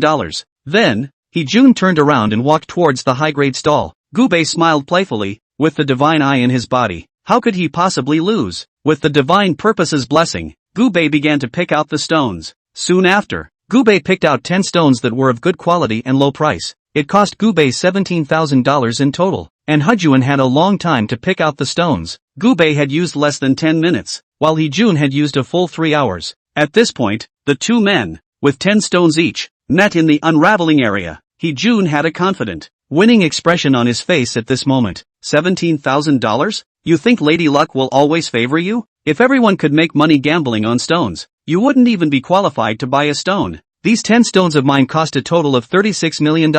Each one is an extremely good stone. We'll make a guaranteed $50 million. Gubei, you're going to lose. Gubei smiled playfully and said, really? Then we'll see. At this time, the 3 judging experts invited by Hee-jun also arrived. These are 3 experts, all of whom have been on TV programs. The scene is not only these 3 experts. At this time in the stone decomposition area, has been surrounded by 3 layers of people. After learning that the son of the king of gamblers was betting against someone, all the people at the gambling assembly who liked to watch the fun came. Even people are starting to bet on it. Bet on who will win. However, most people felt that Hee-jun could win. Even though Gubei had opened a piece of imperial green worth $50 million, everyone thought that Gubei was lucky, while Hee-jun was the one with strength. All, 95%, were betting on Hee-jun to win. The remaining 5% didn't think Gubei was great. They just wanted to take their chances. What if Gubei, the cold choice, won? Hee-jun wins 10-1. Gubei wins 1-10. It means that Hee-jun won. and he can get $11 for a $10 bet. Gubei won and could get $10 for placing a dollar bet. Who do you think will win? Roadrunner asked. It goes without saying that Hee-jun will win. He is the son of the king of gamblers. He has been immersed in the gambling business since he was a child. His eyesight and experience are not to be blown away. That's right, that Gubei is just a blind cat touched the dead rat. Opened a piece of imperial green just, which can be so lucky every time. This time is a serious competition. I see him immediately have to show their true colors. Humph, $17,000 to buy 10 stones, can be out of what goods. I guess by the time even the capital cannot earn back. Hee-jun's 36 million stone, any piece of open out are enough to crush him. This Gubei is really self-importance. Also Dare and Hee-jun bet. I think he just want to take the opportunity to make a splash, then lose a loss, have him look good. I see, this Gubei is just confused. Take his own woman as a bet. This is good. Later lost. See how he ends. I guess he has to be gray-tailed to escape. Ha ha ha. With a confident smile on his face, Hee-jun shrugged toward Gubei. Who's first? Gubei waved his hand slightly and said, You first. Okay, I'll go first if I go first. Master, please. Deconstruction Master took the first stone handed by Hee-jun. The master will be placed steadily on the decomposition machine. With the machine started, the cutting wheel rotated rapidly. Sharp whistling sound instantly filled the entire area of the decomposition. At first, the cutting progressed smoothly, with constant splashes of stone dust, as the crowd around them held their breath and stared unblinkingly. The scene was so quiet that you could only hear the machines running. Not long after, a touch of rich greenness penetrated out from between the cracks in the stone, instantly breaking the silence. A gasp erupted from the crowd, and a smug smile appeared on Hee-jun's face. Deconstruction Master action more and more cautious. Continue to cut in depth. A piece of texture warm, green color full of jade gradually revealed the whole picture. The color was rich and bright, and under the light and water mist, it was like a piece of spirit just taken out of the fairyland, emitting a fascinating luster. Hiss! Good jade! Good jade! An expert immediately let out an exclamation of surprise after seeing this piece of jade. The other two experts also marveled. It is indeed a good jade. A big rise. This piece of jade is worth at least $15 million. Hearing the valuation given by the expert, the surrounding crowd exploded, and compliments flooded towards Hee-jun like a tidal wave. Worthy of being the son of the king of gamblers, this vision is poisonous. Opening such a good jade right out of the gate. This game is a sure win, a well-dressed middle-aged man said with a fawning face, and while saying so, he also gave a thumbs up towards Hee-jun, his eyes full of currying favor and admiration. Hee-jun, this ability really let people admire to the ground. This random piece of stone opened out of the jade is worth 10 million. Then the back of the stone still have to that kid this time can be considered kicked to the iron plate. A fashionably dressed young woman chirped in agreement. Hee-jun also had a smug look on his face, looking at Gubei with a provocative expression. Then, the second piece, a small rise, third block, small rise, the fourth block, empty, the fifth block, the big rise, block 6, empty, seventh block, small rise, eighth block, small rise, ninth block, small rise, block 10, the big rise, 10 pieces of jade, 2 empty, 5 small rises, 3 big rises. A small increase means a small profit. A big rise means making a lot of money. Empty means no jade, lost money. This record is already quite impressive. Of the 10 jade stones, only 2 were empty. Under the heavens, only the king of gamblers and his son could do it. The final price was then given after a unanimous assessment by the experts. The total price of the jades opened from these 10 stones combined is $166 million. Subtracting the $36 million for the purchase of the stone, there is $130 million remaining. There was a gasp from everyone at the scene. How many people have never seen $1 billion in their lives, let alone earned one? And Hee-jun had made more than $100 million in just 3 hours. At the scene, many women's eyes glowed as they looked at Hee-jun. Hee-jun was also holding his arms with a smug look on his face. The eyes looked provocatively at Gubei. Today Hee-jun's luck was good. Originally he thought it would be great to earn $60 or $70 million. I didn't expect to open 3 pieces of jade that had risen sharply, and made a direct and furious profit of $130 million. Gubei, let's see how you, a layman, can win against me. At this time, Su Qingran, who was on the side, was also a bit nervous and grabbed Gubei. What should I do? You're not really going to lose me, are you? Gubei rolled his eyes and said, he said I lost and told me to leave you. He didn't say he wanted me to give you away. Are you stupid? You won't chase me again if I leave you? Good man, you're stuck in a bug, aren't you? Su Qingran angrily pounded Gubei's chest with her small fists, and Hee-jun's eyes were on the verge of spitting fire as he watched the two show their love. and Gubei waved his hand at this moment and said, "It's my turn, isn't it? Cut my stone." "Right, wait, get a water brush. I want to cut with precision." Chapter 121 Precision Cutting. Gambling stones are either cut straight down the center in one slice, or bit by bit like slicing bread. Precision cutting means that the exact location of where the jade is located is drawn on the stone, and then it is cut by the stone solver. In fact, it's something that simply can't be done, since no one knows where the jade is in the stone. There is no such thing as precision cutting. It is important to realize that the more complete the cutout jade is, the more valuable it will be. Heejun's jade was worth a total of $130 million, but that price could be multiplied several times over if it was cut with precision. After hearing that Gubei wanted precision cutting, Heejun instantly laughed disdainfully. He, even I, the son of the king of gamblers, can't do precision cutting, and you, a fledgling white boy, presume to do it? Don't steal the chicken and cut the jade instead. By the way, I'm sorry, you can't cut the jade either. Ha ha ha ha. As the words fell, a roar of laughter rang out around them, and Gubei said confidently, "Then widen your doggy eyes and see." After saying that, Gubei picked up the first stone and marked the precise location of the jade on it with a water pen. "Just cut it." The master took the marked stone from Gubei, and although he was skeptical about the so-called precision cutting, he still professionally placed the stone on the decomposer. After cautiously making preparations, the machine was started. The cutting wheel immediately rotated at high speed, emitting a sharp whistling sound, and the stream of water sprayed on the surface of the stone, and for a while, the stone powder and the water mist were intertwined. Master's eyes were locked onto the position marked by Gubei, maneuvering the cutting wheel to carefully approach towards the stone, moving with extreme caution for fear of the slightest deviation. The surrounding crowd was initially in the mindset of watching a good show, their faces filled with disdain and skepticism, but not a moment after the cutting wheel sliced into the stone, a soft halo of light faintly penetrated from that cut. This sudden change made the originally noisy cacophony of laughter at the scene instantly disappear, and everyone involuntarily held their breath and stared wide-eyed, their faces full of unbelief. The entire area where the stones were being dissected was instantly so quiet that you could hear a pin drop, and only the sound of the machine running echoed in the air. Seeing this, the master of stone decomposition, hand movements more and more fine, along the marking meticulously continued to cut. Not long after, as the last bit of obstruction was removed, a piece of jade with a very high degree of integrity appeared in front of everyone's eyes. The texture of the jade is warm and delicate. The color is fresh and light but with a different kind of spirit. Under the light and water mist, it exudes a soft and charming luster, as if it were an exquisite work of art. "It's really out of jade. It's gone up. It's still up." A passerby was the first to exclaim. Heejun was also shocked. "You're really out of jade? And it wasn't even close to where Gubei had marked. He really cut the jade with precision. How is this possible?" The three experts rushed forward, and after some meticulous examination, evaluation and deliberation, they came up with the final value of this piece of jade. "This is a fine piece of sheepskin jade, excellent in character, plus it's well cut, it's worth at least $30 million.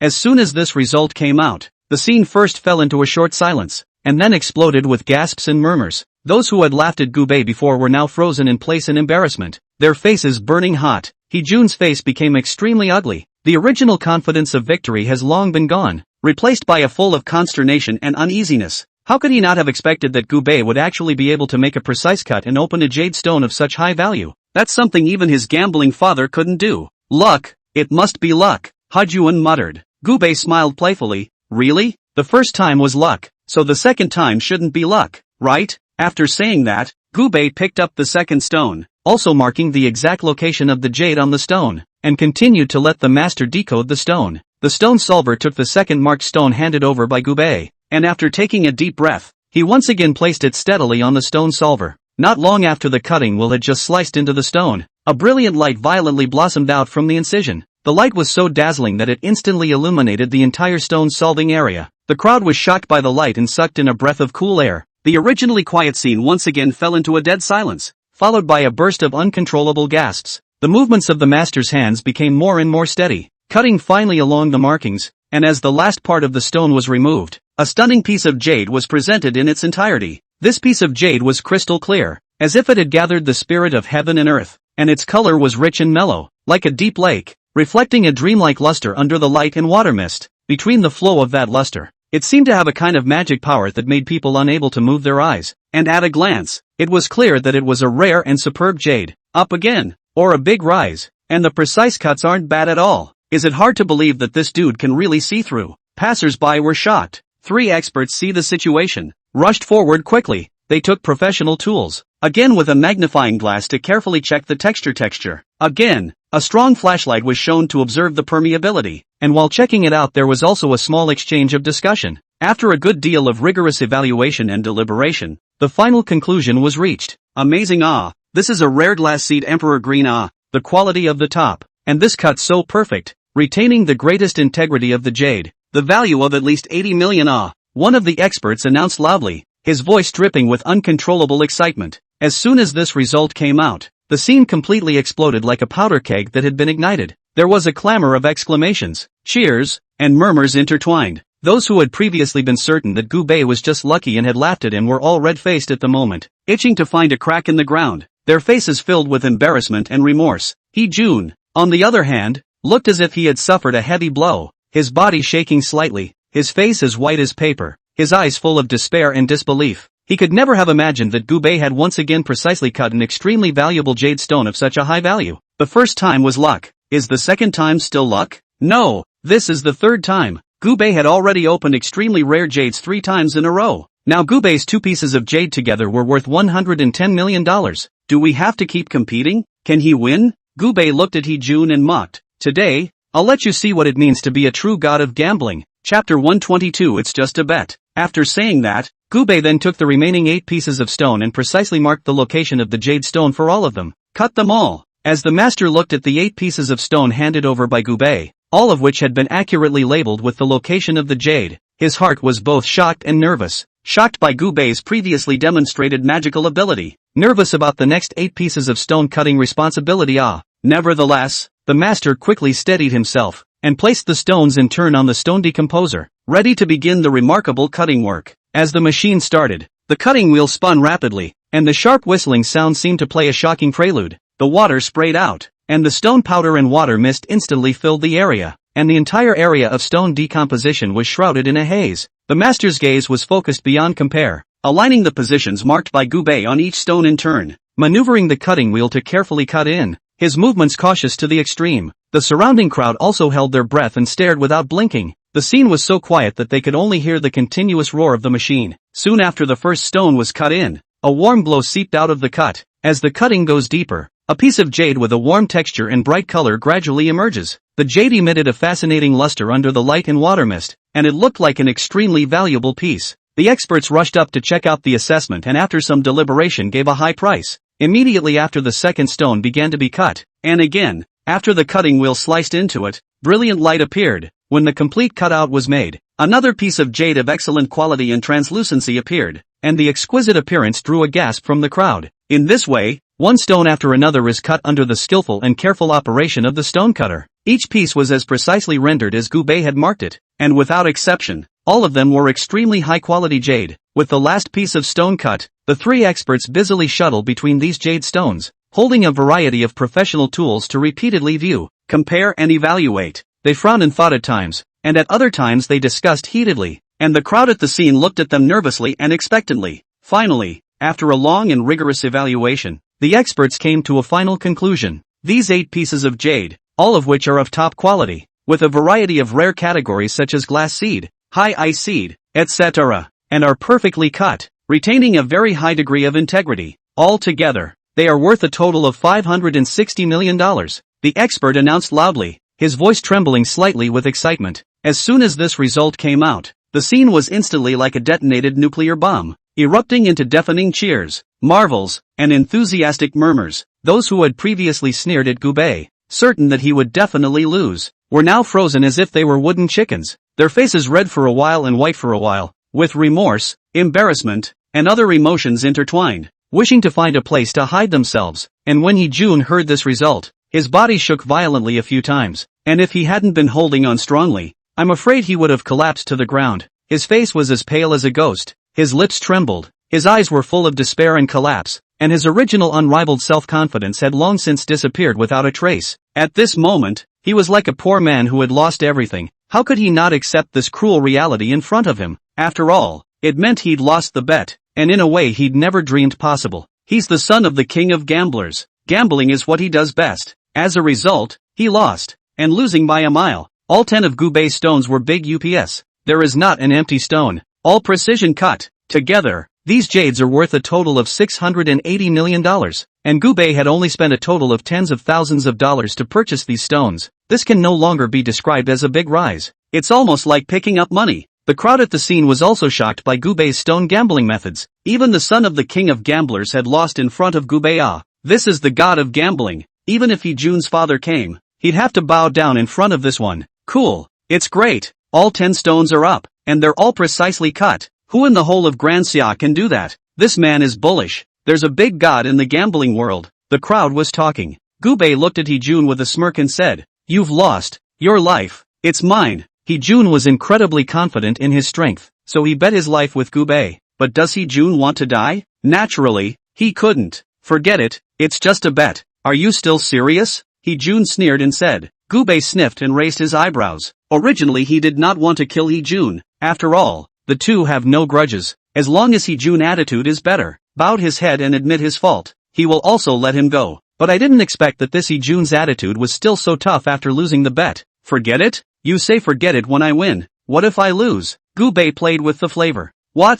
So what if you win? Is it hard to believe that you really want to kill me? Gubei, I admit that you're better than me at gambling with stones. Better than even my father. But my father has been gambling on stones for many years. And the wealth he has accumulated and the connections he has amassed are beyond your imagination. My head is right here. Do you dare to kill me? I'll stand still and let you fight. Don't you dare. As the words fell, Gubei directly threw a punch. Snap. Only to see Heejun's head explode on the spot like a watermelon. Heejun's headless body swayed twice before collapsing to the ground. Gubei took out a handkerchief and wiped his bloodied hand, muttering, "Damn, I'm most annoyed with pretenders." After killing Heejun, Gubei was like killing a small ant, and with a wave of his hand, all the jades on the ground were retrieved into Gubei's god storage jade. Afterward, Gubei wrapped his arm around Su Qingran's waist, and the two of them left the stone gambling conference. In the car, Gubei casually took out a piece of jade from the god storage jade and handed it to Su Qingran. Take it and get a pair of bracelets to wear. Gubei was never stingy with his women, and Su Qingran couldn't get enough of the jade.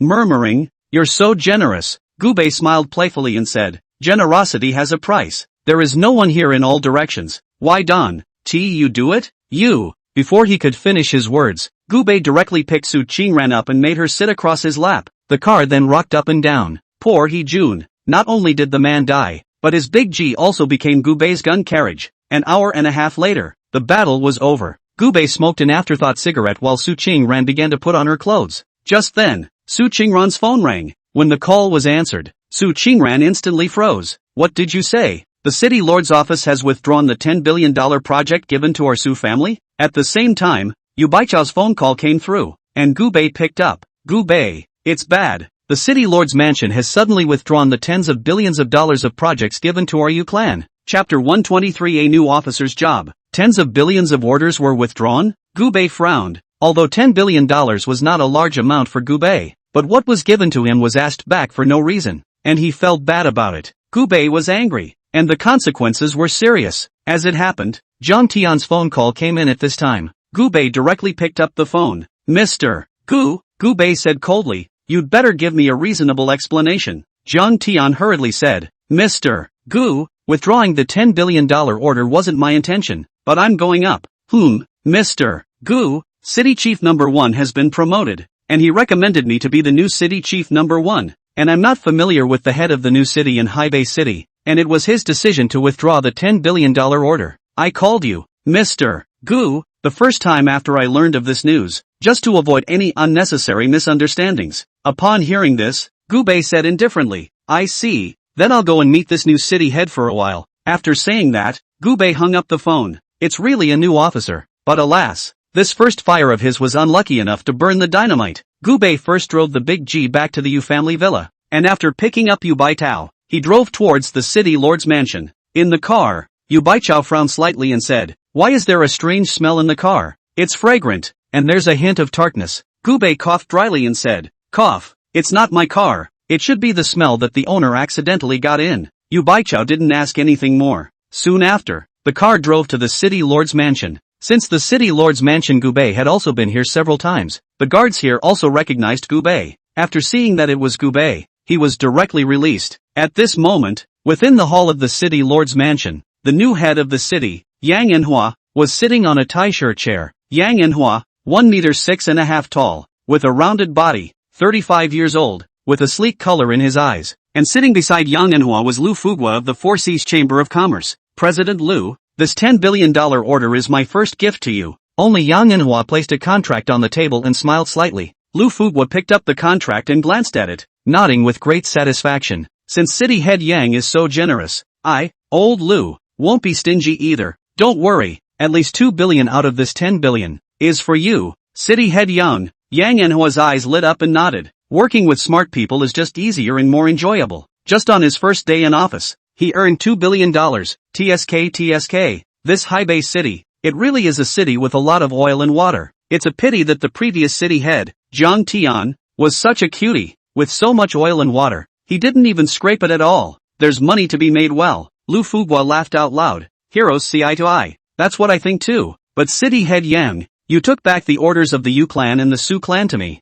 Don't the two of them have any opinions? Upon hearing this, Yang Manhwa burst out laughing. Ha ha ha, what opinion do they dare to have? In Haibei, I am the head of a city. I am the sky. If they object, they will all be arrested and put in jail. At this time, Yang Manhwa was very arrogant. It was also at that moment that a footstep sounded. Only Gubei walked in with Yu Baitao and Su Qingran. Lord City Head is so powerful. After Gubei walked in, he found himself a place to sit down. And Yang Manhwa frowned tightly at this moment and asked in a cold voice, "Who are you? How dare you trespass into the city lord's residence? Where are the guards? Get your ass in here." After a roar, the captain of the city lord's escort immediately rushed in with his men. "What are your orders, Lord Head of the city?" Yang Manhwa pointed a finger at Gubei and said angrily, "How did you become the captain of the guards? Don't you know that some outsiders have run in? Throw them out immediately." The captain glanced at Gubei and instantly revealed a look of difficulty. "Lord City Head, this one is a close friend of the previous city head, Lord Zhang Tian. That's why I didn't stop."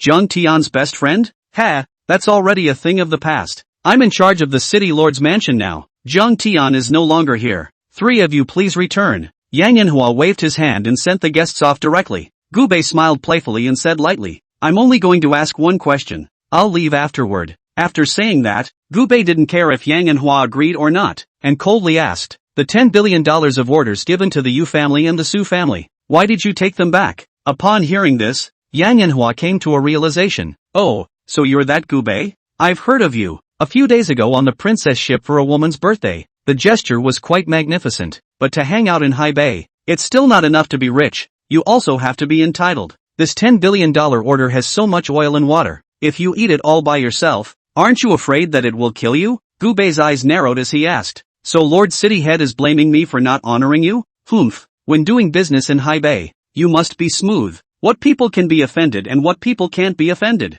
You have to be clear, just like this tiny Yu and Su families. If I protect them, who in Haibei would dare to touch them? But if I am dissatisfied with them, these 2 families will be overthrown tomorrow. Do you believe that?" At those words, Gubei laughed. "Ha, is Lord City Head threatening me? Threat? Can't talk about it. You're just a small person like a mole in my eyes. The $10 billion order was originally from my city lord's mansion, and as the head of the city, I can give it to whomever I want. So, I'm giving the order to President Lu." On the side, Lu Fugwa nodded slightly towards Gubei and said, "Mr. Gu, we meet again." The president of the Four Seas Chamber of Commerce, Gubei had met him once when he had captured the Thousand Faces Star-Lord last time. Gubei coldly asked, "President Lu, you dare to rob my Gubei's order?" At those words, Lu Fugwa froze. He didn't expect Gubei to dare to speak to him in such a strong tone. After all, the Four Seas Chamber of Commerce, it was a big chamber of commerce that was rich as a nation. Even if he was the vice president, no one dared to mess with him and Daxia. Lu Fugwa immediately let out a cold laugh and said, "Mr. Gu, I'm giving you face so I'm calling you Mr. Gu, don't be insensitive. This tens of billions of orders were given to me by Yang Qingshou, so what's this talk of robbing? It's obviously you who are incapable of keeping this piece of fat meat." Snap, snap, Gubei applauded, nodded slightly, and said, "Good, very good. I had only wanted an explanation, but the 2 of you have now succeeded in angering me. I'm only giving you 2 choices right now. The first one, kneel on the ground and cut off one of your hands. How the $10 billion order was snatched away. How to give it back to me. The second option, I'll make you the city chief. Let you, the city chief, be hung naked on the city wall. Your choice." Chapter 124. It's easy to invite the gods but hard to send them away. Bang! Upon hearing this, Yang Enhua slammed his palm on the table and said angrily, "You dare to threaten this city chief? How dare you? I'm giving you a third choice now. And third, you'll be arrested by me and put in the brig. Don't even think about coming out in this lifetime. Give me someone." At this moment, the captain of the escort on the side looked at Gubei with a difficult face. He and Gubei were old friends, and it was difficult for him to make a move to arrest Gubei now. "Are you deaf? I told you to arrest him." Yang Enhua smashed his teacup hard on the ground. The teacup shattered, and the captain arrived in front of Gubei with an ugly face. "Mr. Gu, I'm sorry." Gubei coldly glanced at Yang Enhua and faintly said, "Have you thought it through? It's easy to invite the gods, but hard to send them away. You're considered a god? So what if Yang Enhua, even if I lock you up, are you not capable of breaking the sky?" Gubei smiled playfully, glanced at the captain, and faintly said, "I won't make things difficult for you. Let's go." After saying that, Gubei got up and left the hall with the two girls, Yu Baitao and Su Qingran. Gubei could have razed the entire city lord's mansion to the ground, but the guards of the city lord's mansion were all known to Gubei, and Gubei was unwilling to lay this killer, and the captain took good care of Gubei, saying that he was arrested into the prison. But the captain found Gubei a rest room with a better environment. In the lounge, Gubei sat down on the sofa, playing with the flavor. "I'm going to make him beg me on his knees." Inside the hall, Yang Enhua was furious. "This one called Gubei is really lawless. Who does he think he is? How dare he threaten me? I'm the head of the city, and all the guards in this city lord's mansion should be replaced. They don't listen." On the side, Lu Fugua also nodded. "Don't worry, city head Yang, with me here, this kid can't turn over a new leaf." Yang Enhua nodded slightly. At this time the subordinate poured a cup of tea for each of the two. Soon, half an hour passed. The two have been discussing how to rake in more dough, but just then, a guard hurried in. "City chief, it's not good. You should go out and take a look." Yang Enhua's brows furrowed as he asked, "What's so alarming?" "Someone has surrounded the city lord's mansion." When Yang Enhua heard this, he instantly widened his eyes and said angrily, "Who is so bold as to dare to surround the city lord's mansion? You go out and see." Yang Enhua and Lu Fugua exchanged a glance, and the two of them quickly walked out of the hall. As soon as Yang Enhua and Lu Fugua stepped out of the hall, they were stunned by the sight before them. Just outside the city lord's mansion, Wang Hongwan was dressed in a domineering black power suit, with ruthlessness and arrogance in her eyes. She stood at the very front. Behind her were several hundred minions, each armed with sticks and other assorted guys in an aggressive manner. "Smash me!" At Wang Hongwan's command, those juniors rushed towards the gate and fence of the city lord's mansion like wolves and tigers. Between the swinging of the clubs, the crackling and snapping sounds continued, and the gate of the city lord's mansion was instantly smashed to the point that wood shavings flew about, and a number of cracks appeared in the enclosure wall. Immediately afterward, he saw a few juniors take out incendiary bottles, ignite them and then throw them towards the city lord's mansion with great vigor. The flasks arced through the air with flames before exploding everywhere in the mansion, the flames instantly rising up and the smoke rolling out. The originally solemn city lord's mansion was all of a sudden thrown into chaos, and the firelight reflected on the faces of all the people, making them look particularly hideous. "Who are you people? How dare you spread your wildness in Haibei City and surround the city lord's mansion? Don't you want to live?" Yang Enhua was so angry that he was trembling all over, pulling his throat and roaring loudly. That voice even became a bit shrill because of his anger. Wang Hongwan, however, let out a cold laugh, took a few steps forward, and responded in a loud voice, "Humph, Yang Enhua, you dog official, it's just a matter of being a bully in your day-to-day life, but today you dare to mess with Mr. Gu, that's to cross the line with me. Wang Hongwan, today, I'm here to teach you that this Haibei city is not a place where you can cover the sky with just your hands." Seeing this, Lu Fugua's face also became extremely ugly. He didn't expect that someone would actually dare to come and besiege the city lord's mansion so blatantly, and it was also for the sake of Gubei, the person they had just offended. "You're in open rebellion. You're going against the entire officialdom of Haibei City. Aren't you afraid of being exterminated?" Lu Fugua shouted in a colorful manner. Wang Hongwan simply ignored their shouting and waved her hand once again, shouting, "Brothers, keep smashing them for me. Let them know what happens when they offend Mr. Gu." The minions got the order and got more and more energized, continuing to throw Molotov cocktails inside the mansion while rushing towards the various buildings inside the mansion, smashing things as they saw them. For a time, the city lord's mansion was filled with screams, shouts, smashing sounds, and the crackling of burning flames were intertwined, just like a hell on earth. There weren't many guards in the city lord's mansion, and at this moment, they were all close to protect Yang Enhua and Lu Fugua.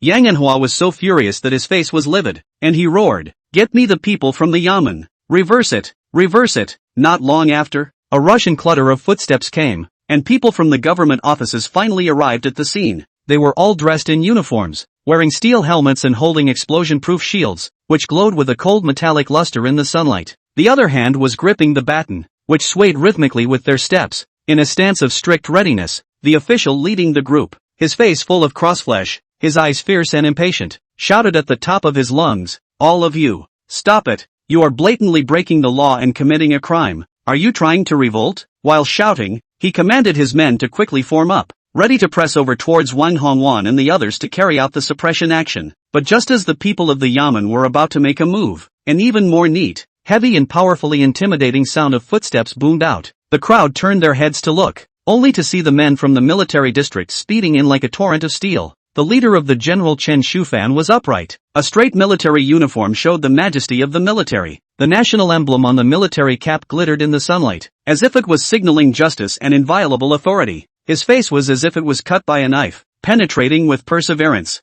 and his eyes were even sharper like an eagle. Chen Shufan led the soldiers to the scene quickly, and immediately isolated the people from the government office from Wang Hongwan and the others. He took a few steps forward and swept his gaze like electricity over the people of the court. The oppression in his eyes made the people of the court unconsciously tighten their hearts. Afterward, Chen Shufan's voice was as loud as a bell, clearly spreading in this chaotic and noisy scene. "I'll see who dares to move today. Whoever dares to make a move, I will never show any mercy and shoot them on the spot." As his words fell, the soldiers of the military district raised their firearms in unison, and the blackened muzzles were aimed at the people of the court. The movements were neat and tidy, with a chilling aura of solemnity. For a time, the atmosphere of the scene became incredibly tense, and all the people of the yamen, who were still aggressive, were stunned by this sudden change of events and stared at each other in disbelief. The blasting instruments in their hands all seemed to become heavy, no longer daring to make the slightest move. Chapter 125 Continuous Pressure. These people in the government office are usually okay with catching some thieves and petty criminals, but ask them to harden the big guns of the military district. They don't have the guts or the strength. The troops that Chen Shufan brought with him directly suppressed all of the people at the yamen.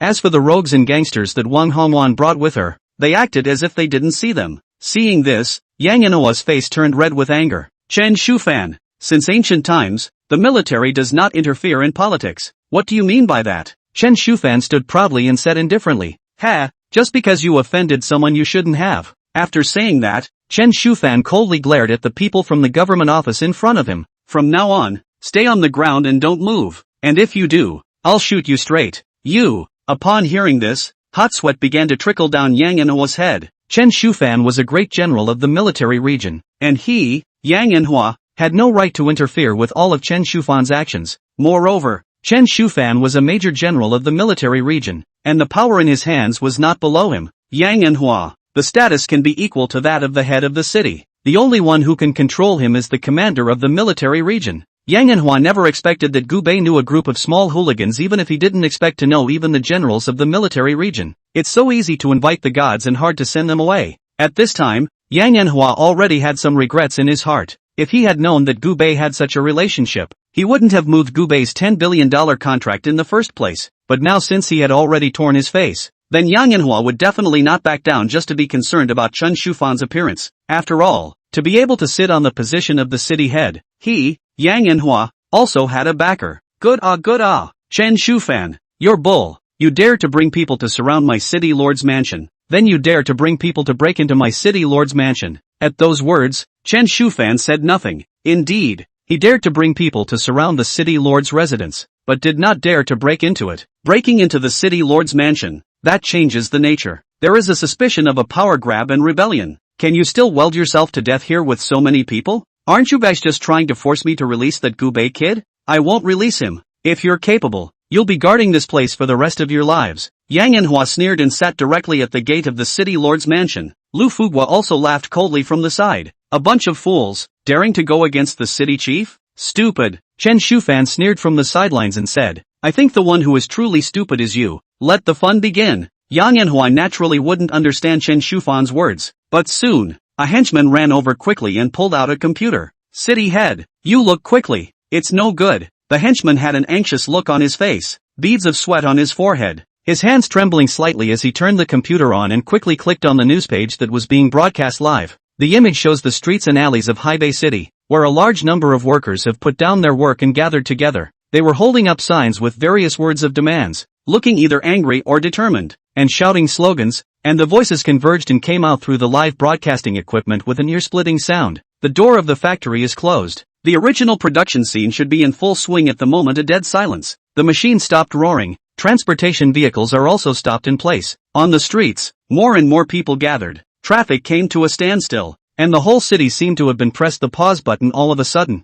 plunged into chaos and stagnation. Yang Manhwa stared at the computer screen with wide eyes and dead eyes, so angry that he was trembling. His lips trembled, and he could not speak for a long time. After a while, he managed to squeeze his voice through his teeth. What is going on here? Why are they on strike? The underlings were terrified and hurriedly replied. Lord City Head, it was the Hu family, the top 10 families, that instigated it behind the scenes. That Hu family head put out the word that Gubei is his master, and whoever dares to touch Gubei is messing with the Hu family, and it's the same as going against the entire Hu family. When Yang Manhwa heard this, he only felt a wave of fear welling up in his heart. He was clear in his heart. The influence of the 10 families in Haibei City cannot be underestimated, especially the Hu family. As the first, stomping can make the entire Haibei City shock. Now that they were on Gubei's side, it meant that they had stirred up a huge hornet's nest this time. Yang Manhwa was silent at this point. Even the Hu family, the top 10 families, are this kid's people? What other connections does this kid have?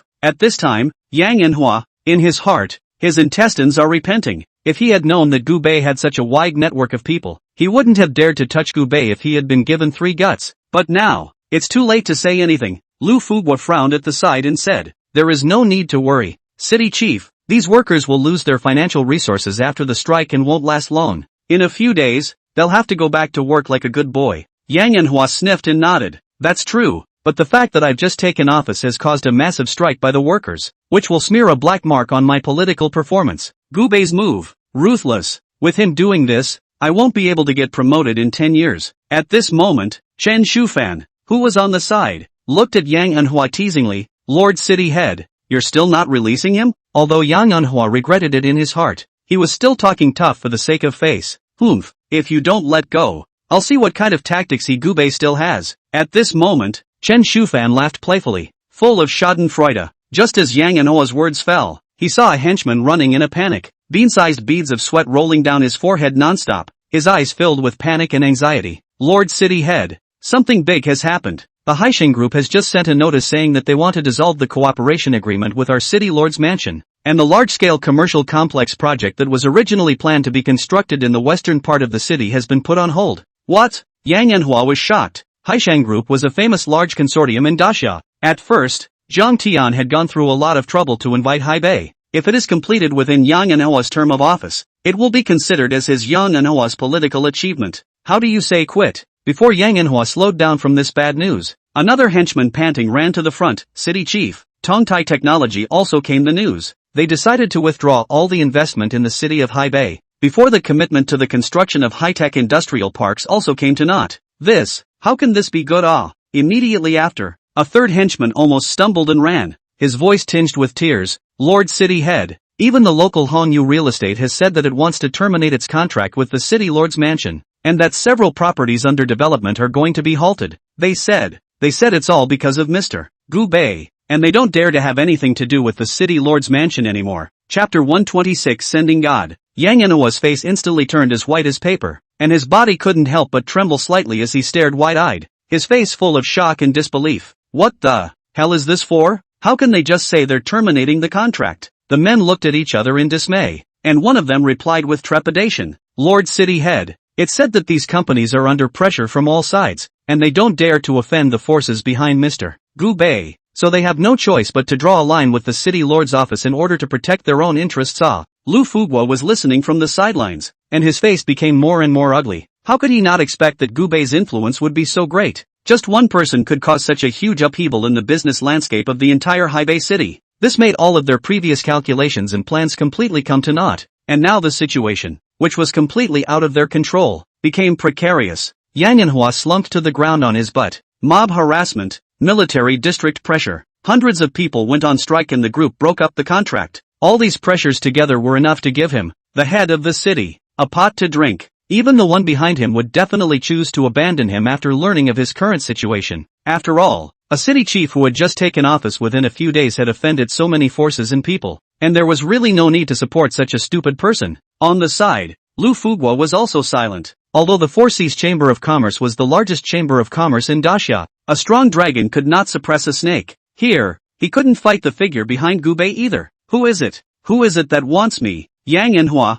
to die? Yang Enhua's eyes reddened. It's me. As soon as the words left his mouth, he only saw a Rolls-Royce parked outside the gate of the city lord's mansion. An old man in a tang suit walked down under the protection of two martial artists. The person who came was none other than one of the vice pavilion masters of Tianji Pavilion. You Tianji, you are? Yang Enhua's eyes narrowed, obviously not recognizing Yu Tianji. Lu Fuguo, who was on the side, hurriedly reminded. He's the vice pavilion master of Tianji Pavilion. Yu Tianji. At those words, Yang Enhua's head rumbled and his entire body was dumbfounded. No wonder so many conglomerates and companies were breaking their contracts with the city lord. It turned out that there was a Tianji Pavilion supporting them behind the scenes. What kind of force is the Tianji Pavilion? It's the most powerful and mysterious force in Daxia. All the powerful people were proud to join the Heavenly Hall of Justice. As long as Tianji-gu puts out the word, no matter what kind of business or high-ranking official you are, you can be pulled down overnight. Tianji Pavilion, also supporting Gubei? Yang Enhua's voice was trembling.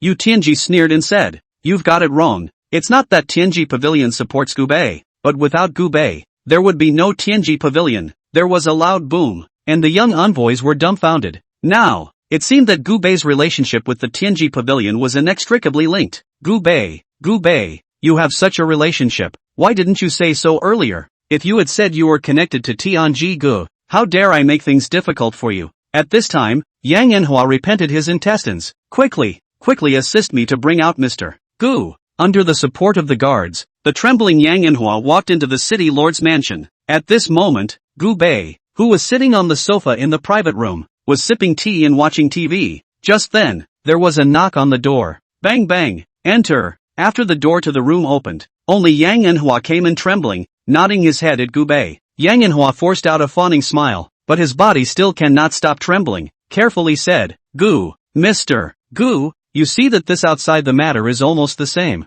You are not the first step to move out. We have a good talk?" Gubei gently put down the teacup in his hand and raised his eyes to look at Yang Enhua with a hint of playfulness in his tone. "City Chief Yang, I have said before that it is easy to invite the gods but hard to send them away. When you were so arrogant towards me, did you ever think that you would be in this situation today?" Yang Enhua's face instantly turned red, and bean-sized beads of sweat kept rolling down on his forehead. He cleared his throat awkwardly, his voice tinged with obvious trembling and remorse. "Mr. Gu, it's my fault for having no eyes. I shouldn't have rashly withdrawn that $10 billion order, and I shouldn't have been so rude to you, so be generous and forgive me this time." Gubei slightly tilted his head, the faint smile still hanging on his face, but he did not get up, just quietly watched Yang Enhua fidgeting in front of himself. Yang Enhua saw that Gubei did not respond. His heart became more and more terrified. He clenched his teeth, his legs went limp, flopping directly kneeled down. His knees knocked heavily on the ground, making a dull sound. "Mr. Gu, I'm begging you,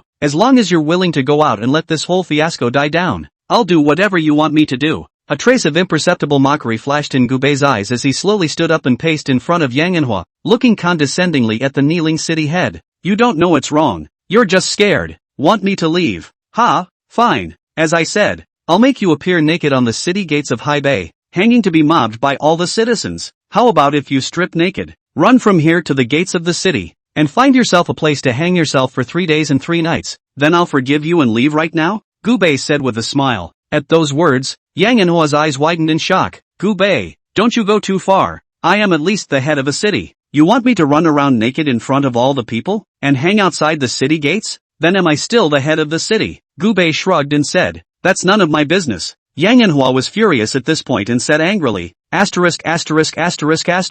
"Gubei, the only reason I came to beg you is for the position of city head, but since you refuse to spare me, even if I don't become this city head, I will never compromise." After saying that, Yang Enhua was about to leave angrily, but at this moment, Gubei said coldly, "I think you're mistaken. This is an order to you, not a discussion." "Ha, don't talk big. If I don't go, can you force me to go? You know, I'm the head of the city." Yang Enhua said angrily. Gubei said playfully, "I've killed even the lord of a country, so how would I be afraid of a small city chief?" After saying that, Gubei stood up and stepped closer to Yang Manhwa. Yang Manhwa kept backing away when he saw Gubei's murderous gaze. Just as he tried to grab the door, he thumped into a burly man. This burly man was wearing the attire of a guard, and the visitor was no other than the captain of the city lord's mansion's guard, a martial emperor-level powerhouse. Just in time, he's trying to plot against the city head. Take him down. Yang Manhwa pointed a finger at Gubei and ordered. But at this moment, that escort captain grinned and said, I think you're mistaken,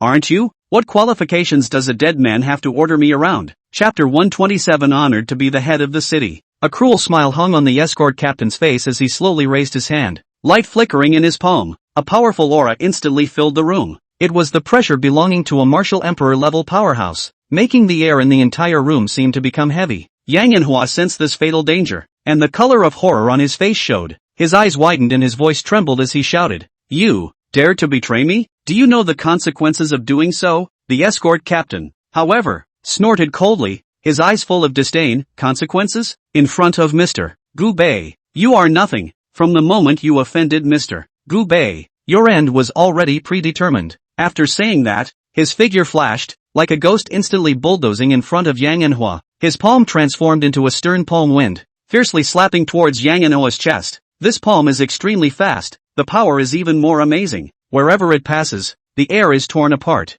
emitting a hissing sound. Yang Manhwa was unable to dodge in time and only felt as if his chest was hit by a heavy hammer. A sharp pain instantly spread throughout his body, and his body flew backwards like a kite with broken strings, hitting the wall heavily. The walls were all smashed out into a large, human-sized crater, and masonry debris spilled down in a flurry. Put! Yang Manhwa's mouthful of blood spurted out violently, staining the ground in front of him, his eyes filled with despair and unwillingness. The body slowly slid down and collapsed on the ground, his breath getting fainter and fainter, and eventually completely stopped moving. The captain of the escort clapped his hands as if he had only done a trivial thing, then turned towards Gubei and knelt on one knee, lowered his head, and said respectfully, Mr. Gubei, from today onwards, I would like to follow you to the death. This fool Yang Manhwa offended you without knowing what to do, and this is what he deserves. Gubei nodded slightly, without the slightest ripple in his eyes, as if this was all expected. He said lightly, Get up, follow me in the future, and the benefits will naturally come to you. Lu Fugwa stood on the side and watched the captain of the escort guard strike out and kill Yang Manhwa. His entire body was frozen as if he were a wooden chicken.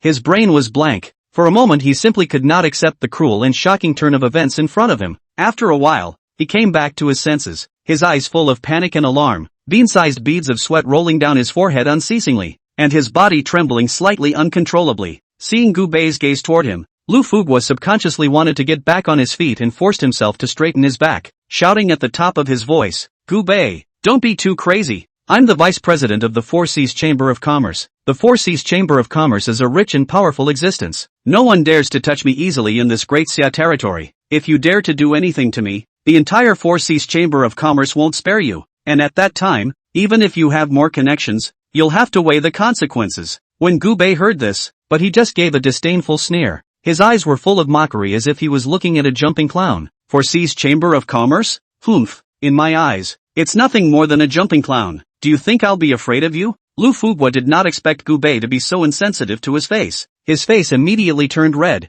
and he roared with anger and urgency. You are honoring the wine, but not the wine. Do you know what offending the Four Seas Chamber of Commerce means? Before he could finish his sentence, the captain of the guards had already stepped in front of him, with that chillingly cold smile still hanging on his face. Noisy! The captain of the escort team let out a low gulp, and with a wave of his large hand, a majestic force instantly erupted and swept towards Lu Fugwa. Lu Fugwa's eyes widened in horror as he tried to dodge, but the power came too fast and too fierce, and he couldn't react in time, and was directly struck by that power. Only heard bang a loud sound. Lu Fugwa's body like a cannonball flew out, ruthlessly hit the table not far away. The table was instantly crushed. Wood shavings splattered in all directions. Lu Fugwa's entire body is even more bleeding from all 7 orifices, lying on the ground and twitching for a few moments, then lifeless. The death is extremely miserable. The escort captain patted the non-existent dust on his body, turned towards Gubei and respectfully saluted once again, saying, Mr. Gubei, this kind of guy who doesn't know how to die is a scourge to keep,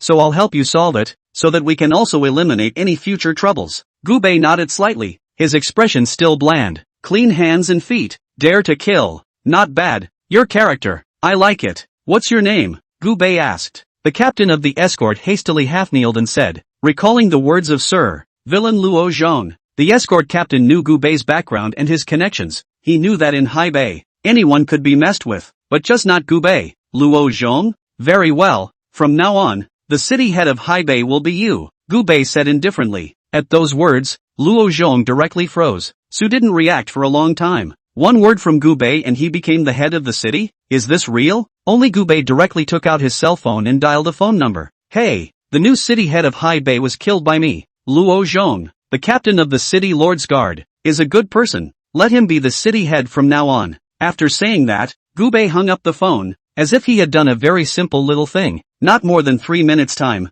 Luo Zhong's phone rang. Taking out his cell phone, Luo Zhong was shocked, because the one who called was, surprisingly, the No. 1 city chief. Who is city chief No. 1? It's Jiang Tian, his old boss. After the phone was connected, Jiang Tian's voice rang out, Luo Zhong, you've done a good job. And after a unanimous decision by the higher-ups, it's been decided that you're to be promoted to be the city head of Hai Bei City. Hanging up the phone as he did, Luo Zhong was like a dream. Although Jiang Tian was the No. 1 city head, he did not have the power to appoint prefecture-level city heads. The appointment of the head of a prefecture-level city is required to be reported to the top leadership, but Gu Bei only needed a phone call and directly made him the head of the city. What was his previous position? Captain of the guard. It's not a bad paycheck though, and it's treated pretty well, but can a bodyguard captain and a mayor be the same? Luo Zhong's face at this moment instantly blossomed with a look of mixed surprise, his eyes flashing with an uncontrollable glow of excitement. The whole man trembled slightly at the sudden and great surprise. He hurriedly knelt on both knees again and kowtowed with his head, his voice trembling a bit from excitement. Mr. Gu Bei,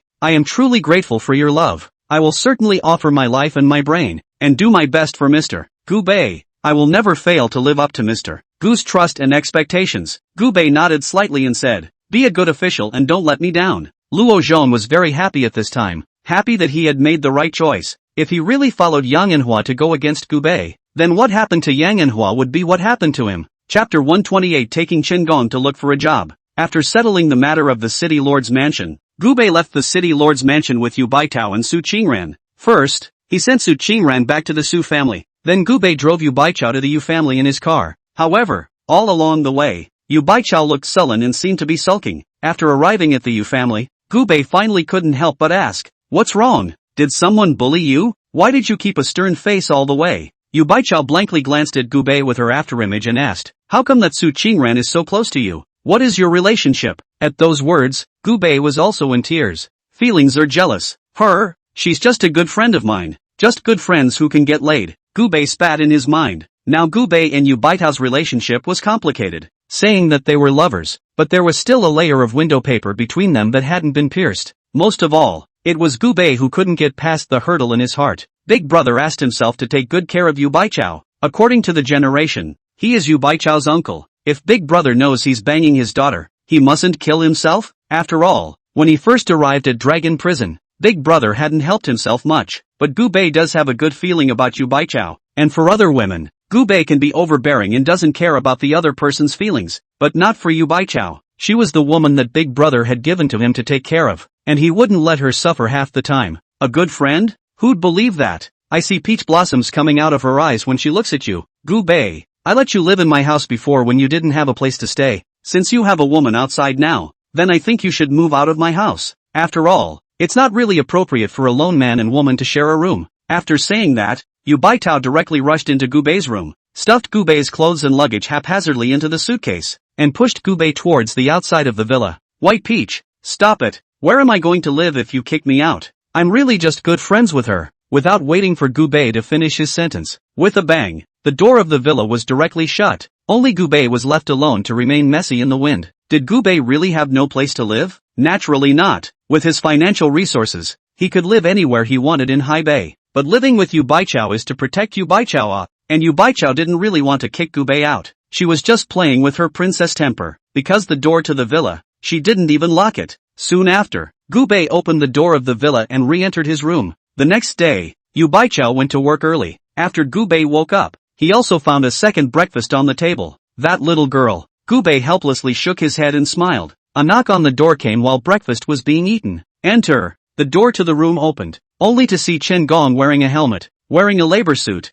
standing outside foolishly. In his hand he also carried a couple of gifts he had bought. Gu Bei's brows furrowed. Where did you run off to? Chen Gong didn't dare to enter the villa outside the villa and said, Boss, I'm dirty, so I won't go in. Here are a few gifts for you. Take them. I've had nothing to do at home lately, so I went to the construction site to move bricks. You don't have to say. Since becoming an ancient martial artist, I'm incredibly strong. I used to be able to carry 50 bricks at a time. Now I don't even feel tired when I carry 100 at once. Gu Bei was instantly speechless. Did I teach you to cultivate so that you can move bricks? What is the cultivation level now? I don't know, Chen Gong said foolishly. Gu Bei waved at Chen Gong, and Chen Gong came to Gu Bei's front. Gu Bei hiked towards Chen Gong's wrist, and his eyebrows were raised. Grand Master, progressing quite fast. Chen Gong was considered half a disciple that Gu Bei had taken on. The first time he met him, Gu Bei realized that he was born with a sacred body. Cultivating the sacred body. That was why Gu Bei had imparted a gongfu to him. He was different from Xiao Zhantian. Xiao Zhantian's cultivation that was all directly passed on by Gu Bei, but Chen Gong's cultivation came from his own cultivation. From an ordinary person to a grand master, he had only used half a month's time. This kind of talent could be described as demonic. That's a talent. It's a shame to move bricks. I'll get you a job if you really don't have anything to do. Chen Gong immediately said, Boss, I'll do whatever you tell me to do. Did you eat? Nope. Join us? Yes. After saying this, Gu Bei regretted it. Chen Gong's meal size was not normal, and he had made all the leftover food in the house. After dinner, Gu Bei drove Chen Gong to the Haibei military region. What Gu Bei was looking for was none other than Ling Frost. Ling Frost was also a martial artist, but she wasn't very strong. Letting Chen Gong follow Ling Frost was a way to learn, and secondly, he could protect Ling Frost in the meantime. After all, no matter what, Ling Frost belonged to be one of Gu Bei's women. To his own woman, Gu Bei had never been petty. Shortly afterward, the car drove outside the gates of the military district. The soldiers standing guard stopped Gu Bei, while Gu Bei directly went to Ling Frost to make a call. Not long afterward, Ling Shuang, who had a head full of fragrant sweat, appeared in front of Gu Bei. Ling Frost was wearing a camouflage training suit, and although the training suit was loose, it couldn't hide Ling Frost's slender legs. There was no makeup on her face, but Ling Frost's features were still extremely delicate in her veiled state. She was still as cold as before, always with a stern face. What brings you here? Ling Frost asked coldly. Gu Bei nuzzled and said, brought you a good seedling for soldiering. Ling Frost glanced at Chen Gong. She naturally recognized Chen Gong. Last time, Chen Gong even helped her clean up a great master. They're my friends, let them in. With a word from Ling Frost, the soldiers at the entrance immediately released them. Yes. Gu Bei parked his car outside the gate and took Chen Gong on foot to follow Ling Frost into the middle of the Haibei military region. Let him keep you close from now on, and get him an identity. Gu Bei faintly said, is this a back door for you? Ling Frost asked. Gu Bei glanced behind Ling Frost and said, going through the back door? Haven't tried it yet. It feels like something to try. Ling Shuang instantly blanked Gu Bei, clearly understanding the meaning of Gu Bei's words. It's fine to let him enlist, but he has to start at the bottom, and when he does, his rank will be that of an ordinary private. Could be, Gu Bei said indifferently. Just as the words were finished, he saw a person walking head-on towards Ling Frost. Colonel Ling, where are you going? The visitor was white, dressed in a military green regular uniform with 2 lines of 3 stars on his shoulders that were extremely striking. He was also a colonel, the same rank as Ling Frost. Chapter 129 Huoqi School. Ling Frost's expression was slightly unnatural after seeing this person. Faintly, he said, 2 friends came to see me. Friends? At those words, the white clean man looked Gu Bei and Chen Gong up and down. Seeing that both of them are young, and dressed in a way that does not show wealth, there is more than one contempt in their eyes. Colonel Ling, this is where I'm going to criticize you. I remember the commander said that spies have appeared in the military area recently, and that all non-military personnel are not allowed to enter the military area. You can't rely on your high rank to act on your privileges, can you? At those words, Ling Frost's face changed slightly. Hastily, he said, Huo Wen-1, there's no problem with their identities, and they definitely don't have half a thing to do with spies. Upon hearing this, Huo Qishui instantly smiled playfully. Whether it's a spy or not, you don't count. We must carry out the commander's orders. These 2 have entered the military area and have spied on the military secrets of our Haibei military region. So according to the rules, they must be detained and then their identities examined. When Colonel Huoqi finished speaking, he waved towards the 2 soldiers not far away. The 2 soldiers immediately trotted towards School Huoqi. Colonel Huoqi was not only a colonel, he was likewise a clerk. Although his rank wasn't particularly high, in the Haibei military region, he was almost a man under 10,000 men, because he's the personal clerk to the commander of the Haibei military region. He is also said to be the commander's brother-in-law. Lingfrost also saw that Hua Chi-song was simply targeting himself, and she was instantly enraged. School Hua Chi, don't go too far. These two people, one helped us kill a spy from an island nation, one helped us kill the fugitive grandmaster, and now you're calling them spies? To detain them? This is an insult to heroes, Hua Chi-song said disdainfully. Ha, hero? So what? In the Haibei military region, even if the King of Heaven comes, he'll still have to be tested. Lingfrost clenched his fists, obviously furious. If it wasn't for the other party's special status, Lingfrost would even want to smash his fist in his face.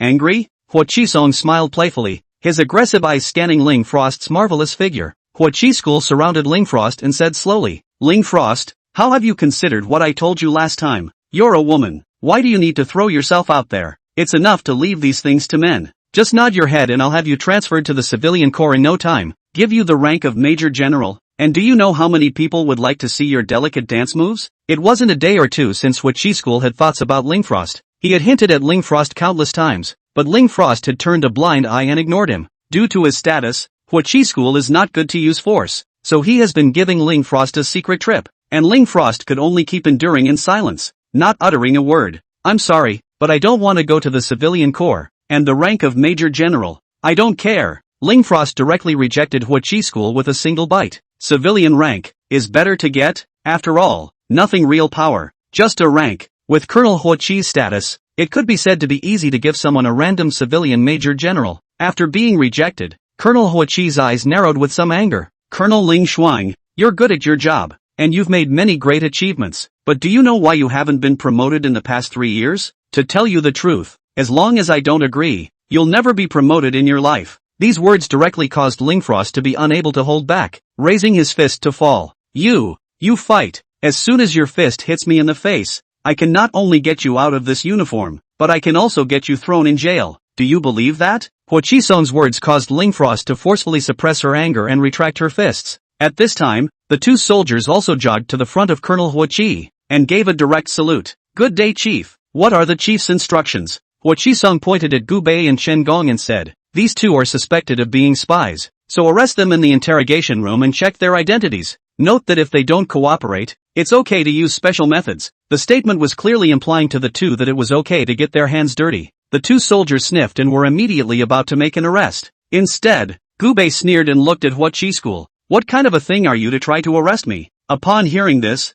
Hua Chi-shue froze for a moment and then burst out laughing. Yo, you even ran into one with a temper today? Interesting. What am I? Let me tell you, within the Haibei military region, the sky is the boss and I'm the second. Insulting the chief is an additional offense. Handcuff me directly. Send them to the prison for interrogation. Upon hearing this, Gu Bei glanced at Chen Gong and said indifferently, go, give him a slap on the wrist so that he'll learn a lesson. Chen Gong's words to Gu Bei were carried out 100%, only to see that without saying a word, he came in front of Hua Chi-song, opened his bow left and right, and two big slaps directly smacked Hua Chi-song's face. Pop, snap. Chen Gong's strength was extremely great. These two slaps went down, directly causing Hua Chi-shue's face to swell up like a pig's head. He was bleeding from the corners of his mouth and had spit out two of his teeth. Everyone froze as those two slaps went down. No one had expected that Gu Bei would dare to make a move within the military area. The hit was still the commander's personal paperwork. Hua Chi-song covered his face, trembling with anger. He pointed at Gu Bei and Chen Gong and roared. These two people attacked the cadres of the military region. The crime is unpardonable. Shoot them on the spot. After a roar, the two soldiers loaded their bullets on the spot and aimed them at Gu Bei and Chen Gong. As he was about to shoot, a roar came from him. Stop it. The two soldiers immediately stopped what they were doing and looked back into the distance. Only a man clad in an army green coat, followed by dozens of his own soldiers, came striding in. This person was none other than the great General Chen Shufan. Put the gun down. Chen Shufan let out a roar, and dozens of his own soldiers behind him directly surrounded him with their guns, pressing their muzzles against the two soldiers' heads. The two soldiers were dumbfounded at that moment, and hurriedly dropped the guns in their hands and raised their hands in surrender. After seeing Chen Shufan, Hua Chi-shue's anger was still hard to dispel. Senior General Chen, what do you mean by that? Chen Shufan was a major general, and in terms of rank, he was several levels higher than him, Colonel Hua Chi. But he, Hua Chi-shu, was the commander's personal secretary, and normally even Chen Shufan would have to be courteous when he saw him. The two have been known as equals. So today, Chen Shufan had someone directly dismount the guns of his men, and he was very upset in his heart. Chen Shufan sneered and said, "What do you mean, Colonel Huaqi? Don't you know how to salute when you see the chief? Give me 2 slaps up on him. Let him learn a lesson for me." As the words fell, Chen Shufan's own soldiers behind him directly rushed forward, and opened their hands left and right towards Huaqi Song's face, snapping and slapping him with 2 more slaps. Chapter 130 Gunnery Practice. Huaqi School is just an ordinary person, and even as a clerk, he is failing in physical fitness, so these 2 slaps went down, directly hitting his mind, and he couldn't even stand up. "Chen Shufan, you dare to hit me." At this moment, Huaqi Song was infuriated and his face was red, his chest heaving up and down. What's wrong with Chen Shufan, who usually sees him politely? Not only did he send down his men's guns, but he also slapped him twice in public. What's the difference between this and a minister hitting the emperor's personal eunuch? "Beat you? Kill you I dare now," Chen Shufan said disdainfully. "Do you realize that I am the commander's personal clerk?" Huaqi School roared. "If it were usual, I might be courteous to you on account of this layer of status, but if you've offended Mr. Gu, not to mention the commander coming, even if the king of heaven comes, I won't give you face." After speaking, Chen Shufan cupped his fists toward Gu Bei and bowed. "Pavilion master, what do you want to do with him?" Gu Bei smiled playfully and looked at Chen Gong. "Ever touch a gun?" Chen Gong scratched his head and smiled, shaking his head. "No, I've loved toy guns since I was a kid, but I haven't touched a real gun once." Gu Bei beckoned, and Chen Shufan's own soldiers immediately handed over a fully automatic rifle. Gu Bei casually tossed it to Chen Gong and said, "Try it." Although Chen Gong had never touched a gun, he was a military fanatic, and as soon as the real gun was in his hands, he immediately fiddled with it. "Pull the bolt and load the gun. All in one go." "Very well, pull this Hoven man to 50 meters away from me. Give my brother a chance to try his marksmanship," Gu Bei said indifferently. Huaqi School was stunned when he heard this. "Don't mess around. You kid, 50 meters? A new recruit who hasn't even touched a gun? He'll die. I'm the commander's personal secretary. If anything happens to me, you'll all have to suffer." And Chen Shufan's own soldiers didn't care about that. They directly tied Huaqi Song to a pillar 50 meters away, and put an apple on each side of his shoulders and on his head. Gu Bei looked at Chen Gong. "Try a few shots?" Chen Gong took the fully automatic rifle handed over by Gu Bei, and after skillfully fiddling with it for a few moments, he aimed it at Huaqi Song, who was firmly tied to a pillar 50 meters away. At this moment, Huaqi Song, although his body was already trembling slightly uncontrollably, he was still holding on to that arrogant stance. "You guys are so bold. Dare to treat me like this. I'm the commander's personal secretary. No one has dared to touch a hair on my head in this Haibei military region. It's not too late for you guys to pull back from the brink. If you really dare to do anything to me, the commander will definitely not let you off the hook, and then each and every one of you will have to suffer." Chen Gong, however, as if he didn't hear his clamor, took a deep breath and slowly adjusted the rhythm of his breathing.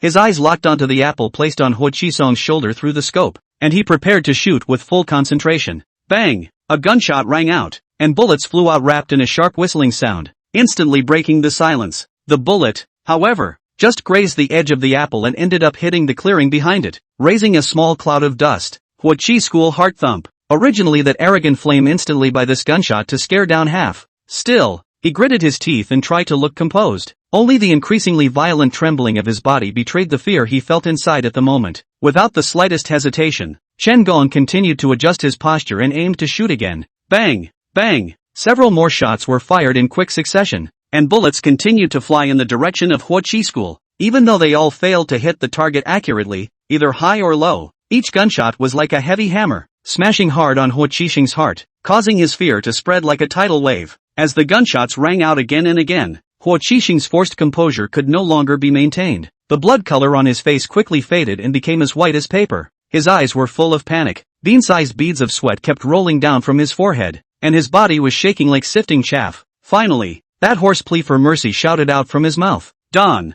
hit please, I know wrong, I really know wrong I should not be difficult for you you let me off this time. I swear I will never dare again There was a sobbing tone in that voice, mixed with uncontrollable trembling, in stark contrast to the previous arrogance. However, Chen Gong was immersed in practicing shooting at the moment, and did not stop his hand movements, still shooting one shot after another. Each gunshot made Huaqi Shui's spirit tighter and tighter, as if the bullet would hit him in the next second. Finally, after another gunshot, Huaqi Song only felt his legs go limp, followed by an uncontrollable stream of warm liquid flowing out of his crotch, instantly wetting his pants. The pungent stench quickly filled the air, and everyone around them couldn't help but cringe. Huachi School was actually scared to pee. The passing soldiers all couldn't help but laugh, and if they weren't afraid of revenge by Huachi School, they would have laughed out loud. Even so, there were still quite a few people talking about it and even secretly took out their cell phones to take pictures. Huachi School only felt a hot pain on his face. Shame on him.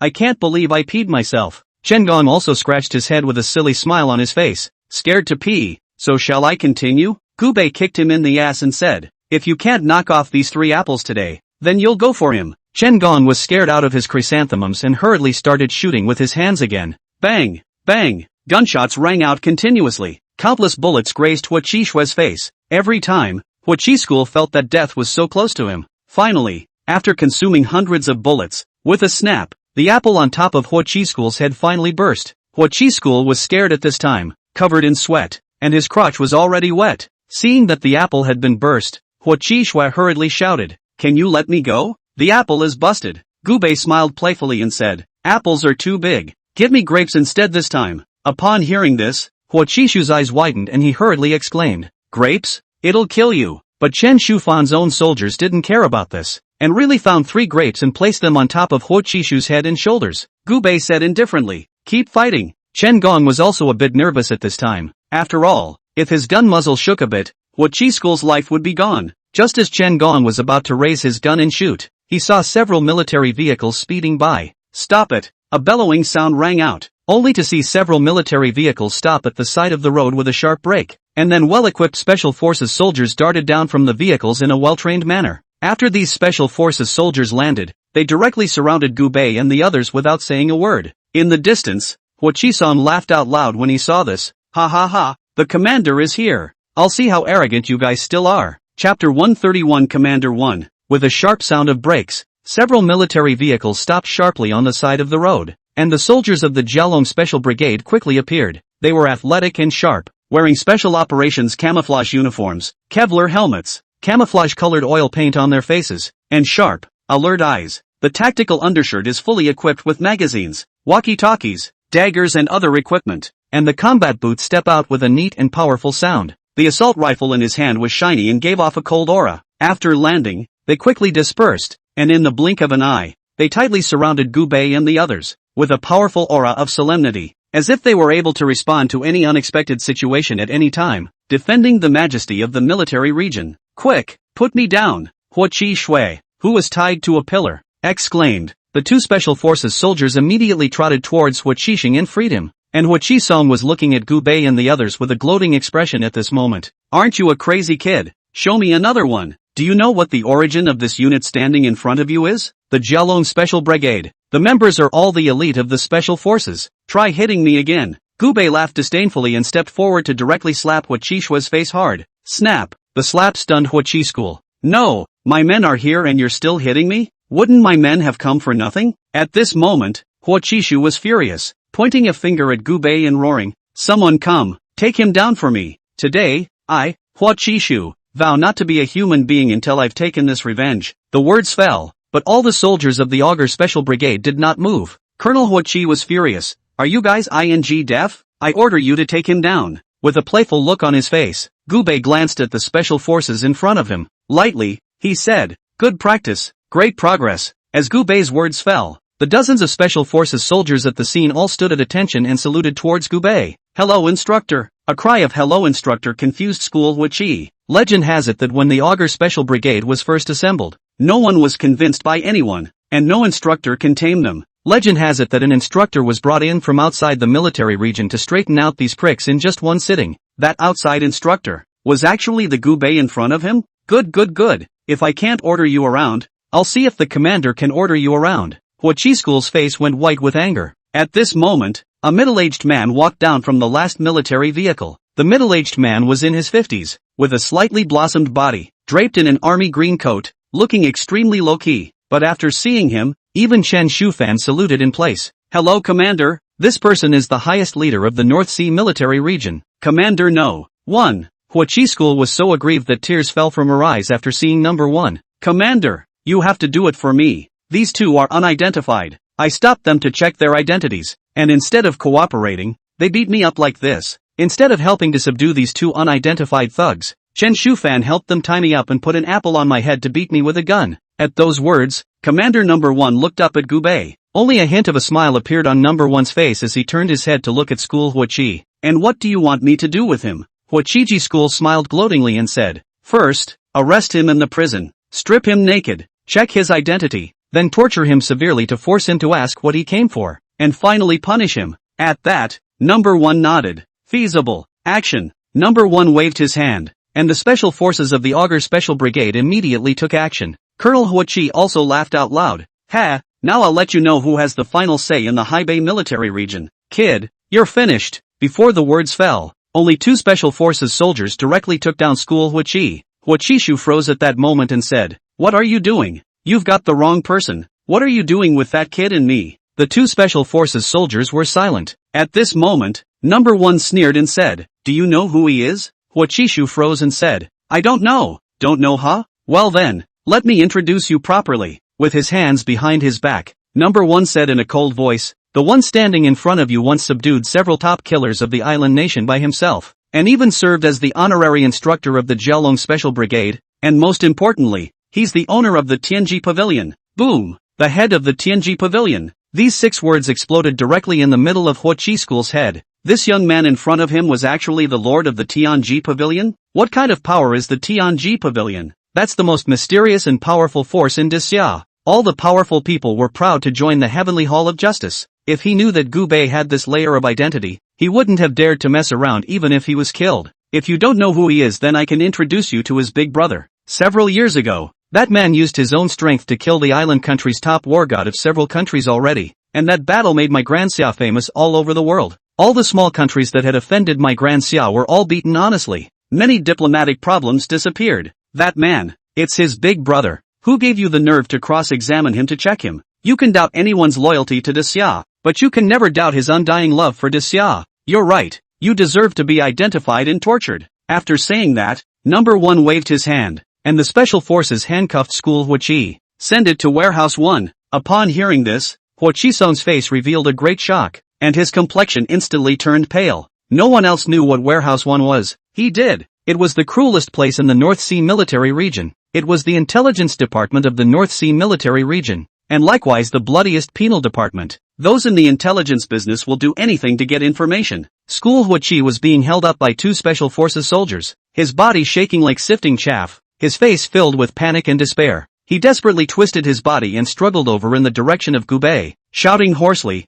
Mr. Gu, Mr. Gu, I was wrong. I was really wrong. I was blinded by lard before I dared to offend you. I beg you to be magnanimous. For the sake of my momentary confusion, spare me this time. That voice became shrill and harsh from fear. Tears and snot smeared all over his face, and he had long since lost the arrogant and domineering look he had before. In the face of Huachisong's pleas for mercy, Gubei didn't even look at him, only waving his hand impatiently. The 2 special forces soldiers immediately pulled away Huachi School, who was scared out of his wits. After Colonel Huachi left, one commander in front of him took the initiative to extend his hand to Gubei. Mr. Gu, I've heard a lot about you. Chapter 132 Looking for Spies. Gubei extended his hand and shook Number 1's. Commander 1 seems to know me well? Number 1 laughed out loud. Just a little bit, not much, but I know Mr. Gu's big brother very well, and to be honest, I adore him. He's my role model. Talking about Gubei's big brother, Number 1's eyes were filled with yearning. Mr. Gu is here today, then I must treat him well. Come to my command. With that, Number 1 picked up Gubei and Shen Gong into his specialized car. Shortly afterward, Gubei and Shen Gong arrived at No. 1's command headquarters. Inside the hospitality room, Number 1 made a point of having the cooking class open a small kitchen and cook a few specialty dishes. Bring out good wine to entertain Gubei. Together with them, there was also Chen Shufan and Lingfrost. However, Lingfrost was very formal at this time and stood aside, not even daring to sit down. Colonel Lingfrost, sit together. Don't be polite. Number 1 is rather amiable. Lingfrost then dared to sit down. I heard from my men that you want this brother to go into the army for experience? At this moment, Number 1 looked at Chen Gong. Even though Gubei had never spoken to Number 1 about this matter, he still knew about it like the back of his hand. After all, this was the Haibei military region, his territory. Gubei nodded slightly and said, instead of practicing, it's more like finding him a job to protect my woman. After saying that, Gubei glanced at Lingfrost, and Lingfrost's expression had been high and cold. not saying a word. Ha ha ha, I understand. Actually, our Haibei military region has very strict standards for recruiting new recruits these days, but for those recommended by Mr. Gu, those standards can be relaxed or even discarded. But the rank, I can't give it too high. It still needs to be taken one step at a time. Gubei said indifferently. There's no need to give him a rank, just let him be a big-headed soldier. Though the words were said, when Chen Gong really enlisted in the army, just by virtue of the fact that he was personally guaranteed in by the commander, his leaders would not dare to make things difficult for him. Chen Gong's name would definitely be on every promotion list in the future. Just being an officer right after enlisting would certainly be a turn-off for many. That's good, but the recent emergence of spies in the military district has given me a headache, which is why I have such strict requirements for recruiting new recruits. Number 1 deliberately wore a troubled expression. Spies? Gubei raised his head slightly. Not bad. Recently the military secrets of my Haibei military region are always leaked, always known in advance by the islanders, so I suspect that there is a spy within the military region, and this person's rank is not low, it's at least officer level. Only who the spies really are gives me a headache. Gubei smiled at his words. Ha, how easy is it to find a spy? Number 1 just needs to gather all the officers here and I can help you find the spy. At those words, Number 1's eyes instantly lit up. Is that true? Gubei nodded slightly. If someone else had said that, he Number 1 would have never believed it. But when Gubei said this, he believed it. And Gubei wasn't taking things at face value. In Dragon Prison, he had learned all the skills of the 12 dragon ambassadors. One of them is a mind-reading trick. The so-called mind-reading technique is not really mind-reading either, but is actually hypnotizing them in a special way. Then ask something and the other person answers. Number 1 quickly gave the order. And within moments, officers from the Haibei military region came from all directions and gathered in the hall of the command headquarters. They were dressed in neat uniforms and looked differently, some with serious faces, some with a hint of doubt in their eyes, exchanging words and whispering to each other about the reason for this urgent call. Soon, the hall was filled with officers, who were neatly arranged according to their rank, with upright postures, like a green forest, exuding a solemn and dignified atmosphere. Everyone quieted down,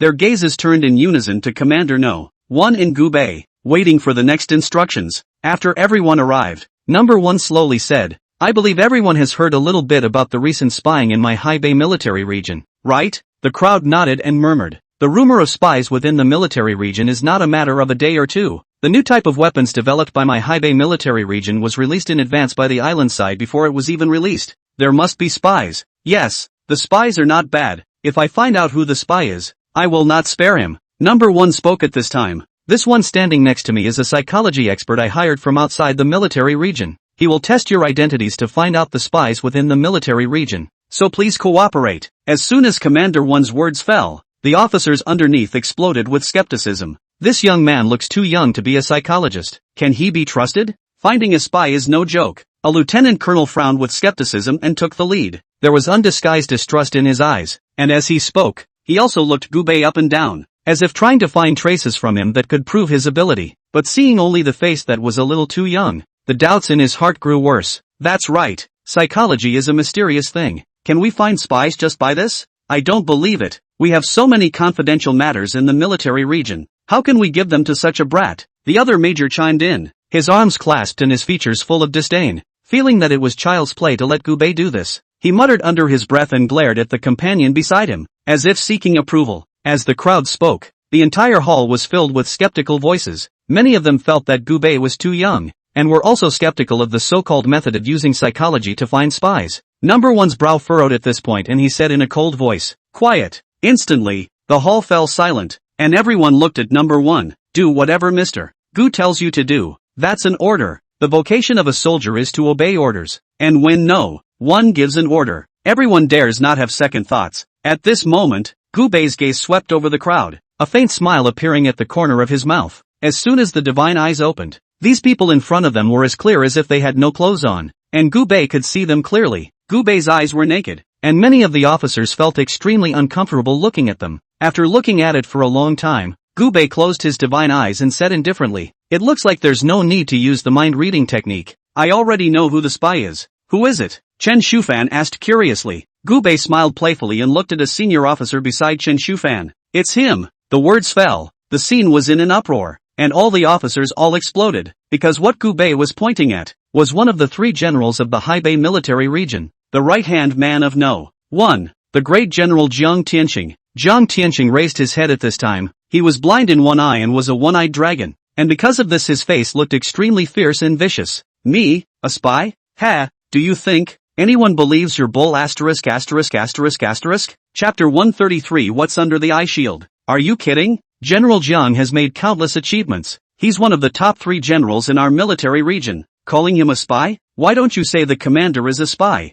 Make believe. Bloody mouth. I think this kid is the spy sent by the island nation to sow discord, right? Who is he to say Jiang Tianqing is a spy? If Jiang Tianqing is a spy, I'll write my surname Jiang backwards. For a moment, countless senior officers were filled with righteous indignation and fought for Jiang Tianqing. And Jiang Tianqing looked at Gu Bei with a teasing expression. See, I, Jiang Tianqing, have countless supporters in the military. I've earned first-class merit 18 times. I've been to the battlefield and fought in wars. Who are you to call me a spy? If you can't give everyone a reasonable explanation today, I have good reason to suspect that you're stirring up trouble. At this point, even Commander 1 was a bit skeptical. Mr. Gu, why did you say Jiang Tianqing was a spy? The first commander, while aware that there were spies in the military, and not at a low rank, didn't think of the rank as being that high. In his opinion, below colonel and above second lieutenant, it's within that range. Jiang Tianqing, on the other hand, was one of only 3 great generals within the military region. If he's a spy, then the Haibei military region will all be a joke.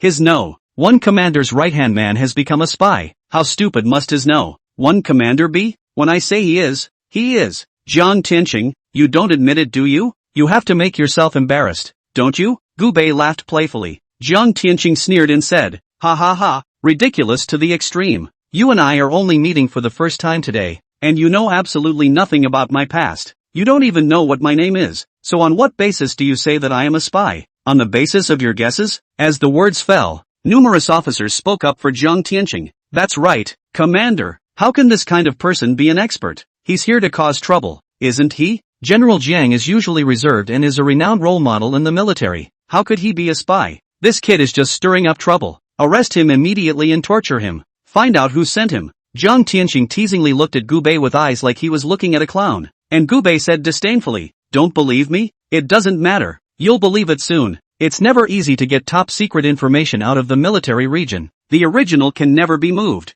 And the military district has extremely high requirements for those who see the originals. Cameras, cell phones, it is simply impossible to be allowed to carry. So to see the original, you have to steal it. And how do you do that openly and without being suspected? Jiang Tianqing, please remove the blindfold from your blinded eye and let everyone see what's really underneath it. At those words, a hint of panic flashed under Jiang Tianqing's eyes. However, it was quickly covered up by Jiang Tianqing.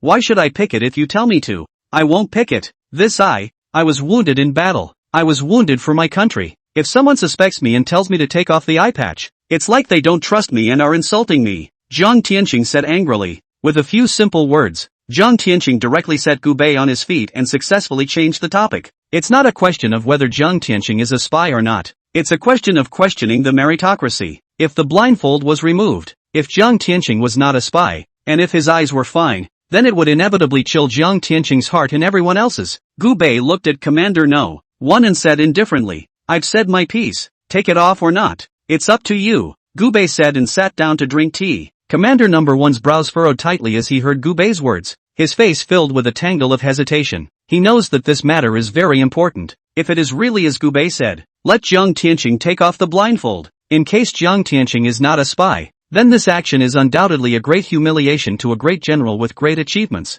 How to let the soldiers feel at ease in the future? I am afraid that it will be cold to the hearts of the many generals. However, if he was not allowed to pick it, Gu Bei's words made him suspicious in his heart. After all, Gu Bei had previously shown all sorts of extraordinary things, which made him feel that Gu Bei would not ask for such a request for no reason at all. Commander No. 1's gaze darted back and forth between Jiang Tianqing and Gu Bei, his heart caught in a dilemma. In the end, he gritted his teeth, or slowly spoke. Mr. Gu, General Jiang Tianqing has distinguished himself in battle, and has shed blood and suffered injuries for the country. Letting him take off the blindfold based on just this bit of speculation is really inappropriate, and this matter needs to be discussed in the long run, so let's forget about it for today. After saying that, he secretly sighed, hoping in his heart both that Gu Bei had misjudged, and vaguely feel that this matter may not be so simple. Just at the moment really do not dare to easily take that step. When Gu Bei heard this, he just gently put down his teacup and shook his head slightly, but he didn't say anything more. Jiang Tianqing sniffed, and a hint of a smile that no one had noticed appeared at the corner of his mouth. He looked at Gu Bei with full provocation. Gu Bei was right. He was indeed a spy. He does have a problem with that blind eye of his. He didn't know how Gu Bei found out, but he knew that Gu Bei couldn't stay. After this, he would get rid of Gu Bei as soon as possible. Since he was discovered by Gu Bei, he stopped acting in front of Gu Bei, his eyes staring straight at Gu Bei, full of playfulness and mockery, and Gu Bei instantly laughed. Actually, without picking, I can prove he's a spy. This sentence was said and caused a direct uproar. You can prove that General Jiang is a spy even without picking? How do you prove it? This kid isn't bluffing, is he? Jiang Tianqing smiled at his words. Then tell me how you can prove it? Like I said, I can read minds. All I need is for you to stare at this watch in my hand for 10 seconds to hypnotize you, and then you'll answer whatever I ask. Mind reading? Jiang Tianqing instantly laughed disdainfully. As the island's top spy, he grew up with all kinds of psychological training, hypnosis training, and he's been trained countless times. The strength of his psyche was already far superior to that of an ordinary person. Even the top psychologists couldn't hypnotize him. Polygraphs are just for show with him. As soon as Gu Bei's words fell, the officers exploded, standing up for Jiang Tianqing. This is simply too ridiculous. General Jiang has fought and died for our military region for so many years, and has made great achievements. How can we use the mind-reading test on General Jiang just based on these few unsupported words of his? It's a great disrespect to a meritorious official. A colonel of considerable seniority blurted out with a reddened and emotional face. As he spoke, he glared indignantly at Gu Bei, with a look as if Gu Bei had made an unforgivable and unreasonable request. That's right, Commander. We all know Jiang's character very well. How can he be tossed around like this? What is mind reading? That's just some mysterious stuff. How can it be taken seriously? We can't let General Jiang suffer from this kind of aggravation. Chapter 130 for the deadly Jiang Tianqing. Jiang Tianqing could have gotten off on the wrong foot. After all, with his status and qualifications, if he didn't agree to the test, no one could force him. But Jiang Tianqing was too confident in his mental abilities. He knew that if he took the test and passed it perfectly, then no one would ever suspect him again. What was under his blindfold would not be suspected. Thus, Jiang Tianqing sighed and said, since this expert is so confident in his own strength, if I don't punch him in the face, I'll be letting him down with this good intention instead, for the sake of my own innocence, and to prove that this so-called psychologist is a jumped-up clown. I accept the test. At those words, the crowd was in an uproar. Commander 1 sniffed and breathed a sigh of relief. Jiang Tianqing volunteered to take the test, which was for the best. This would not offend Gu Bei, but would also dispel the suspicions in his own mind. Jiang Tianqing sat directly in front of Gu Bei and said confidently, let's begin. Jiang Tianqing had great confidence in himself, believing that his mental strength was incomparably strong. But what he didn't know was that Gu Bei's so-called mind-reading skill wasn't attacking the psychological aspect at all. It was a real strong attack mentality, manipulating Jiang Tianqing's body and forcing him to tell the truth. In fact, Gu Bei had another move that was even more ruthless and direct, and that was soul-searching. Only those who have been searched for their souls are lightly brain-damaged, or directly turned into cuties. That's why against absolute enemies, Gu Bei would only use this move. Gu Bei unhurriedly walked to Jiang Tianqing, crouched down slightly, and gently put his hand on Jiang Tianqing's wrist. Jiang Tianqing stared at the watch in Gu Bei's hand with a disdainful face, his eyes revealing a strong sense of mockery, as if he was waiting to see Gu Bei's joke. However, he was unaware that Gu Bei's spiritual energy was slowly invading his body along his wrist, gradually taking control of his consciousness. Jiang Tianqing, are you a spy sent by the island nation? Gu Bei asked softly. In an instant, only the smile at the corner of Jiang Tianqing's mouth instantly disappeared, and in its place, there was a stupefied look on his face. Yes. Jiang Tianqing's eyes became hollow and lifeless as he mechanically replied. The moment these words came out, everyone present couldn't help but suck in a breath of cool air, and the originally noisy room instantly became silent. Everyone stared at Jiang Tianqing in disbelief.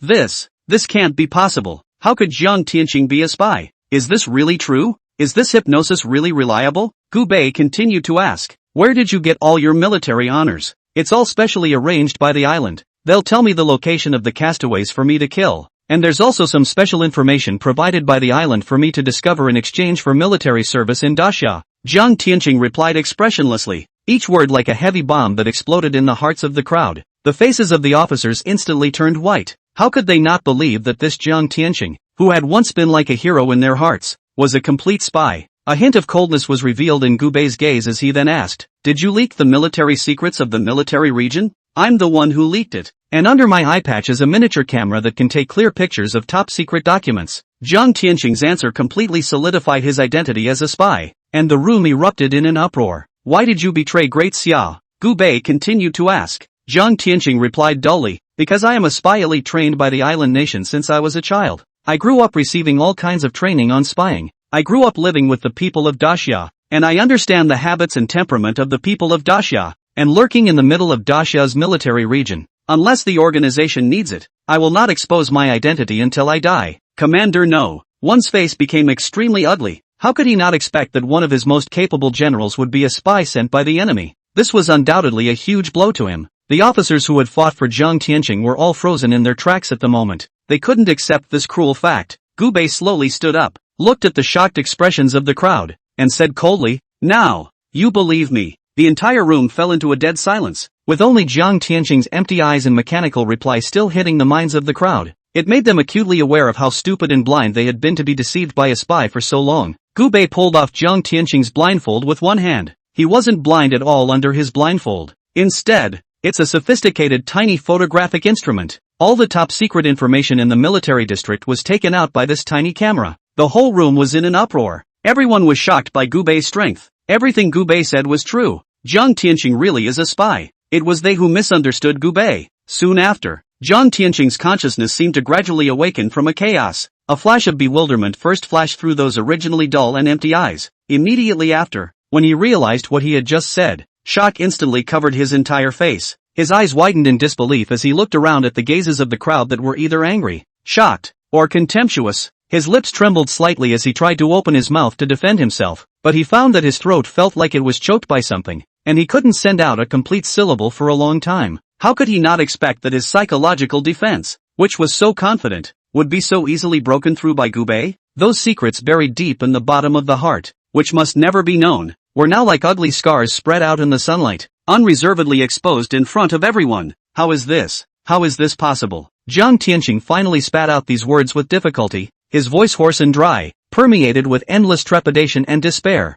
Bang! Commander No. One slammed his palm hard on the table and roared, "Good you Jiang Tianqing. I trusted you so much, but yet, I didn't expect that you weren't a Daxia person at all. What I've been trusting all this time is actually an island dead man. If it wasn't for Mr. Gu today, I'm afraid I would have never suspected you in my life." Jiang Tianqing was first horrified, then angry, and finally laughed out loud. Ha ha, ha ha ha, that's right, foolish Daxia people. I am a subject of the island emperor, and a dead soldier of the island nation. Now that you found me out, I won't pretend anymore. Chinaman, you are very powerful, but someone as powerful as you will inevitably become a threat to my island nation. Today, you will surely die. Speaking of which, I do have to thank you. You were the one who gathered all the senior officers of the Haibei military region together, and since they've been exposed, I'll kill everyone. Let the Haibei military region be removed from Great Xia. Chapter 135 Soul-Searching Jiang Tianqing. As soon as Jiang Tianqing's words fell, a majestic and overpowering martial king's aura abruptly erupted from him.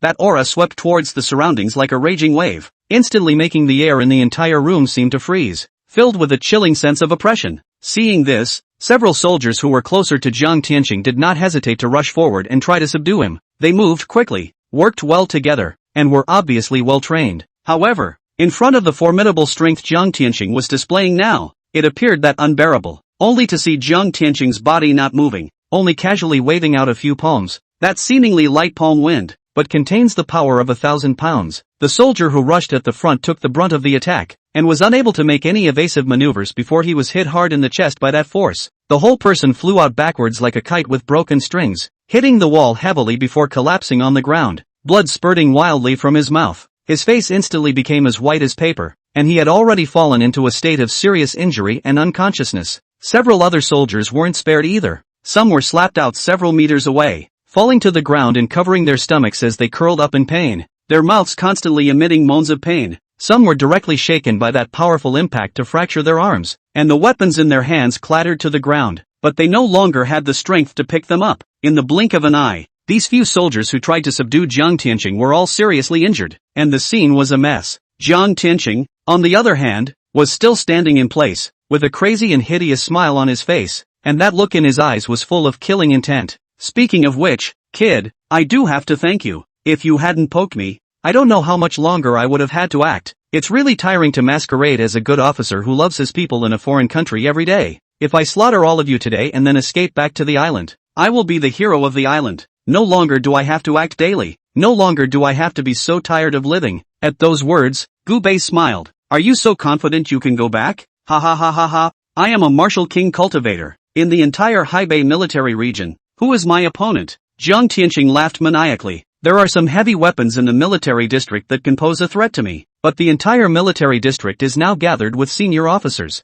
Number 1. Do you dare use that weapon of mass destruction on me? Every single one of you here today will die. Number 1. Let's start with you. As Jiang Tianqing's words fell, he violently charged in the direction of Commander No. 1. That speed was as fast as lightning, bringing up a whistling sound of wind, and the killing intent was even spreading around him. However, how could Gubei stand by and watch him succeed? Only Gubei's figure flashed, and in the blink of an eye, he blocked in front of Commander No. 1. His face still calm and collected. It was as if he didn't even put Jiang Tianqing's incoming attack in his eyes. When Jiang Tianqing saw this, a hint of viciousness flashed in his eyes. The right palm was wrapped in majestic spiritual energy and slapped fiercely towards Gubei. This palm had gathered the strength of his entire body, and it had the appearance of killing Gubei in one blow. However, Gubei just slightly raised his hand and easily caught Jiang Tianqing's palm full of killing intent. Jiang Tianqing's eyes widened in disbelief. He tried to increase his spiritual power output, wanting to break free from Gubei's block, but Gubei's hand was like an iron clamp. It didn't move, no matter how much he struggled. It didn't help. Immediately afterward, the corners of Gubei's mouth rose slightly, revealing a contemptuous smile. Then he twisted his hand, only to hear a click. Jiang Tianqing's wrist was directly broken by Gubei. Jiang Tianqing let out a painful scream, and before he could slow down, Gubei kicked out again, hitting Jiang Tianqing squarely in the chest. This kick contained a tremendous amount of power, directly sending Jiang Tianqing's entire body flying out, landing heavily on the ground several meters away, raising a cloud of dust. Jiang Tianqing slumped to the ground in a sorry state and struggled a few times to get up. However, he found that his body was in severe pain and he could not exert any strength at all, so he could only stare viciously at Gubei as blood continued to gush out of his mouth. At this time, the madness and arrogance in his eyes had long disappeared, replaced by panic and despair. How could he not expect that he, an expert with the cultivation of a martial king, would be so unbeatable in front of Gubei, easily subdued by a counter-kill? Above martial king. You are above martial king. Jiang Tianqing's face was filled with horror. Such a young daxia person in front of him had a cultivation level that was surprisingly above his own. Jiang Tianqing didn't know how much he had suffered since he was a child for this cultivation, and he didn't know how many resources he had used up. It was only at the age of 39 that he gained the cultivation of a martial king, but such a young Gubei in front of him had a cultivation level above his own. This caused Jiang Tianqing's mind to instantly explode. Gubei stood with his hands behind his back and said indifferently, "Unfortunately, you won't be able to return to the island." Upon hearing this, Jiang Tianqing revealed a bitter smile. Ha ha, ha ha ha, that's just it, that's probably my life. I'm tired after acting for so long, so let me rest and relax. As soon as he finished speaking, Gubei instantly appeared in front of Jiang Tianqing, only to see Gubei directly pinch Jiang Tianqing's mouth, and with one force, he directly dislocated his jaw. Gubei then quickly pinched out a tooth in Jiang Tianqing's mouth. The tooth wasn't any different from the usual ones, but as Gubei gently pinched it, the tooth unexpectedly exploded with green toxins, venomous fangs. Jiang Tianqing was ready to bite the poison and kill himself at any time. At this moment, Gubei casually put Jiang Tianqing's jaw back on. Trying to kill yourself? Where's the easy part? After the fangs were discovered, Jiang Tianqing instantly collapsed. Even though he was a carefully trained dead soldier for the island, he was afraid of punishment. He knew that he was now a notorious spy, and these daxia people would not sympathize with him to pity him. The penalties used against him then will surely be nothing less. Suicide had been his best option. Gubei glanced at Jiang Tianqing and then at Commander No. 1, lightly said, "No. 1. Since this person is an elite spy trained by the island nation, his mouth will definitely be very difficult to pry. I know a spell that can search for memories. It's possible to force his memories over, but at the cost, he'll turn into a cutie." At that, Commander 1's eyes lit up. He was having a headache on how to interrogate this dead spy, and since Gubei knew this spell, it just solved his biggest headache. "Mr. Gu, I trust you. You go ahead and exert your divine power."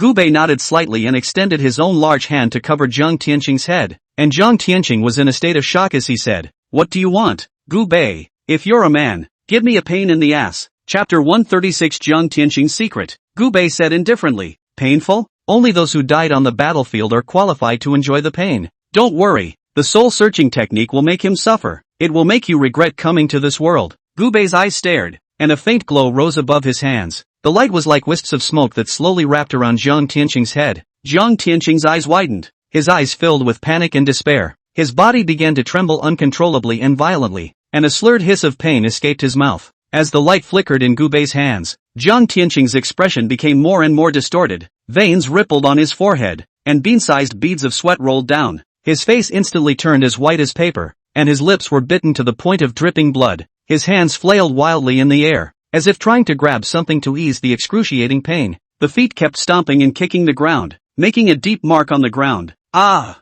Jiang Tianqing's miserable screams resounded throughout the room. That voice was filled with endless pain, causing everyone present to be moved. However, Gu Bei's eyes remained firm and cold, and the movements in his hands did not pause for a moment. Continuing to perform the soul search technique, he extracted the memories in Jiang Tianqing's mind bit by bit. After a few moments, Jiang Tianqing's eyes gradually became hollow and lifeless, and his body stopped struggling, falling limply to the ground. Only the rapid breathing still proved that there was still a shred of life left in him. At this point, he had completely turned into a cutie. The once shrewdness and cunning have long since disappeared, leaving only a shell with its soul drained away. Lying there quietly at the mercy of fate, Gu Bei slowly withdrew his hands and let out a long breath. He glanced at the little cutie that had turned into a little cutie. Jiang Tianqing, without the slightest bit of pity in his eyes, turning to Commander No. 1, he said, "The soul search is complete. All the memories of espionage in his mind have been extracted by me, so I'll leave it to you guys to deal with it next." Commander No. 1 nodded slightly, his eyes revealing a trace of complex emotions, both gratitude towards Gu Bei and pain and disappointment towards Jiang Tianqing.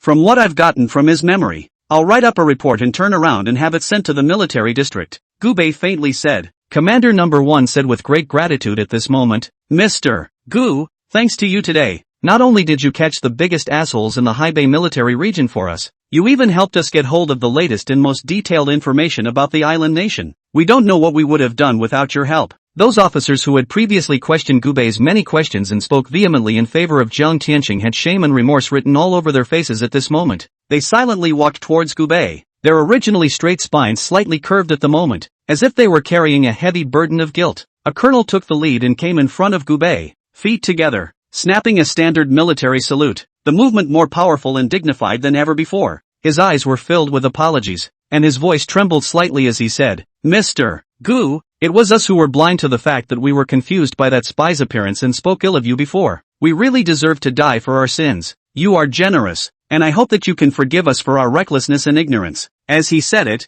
a fine bead of sweat broke out on his forehead, the product of a mixture of nervousness and shame. The other officers followed suit, neatly lining up in front of Gu Bei, each with a solemn expression and a solemn military salute. "Mr. Gu, thank you for uncovering this deeply hidden spy for the military region. If it wasn't for you, we would still be in the dark and the consequences would be unimaginable. We feel deeply guilty for our previous behavior, and we will definitely follow your example in the future and distinguish right from wrong," a lieutenant colonel said with a reddened face, remorse clearly visible in his eyes. The gratitude of the crowd was overwhelming, and they realized profoundly that it was because of Gu Bei's persistence and extraordinary ability that the military region had avoided a huge disaster. At this moment, their attitudes towards Gu Bei underwent a 180-degree transformation. From the initial questioning and rejection, it had turned into the respect and admiration of today, and the eyes that looked at Gu Bei were filled with trust in him and self-reproach for his previous behavior. Gu Bei looked at the group of seriously apologizing officers in front of him and said indifferently,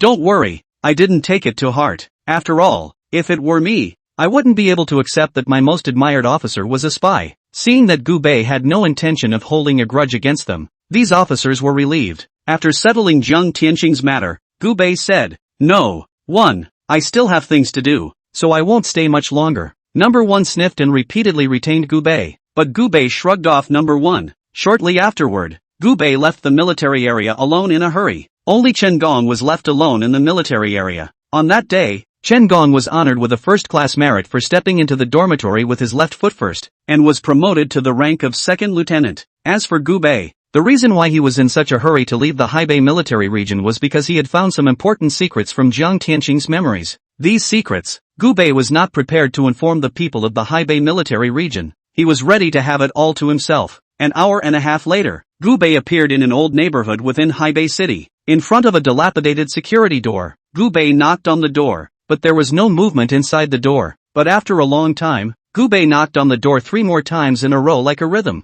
and the security door then snapped open. In Jiang Tianqing's memory, in order to open this door, he had to knock out a rhythmic code word. Otherwise the people in the room would never have opened the door. The door was opened by a woman. A woman with a 6'8" figure and an extremely voluptuous physique. The woman who opened the door, with a graceful figure, that 1'6" height and the delicate proportion of the body reflected, looks particularly tall and charming. She was wearing a loose silk nightgown that had a light, smooth texture that flowed over her body like water, yet still hardly hid the curves of her shapely figure. The neckline of the pajamas was slightly open, revealing a small piece of skin as white as snow, as well as delicate collarbones, as if inadvertently exuding a lazy and provocative atmosphere. The slender waist that was in a firm grip was gently girded by the waistband of her pajamas, further emphasizing the tempting curvature between her waist and hips. The plump breasts and rounded and firm buttocks were hidden under the pajamas, and every unintentional movement seemed to carry an invisible charm that tickled the heartstrings. Her face was white and tender, like a freshly peeled egg, delicate and shiny. However,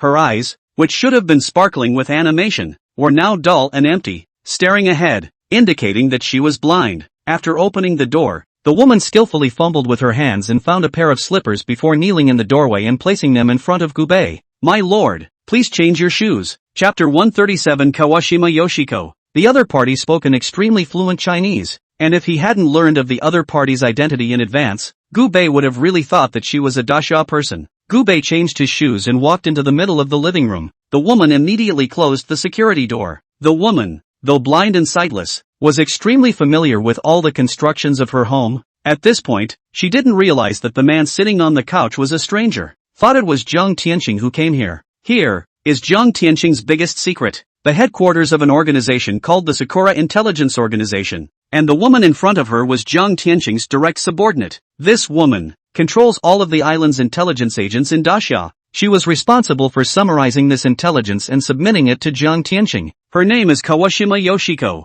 a female spy who grew up in Dasha. Besides being the head of an intelligence organization, she was also Jiang Tianqing's lover. Lucha Underground, because as elite spies on the island, their persona is set from birth. Even spouses, they don't get to choose. Jiang Tianqing already has a wife in Dasha and is from Dasha. His wife, on the other hand, knew nothing about Jiang Tianqing's identity and had always thought that her husband was a hero of Dasha. And Yoshiko Kawashima is currently single. Kawashima Yoshiko brought Gubei a cup of hot tea, then knelt under Gubei's legs and began to knead him. "Your Excellency has worked hard in the military district. Yoshiko has come to squeeze your legs." Kawashima Yoshiko's skillful technique made Gubei so comfortable that he almost moaned out. Until now, Kawashima Yoshiko still thought that Gubei was Jiang Tianqing. After 10 minutes of massaging, the sound of water draining from the bathroom gradually stopped. Kawashima Yoshiko bowed deeply towards Gubei. "Tianqing-kun, the hot water has been put on. Yoshiko serves you a bath." Gubei didn't say anything, just stood up and followed Kawashima Yoshiko to the bathroom. In the middle of the bathroom, there was a very large bathtub, big enough for 2 people to bathe at the same time. Kawashima Yoshiko stepped into the bathroom, her body swaying, the loose pajamas swaying gently with her movements, vaguely outlining her exquisite curves. She reached out her hand and gently unbuttoned Gubei's blouse, her fingers inadvertently tracing across his chest with a hint of touch. Each movement was slow and gentle, as if speaking of endless tenderness and fondness. She bent down slightly and helped Gubei remove his pants. The eyes, though empty and lifeless, seemed to carry a certain otherworldly focus. Afterwards, she took Gubei's hand and led him slowly towards the bathtub. The warm vapor diffused in the bathroom, adding a few hazy and ambiguous atmosphere to the whole space. Kawashima Yoshiko was the first to step into the bathtub, the delicate water rippling over her pale skin, her nightgown instantly soaked and clinging to her body, revealing her figure unreservedly. She extended her hand to Gubei and said softly, "Tianqing-jun, come." The voice was soft and gentle, with a hint of compulsion. Gubei stepped into the bathtub,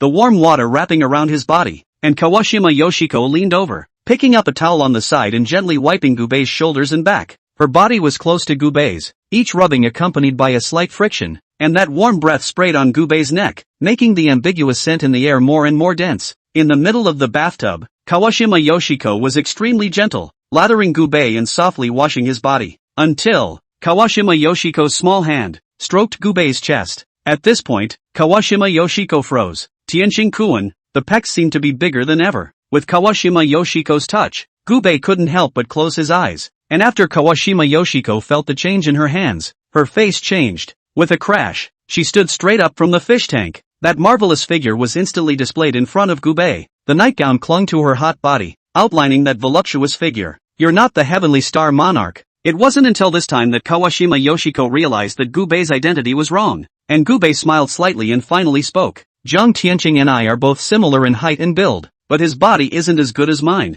Kawashima Yoshiko was so scared at this point that her body was trembling slightly. Who are you? Why have you appeared here? What the hell did you do to Tianqing Jun? Gubei played with the flavor. Want to know how Jiang Tianqing is doing? I can tell you, but before that, you have to serve me comfortably first. Gubei would not be merciful or polite to these inhuman islanders. Don't you dare. With a clatter, Kawashima Yoshiko lifted her foot and tried to leave the fish tank, but she was unable to move as Gubei grabbed her ankle with one hand. You may not listen to me, but you're Tianqing Jun. Life is only at my whim. Kawashima Yoshiko's face showed shock and struggle, her body trembling slightly from fear. She tried to break free of Gubei's hand that was gripping her ankle, but she found that the hand was as firm as an iron vise and did not move. The corners of Gubei's mouth rose slightly, a hint of teasing and coldness in his eyes, and with a gentle tug, he yanked Kawashima Yoshiko back into the bathtub. The water splashed around, wetting the edge of the tub and the floor around it. Kawashima Yoshiko's center of gravity was unsteady, and her entire body fell into Gubei's arms. She subconsciously tried to push away, but her hands were easily restrained by Gubei. What the hell do you want? Yoshiko Kawashima asked through gritted teeth, a hint of trembling and anger in her voice. Gubei's hand slowly traveled up her arm, caressing her smooth skin, and said softly, I said that after serving me comfortably, I'll tell you Jiang Tianqing's whereabouts. This is not difficult for you, is it? After all, you're a professional spy, good at pleasing others. Although Kawashima Yoshiko's heart was filled with indignation and resentment when she heard Gubei's words, however, once he thought that Jiang Tianqing's life was still clutched in the other party's hands, that struggling movement gradually slowed down, and a hint of determination flashed in his eyes. She bit her lip and took a deep breath, no longer resisting Gubei's hold. Instead, her body slowly relaxed a bit and leaned towards him. Gubei sensed the change in her attitude and the corner of his mouth rose slightly, his eyes still carrying that teasing coldness. Kawashima Yoshiko slowly raised her hand and gently rested it on Gubei's cheek, her fingers trembling slightly, seemingly carrying endless grievances and helplessness as she slowly slid along Gubei's face. She moved closer to Gubei, and that warm breath sprayed Gubei's face with a hint of complexity. Her lips came close to Gubei's ear, and she said in that soft but hate-filled voice, You'd better keep your word, or else, even if I die, I won't let you go. After saying that, she slowly lowered her head and dropped a light kiss towards Gubei's neck, which carried a different kind of unwillingness and coquetry as it slowly made its way down the neck. Chapter 138 Sakura Intelligence Organization. 2 hours later, Kawashima Yoshiko gasped for air, her small face red and her body somewhat spasmodic as she slumped over the edge of the fish tank, and Gubei stood up from the fish tank with great satisfaction and said faintly, Get up and rub my body. For 2 hours, it was Kawashima Yoshiko who kept moving, even though she was already very tired. She still got up obediently and picked up the bath towel to wipe Gubei's body. He then dressed Gubei. After leaving the bathroom, Gubei arrived in a bedroom. This one bedroom was constructed in a very unusual way, with a bank vault-grade safe door, requires password, and fingerprint verification. If you make more than 3 wrong entries in a row,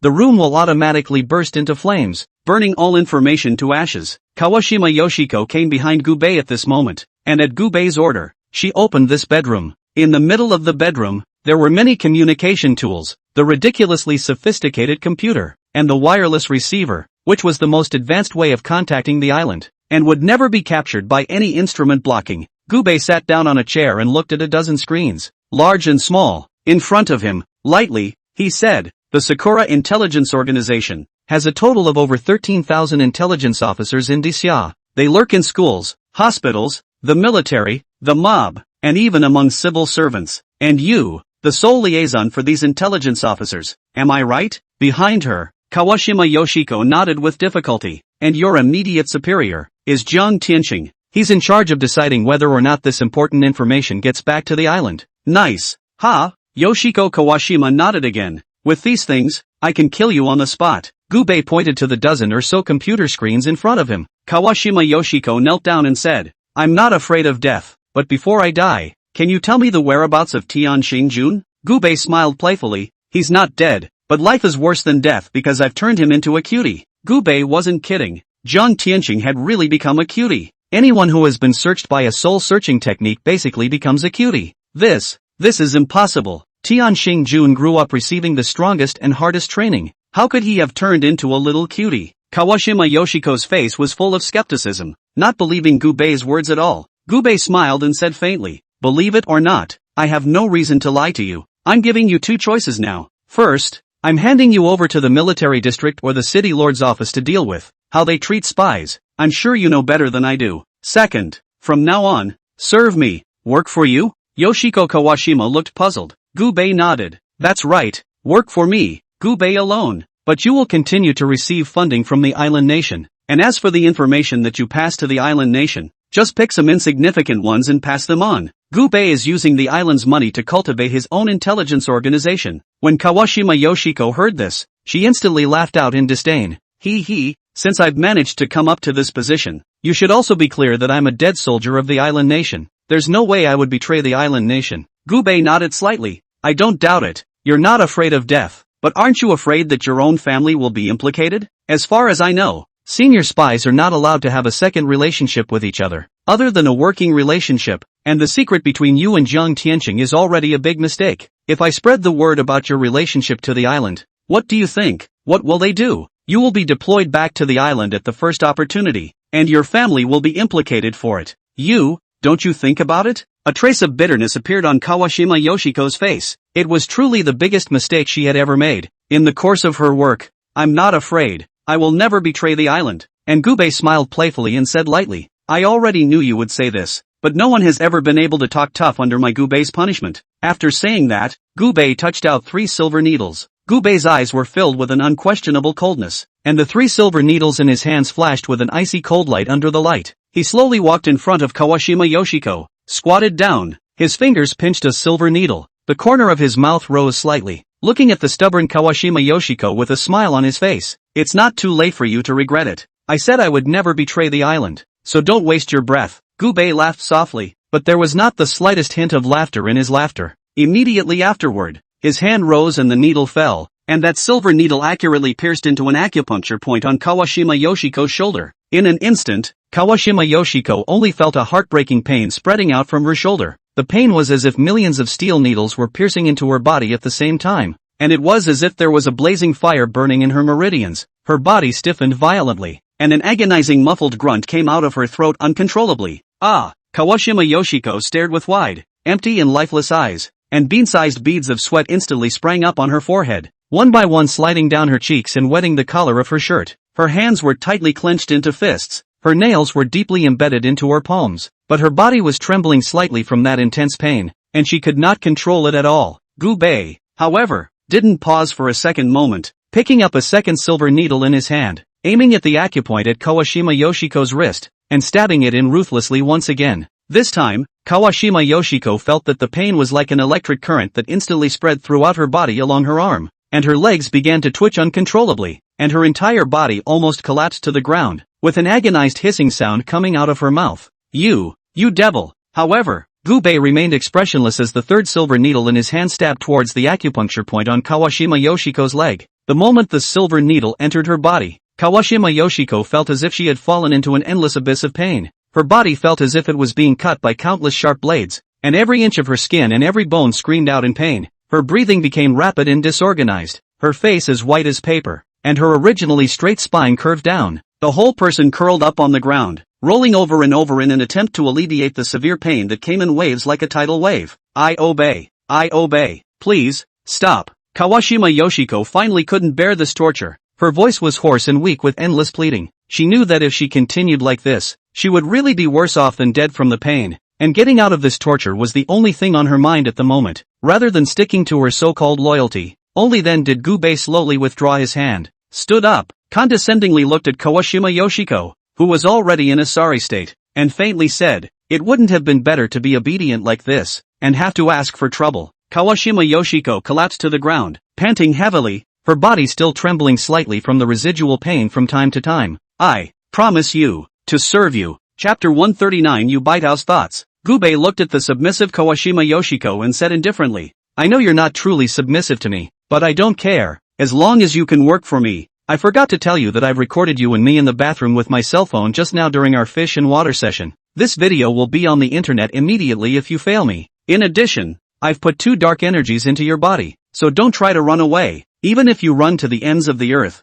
I'll be able to find you. After saying that, Gubei stood up and left directly in front of Kawashima Yoshiko. Soon after, Gubei returned to the Yu family villa. After returning to the Yu family villa, the first thing Gubei did was to take a shower and then wash his clothes. There was no way around it. The unique scent of Kawashima Yoshiko's body was just too noticeable. If Yubaichao smelled it, he might knock over his jealousy. The night was silent, and on the second day, Yubaichao knocked on the door of Gubei's room. Gubei opened the door to his room, only to see that Yubaichao had already finished dressing and was looking at Gubei. Yubaichao stood in front of the door, like a delicate flower in full bloom in spring, bright and charming. Her long, shiny black hair was carefully combed and fell softly behind her, and a few strands of broken hair were playfully scattered beside her fair, snow-like cheeks, further accentuating her delicate face and picturesque brows. She was wearing a simple but elegant white dress, the hem of which swayed gently with her movements, aptly outlining her slender waist and delicate curves of her body, and the whole person exuded a kind of freshness and elegance, gentle and lovely temperament. "Come on, buy you dinner," Yubaichao said faintly. Gubei raised his eyebrows, thinking that the sun had really come out of the west. Yubaichao, who regarded work as her life so much, unexpectedly did not go to work today, but instead wanted to treat herself to dinner. "Yeah, you pick the location." Gubei put on his jacket, then followed Yubaichao out the door. Soon after, Yubaichao brought Gubei to a local upscale Western restaurant in Haibei. After ordering a few dishes, Gubei and Yubaichao chatted as they ate. "Say, what is it that you want to ask of me?" Gubei picked up his chopsticks and picked up the steak, finishing off a large portion of it in one bite. Yubaichao glanced at Gubei. "Am I that much of a snob in your eyes? I'll only invite you to dinner if I have something to ask you? Looks like I misunderstood you?" Gubei played with the flavor. "It's not really a request. It's just something I wanted to discuss with you. Yu's group has always done business in the financial and construction industries, which are actually not my favorite. I'm just following my father's wish to not let you fall. Now that Yu is doing well, I've kind of not let my father down." After hearing Yubaichao's words, Gubei smiled. "Listening to you, are you ready to retire?" "No, I'm going to start another company," Yubaichao said with a serious face. After saying this, the soda Gubei had just drank almost spewed out. "Open another one? Do you have that much energy, Yu? I've actually always wanted to get into the beauty industry, and as a woman, how many of us don't love beauty? So I want to start a beauty-related company, and there's no shortage of money. What's missing is the product," Yubaichao said, pouting her cherry lips, pursing her straw, and looking blearily at Gubei. And Gubei played with the flavor. "That's the point, isn't it? You're so good at medicine. I want to make a beauty and skin care product made of Chinese herbs. Give me some advice?" Gubei said indifferently. Beauty? That's good to know. Bring a pen and paper." Yubaichao directly took out the pen and paper prepared in advance and handed it to Gubei. And Gubei picked up the pen and clattered down the prescription on the paper, using these herbs, and then making them in the same way as in the recipe. The resulting facial mud has a cosmetic and beautifying effect that is very noticeable, and the cost of these herbs is so low that you can focus on the low end of the market, which should make your company famous straight away. After obtaining the prescription, Yubaichao was like a treasure and cupped the prescription with both hands. "Thanks." Gubei laughed and shook his head, picking up his chopsticks and picking up the spaghetti and taking a big bite. While Gubei was feasting, a commotion sounded outside the door, only to see a group of constables wearing the uniform of the government office then rushed in. When he came in, without saying a word, he directly drove the diners who were eating outward. "The government office is handling the case. All out. Stop eating. If you don't leave, you'll be arrested." The constables were extremely rough, directly yanking up the collars of the diners who were eating and casually yanking them toward the door. And each of these diners who were eating dared to be angry. And under the constable's drive, they left the restaurant in a hurry. After the catcher, only a richly dressed noblewoman walked into the restaurant surrounded by several people. The clothes on these people were all designer brands, and the jewelry they wore were all extremely expensive. But there was something odd about the way these things appeared on them, with ill-fitting suits and extremely gaudy jewelry that didn't match in the slightest. It's like a suddenly wealthy mob that spends with a vengeance. At this moment, the manager of the restaurant also rushed over to Gubei and Yubaichao's table. The manager said with an apologetic face, "Both of you, I'm really sorry for disturbing you two to dine. The meal fee for you two is waived for you. Please leave quickly." Gubei put down his chopsticks, wiped his mouth, and said faintly, "What's that fat woman's origin? Why are the people in the yamen at her beck and call?" The manager glanced at the noblewoman not far away, and a hint of resentment flashed under his eyes.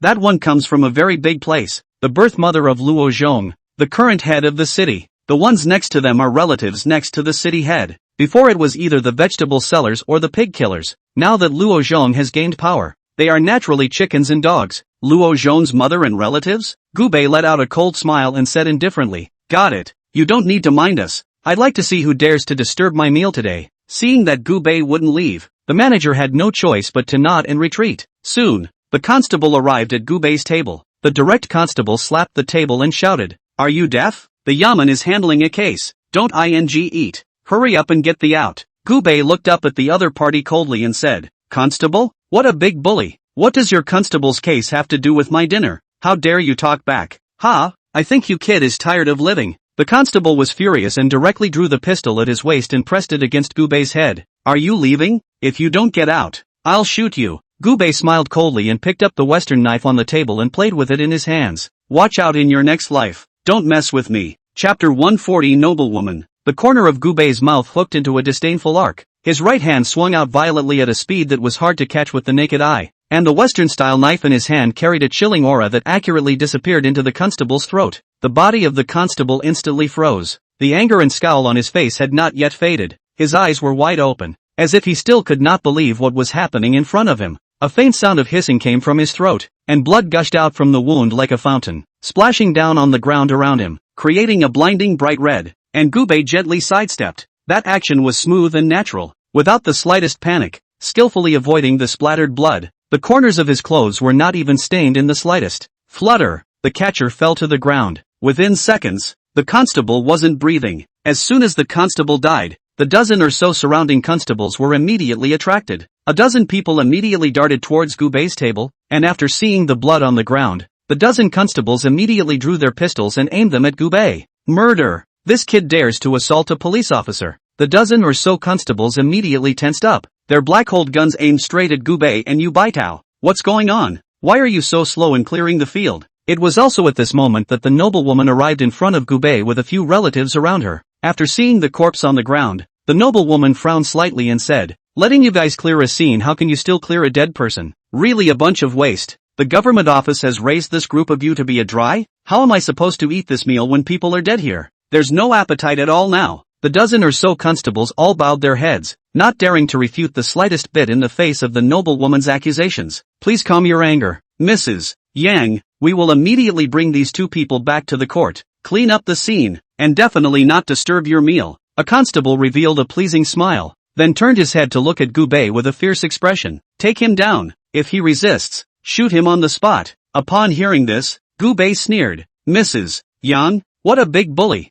If you didn't know, you'd think you were the emperor of Haibei." Upon hearing this, the noblewoman clasped her arms and said proudly, "Emperor? In Haibei, my son isn't even close to the emperor. Do you know who I am? If you dare to kill my people, you still have to look at your master when you beat a dog. You killed my dog and still dare to clamor in front of me?" A constable followed and chimed in. "Kid, do you know who is standing in front of you? This is the real mother of the current head of the city. If you are sensible, follow me back to the prison. Otherwise you won't even know how to die." Saying that, so the constable took the handcuffs and was about to handcuff Gubei, and Gubei backhanded and directly grabbed this constable's wrist and casually twisted it, and the constable immediately let out a miserable scream. "Aha! My hand! Get it loose! It's broken!" With a loud click, the constable's wrist was directly broken by Gubei. Gubei stood up, and with a clatter, a dozen pistols were aimed at Gubei, ready to pull the trigger. Gubei looked at the noblewoman and said coldly, "You're so powerful in Haibei. Does your son know?" When the noblewoman saw that Gubei still dared to strike and hurt someone, she immediately felt that her dignity had been greatly insulted.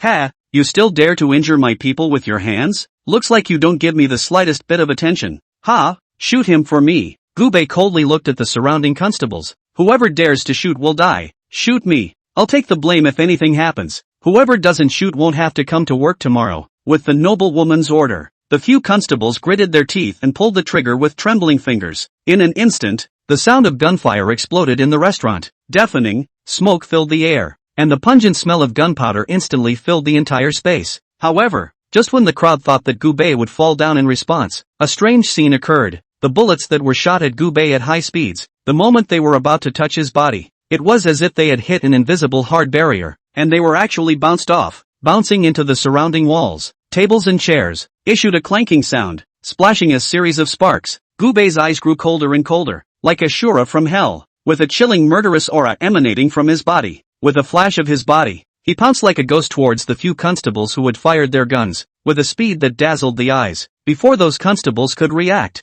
Gubei had already ghostly appeared in front of them. with a Western-style knife in his hand at some point, and between the flashes of cold awnings, the knife light was like electricity as it accurately and viciously slashed across their throats. The eyes of those few constables instantly widened. The tension and determination that still remained on their faces from the shooting were now replaced by panic and despair. Their hands subconsciously covered their throats, but blood gushed out from between their fingers like a flood that broke the dike, and after their bodies shook a few times, they fell to the ground with a bang like puppets with broken strings, raising a cloud of dust. The remaining constables who did not shoot had long been scared out of their wits by the bloody and unbelievable scene in front of them, and their legs were so weak that they were almost unsteady on their feet. The guns in their hands clang fell to the ground, one face as white as paper, eyes full of fear and helplessness. One of the constables fell to his knees with a thud, his voice trembling as he begged, "Spare me! Spare your life! We were forced to do what we were ordered to do. I beg you to be magnanimous and let us go." Seeing this, the other constables followed suit and knelt down, constantly kowtowing and begging for mercy.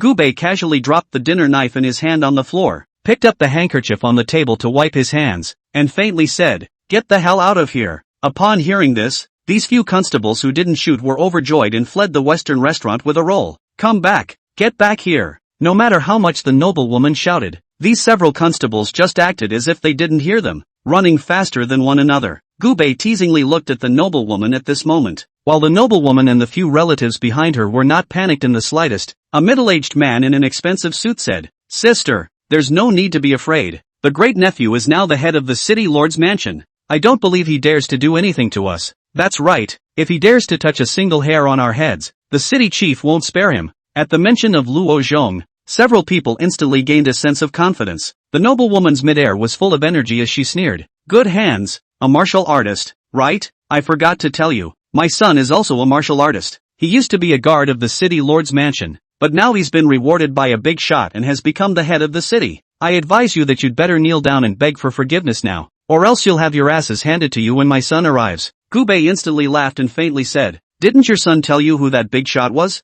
Ha! It's none of your business who that big shot is. That bigwig with his hand in the sky even dares to kill the city head. A single word can promote a guard to become the head of the city. That must be a big shot from the imperial city. It's definitely not something a little minion like you can afford to offend." Chapter 141 The Tough Man Luo Zhong. Gubei let out a cold laugh and directly stood up and came towards the noblewoman's face and slapped her hard. Snap! Like the sound of a cannon being discharged. The noblewoman was directly slapped by Gubei and sent flying. The obese body smashed a high-end table right into pieces and rolled to the ground. The relative beside the noblewoman saw this and became furious. "Bold. You even dare to hit the city head's own mother. I think you're tired of living." Gubei coldly glanced at the man who had spoken, copied the bottle of red wine on the table, and ruthlessly smashed it down towards his head. Snap! The bottle of red wine exploded and blood mingled with the red wine. Seeing Gubei's ruthlessness, the few people standing next to him no longer dared to make any noise. After cleaning them up, Gubei sat back in his seat and said coldly, "Tell Luo Zhong to get his ass over here and meet me." The few remaining people froze at the words and thought they had heard wrong.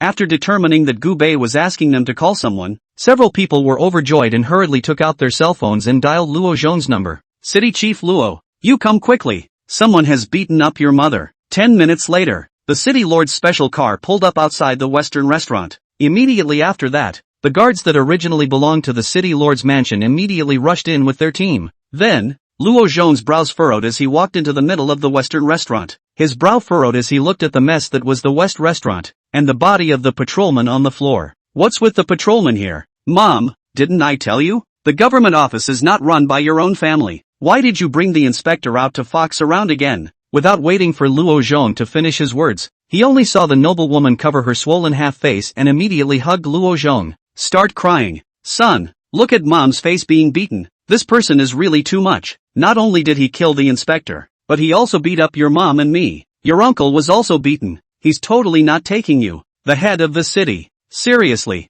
you must take revenge on mom today. If he still stays in Hebei City, I will disown you as my son." Looking at his uncle, who had his head blown off, and his mom, who had been punched in the face, Luo Zhong was also frowning. No matter what, these two were his relatives. How could they be bullied and humiliated by outsiders? But after the noblewoman pulled Luo Zhong to Gubei's face, Luo Zhong was instantly dumbfounded. The noblewoman pointed at Gubei and said, "Son, that's him." At this moment, the noblewoman was still gloating. "Kid, I didn't think my son was really the head of the city, right? You're finished this time." Looking at Luo Zhong again, His entire body was as if he had been struck by lightning, and his entire body was completely dumbfounded. The one standing in front of him was incredibly familiar to him, because the last head of the city died at his hands. He himself was fortunate enough to be rewarded and promoted by Gubei, and only then did he have the opportunity to become the current city chief. In other words, this one in front of him is his benefactor, and his own mother, who had offended his benefactor. This one,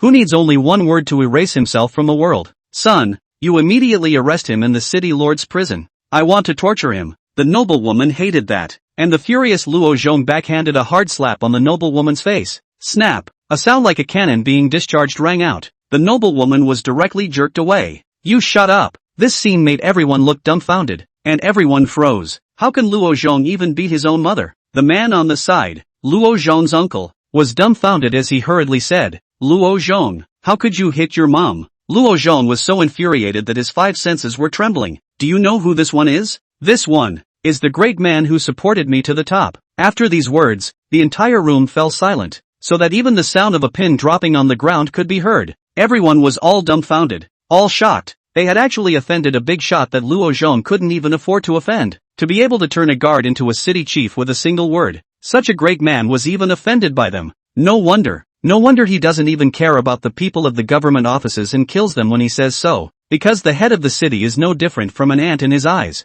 Flutter! Luo Zhong knelt directly in front of Gubei, trembling. Mr. Gu, I'm sorry, it's me who indulged my mother and let her cause a big trouble. Gubei wiped his mouth and said, I'm very upset right now. Luo Zhong, you really treat the city lord's mansion as if it's run by your own family, don't you? I can give you a chance to reform, but I want to see you act. At those words, a hint of ruthlessness flashed under Luo Zhong's eyes, only to see him reach out. The guard behind him immediately handed over a knife. The noblewoman and his own uncle were all dumbfounded and began to step back. Luo Zhong, what do you want? We're your relatives. Luo Zhong tightly gripped the knife in his hand, the blade glinting with an icy cold light in the light. His eyes revealed a determination and ruthlessness, as if what stood in front of him at the moment were not his own mother and uncle, but 2 strangers who had committed an unforgivable crime. You guys usually rely on my power to act recklessly and rampage in High Bay City. I've warned you many times to restrain yourselves, but you've never taken my words to heart. Now that you've even provoked Mr. Gu, if you're not punished, how can I explain to Mr. Gu? Luo Zhong's voice was low and cold. Each word seemed to be squeezed out from between his teeth with suppressed anger. The noblewoman fell to the ground in fear. Her obese body couldn't stop trembling, and the fat flesh on her face shook. Her eyes were filled with panic and despair as she desperately moved her body backward, waving her hands wildly in the air as if that would stop the impending doom. Son, I was wrong. I won't dare to do it again. You spare me. Her voice was sharp and harsh, full of helpless pleading, and Luo Zhong's uncle was so scared that his face was as white as paper. Bean-sized beads of sweat rolled down from his forehead, and his legs were so weak that he was almost unsteady. He shivered and said, Luo Zhong, we are family. You can't do this. However, Luo Zhong was as if he was possessed by a demon and was not moved in the slightest. As he walked up to the noblewoman, he didn't hesitate to raise the knife in his hand and slash down hard towards her legs. Ah! The noblewoman let out a heartbreaking scream, and blood instantly gushed out from the wound, staining the surrounding ground. Immediately after that, Luo Zhong turned to his uncle again, without a trace of pity in his eyes. His uncle's eyes widened in horror and he turned around to escape, but Luo Zhong grabbed him by the collar and yanked him back hard. Don't! Chapter 142 Huangfu Family Siblings. Before his uncle's cries fell, the knife in Luo Zhong's hand fell again, and along with his uncle's screams, his legs were cut off at the roots. At this moment, the restaurant was filled with a strong smell of blood. The injured lying on the ground moaned in pain, while everyone else was stunned into silence by this brutal scene, not daring to utter a single breath. Luo Zhong threw the blood-stained knife in his hand onto the floor with a clang, and the sound was particularly harsh in the silent restaurant. He knelt in front of Gubei once again, clasped his hands, and said with his head bowed, Mr. Gu, I've done what you asked me to do, and I hope I can obtain your forgiveness. His voice trembled slightly, not knowing whether it was due to anger or fear, but his eyes were filled with awe and currying favor with Gubei. Gubei nodded slightly. To be able to cut off the legs of his own mother and uncle, this ruthlessness, was something that many people did not have. Very good. Well done. Take them to the hospital. If they're late, they'll die. Upon hearing this, Luo Zhong let out a long sigh of relief. Although he had no legs, at least his life was saved, and he was most afraid that Gubei would not relent and had to take the lives of his loved ones. He was ruthless, but not ruthless enough to kill even his own mother. Luo Zhong quickly left with his men, and the restaurant manager immediately called people out to clean up the scene. After Luo Zhong made such a mess, Gu Bei wasn't in the mood to eat. Yu Baichao couldn't wait to experiment with the new formula after getting it. Only Gu Bei was left alone to walk out of the Western restaurant. Just after walking out of the Western restaurant, Gu Bei received a call from Tianji. Yu Tianji, one of the 12 vice pavilion masters of Tianji Pavilion. There were a total of 12 deputy pavilion masters in the Tianji Pavilion, and these 12 deputy pavilion masters were dispersed in 12 places in the Great Xia. The power in their hands varied in size, and Yu Tianji belonged to the weakest and smallest among these 12. But even so, he was still a behemoth in the northern part of the sea. After picking up the phone, Yu Tianji's voice rang out. Pavilion Master, I've encountered some trouble. Perhaps I need you to step in. Upon hearing this, Gu Bei raised his eyebrows. As the vice pavilion master of the Tianji Pavilion, how could he still run into trouble in Haibei? Send a car. Come get me. Soon afterward, an extended Hummer stopped at the entrance of the Western restaurant, and Gu Bei got into the car. Say, what's the trouble? Gu Bei took the red wine delivered by a beautiful woman and took a sip. Yu Tianji smiled somewhat awkwardly and said, it's like this. We have a batch of goods of great value that have been seized by the Haibei Huangfu family. The royal family? Gu Bei raised his eyebrows. That's right, the Huangfu family, one of the hidden families in the northern part of the sea, seized our goods because we, Tianji Pavilion, didn't pay them taxes. Paying taxes? Gu Bei was quite surprised. A small hidden family dares to collect taxes and fees? That's right. There are many hidden families in the northern part of the sea, and these hidden families do not profit from the businesses in their families, but live off the taxes of the major corporations and the major families. Every hidden family is responsible for a different patch, and our Heavenly Halls branch in Haibei happens to be within the patch that this Huangfu family is responsible for. The so-called taxes and fees are really protection fees. In the past, Tianji Pavilion had a great reputation, and the Huangfu family hadn't dared to charge us taxes and fees, but recently, the Huangfu family has suddenly become very arrogant, and suddenly seized our goods and demanded taxes and fees. There are many experts in this Huangfu family clan. I don't dare to go there rashly, that's why I asked you, Pavilion Master, to go with me. Gu Bei sniffed and let out a cold laugh, saying, then I'd like to see if this Huangfu family has grown 3 heads and 6 arms, and even dares to collect my Tianji Pavilion's protection fee. The Huangfu family, as one of the hidden families of Haibei, had its mansion situated in a hidden and secluded valley on the outskirts of Haibei City, surrounded by mountains and lush greenery. A clear stream meandered through, like a natural barrier, isolating it from the hustle and bustle of the outside world, making the entire family territory filled with a mysterious and distant atmosphere. After the car traveled to Huangfu's house, it was immediately stopped by the security outside the door. Stop, cars can't drive in. Yu Lao, please walk. The security personnel obviously recognized Yu Tianji, but did not give Yu Tianji any face at all, speaking in a cold tone. And as the Huangfu family was a hidden family, their strength was also unquestionable. The security personnel are all at the Zhongshe cultivation level. Gu Bei and Yu Tianji got out of the car and walked into the Huangfu house together under the guidance of the security personnel. Yu Tianji had also brought 2 martial emperor powerhouses for insurance purposes. Soon after, Yu Tianji and Gu Bei saw the master of the Huangfu family, Huangfu Feipeng, who was fishing in the artificial lake, in the back garden of the Huangfu family. What made Gu Bei very surprised was that as the head of the Huangfu family, Huangfu Feipeng was very young and was only in his 30s today. Off to the side, another woman in her 20s was playing with her cell phone. The woman beside Huangfu Feipeng was extremely gorgeous, with white skin and deep, seductive eyes. She was dressed in a purple brocade gown, with a slender waist and full breasts. The corners of his mouth rose with arrogance, glancing at Gu Bei's eyes full of disdain, and then continued to play with his cell phone as if no one else was there, showing his domineering nature. She was Huangfu Feipeng's own sister, Huangfu Shuiyin. Here, sit down. Huangfu Feipeng continued fishing as if he hadn't seen Yu Tianji, only speaking carelessly. Yu Tianji didn't sit down, but moved a chair for Gu Bei to sit down while he stood behind him. Huangfu family master, it's not quite appropriate for you to seize our Tianji Pavilion's goods worth $100 billion, is it? Yu Tianji opened the door and said, inappropriate? How is it inappropriate? Huangfu Feipeng looked at the huge manor in front of him and slowly said, look at this huge manor. There are hundreds of servants and hundreds of security guards in the manor. Don't they need to eat? If you guys don't pay me taxes, who will get the money to feed them? Huangfu Feipeng said, raised his eyebrows and looked at Yu Tianji, and said indifferently, Tianji Pavilion hasn't paid taxes and fees to my Huangfu family for more than 10 years. Counting up, the taxes and fees owed down to a total of more than $80 billion. I'll wipe a zero for you guys and give $80 billion and forget about it. $80 billion is not much for Tianji Pavilion, but always Tianji Pavilion have no precedent of suffering losses. Gu Bei at this time coldly laughed and said, taxes? It's just a protection fee collected by your Huangfu family. I don't care if your Huangfu family collects other people's protection fee, but the protection fee received by our Tianji Pavilion, the guts are a bit too big, right? Huangfu Shuiyan raised her eyes and looked coldly at Gu Bei at this time. My brother is talking to you, Tianji. Is there a part for you to interrupt? Unbridled. This one is the second owner of my Tianji Pavilion. Watch your attitude. You, Tianji shouted angrily. Huangfu Shuiyan looked Gu Bei up and down and sneered. Just him? Or is he the second master of Tianji Pavilion? Does your Tianji Pavilion have no one left? Finding such a little brat to be the pavilion master? Chapter 143 Huangfu Family's Reliance. Upon hearing this, Gu Bei smiled and directly opened his divine eyes, looking Huangfu Shuiyan up and down. Indeed, I'm a little hairy kid, unlike some people who aren't even hairy. At those words,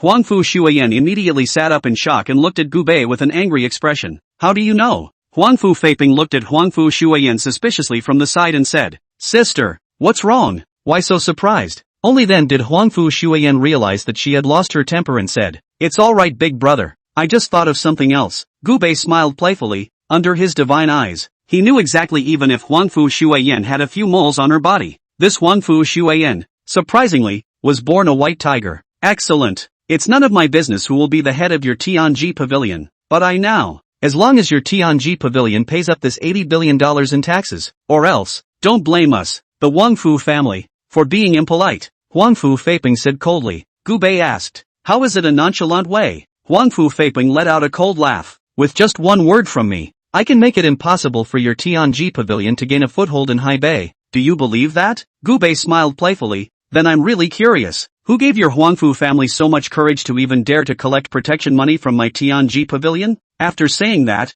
Gu Bei stood up, picked up the teacup on the table, and threw it directly into the waters dangling in front of Huangfu Feiping. There was a loud snap and the fish in the water were immediately scared and scattered. At this moment, Huangfu Feiping's face began to look gloomy as he stood up and stared coldly at Gu Bei. Do you guys still think that the current Tianji Pavilion is the Tianji Pavilion of the past? The current Tianji Pavilion is a scattered mess. The 12 vice pavilion masters are not in contact with each other, and they've long been skinny camels. At one time, I could not collect your taxes for the sake of the Tianji Pavilion's name, but it's different now. My sister has already joined hands with a clan in the northern part of the sea. With the clan's backing, do you think I would still be afraid of your Tianji Pavilion? A clan is the highest level of local power. Each local power can be categorized into 3 levels: families, hidden families, clans. Families, that is, small families in general, need various means of profit-making, such as starting a company and running a family business, to make ends meet. There was another kind, the hidden families. The biggest difference between the hidden families and the clans was that they didn't interfere in anything worldly, but the clans and the forces needed to pay taxes and fees to them, so that they could feed and clothe themselves. One level higher, it would be a clan. Clans are different from families and hidden clans. They don't charge taxes or have a sense of territory. The money they receive comes from the disciples. Yes, clans and hermit clans need to be paid when they take people on, but clans don't. To be admitted to the clan, you need to pay a hefty fee. Because sects had excellent cultivation resources, entering a sect to cultivate would allow one to reach a higher level faster. Therefore, there were the most powerful people in the sect. Now that the Huangfu family had an alliance with the sect, they naturally did not put Tianji Pavilion in their eyes before they dared to charge Tianji Pavilion's taxes. Gu Bei instantly smiled disdainfully and said, what a bull ******* clan. In Haibei, there isn't any force that can enter my Gu Bei's eyes. I'm giving you 2 choices now. First, I'll destroy your Huangfu family. Second, this manor of yours is nice. I've got my eye on it. Get the hell out of the manor and never show up in Haibei. At those words, Huangfu Feiping laughed out loud. Ridiculous to the extreme. This is the Huangfu family. It is not a place where you can be reckless. It seems like you guys didn't come with sincerity to pay your taxes either. Since that's the case, then I'll be impolite. Come on, man. As the words fell, only 4 strong men were immediately seen killing from a short distance away. These 4 people, surprisingly, were all martial emperor-level powerhouses. Without saying a word, the 4 immediately pounced towards Gu Bei. Seeing this, Yu Tianji yelled, protect the pavilion master. Yu Tianji was a martial emperor-level powerhouse himself, plus he had brought 2 martial emperor-level powerhouses with him, and the 3 of them worked together to meet the 4. In an instant, fierce exchanges erupted in the garden, powerful air currents raging everywhere. flowers, plants and trees were knocked to the ground by the impact of the powerful chi. Although Yu Tianji's trio tried their best, the other four were well coordinated and attacked like a tidal wave, with both strength and skill, only to see that the four people's moves were harsh and vicious. Each attack carried a whistling wind sound, as if they were trying to tear the air apart. Yu Tianji gradually felt overwhelmed, and several more wounds were added to his body. Blood stained his clothes red. After a violent collision, Yu Tianji and the others were knocked back several steps by a powerful force, staggering on their feet and nearly falling to the ground. Their faces were pale, their breath was disorganized, and their chests rose and fell violently, obviously having expended a great deal of strength and energy. Seeing this, Huangfu Feipeng smiled coldly, and that smile was filled with smugness and disdain. He slowly opened his mouth, his voice like an icy cold wind. Yu Tianji, why bother struggling? You are simply no match for them. As long as you obediently let Tianji Pavilion pay the tax, I can forget about it. Otherwise, today is the day of your death. His eyes revealed a ruthlessness, as if to say that if they did not obey, they would be made to pay a painful price. Pavilion Master, we are no match for them. We can only ask you to make a move. Yu Tianji cupped his fists toward Gubei, then led the two of them and retreated behind Gubei. Seeing this, Huangfu Feipeng immediately laughed out in disdain. Even you three martial emperors are no match for my Huangfu family's four great Vajra. This kid is? You guys aren't letting this kid out to die, are you? The four great Vajra's faces were also filled with mockery. Gubei smiled playfully and looked at the four great Vajra in front of him. Will you go one by one, or all together? I'll do it. One of the four great Vajra stepped out with a playful smile on his lips. Without saying a word, this person directly rushed towards Gubei. The corners of Gubei's mouth rose slightly, and a cold light flashed in his eyes, a light that was like a star in a cold night, transmitting a chilling aura. His figure did not move. He only gently raised his right hand, as if there was an invisible force gathering in the center of his palm, and the air around him seemed to have become heavy due to this force. The martial emperor powerhouse who had taken the lead in rushing up had a fierce look on his face as he wielded a pair of iron fists, bringing up a whistling sound of wind as he lunged towards Gubei's chest. However, the moment his fist was about to touch Gubei's body, Gubei moved. His palm seemed to launch out slowly, but it cut through the air like lightning, precisely imprinting on top of the opponent's chest. In an instant, only a dull thud could be heard,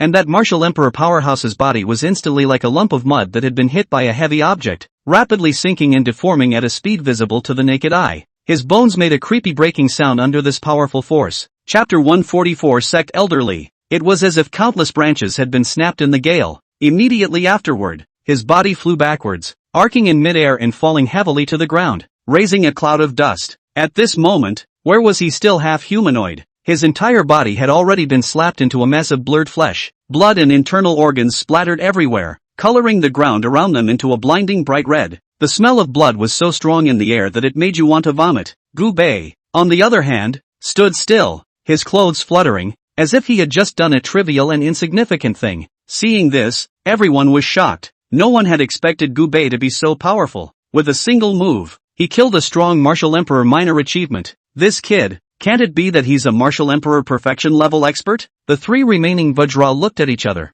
They knew that they had met a ruthless person and had to strike together. Nip Gubei in the bud. A hint of panic flashed in the eyes of the three remaining martial emperor powerhouses, but it passed in an instant and was replaced by a look of determination. They glanced at each other and instantly reached a tacit understanding as their figures simultaneously exploded and pounced toward Gubei. The moves of the three were different, but they all carried deadly power, and for a while, the wind of fists, palm shadows, and leg winds intertwined to form an airtight net of attacks that enveloped Gubei. Gubei, however, looked indifferent, as if the deadly attack in front of him was just an insignificant farce. The moment that attack was about to touch his body, he slightly tilted his head and his mouth gently opened. Suddenly, he sneezed. The seemingly ordinary sneeze contained a terrifying power. An invisible wave of air spread violently in all directions with Gubei at the center. The three martial emperor powerhouses only felt a mountainous force coming at them head-on, and they were simply too late to make any defensive reactions. Their bodies were instantly sent flying by this force, like kites with broken strings, flying backwards rapidly. In mid-air, it was as if their bodies were cut by countless sharp blades, instantly becoming fragmented.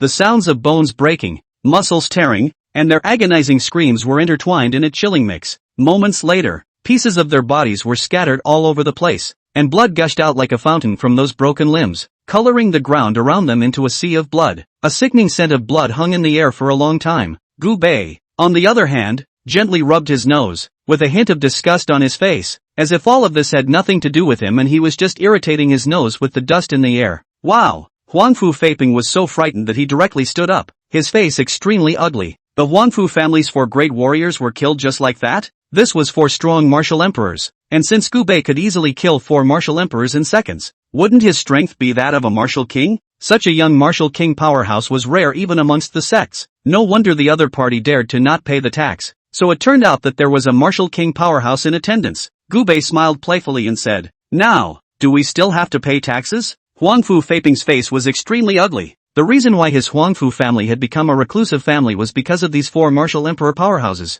Now, instead, they are all killed. If it was the previous Huangfu Feiping, he could only recognize his own bad luck, but the current Huangfu Feiping had his own sister to back him up. His sister, who was about to marry into the clan, and the colorful gift is a strong martial king. That's right, they, the Huangfu family, had a strong martial king. Elderly, please. As the words fell, a man was seen darting from the lake. The person's toes stepped on the surface of the lake, causing a ripple. This person wore a white robe. His body was spotless and immortal, just like a god. Finally, the man landed firmly in front of the crowd. This person was the bride price that the clan had given to the Huangfu family, a martial king level expert. A martial king level expert could basically cover the sky with one hand in high bay. Huangfu Feiping laughed coldly at this moment. Kid, aren't you just relying on the fact that you are a martial king cultivator? This one standing in front of you is a martial king grand completion expert. Are you sure you are his opponent? Having killed the 4 great Vajra of my Huangfu family, I will make you pay for your blood. An elderly took a look at the bones of the 4 Vajra and became very interested in Gu Bei.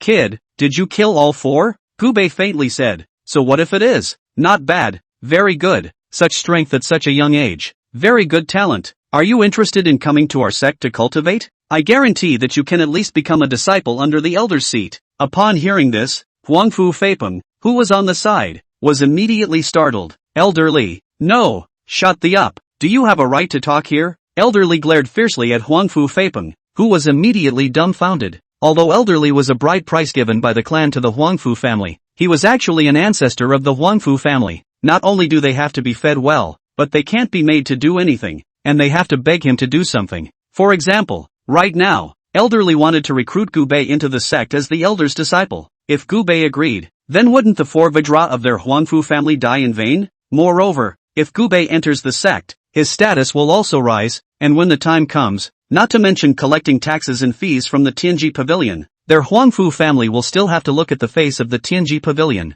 But at this moment, Gu Bei said disdainfully, "Sect? What kind of bull ***** clan is qualified to take me? Gu Bei, as a disciple?" At those words, Huangfu Feiping was overjoyed. Ha ha ha, it's really true that if you don't leave the road to heaven, you'll come from hell without a door. Elderly, this kid is really too crazy. We can't keep him. Elderly's face also clouded over as he snorted coldly. Toast the wine and refuse the punishment. Then you go to hell. Elderly's eyes flinched. The white robe on his body was windless, and the power of the martial king in his body surged and gathered in his palm. In an instant, the palm glowed with light, and it was as if the air around them was compressed by this powerful force, only to see his figure flash, instantly spanning a distance of several meters, and with a momentum of mountains and oceans, he slapped out a palm containing deadly power towards Gu Bei. This palm appeared to be mediocre, but it actually contained the essence of Elder Li's years of cultivation. The palm wind whistled past, and wherever it went, the sand and stones on the ground were swept up into the sky,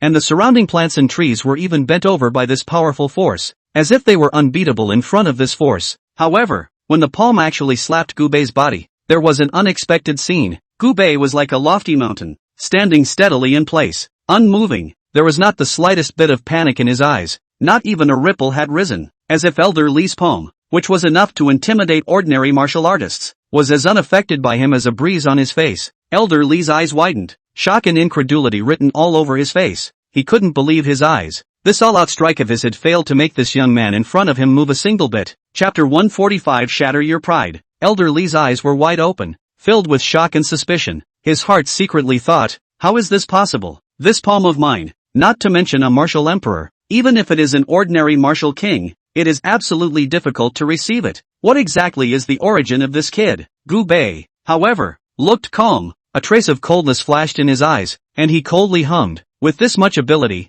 you dare to act recklessly in front of me? After he spoke, he slowly raised his right hand, and in the center of his palm, it was as if there were stars flickering. and the light was introverted but permeated with endless pressure. In a flash, Gubei's figure moved, as fast as a ghost, and the crowd only felt a blur before their eyes as he had instantly moved in front of Li Lao. Elder Li was terrified and wanted to raise his hand to resist, but it was too late. Gubei's palm was wrapped in a mountainous force, and it blasted onto Elder Li's chest. Only a dull thud was heard, as if a flood bell was ringing, shaking the crowd's ears. Elder Li's body flew out backwards like a kite with broken strings, tracing an arc in the air, blood spurting wildly from his mouth like a blooming blood flower. When he landed on the ground, he was already dying of gas, and the horror and unwillingness before death remained in his eyes. When Huangfu Feipeng saw this, he fell to the ground in shock, his face as white as paper, his lips trembling as he muttered, "How is this possible?" He was clear in his mind that Li Lao was an expert that the clan had paid a lot of money to hire, an unrivaled existence in the northern part of the sea, but now he was killed by Gubei with a single slap.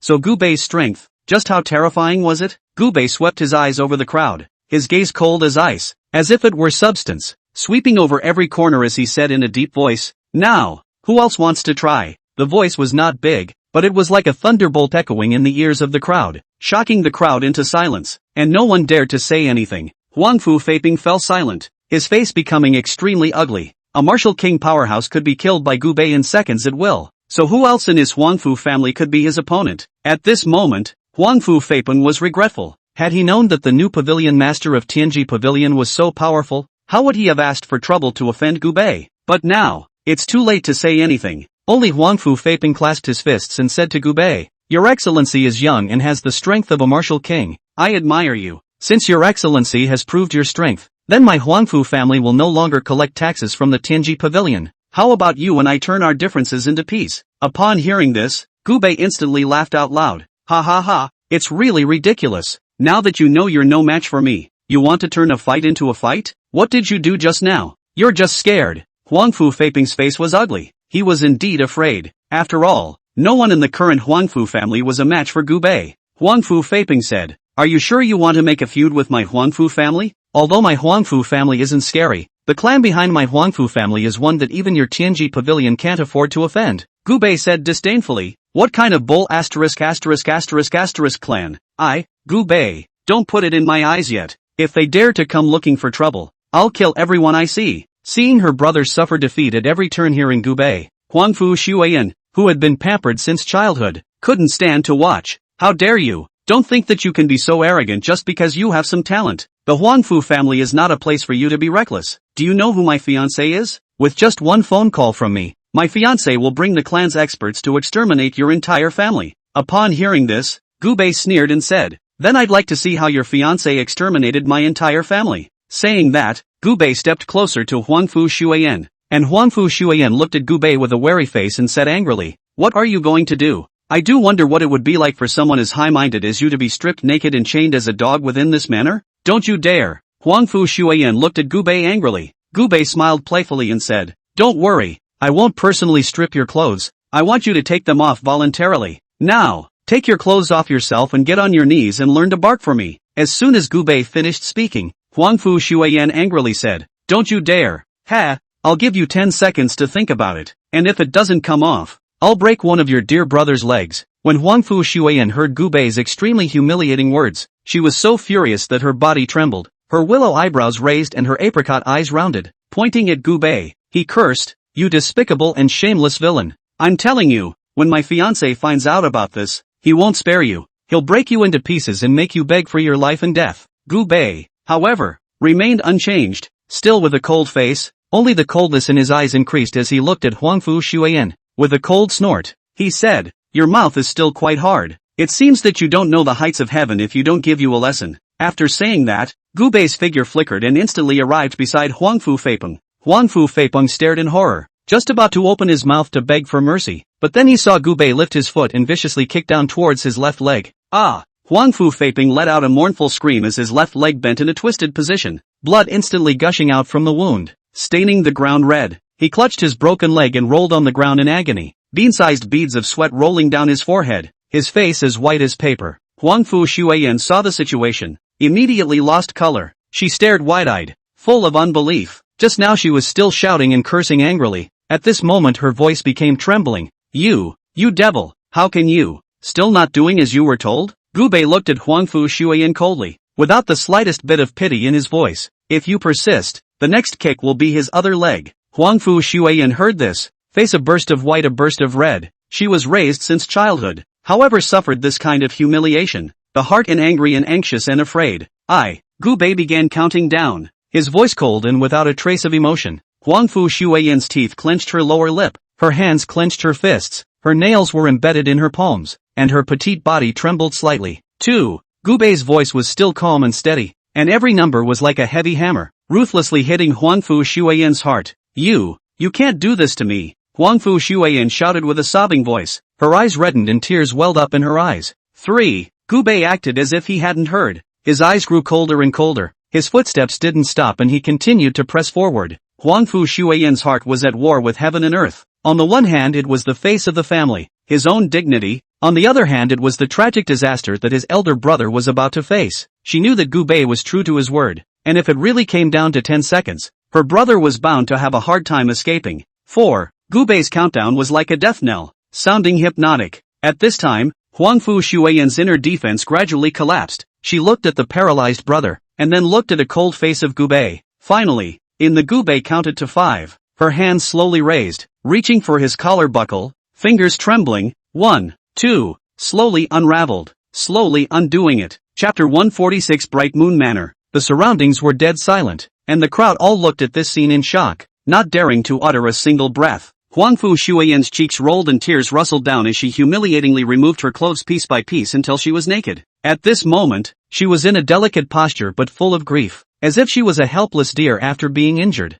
Get down on your knees and bark like a dog. Gubei's voice was undeniable. Huangfu Shuiyan clenched her lower lip until blood seeped out, and her legs went soft, slowly kneeling down. Woof, woof, her throat was dry, and she made a hard woof woof sound, which was weak but particularly harsh in the silence of the manor, and each sound seemed to be tearing her pride apart. Seeing this, Huangfu Feiping's face was like ashes. His eyes were lifeless as he looked at his sister. His heart was filled with guilt and remorse, but he was unable to do anything about it. The other people in the manor were even more silent. No one dared to disagree with what Gubei was doing for fear of getting into trouble. Seeing this, Gubei laughed out loud. Ha ha ha, you little is obedient. Old you, chain the two of them under the gazebo for me, and without my order, no one is allowed to approach them. Yu Tianji sniffed, clasped his fists, and said, as you command. After taking care of the duo, Gubei surveyed the large manor. The name of the estate is Bright Moon Manor. Manhwa Manor is really extraordinary, covering a vast area. At a glance,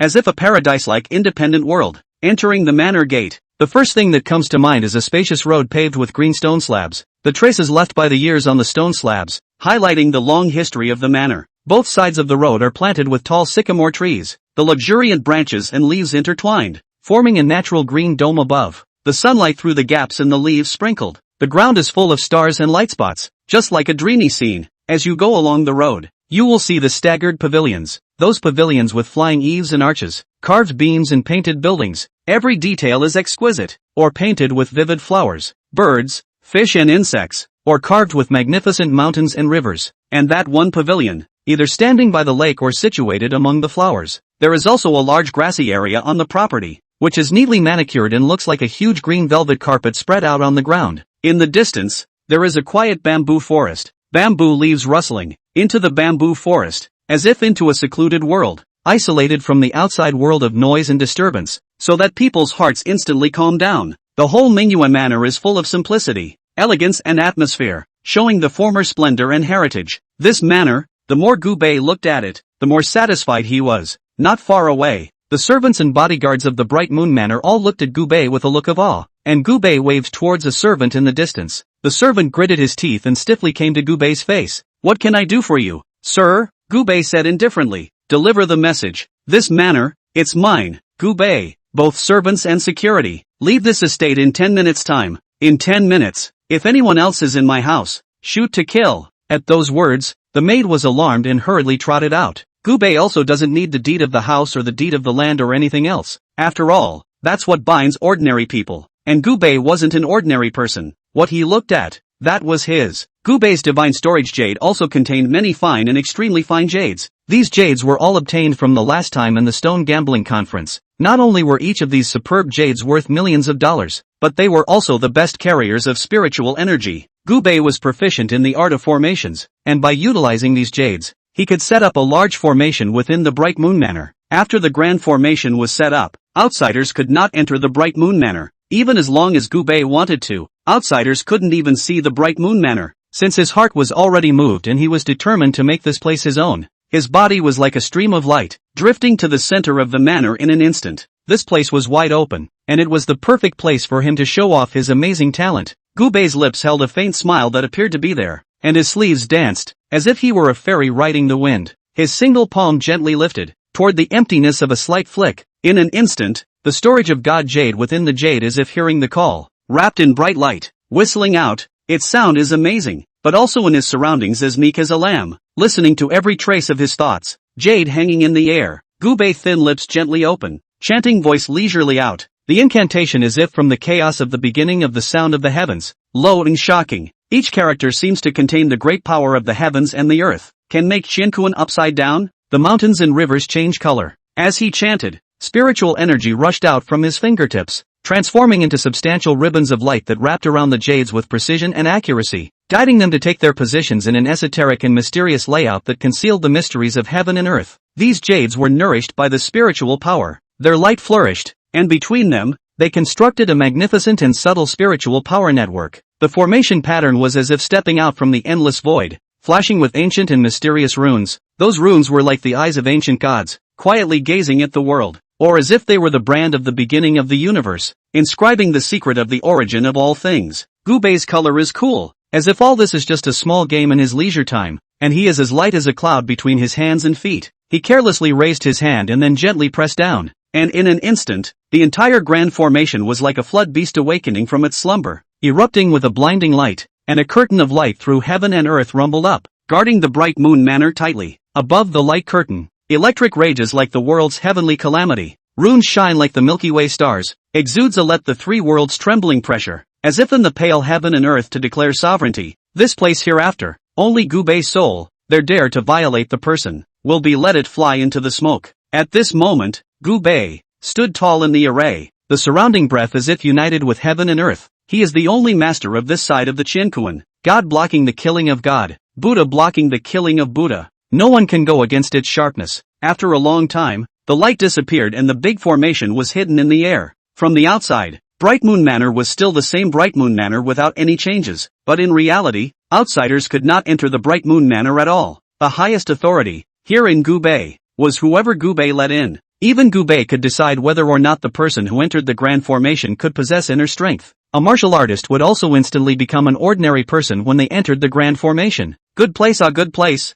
You Baichao, still satisfied with your new home? Gubei took out his cell phone and shot a section of the scenery within the manor for Yu Baitao. Soon after, Yu Baitao wrote back to Gubei. It's beautiful. Where is this? Gubei replied. Our new home. Sent you a location. Welcome to our new home. Mistress. At night, after Yu Baichao got off work, he drove to the Bright Moon Manor. As someone close to Gubei, Yu Baitao could naturally come and go freely in and out of Manhwa Manor. When Yu Baichao entered the Manhwa Manor, he was immediately shocked by the beauty of the large manor. I know this place. This is the manor of the hidden family, the Wangfu family. Gubei, why are you here? Chapter 147 Excalibur Sect. Gubei smiled faintly and said, in the past, this place was surnamed Huangfu, but now, it's surnamed Gu. Yu Baichao asked with wide eyes. Then does the Wangfu family agree? Gubei nudged toward the duo chained under the gazebo not far away and said, ask them if they dare to disagree. After seeing Huangfu Shuiyan, who was naked and chained under the gazebo,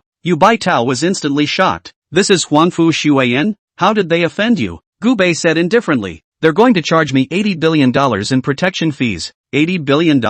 How dare you open your teeth? Yu Baichao was surprised. Don't mind them. Come on, take a tour of our new home. Gubei brought Yu Baitao and then strolled around the manor. Since the manor was so big that the two needed to drive a sightseeing car in order to navigate the entire Bright Moon Manor. Manhwa Manor in ancient times is a royal garden. The back, after many times of restoration, retained a lot of ancient buildings. The whole manor looks ancient as well. Yu Baichao liked this manor more and more the more he looked at it. In the villa within the manor, Yu Baitao and Gubei sat facing each other. But at this moment, Yu Baichao still had a touch of worry on her face. We just hijacked the Wangfu family's manor. Won't anything happen, right? What can happen? Their money doesn't come from a good way. Don't worry, I know in my heart that I definitely won't let you get hurt in the slightest. I don't know why, but looking at Gu Bei's confident smile, an inexplicable sense of security rose in Yu Baitao's heart. It was as if anything could be solved as long as Gu Bei was there. Soon the evening came. Yu Baichao found a preferred bedroom on the second floor to stay in, while Gu Bei stayed in the bedroom opposite Yu Baichao's bedroom. Under the shroud of night, the divine sword sect in the deep mountains is hidden in the mountains, surrounded by clouds, as if isolated from the world of the mysterious fairyland.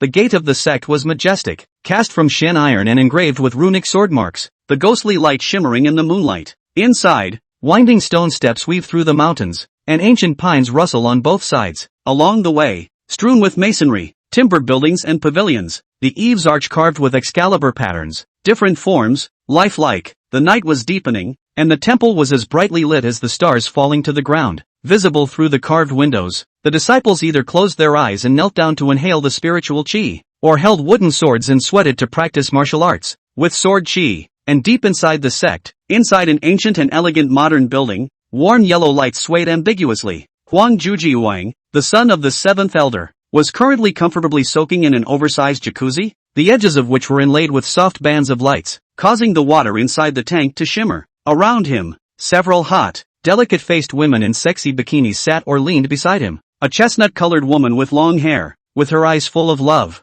gently raised her jade hand and picked up a little bubble with her fingertips, playfully blowing towards Huang Jujiwang, pouting. Huang Xiaohao, you have made me wait for the flowers to be thankful this time. How can I make up for it? The corners of Huang Jujiwang's mouth rose, outlining an unruly smile, and he reached out violently, wrapping a hand around the woman's thin waist, pressing her tightly against himself, and the woman let out a cry of surprise, splashing a splash of water. Little baby, it's not coming, I've been thinking about you guys in my heart. As he said that, his hands traveled up and down the woman's smooth back, causing two blushes to instantly float on the woman's cheeks and her body to tremble slightly. Another short-haired woman next to her saw this and a hint of jealousy flared up in her heart as she twisted her slender waist and leaned over, picking up an imitation rose next to the bathtub and gently rubbing it against Huang Jiuying's cheek. Softly, she said, Mr. Huang, do you think this flower looks good, or do I look good? Huang Jujiwang laughed, his eyes full of playfulness. He smoothly grabbed the woman's wrist, and with a gentle pull, the woman fell into his arms on the other side. In my eyes, you are much more tantalizing than this flower, both of you.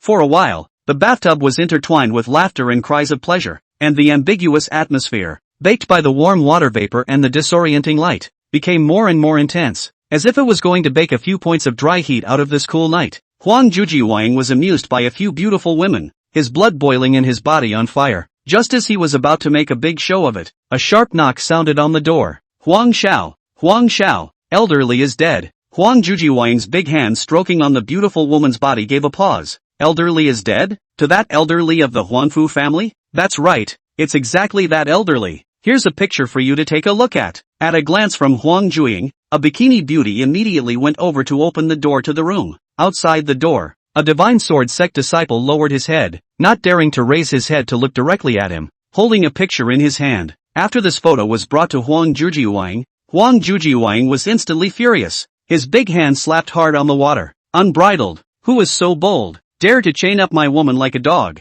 At this time, Huang Jujiwang's face was full of trembling and anger. Disciple doesn't know. This picture was taken by an underling who was kicked out of the Huangfu family. It is rumored that the one who killed elderly has taken up residence in the Huangfu family. Good. Killing someone and still daring not to run. This is simply not putting my divine sword sect in my eyes. Inform my father that today, I must take revenge. Night, Bright Moon Villa. Huangfu Shuiyan, who was chained under the gazebo, was frozen to the bone, because all over her body, she wasn't even wearing a single piece of clothing. It was just as well that it wasn't winter, or she would have frozen alive. Brother, I'm really cold. I'm not going to freeze to death here, am I? Huangfu Feipun was similarly in a sorry state, but he said viciously, don't worry sister, that kid won't be able to be arrogant for long. The divine sword sect is not one to be messed with, and it is estimated that right now, they are already on their way here. Hearing this, a trace of worry flashed under Huangfu Shuiyan's eyes. Brother, will the divine sword sect's people come? Huang Jujiwang is the son of the seventh elder of the divine sword sect. There's no shortage of beautiful women around him. Our Huangfu family and the divine sword sect don't have the right door, and I don't have any emotional foundation with Huang Jujiwang. Until now, I can't believe that I'm Huang Jujiwang's fiancé in this identity. At those words, Huangfu Feiping's face was a bit complicated. Sister. In fact, there is something that brother has been hiding from you, and has never told you. Actually, Huangfu Shuiyan looked straight at Huangfu Feipeng. In fact, what the divine sword sect sees in you is not you, nor our Huangfu family, but that you are a once-in-a-century dual cultivation divine body, and dual cultivation with you is twice the result with half the effort. Huangfu Shuiyan was a bit stunned. Isn't that a good thing? But, the dual cultivation process will be painful for you, and your lifespan will probably be greatly reduced as well, Huangfu Feipeng said through clenched teeth. Boom! This news exploded in Huangfu Shuiyan's head like a thunderbolt. Tears flowed down her cheeks all of a sudden. Brother, you're hurting me. Chapter 148 Early morning door slamming. Sis, brother didn't harm you. Brother is also doing it for you. For the royal family. Marrying into the divine sword sect, the Huangfu family's status in the northern part of the sea has risen. No one dares to go against the Huangfu family. You will also become Huang Juying's wife. No one will dare to mess with you in High Bay. Isn't that good? Huangfu Feipeng became more and more agitated. As for Huangfu Shuiyan, she looked at Huangfu Feipeng with a disappointed expression and said, Brother, you disappoint me too much. Is power that important to you? Not even the life of your own sister? At this moment, Huangfu Feipeng was silent. He lowered his head and shed tears. Do you think brother doesn't care about you? It's this matter. Brother can't make the decision either. What kind of person is Huang Jujiwang? It's not like you don't know. If he sees something, even if it's robbed, he'll grab it in his hands. If brother is sensible, he will be his Huang Juying's great-uncle. And if brother is not sensible, then he will become a corpse. You will also be snatched to the divine sword sect. Where are the good guys in those sects? Speaking of this, Huangfu Shuiyan also fell silent. She knew that her brother wasn't entirely to blame for this. The night was silent, and the next morning was early. Several black Mercedes MPVs quietly traveled outside the gate of Bright Moon Villa. The Mercedes-Benz stopped, and more than 30 Divine Sword Sect disciples wearing gray robes stepped down from the vehicle.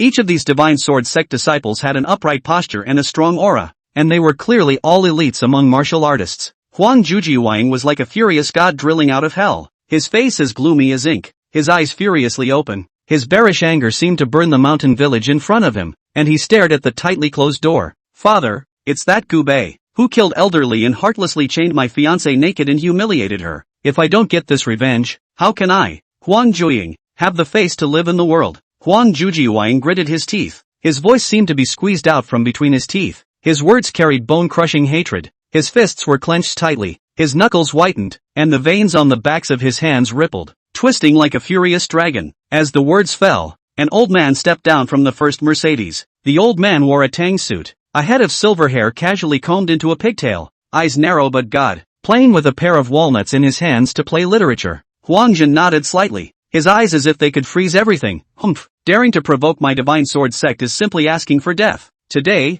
we must thwart this madman and let him know what reverence is. Go on, kick down the gate. Huang Jujiwang pointed at a disciple beside him at this moment. The disciple was ordered to do so, and without saying a word, he strenuously kicked at the iron gate of the manor. There was a muffled thud. The gate didn't move at all. Instead, it was the disciple who seemed to be bounced back by an invisible force. Flutter! That disciple fell to the ground in an extremely sorry state and didn't get up for a long time. Seeing this, Huang Jujiwang was even more furious. Rubbish! Can't even kick down a broken door. What do I need you for? After saying that, Huang Jujiwang personally came in front of the iron door and kicked towards it. Although Wang Kaoing is a good womanizer and a womanizer, you can say he is bad, but you can't say he is a vegetable. Huang Jiojing, but he was a solid martial saint powerhouse. With his kick, even a tank could fly out, not to mention a steel door. However, after Huang Jujiwang's foot landed on the iron door didn't collapse in response as expected. There was an invisible force that seemed to wrap around the entire manor, rebounding all of Huang Jujiwang's strength back.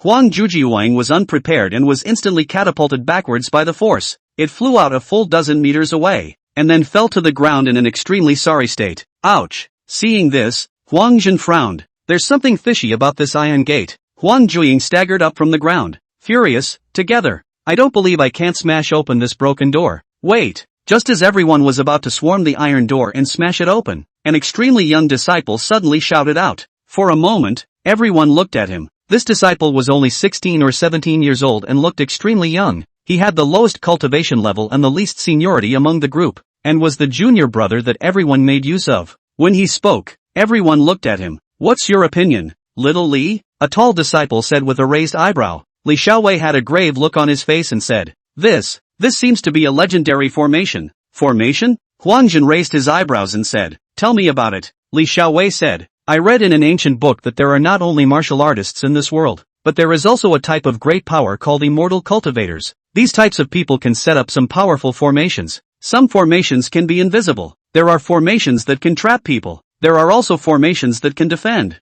Inside the manor in front of us, there seems to be a formation. The people in this manor, they can't be the legendary immortal cultivators, right?" Hearing this, Huang Jujiwang immediately said with disdain, "I told you to read less internet articles, but you gave me the whole thing about the immortal cultivator? Even if I believe that you are Emperor Qin Shi Huang, I don't believe that there are immortal cultivators in here. Get the hell out of here." With that said, Huang Jujiwang was ready to forcefully break the door, but at this moment, Li Xiaowei was anxious. He quickly said, "Elder Huang, this person killed elderly but didn't run away. He still lives in the Bright Moon Villa openly. He must have something to rely on. Maybe this person is really a rumored immortal cultivator. We must not make an enemy of him. Why don't we start with courtesy first? It's not too late to make a move if reason doesn't make sense." As the words fell, Huang Juiying slapped Li Xiaowei's face fiercely. Li Xiaowei was merely a Huanjin martial artist, and this slap directly sent him flying. "You cowardly dog. This has all chained up Laozi's woman like a dog, and you still let Laozi be polite first? Whoever stops me today,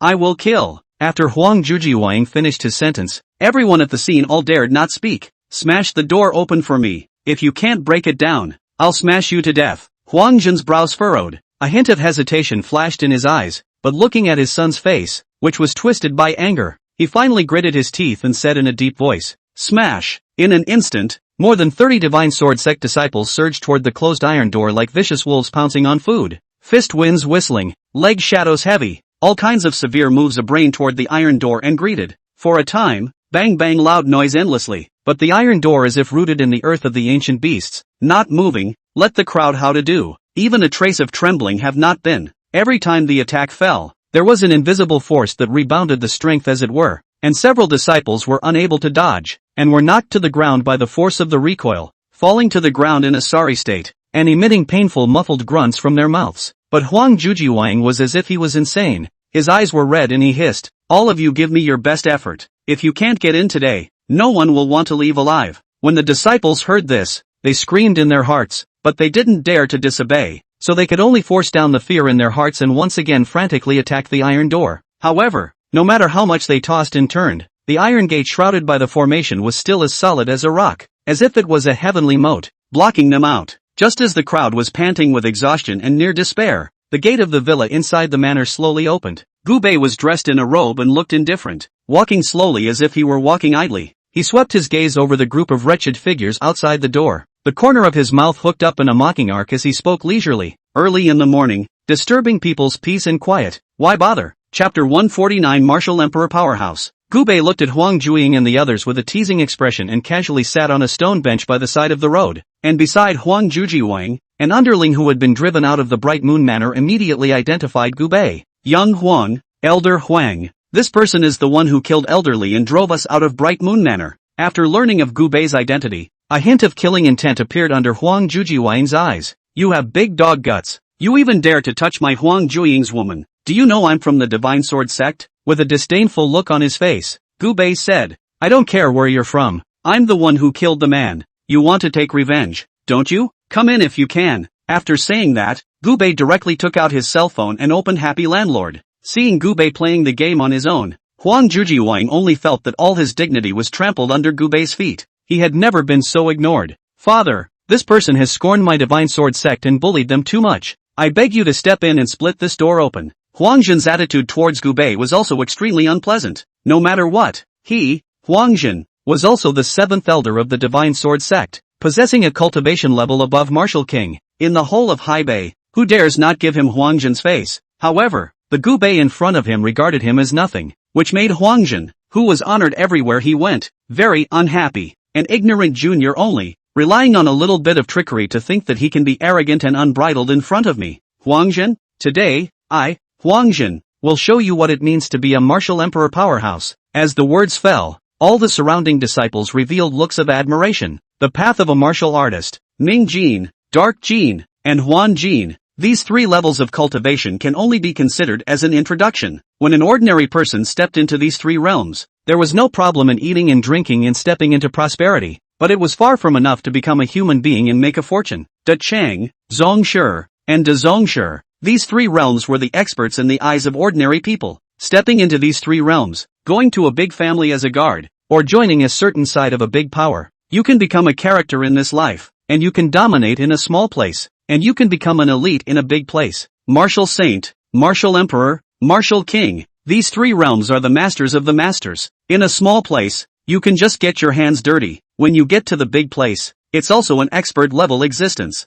The Huangjin in front of him, on the other hand, was a martial emperor powerhouse above these three levels of cultivation. Martial Emperor, as the name suggests, the emperor among martial artists, with a strength so powerful that it takes the breath away from ordinary martial artists. That was why these martial artists from the Divine Sword sect were extremely confident once Huangjin made his move. Huangjin would definitely be able to break through the gate in front of him with a single move. Huangjin took a deep breath, his spiritual energy surging crazily around him, his sleeves hunting, as if he was a rock about to spread his wings, his eyes steeply condensed, his right palm raised high, spiritual energy gathered in the center of his palm. The light was as dazzling as the blazing sun, and he ruthlessly slapped at the closed door with an aura that opened up the sky and the earth. Bang! A loud noise shook the ears of the crowd buzzing, but the iron door was as if it had been cast a spell, not moving, not even a hint of shaking. Huangjin, however, did not have time to be surprised. A surging force of recoil attacked him like a mountain. His face instantly turned pale,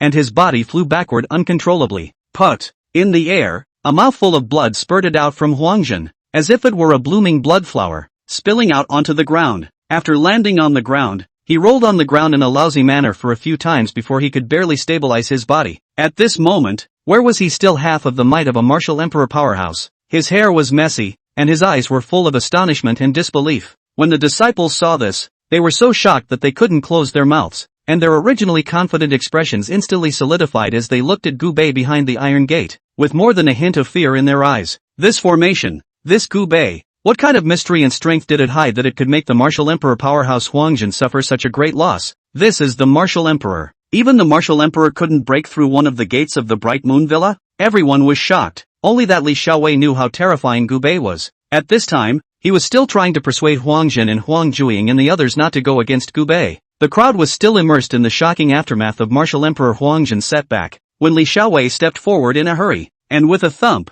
kneeled down on both knees, holding Huangjin's thighs with both hands. In tears, Elder Huang Xiao, please listen to me. This Gu Bei is no ordinary person. We can't act recklessly. His voice was raspy with anxiety, his eyes were red, and beads of sweat rolled down his cheeks and splattered in the dust. Huang Jujiwang at the moment full of resentment is nowhere to vent. See Li Xiaowei this kind of do not know how to do. Suddenly from the heart of anger, flying up a kick to Li Xiaowei's shoulder blades. Get lost, you cowardly loser. Don't you want to jeopardize my big event here? My Divine Sword sect's reputation is not to be tarnished. Today I will make that Gu Bei pay for his blood. Li Xiaowei's thin body flew out horizontally like a kite with broken strings, falling heavily several meters away, hurting so much that he curled up on the ground, blood spilling from the corners of his mouth, and his face instantly lost its blood color. However, he still braced himself, using his trembling elbows to prop up his upper body, his eyes eagerly looking towards Huangjin. Elder Huang, you are richly experienced and knowledgeable.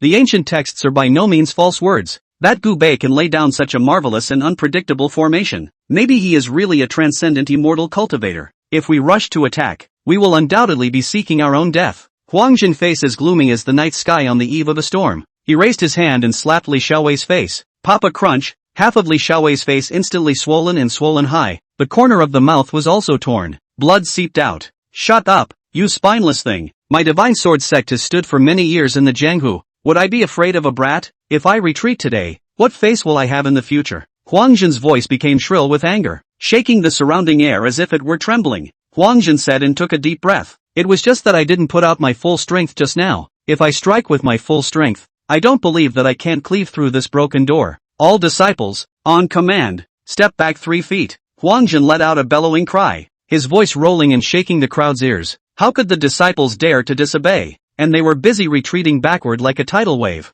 their eyes filled with awe and anticipation. Humph, Gu Bei Jr., today I'll let you see the true strength of my Huangjin. After Huangjin said that, he put his hands together and gathered his entire body's internal energy in his right palm. At this moment, Huangjin's right palm emitted a golden glow. Huangjin grimaced and slapped hard towards the iron door in front of him. Break me! Bang! There was a loud bang. The iron door in front of him remained unmoving. Instead, it was Huangjin, whose face changed greatly as he clearly felt that all the power he had struck out had rebounded back. The powerful force directly bounced Huangjin out. Put. In the air, Huangjin then spurted out blood and fell to the ground in a sorry state. Seventh Elder. Seeing this, the surrounding Divine Sword Sect disciples hurriedly joined together to help Huangjin up. Chapter 150. Has the Divine Sword Sect always been this polite? At this time, Huangjin was already seriously injured. He covered his chest with a grimace. How is this possible? Old me is not willing to do this. All the disciples around them were silent. They had come to make a name for the Divine Sword Sect, but when they arrived at the place, they couldn't even enter the gate. A powerful martial emperor was stopped in his way by a door. This was simply a joke when it was spread out. Gu Bei was sitting on a stone bench at this time, stilted his legs, slapped his thighs, and said with a chagrined face, "Silly wave one teammate, there's a bomb you should have exploded earlier." After saying that, Gu Bei then put down his cell phone and playfully looked at Huangjin and the others outside the door. "Yo, you haven't left yet? Can't you get in? Go back if you can't get in. You're so tired." Huangjin was so angry by Gu Bei's words that he almost spat out another mouthful of blood. There's something odd about this bright moon villa. It should be a means left behind by a great power from the ancient times. Huangjin analyzed. Until this time, he didn't think it was Gu Bei's greatness. And Gu Bei smiled playfully and said, "Since you few want to come in so badly, then come in and have a cup of tea. I'll wait for you under the gazebo not far away." After saying that, Gu Bei walked towards the gazebo by the lake. Under the lakeside gazebo, the naked Huangfu Shuiyan and Huangfu Feiping were looking towards the gate one by one.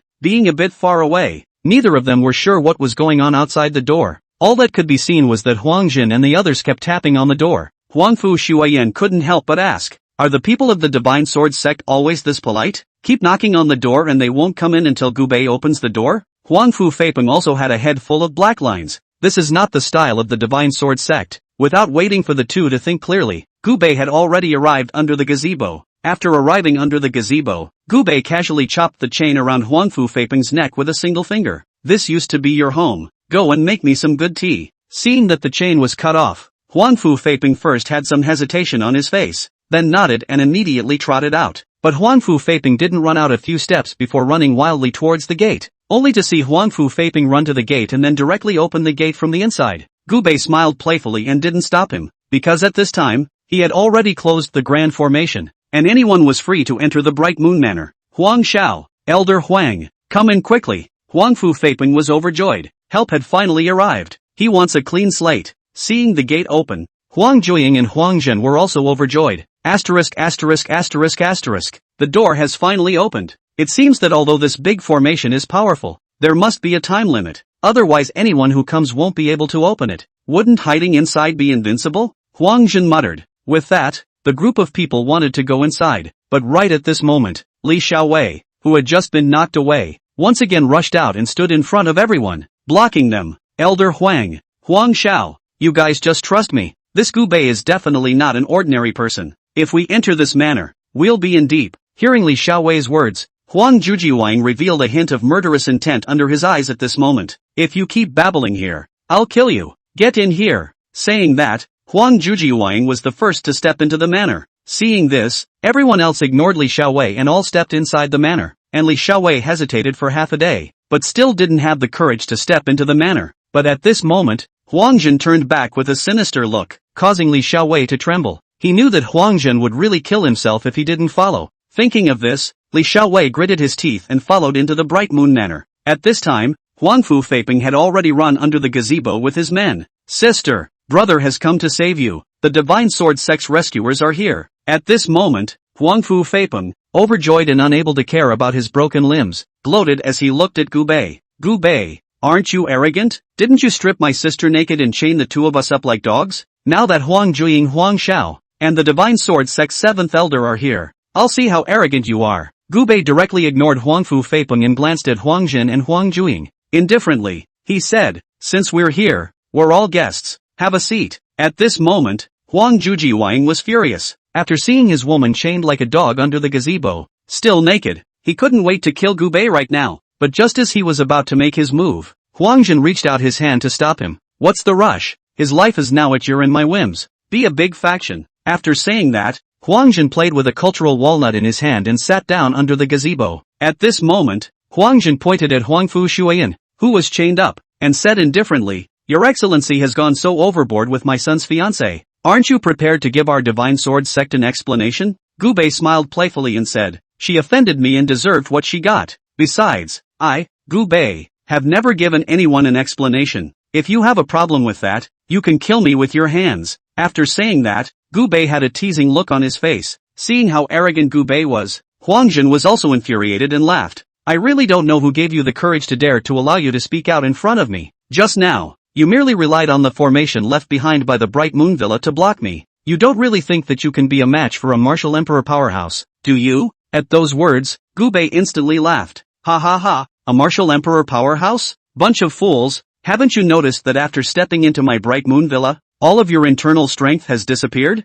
After hearing Gubei's words, Huangjun frowned. The inner strength is gone? He carefully sensed it and sucked in a breath of cold air. His inner strength had really disappeared. No matter what method he used, he was unable to contact the internal force within his body. The other disciples were all the same. Their internal energy all disappeared into thin air. Without internal power, they were now just like ordinary people, with only strength and no internal power. "What have you done to us?" Huangjun was so shocked that he could no longer remain calm. Gubei smiled faintly and said, "It's nothing. When you enter my grand formation, no matter what kind of a mortal you are, all of your inner strength will disappear." Huangjun sniffed and panicked, but at this moment, Huang Jujiuang, who was on the side, had his eyes dribbling and said, "Father, there's no need to be afraid of him. So what if the internal force has disappeared? If our internal force has disappeared, then his must have disappeared as well. He's only one person, but we have dozens of people, all of us together. A mouthful of spittle from each of us can drown him." Upon hearing this, Huangjun's eyes lit up as if he had been enlightened. With a confident smile on his face, he nodded. "My son has a point. Kid, do you have any last words?" Chapter 151 Li Xiaowei's Discouragement. Upon hearing this, Gubei laughed playfully. "Ha, a bunch of idiots. If you guys think you can kill me, go on together, but I'll make it ugly. The one who strikes, dies." Huangjun's eyes showed killing intent as he roared, "Kill him for me." As the words fell, the dozens of disciples behind Huangjun were ready to swarm up. But just then, Li Xiaowei rushed out in a panic and stopped everyone. "May not. Seventh Elder. It must not be." Seeing Li Xiaowei blocking everyone again, Huang Jujiuang was completely enraged. "Li Xiaowei, what the do you want?" Li Xiaowei said with a determined face. "Everyone must not make a move. This grand formation is exactly the same as the one in the ancient books, and this gentleman in front of us is most likely in control of this grand formation. Those who strike out are truly dead. Seventh Elder, Huang Xiao, please believe me for once. This gentleman, we can't afford to offend him." Snap! Huang Jujiuang threw another hard slap on Li Xiaowei's face. This slap, which was extremely loud, directly sent Li Xiaowei flying, growing others' ambition and destroying your own. "I'll settle the score with you when I return to the sect."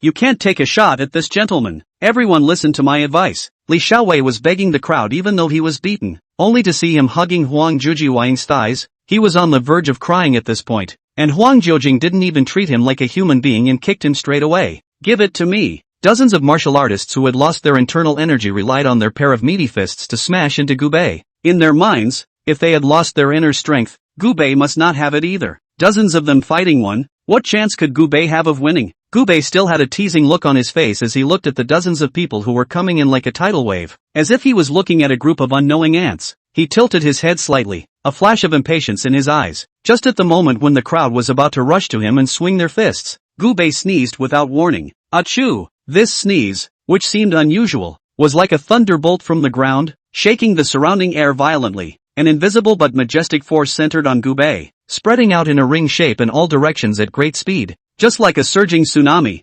wherever it went, everything was swept away. Those divine sword sect disciples who had rushed towards Gubei were struck by this terrifying force before they had time to react. Their bodies were like kites with broken strings, flying out uncontrollably backwards, tracing an arc in the air and smashing heavily on the ground. Some smashed into the hard ground, raising a cloud of dust and screaming in pain. Some of them crashed into the surrounding trees, and the branches were smashed to break with a clicking sound, and the whole person fainted to death. With just a single sneeze, dozens of martial artists fell to the ground horizontally, all of them showing pain, their bodies trembling, and losing the ability to fight again. Huang Zhen and Huang Juiying stood still as if they were dumbfounded, looking at the scene in front of them, completely unable to believe their eyes. Their faces instantly turned pale, their lips trembled, and their eyes were filled with fear and shock. How is this possible? How can he still have his cultivation? Huang Zhen muttered, his voice filled with powerlessness and despair. The martial emperor cultivation that he was so proud of was so unbearable in front of Gubei, and now these disciples were easily defeated by a sneeze from Gubei.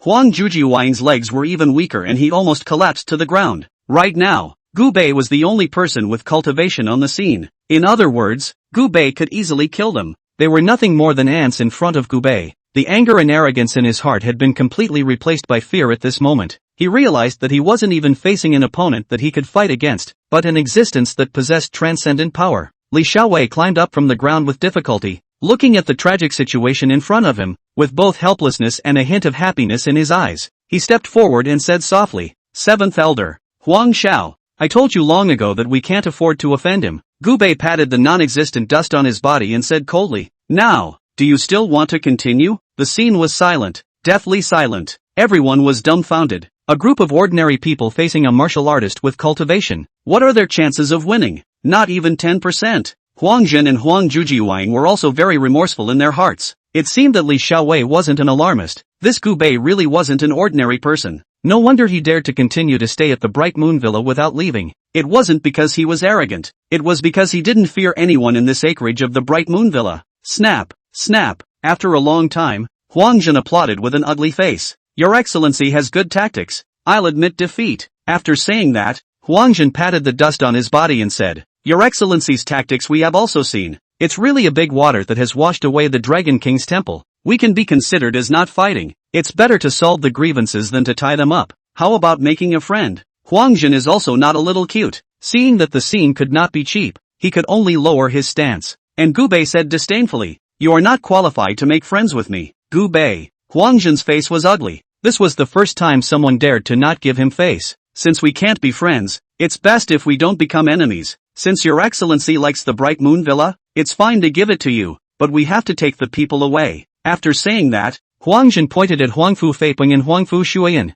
Gubei shook his head and said, "People, you can't take them with you." Upon hearing this, Huang Jin's face turned ugly as he continued, "Only one person will be taken away." Huang Jin pointed at Huangfu Shuiyan. Huangfu Feiping's eyes were wide open, and his entire body was completely flustered. Gubei tasted playfully, "It seems that you guys still haven't figured out the current situation. Your lives are at my whim. Are you qualified to negotiate with me?" After Gubei said this, Huang Jin was dumbfounded. He nodded. Well, in that case, farewell." After saying that, Huang Jin wanted to lead his people to leave quickly. "Did I tell you to leave?" Gubei's icy voice sounded from behind him. Huang Jin turned his head mechanically with a face of iron. "Is your excellency really not giving my divine sword sect any face at all? Your divine sword sect is nothing but a fart in my eyes." Gubei said disdainfully, "I just said that those who strike at me will be killed without pardon. You can leave if you want to, but your lives have to stay. How dare you? We are the people of the divine sword sect. Making a move against us is the same as making a move against the divine sword sect."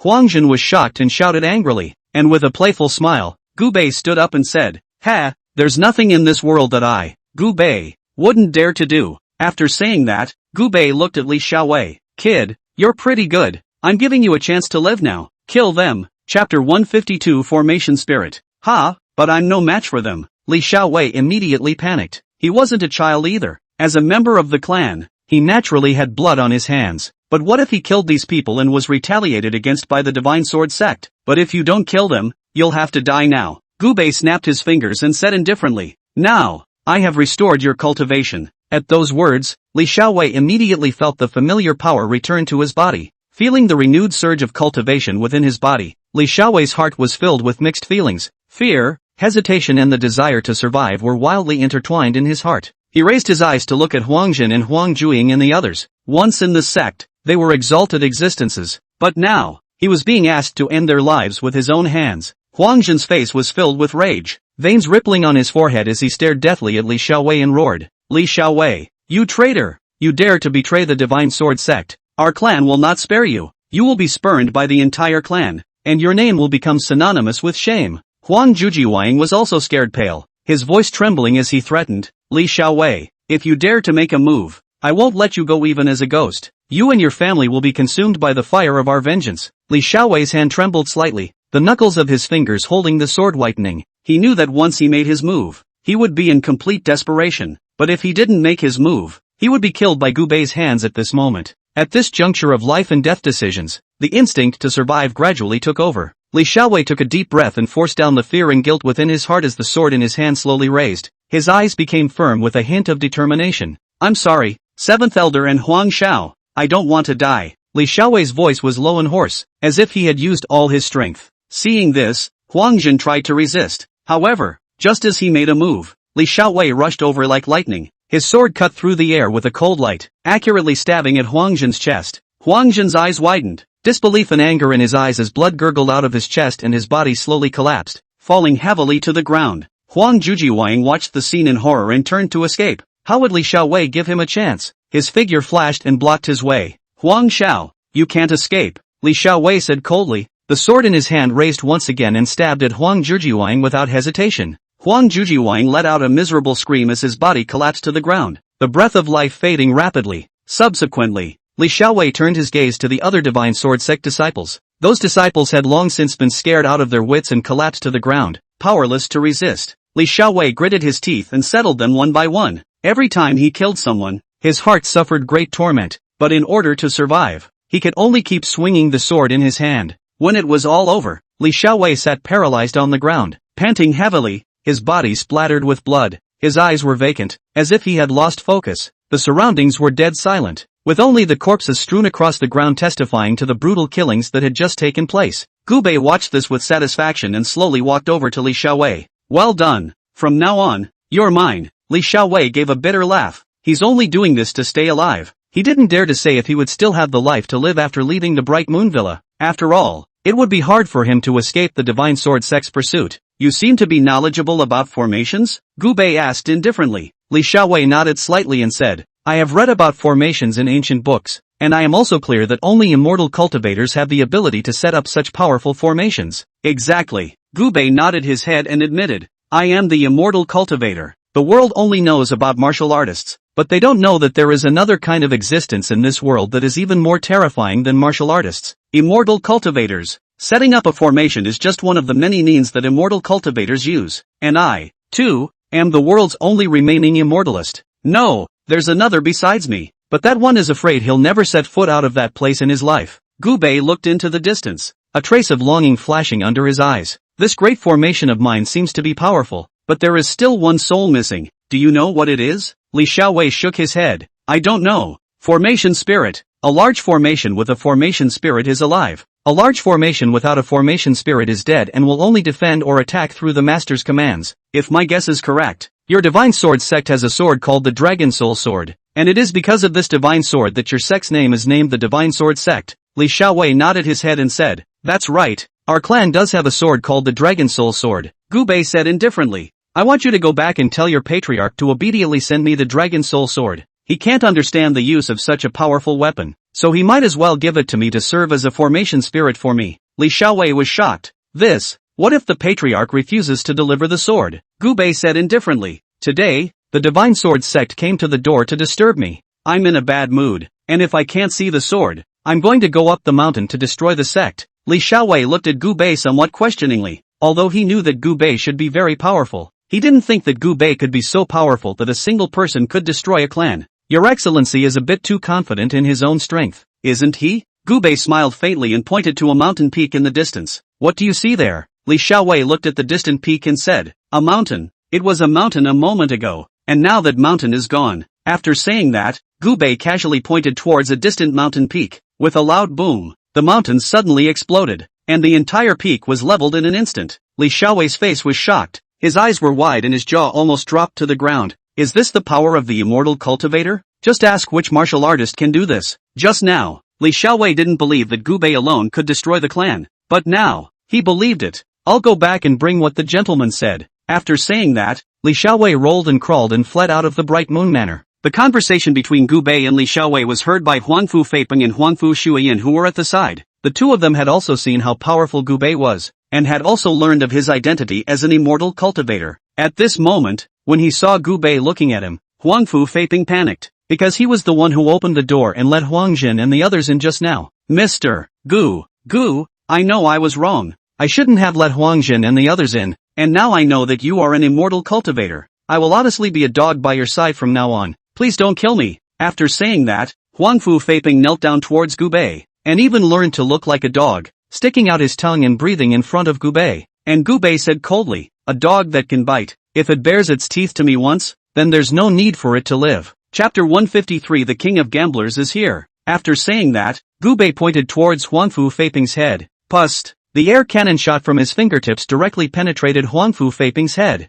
Huang Fu Feiping's eyes widened as his body fell to the ground with a thud, completely motionless, and Huang Fu Shuiyin, who had watched her brother being killed from the sidelines, was traumatized. She was crying so hard that her mind was even a little unclear, and Gu Bei ignored her and left directly under the gazebo. Li Xiaowei rolled and crawled his way back to the Divine Sword sect. The wretchedness of the journey had left his clothes in rags and his hair messily strewn across his face. He rushed straight to the Patriarch's deliberation hall. At this time, the Patriarch and several other elders were discussing important matters in the hall. When they saw Li Xiaowei barging in with this appearance, all of them were stunned. "Li Xiaowei, what's going on here? Where are Huang Jin and Huang Jujiwang?" The Patriarch's expression was austere as he asked in a stern voice. Li Xiaowei fell to his knees with a fluttering sound, and with a sobbing voice, he told everything that had happened in the Bright Moon Villa. From Gu Bei's powerful strength to the tragic defeat of Huang Jin's father and son, to Gu Bei's demand for the Dragon Soul Sword. After hearing this, the Patriarch's face instantly became as gloomy as ink. His eyes widened in anger, and he slammed the table so violently that the teacups on the table were shaken and jumped. "Ridiculous! Simply ridiculous! How dare a brat be so arrogant? An immortalist? There's no such thing as an immortal cultivator in this world. It's just a trick. Huang Jin is a martial emperor. How can he be so weak? You must be talking nonsense, making excuses for your escape from the battlefield." Several elders also chimed in, their faces filled with anger and disdain. One of the elders pointed at Li Xiaowei's nose and cursed, "You traitor! The 7 elders treated you well, yet you betrayed them at a critical moment and made up such an absurd story. Were Huang Jin and Huang Juiying killed by you?" Li Xiaowei hurriedly kowtowed, his forehead hitting the ground with a thumping sound as he eagerly defended. "Patriarch, elders, everything I said is true. That Gu Bei really has the ability to penetrate the heavens and the earth. A single sneeze will send dozens of disciples flying." Elder Huang Jin struck with all his might, but not only did he fail to break through the defenses of that manor, he was also recoiled and spat out blood and seriously injured. If he's not an immortal cultivator, how could he have such terrifying power? However, the crowd did not listen to his explanation at all. The Patriarch waved his big hand and droned, "That's enough. Villains like you don't deserve to speak to us. My Divine Sword sect has been passed down for 100 years. How can we be intimidated by such lies? We must avenge Huang Jin and Huang Juiying's death. Immediately order all the elite disciples in the clan and follow me to the Bright Moon Villa to break that Gu Bei into pieces and reclaim the dignity that belongs to us." When Li Xiaowei saw that the crowd insisted on going, he was anxious and quickly got up to stop them. "Patriarch, it must not be done. That Gu Bei is really too strong. Going there would be a waste of time. With a single finger of his hand, he can level a mountain peak. Our Divine Sword sect is simply no match for him. Sovereign, nowadays, if the Divine Sword sect wants to survive, there's only one way out, and that's to give the Dragon Soul Sword to Gu Bei." Unbridled, the Patriarch was furious and stood up directly. "Why is my Divine Sword sect named the Divine Sword sect? It's because of this Dragon Soul Sword. By handing over the Dragon Soul Sword, what the hell does my Divine Sword sect even call itself the Divine Sword sect?" "Li Xiaowei, I think you were scared out of your wits by that kid. The 7th elder was killed, yet you escaped back unharmed. Say, did you surrender?" I. At this point, Li Xiaowei stuttered. He didn't even dare to say that the 7th elder and the others had died at his hands. In short, Patriarch, don't advance hastily. That grand formation is incomparably powerful, and if you enter, you will lose your cultivation. The reason why the 7th elder was killed was because he entered the grand formation and lost his cultivation before he died. In order to stay alive, Li Xiaowei avoided the facts of who killed the 7th elder. The Patriarch let out a cold laugh, his eyes filled with killing intent. "Humph, you coward. Don't try to confuse the public with your demonic words here again. If I don't kill this Gu Bei, what face will my Divine Sword sect have in the Jianghu in the future? As for the great formation you mentioned, it's better to believe it than not. Since that grand formation is so powerful, let's wait for him to step out of it before we kill him." During these 3 days, Gu Bei hadn't left the Bright Moon Villa. This Bright Moon Villa is fully equipped, just like a vacation resort, not to mention staying for 3 days. Even staying for 3 months will not make you feel tired. But this day, a phone call made Gu Bei unable to calm down. "Gu Bei, right? Su Qingran is in my hands. If you want her to live, come to the Su family quickly. Do.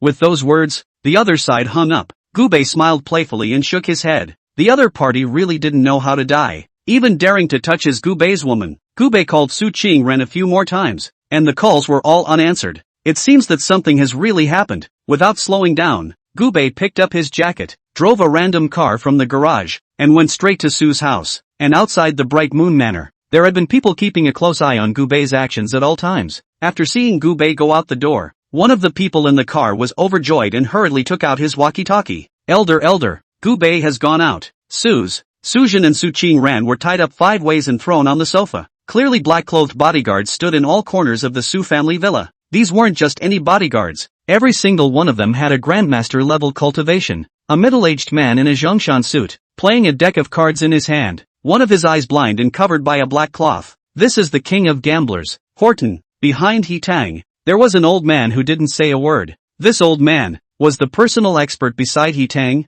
Mr. King of Gamblers, we really didn't kill the people. It's useless for you to tie us up. Sujin on the couch spoke with a shaky voice. Horton made a shushing gesture. Shush, don't talk, I just want the result. I don't care about the process. He Jun died in Haibei, and now I just want to see the man who killed my son. He Tang's eyes were red, and his one eye was filled with indignation towards his enemy. As the king of gamblers, he has many women and many sons. He had 8 sons and 6 daughters and 13 wives, but one of his favorites was He Jun, because He Jun was the most like him and had the most skillful gambling skills. He groomed He Jun as his successor. But now, He Jun died in Haibei. He simply couldn't accept the result. That's why he came to Haibei to do only one thing, and that's to avenge his son. At the same time, expand your business in the north of the sea. It was also at this moment that a black-clothed bodyguard quickly ran over. Boss, the Lu family, the hidden family of Haibei, seeks an audience. Chapter 154 Horton, please, He Tang said faintly. Shortly afterward,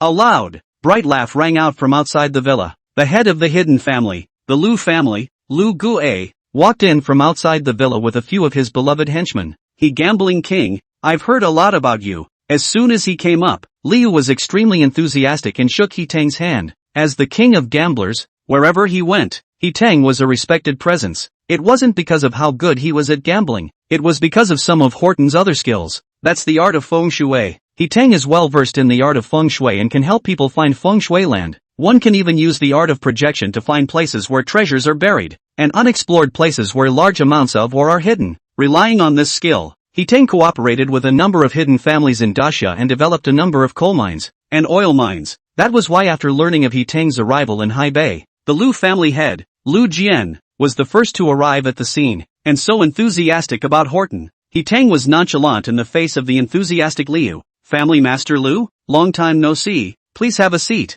Liu glanced at Su Jin and Su Qingran, who were tied up, and asked, He Gambling King, have these two offended you? He Tang snorted coldly and said, there is someone they know who killed my son. I came to Haibei this time to take revenge. Otherwise, I wouldn't even look at this kind of bullet-ridden place on weekdays. Upon hearing this, Lu Yi's eyes lit up. This is a great opportunity to befriend Horton. Gambling King Yi, in this part of Haibei, my Lu family still speaks well. Who is so bold as to dare to lay hands on your son? As long as you say a word, I'll kill his entire family immediately. He Tang snorted coldly and said, no need. This woman tied up is his woman. I believe he will come. If he doesn't dare to come, then I'll trouble Master Lu to help me find him. That's natural. At this time, Liu even expected Gubei not to come. In that case, there would be a chance for him to come out and browbeat Horton. After all, as long as he had a good relationship with He Tang, with He Tang's skills, it would be easy to find an oil mine in the local area. The oil mine, which is not at all an overstatement, is a money printing machine.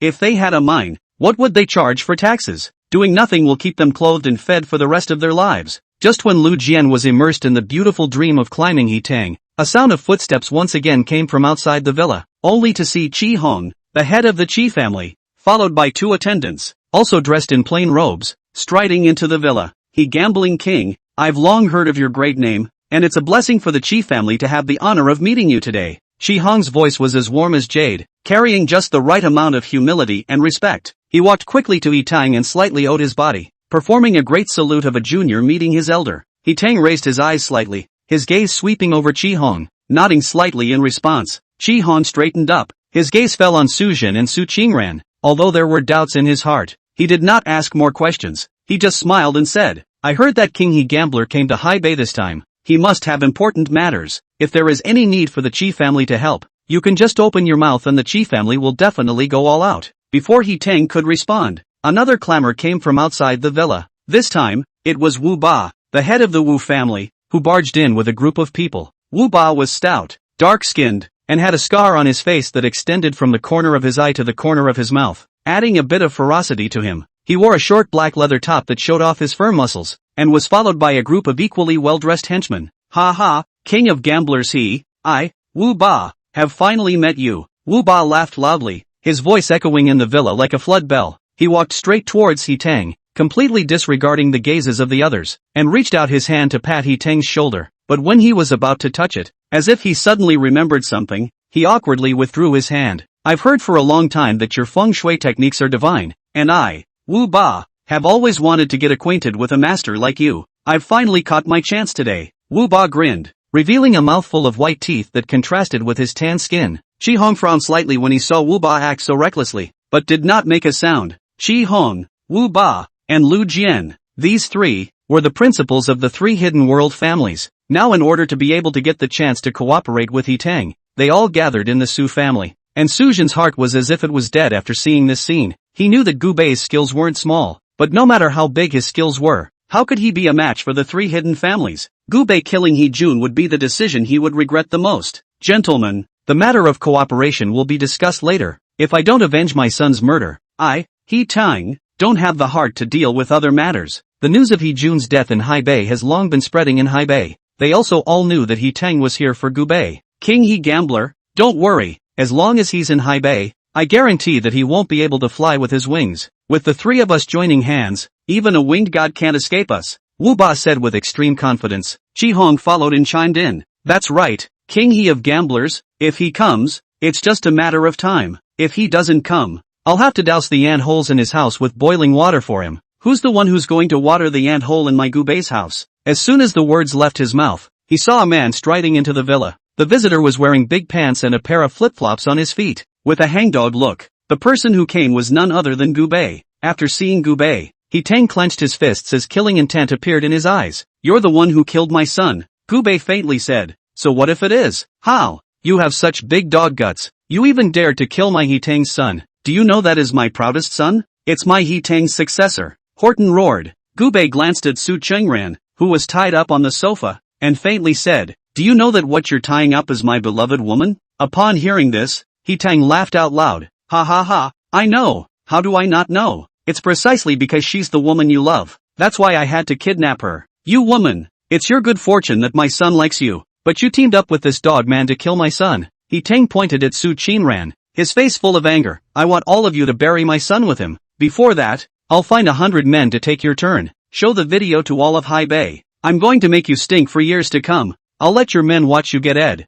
Come on man, take this kid down first. With a roar, the two experts behind He Tang instantly rushed towards Gu Bei. For those who could follow He Tang, would their cultivation be weak? These two, all of them, were martial saint level experts. Chapter 155. What a young man. Martial saint, martial emperor, martial king, martial emperor. These two experts were martial saints. Such an expert, thrown in a random place, would be able to establish himself as a king. But now, it was just two small followers beside He Tang. The two men attacked Gu Bei in a circle, one on the left and one on the right, and with a disdainful look on his face, Gu Bei stretched out his own index finger and pulled out his nostril, and then a booger was pulled out by Gu Bei. Only Gu Bei flicked the booger in his hand casually with a whoosh. That one booger was like a bullet that went straight through the brow of one of the martial saints. That martial saint's eyes widened as his body fell to the ground with a thud. A hole in the center of his brow was bleeding. This scene stunned another martial saint at that moment. Not waiting for him to react, another booger bounced in front of him.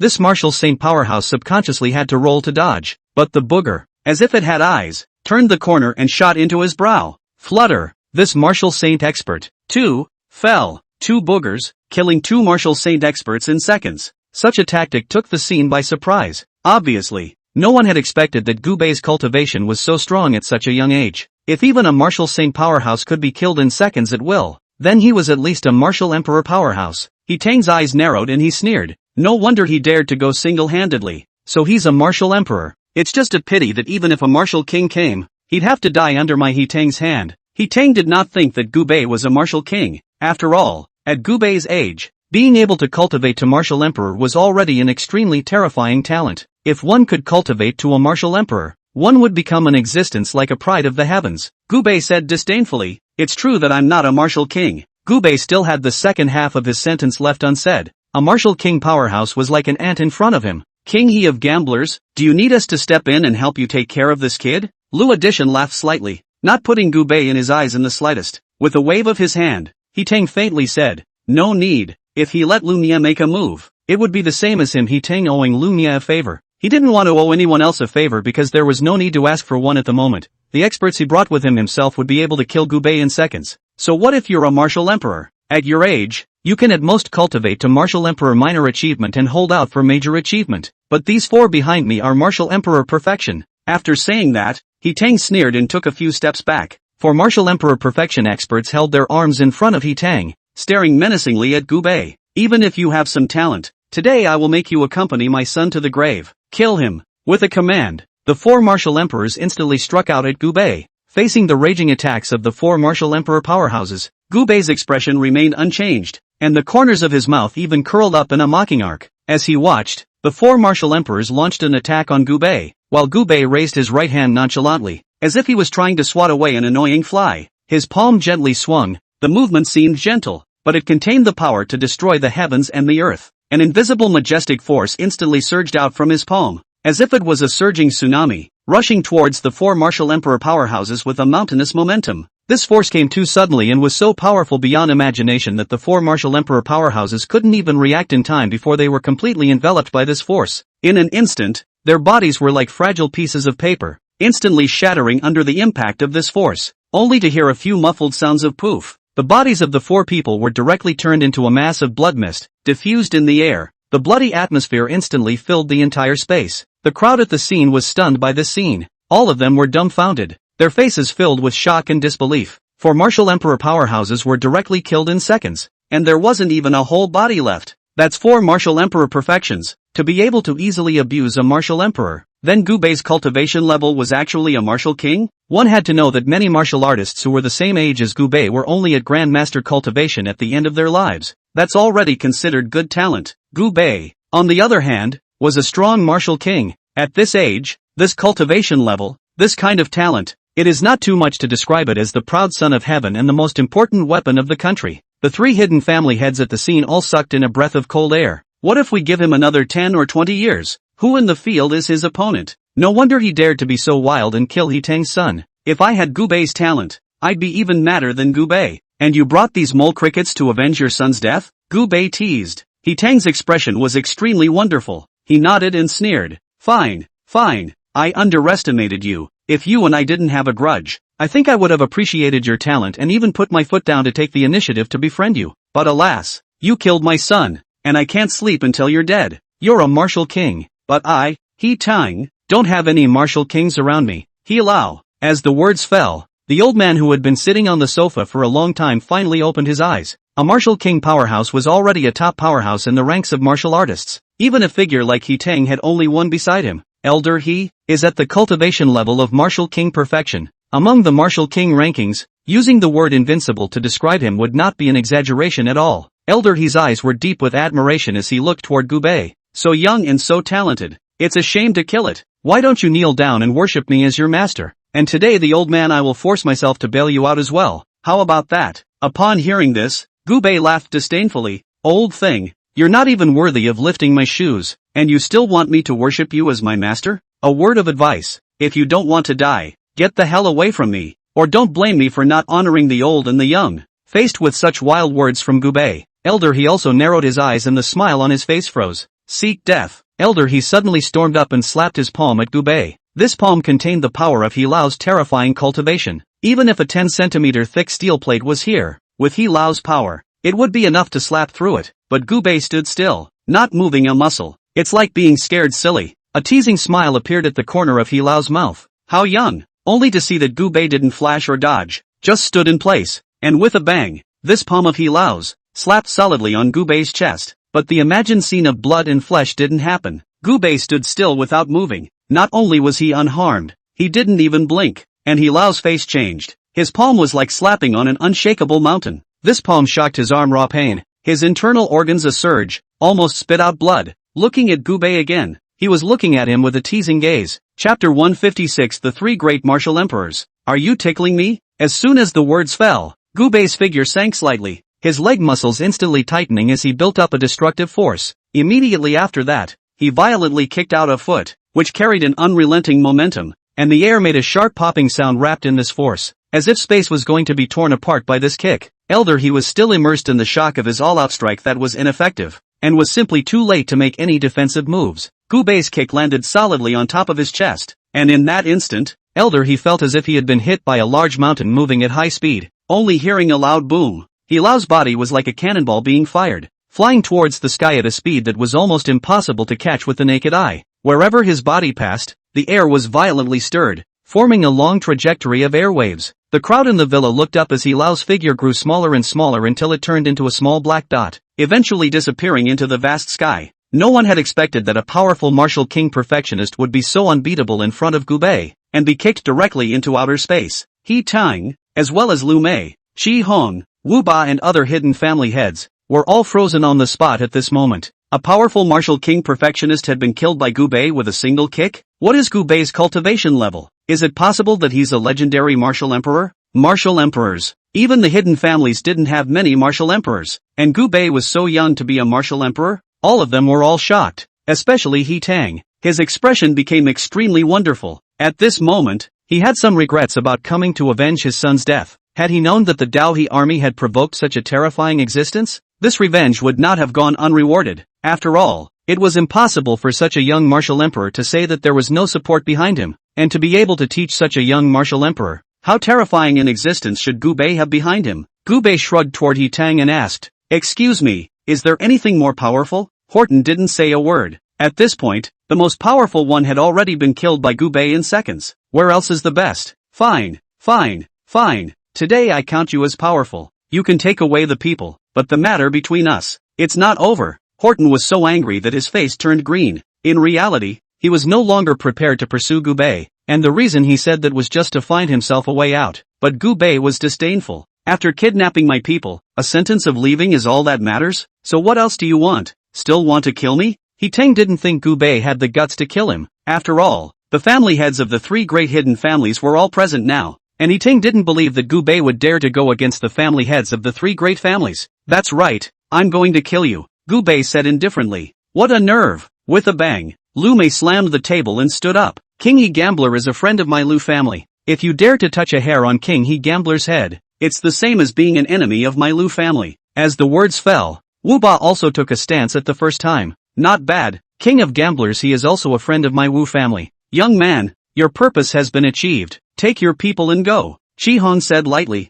Their attitude is my attitude. The three great hidden families, at the same time, stood out to protect He Tang. After all, He Tang was a money tree in their eyes. He couldn't die, but they weren't willing to kill Gu Bei for He Tang. After all, judging from the talent Gu Bei had shown, Gu Bei wasn't an ordinary person either. At this moment, He Tang looked at Gu Bei with a smug look on his face. See, this is my He Tang's influence. Even if I've never been to Hai Bei, I'm just willing to have someone be my He Tang's friend. If you dare to touch a hair on my head, I'll make sure that your head falls to the ground, Gu Bei said disdainfully. A mole found a group of mole crickets to shake the elephant, but it's just a group of mole crickets. After Gu Bei finished his sentence, he directly angered the family heads of the three great families. Lu Gue said angrily, "Kid, don't give your face away. Don't think that you're the only one who is a martial emperor powerhouse." After Lu Gue roared angrily, he picked up the water cup on the table and smashed it hard on the ground. Snap! In an instant, a black shadow wrapped in a strong wind flashed into the house like black lightning. The visitor was dressed in a black power suit with golden lines that shimmered coldly in the dim light. The entire person exuded a chilling pressure, and tiny cracks quietly appeared on the ground under his feet. Lu family martial emperor, Lu Yin. His voice was low, each word wrapped in a chill that shook the air around him slightly. Its gaze was like a knife, shooting straight at Gu Bei, its killing intent seeming to set the air on fire. At almost the same moment, Wu Ba shouted, "Wu Mang, come out to me." The door of the villa exploded with a bang, splashing wood shavings in all directions. A burly man strides in, bare-chested, his muscles coiled like gnarled dragons, his bronze skin radiating a sense of savage strength. The ground shook with every step Wu Mang took. Wu family martial emperor, Wu Mang is here. Wu Mang's voice was like a bell, shocking the crowd's eardrums. Seeing this, Chi Hong coughed lightly and said slowly, "Chi Ba, it's your turn to make an appearance." A figure stepped out from the shadows with a slender figure, a cold face, and shady eyes. Chief Family Martial Emperor, Shi Ba. Shi Ba's voice was icy cold, and the way he looked at Gu Bei made the surrounding space seem to distort for a moment. The three great martial emperors appeared together, simultaneously pressuring Gu Bei. Liu.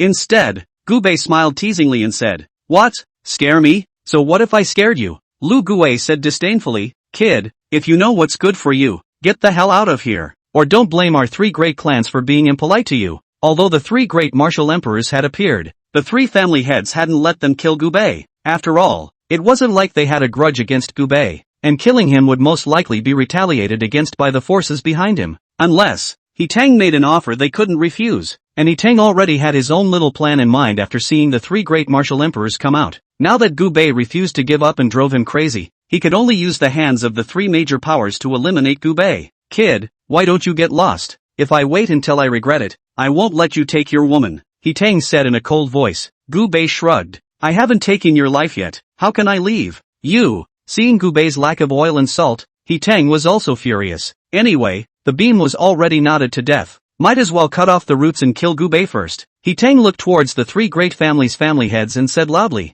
"Three of you, as long as you help me kill this person, I can help you with a free feng shui reading. No pennies will be taken. No shares." At those words, the heads of the three great clans all lit up. In the past, when Horton made a bid, he asked for an extremely high price, either by taking up 50% or 60% of the shares. Now it's a free shot, and if we find a gold coal mine, we'll be rich. I, the Liu family, have helped. Chapter 157 Martial God? Seeing Leah take a stance, Shi Hong also couldn't wait to say, "My Chi family has also helped." Seeing this, Wu Ba also hastened to say, "My Wu family has also helped." When the three martial emperors heard this, killing intent appeared under their eyes as they looked toward Gu Bei, and Gu Bei said indifferently, "If I were you guys, I wouldn't have made such a stupid choice." Leah coldly laughed, "Hee, just now let you roll you do not roll, now want to roll is too late. Your life, but it is worth a lot of money." Gu Bei shook his head inside as he looked toward the three martial emperors. "I miss that it's not easy for you to cultivate, so leave now and I won't kill you."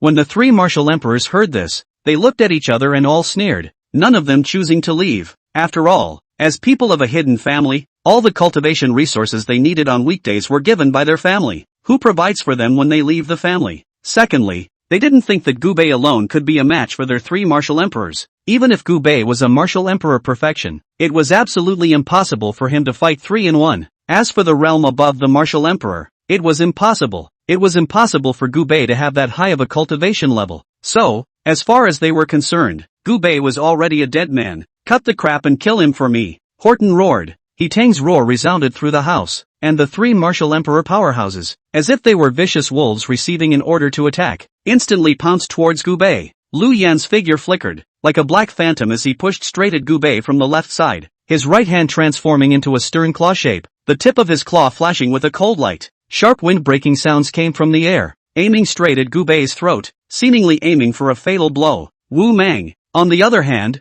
attacked from the right side, and with a heavy step of his feet, the ground instantly cracked, and his entire body rushed towards Gu Bei like a discharged cannonball. Its hands were raised high, like two giant hammers, and with the momentum of opening mountains and cracking rocks, they smashed down towards Gu Bei's head. Once it hit, Gu Bei was afraid that he would be smashed directly into flesh. Shi Ba, on the other hand, levitated in mid-air, reciting words under his breath and rapidly forming seals with his hands. In an instant, with him as the center, the air around him seemed to be frozen, and countless ice prawns shot towards Gu Bei from all directions. These ice prawns were incredibly sharp and glittered with an eerie cold light, sealing all of Gu Bei's retreats. In the face of this deadly three-sided attack, Gu Bei acted as if he were walking idly. The corners of his mouth rose slightly, revealing a confident smile, his eyes revealing a hint of disdain, only to see him unhurriedly stretch out his right index finger and gently point it forward. This seemingly simple finger contained endless power. A brilliant golden light shot out from his fingertips. The light was like a sharp sword that instantly penetrated Lu Yan's attack. Lu Yan only felt an irresistible force coming at him. His body was like a kite with broken strings, flying out uncontrollably, drawing an arc in the air and crashing heavily into the wall. The whole wall collapsed, burying him in it. Almost at the same instant, the golden light continued forward to meet Wu Mang's attack. Wu Mang only felt that his hand seemed to have smashed on top of a lofty mountain, and a huge recoil instantly spread throughout his body. His arms fractured with a click, and his entire body was shaken to the point of tumbling backward, blood spurting from his mouth. leaving a long blood trail on the ground. As for the ice prongs summoned by Chiba, wherever the golden light went, the ice prongs instantly turned into nothing and disappeared without a trace. Immediately after that, the light struck Chiba, and Chiba didn't even have time to react in any way. His body was instantly engulfed by the light and turned into a piece of nothingness. Not even a trace of it was left behind. The whole process was smooth as a breeze. Gubei retracted his fingers and gently patted the non-existent dust on his body, his eyes coldly scanning everything around him. The scene was dead silent. Everyone was stunned by this scene, their eyes filled with fear and awe, as if they were seeing a god from another world. That's 3 martial emperors. However, in front of Gubei, they were like ants and were all killed by Gubei in seconds. The family heads of the 3 great clans, one by one, were so frightened that they trembled. So young, yet he was able to kill the 3 great martial emperors in seconds. Then wouldn't his cultivation level be above that of a martial emperor? Above martial emperor. That was the highest realm of martial arts. Martial god, Ming Jin, Dark Jin, Huan Jin, Da Chang, Zong Shi, Da Zong Shi, Wu Shang, Wu Huang, Wu Wang, Wu Di, Wu Xin. The martial god is the highest level of martial arts. As for Gubei, a young man in his 20s, his cultivation had actually reached martial god. He Tang collapsed on the ground, his face as white as paper, his eyes filled with despair. How could he not have expected that his carefully planned revenge plan would end in such a way? If he had known that Gubei was a martial god powerhouse, he wouldn't have dared to come and take revenge on Gubei if he had been given 100 guts. Gubei walked towards He Tang step by step,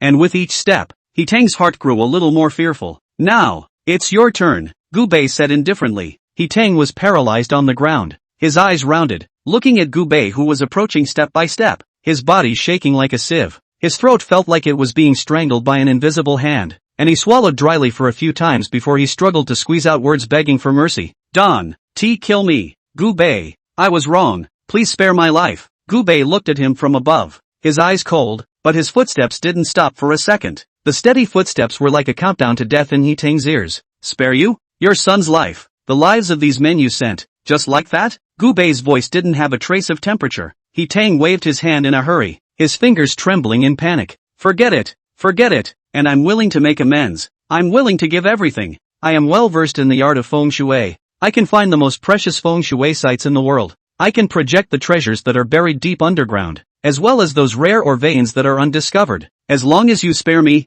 I'll tell you everything I know and use it for you. As he spoke, he pulled out a yellowed ancient book from his pocket and raised his hands high in the air as if it was his last straw. This is my He family's ancestral feng shui secret book, which contains countless untold secrets, and I'm willing to give it with both hands. On the cover of the ancient book, some strange runes could be vaguely seen, emanating a mysterious aura in the dim light. Please, as long as you spare my life, I can serve you for the rest of my life. Saddle up and never say anything. He Tang was in tears. His nose and tears were smeared all over his face, and his whole body was in a sorry state. At those words, Gubei laughed disdainfully. Ha, this kind of entry-level feng shui secret art has the nerve to show off in front of me. Gubei? After saying that, Gubei's fingers flew, using his fingertips as a pen and his spiritual energy as ink. And on the spot, he drew an obscure spiritual talisman in the air, and He Tang's eyes widened after seeing this scene. Shocked, he said, Advanced Spirit Rune Technique. Who the hell are you? Chapter 158 Ling Ling.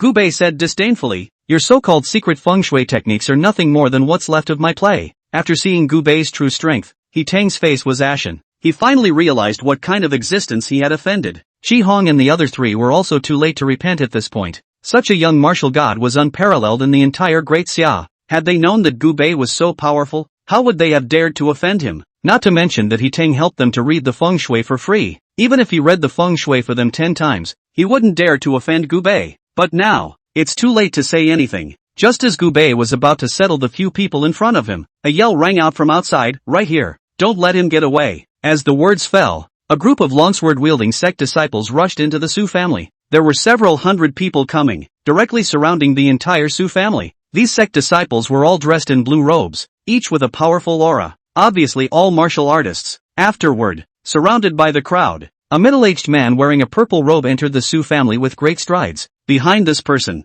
there were also 6 old men with equally strong auras. These people were the Divine Sword Sect's patriarch, Ling Yuyo, along with the Divine Sword Sect's 6 great elders, and Li Xiaowei was tied up and carried into the Su family at this time. Li Xiaowei, is he the Gubei you're talking about? Ling Yiqiu pointed a finger at Gubei and asked coldly, and Li Xiaowei nodded and said, yes. Now Li Xiaowei, obviously, also can't help himself. After he sent a message to the clan on behalf of Gubei, instead of listening to him, the clan tied him up like a rebel, said something about executing Gubei after capturing him. Li Xiaowei could only pin all his hopes on Gubei now. If Gubei could win, he could live. If Gubei lost, he wouldn't survive.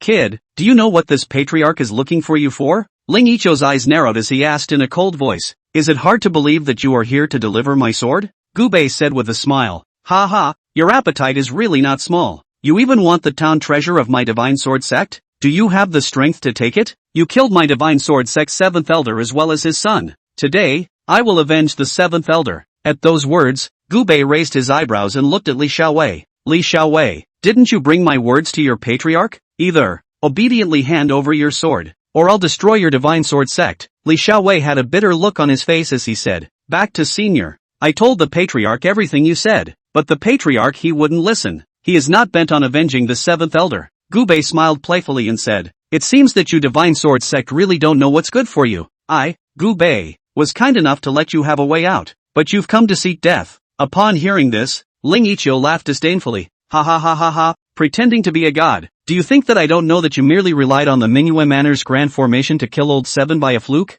And now that you're not within the Manhwa Manor, what other means do you have? Or do you think that with your own strength, you can defeat these 6 elders behind me? As the words fell, the 6 elders took a step forward in unison. Boom! The pressure was like an explosive, instantly detonating the entire room. The glass was shattered at the same time, and the whole villa shook violently with it. These 6 elders, 3 martial emperors and 3 martial gods. This is the depth of the clan. Unusual clans and forces could not be compared. After seeing such a luxurious lineup in front of them, the originally despairing heads of the 3 great clans in He-Tang were all brightened up. They're saved. Even if Gubei was stronger, could he be a match for a clan? He-Tang was the first to show his loyalty and cupped his fists. Patriarch Ling, I've heard a lot about you. I am He-Tang, the king of gamblers. He-Tang? You're the He-Tang who knows the secret art of feng shui? Ling asked with narrowed eyes. He-Tang cupped his fists and said, it is exactly me. I also have a grudge against this person, and it is also a great grudge for killing his son. I also hope that Patriarch Ling can give me face and leave him a breath, so that I can kill him with my own hands. Upon hearing this, Ling nodded his head indifferently. Well said. It's just a matter of lifting a hand. He-Tang's fame was great, and Ling Yiwei didn't mind making one more friend. The family heads of the 3 great families gloated at this moment. Chi Hong sneered, so what if the talent is strong? If you don't know how to be adaptable and don't know the ways of the world, you're still a dead man in the end. Wu Ba laughed coldly. Really no one in sight. It's not even enough to offend a hidden family. You even dare to offend a clan. Don't you know that it takes at least 100 years of heritage to create a clan? Lu Annihilated shook his head. In your next life, keep a low profile. Upon hearing this, Gubei also laughed. Are you guys so sure that I'm going to lose? Or what? He-Tang looked at the 6 elders behind Ling Yuyo and said, these 6, 3 martial emperors and 3 martial gods. Even if you are a martial god, can you be a match for the 6 of them? 6 people are striking at you at the same time. What are your chances of winning? Gubei pondered slightly and extended one of his fingers. He-Tang sneered and said, 10% chance of winning? I don't think so. You have at most 0.5% chance of winning. Gubei shook his head and said, no, I mean, one move is enough. As the words fell, the entire room fell silent. A few seconds later, a burst of laughter rang out. The great elder of the divine sword sect laughed until he couldn't catch his breath. Ha ha ha, it's really laughable to the extreme. You're a fledgling brat who dares to say boldly that you can defeat 6 of us old men in one move? It's a travesty. Gubei faintly said, don't believe me? Unbelievable. The grand elder said in a cold voice. Gubei said indifferently, then you guys can try. Let's see if I can kill you all in one move. At this moment, all 6 elders looked at Ling Yuyo. As long as Ling Yiwei gave the order, they would swarm Gubei and take him down. And with his hands behind his back, Ling said indifferently, leaving a breath is considered a gift to King He of gamblers. After receiving the order, the 6 elders didn't hesitate for a second and killed Gubei at the same time. Kid, die. As for Gubei, he had a disdainful look on his face, and even though all 6 elders had killed in front of him, he stretched his back nonchalantly,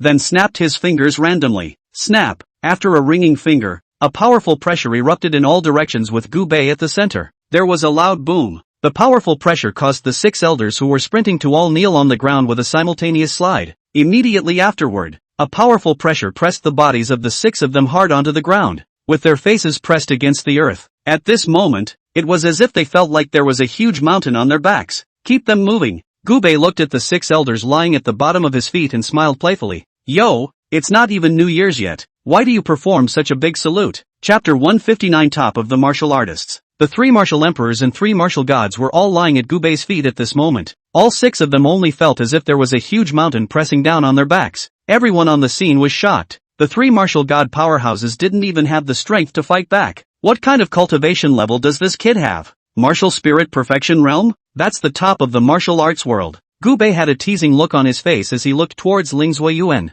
Is this what's called a clan? Ling Ling's expression became brilliant. He had always thought that Gubei had relied on the grand formation to kill the 7th elder by fluke. But now it seems not at all. Gubei's own strength was terrifying in itself. He had to be a martial god perfection powerhouse at the very least. These 3 martial gods under his own command were not his match at all. The 3 hidden world families' family heads who were originally laughing in triumph were all silent at this moment. The expression was as ugly as eating. As for Horton, it was like seeing a ghost. So young, with such demonic talent and cultivation. Is this still human? Good. Good. It's exactly like the blue is better than the blue. Ling Ichio uttered 3 good words in a row. But at this moment, instead of being fearless, Ling Ichio laughed out loud. Ha ha ha ha ha. The world knows that the martial god is the pinnacle of martial artists, but very few people know that above the martial god, there are realms. Upon hearing this, Gubei nodded slightly and said, that's right, there are indeed realms above the martial god. After stepping into the martial god, the major realm will no longer change. Martial artists cannot break through the major realm,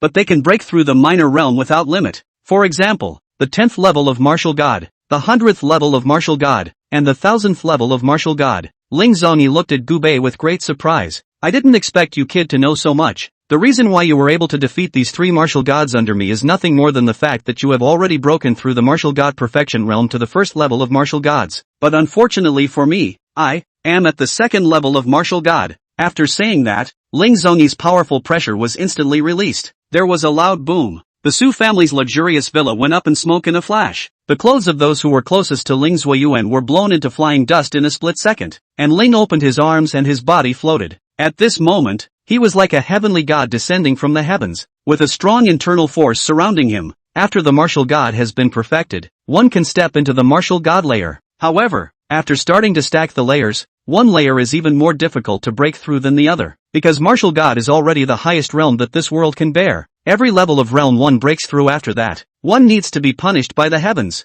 Heaven's wrath is not something everyone can carry through. A little carelessness and you'll die from it. And I, Ling Yuya, sovereign of the divine sword sect, I have suffered the wrath of heaven twice. Now I'm at the 2nd level of martial god. What are you fighting me with? Upon hearing this, the family heads of the 3 great hidden families wept with joy. Chi Hong said, great, Patriarch Ling is actually at the 2nd level of martial god. This kid is dead. We are saved. Wuba, is this the clan? It's really powerful. Our endpoint is just someone else's starting point. Lu Jian, after this matter, my Lu family will swear to follow the divine sword sect to the death. He Tang revealed a hideous laugh at this moment. Ha ha ha ha ha, Gubei, you're dead. Go down and accompany my son. In the face of everyone's mockery and laughter, Gubei just shook his head disdainfully. It's just the 2nd level of martial god. Do we need to make such a fuss? Also, when you say heavenly wrath, you should mean heavenly thunder, right? I see that your internal energy is already full. Why don't I help you break through? Tian Lei, come. After saying that, Gubei casually pointed towards the sky. At first, Ling Zuiyuan didn't understand what Gubei meant by these words, but soon, he understood, only to see that the sky directly above the Su family was originally clear, but after Gubei's finger, it quickly became cloudy. Rumble, thunder rolled and the whole world went dark. At this moment, Ling Zongyi's body was exploding, because this familiar feeling was actually exactly the same as the heavenly wrath he had suffered when he broke through. It was a feeling he could never forget for the rest of his life. If you want to break through your cultivation, you must suffer a lightning strike. The top went through and the cultivation broke through. If you can't top it, you'll just burp. It was a feeling that was extremely painful. After breaking through 2 layers of cultivation, Ling Zongyi no longer dared to choose to continue breaking through, because every breakthrough was playing for keeps. Before each breakthrough, it takes a lot of resources to make preparations. For example, take medicated baths and wear clothing that protects against lightning strikes. Even so, every breakthrough was a great risk. But now, without any preparation on his part, the wrath of heaven was coming. It is important to realize that the more heavenly wraths are suffered, the more powerful they become. The 3rd heavenly wrath can split even a mountain.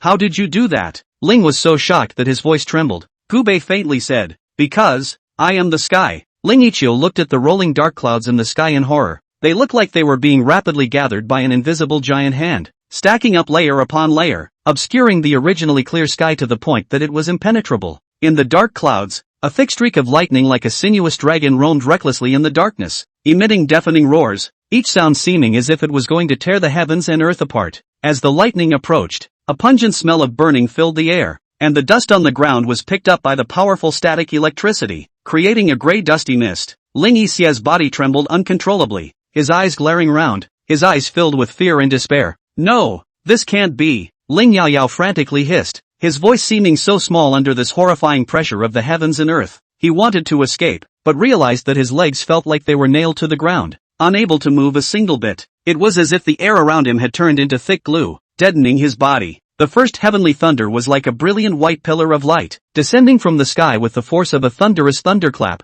and splitting straight towards Ling Zuoyuan. Instinctively, he raised his arms in an attempt to ward off the deadly blow. With a loud bang, the heavenly thunder ruthlessly smashed onto his body, and a powerful electric current instantly spread throughout his entire body. Ling's body was hit like a heavy hammer and was sent flying directly out, cutting a long gully in the ground. His clothes instantly turned to ashes, the surface of his skin was covered with scorched black marks, and his hair was electrified to the point of standing upright, emitting a pungent charred odor. However, this is only the beginning. Immediately after that, the second heavenly thunder roared with an even more majestic power. This heavenly thunder was even thicker than the first one, and the light was even more dazzling, as if the sun was falling from the sky. At this point, Ling Yiwu had already been seriously injured and was simply powerless to resist. The moment the heavenly thunder struck him, a large mouthful of blood spewed out of his mouth, which was vaporized in the air by the powerful electric current and turned into a mist of blood. Chapter 160 Helping People. His body was once again sent flying, crashing heavily into a boulder in the distance, which shattered in response, sending debris flying. Ling Yuyao was lying on the ground, his breath weak and his eyes filled with helplessness, but the heavenly wrath didn't stop there. The third heavenly thunder was brewing in the dark clouds, and the terrifying aura suffocated everyone present. This heavenly thunder was several times as large as the previous two, and it was like a huge axe that was going to split the entire world in two. Ka-ching, the third heavenly thunderbolt fell with a loud bang. Ling Zongyi closed his eyes tightly and waited for death to come. However, the moment the heavenly thunder was about to hit him, a mysterious force suddenly erupted from within him. This power was like a survival instinct that had been stimulated in a desperate situation, and it fought against the power of the heavenly thunder. In a violent flash of light and a deafening roar, the power of the heavenly thunder was gradually weakened. In the end, the heavenly thunder disappeared into thin air, and Ling Zongyi fell to the ground, alive or dead. The scene was silent, and everyone was stunned by this horrifying scene. After a long time, Ling slowly moved his fingers. He opened his eyes with difficulty, his eyes filled with confusion. At this point, although he had survived, he only had one breath left. His body was riddled with holes, and every inch of his skin looked as if it had been burned by a fiery fire, radiating gusts of intense pain. His meridians also became fragmented under the impact of the heavenly thunder, and his internal energy was running around like a flood that broke the dike. I'm alive, Ling Lingyu muttered in a weak voice. A trace of blood hung from the corner of his mouth, and a bitter smile appeared on his face. Although he had broken through his cultivation, the price he had paid was so heavy. Pop, pop, snap. At this moment, Gubei applauded and slowly walked over to Ling Zongyi and said, "Congratulations, stepping into the third level of martial god. If it wasn't for me, I'm afraid you wouldn't have had the courage to attempt a breakthrough in your life, right? Why don't you thank me?" At this moment, Ling Zuoyuan was so weak that even a 3-year-old child could easily kill him. He raised his head and looked at Gubei. "What the hell are you? You? A single finger can attract the wrath of heaven. Can such a person be immortal?"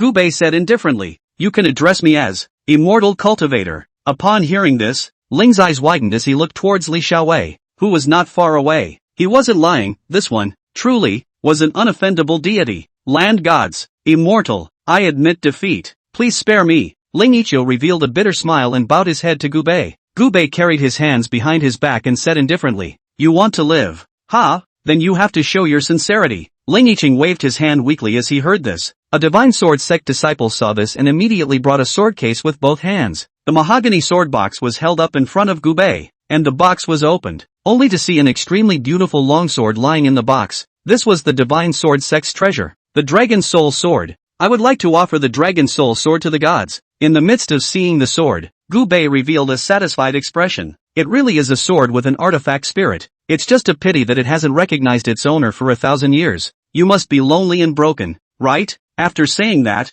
Gubei gently stroked the long sword. The long sword was in the scabbard, and there was no movement. For the sake of this sword, I'll spare your life. But in the future, Divine Sword Sect, he's the patriarch. After saying that, Gubei casually pointed at Li Xiaowei. Li Xiaowei was shocked at that time. He was a martial artist with a low cultivation level, but he was going to be the Divine Sword Sect's patriarch? Ling Ling was dismayed. It took a long moment of freezing to recognize reality. Now that one's own life is at the mercy of others, if one does not agree, is there any way back? Disciple Ling Yuyo, meet the patriarch. After saying that, Ling Zhongyi knelt down towards Li Xiaowei. The others saw this and knelt down. Greetings, sovereign. Li Xiaowei's eyes were wide with astonishment. Happiness comes so suddenly. In a single thought, he had gone from disciple to sovereign. It was all because one believed in Gubei. Sometimes being on the right team can translate into a lifetime of glory and riches.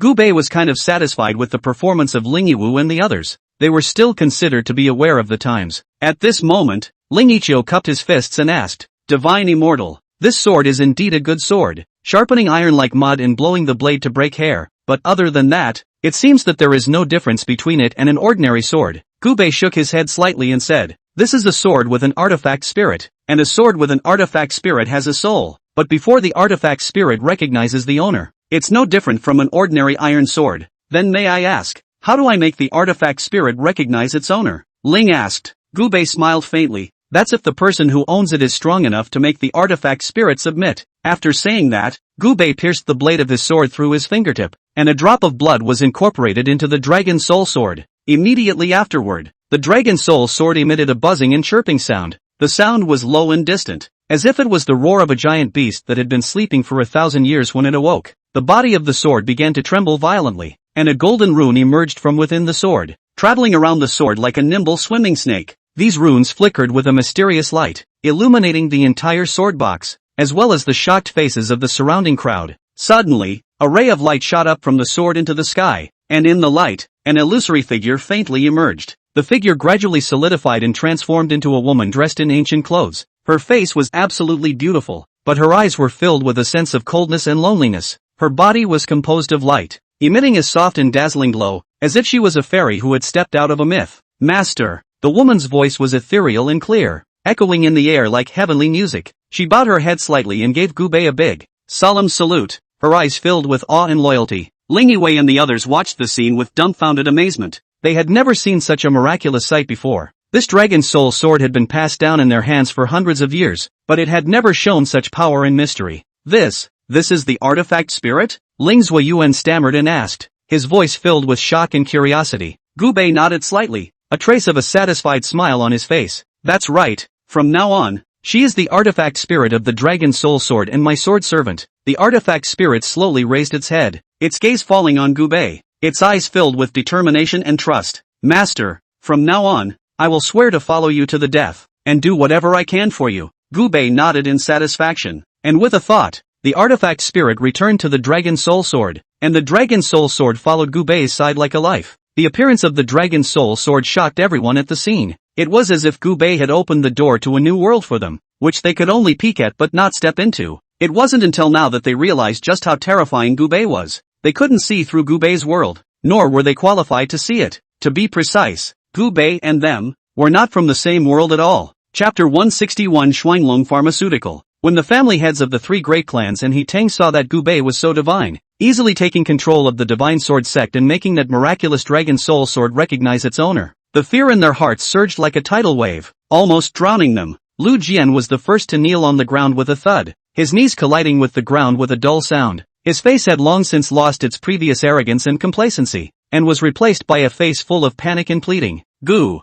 Shen Xian, before it is our eyes have no pearl. Offended you. I beg you to be generous. Spare us this time. We are willing to offer all the wealth of the family. In the future only your head. Never dare to have second thoughts. As he spoke, he kept kowtowing, and his forehead soon cracked the skin, blood running down his cheek. But how could he care about that at this time? He only hoped that Gubei would raise his hand. Shi Hong also hurriedly followed and knelt down, his body shaking like a sieve, his voice carrying a sobbing tone. Immortal, forgive me. We were all blinded by lard and only went against you. Just treat us as a fart and let us go. We, the Qi family, will surely serve as oxen and horses in the future? At your disposal. I only beg you to leave us a little life. His eyes were filled with despair, and his hands gripped the ground with a death grip, his knuckles white from the force. Wubai even crawled directly to Gubei's feet and hugged Gubei's legs, sniveling, "Gubei big man nah. I Wubai is a rough man. What do not understand ah? Before all blindly follow the coaxing. You cannot follow my general understanding ah.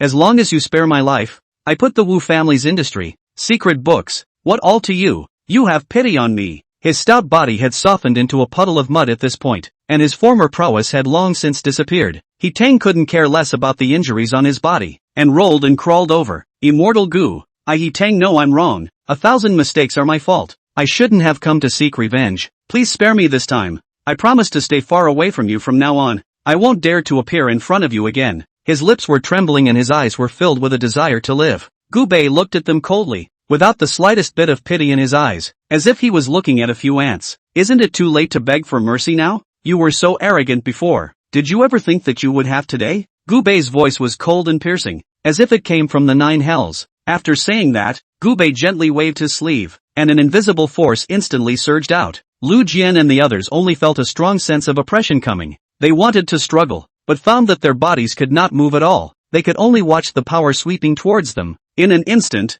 Lu Jian's body looked like it had been ruthlessly crushed by a big invisible hand, and the sound of bones breaking was particularly clear in the silent air. Immediately afterward, the entire person turned into a puddle of blood and water, blending into the ground, not even being able to let out a single miserable scream. Chi Hon's eyes widened, his face filled with panic before it had time to dissipate, and the force cut through his body like a sharp blade. His body was instantly cut into countless pieces, floating in the air like a bloody rain of broken flesh. Wu Ba tried to resist with his inner strength, but his little strength was like an ant trying to shake a tree in front of Gubei, and he was instantly crushed. His body first swelled up, and then exploded with a bang, sending blood and flesh flying and debris splattering everywhere. He Tang was even more miserable. That power directly drilled into his body, wreaking havoc in his meridians. His meridians snapped inch by inch, and his dantian was instantly shattered. His entire person was like a broken mannequin, collapsing on the ground, bleeding from all 7 orifices, and he was out of breath. The scene was dead silent, and the scent of blood filled the air, pungent and chilling. The heads of the 3 great hidden families all perished here. Gubei looked at Su Jin and Su Qingran at this moment. "Is everything okay?" Su Qingran was obviously terrified, and after she was untied, she hugged Gubei and cried out with a wow. "Whoa whoa whoa, I was so scared, I thought I'd never see you again." Gubei gently patted Su Qingran's back. "Don't be afraid, with me here, no one can hurt you." After saying that, Gubei glanced at the Su family villa, which had been leveled to the ground. "Su Jin, since the Su family is gone, you and Qingran should move into my house. Anyway, my house is a big place. 2 more people is not much." At those words, Su Jin's eyes lit up. If she could live with Gubei, who would dare come looking for trouble in the future? That's a lot of security, isn't it? "Many thanks, Mr. Gu. I'll be respectful then." Soon after, Gubei brought Su Qingran and Su Jin to the Bright Moon Manor. Upon returning to the Bright Moon Manor, Gubei immediately placed the Dragon Soul Sword in the eye of the formation. In this way, this big formation has a soul. She can autonomously tell if she's a foe or a friend, and help Gubei watch over the house, and you can decimate incoming enemies. Under the martial god, no one could even break in, and Yu Baichao was so busy at the moment that his feet were almost off the ground. After getting the prescription given by Gubei, she created a new company and factory. After a few days of working overtime to catch up with the process, the assembly line is now finally done. The new product has been launched and we are preparing for a new product launch tomorrow. With the influence of the U Group and Haibei nowadays, this conference was undoubtedly attention-grabbing. Coupled with the fact that Yu Baichao had publicized the effects of the new product beyond compare, there were already many bigwigs paying attention to this launch. At this time, inside the Double Dragon Pharmaceutical Company, on the 18th floor, an old man, a young man, a man and a woman, a father and a daughter were having a heated argument. The woman looked to be in her early 20s, wearing a small professional suit and black stockings over her feet. Although dressed for the workplace, the face is childish, dressing with the air of a president, but without the aura of one. The old man on the side was dressed casually, but he was not angry, more like an upper-class person who had been in the shopping mall for a long time.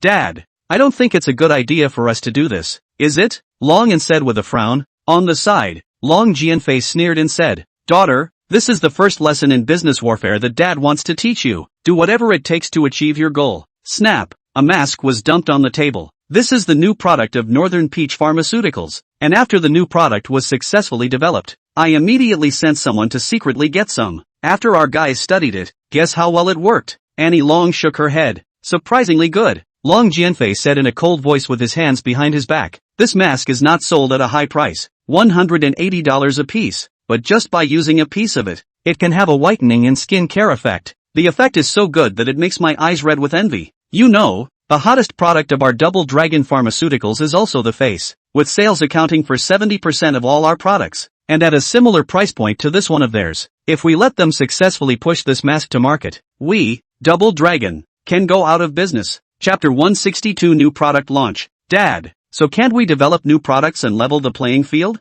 Annie Long asked. Ha ha ha ha ha, naive. Fair, that's spoken to ordinary people. If you want to get to the top, if you want to get rich, you have to do whatever it takes. Developing new products? Do you have a secret recipe? Are you willing to spend money on research and development? Even if you are willing to spend money, will it be successful? Even if you'll succeed, during the time you're researching and developing, the other party would have already made a fortune. Long Jianfei said indifferently, have you forgotten how father started in the first place? Therefore, tomorrow's new product launch in North Peach must not be allowed to be successfully organized by them. Pressure first, then make them meekly seed the new product. Long An was silent for a long time, then nodded. I know, Dad. The next day, the sunlight fell through the light clouds and fluttered down on the square of the International Convention and Exhibition Center in Hebei City. This place had long been set up as the site of the North Peach Pharmaceuticals' new product launch, with a huge inflatable arch spanning the entrance, the logo of Kitamomo Pharmaceuticals and the slogan of the new product, Start the Journey of Skin Renewal, are printed on the top, which is swaying gently in the breeze. Around the square, colorful flags fluttered, which also displayed pictures and efficacy introductions of the new masks. A luxury car fishtailed in, parked in the designated parking space, and the drivers in straight suits quickly got out of the car and respectfully opened the door to greet the honored guests inside. Below the stage, neatly arranged rows of seats were already filled with guests from all walks of life. There were bigwigs from the business world, famous bloggers and netizens from the beauty industry, and some media reporters. Yu Baichao stood backstage, wearing a white slim-fitting gown, elegant and confident. White Peach, take it easy, everything's ready. The aide came over and whispered a soft, comforting voice. Yu Baichao took a deep breath and nodded. I know, I just hope everything works out. The assistant glanced at his watch and said, White Peach, time's up. It's time to go on stage and give your speech. Yu Baichao nodded, took a deep breath, and took the microphone and mounted the podium. The moment Yu Baichao was on stage, the spotlight hit her. The absolutely beautiful Yu Baichao was like a star appearing on stage, instantly attracting the attention of the entire audience. Hello everyone, welcome to the first new product conference held by North Peach Pharmaceuticals. Thank you for coming out, Yu Baichao said in a generous manner. As the words fell, there was a loud round of applause. North Peach Pharmaceuticals is indeed a new company, but U Group is not a new company. With the financial power and connections of the U Group, everyone had to give Yu Baichao a few points. Today it will be me who will introduce to you our first beauty product from North Peach Pharmaceuticals, the medicinal essence mask. The assistant appeared on stage at this point, holding the product. Yu Baichao introduced. This Northern Peach Medicinal Essence Mask is developed by our Northern Peach Pharmaceuticals using ancient methods and pure Chinese medicines without any additives, making it really harmless and non-irritating to the skin. After using it, you will see results on the spot, and absolutely no fluorescence or whiteners added. As the words fell, there was a murmur on the stage. Boasting? There is no beauty company in Dacia that dares to say that their products can work on the spot and without adding any fluorescent or whitening agents. Yeah, Yu Baichao is that confident in his new product? Off stage, the media and journalists were questioning, but some of the bigwigs in the business community, they had long ago obtained product samples in advance through their own channels,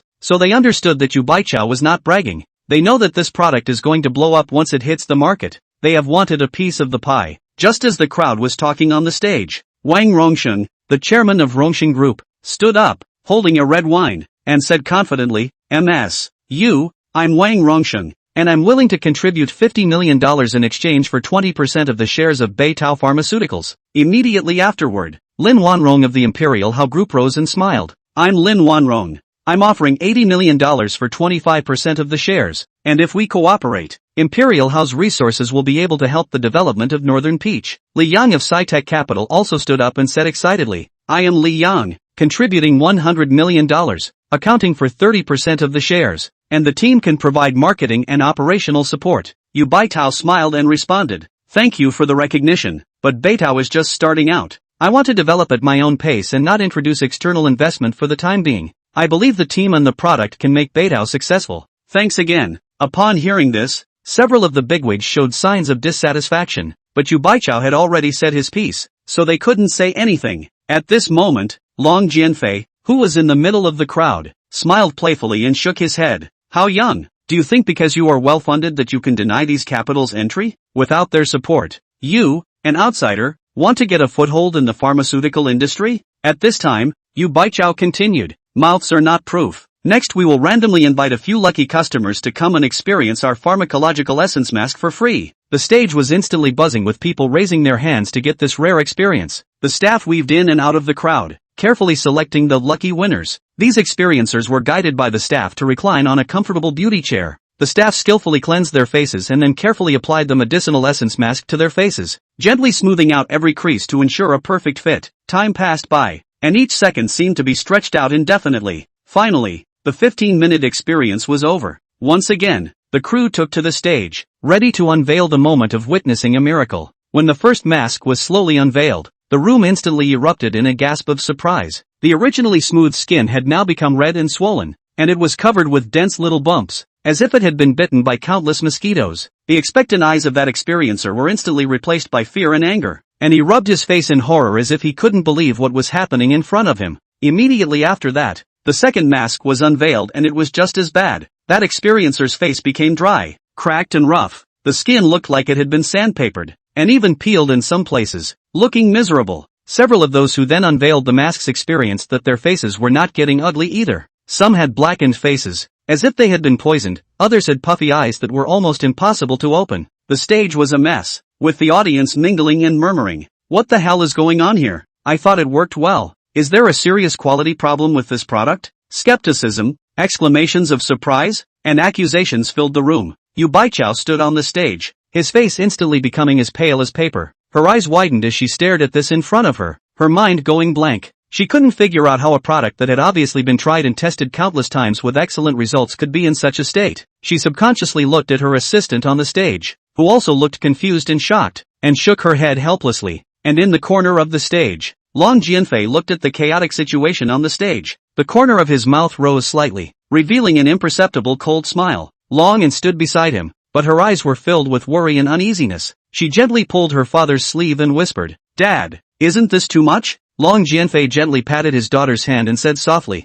"The mall is like a battlefield. This is competition." Chapter 163 Dragon Annie's Threats. What's going on here? Yu Baichao hurriedly stepped down and questioned the several supervisors responsible for producing the masks, and the supervisors were all at a loss. This can't be possible. Mr. Yu, we've had no less than 300 people experiment with the new product, and this has never happened before. Several of the supervisors looked innocent, and by now, the stage was screaming and cursing. What kind of crap is this? Can this stuff be used on our faces? This is trying to disfigure us. Scared the hell out of me. I was going to buy a couple of tablets to try, but now it seems unnecessary. Aren't you going to give consumers an explanation for the crap masks that North Peach Pharmaceuticals has come up with? Under the stage, once the uproars planted by Long Jianfei took the lead, the entire scene instantly became lively. The questions and abuse never stopped, and everyone demanded a reasonable explanation from Yu Baichao. At this moment, Yu Baichao rushed onto the stage in a panic, picked up the microphone and said, "Everyone, please give us a little bit of time to investigate.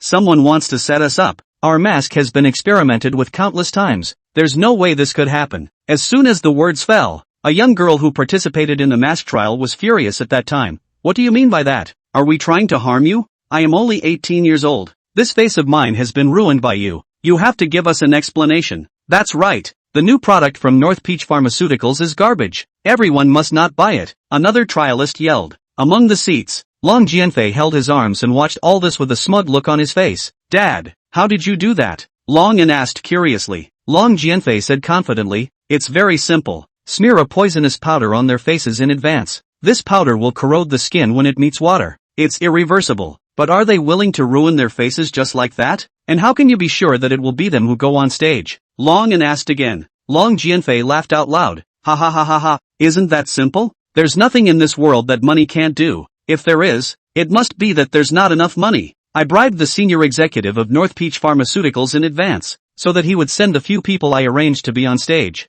and those who were sent to the stage. One person would be given $5 million in compensation, $5 million in exchange for their disfigurement. So guess whether or not they're willing to do it. Annie Long was silent. That's business warfare. Daughter, you're young. Learn from it. Well, the atmosphere is about right. It's your turn. After saying that, Long Jianfei patted Long'an's shoulder. Long'an took a deep breath, stood up, and headed to the back of Yu Baichao's podium. On the podium, Yu Baichao was still explaining in a pale manner, but no one believed Yu Baichao, and the voice of public opinion directly overshadowed Yu Baichao's voice. Just as Yu Baichao was at a loss for words, the assistant desperately waved to Yu Baichao from below. Yu Baichao had no choice but to step down first. Mr. Yu, there is someone looking for you. She says she can solve the crisis that Northern Peach Pharmaceuticals has met this time. At those words, Yu Baichao subconsciously looked behind the assistant. Only Long'an, who was wearing a gown, was gazing at Yu Baichao. You can solve our crisis in North Peach Pharmaceuticals? Yu Baichao asked. Annie Long took a deep breath and said, $10 million. What? Yu Baichao froze for a moment. $10 million? Sell us the formula for the pharmacological essence mask, and this crisis, naturally, will be solved. At those words, Yu Baichao instantly understood. You're the ones who screwed up. Long'an gradually got into the swing of things, speaking the words and techniques her father had taught her in front of Yu Baichao. Mr. Yu, now that the reputation of Northern Peach Pharmaceutical has been ruined, even if your new product goes on the market, it will surely go unnoticed. The pharmacological essence mask has already been ruined in your hands. Why don't you sell it to us for $10 million so you can still make a profit? Yu Baichao was instantly enraged. $10 million? This pharmacological essence mask is worth at least billions of dollars. You want to buy it away for $10 million? Mr. Yu, those who know what's good for them are good at what they do. In High Bay, we, Double Dragon Pharmaceutical, are the leading boss within the beauty industry. We have 10,000 ways to screw your Beitao Pharmaceutical. $10 million? It's already quite a lot. Mr. Yu, I hope you recognize your own identity and status. You can't fight us. Yu Baitao was so furious at this time that her body was trembling, and said angrily, if you guys do this, aren't you afraid of being condemned by heaven? Long'an said disdainfully, in High Bay, whether it's black and white, we have connections, so how can we be condemned by heaven? Behind us, we even have the support of the hidden family. Don't do indifferent resistance, General Yu. After saying that, Long'an set the contract in front of Yu Baichao. Sign it, and I'll calm the public opinion out there immediately. The content of the contract was to sell the pharmacological essence mask to Double Dragon Pharmaceutical at a price of $10 million. After seeing the contract, Yu Baichao instantly tore it apart. No way, even if Northern Peach Pharmaceuticals closes down, I will never sell the formula cheaply. Upon hearing this, Long'an clasped her arms and said in a cold voice, Mr. Yu, you're not going to do this until you're forced to do it, are you? Well, then let's show you the means of our Double Dragon Pharmaceutical. After saying that, Long'an turned back to Long Jianfei, who was not far away, and nodded slightly towards him, and Long Jianfei whispered a few words to the people around him, and the crowd immediately began to stir. As soon as Long Jianfei's command was issued, the few people in the crowd who had been bribed began their performance. A bald man at the head of the group, with a face full of horizontal meat, was now red in the face, roaring like a raging bull. What Northern Peach Pharmaceuticals? All liars. Give me back this face. With that, he violently copied a chair beside him and fiercely smashed it towards the display rack on the stage. With a loud bang, the display rack was smashed to pieces, and the mask samples placed on it were scattered all over the place. Some of the people around them saw this and started to follow suit. A young man with dyed yellow hair jumped to his feet while yelling, "Don't let them off the hook.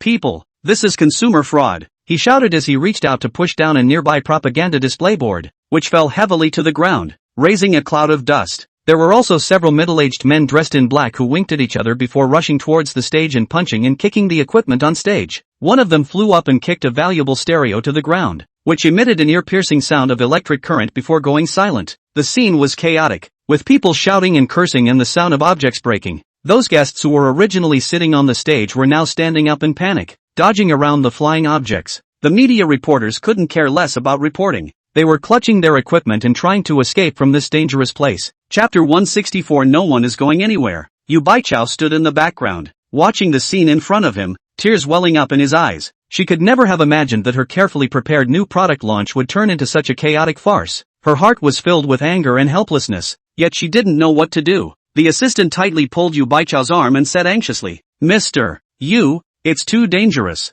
Let's go first. Yu Baichao gritted his teeth and shook his head. No, this is our launch. I can't just leave. Just then, Longin stood proudly on the sidelines, looking at the chaotic scene with a mocking smile on her face. Mister, now you know how powerful we are. As long as you obediently hand over the formula, I can still consider letting you off the hook. Yu Baichao clenched her pink fists, her delicate body trembling slightly. At this moment, although she was furious in her heart, she could not do anything about the Longin in front of her. At this moment, she had only one thought in her mind, and that was to find Gu Bei. Unbeknownst to her, Gu Bei had become her inner dependence. I'll give you 3 minutes of time for consideration. Either sign, or I promise to make North Peach Pharmaceuticals a street rat that everyone in Shanghai scorns. Longin threatened in a cold voice. This is the first time that Annie Long has acted as the bad guy. It was also the first time I experienced the joy of threatening someone. Turns out doing whatever it takes is so cool. No wonder those villains in movies and TV dramas are so perverted. So it's really cool to dominate people at will. Do you know who my boyfriend is? Yu Baichao asked angrily. Long and disdainfully said, do you know who my father is? Mr. Yu, it's useless to mention people in front of me. As soon as the words fell, a man in a floral shirt with a cigarette in his mouth entered the middle of the launch site with a big grin. All be quiet. The man spoke in a low voice, but one that was clearly heard by everyone in the scene. The person who came was none other than Gu Bei. After Gu Bei appeared, everyone looked at him. Yu Baichao also cried tears of joy after seeing Gu Bei and subconsciously trotted towards him. With a fluttering sound, Yu Baichao directly jumped into Gu Bei's embrace. Gu Bei, you're here. Tears wet Gu Bei's shirt, and Gu Bei deeply sniffed Yu Baichao's nice body fragrance, his face full of tenderness. Don't be afraid. Upon seeing Gu Bei appear, Longin began to look Gu Bei up and down. Seeing that Gu Bei was young and alone, Longin had a disdainful look on her face. You're her boyfriend? Why don't you persuade her to sign the contract quickly, so that everyone won't be in trouble? Annie Long slapped a new contract on the table. Gu Bei picked up the contract and took a look at it, and he was happy then. $10 million? You also want to buy my Gu Bei's prescription? $10 million isn't low enough. At least it's better than losing all your money, right? Longin said proudly. Gu Bei shook his head indifferently and said, Ha, who gave you the courage to come and blackmail my Gu Bei's woman? Are you very powerful? As powerful as you are, can you be as powerful as our Double Dragon Pharmaceutical? Kid, your woman entered the beauty industry without saying hello. She doesn't know the rules. This is her punishment, Longin said in a cold voice. Rules? Oh, I've never been the only one to set the rules. I've never heard of anyone else daring to set my Gu Bei's rules, Gu Bei said in a cold voice. No tears until you see the coffin. Longin smiled disdainfully and looked again at Long Jianfei, who was not far away. Long Jianfei readily understood, only to see a few big men jumped out directly from the crowd, toward Gu Bei, then viciously scolded. You are the man of this snake woman? Pay for our faces. Your woman disfigured us, so we'll disfigure you guys too. After saying that, several big men rushed towards Gu Bei with daggers in their hands. These few big men were not ordinary people. All of them were martial artists, and all of them were at the cultivation level of Grandmaster. Gu Bei smiled disdainfully, and before a few people could rush to the front, he casually slapped his right hand. Bang! Bang! Bang! With a few muffled sounds, several big men directly exploded into blood mist, dissipating into the air. In the entire scene, all that was left was a field of blood. There was a scream from the scene after a few seconds of silence. Everyone rushed outside like crazy, but at that moment, countless mongrels appeared from various exits. The gangsters were armed with iron bars and blades and were too black to count. They were armed and jammed everyone back. At the head of the group was the underground emperor of Haibei City, Wang Hongwan. Gu Bei said coldly, if this matter is not cleared up today, no one will be able to leave. Seeing that Gu Bei had taken control of the entire scene with a thunderous approach, Longin was instantly at a bit of a loss for words. After all, this was only her first time blackmailing someone, and she had little experience. One could only look at his father as if he were helpless. And Long Jianfei is no less than a veteran in the jungle. Even if Gu Bei's force was not bad, and he still had Wang Hongzhuan's backing, but with thousands of people on the scene, could Gu Bei kill them all? North Peach Pharmaceutical is just too much. Its own products are not up to par, and now it's taking it out on us and not letting us go. Is Northern Peach Pharmaceutical not a robber? Want to buy and sell by force? Long Jianfei yelled. As Long Jianfei's words fell, countless people immediately chimed in. That's right. The head of Northern Peach Pharmaceuticals even killed someone in public. Is there any law left? Let us go. What gives North Peach Pharmaceuticals the right to restrict our personal freedom? To be honest, it was easy for Gu Bei to kill them, but the key issue now is to restore the reputation of North Peach Pharmaceuticals. After all, this was what Yu Baichao wanted to do. It was her heart and soul, and he could not let her heart and soul be ruined. Everyone, someone is trying to frame our North Peach Pharmaceuticals, whether you want to or not. You must wait for me to finish the matter. This is the rule set by me, Gu Bei. As the words fell, a big hand from the business world in the audience was instantly enraged. What kind of bull ***** rules? I'm about to leave. I'll see who dares to stop me. With that, he got up and headed for the exit. But before he could make it to the exit, all he heard was a thumping gunshot. The business tycoon's eyes widened as a bloody hole appeared in his forehead. He then flopped to the ground and never moved again. Only Wang Hongwan played with the revolver in her hand and said faintly, "Who else wants to go?" The scene was instantly silent, and no one dared to make any sound anymore. Are you kidding? Shooting and killing people at the drop of a hat. Who dares to leave now? Gu Bei looked at the overwhelmed Long and at this moment and said indifferently, "Just now, this young lady demanded that we, Northern Peach Pharmaceuticals, sell the pharmacological essence mask to their Double Dragon Pharmaceuticals at a price of $10 million. Clearly, this is a conspiracy against our new formula. The head of Double Dragon Pharmaceuticals. What's the explanation for this? Ha!" As the words fell, Long Jianfei directly stood out. Joke. Who doesn't know that we, Double Dragon Pharmaceutical, are the industry leader? Do we need to use such underhanded tactics to steal your formula? You guys don't think too highly of yourselves, do you? Chapter 165 Evidence. You North Peach Pharmaceuticals' own products have problems. You don't reflect on yourselves. You don't look for the reasons from yourselves. Instead, you falsely accuse us. Double Dragon Pharmaceutical. It's too overbearing, isn't it? Long Jianfei said instrumentally. On the scene, there were quite a few bigwigs who were Long Jianfei's close friends, and at this time, they all spoke up for Long Jianfei. That's right. You said that Shuanglong Pharmaceuticals smeared your North Peach Pharmaceuticals. Show me the evidence. Don't yell here without evidence. Even if you kill us all, it won't change the fact that North Peach Pharmaceuticals produces garbage products. At those words, Gu Bei smiled. It was easy to kill them all, but what Gu Bei wanted was to retrieve the reputation of Northern Peach Pharmaceuticals. Ha! Evidence? Isn't the evidence right here? After saying that, Gu Bei looked towards the few consumers who had gone up to the stage to test the masks. These guys, there must be something wrong with them. Will you tell us yourselves, or will I force you to? Gu Bei asked coldly. Upon hearing this, these consumers immediately retorted angrily. What do you mean? You just ruined our faces and now you're forcing us to compromise, right? It's your product that's the problem. That's right. You Northern Peach Pharmaceuticals are just too overbearing. It's obviously a problem with your own products, but now you don't want to admit it and want to renege on your debt. Gu Bei sniffed and smiled coldly. It was within Gu Bei's expectations that these few people were stiff-lipped and wouldn't admit that someone had instructed them, and Gu Bei lost his patience at this point, lifting his hand and snapping it, directly slapping one person into mush. The other few people were instantly startled, and they suddenly turned pale and sweated coldly. It was nice that they had received money, but they were all ordinary people, and they obviously had a number in their hearts as to which was more important, money or life. Say, who ordered you? Gu Bei asked coldly. My patience is limited. At this moment, these few people all looked hesitant and didn't dare to open their mouths. They were afraid of death, and they were also afraid of Long Jianfei's retaliation after telling the truth. Snap! Seeing that none of them spoke, Gu Bei raised his hand and slapped another one to death. This time, the men were clearly terrified, and a woman immediately stepped forward. Don't kill me! Don't kill me! I'll talk. It's Long Jianfei. He gave each of us $5 million to apply a medicinal powder on our faces. A powder that will erode our skin once it meets water and disfigure us. The purpose is to ruin the reputation of Northern Peach Pharmaceutical, so as to force you to sell the formula to Double Dragon Pharmaceutical at a low price. As the words fell, the entire room erupted. A murmur of voices rang out as everyone looked at Long Jianfei. Double Dragon Pharmaceuticals is so overbearing? It can't be? Is this man telling the truth or not? Gu Bei looked at Long Jianfei coldly at this moment and asked, Now, what else do you have to say? And Long Jianfei, who was worthy of being a veteran in the Jianghu,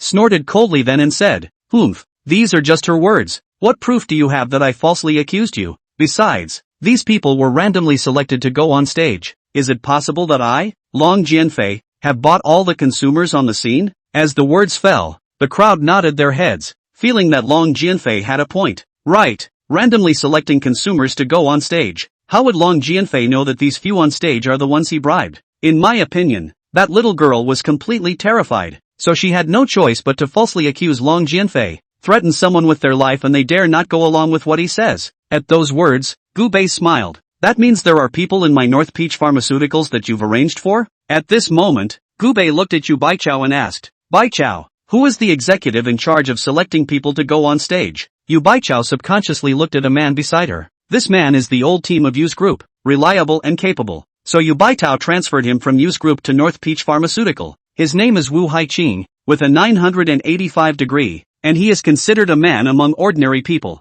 At this time, Wu Haiqing did not have the slightest panic. After so many years of crawling and fighting in society, he is clear that the more dangerous the time, the more cannot show cowardice. Wu Haiqing stood out and said, "The one responsible for selecting consumers to test on the stage is me, but the draw is completely random. Mr. You won't doubt me, right?" Yu Baichao also looked half convinced for a long time. If it wasn't Wu Haiqing who did this, who else could it be? Wu Haiqing glanced at Gu Bei, who killed without blinking an eye, and if he admitted it, he would definitely be dead. But now he had no proof, and surely he wouldn't dare to use force on himself. After all, he himself was also the most trusted subordinate under Yu Baichao. Without looking at the monk's face, Gu Bei wouldn't kill himself for Yu Baichao's sake. Off stage, Long Jianfei sneered and looked at Gu Bei with a provocative face. Without evidence, who believes North Peach Pharmaceuticals is innocent? Even if you killed everyone, it wouldn't change the fact that North Peach Pharmaceuticals produces crap. In any case, his Long Jianfei's purpose had been achieved. That would be destroying North Peach Pharmaceuticals. And Gu Bei,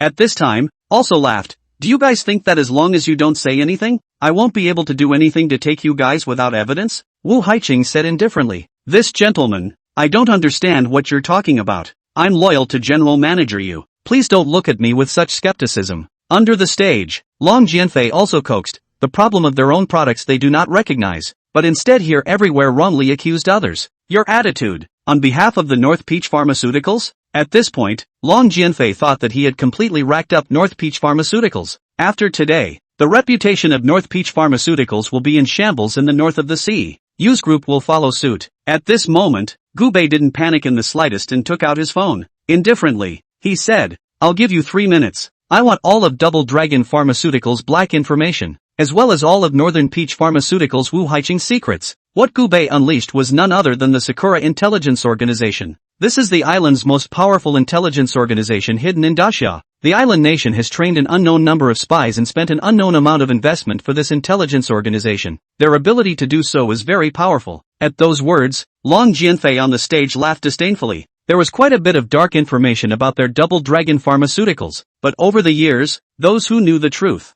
died and disappeared. No one has been able to come up with anything truly black about Sanjian Pharmaceuticals. Long Jianfei patted Long Ani's shoulder on the side and said, "Daughter, learn from it. This is the real business war. Do whatever it takes to achieve your goal." Soon after, Gu Bei's cell phone received several text messages. After seeing these few text messages, Gu Bei smiled faintly and pointed to the large screen behind him that was supposed to display mask advertisements. "Next, I'll show you something fun." Chapter 166 Powerful Intelligence Organization. As the words fell, the big screen suddenly flashed. Just a chat log then appeared in the screen. What was displayed on the screen was exactly the chat records between Wu Haiqing and Long Jianfei. "Long Jianfei, as long as you do what I say, the benefits will not be short of you. I've already put $10 million into your card, and after it's done, I'll give you another $10 million. Wu Haiqing, don't worry, Mr. Long, that stupid Yu Baichao is naive. I can handle this kind of thing." After seeing the chat transcript, the scene erupted. Immediately afterward, a remittance record appeared on the screen. Wu Haiqing was shocked and hurriedly went to look for his cell phone, but when he realized that his cell phone was still on him, he was dumbfounded. You know, he's using a top-of-the-line Apple phone. The safety of Apple phones is unquestionable all over the world, but Gu Bei had used only a few short minutes to hack into his cell phone and obtain all of his information. And the chat logs, he deleted them a long time ago, and now it's restored to the screen. "How did you do that?" Wu Haiqing had a horrified look on his face. Gu Bei said indifferently, "Wu Haiqing, male, 35 years old, graduated from Nanshan University. Your parents divorced when you were 13 years old. You grew up in Nanshan and came to Haibei after you graduated. You have a big secret. You are a man. You like men, not women. And you are a sufferer. You have 6 boyfriends. 5 of them have been killed by you, and one of them is also imprisoned by you and not dying soon. You are playing a sick game." With those words, private photos of Wu Haiqing and his boyfriend were revealed in the middle of the screen. On the screen, Wu Haiqing is chained by a dog. His eyes are full of confusion. Where is there any semblance of a successful person? Wu Haiqing's entire body collapsed after seeing this scene. It was his secret and he never mentioned it to anyone in the company. And he's so afraid of his boyfriends leaking that he kills them all after a breakup. And those private photos, he didn't even keep electronic versions. All of them were photos, hidden in the most secret place at home. But in just a few minutes, it was found. How on earth did Gubei do it? Is it hard to believe that he's been spying on himself? No. How did you find out? This can't be. It's impossible. In an instant, Wu Haiqing almost collapsed, and Gubei ignored the collapsing Wu Haiqing and instead looked at Long Jianfei. Long Jianfei, what else do you have to say? Now, with ironclad evidence in front of him, even if Long Jianfei doesn't admit it, the truth has come out. Long Jianfei simply admitted, that's right, I did the thing. So what? You can go and sue me. Our Double Dragon has a strong legal team. Even if you have full proof, I guarantee that you will never be able to sue me. At those words,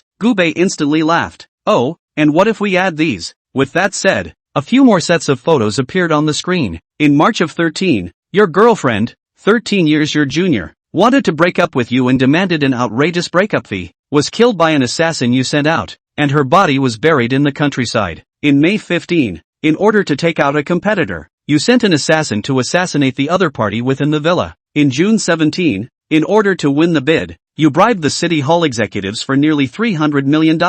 In November 19, you blackmailed your way in against North Peach Pharmaceuticals to get the secret mask recipe that led to your company's current breakout product. In January of 22, you got hooked on drugs and murdered 3 female models while high on drugs before dumping them in the wilderness. With every word Gubei uttered, Long Jianfei's face turned whiter and whiter, because what Gubei said was all true. Long Jianfei had too many stains on him along the way, but he'd always thought he was doing things seamlessly, that no one would ever find out about the things he'd done. But now, one by one, all of them have been raked over the coals. Not a single piece, because on the big screen, the photos of the dead body were put on, and already Long Jianfei was secretly photographed when he killed someone. Where did he get all this evidence? Any one of these offenses could put him behind bars. It is important to know that before this, Double Dragon Pharmaceutical and Use Group never had any contact. Could it be that Gubei had started investigating himself many years ago? There was no grievance. Why would he do that? At this moment, Long Jianfei's heart went cold. On the side,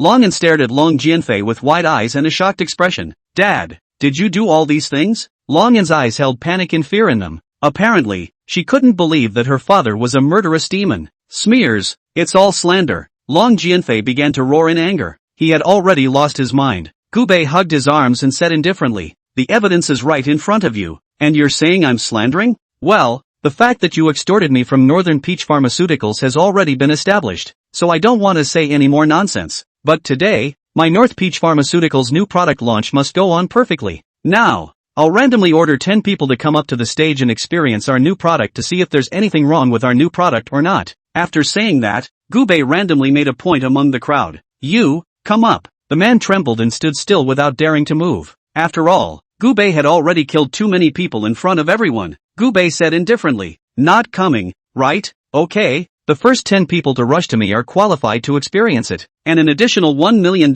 will be awarded to one person. The words fell, and in just an instant, the crowd stirred. The 10 people who reacted the fastest immediately sprinted to Gubei's front. The people behind them were still crowding forward, and as Gubei frowned and casually waved his hand, all but those 10 people were pushed out by Gubei through the air. There are enough people. No need to come back up. Then, Gubei looked at Yu Baichao. The next thing was left to Yu Baichao. Yu Baichao made the 10 people lie down on the chairs, and then Yu Baichao personally put the mask on the faces of these 10 people. 10 minutes passed, and Gubei faintly said, time's up, uncover the mask. With Gubei's order, Yu Baichao took the lead to walk in front of the first experiencer with a feeling of apprehension and anticipation, and carefully unveiled the mask. In an instant, a gasp rang out from the stage. Originally somewhat dull and rough skin, now become white and tender, with a healthy luster, pores visible shrinkage, as if the years in this short 10 minutes quietly backward, re-endowed the skin youthful vitality. Immediately afterward, several other staff members quickly unveiled the masks for the rest of the experience. Each face is as if it has undergone a magical transformation,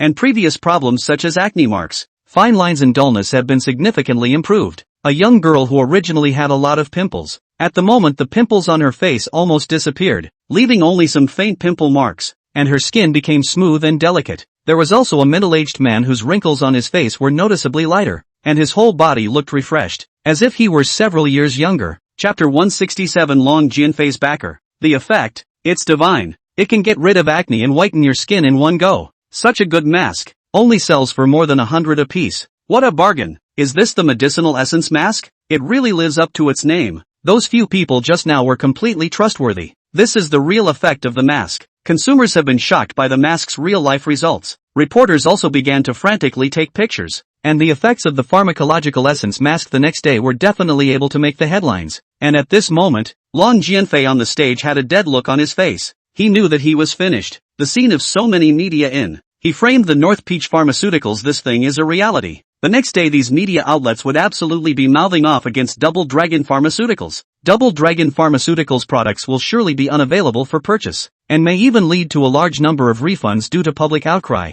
Most notably, Gu Bei had just made public a series of evidence of his crimes. Any one of those pieces of evidence could put him behind bars. On the side, Wu Haiqing was also filled with a deathly gray color. Not only was he exposed by Gu Bei as his biggest secret, he became the laughingstock of others. Now there's also suspicion of fraud in office, and it's a minimum of 10 years to go in. And Gu Bei looked at Wu Haiqing with a smile and said, "Now, do you have any last words?" After seeing Gu Bei's ruthless methods, Wu Haiqing knew that he was absolutely dead. Begging for mercy, that was his only thought. Wu Haiqing's legs went limp, and he knelt in front of Gu Bei with a thud, his knees hitting the ground with a dull thud. Fear and despair were written all over his face, and tears and sweat mingled together and ran down his cheeks without stopping. "Mr. Gu, please spare me. I know I'm wrong. I really know I'm wrong. I was compelled by that bastard Long Jianfei. I was momentarily obsessed and did this kind of thing to apologize to Northern Peach Pharmaceuticals and to General Manager Yu." His eyes were filled with pleading, and his hands tightly grasped Gu Bei's pants leg as if it was his last straw. The surrounding people were quietly watching the scene. Some had a hint of intolerance in their eyes, but more than anything else, they were displeased with what Wu Haiqing had done. Gu Bei coldly looked at Wu Haiqing, who was kneeling on the ground, without the slightest bit of pity in his eyes. "Do you think it's any use begging for mercy now? You betrayed the company and framed the innocent for your own selfish interests, putting North Peach Pharmaceuticals in such a crisis. Do you think you can easily escape punishment?" Wu Haiqing desperately shook his head. "No, Mr. Gu, I really know I'm wrong. I'm willing to accept any punishment, as long as you can give me a way out. I'm willing to do anything." However, Gu Bei was not impressed by his pleas for mercy. He gently raised his hand and an invisible force instantly enveloped Wu Haiqing. Wu Haiqing only felt as if his body was being held tightly by a big invisible hand, unable to breathe and unable to move. His eyes were round, full of fear and despair, and his mouth made a whimpering sound, but he could no longer speak in full. "People like you don't deserve to be forgiven at all," Gu Bei said indifferently. As his words fell, the invisible force tightened violently, and Wu Haiqing's body was instantly pinched into a ball, the sound of bones shattering extraordinarily clear in the silent air. Immediately afterward, his body turned into a puddle of blood and collapsed on the ground, emitting a pungent, fishy odor. The scene was in an uproar, and the crowd was shocked by Gu Bei's decisive and ruthless tactics. However, thinking of what Wu Haiqing had done before, everyone felt that he deserved to be punished. At this moment, Gu Bei turned to look at Long Jianfei with a chilling look in his eyes. "Next, it's your turn." After seeing what happened to Wu Haiqing, Long Jianfei only felt his scalp tingle. He had enjoyed a lifetime of honor and wealth. He didn't want to die, and he couldn't afford to die. But Long Jianfei was so proud of his status that he didn't even bother to kneel down and beg for forgiveness. "You dare to kill me? Do you know who is behind me? It's the Hidden World family. I, Double Dragon Pharmaceutical, pay billions of dollars in taxes to the Hidden family every year. If you touch me, you're the same as touching the Hidden family." In High Bay, the Hidden family definitely belonged to a behemoth-like existence. No one dared to offend the Hidden family easily. The only ones who could steadily suppress a head of hidden families were the clans. But where in the north of the sea are there so many clans? "Oh, then tell me, which is the Hidden family behind you?" Long Jianfei snorted coldly. "Hidden family, Lu family. Have you heard of it? The head of the family, Lu Gue." Upon hearing this, the crowd sucked in a breath of cold air and began to talk. "The Lu family? It also belongs to an extremely powerful existence amongst the hidden families. Ah, that's not something to be messed with. Yes, even if we know that Double Dragon Pharmaceutical is targeting Northern Peach Pharmaceutical, for the sake of the Lu family, we wouldn't dare to kill Long Jianfei. It looks like Northern Peach Pharmaceuticals can only admit defeat this time." Seeing that Gu Bei was silent, Long Jianfei thought that Gu Bei was afraid, and smiled smugly then. "Ha ha ha, why are you silent? Is it hard to know that you're afraid? Since you're afraid, I'll give you a chance to cooperate with my Long family. Sell me 80% of Northern Peach Pharmaceutical shares for $1. Isn't it good that we'll work together for a win-win situation in the future? $1 for 80% of North Peach Pharmaceuticals? Isn't this a robbery?" Gu Bei laughed playfully at that time. "Oh, you think too highly of the Lu family. A mere Lu family can't suppress me." Lu family head, Lu Gue? He had died in Gu Bei's hands a long time ago. It was just that Long Jianfei didn't know about it. Daring, If these words of yours were to reach the ears of the Lu family's head, Liu, you would surely die. Hearing this, Gubei said disdainfully, is that so? Then you can make a phone call and call Leah here. Seeing Gubei's softness, Long Jianfei was also enraged. Kid, wait for me then. After saying that, Long Jianfei dialed the Lu family's number. After Long Jianfei dialed the phone, his tone was anxious and a bit arrogant. Hello, is it young Master Lu? This is Long Jianfei. I've encountered a big trouble at the North Peach Pharmaceuticals' new product launch. Someone doesn't care about our Lu family, and openly provokes me. You have to do something for me. A low voice came from the other end of the phone, seemingly inquiring about the specifics. Long Jianfei added fuel to the fire and described the matter, emphasizing Gubei's arrogance and disrespect to the Lu family. After hanging up the phone, after 10 minutes or so, the Lu family's people finally came. As Long Jianfei waited eagerly, a sound of steady and powerful footsteps came from far and near, only to see that at the entrance of the venue, a group of big men dressed in black power suits neatly lined up and opened up. Their faces were cold, their eyes were sharp, and their bodies exuded a murderous aura. Surrounded by this group of big men, a young man with an upright figure walked slowly. Chapter 168 Mr. Gu spare his life. This young man was Lu Mang, the son of Lu Mei. His face was well defined, with sword eyebrows and starry eyes. Only at this moment his eyebrows were slightly frowning,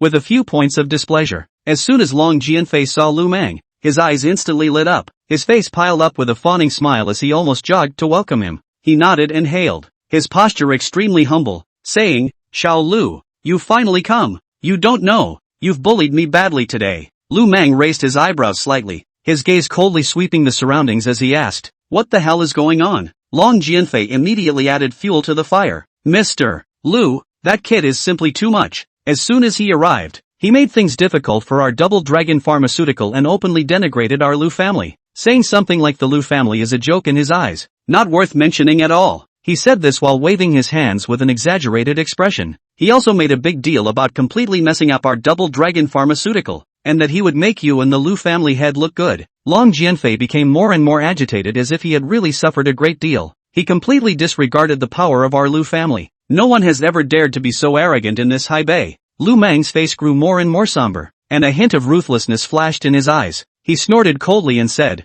in high bay, no one has dared to speak to my Lu family like this. They simply don't know how to die. Long Jianfei saw that Lu Mang was moved to anger. He was secretly pleased in his heart and continued to fan the flames. Yes, young Lu, you have to teach him a good lesson and let him know how powerful our Lu family is. Otherwise, who will still put the Lu family in their eyes in the future? As he spoke, he watched Lu Mang's expression out of the corner of his eye, just hoping that Lu Mang would immediately step in to clean up Gubei. Alright, those who insult my Lu family will die. Who is that kid? Lu Mang said in a cold voice. Upon hearing this, Long Jianfei was overjoyed and directly gloated at Gubei. Young Lu, that's the kid. Lu Mang followed Long Jianfei's finger and looked over. After seeing Gubei, he was instantly dumbfounded. Although he hadn't met Gubei, he had seen Gubei's picture. It was clear to him that the man in front of him was the murderer of his father. Although Gubei had killed his father, instead of hating Gubei, Lu Mang was grateful to him, because there is no way for him to get to the top if Leah doesn't die. Leah died. He was clear about the terror of the one in front of him. Even the Divine Sword sect had submitted to Gubei. His own small hidden family was a fart in front of Gubei. The other party could kill himself with a single pinky finger. Lu Mang never expected that the person Long Jianfei had asked him to target was actually Gubei. At this moment, Long Jianfei didn't realize Lu Mang's wonderful expression in the slightest and was still foxing around. Kid, when you see young Lu, why don't you kneel down? Didn't you say that the Lu family is nothing in front of you? Why aren't you arrogant now? Speak. As soon as the words fell, only Lu Mang flew up and kicked Long Jianfei's ass directly. Long Jianfei didn't have the slightest defense and was directly kicked out. The incisors knocked hard on the ground, and 2 incisors flew straight out. Do you have any idea who this one is? Lu Mang roared, and the beaten Long Jianfei was dumbfounded. He covered his bleeding mouth and slurred, Young Lu, why are you beating me? Who is he? My dad died. Did you know that? Lu Mang yanked on Long Jianfei's collar and said angrily, the one who killed my father is the one in front of me. At those words, Long Jianfei's eyes widened in shock. Lu Jian is dead? That's the head of the hidden family, and he was killed by this kid? Even the head of a hidden family can be killed. Who the hell is this kid? Let's not even talk about a small hidden family, as strong as the Divine Sword Sect's patriarch, in front of Mr. Gu, he's like a dog. The Divine Sword Sect is all Mr. Gu's now. How dare you speak up in front of Mr. Gu? After Lu Mang's words, Long Jianfei's eyes widened as if he was struck by lightning. His entire body was completely dumbfounded and shocked. What? This young man in his 20s in front of him had actually taken over a clan? A clan was in existence one level higher than a hidden family. It was even 3 levels above his double dragon pharmaceuticals. One had actually offended such a terrifying existence? At this time, Long Jianfei's intestines were green with remorse. If he had known that Gu Bei was so horrible, he wouldn't have dared to offend him. Without waiting for Long Jianfei to react, Lu Mang directly flung himself to the ground. As soon as Lu Mang knelt, everyone in the Lu family all knelt on the ground. Lu Mang knelt on the ground trembling and said, Mr. Gu, I didn't know it was you. Many offenses, please spare my life. Mr. Gu. Gu Bei glanced at Lu Mang and faintly said, you have more eyes than your father. Flutter. Seeing that his backer had knelt down, Long Jianfei also knelt down in a hurry. Mr. Gu, spare your life. I didn't know that you had such great energy. If I had known that North Peach Pharmaceuticals had you as a backer, I would never have dared to target North Peach Pharmaceuticals. As long as Mr. Gu spares my life, I'm willing to take out all of my family's assets in exchange for my life. It was only at this time that Long Jianfei realized that Gu Bei actually had the strength to directly wipe out Double Dragon Pharmaceutical. Even he only had to make one phone call, and the reason why Gu Bei didn't do it was because he wanted to retrieve the lost innocence of North Peach Pharmaceuticals. Everything, it's just for that woman. Gu Bei coldly glanced at Long Jianfei and said, Ha, you think I lack money? With the little money you have in Double Dragon Pharmaceutical, it's not enough to buy your life. When Lu Mang heard this, he knew that Long Jianfei would die for sure. Lu Mang is clear in his heart. This is the perfect opportunity to curry favor with Gu Bei. If he can show some performance at this time, he may be able to let Gu Bei leave some good feelings about himself, and keep the Lu family safe in the future. A hint of viciousness flashed in his eyes as he violently drew a dagger from his waist, a cold light flashing. Long Jianfei was still suffering on the ground, not even noticing the danger. Lu Mang rushed forward with an arrow step, raised his dagger high, and with all his strength, viciously stabbed at Long Jianfei. With a poof sound, the dagger went straight into Long Jianfei's chest, and blood instantly gushed out, splashing on Lu Mang's face and body. Long Jianfei's eyes widened, his face filled with shock and disbelief. He opened his mouth to say something but only spat out a mouthful of blood. The body was like a puddle of soft mud, slowly collapsing. Lu Mang gasped for air. His hand holding the dagger was still trembling slightly. He threw the dagger casually and knelt down in front of Gu Bei once again. His forehead pressed against the ground as he said, Mr. Gu, this Long Jianfei dares to offend you. I've already removed the scourge on your behalf, and I hope that you'll forgive me for my previous ignorance. Ah! It was also at this moment that Long An couldn't help but scream in horror as she watched her old man being killed. Seeing this, Lu Mang held a dagger and wanted to cut off the roots. Don't kill me, Mr. Gu. I'll do anything you want me to do as long as you can let me live. Chapter 169 Massage. Gu Bei's expression was icy cold. As if he hadn't heard, his eyes scrutinized her like a knife, and he spoke coldly, then I'll let you die. Are you willing to do that? These words were like a heavy hammer, hitting Long An's heart so hard that her body instantly froze. She opened her mouth but could only let out a weak whimper. Her throat felt like it was blocked and she could no longer utter a complete sentence. Lu Mang received tacit approval and swung his dagger without hesitation. A cold light flashed as the dagger stabbed straight into Long An's abdomen. Long An's eyes widened and she groaned in pain, her hands subconsciously covering the wound, but blood still gurgled out from between her fingers. She slowly collapsed to the ground, the breath of life draining out of her quickly. At this moment, Long An was filled with remorse. She regretted that she had easily listened to her father and offended such an unfathomable figure as Gu Bei. If only she had thought more and not blindly followed her father's orders, she might still be living a peaceful life at this moment. Tears mixed with blood flowed down her face that was gradually losing its color.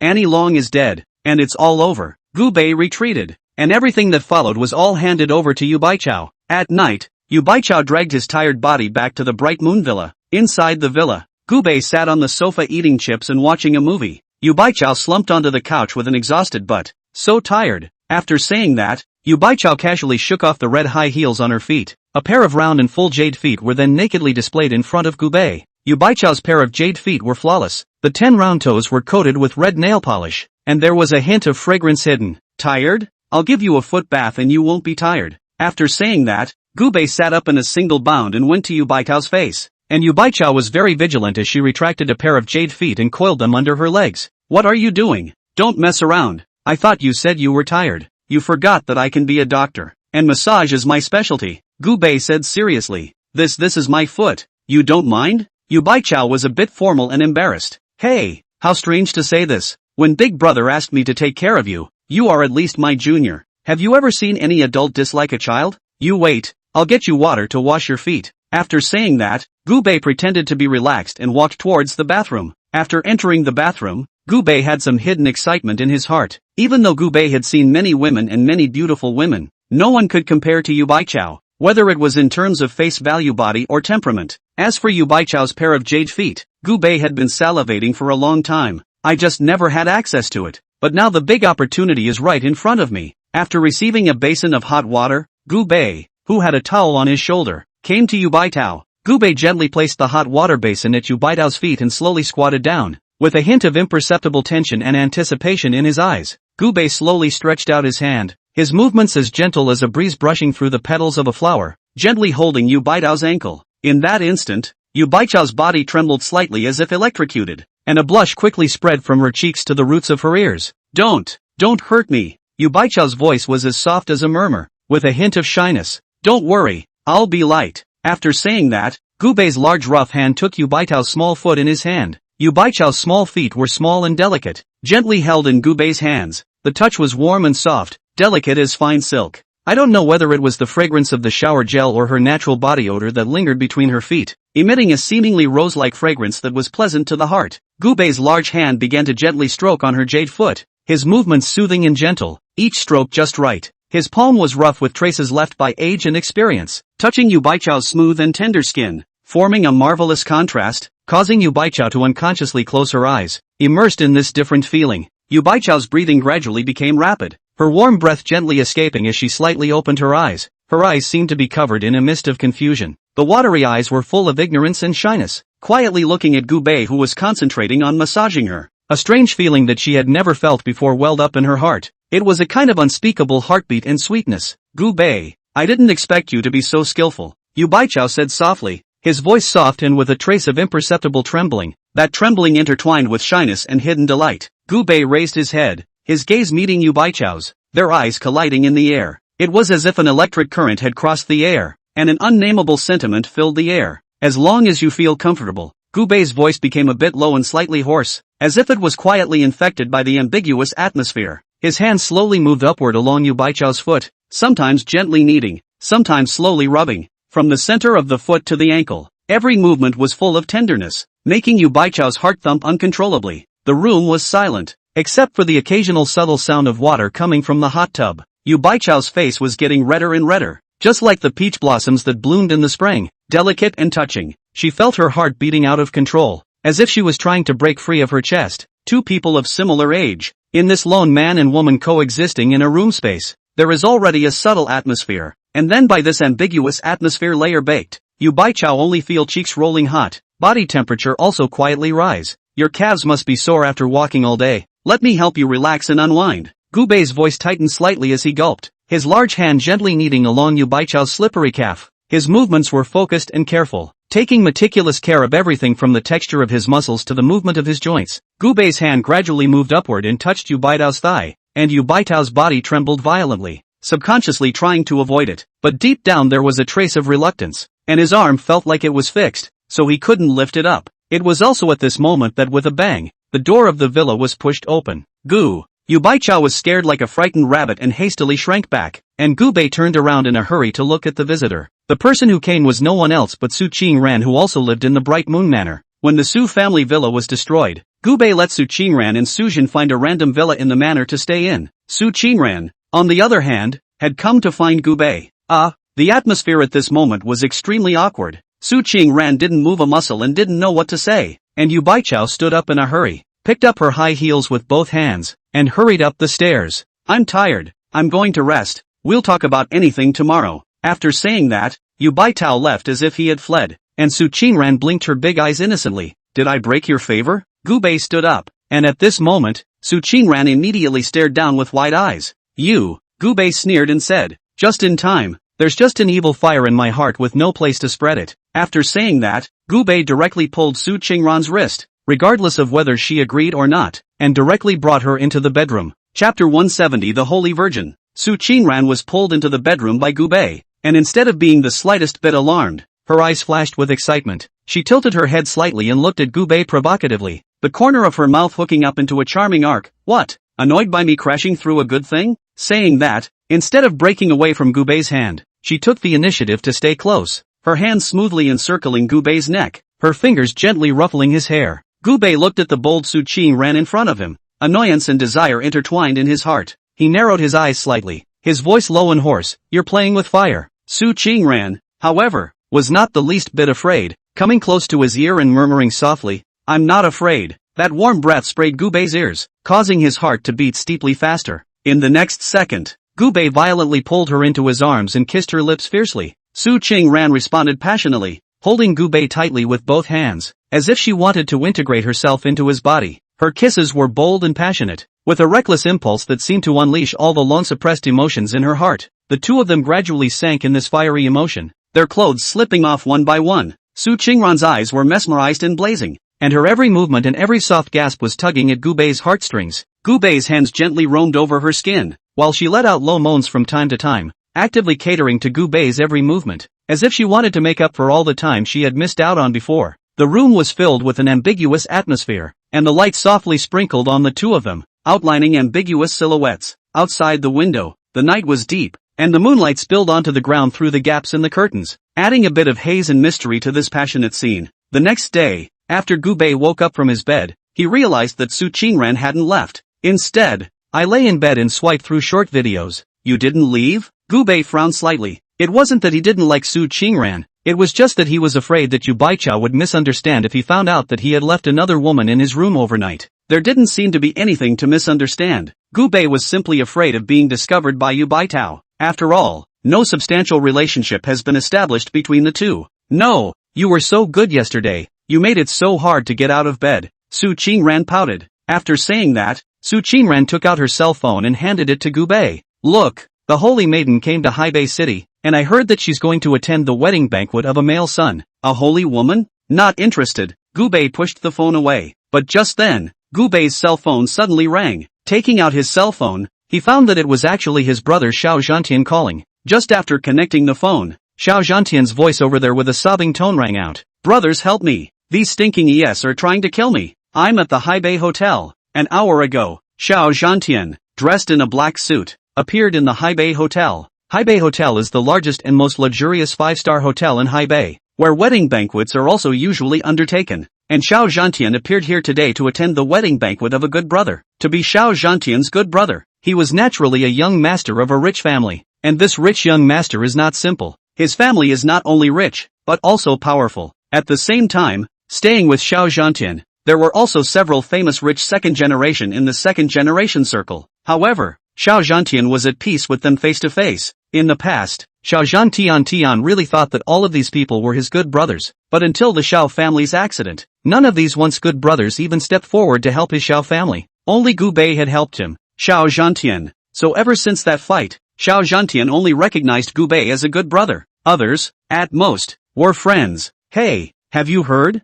The Holy Maiden is coming to Young Wang's reception banquet today," Lu Tao was the first to say. Zhang Long also nodded his head repeatedly. "I've heard and heard. That Holy Maiden is said to be one of the strongest gifted martial artists within the Hebei sect. She was honored as the Holy Maiden at a young age, and she will be taking over the sect in the future. I really don't know where Young Wang got his connections. He even knows people from the sect. I'm afraid that in the future, Young Wang won't be in the same class as us." A few people chatted hotly, but Xiao Zhantian rolled his eyes with a disdainful expression. "No matter how powerful the Holy Maiden is, can she be as powerful as my brother Gubei? My brother Gubei can even destroy a country, not to mention a little saintly girl." Of course, Xiao Zhantian only spat these things out in his heart in a small way and didn't say them out loud. Just as the crowd was talking to each other, the door of the hotel was slowly pushed open. A light fragrance drifted in. The scent was quiet and elegant, but very penetrating, instantly filled the entire hotel lobby, as if with a kind of magic that made people's hearts tremble. The crowd only felt a bright light in front of their eyes, only to see a woman dressed in a white robe slowly walk in.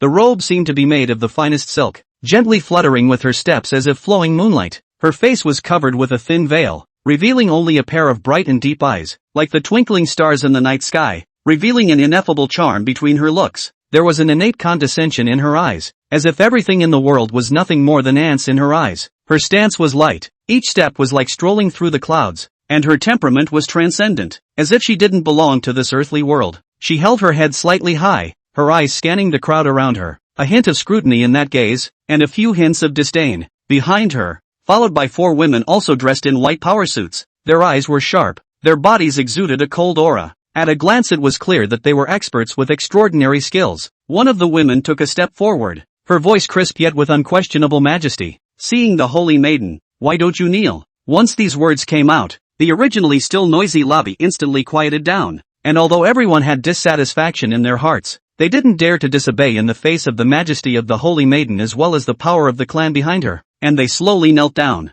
Only Xiao Zhantian was still standing straight in place with a hint of stubbornness on his face. In his mind, he thought, "My brother Gubei can make the hidden family bow down. Why should I kneel to you, the so-called holy maiden?" So he exclaimed, "Who am I to kneel? Just because you are the holy maiden? I, Xiao Zhantian, only kneel to heaven and earth and my parents. Others are not qualified enough." His voice was exceptionally loud in the quiet lobby, and everyone looked at him in shock, not expecting that someone would dare to openly defy the majesty of the holy maiden. The holy maiden narrowed her eyes slightly when she heard Xiao Zhantian's words. A hint of displeasure flashed in her eyes as she gently raised her hand. The 4 female henchmen behind her instantly encircled Xiao Zhantian, the coldness in her body growing stronger and stronger. A conflict was imminent. Chapter 171 Xiao Zhantian seeking help. Facing the 4 experts under the holy maiden's command surrounded him. Xiao Zhantian was not the least bit panicked at this point. Ever since Gubei had helped him break through as a martial emperor powerhouse, he had been feeling invincible. After all, martial emperor powerhouses were indeed rare, and the holy maiden in front of him, he really didn't put it in his eyes either. After all, even if he couldn't beat them,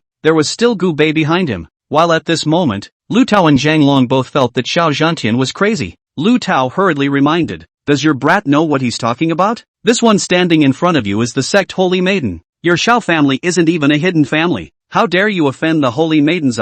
Why don't you quickly kneel down and apologize?" Xiao Zhantian held his head high and said, "I, Xiao Zhantian, kneel to lick and kneel to my parents, but I just don't kneel to others. Don't say she's a holy maiden. I won't kneel even if she's the heavenly king." As the words fell, the protagonist of the wedding banquet at that moment, Wang family's Wang Xiao rushed out. At this time, Wang Xiao was wearing a black suit. The groom's temperament had been made up, and he was followed by an equally beautiful bride. After learning that the holy maiden had arrived, he rushed over without even finishing his makeup. The holy maiden's great presence. "I'm sorry to have missed you." After appearing, Wang Xiao directly knelt in front of the holy maiden. The bride followed suit and knelt, and the holy maiden in front of her didn't even look at Wang Xiao, still with that lofty stance, as if everyone on the scene was like a mole cricket in front of her. And at that moment, Wang Xiao also noticed Xiao Zhantian standing in front of him. "Xiao Zhantian, what are you still standing for? Why don't you quickly kneel down? This is the holy maiden." Wang Xiao desperately squeezed his eyes to Xiao Zhantian in a gesture, but Xiao Zhantian acted as if he didn't see it and said disdainfully,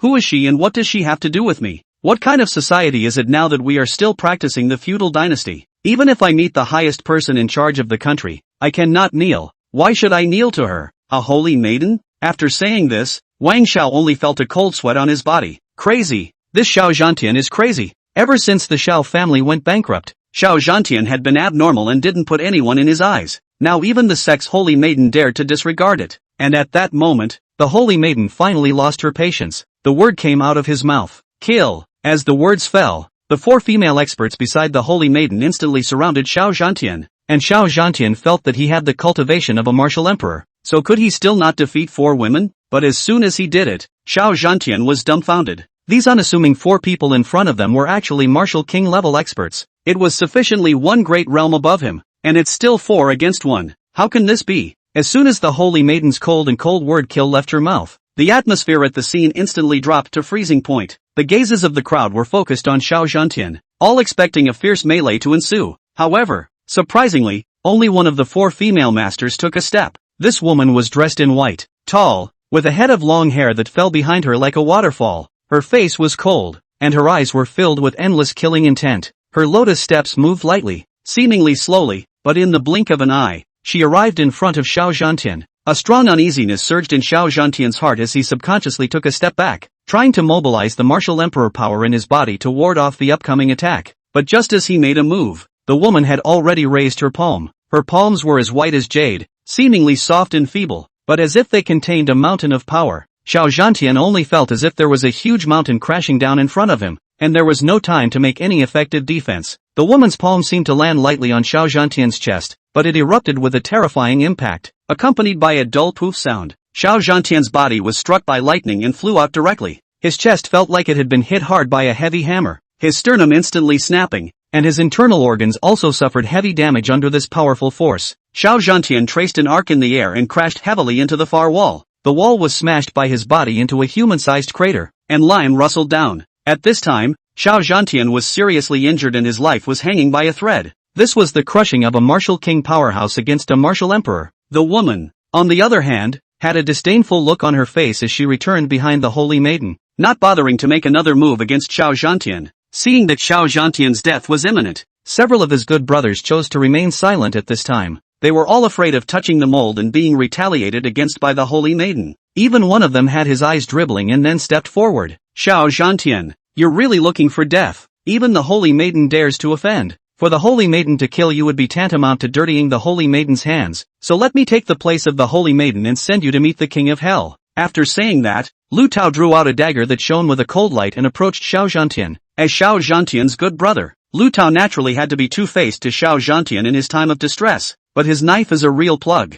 The reason Lu Tao did this was because he wanted to please the holy maiden. After all, if they had such a layer of relationship with the holy maiden, their Lu family could leap into the hidden family of Hai Bei. It's a straight upgrade. Previously, Xiao Zhantian possessed the cultivation of a martial emperor, and even if Lu Tao had the idea, he did not dare to do so, but it was different now. Xiao Zhantian had already been severely injured, so if he didn't make a move now, when would he wait? Lu Tao, you! Xiao Zhantian was so infuriated that his face turned pale, though he knew that this group of fox friends were unreliable and that they would stand by when he was in trouble. But he hadn't expected this group of foxy friends to be unreliable to such an extent that they would even fall on their sword. Xiao Zhantian, if you want to blame yourself for offending someone you shouldn't have offended. I've long looked at you with disdain, relying on your good fortune to somehow elevate yourself to martial king. You have no one in your sight. Today, the holy maiden will teach you to be a good human being. By the way, you don't need to be a human being anymore. Just go straight to reincarnation. After saying that, Lu Tao was ready to raise his dagger and end Xiao Zhantian. But at this moment,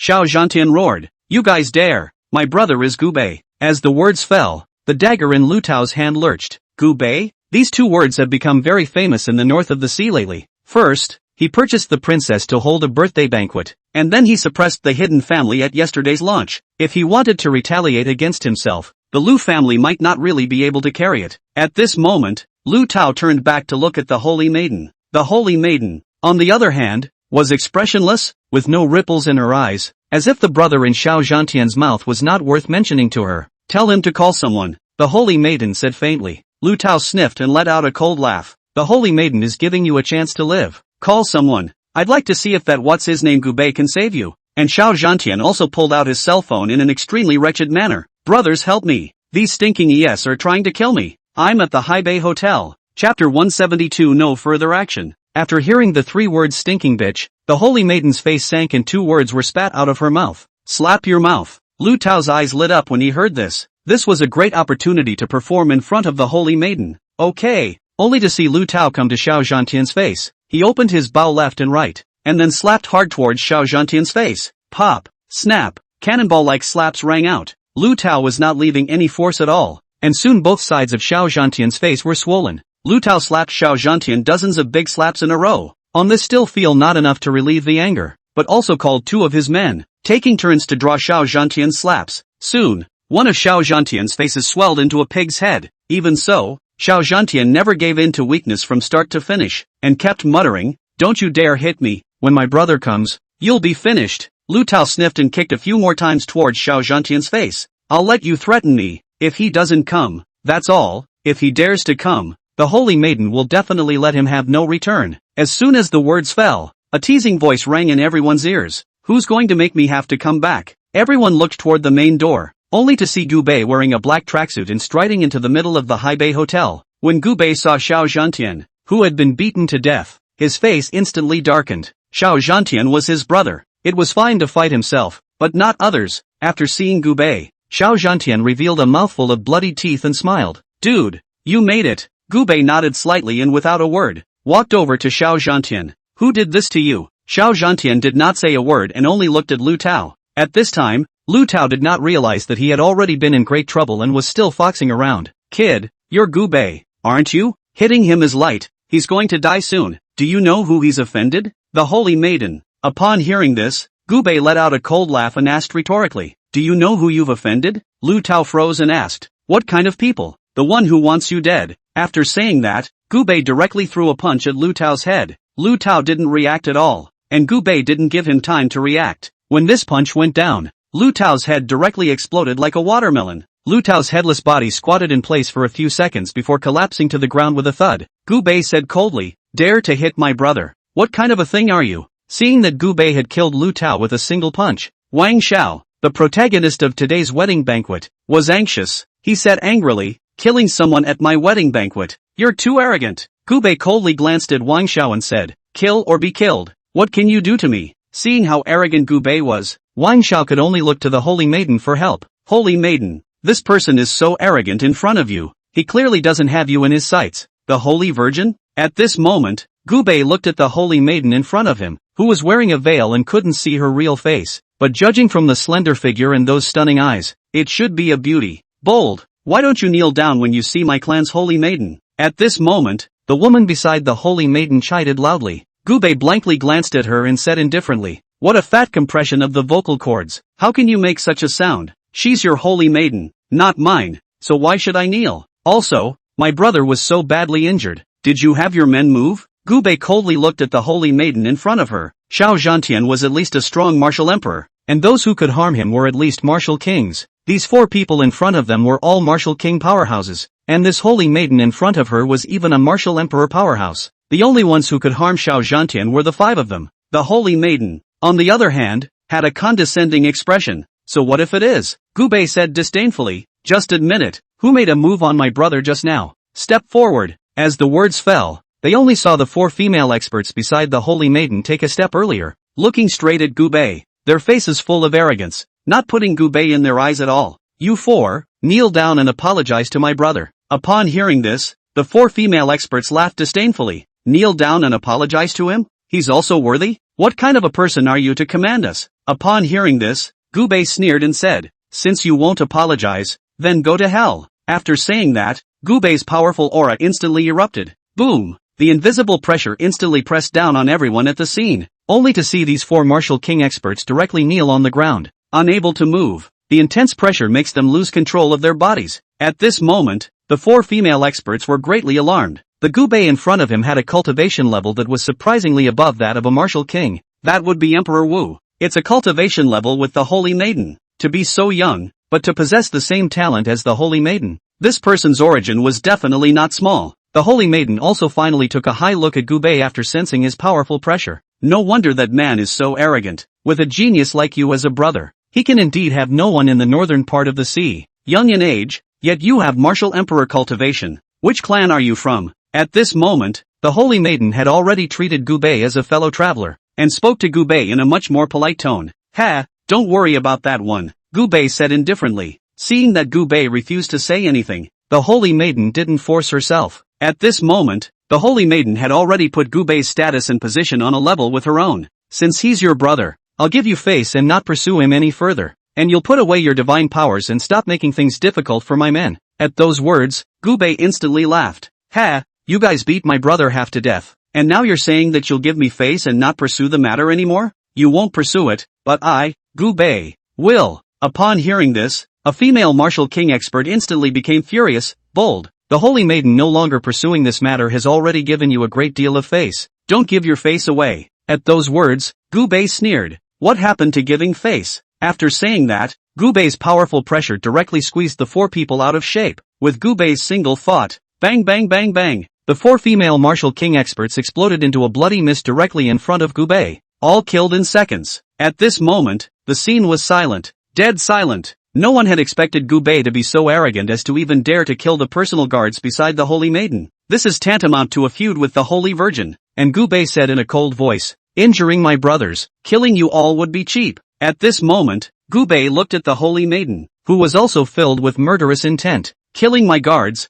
you seek death. As the words fell, the holy maiden instantly erupted with the powerful aura of a martial emperor. In an instant, all the glassware at the wedding reception was shattered. The holy maiden's dress veil and hair were windless, and the whole person was like a fairy or devil descending to the earth. Chapter 173 Sacred Massage. At this moment, The holy maiden, her dress fluttering with the wind, was suspended in the air like a heavenly god. Underneath the veil, those stunningly beautiful eyes were filled with loneliness. I cultivated at the age of 3. I cultivated dark power at the age of 8. I stepped into Zongshire at the age of 13, and now at the age of 23, I am already at martial emperor cultivation. I'm the pride of the entire clan, the one who has the best hope of stepping into the top of the martial artists, the martial god realm, before the age of 30, and you, a peon, how dare you kill my personal maid by my side, really looking for death. Today, I will let you see the true strength of a martial emperor. After she said that, the holy maiden violently raised her palm and pointed it at Gubei as a powerful energy converged in her palm.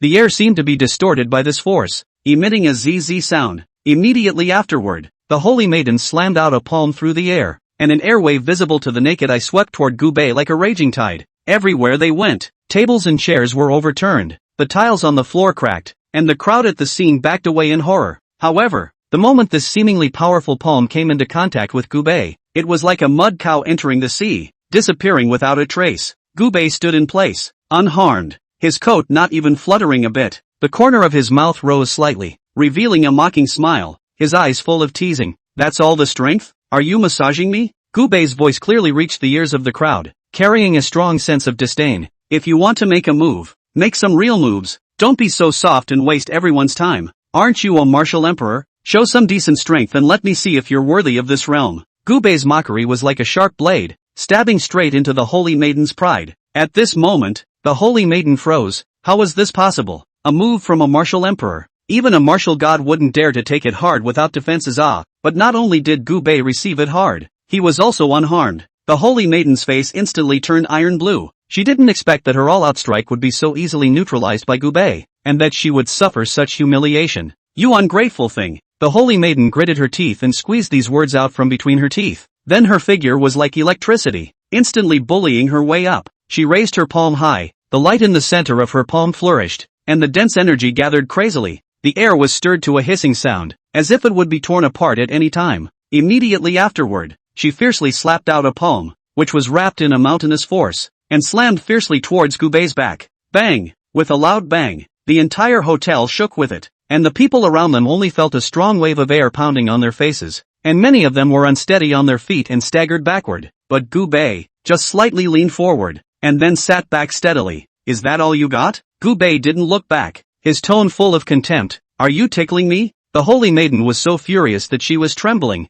her breasts rising and falling violently. How could she give up? She lightly tapped the ground on her toes, and her figure turned continuously in the air, circling around behind Gubei in the blink of an eye, and her hands interlaced and danced like phantom shadows, continuously slapping a dozen or so palms towards Gubei. Each palm carried a thunderous momentum. The surrounding air was stirred to form a vortex visible to the naked eye. Tables and chairs were shattered by this palm force, and debris flew all over the sky. Facing this stormy attack, Gubei did not panic and slowly stood up, deliberately exposing his back to the holy maiden. Then with a big grin, he plopped down in the chair next to him and hummed a little tune under his breath. Gee whiz, that's cozy. Gubei lengthened his tone, his face full of teasing. It's been a long time since I've enjoyed such a comfortable massage. Come harder, come a little more to the left. Yes, there. With these words, the people present were dumbfounded and their jaws were about to fall to the ground in shock. Who would have thought that in the face of a full-force attack from a hallowed martial emperor powerhouse, Gubei would not only remain unharmed, but would also be able to flirt with the situation in such a leisurely manner, which simply overturned everyone's perceptions. The holy maiden's face turned red,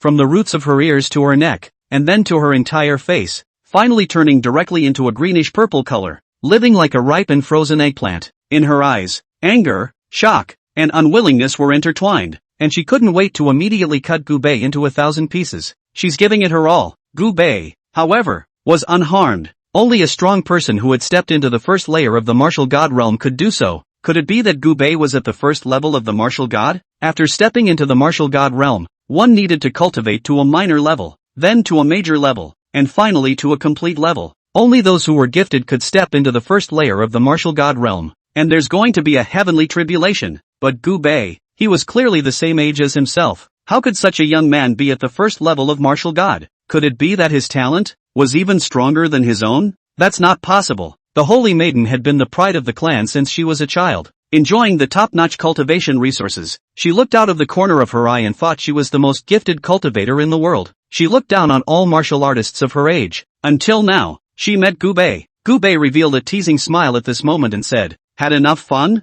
It's my turn now." With that, he reached out and casually picked up one of the red wine glasses on the table. The red wine in the glass was glistening seductively in the light, gently swaying like a swirling ruby. "This drink is on you." After saying that, Gubei casually flung the wine glass at the holy maiden. Seeing this, the holy maiden subconsciously reached out and tried to catch it casually. However, the moment her fingers touched the red wine glass, a mountainous force violently erupted from the glass. The power was majestic and surging, far beyond her imagination, like a flood of power that opened up the heavens and instantly enveloped her. Boom! With a shocking loud bang, the body of the holy maiden flew out uncontrollably like a discharged cannonball. Her dress hunted in the gusty wind, and her whole body drew a long arc in midair, slamming heavily against the wall of the hotel. The wall instantly collapsed under the force of this impact, sending masonry flying and raising a cloud of smoke. The holy maiden was lying in the ruins, her face as white as paper, blood constantly spilling from the corners of her mouth, and her eyes full of shock and disbelief.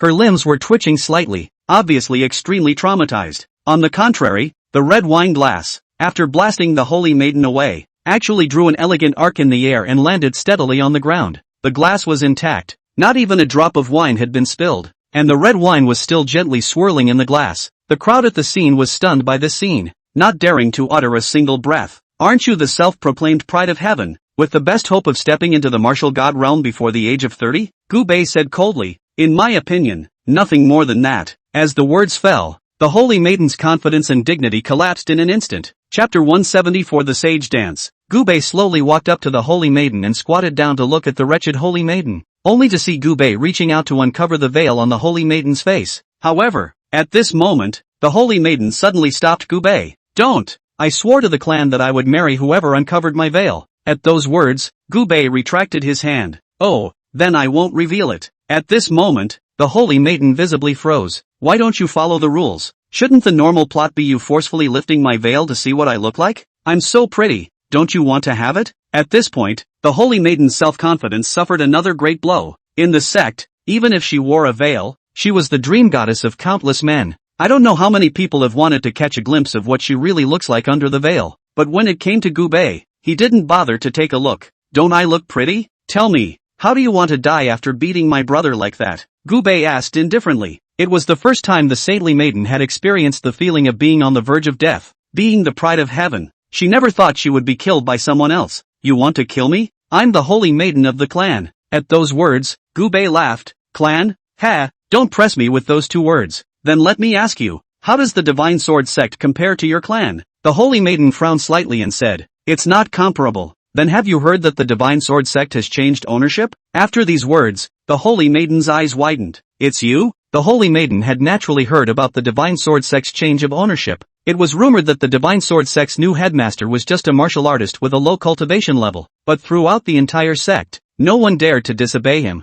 It was because behind this martial artist, there was an extremely powerful existence that even the patriarch was no match for. This person, could it not be the Gubei in front of him? 8 or 9 is about right. Gubei's cultivation level was at least at the first level of the martial god realm. I'm afraid no one in the Divine Sword sect is his opponent. Then he really wasn't bluffing when he said he'd kill himself. In the clan, I was afraid that no one would be able to save themselves. At this point, the holy maiden began to panic. "Can you not kill me?" With that, the holy maiden extended her small white hand and grabbed Gubei's ankle. "Not kill you? Give me a reason?" The holy maiden stuttered for a moment. What could she offer in exchange for Gubei sparing her life? His own cultivation was worthless in front of him. The only thing that seemed to be worth anything was the body. "If you don't kill me, I'll lift the veil and show you what I really look like." At those words, Gubei instantly laughed. "Oh, who do you think you are? The 7 immortals? Do I care to look?" As the words fell, the holy maiden bit her lip and summoned up enough courage to say, "Then, I'll undress,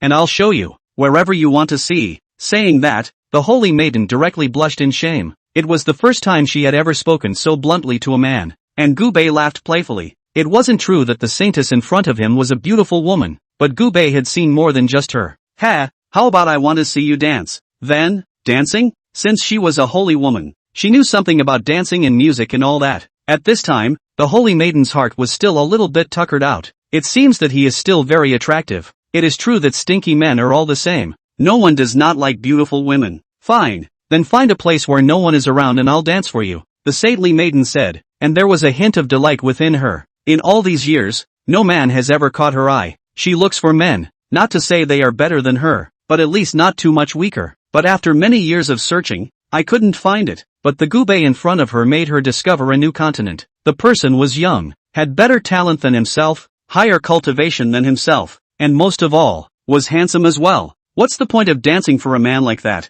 No, no, no, you seem to misunderstand me. Holy maiden, how exalted. The moment you appear you make everyone kneel to you. I, gubei, am going to sharpen your sharpness today. I'm going to make everyone in the audience sit and watch you dance. And it's going to be a pole dance. As the words fell, a hush fell over the scene. Everyone sucked in a cold breath. Make the virgin dance. Or is it pole dancing? These people don't say it with their mouths, but in their hearts, they are all looking forward to it. The holy maiden was stunningly beautiful and had a good figure, not to mention how high up the holy maiden had just been, and made everyone kneel to her. How good it should feel to watch such a great man dance so lowly in front of him. The holy maiden had tears in her eyes at that moment, looking at Gubei incredulously. Was it true that his own body, for him, did not have an ounce of allure? What are you waiting for? Jump or I'll kill you. On Gubei's face, there wasn't a trace of emotion. The holy maiden gritted her teeth, tears welling up in her eyes, but faced with Gubei's irresistible order, she could only stiffen her head and get up. The staff hurriedly moved a steel pipe to stand in the center of the hall, and she dragged her injured body over to it, one step at a time. Standing next to the pole, the saintly woman reached out and gripped it, her fingers white from the force. She lifted her long, straight legs, which were amazingly long, nearly to the length of her upper body, and she spun around the pole in a raw circle, the hem of her skirt swaying with her. Then she had to keep dancing. She clung to the steel tube, her pale skin standing out against the metal, flawless and glowing with coldness, her waist twisted, driving her entire body up and down, sometimes lifting his legs. The white thigh muscles are tight and smooth, sometimes bending down, revealing a large part of his back. His skin is so white that it shakes your eyes. The crowd on stage held their breath at first, their eyes staring straight ahead. The contrast between the original high and mighty saintly woman, who was now dancing by the steel pipe, both amazed and amazed everyone. The more the holy maiden danced, the more desperate she became. Sweat and tears smeared all over her face, but Gubei just watched coldly without a trace of pity. After a dance, the saintly girl had a raw look on her face. She looked at Gubei dumbfounded. Is it okay? Gubei hugged his arms and asked, don't ask me, ask my brother. The holy maiden looked toward Xiao Zhantian. Mr. Xiao, please can you let me go? And at this time, Xiao Zhantian had long since looked dumbfounded. Gubei had seen many beautiful women, but Xiao Zhantian had never seen them. The dance that the holy maiden had just performed had directly mesmerized Xiao Zhantian. Can. Of course can. Gubei, you damn bless make things difficult for other saints. She's a girl, don't you know about compassion? After saying that, Xiao Zhantian directly bumped away from Gubei and came in front of the holy maiden with a pleasing smile. Catching cold, right? Here, put on my clothes then I'll take you home. And the holy maiden's gaze was on Gubei from the beginning to the end, never glancing at Xiao Zhantian with her right eye. And Gubei rubbed his brows helplessly at this moment. Xiao Zhantian, Xiao Zhantian, this licking dog, it seems that you are determined to be Chapter 175 Full Body Massage. After settling Xiao Zhantian's matter, Gubei glanced at today's protagonist, the groom, Wang Xiao, only to see Gubei casually pull out $200 from his pocket and slap it on the table. Count me in for the accompanying gift. See you later. After saying that, Gubei left the Haibei Hotel. In the evening, after returning to Manhwa Manor, Gubei took the initiative to cook and made 3 dishes and 1 soup for Yu Baitao. Gubei knew that Yu Baitao had been busy with the company recently and didn't come back until late every day. Sometimes you can't even eat. When he left Dragon Prison, Gubei had promised his big brother that he would take care of Yu Baitao. At the very least, they couldn't let Yu Baitao go hungry. At 9 o'clock in the evening, Yu Baitao finally drove her Porsche back to Manhwa Manor. Just after entering the living room, Yu Baitao skillfully shook off the high heels on her feet and stepped barefoot on the floor. So tired. After that, Yu Baitao went limp on the sofa, unwilling to move. But soon, Yu Baitao could smell the scent of rice in the air. It smells so good. You cooked, Gubei? Gubei, who was wearing an apron, walked out from within the kitchen and smiled faintly. You haven't eaten for a day. Aren't you hungry? Hungry. It's killing me. Yu Baitao ran to the dining room with bare feet and quick steps, and saw the 3 dishes and 1 soup on the table. These 3 dishes, with all their colors and flavors, immediately made Yu Baichao's fingers go wild. Yu Baichao immediately sat down, picked up his chopsticks and took a bite. She then stared in awe and admiration with a look of amazement on her face. Yum yum yum. Gubei also sat down and accompanied Yu Baitao. 10 minutes later, Yu Baichao winded up eating all the meals on the table. Afterward, Yu Baichao laid down on the chair, patted his little stomach, and burped with satisfaction. So happy. Gubei casually glanced at Yu Baichao and faintly said, "Your work intensity is too high, and after a long time, I'm afraid your body will have problems." Yu Baichao was also helpless. What can be done then? The company can't do anything big or small without me. I think that your body could use some conditioning, Gubei said. Taking herbs? No, it's still my massage technique conditioning, which works fast without side effects, so that even if you work intensely every day, you can still make sure that your body won't have problems. After Gubei finished speaking, Yu Baichao hesitated for a moment. She remembered the last time Gubei gave her a foot bath.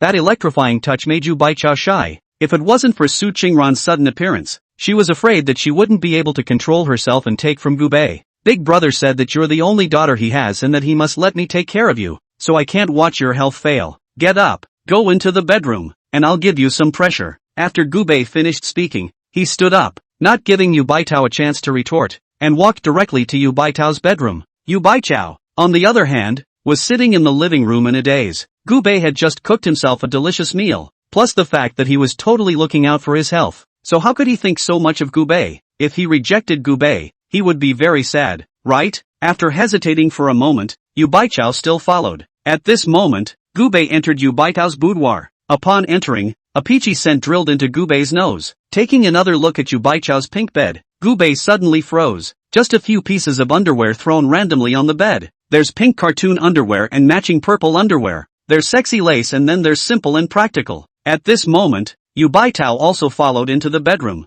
Yikes! Yu Baichao let out a cry of alarm and hurriedly put away all the clothes on the bed with his hands and feet. I'm sorry to hear that. I was almost late for work today so I didn't pack. Gubei touched his nose. It's okay, lie down on the bed. At this moment, Yu Baichao was obviously a bit nervous. She lay straight on the bed, tense, and this time, Gubei took out a homemade essential oil and applied it to his hands. Afterward, Gubei's pair of large hands then gently pressed on Yu Baichao's slender legs. Yu Baichao, however, was like a frightened big white rabbit, trembling violently. Relax, take it easy. After Gubei finished speaking, his hands slowly pushed. The essential oil was evenly applied to every part of Yu Baichao's legs. At the same time, Yu Baichao felt a burning sensation on his legs. It seemed like every pore was absorbing the essential oil Gubei had applied to his legs. In reality, Gubei had used his spiritual power to forcefully push the medicinal effects within the essential oil into Yu Baichao's body. This way even if Yu Baichao walked up for a day, he wouldn't feel tired. At this moment, Yu Baichao only felt very comfortable and relaxed all over. After Gubei finished applying Yu Baichao's legs, he started massaging Yu Baichao's arms.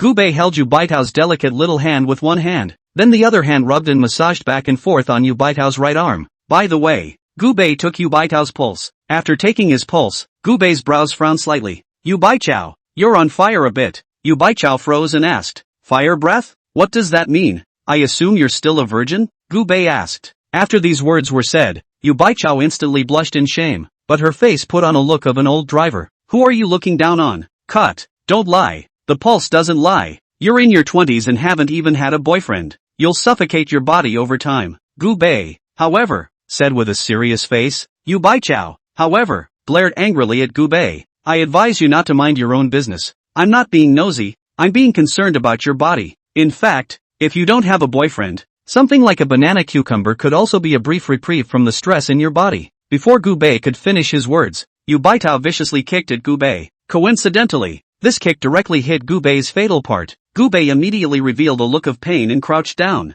You're so mean. Seeing this, Yu Baichao also panicked and hurriedly stood up, bending down to assist Gubei. I'm sorry, I didn't mean to. Are you okay? Gubei shook his head and looked up at Yu Baichao. Since Yu Baichao was bent over to face Gubei, the neckline was fully open. Only within the neckline, a flash of snow white was displayed in front of Gubei. At the same time a milky scent wafted into Gubei's nose. Gubei looked frozen for a moment. Yu Baichao saw that Gubei had been staring at her neckline and subconsciously glanced at it as well. This look immediately caused Yu Baichao to be shocked. And then Yu Baichao became annoyed. You rascal, get the hell out of here. Then, Yu Baichao took the pillow on the bed and ruthlessly slammed it at Gubei. Chapter 176 The Heavenly Hope Sect. The night was silent, and the next day, inside the Heaven Watching Sect within the mountainous region of Haibei City, deep in the mountains of Haibei City, Wang Tianzong stands quietly, as if a hidden wise man, witnessing the vicissitudes of time. Stepping into the gate of the mountain, two huge stone statues more than 2 people high came into view.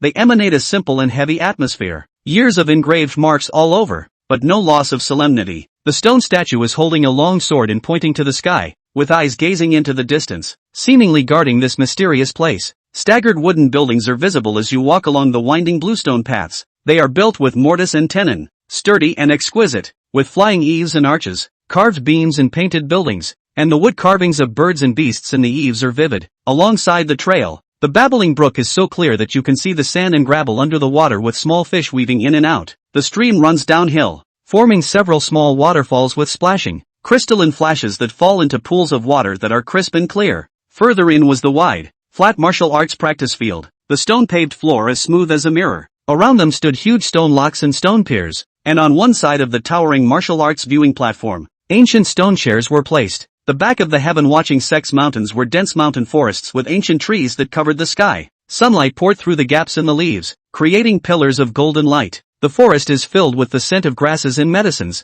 and there are many rare medicinal herbs in it, making it a place for disciples to collect medicines for cultivation. Birdsong intertwines with the rustling of leaves like a natural symphony. Wangtianzong is hidden among the mountains and waters, where majestic atmosphere and spiritual beauty coexist, showing its unique charm and profound heritage. Under the pavilion of the heaven-watching sect with its beautiful mountain scenery, the sunlight dappled through the branches and leaves onto the stone benches. The holy maiden was sitting alone in silence, but her eyes were a bit vacant, her thoughts drifting towards the man who had shamed and annoyed her Gubei. Thinking back to her initial encounter with Gubei, the scene was like a movie that kept playing in her mind. She exerted her full strength, but was easily diffused by Gubei, and those attacks were as if they were children's play in front of him, not worth mentioning, and his words, full of teasing and mockery, were like a sharp blade, stabbing straight into her always high and proud heart. But strangely enough, since then, Gubei's figure had surfaced in her mind from time to time. She should have hated the man who made her lose face, but every time she thought about it, the emotions that welled up in her heart were complicated and indistinguishable. She recalled Gubei's calm and collected demeanor when he faced his attack, a powerful confidence she had never seen before. The red wineglass he casually threw contained a destructive power, and that scene deeply shook her mind. In the past, she relied on her exceptional talent and was the pride of the clan, disdaining all martial artists of her age. But Gubei's appearance completely shattered her perception. He was about the same age as herself, yet he had strength far beyond her imagination. This gap, not only did it not make her heart resist, but it was like there was an invisible attraction that pulled her heart closer and closer. She then recalled those unreasonable demands Gubei had made on her, asking her to pole dance in front of everyone. How humiliating it was. But when she saw Gubei's cold face and unquestioning eyes, a trace of obedience inexplicably arose in her heart. She tried to convince herself that it was all just awe of the strong, but every time the night is quiet, that quietly growing affection is more and more intense. She began to look forward to seeing Gubei again, even if it was just from a distance. She longed to feel his powerful aura again, to hear his magnetic voice, even if it still taunted her. Thinking of this, the holy maiden's cheeks flushed slightly, and she hurriedly lowered her head in an attempt to hide this shyness. She didn't understand why she had such inexplicable feelings for this man, but this feeling was like a bud breaking out of the ground in the spring,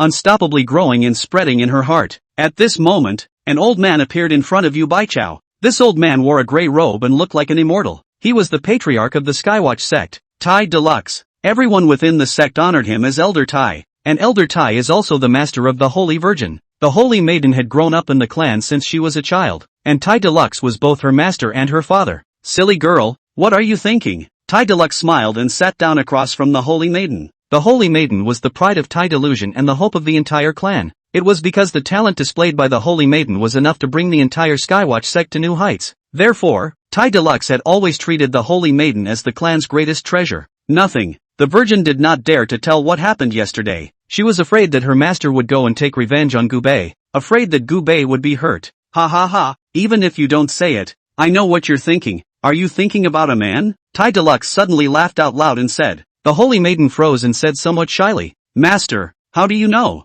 Don't I know you? You're so old. What kind of man doesn't get horny? Tai Deluxe said with a smile. The Holy Maiden nodded slightly and said, It seems that you know all about it, Master. Of course I know. What can you hide from me? Say, do you have your eyes on the young observer of Qing Yunguan? Ha! The saintly woman froze. Ever since the last time you met with the young observer of Qing Yunguan, the young observer has teared up at you. It seems that you have a crush on that young observer as well. Qing Yunguan's strength isn't weak either. If our Skywatch sect can join forces with Cheng Yunguan, it would be considered a powerful combination. Besides, that young observer, although his talent is a bit weaker than yours. It's not much weaker. You too. What a match made in heaven. Ha ha ha ha ha. The holy maiden hurriedly waved her hand and said eagerly, Master, it's not him. I don't have eyes for the young observer. Tai Deluxe was slightly stunned. A trace of doubt flashed in his eyes. Then he laughed. Silly girl, don't be modest. Other than the young Guan master, with your vision, who else in this younger generation could be worthy of you? Your talent is outstanding, and you are destined to stand at the peak of martial arts in the future. So ordinary people naturally won't be able to fit into your eyes. But young observer has outstanding talent and comes from a famous family, so he is indeed a good match. The holy maiden lowered her head. Her hands unconsciously clenched the corners of her clothes, and after hesitating for a moment, she said softly, Master, I have someone else in my heart. Tai Deluxe frowned slightly, a hint of curiosity on his face as he pursued. Oh, which family's young man is it? To be able to gain my disciples' favor, I'm sure it's by no means an idle generation. Quickly tell me about it. The saintess bit her lower lip, a flash of panic in her eyes, and mumbled, I'm not quite sure yet. It's just that he's special. She thought about Gu Bei in her mind, but she didn't know how to describe this man that she loved and hated to her master. She was afraid that her master would become furious when he learned what Gu Bei had done to her, and even more so, she was afraid that this would bring disaster to Gu Bei. While the holy maiden didn't know where to start, a cold laugh sounded. He, who is so outstanding that in the tiny high bay, besides me, there can be a second person who can obtain the holy maiden's favor?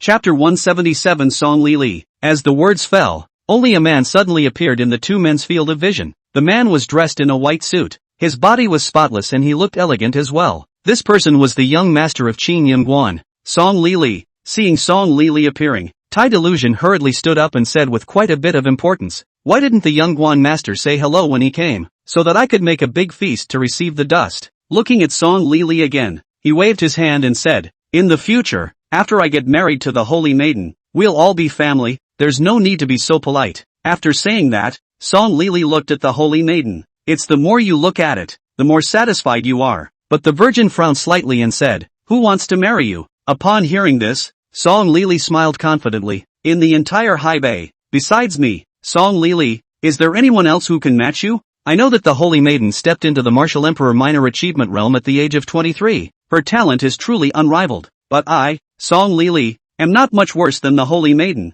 I'm 3 years older than you, and now I'm also at the martial emperor minor achievement realm. You and I are simply a match made in heaven. Stepping into the martial emperor realm at the age of 26, this talent was equally terrifying. And the reason why Tai Deluxe had chosen Song Li Li was because of his talent. Secondly, my Qing Yunguan is also a bit stronger than the heaven-watching sect. You and I are a good match. I, Song Li Li, think that my looks aren't too bad. In the whole of High Bay, apart from me, Song Li Li, who else can match you? At those words, even Tai Delusion nodded slightly. Indeed, the young Guan master is young and talented. Plus his father is the Guan master of Qing Yunguan, and now he is even at the 10th level of the martial spirit, and his cultivation is considered to be extremely profound when looking at the northern clans of the sea. Mentioning his father, Song Li Li had a proud look on his face. To tell you the truth, my father is impacting the 11th level of the martial god. At those words, Tai Deluxe immediately sucked in a breath of cold air. The 11th level of the martial god realm? Tai Delusion didn't even dare to think about it. Tai Deluxe's strength was merely at the 4th level of martial god. Song Li Li's father was 6 levels taller than Tai Deluxe. If you break through to the 11th level, it's the 7th level. One must know that above the martial god,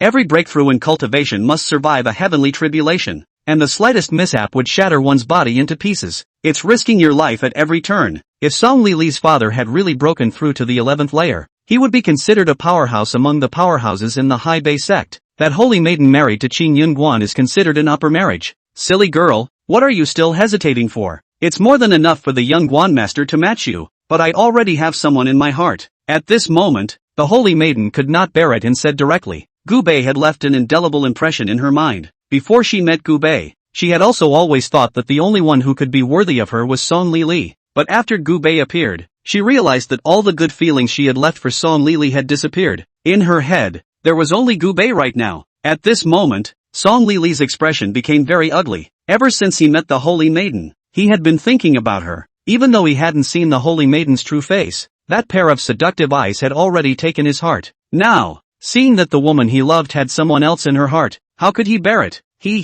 Holy maiden, tell me instead, which clan is the one you have in mind? Tai Deluxe followed suit and asked. Yeah, Which clan? If the holy maiden preferred a powerful person from another clan, it wasn't impossible to consider. After all, Qing Yunguan wasn't the only strongest in High Bay. But the holy maiden shook her head slightly and said, "He's not from the clan." Not from the clan? At those words, Song Lili instantly breathed a sigh of relief. His greatest fear was that the one the holy maiden had fallen in love with was someone from a clan even more powerful than Qing Yunguan. But not from the clan. That's much better. Only Song Lili smiled slightly and said, "He, so which hidden family is it?" Although the hidden families are a whole lot worse than the sects in terms of both cultivation resources and their ability to cultivate martial artists, they still have some good seedlings. Tell me, which hidden family is the one you have your eye on? Only to see the holy maiden shaking her head once again. He's not from the hidden family either. And not from the hidden family? Then it's someone from the family? Hearing this, Song Lili was on the verge of laughing. If you're not even a member of the hidden family, then you're just an ordinary family? Ordinary clans were like a mole cricket in front of a clan. And he, Song Lili, could casually crush them to death by raising his hand. What the holy maiden likes can't be someone from an ordinary family, right? Song Lili sneered, only to see Song Lili shaking her head slightly once again. He's not from an ordinary family either. I've investigated his identity, and it said that he doesn't have any power behind him. Although Gu Bei was a member of the Tianji Pavilion, this layer of identity was rarely known, so it was normal for the holy maiden to not be able to investigate. So that's the casual cultivator? Ha ha ha ha ha ha. At this moment, Song Lili directly burst out laughing, and Tai Deluxe was so infuriated at this time that his 5 senses trembled as he angrily said, "Silly girl, you are really confused. How could you fall in love with a loose cultivator? How long can a loose cultivator with no background and no power go on the path of a martial artist? A loose cultivator can't even compare to a single toe of the young observer." Upon hearing this, the holy maiden immediately retorted loudly, "No,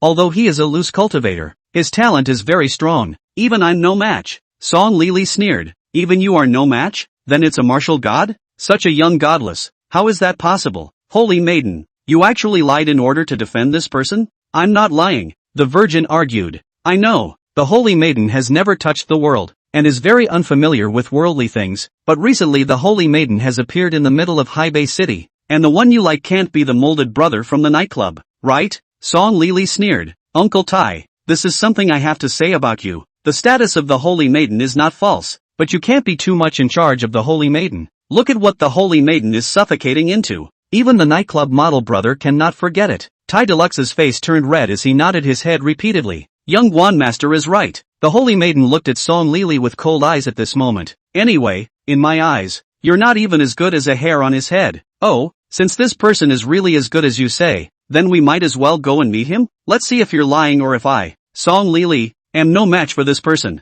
At this moment, Tai Deluxe was also curious as to what kind of god this person the holy maiden was looking at was. "Then go down to the mountain and take a look. If this person is really as good as the girl said, then how about letting him join the Skywatcher sect? But if this person is really average, girl, then don't blame me for cutting you off and killing him directly." Chapter 178. I've got my eye on you. In the bright and spacious offices of North Peach Pharmaceuticals, Inc., dressed in a competent professional suit, Yu Baichao sat in front of his desk, fully engrossed in the mountain of contracts. Her long, straight legs, today wrapped in a layer of black stockings, the delicate fabric fits tightly to the skin, outlining the beautiful curve of the legs, from the ankles upward until they are covered by the desk, leaving endless reverie in vain. As for Gu Bei, he was sitting on the sofa not far away, holding a cup of milk tea in his hand, seemingly at ease, but his mind was not on milk tea at all. His gaze, always unconsciously flicked to Yu Baichao's direction. Whenever Yu Baichao slightly moved her stance, the legs wrapped in black stockings would swing gently along with her, as if they had invisible magic, attracting Gu Bei's line of sight. He pretended to turn the milk teacup in his hand without thinking, but his eyes took the opportunity to glance towards Yu Baichao again, looking at Yu Baichao's serious side face as she worked, paired with the legs that were decorated with black stockings to make them even more attractive. Gu Bei only felt his heart accelerate slightly. He kept admonishing himself to avert his gaze, but his eyes felt like they were out of control. Whenever Yu Baichao frowned intently and quickly wrote annotations on the documents, the muscles in her legs would tighten slightly with it, making the black stockings even tighter. And this scene made Gu Bei's throat couldn't help but feel a little dry. In order to keep Yu Baichao from noticing, Gu Bei picked up the milk tea and took a sip every now and then in an attempt to cover up his outburst. However, his eyes always flicked to Yu Baichao's legs that exuded a unique charm once again the moment he put down the milk teacup. What a great pair of legs! After being busy for more than an hour, Yu Baichao couldn't help but stand up and stretch in front of Gu Bei. Really tired, As Yu Baichao stretched her waist, she only saw that the close-fitting shirt was lifted upwards by her arms, and that Yin and Yi's brood waist was displayed in front of Gu Bei. The naughty little belly button looks extremely cute and the waist is flawless without any bulk. The hem of the skirt also rose slightly because of Yu Baichao's big movements, revealing Yu Baichao's pair of beautiful legs that were just the right amount of fat and thin. A touch of fat is greasy. A touch of thin is faggy. It would be a real sexual blessing to have a woman like that in the future. Tired? Do you want me to give you a massage? At this moment, the corners of Gu Bei's mouth rose and he laughed. Yu Baitao casually agreed. Fine. Then you press my shoulders. It had to be said that Gu Bei's massage technique was really nothing to write home about, and it had always been unforgettable to Yu Baichao. Gu Bei came behind Yu Baichao, and the unique milky body odor of Yu Baichao's body made Gu Bei's spirit jolt. Going from Gu Bei's perspective, he could just see the flash of snowy white on Yu Baichao's chest, and the deep, bottomless chasm. Gu Bei's hands gently rested on Yu Baichao's shoulders, then began to gently massage them. The warm touch from his palm, at Yu Baichao's flawless white swan neck, made Gu Bei's heart go wild, and Yu Baichao closed her eyes, enjoying Gu Bei's massage. But just then, the phone suddenly rang. Yu Baichao directly clicked the hands-free button. Chairman, it's not good. Someone broke in. They're very powerful. They can't be stopped at all. You should come down and take a look. Upon hearing this, Yu Baichao immediately stood up. Who dares to come to our Northern Peach Pharmaceutical to cause trouble? Gu Bei frowned slightly and said, go downstairs and take a look. The two hurried to the first floor hall, only to see the hall in a mess. The guards fell to the ground in a heap, bruised and swollen, groaning in pain, and in the center of the hall, the holy maiden was dressed in white, her body graceful but with a lingering aura. Beside them stood Tai Deluxe and Song Lili, and behind them followed a group of disciples from the Skywatch sect, all arrogant. The holy maiden's eyes were icy cold as she scanned the surroundings, and when she saw Gu Bei and Yu Baichao appear, her eyes froze slightly. Song Lili, on the other hand, had a disdainful look on her face, the corner of her mouth hooked into a mocking smile. Tai Deluxe's face was gloomy, his hands behind his back, and he exuded the majesty of a superior. Who are you people? Why are you causing trouble in my company? Yu Baitao questioned angrily, his voice crisp but with an undeniable majesty. You don't have to care what we are. Which one is called Gu Bei? Song Lili asked in a condescending manner, holding her arms. Gu Bei glanced at the holy maiden and smiled playfully. I am Gu Bei. In Gu Bei's opinion, he had made a public spectacle of the holy maiden, so she was displeased and had come to take revenge on him. However, at this moment, the holy maiden's eyes were looking at Gu Bei in a somewhat strange, affectionate manner, not like she was looking at an enemy, but at a lover. At this time, Song Lili looked Gu Bei up and down and said, it's a good look. No wonder the holy maiden can't get enough of you. Which nightclub did you work as a model, brother? Diego? At those words, Gu Bei raised his eyebrows. What do you mean? What's the point of pretending? Holy maiden, is he the man of your heart? Song Lili looked at the holy maiden and asked directly, and Gu Bei was confused. What did it mean? Is this looking at himself? And Yu Baichao also glanced at Gu Bei. She didn't expect Gu Bei to be so popular. This woman in front of her along with wearing a veil couldn't see her face, but just from that pair of eyes she could tell that this person was definitely a beauty, which wasn't even close to being as good as himself. The holy maiden looked at Gu Bei, took a deep breath,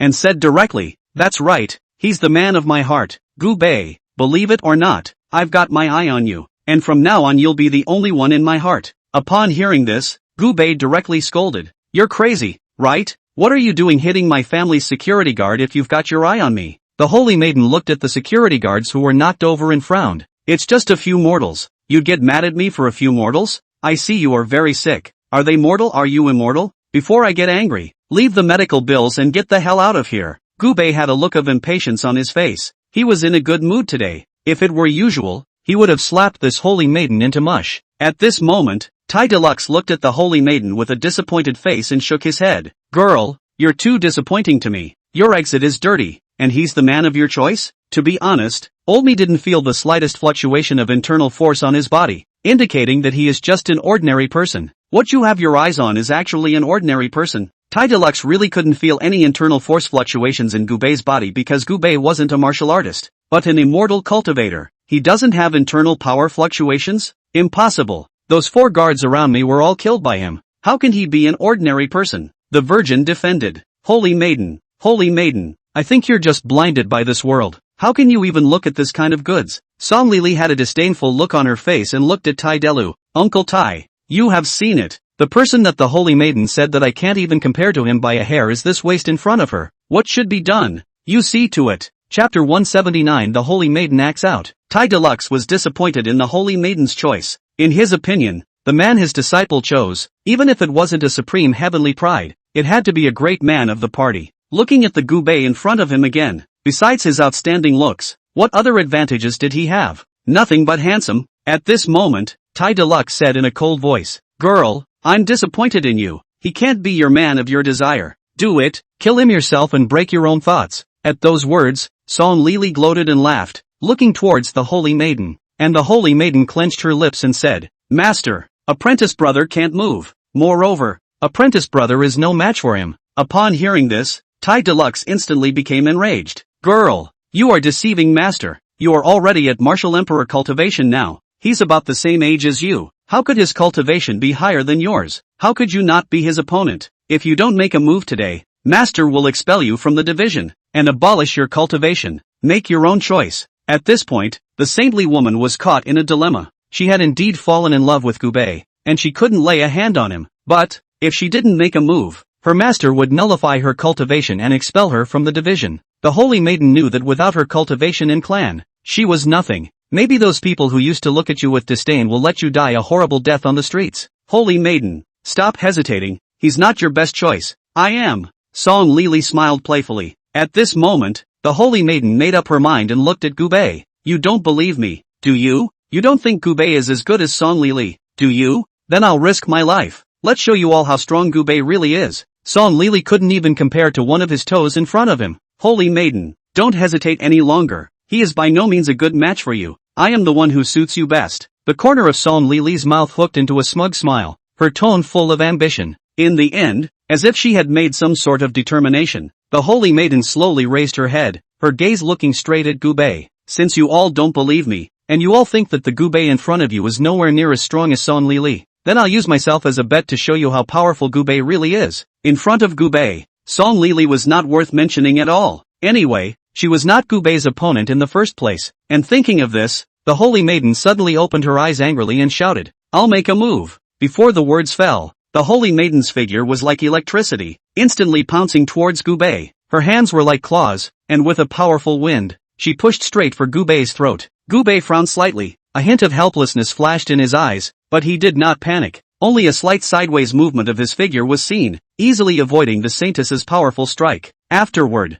Gubei smoothly reached out a hand and seemingly casually gave a gentle push on the Holy Maiden's shoulder. The Holy Maiden only felt a surge of overwhelming power, and her entire body flew backwards uncontrollably like a kite with broken strings. She fell heavily to the ground. A mouthful of blood could not help but gush out of her mouth, and her face instantly turned pale. She fell heavily to the ground. A mouthful of blood could not help but gush out of her mouth, and her face instantly turned pale as paper. With just one move, Gubei had caused the Holy Maiden to be seriously injured. The Holy Maiden laughed miserably at this moment, wiping away the blood at the corner of her mouth and smiling bitterly. "Master, you see? I'm really no match for him. He's really strong." Tai Deluxe and Song Lili were stunned when they saw this. The Holy Maiden is no match for this kid? How is that possible? This was because neither of them had detected the slightest fluctuation of internal force on Gubei's body when he had struck just now. What they didn't know was that Gubei was an immortal cultivator, and the power he used was spiritual power, not internal power, so it wasn't surprising that they couldn't detect it. Soon after, Song Lili reacted with a disdainful look on her face and laughed coldly.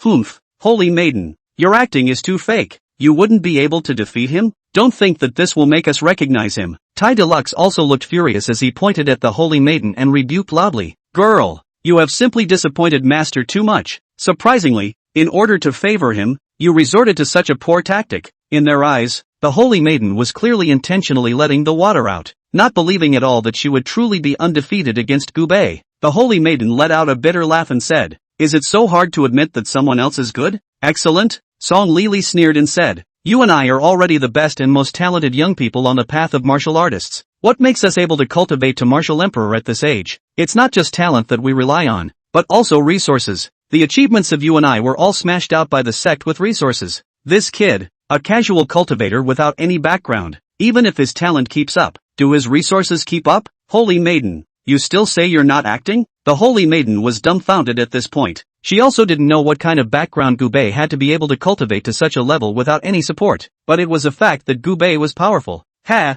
Resources? The resources in your mouths are like leftovers in a bowl in my eyes. They may be the greatest treasure in your eyes, but in my eyes, I wouldn't even eat them if I gave them to a dog. Gubei sneered at this moment and said disdainfully, "You have a big mouth." Tai Deluxe said angrily, "My clan's resources are described as leftovers by you? Who do you think you are? The Emperor's old man?" Gubei stood with his hands behind his back and said indifferently, "If you had experienced what I experienced, you would have realized how ridiculously naive your approach was. Uncle Tai, don't talk nonsense with him. Didn't the Holy Maiden say that he is gifted? The Holy Maiden will cooperate with his acting, but I won't. I want to see just how strong this genius is." With that said, Song Lili stood out with a roll of his sleeves. "I am a martial emperor in cultivation. Killing you is as simple as crushing an ant. I won't take any liberties with you. Have you prepared your last words?" Gubei sneered. "The one who will die is you, not me." Song Lili was completely enraged by Gubei's words. A scowl flashed across his face, and his aura around him steeply became furious. His feet slammed down, the floor cracking in an instant, and his figure shot toward Gubei like a black lightning bolt. In the process, his right arm was raised high, his fist was clenched tightly, on which lingered a rich internal force.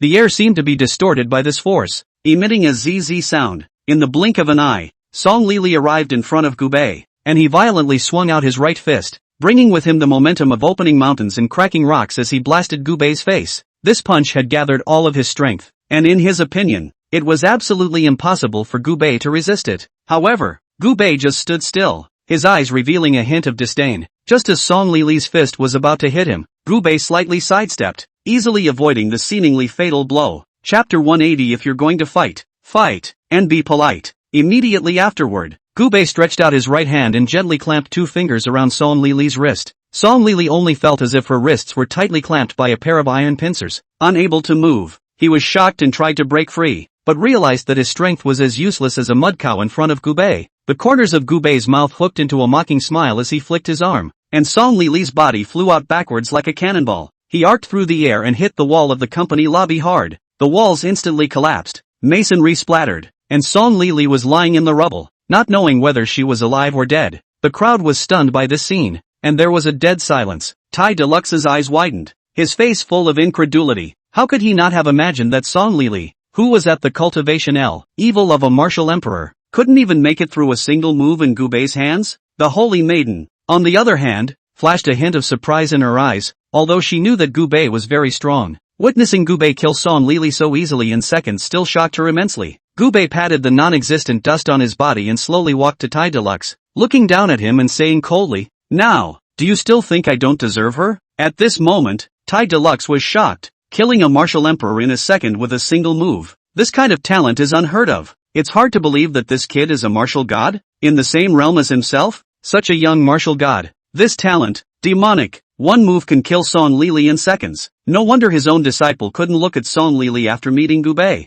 Song Lili was indeed worthless in front of him. What a strong talent. Tai Deluxe sucked in a breath of cold air. The Holy Maiden looked at Tai Deluxe at this moment and said, "Master, now you believe it, don't you?" Tai Deluxe's face was ugly, but he still nodded and said, "Believe it." With such a strong talent, even the Holy Maiden was not worth mentioning in front of him. If he was able to join his clan, in another 10 or 8 years, he could definitely become the strongest man in the clan. At this point, Tai Delusion had recognized Gubei's strength and talent, but just then, with a crash, Song Lili, who was covered in blood, climbed out of the rubble. At this moment, Song Lili only had one breath left. His face was covered in blood and his eyes were red as he looked at Gubei. "Uncle Tai, kill him." This time Tai Deluxe didn't move. In fact, he was still more heartbroken for his disciple, the Holy Maiden, and since Gubei was his disciple's choice, and his talent wasn't bad, he was willing to follow his disciple's choice. But at this point, it was a bit late for Tai Deluxe to choose Gubei again, because Gubei had already severely injured Song Lili. If he didn't avenge Song Lili, then Shang Yunguan wouldn't let himself go. At this moment, Tai Deluxe was regretful. Had he known that Gubei was so strong,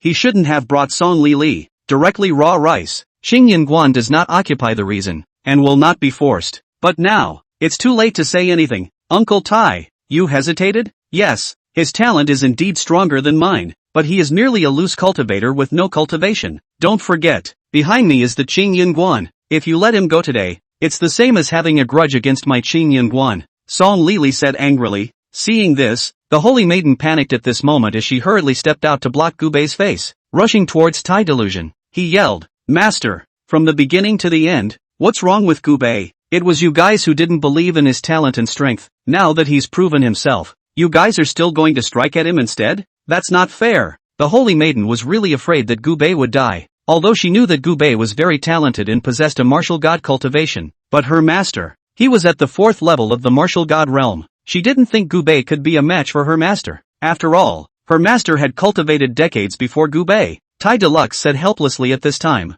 Silly girl, we've already formed a feud with him. Give him another 10 years. What if he retaliates against us? So we can only kill the nightmare in the cradle. Get out of the way. I don't. If you kill Gubei, step over my corpse. The virgin screamed. Girl, get out of the way. Don't make master angry. Master, please, let Gubei go. Tai Deluxe and the Holy Maiden were still in a stalemate, with one insisting on killing Gubei to eliminate future problems, and the other desperately blocking and begging. Gubei watched with cold eyes, his expression growing more and more impatient. He originally had no intention of bothering with these people much, and from the moment they barged in, they had already annoyed Gubei. Suddenly, Gubei moved, only to see his figure like electricity. He instantly approached Tai Deluxe. Before Tai Deluxe could react, Gubei's palm had already probed out, his movements seemingly casual but as fast as lightning. Tai Deluxe only felt an irresistible and majestic spiritual power surging in, like a lofty mountain crashing down. He didn't even have time to make any defense, and his entire body was like a kite with broken strings.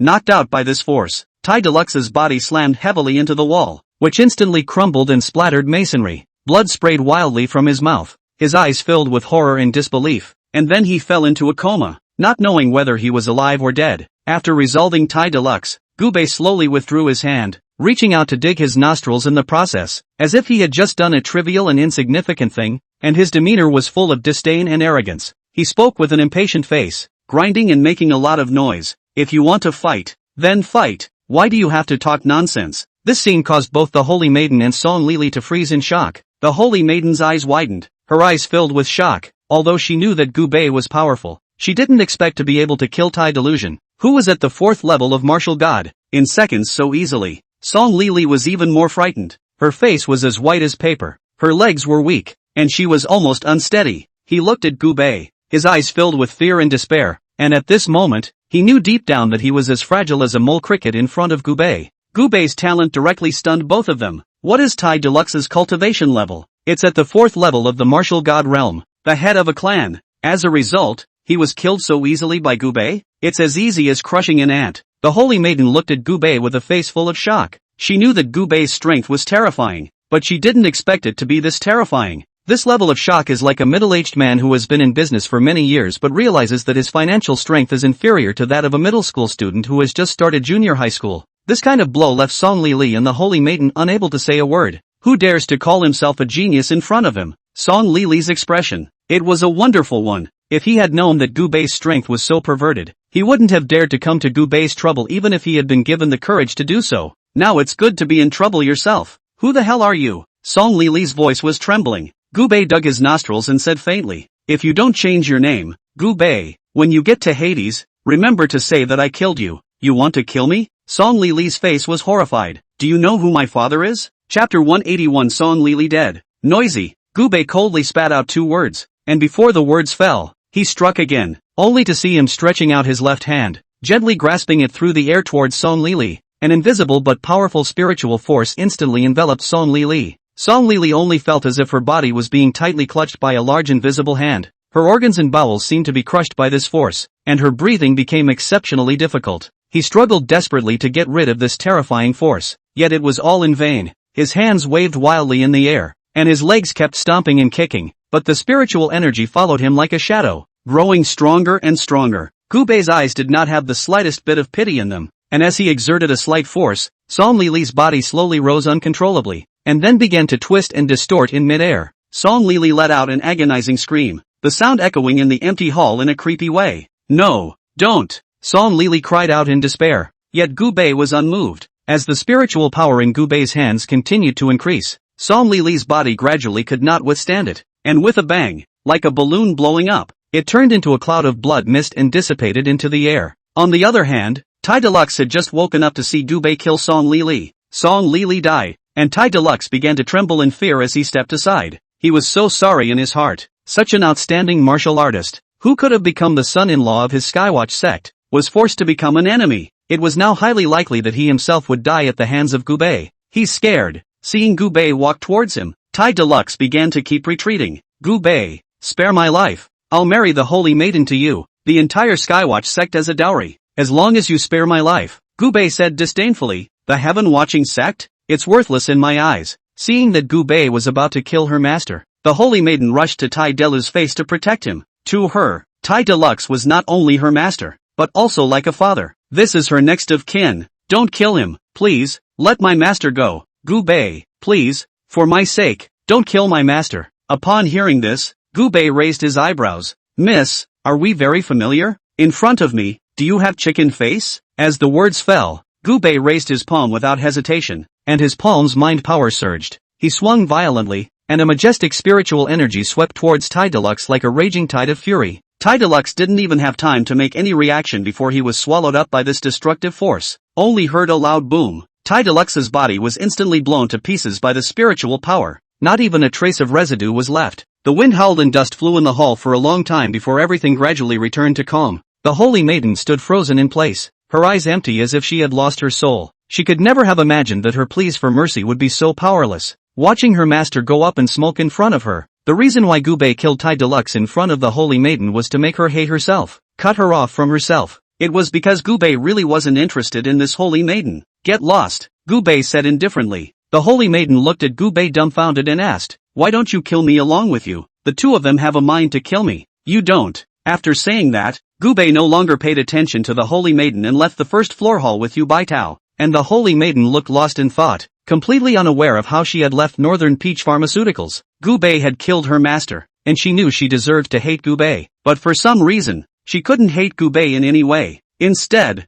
there was a kind of Muchang mentality that made Gubei attractive. She couldn't help but want to be close to Gubei, and she was even willing to be Gubei's dog. The saintly woman even wondered to herself if she was mentally twisted. Soon, Gubei and Yu Baitao returned to the office. Yu Baitao sat on the office chair and teetered a pair of beautiful legs covered in black silk on the desk. Teasingly, he looked at Gubei and said sourly, I can't imagine that our big handsome boy is quite charming, and such a beautiful girl is all turned upside down by you. Hearing this, Gubei said helplessly, mocking me, aren't you? What's the point of being pretty when you're that kind of psycho? It's not normal here. After saying that, Gubei pointed to his head. At this moment, Yu Baichao sat up and looked at Gubei. Gubei, I also want to cultivate. Do you have any ideas? Cultivate? What's the point of practicing cultivation when you're not being your president? Gubei asked with a frown. Look at how powerful that holy maiden is. Those guys injured the company's security as soon as they came in. I want to become a martial artist too, to protect the people I want to protect. Is there any quick way to do that?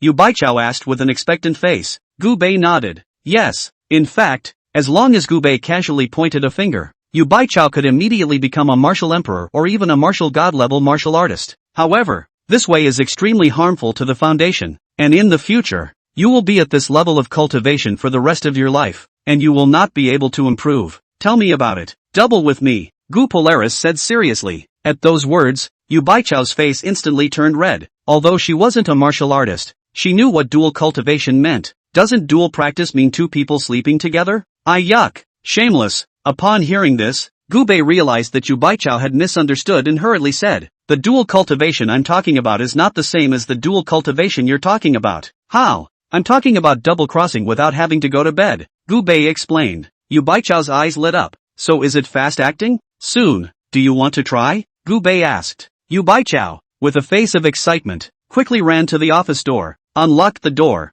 and then pulled the curtains closed again. Begin. Gubei coughed dryly at this moment and said, although the dual cultivation I'm talking about doesn't require going to bed, it generates a lot of heat when cultivating, so you have to take off your clothes. Strip? Yu Baichao froze. Just keep too close. Gubei's old face blushed and said. Yu Baichao was a little hesitant at this point. After all, a lone man and woman sharing a room without clothes, wouldn't her reputation be ruined if it got out? Seeing that Yu Baichao was silent, Gubei then provoked him by saying, if you're not willing to do it, just forget it. It looks like you're in a difficult situation. I'm not embarrassed. What's so difficult about it? What era is this? Why are your ideas still so futile? Just take it off. Yu Baichao took a deep breath. 2 blushes flew up on her face. Although there was some shyness and nervousness in her heart, the strong desire to cultivate still overcame everything. She bit her lower lip slightly, and her slender fingers slowly reached for her collar. Undoing the first button, the neckline of her shirt was slightly open, revealing her swan-like slender white neck, with skin as delicate as lamb's fat jade, glowing with a faint pink luster. She gently unbuttoned the second and third buttons again, and as the buttons were undone one by one, the shirt slowly slipped off, revealing the delicate lace underwear inside. Chapter 182 Dual Cultivation. She then leaned over slightly, her hand going to the zipper of her skirt at her waist. The zipper slid gently down,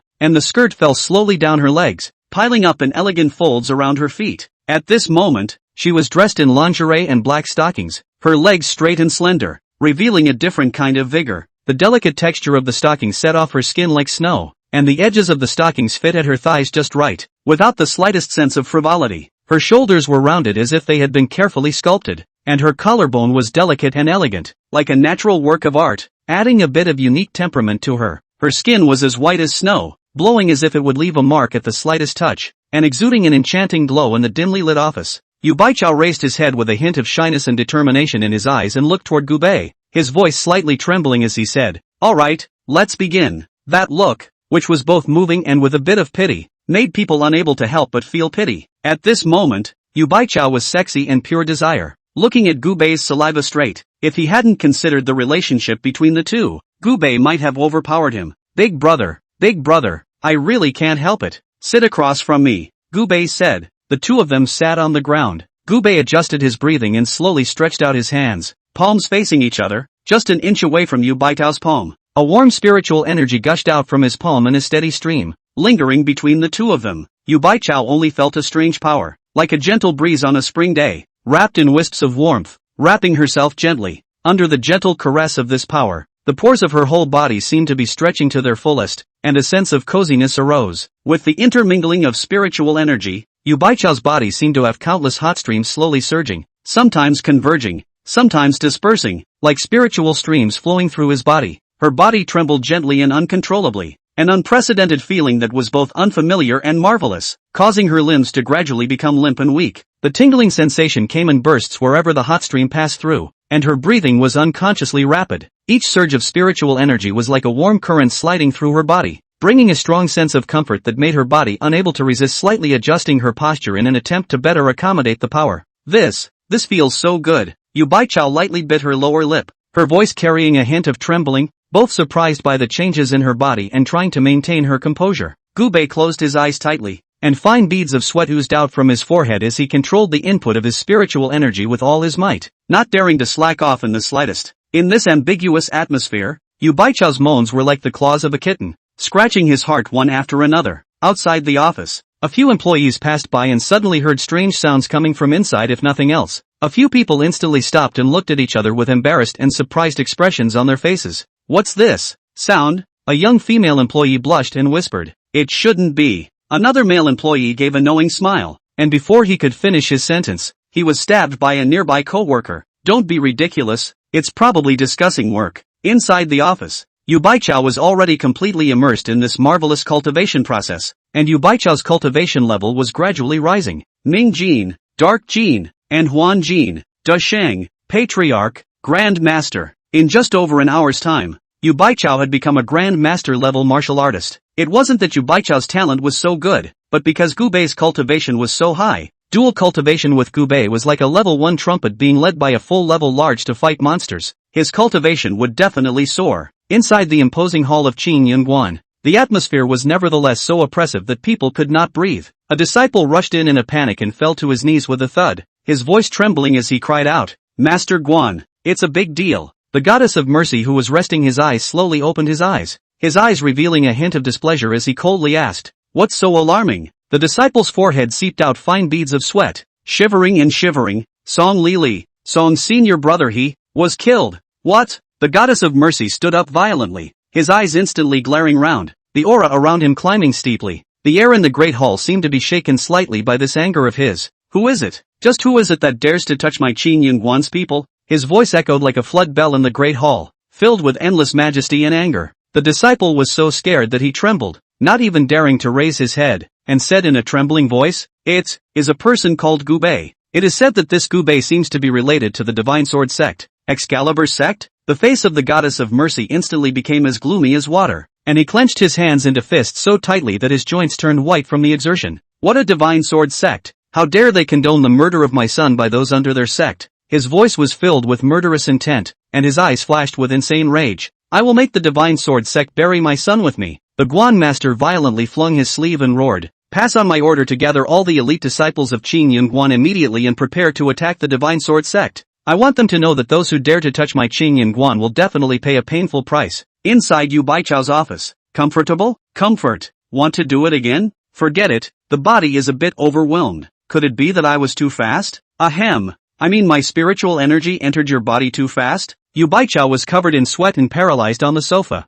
At this moment, Yu Baichao was covered in fragrant sweat and sweating profusely. She hadn't noticed at all that Gu Bei had been staring at her body. She had been so engrossed in her dual practice that she hadn't realized she had been wearing only her intimate clothing. Sweat dampened her bodysuit after a double session. The marvelous curves were hidden. Suddenly, Yu Baichao noticed something strange. Yu Baichao screamed and her delicate body trembled. Ah, you get the hell out of here, you stinking rascal. Hey, you've gone too far, haven't you? I worked so hard just now, and now that it's over you're telling me to get out? Don't I want to lose face? Before he could finish his sentence, Gu Bei was pushed out of the office. At this moment, all the employees outside the office looked at the sweaty Gu Bei with strange faces. At this moment, a man came in front of Gu Bei and handed over a cigarette with a pleasing face. Big brother, how did you do it? For 2 hours, Chief Yu's screams haven't stopped. Why don't you teach me? I also want to be able to ride the battlefield like Big Brother. Chapter 183 Songza. On the other hand, within the Divine Sword sect, Li Xiaowei was indulging in tenderness. The current Li Xiaowei was no longer the previous disciple Li Xiaowei, but Patriarch Li Xiaowei.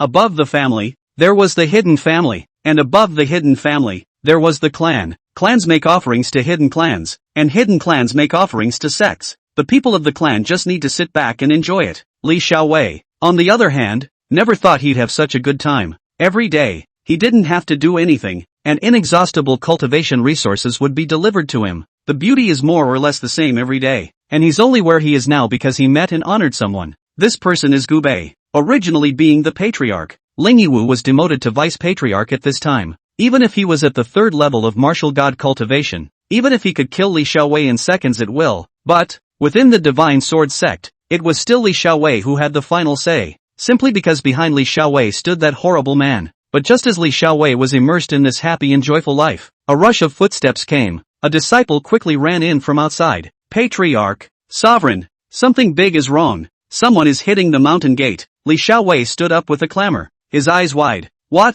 Who is so bold as to dare to hit our Divine Sword sect? It's the people from Qin Yun Guan. After hearing the 3 words Qin Yun Guan, Li Xiaowei's face changed slightly. Qin Yun Guan's strength was quite a bit stronger than the Divine Sword sect. But, it seems that the Divine Sword sect hadn't offended Qin Yun Guan either. But, the world of the clans is all about a profit. Maybe Qin Yun Guan was trying to eat up the Divine Sword sect in order to hijack the benefits that belong to the Divine Sword sect. Don't panic. Follow me out to check it out. A group of people walked out of the Great Hall with great vigor. Outside the mountain gate, several hundred disciples of Qin Yun Guan were raging, surrounding the entire mountain gate. These several hundred disciples were all the elite of Qin Yun Guan, each with a powerful aura. Obviously all martial artists with a not-so-low cultivation level. Looking at the Divine Sword sect's side, although there were more people, both their aura and cultivation were inferior to the disciples of Qin Yun Guan. The person at the head of the group was Qin Yun Guan's Guan master, Song Zhe. Where is the Divine Sword sect's patriarch? Get the hell out of here. Song Zhe let out a furious cry, causing the entire Divine Sword sect to tremble. At this moment, Li Xiaowei took Ling Yiwu and the others and flew towards the mountain gate at a fast pace. Bold! Who dares to clamor outside the gates of my Divine Sword sect?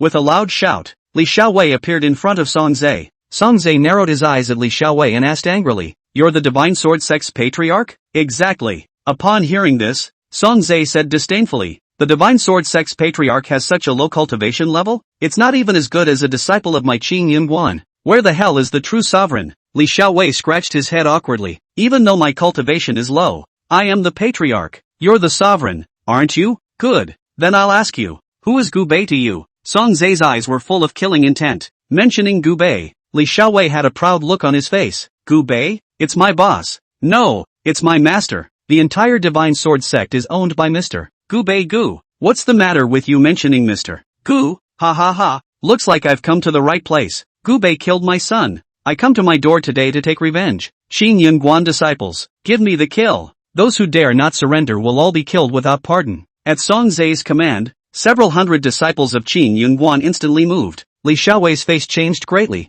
He didn't expect Song Zai to go on a killing spree at the drop of a hat, and it was too late to prepare. The disciples of Qin Yunguan rushed towards the Divine Sword Sect disciples like hungry wolves. They were agile in their stance and vicious in their moves. The weapons in their hands flashed with cold light, and each swing brought out a blood splatter. A Qin Yunguan disciple's figure was like electricity. The long sword in his hand stabbed straight towards the throat of a Divine Sword Sect disciple. That Divine Sword Sect disciple didn't even have time to react before his throat was sealed with a sword, blood gushing out, and he collapsed helplessly on the ground. Another Qin Yunguan disciple flew up and kicked a Divine Sword Sect disciple to the ground, followed by an arrow stepped forward. The long knife in his hand slashed down fiercely, directly decapitating his head, which gurgled and rolled out a long way. There were also the disciples of Qin Yunguan who performed their feats. An array of internal energy flashed, exploding in the group of Divine Sword Sect's disciples, blowing them up in blood and flesh. Although the Divine Sword Sect disciples fought hard to resist, there was a disparity in strength, and most of their attacks could only cause some superficial injuries to the Qin Yunguan disciples. Many Divine Sword Sect disciples showed fear and staggered in their footsteps as they retreated under the fierce attacks from the disciples of Qin Yunguan.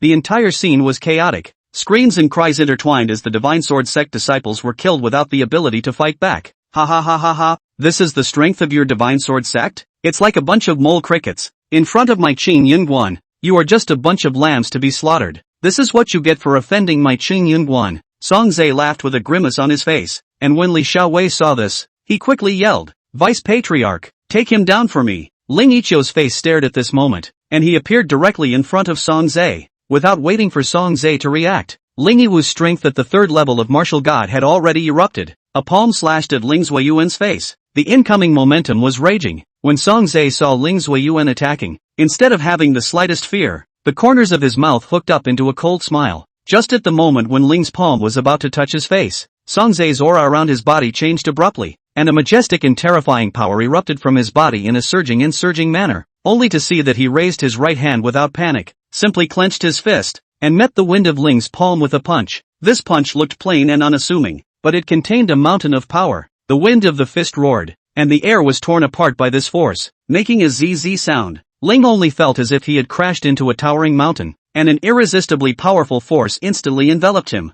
His body was like a kite with broken strings, flying out uncontrollably backwards. After drawing a long arc in the air, it heavily smashed into the ground dozens of meters away, smashing out a deep crater. Smoke and dust filled the air, and only when the dust gradually settled did the crowd see the tragic state of Ling Zuiyuan. His 7 orifices were bleeding, his breath was weak, and the bones in his entire body seemed to have been shattered by this punch. His entire body was dying, and he was no longer able to fight back. Song Zai patted the non-existent dust on his body and looked at Ling Yisun, who was lying on the ground, with a face full of disdain, and said coldly, with your cultivation at the third level of the martial spirit, how dare you act recklessly in front of me, simply out of your depth. After saying that, he threw back his head and laughed, a laugh filled with mockery and triumph that echoed over the entire Divine Sword Sect, sending shivers down one's spine. Ling Zuiyuan's face was filled with horror. Martial God. 11 layers. Chapter 184, Ling Ling's Rebellion. The moment the 5 words Martial God 11th layer came out, all the disciples of the Divine Sword Sect all despaired.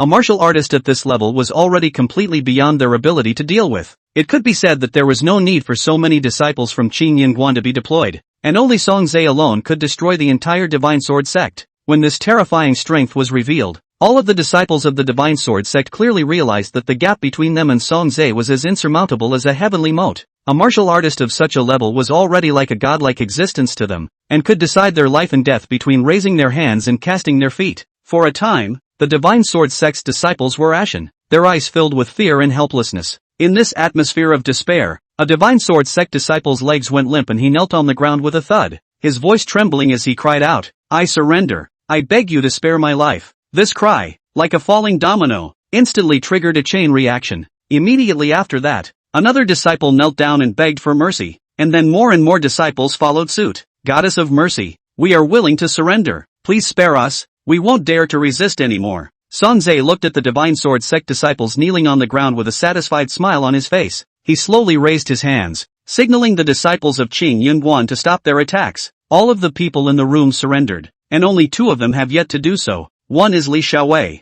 and the other is Ling Yiwu. Song Zhe looked at the duo scornfully and asked, will you surrender or not? Although Li Xiaowei was frightened, he still said angrily, I, Li Xiaowei, would rather die than surrender. Behind the Divine Sword sect is Mr. Gu. If you do this, it's the same as offending Mr. Gu. Do you know what Mr. Gu is? Mr. Gu will not let you go. Song Zhe said disdainfully. Mr. Gu? He's nothing. If he dares to appear, I will dismantle him. After saying that, Song Zhe casually waved his hand, and a powerful internal force erupted out. Li Xiaowei was like a randomly slapped badminton as his body suddenly flew backwards. Boom! Li Xiaowei's body was enough to smash a stone lion under the mountain gate into pieces before it rolled to the ground in a sorry state. At this time, Li Xiaowei sprayed out a mouthful of blood, which was mixed with his internal organs, and it was obvious that he only had his last breath left. After resolving Li Xiaowei, Song Zhe arrived in front of Ling Zuoyuan, 3rd level of martial god. A little bit of strength, but not much. Do you think I should kill you or not? Ling Yiqing sprawled on the ground and raised his head with great difficulty. Pain and wretchedness still lingered on his face, but there was a hint of a different light flickering in his eyes. He looked at Song Zhe, his voice weak but with a few pleasing words. Master Guan, I am willing to serve you. Song Zhe frowned slightly. A trace of disdain flashed in his eyes as he coldly said, you, a defeated general, what makes you loyal to me? Ling Yuyo struggled to get up, knelt on one knee, and said eagerly, Master Guan, I was originally the Divine Sword sect leader, and I was only demoted to vice sect leader due to offending that guy Gubei. He's just relying on some bizarre means, but in reality, he's not much of a big deal at all. I know the Divine Sword sect like the back of my hand, and I also have many cultivation tips and connections and resources. As long as you take me in, I will definitely be able to work for Qin Yinguan, and help you take complete control of it all. The corner of Song Zhe's mouth hooked into a mocking smile. Oh, you're quite good at picking the time. However, since you can betray your clan, how can you guarantee that you won't betray me? Cold sweat seeped out of Ling Yi's forehead as he hurriedly said, Master Guan, I'm sincerely defecting. Gu Bei, he is brutal and doesn't take us people seriously at all. Under him, I have no dignity and I am scared every day. You're different. You're powerful and someone who can truly convince me. From now on, this life of mine is yours. No second thoughts. Song Zhe was silent for a moment, sizing up Ling Zuoyuan, seemingly weighing the pros and cons. After a long time, he finally spoke. Fine, since you're so sincere, I'll trust you for now. However, you'd better be true to your word. Otherwise, the end will be even worse than what you're seeing right now. Ling was overjoyed and hurriedly kowtowed to thank you. Many thanks, Master Guan. I will do my best to go through fire and water for you. Gu Bei is nothing more than a clown. It was my carelessness that got me into his way before. Master Guan, with your strength at the 11th level of martial god, he is like a mole cricket in front of you. As long as you make a move, you will be able to crush him easily. Song Zhe nodded in satisfaction and turned his head to look at the dying Li Xiaowei, his eyes filled with murderous intent. Tell him to call Gu Bei over to me. Gaining momentum, Ling Ling stood up and came to Li Xiaowei's face. His eyes were filled with indifference, and he did not have the slightest bit of affection or respect for Li Xiaowei. If Gu Bei hadn't suppressed him by force, how could he have willingly submitted to such a loser? Gu Bei had also snatched the Divine Sword sect's Divine Sword. Ling Yiwu simply hated Gu Bei to the bone. Ling Yiqiu, do you know what happens when you betray Mr. Gu? Li Xiaowei said with a weak breath. Ha ha ha ha ha, Gu Bei? Even if he's stronger, can he be a match for the 11th level of martial god? With the arrival of Guan Master Song today, Gu Bei, he is bound to die. And you, this stink bug under Gu Bei, this is destined to die in my hands. Li Xiaowei let out a bitter laugh, his face full of disappointment. The one who will die is you, not me. You underestimated Mr. Gu. This will be the worst choice of your life. Last time, for the sake of the Divine Sword, Mr. Gu spared you. This time you betrayed Mr. Gu and will surely die. Ridiculous. With a disdainful look on his face, Ling Yiqiu pointed at Song Zhe behind himself. Now, there's my Divine Sword sect joining forces with Qin Yinguan. Can we still not solve the tiny Gu Bei? Li Xiaowei, honoring you for a few days as patriarch. You really consider yourself a patriarch, don't you? You're even lecturing me? You can ask everyone at the scene who ever thought of you as a patriarch? You can ask, who of them ever looked up to you? Li Xiaowei looked at the Divine Sword sect disciples present, and these disciples, who usually didn't dare to meet his gaze, all looked at him with cold disdain. Patriarch? What makes someone whose cultivation isn't as strong as mine a patriarch? Exactly. The meals he eats every day have fierce ingredients that I put inside. There's only one patriarch in my heart, and that's Patriarch Ling. Ha ha ha ha ha ha. It's finally his turn to be unlucky. I told you, this kind of trash won't last long even as a sovereign. The people who had once surrounded Li Xiaowei to curry favor with him were at this time more indifferent than one another, constantly insulting Li Xiaowei. And Li Xiaowei sneered and said, "You will soon learn that betraying Mr. Gu, will be the most wrong choice in your lives." Chapter 185 Loyal Dog Li Xiaowei. Li Xiaowei, you are a good and loyal dog. At this moment, Ling walked over and stomped Li Xiaowei's head under his feet. Now, call your good master and limit him to 1 hour to show up in front of Guan Master Song, or else there won't even be a single person to collect your body for you. Saying that, a cell phone was put down in front of Li Xiaowei. After seeing the cell phone, Li Xiaowei was like seeing a life-saving straw, and hurriedly grabbed and dialed Gu Bei's phone number. After a few rings, the phone connected. Li Xiaowei immediately cried out, "Master, you should come to the Divine Sword sect quickly. Ling Lingpeng has turned against us. Xingyun Guan's people have hit the mountain." After the phone hung up, Li Xiaowei's entire body was hanging from the mountain gate. Blood kept dripping down his toes on the ground. Song Zhe, on the other hand, sat on a taisher chair, quietly waiting for Gu Bei to arrive. An hour later, Gu Bei didn't show up. 2 hours later, Gu Bei still hadn't shown up. It had been 3 hours of time, and Gu Bei still hadn't shown up. At this point, Song Zhe had already consumed all his patience. "Is this the boss you say has his hands full? You don't even have the courage to face me?" Song Zhe glanced at the half-dead Li Xiaowei. "Kill him." As the words fell, a hint of hatred flashed under Ling's eyes, and with a dagger in hand, he walked towards Li Xiaowei. But just then, a black Mercedes-Benz Big G was seen slowly driving up from the bottom of the hill. "Master Guan, that kid is here." Ling Yuyao also stopped and looked at the car that drove up the hill. This black Mercedes-Benz Big G, which Gu Bei had acquired after killing the gambling king's son, had been driven by him recently. After driving the car under the mountain gate, Gu Bei got out of the car, a cigarette in his mouth, and walked up unhurriedly. "Guan Master Song, this man is Gu Bei," Ling Zongyi hurriedly said in front of Song Zhe. After learning that the person in front of him was the real culprit who killed his son, Song Zhe's eyes were filled with rage. Well, you still have the guts to come. Today, I will make sure you have no return." Gu Bei didn't pay any attention to Song Zhe, but instead looked at Ling Zuiyuan. "Do you know what the consequences of betraying me are?" Ling Yuyao sniffed and was extremely disdainful. Gu Bei, you robbed my Divine Sword sect of its greatest treasures and took away my sect leader's position. I already hated you to the bone. Do you think that I sincerely submit to you? That was merely a stopgap measure. You little cutie, you really believe that? Now that you've offended Guan Master Song, today is the day you die." Gu Bei said disdainfully. "Do you really think that a small Chanyan Guan can be a match for me? Gu Bei? Ha! Still blabbering at the end of your life. Do you know what cultivation level Master Song is? The 11th level of the martial god realm. Killing you is as simple as killing an ant. I really don't know where you get the confidence to dare to clamor in front of Guan Master Song." Ling Lingxian kept on clamoring. Gu Bei glanced at Li Xiaowei, who was hanging half-dead from a tree, and said coldly, "So, this is your reason for beating my dog? So what if I beat him? Today I will not only beat him, but also kill him," Ling said in a cold voice. Pop, pop, snap. At this moment, Gu Bei applauded, a playful smile on his face. Fine. I really don't know where you guys got the courage to provoke me. Gu Bei, like this. It seems that you're ready to suffer death. At this moment, Song Zhe took a step forward, and the 11th level of the martial god realm exploded out. The powerful pressure made a rumbling sound. The surrounding area was filled with flying sand. Song Zhe's face was hideous. "Cut the crap. Today I will use your life to honor my dead son." Song Zhe bellowed, his aura surging around him, as if he were a beast out of its cage, and with endless killing intent, he fiercely pounced towards Gu Bei. His right palm was raised high. His palm was cohesive with strong internal force, a layer of light golden light. The air was squeezed by this powerful force and issued a ZZ sound. In the blink of an eye, Song Zhe's palm slapped heavily on Gu Bei's chest with the momentum of opening mountains and cracking rocks. This palm, which had gathered all of his power at the 11th level of martial god, was absolutely impossible for Gu Bei to withstand in his opinion. However, the imagined scene of Gu Bei being sent flying did not appear. Gu Bei stood still like that, as if he were a towering Tarzan, steady as a rock. Song Zhe's palm slapped on his chest as if it had slapped on an incredibly hard steel plate,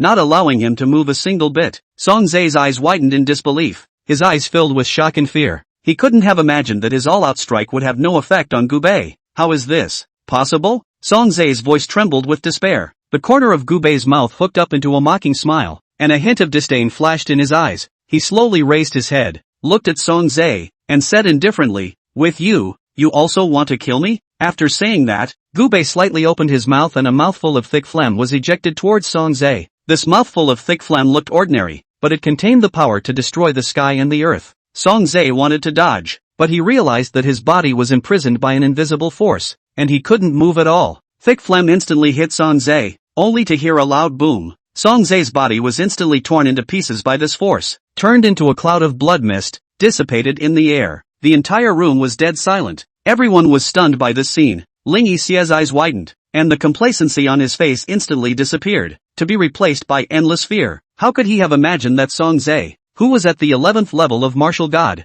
would be killed by Gu Bei with a mouthful of thick phlegm? How is this? How is this possible? Ling Lingxian muttered. His legs weakened and he almost collapsed to the ground. Gu Bei coldly glanced at Ling Yuyo and said, "Now, it's your turn." With a fluttering sound, Ling Yuyo knelt on the ground with a dumbfounded look on his face. 11th level of martial god. Just like that? That's the 11th level of martial god, the best of the best. However, in front of Gu Bei, he was like a mole cricket and was killed by Gu Bei in seconds. To be able to kill a martial god at the 11th level in a second, then Gu Bei's strength had to be at least at the 15th level of martial god. What a terrifying existence one had offended. At this time, Ling's heart was one of regret. If he insisted on siding with Gu Bei, Song Zae would surely die, not to mention that he could still gain Gu Bei's trust. In the future, won't you still have to walk sideways in the sect? But now the road was hard and dead, and at that moment, the hanging Li Xiaowei laughed and opened his mouth, revealing a mouthful of bloodied teeth. Ha ha, ha ha ha ha, I have long said that the master is by no means an ordinary person,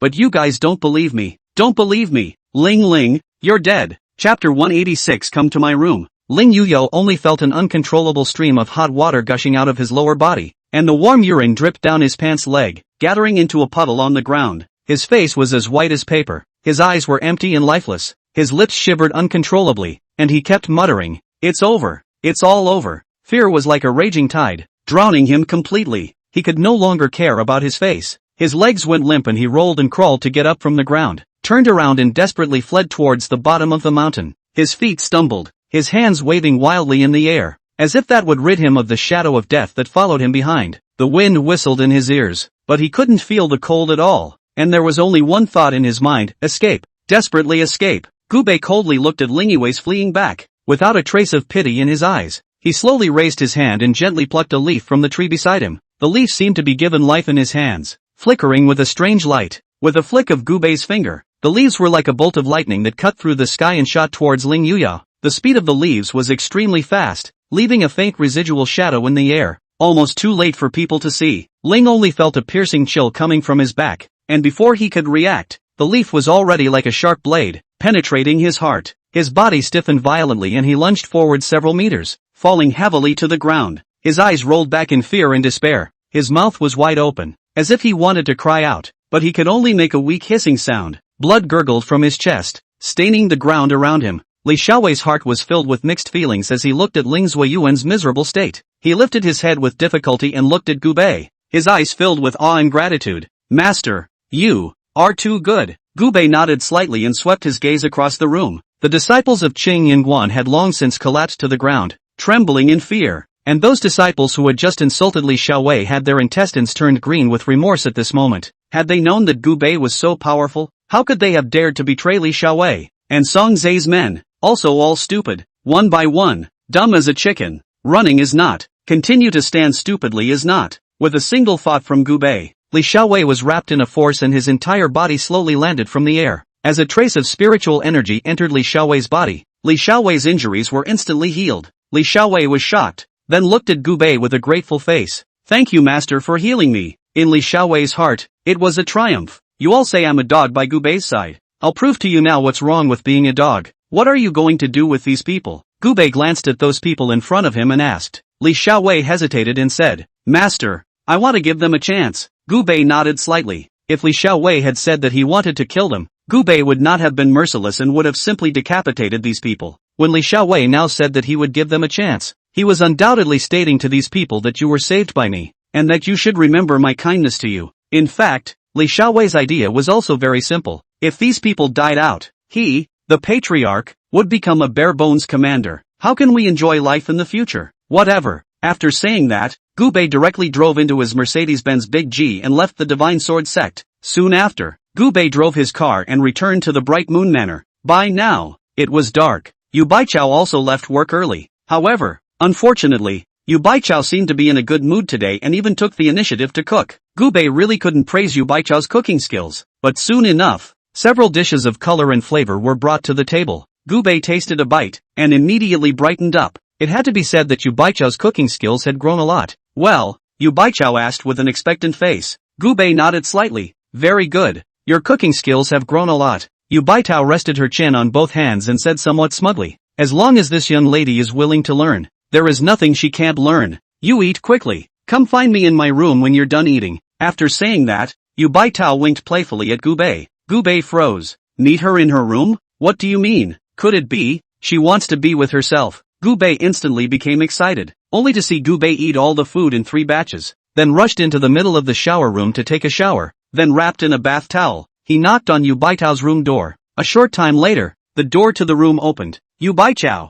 who was wearing a robe, looked at Gubei, who was topless, and froze. It had to be said that Gubei's body was extremely perfect. 8-pack abs and not an ounce of fat on his body. Such a perfect body, combined with Gubei's bronze complexion, was extremely masculine. What are you doing dressed like that? Yu Baichao asked with a small blush. Gubei froze. Wasn't it you who told me to come to your room? Yu Baichao sniffed and glared at Gubei angrily. What do you take me for? I asked you to come to the room to double cultivate. What the hell is going on in your head? Dual cultivation? Ahem. Of course I knew it was going to be a dual cultivation. Didn't I say so? It's going to be hot during the double cultivation, so try to wear as little as possible. Gubei's old face reddened, but then made it up. Asterisk asterisk asterisk asterisk you go get dressed for me right now and come back. Bang! The door to the room is closed. Shortly afterward, Gubei put on his undershirt and big pants and once again appeared at Yu Baichao's bedroom door. This time, Yu Baichao let Gubei enter the bedroom. With the experience of double cultivation during the day, Yu Baichao wore a tight yoga outfit this time. Just see that slim figure wrapped tightly in yoga clothes. Skinny where it should be, fleshy where it should be. That figure slim with a fullness, coupled with Yu Baichao's extremely delicate features even after removing her makeup. Such a beautiful woman made people feel the urge to commit a crime at first glance.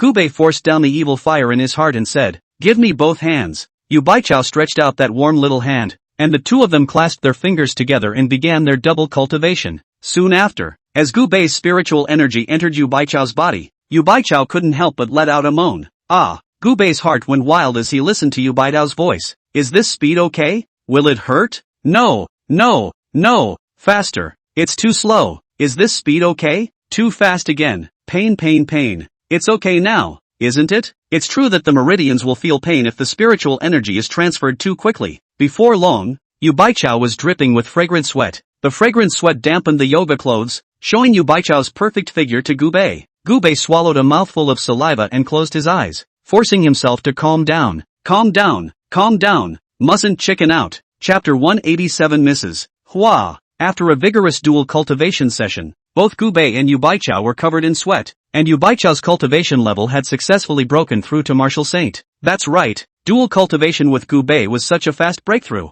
Soon, the two returned to their respective rooms, showered, and rested. The next day, when Gubei woke up, he realized that Yu Baichao didn't go to the company, but instead remained at home. It was really the sun coming out of the west. Yu Baichao, the workaholic, was actually willing to give himself a vacation. Seemingly seeing Gubei's doubts, Yu Baichao took the initiative to explain. There's a big client asking me out today. Why don't you accompany me? Big customers? With North Peach Pharmaceuticals' current order volume then, there aren't any big customers, are there? Gubei smiled faintly and sat across from Yu Baichao. Not the same. Yu Baichao had a grave expression on his face. Although Beitao Pharmaceuticals' new products are in short supply, this one who is making an appointment to meet me today has the ability to overthrow Beitao Pharmaceutical with a single word. So even if I'm not willing to meet, I must meet. Hearing this, Gubei became interested. So powerful? Then I'd like to meet this big client you're talking about. Shortly afterward, the two of them, Gubei and Yu Baichao, went out by car. The appointment with this big client was at a golf course, and it is the highest-end golf course in the whole north of the sea. The consumption here is not ordinary people can come up. A casual spend for a caddy starts at a couple $100. Otherwise the caddy won't take it even if you're good enough to take it. And if you want to be a caddy here, in addition to being a good golfer, you have to have a good appearance. You have to be beautiful and handsome, easily tens of thousands of dollars a month, hand over fist. And today, the entire golf course has been chartered by a mysterious man. He has spent tens of millions of dollars in anger, and he is not afraid to offend the powerful people of Hebei who have come to play the game, but also to enjoy the quietness in the stadium alone. At that moment, inside the course, a noblewoman under 40 years of age was holding a club and aiming at a golf ball on the lawn. The noblewoman was seen standing on the lawn, dressed in an exquisitely tailored white golf outfit that outlined her slim figure just right. Her legs were straight and slender, her waist was slim, her hips were perky, and every movement exuded the charm of a mature woman. Her big brown wavy hair was casually draped over her shoulders, and a few strands of it fell down next to her pale cheeks, accentuating her snowy skin. She was slightly bent over, ready to strike the ball, the lines of her back smooth and graceful, displaying a uniquely elegant stance. The charm of her hands and feet, as if time had stopped in her body, showing the charm of her charm,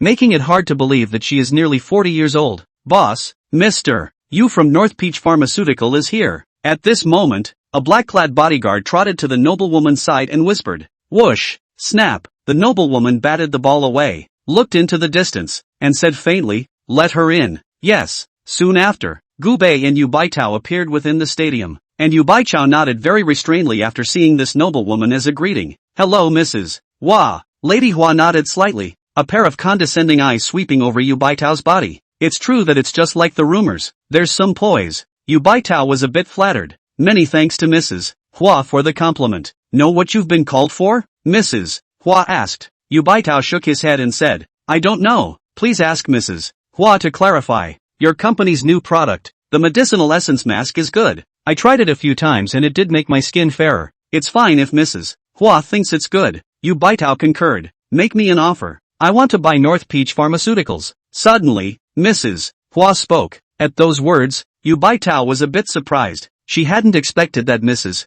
Hua had approached her for the purpose of acquiring Northern Peach Pharmaceuticals. Although North Peach Pharmaceuticals was a very profitable company, Mrs. Hua was not short of money at all. The man behind her has so much money that he could even buy a country. Behind Mrs. Hua, the man was called the richest man in Daxia. Under his name, he owns thousands of shopping mall chains, dozens of large-scale steel mills, and even dozens of gold mines. The scariest part is that he is even the biggest developer in the world, and only luxury homes are developed. Mrs. Hua, moreover, is the only woman behind that one.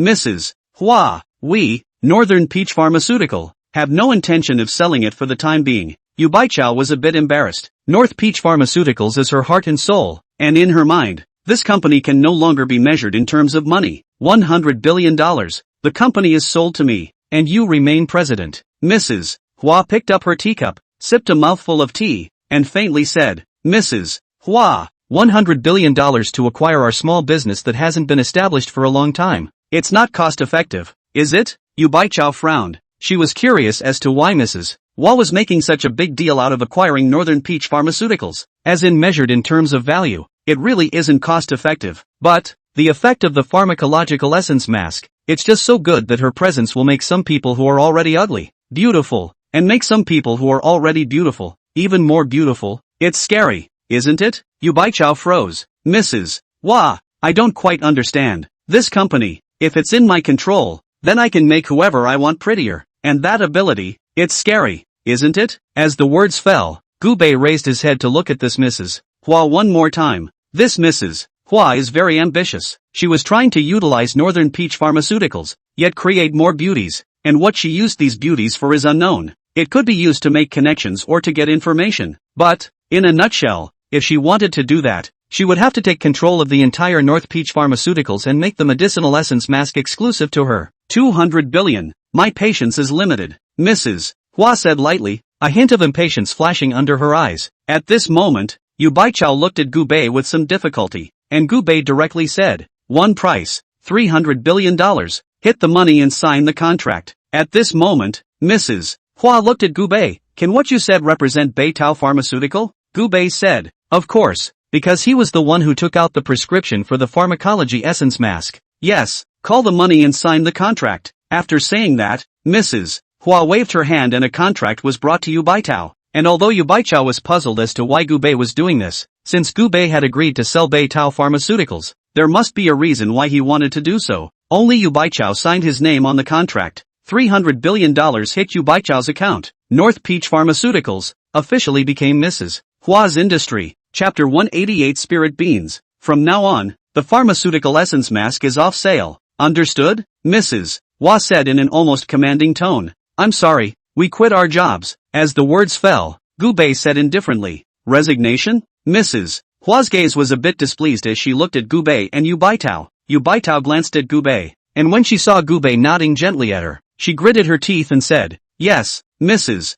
Hua, we'll resign, and anyway, the company and the secret formula are yours now, so you can hire anyone else to take control of Baitao Pharmaceutical. Could be, but if I find out that you're making an outside profit with the pharmacology essence mask, I'll make you suffer. Gu Bei ignored Mrs. Hua and pulled Yu Baitao's hand and headed out. Yu Baichao hurriedly greeted towards Mrs. Hua and the two of them left the golf course. After the two of them got into the car, Yu Baitao finally couldn't help himself. Opening his mouth, he asked, Why did you agree to sell the company to her? It's my heart and soul. 300 billion. How many masks do you have to sell to earn 300 billion? Since she wants it, just give it to her. Anyway, the company still has countless orders that haven't been shipped out yet. Won't your worries be gone when the company is sold? Gu Bei smiled slightly. But starting a company that sells beauty and skin care products is my goal. Gu Bei smiled. Isn't it just a pharmacological essence mask? I have plenty of prescriptions like this one here. Won't it be fine if the company sells it and opens another one? After saying that,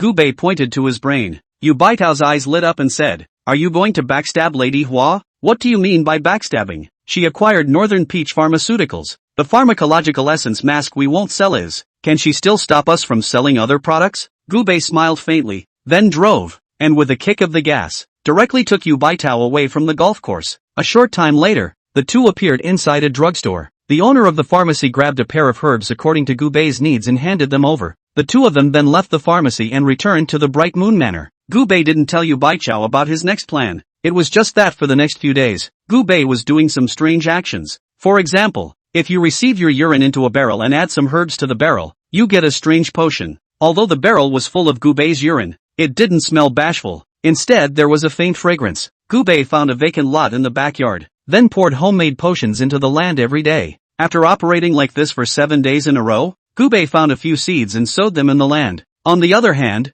Yu Baichao opened a new company and built a new factory according to Gu Bei's instructions. This time the factory was not built on a large scale. There are only 2 plants, because according to the words of Care North, this time the 2 main attack is the high-end market, so there should be little demand for production. However, Gu Bei and Yu Baitao still underestimated the contemporary consumer's desire to become beautiful. After 7 days, a crop similar to potatoes grew in the land. This crop is neither a vegetable nor a fruit, but a crop named called spirit beans. This is a crop that has disappeared from the face of the earth. This kind of crop would only have appeared in the era of immortal cultivation a few thousand years ago, because it needs a lot of aura and spiritually rich land to sell. In the Bright Moon Manor, because of the existence of the Great Array, the spiritual energy was several times that of the outside world, just enough to satisfy the spirit being's need for spiritual chi. The land, on the other hand, had been transformed by Gu Bei and was also suitable for sowing spirit beans. 7 days later, the first batch of spirit beans grew. Each spirit bean is the size of a potato.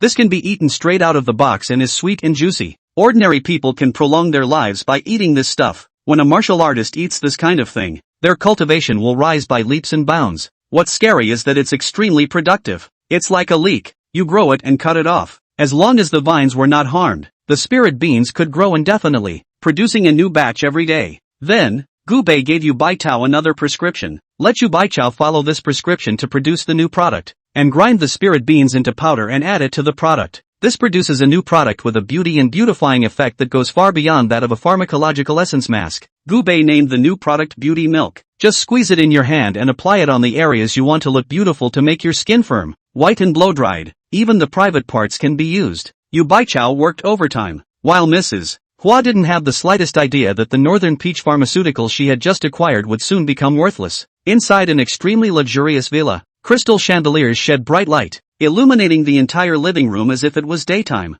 A group of curvaceous beauties stood neatly in the center of the spacious living room, their faces beaming with confidence and pride. Mrs. Hua lazily leaned back on the leather sofa with a glass of red wine in her hand, gently shaking it as her gaze swept over each of these beauties. There was a hint of teasing in her eyes, and a few moments of self-satisfaction. Ma'am, these can be masked with medicinal essences. A henchman stood respectfully beside Lady Hua, slightly bowing his body, his tone filled with curtness. The masks cover all parts of their bodies, and it's only been a few days and they've all turned into stunning beauties. One could only see that each of these beauties had skin as white as snow, glowing like a freshly peeled egg, with a soft luster. Their features are as delicate as a carefully carved work of art, with a high nose, bright eyes, and a small cherry mouth without pointing. A head of shiny black hair fell like a waterfall over their fragrant shoulders, swinging gently with their slight movements. Their figure is even more concave and convex. Slender waist is not a handful, long and straight legs pavilion. Raise their hands and feet to show all kinds of flavor.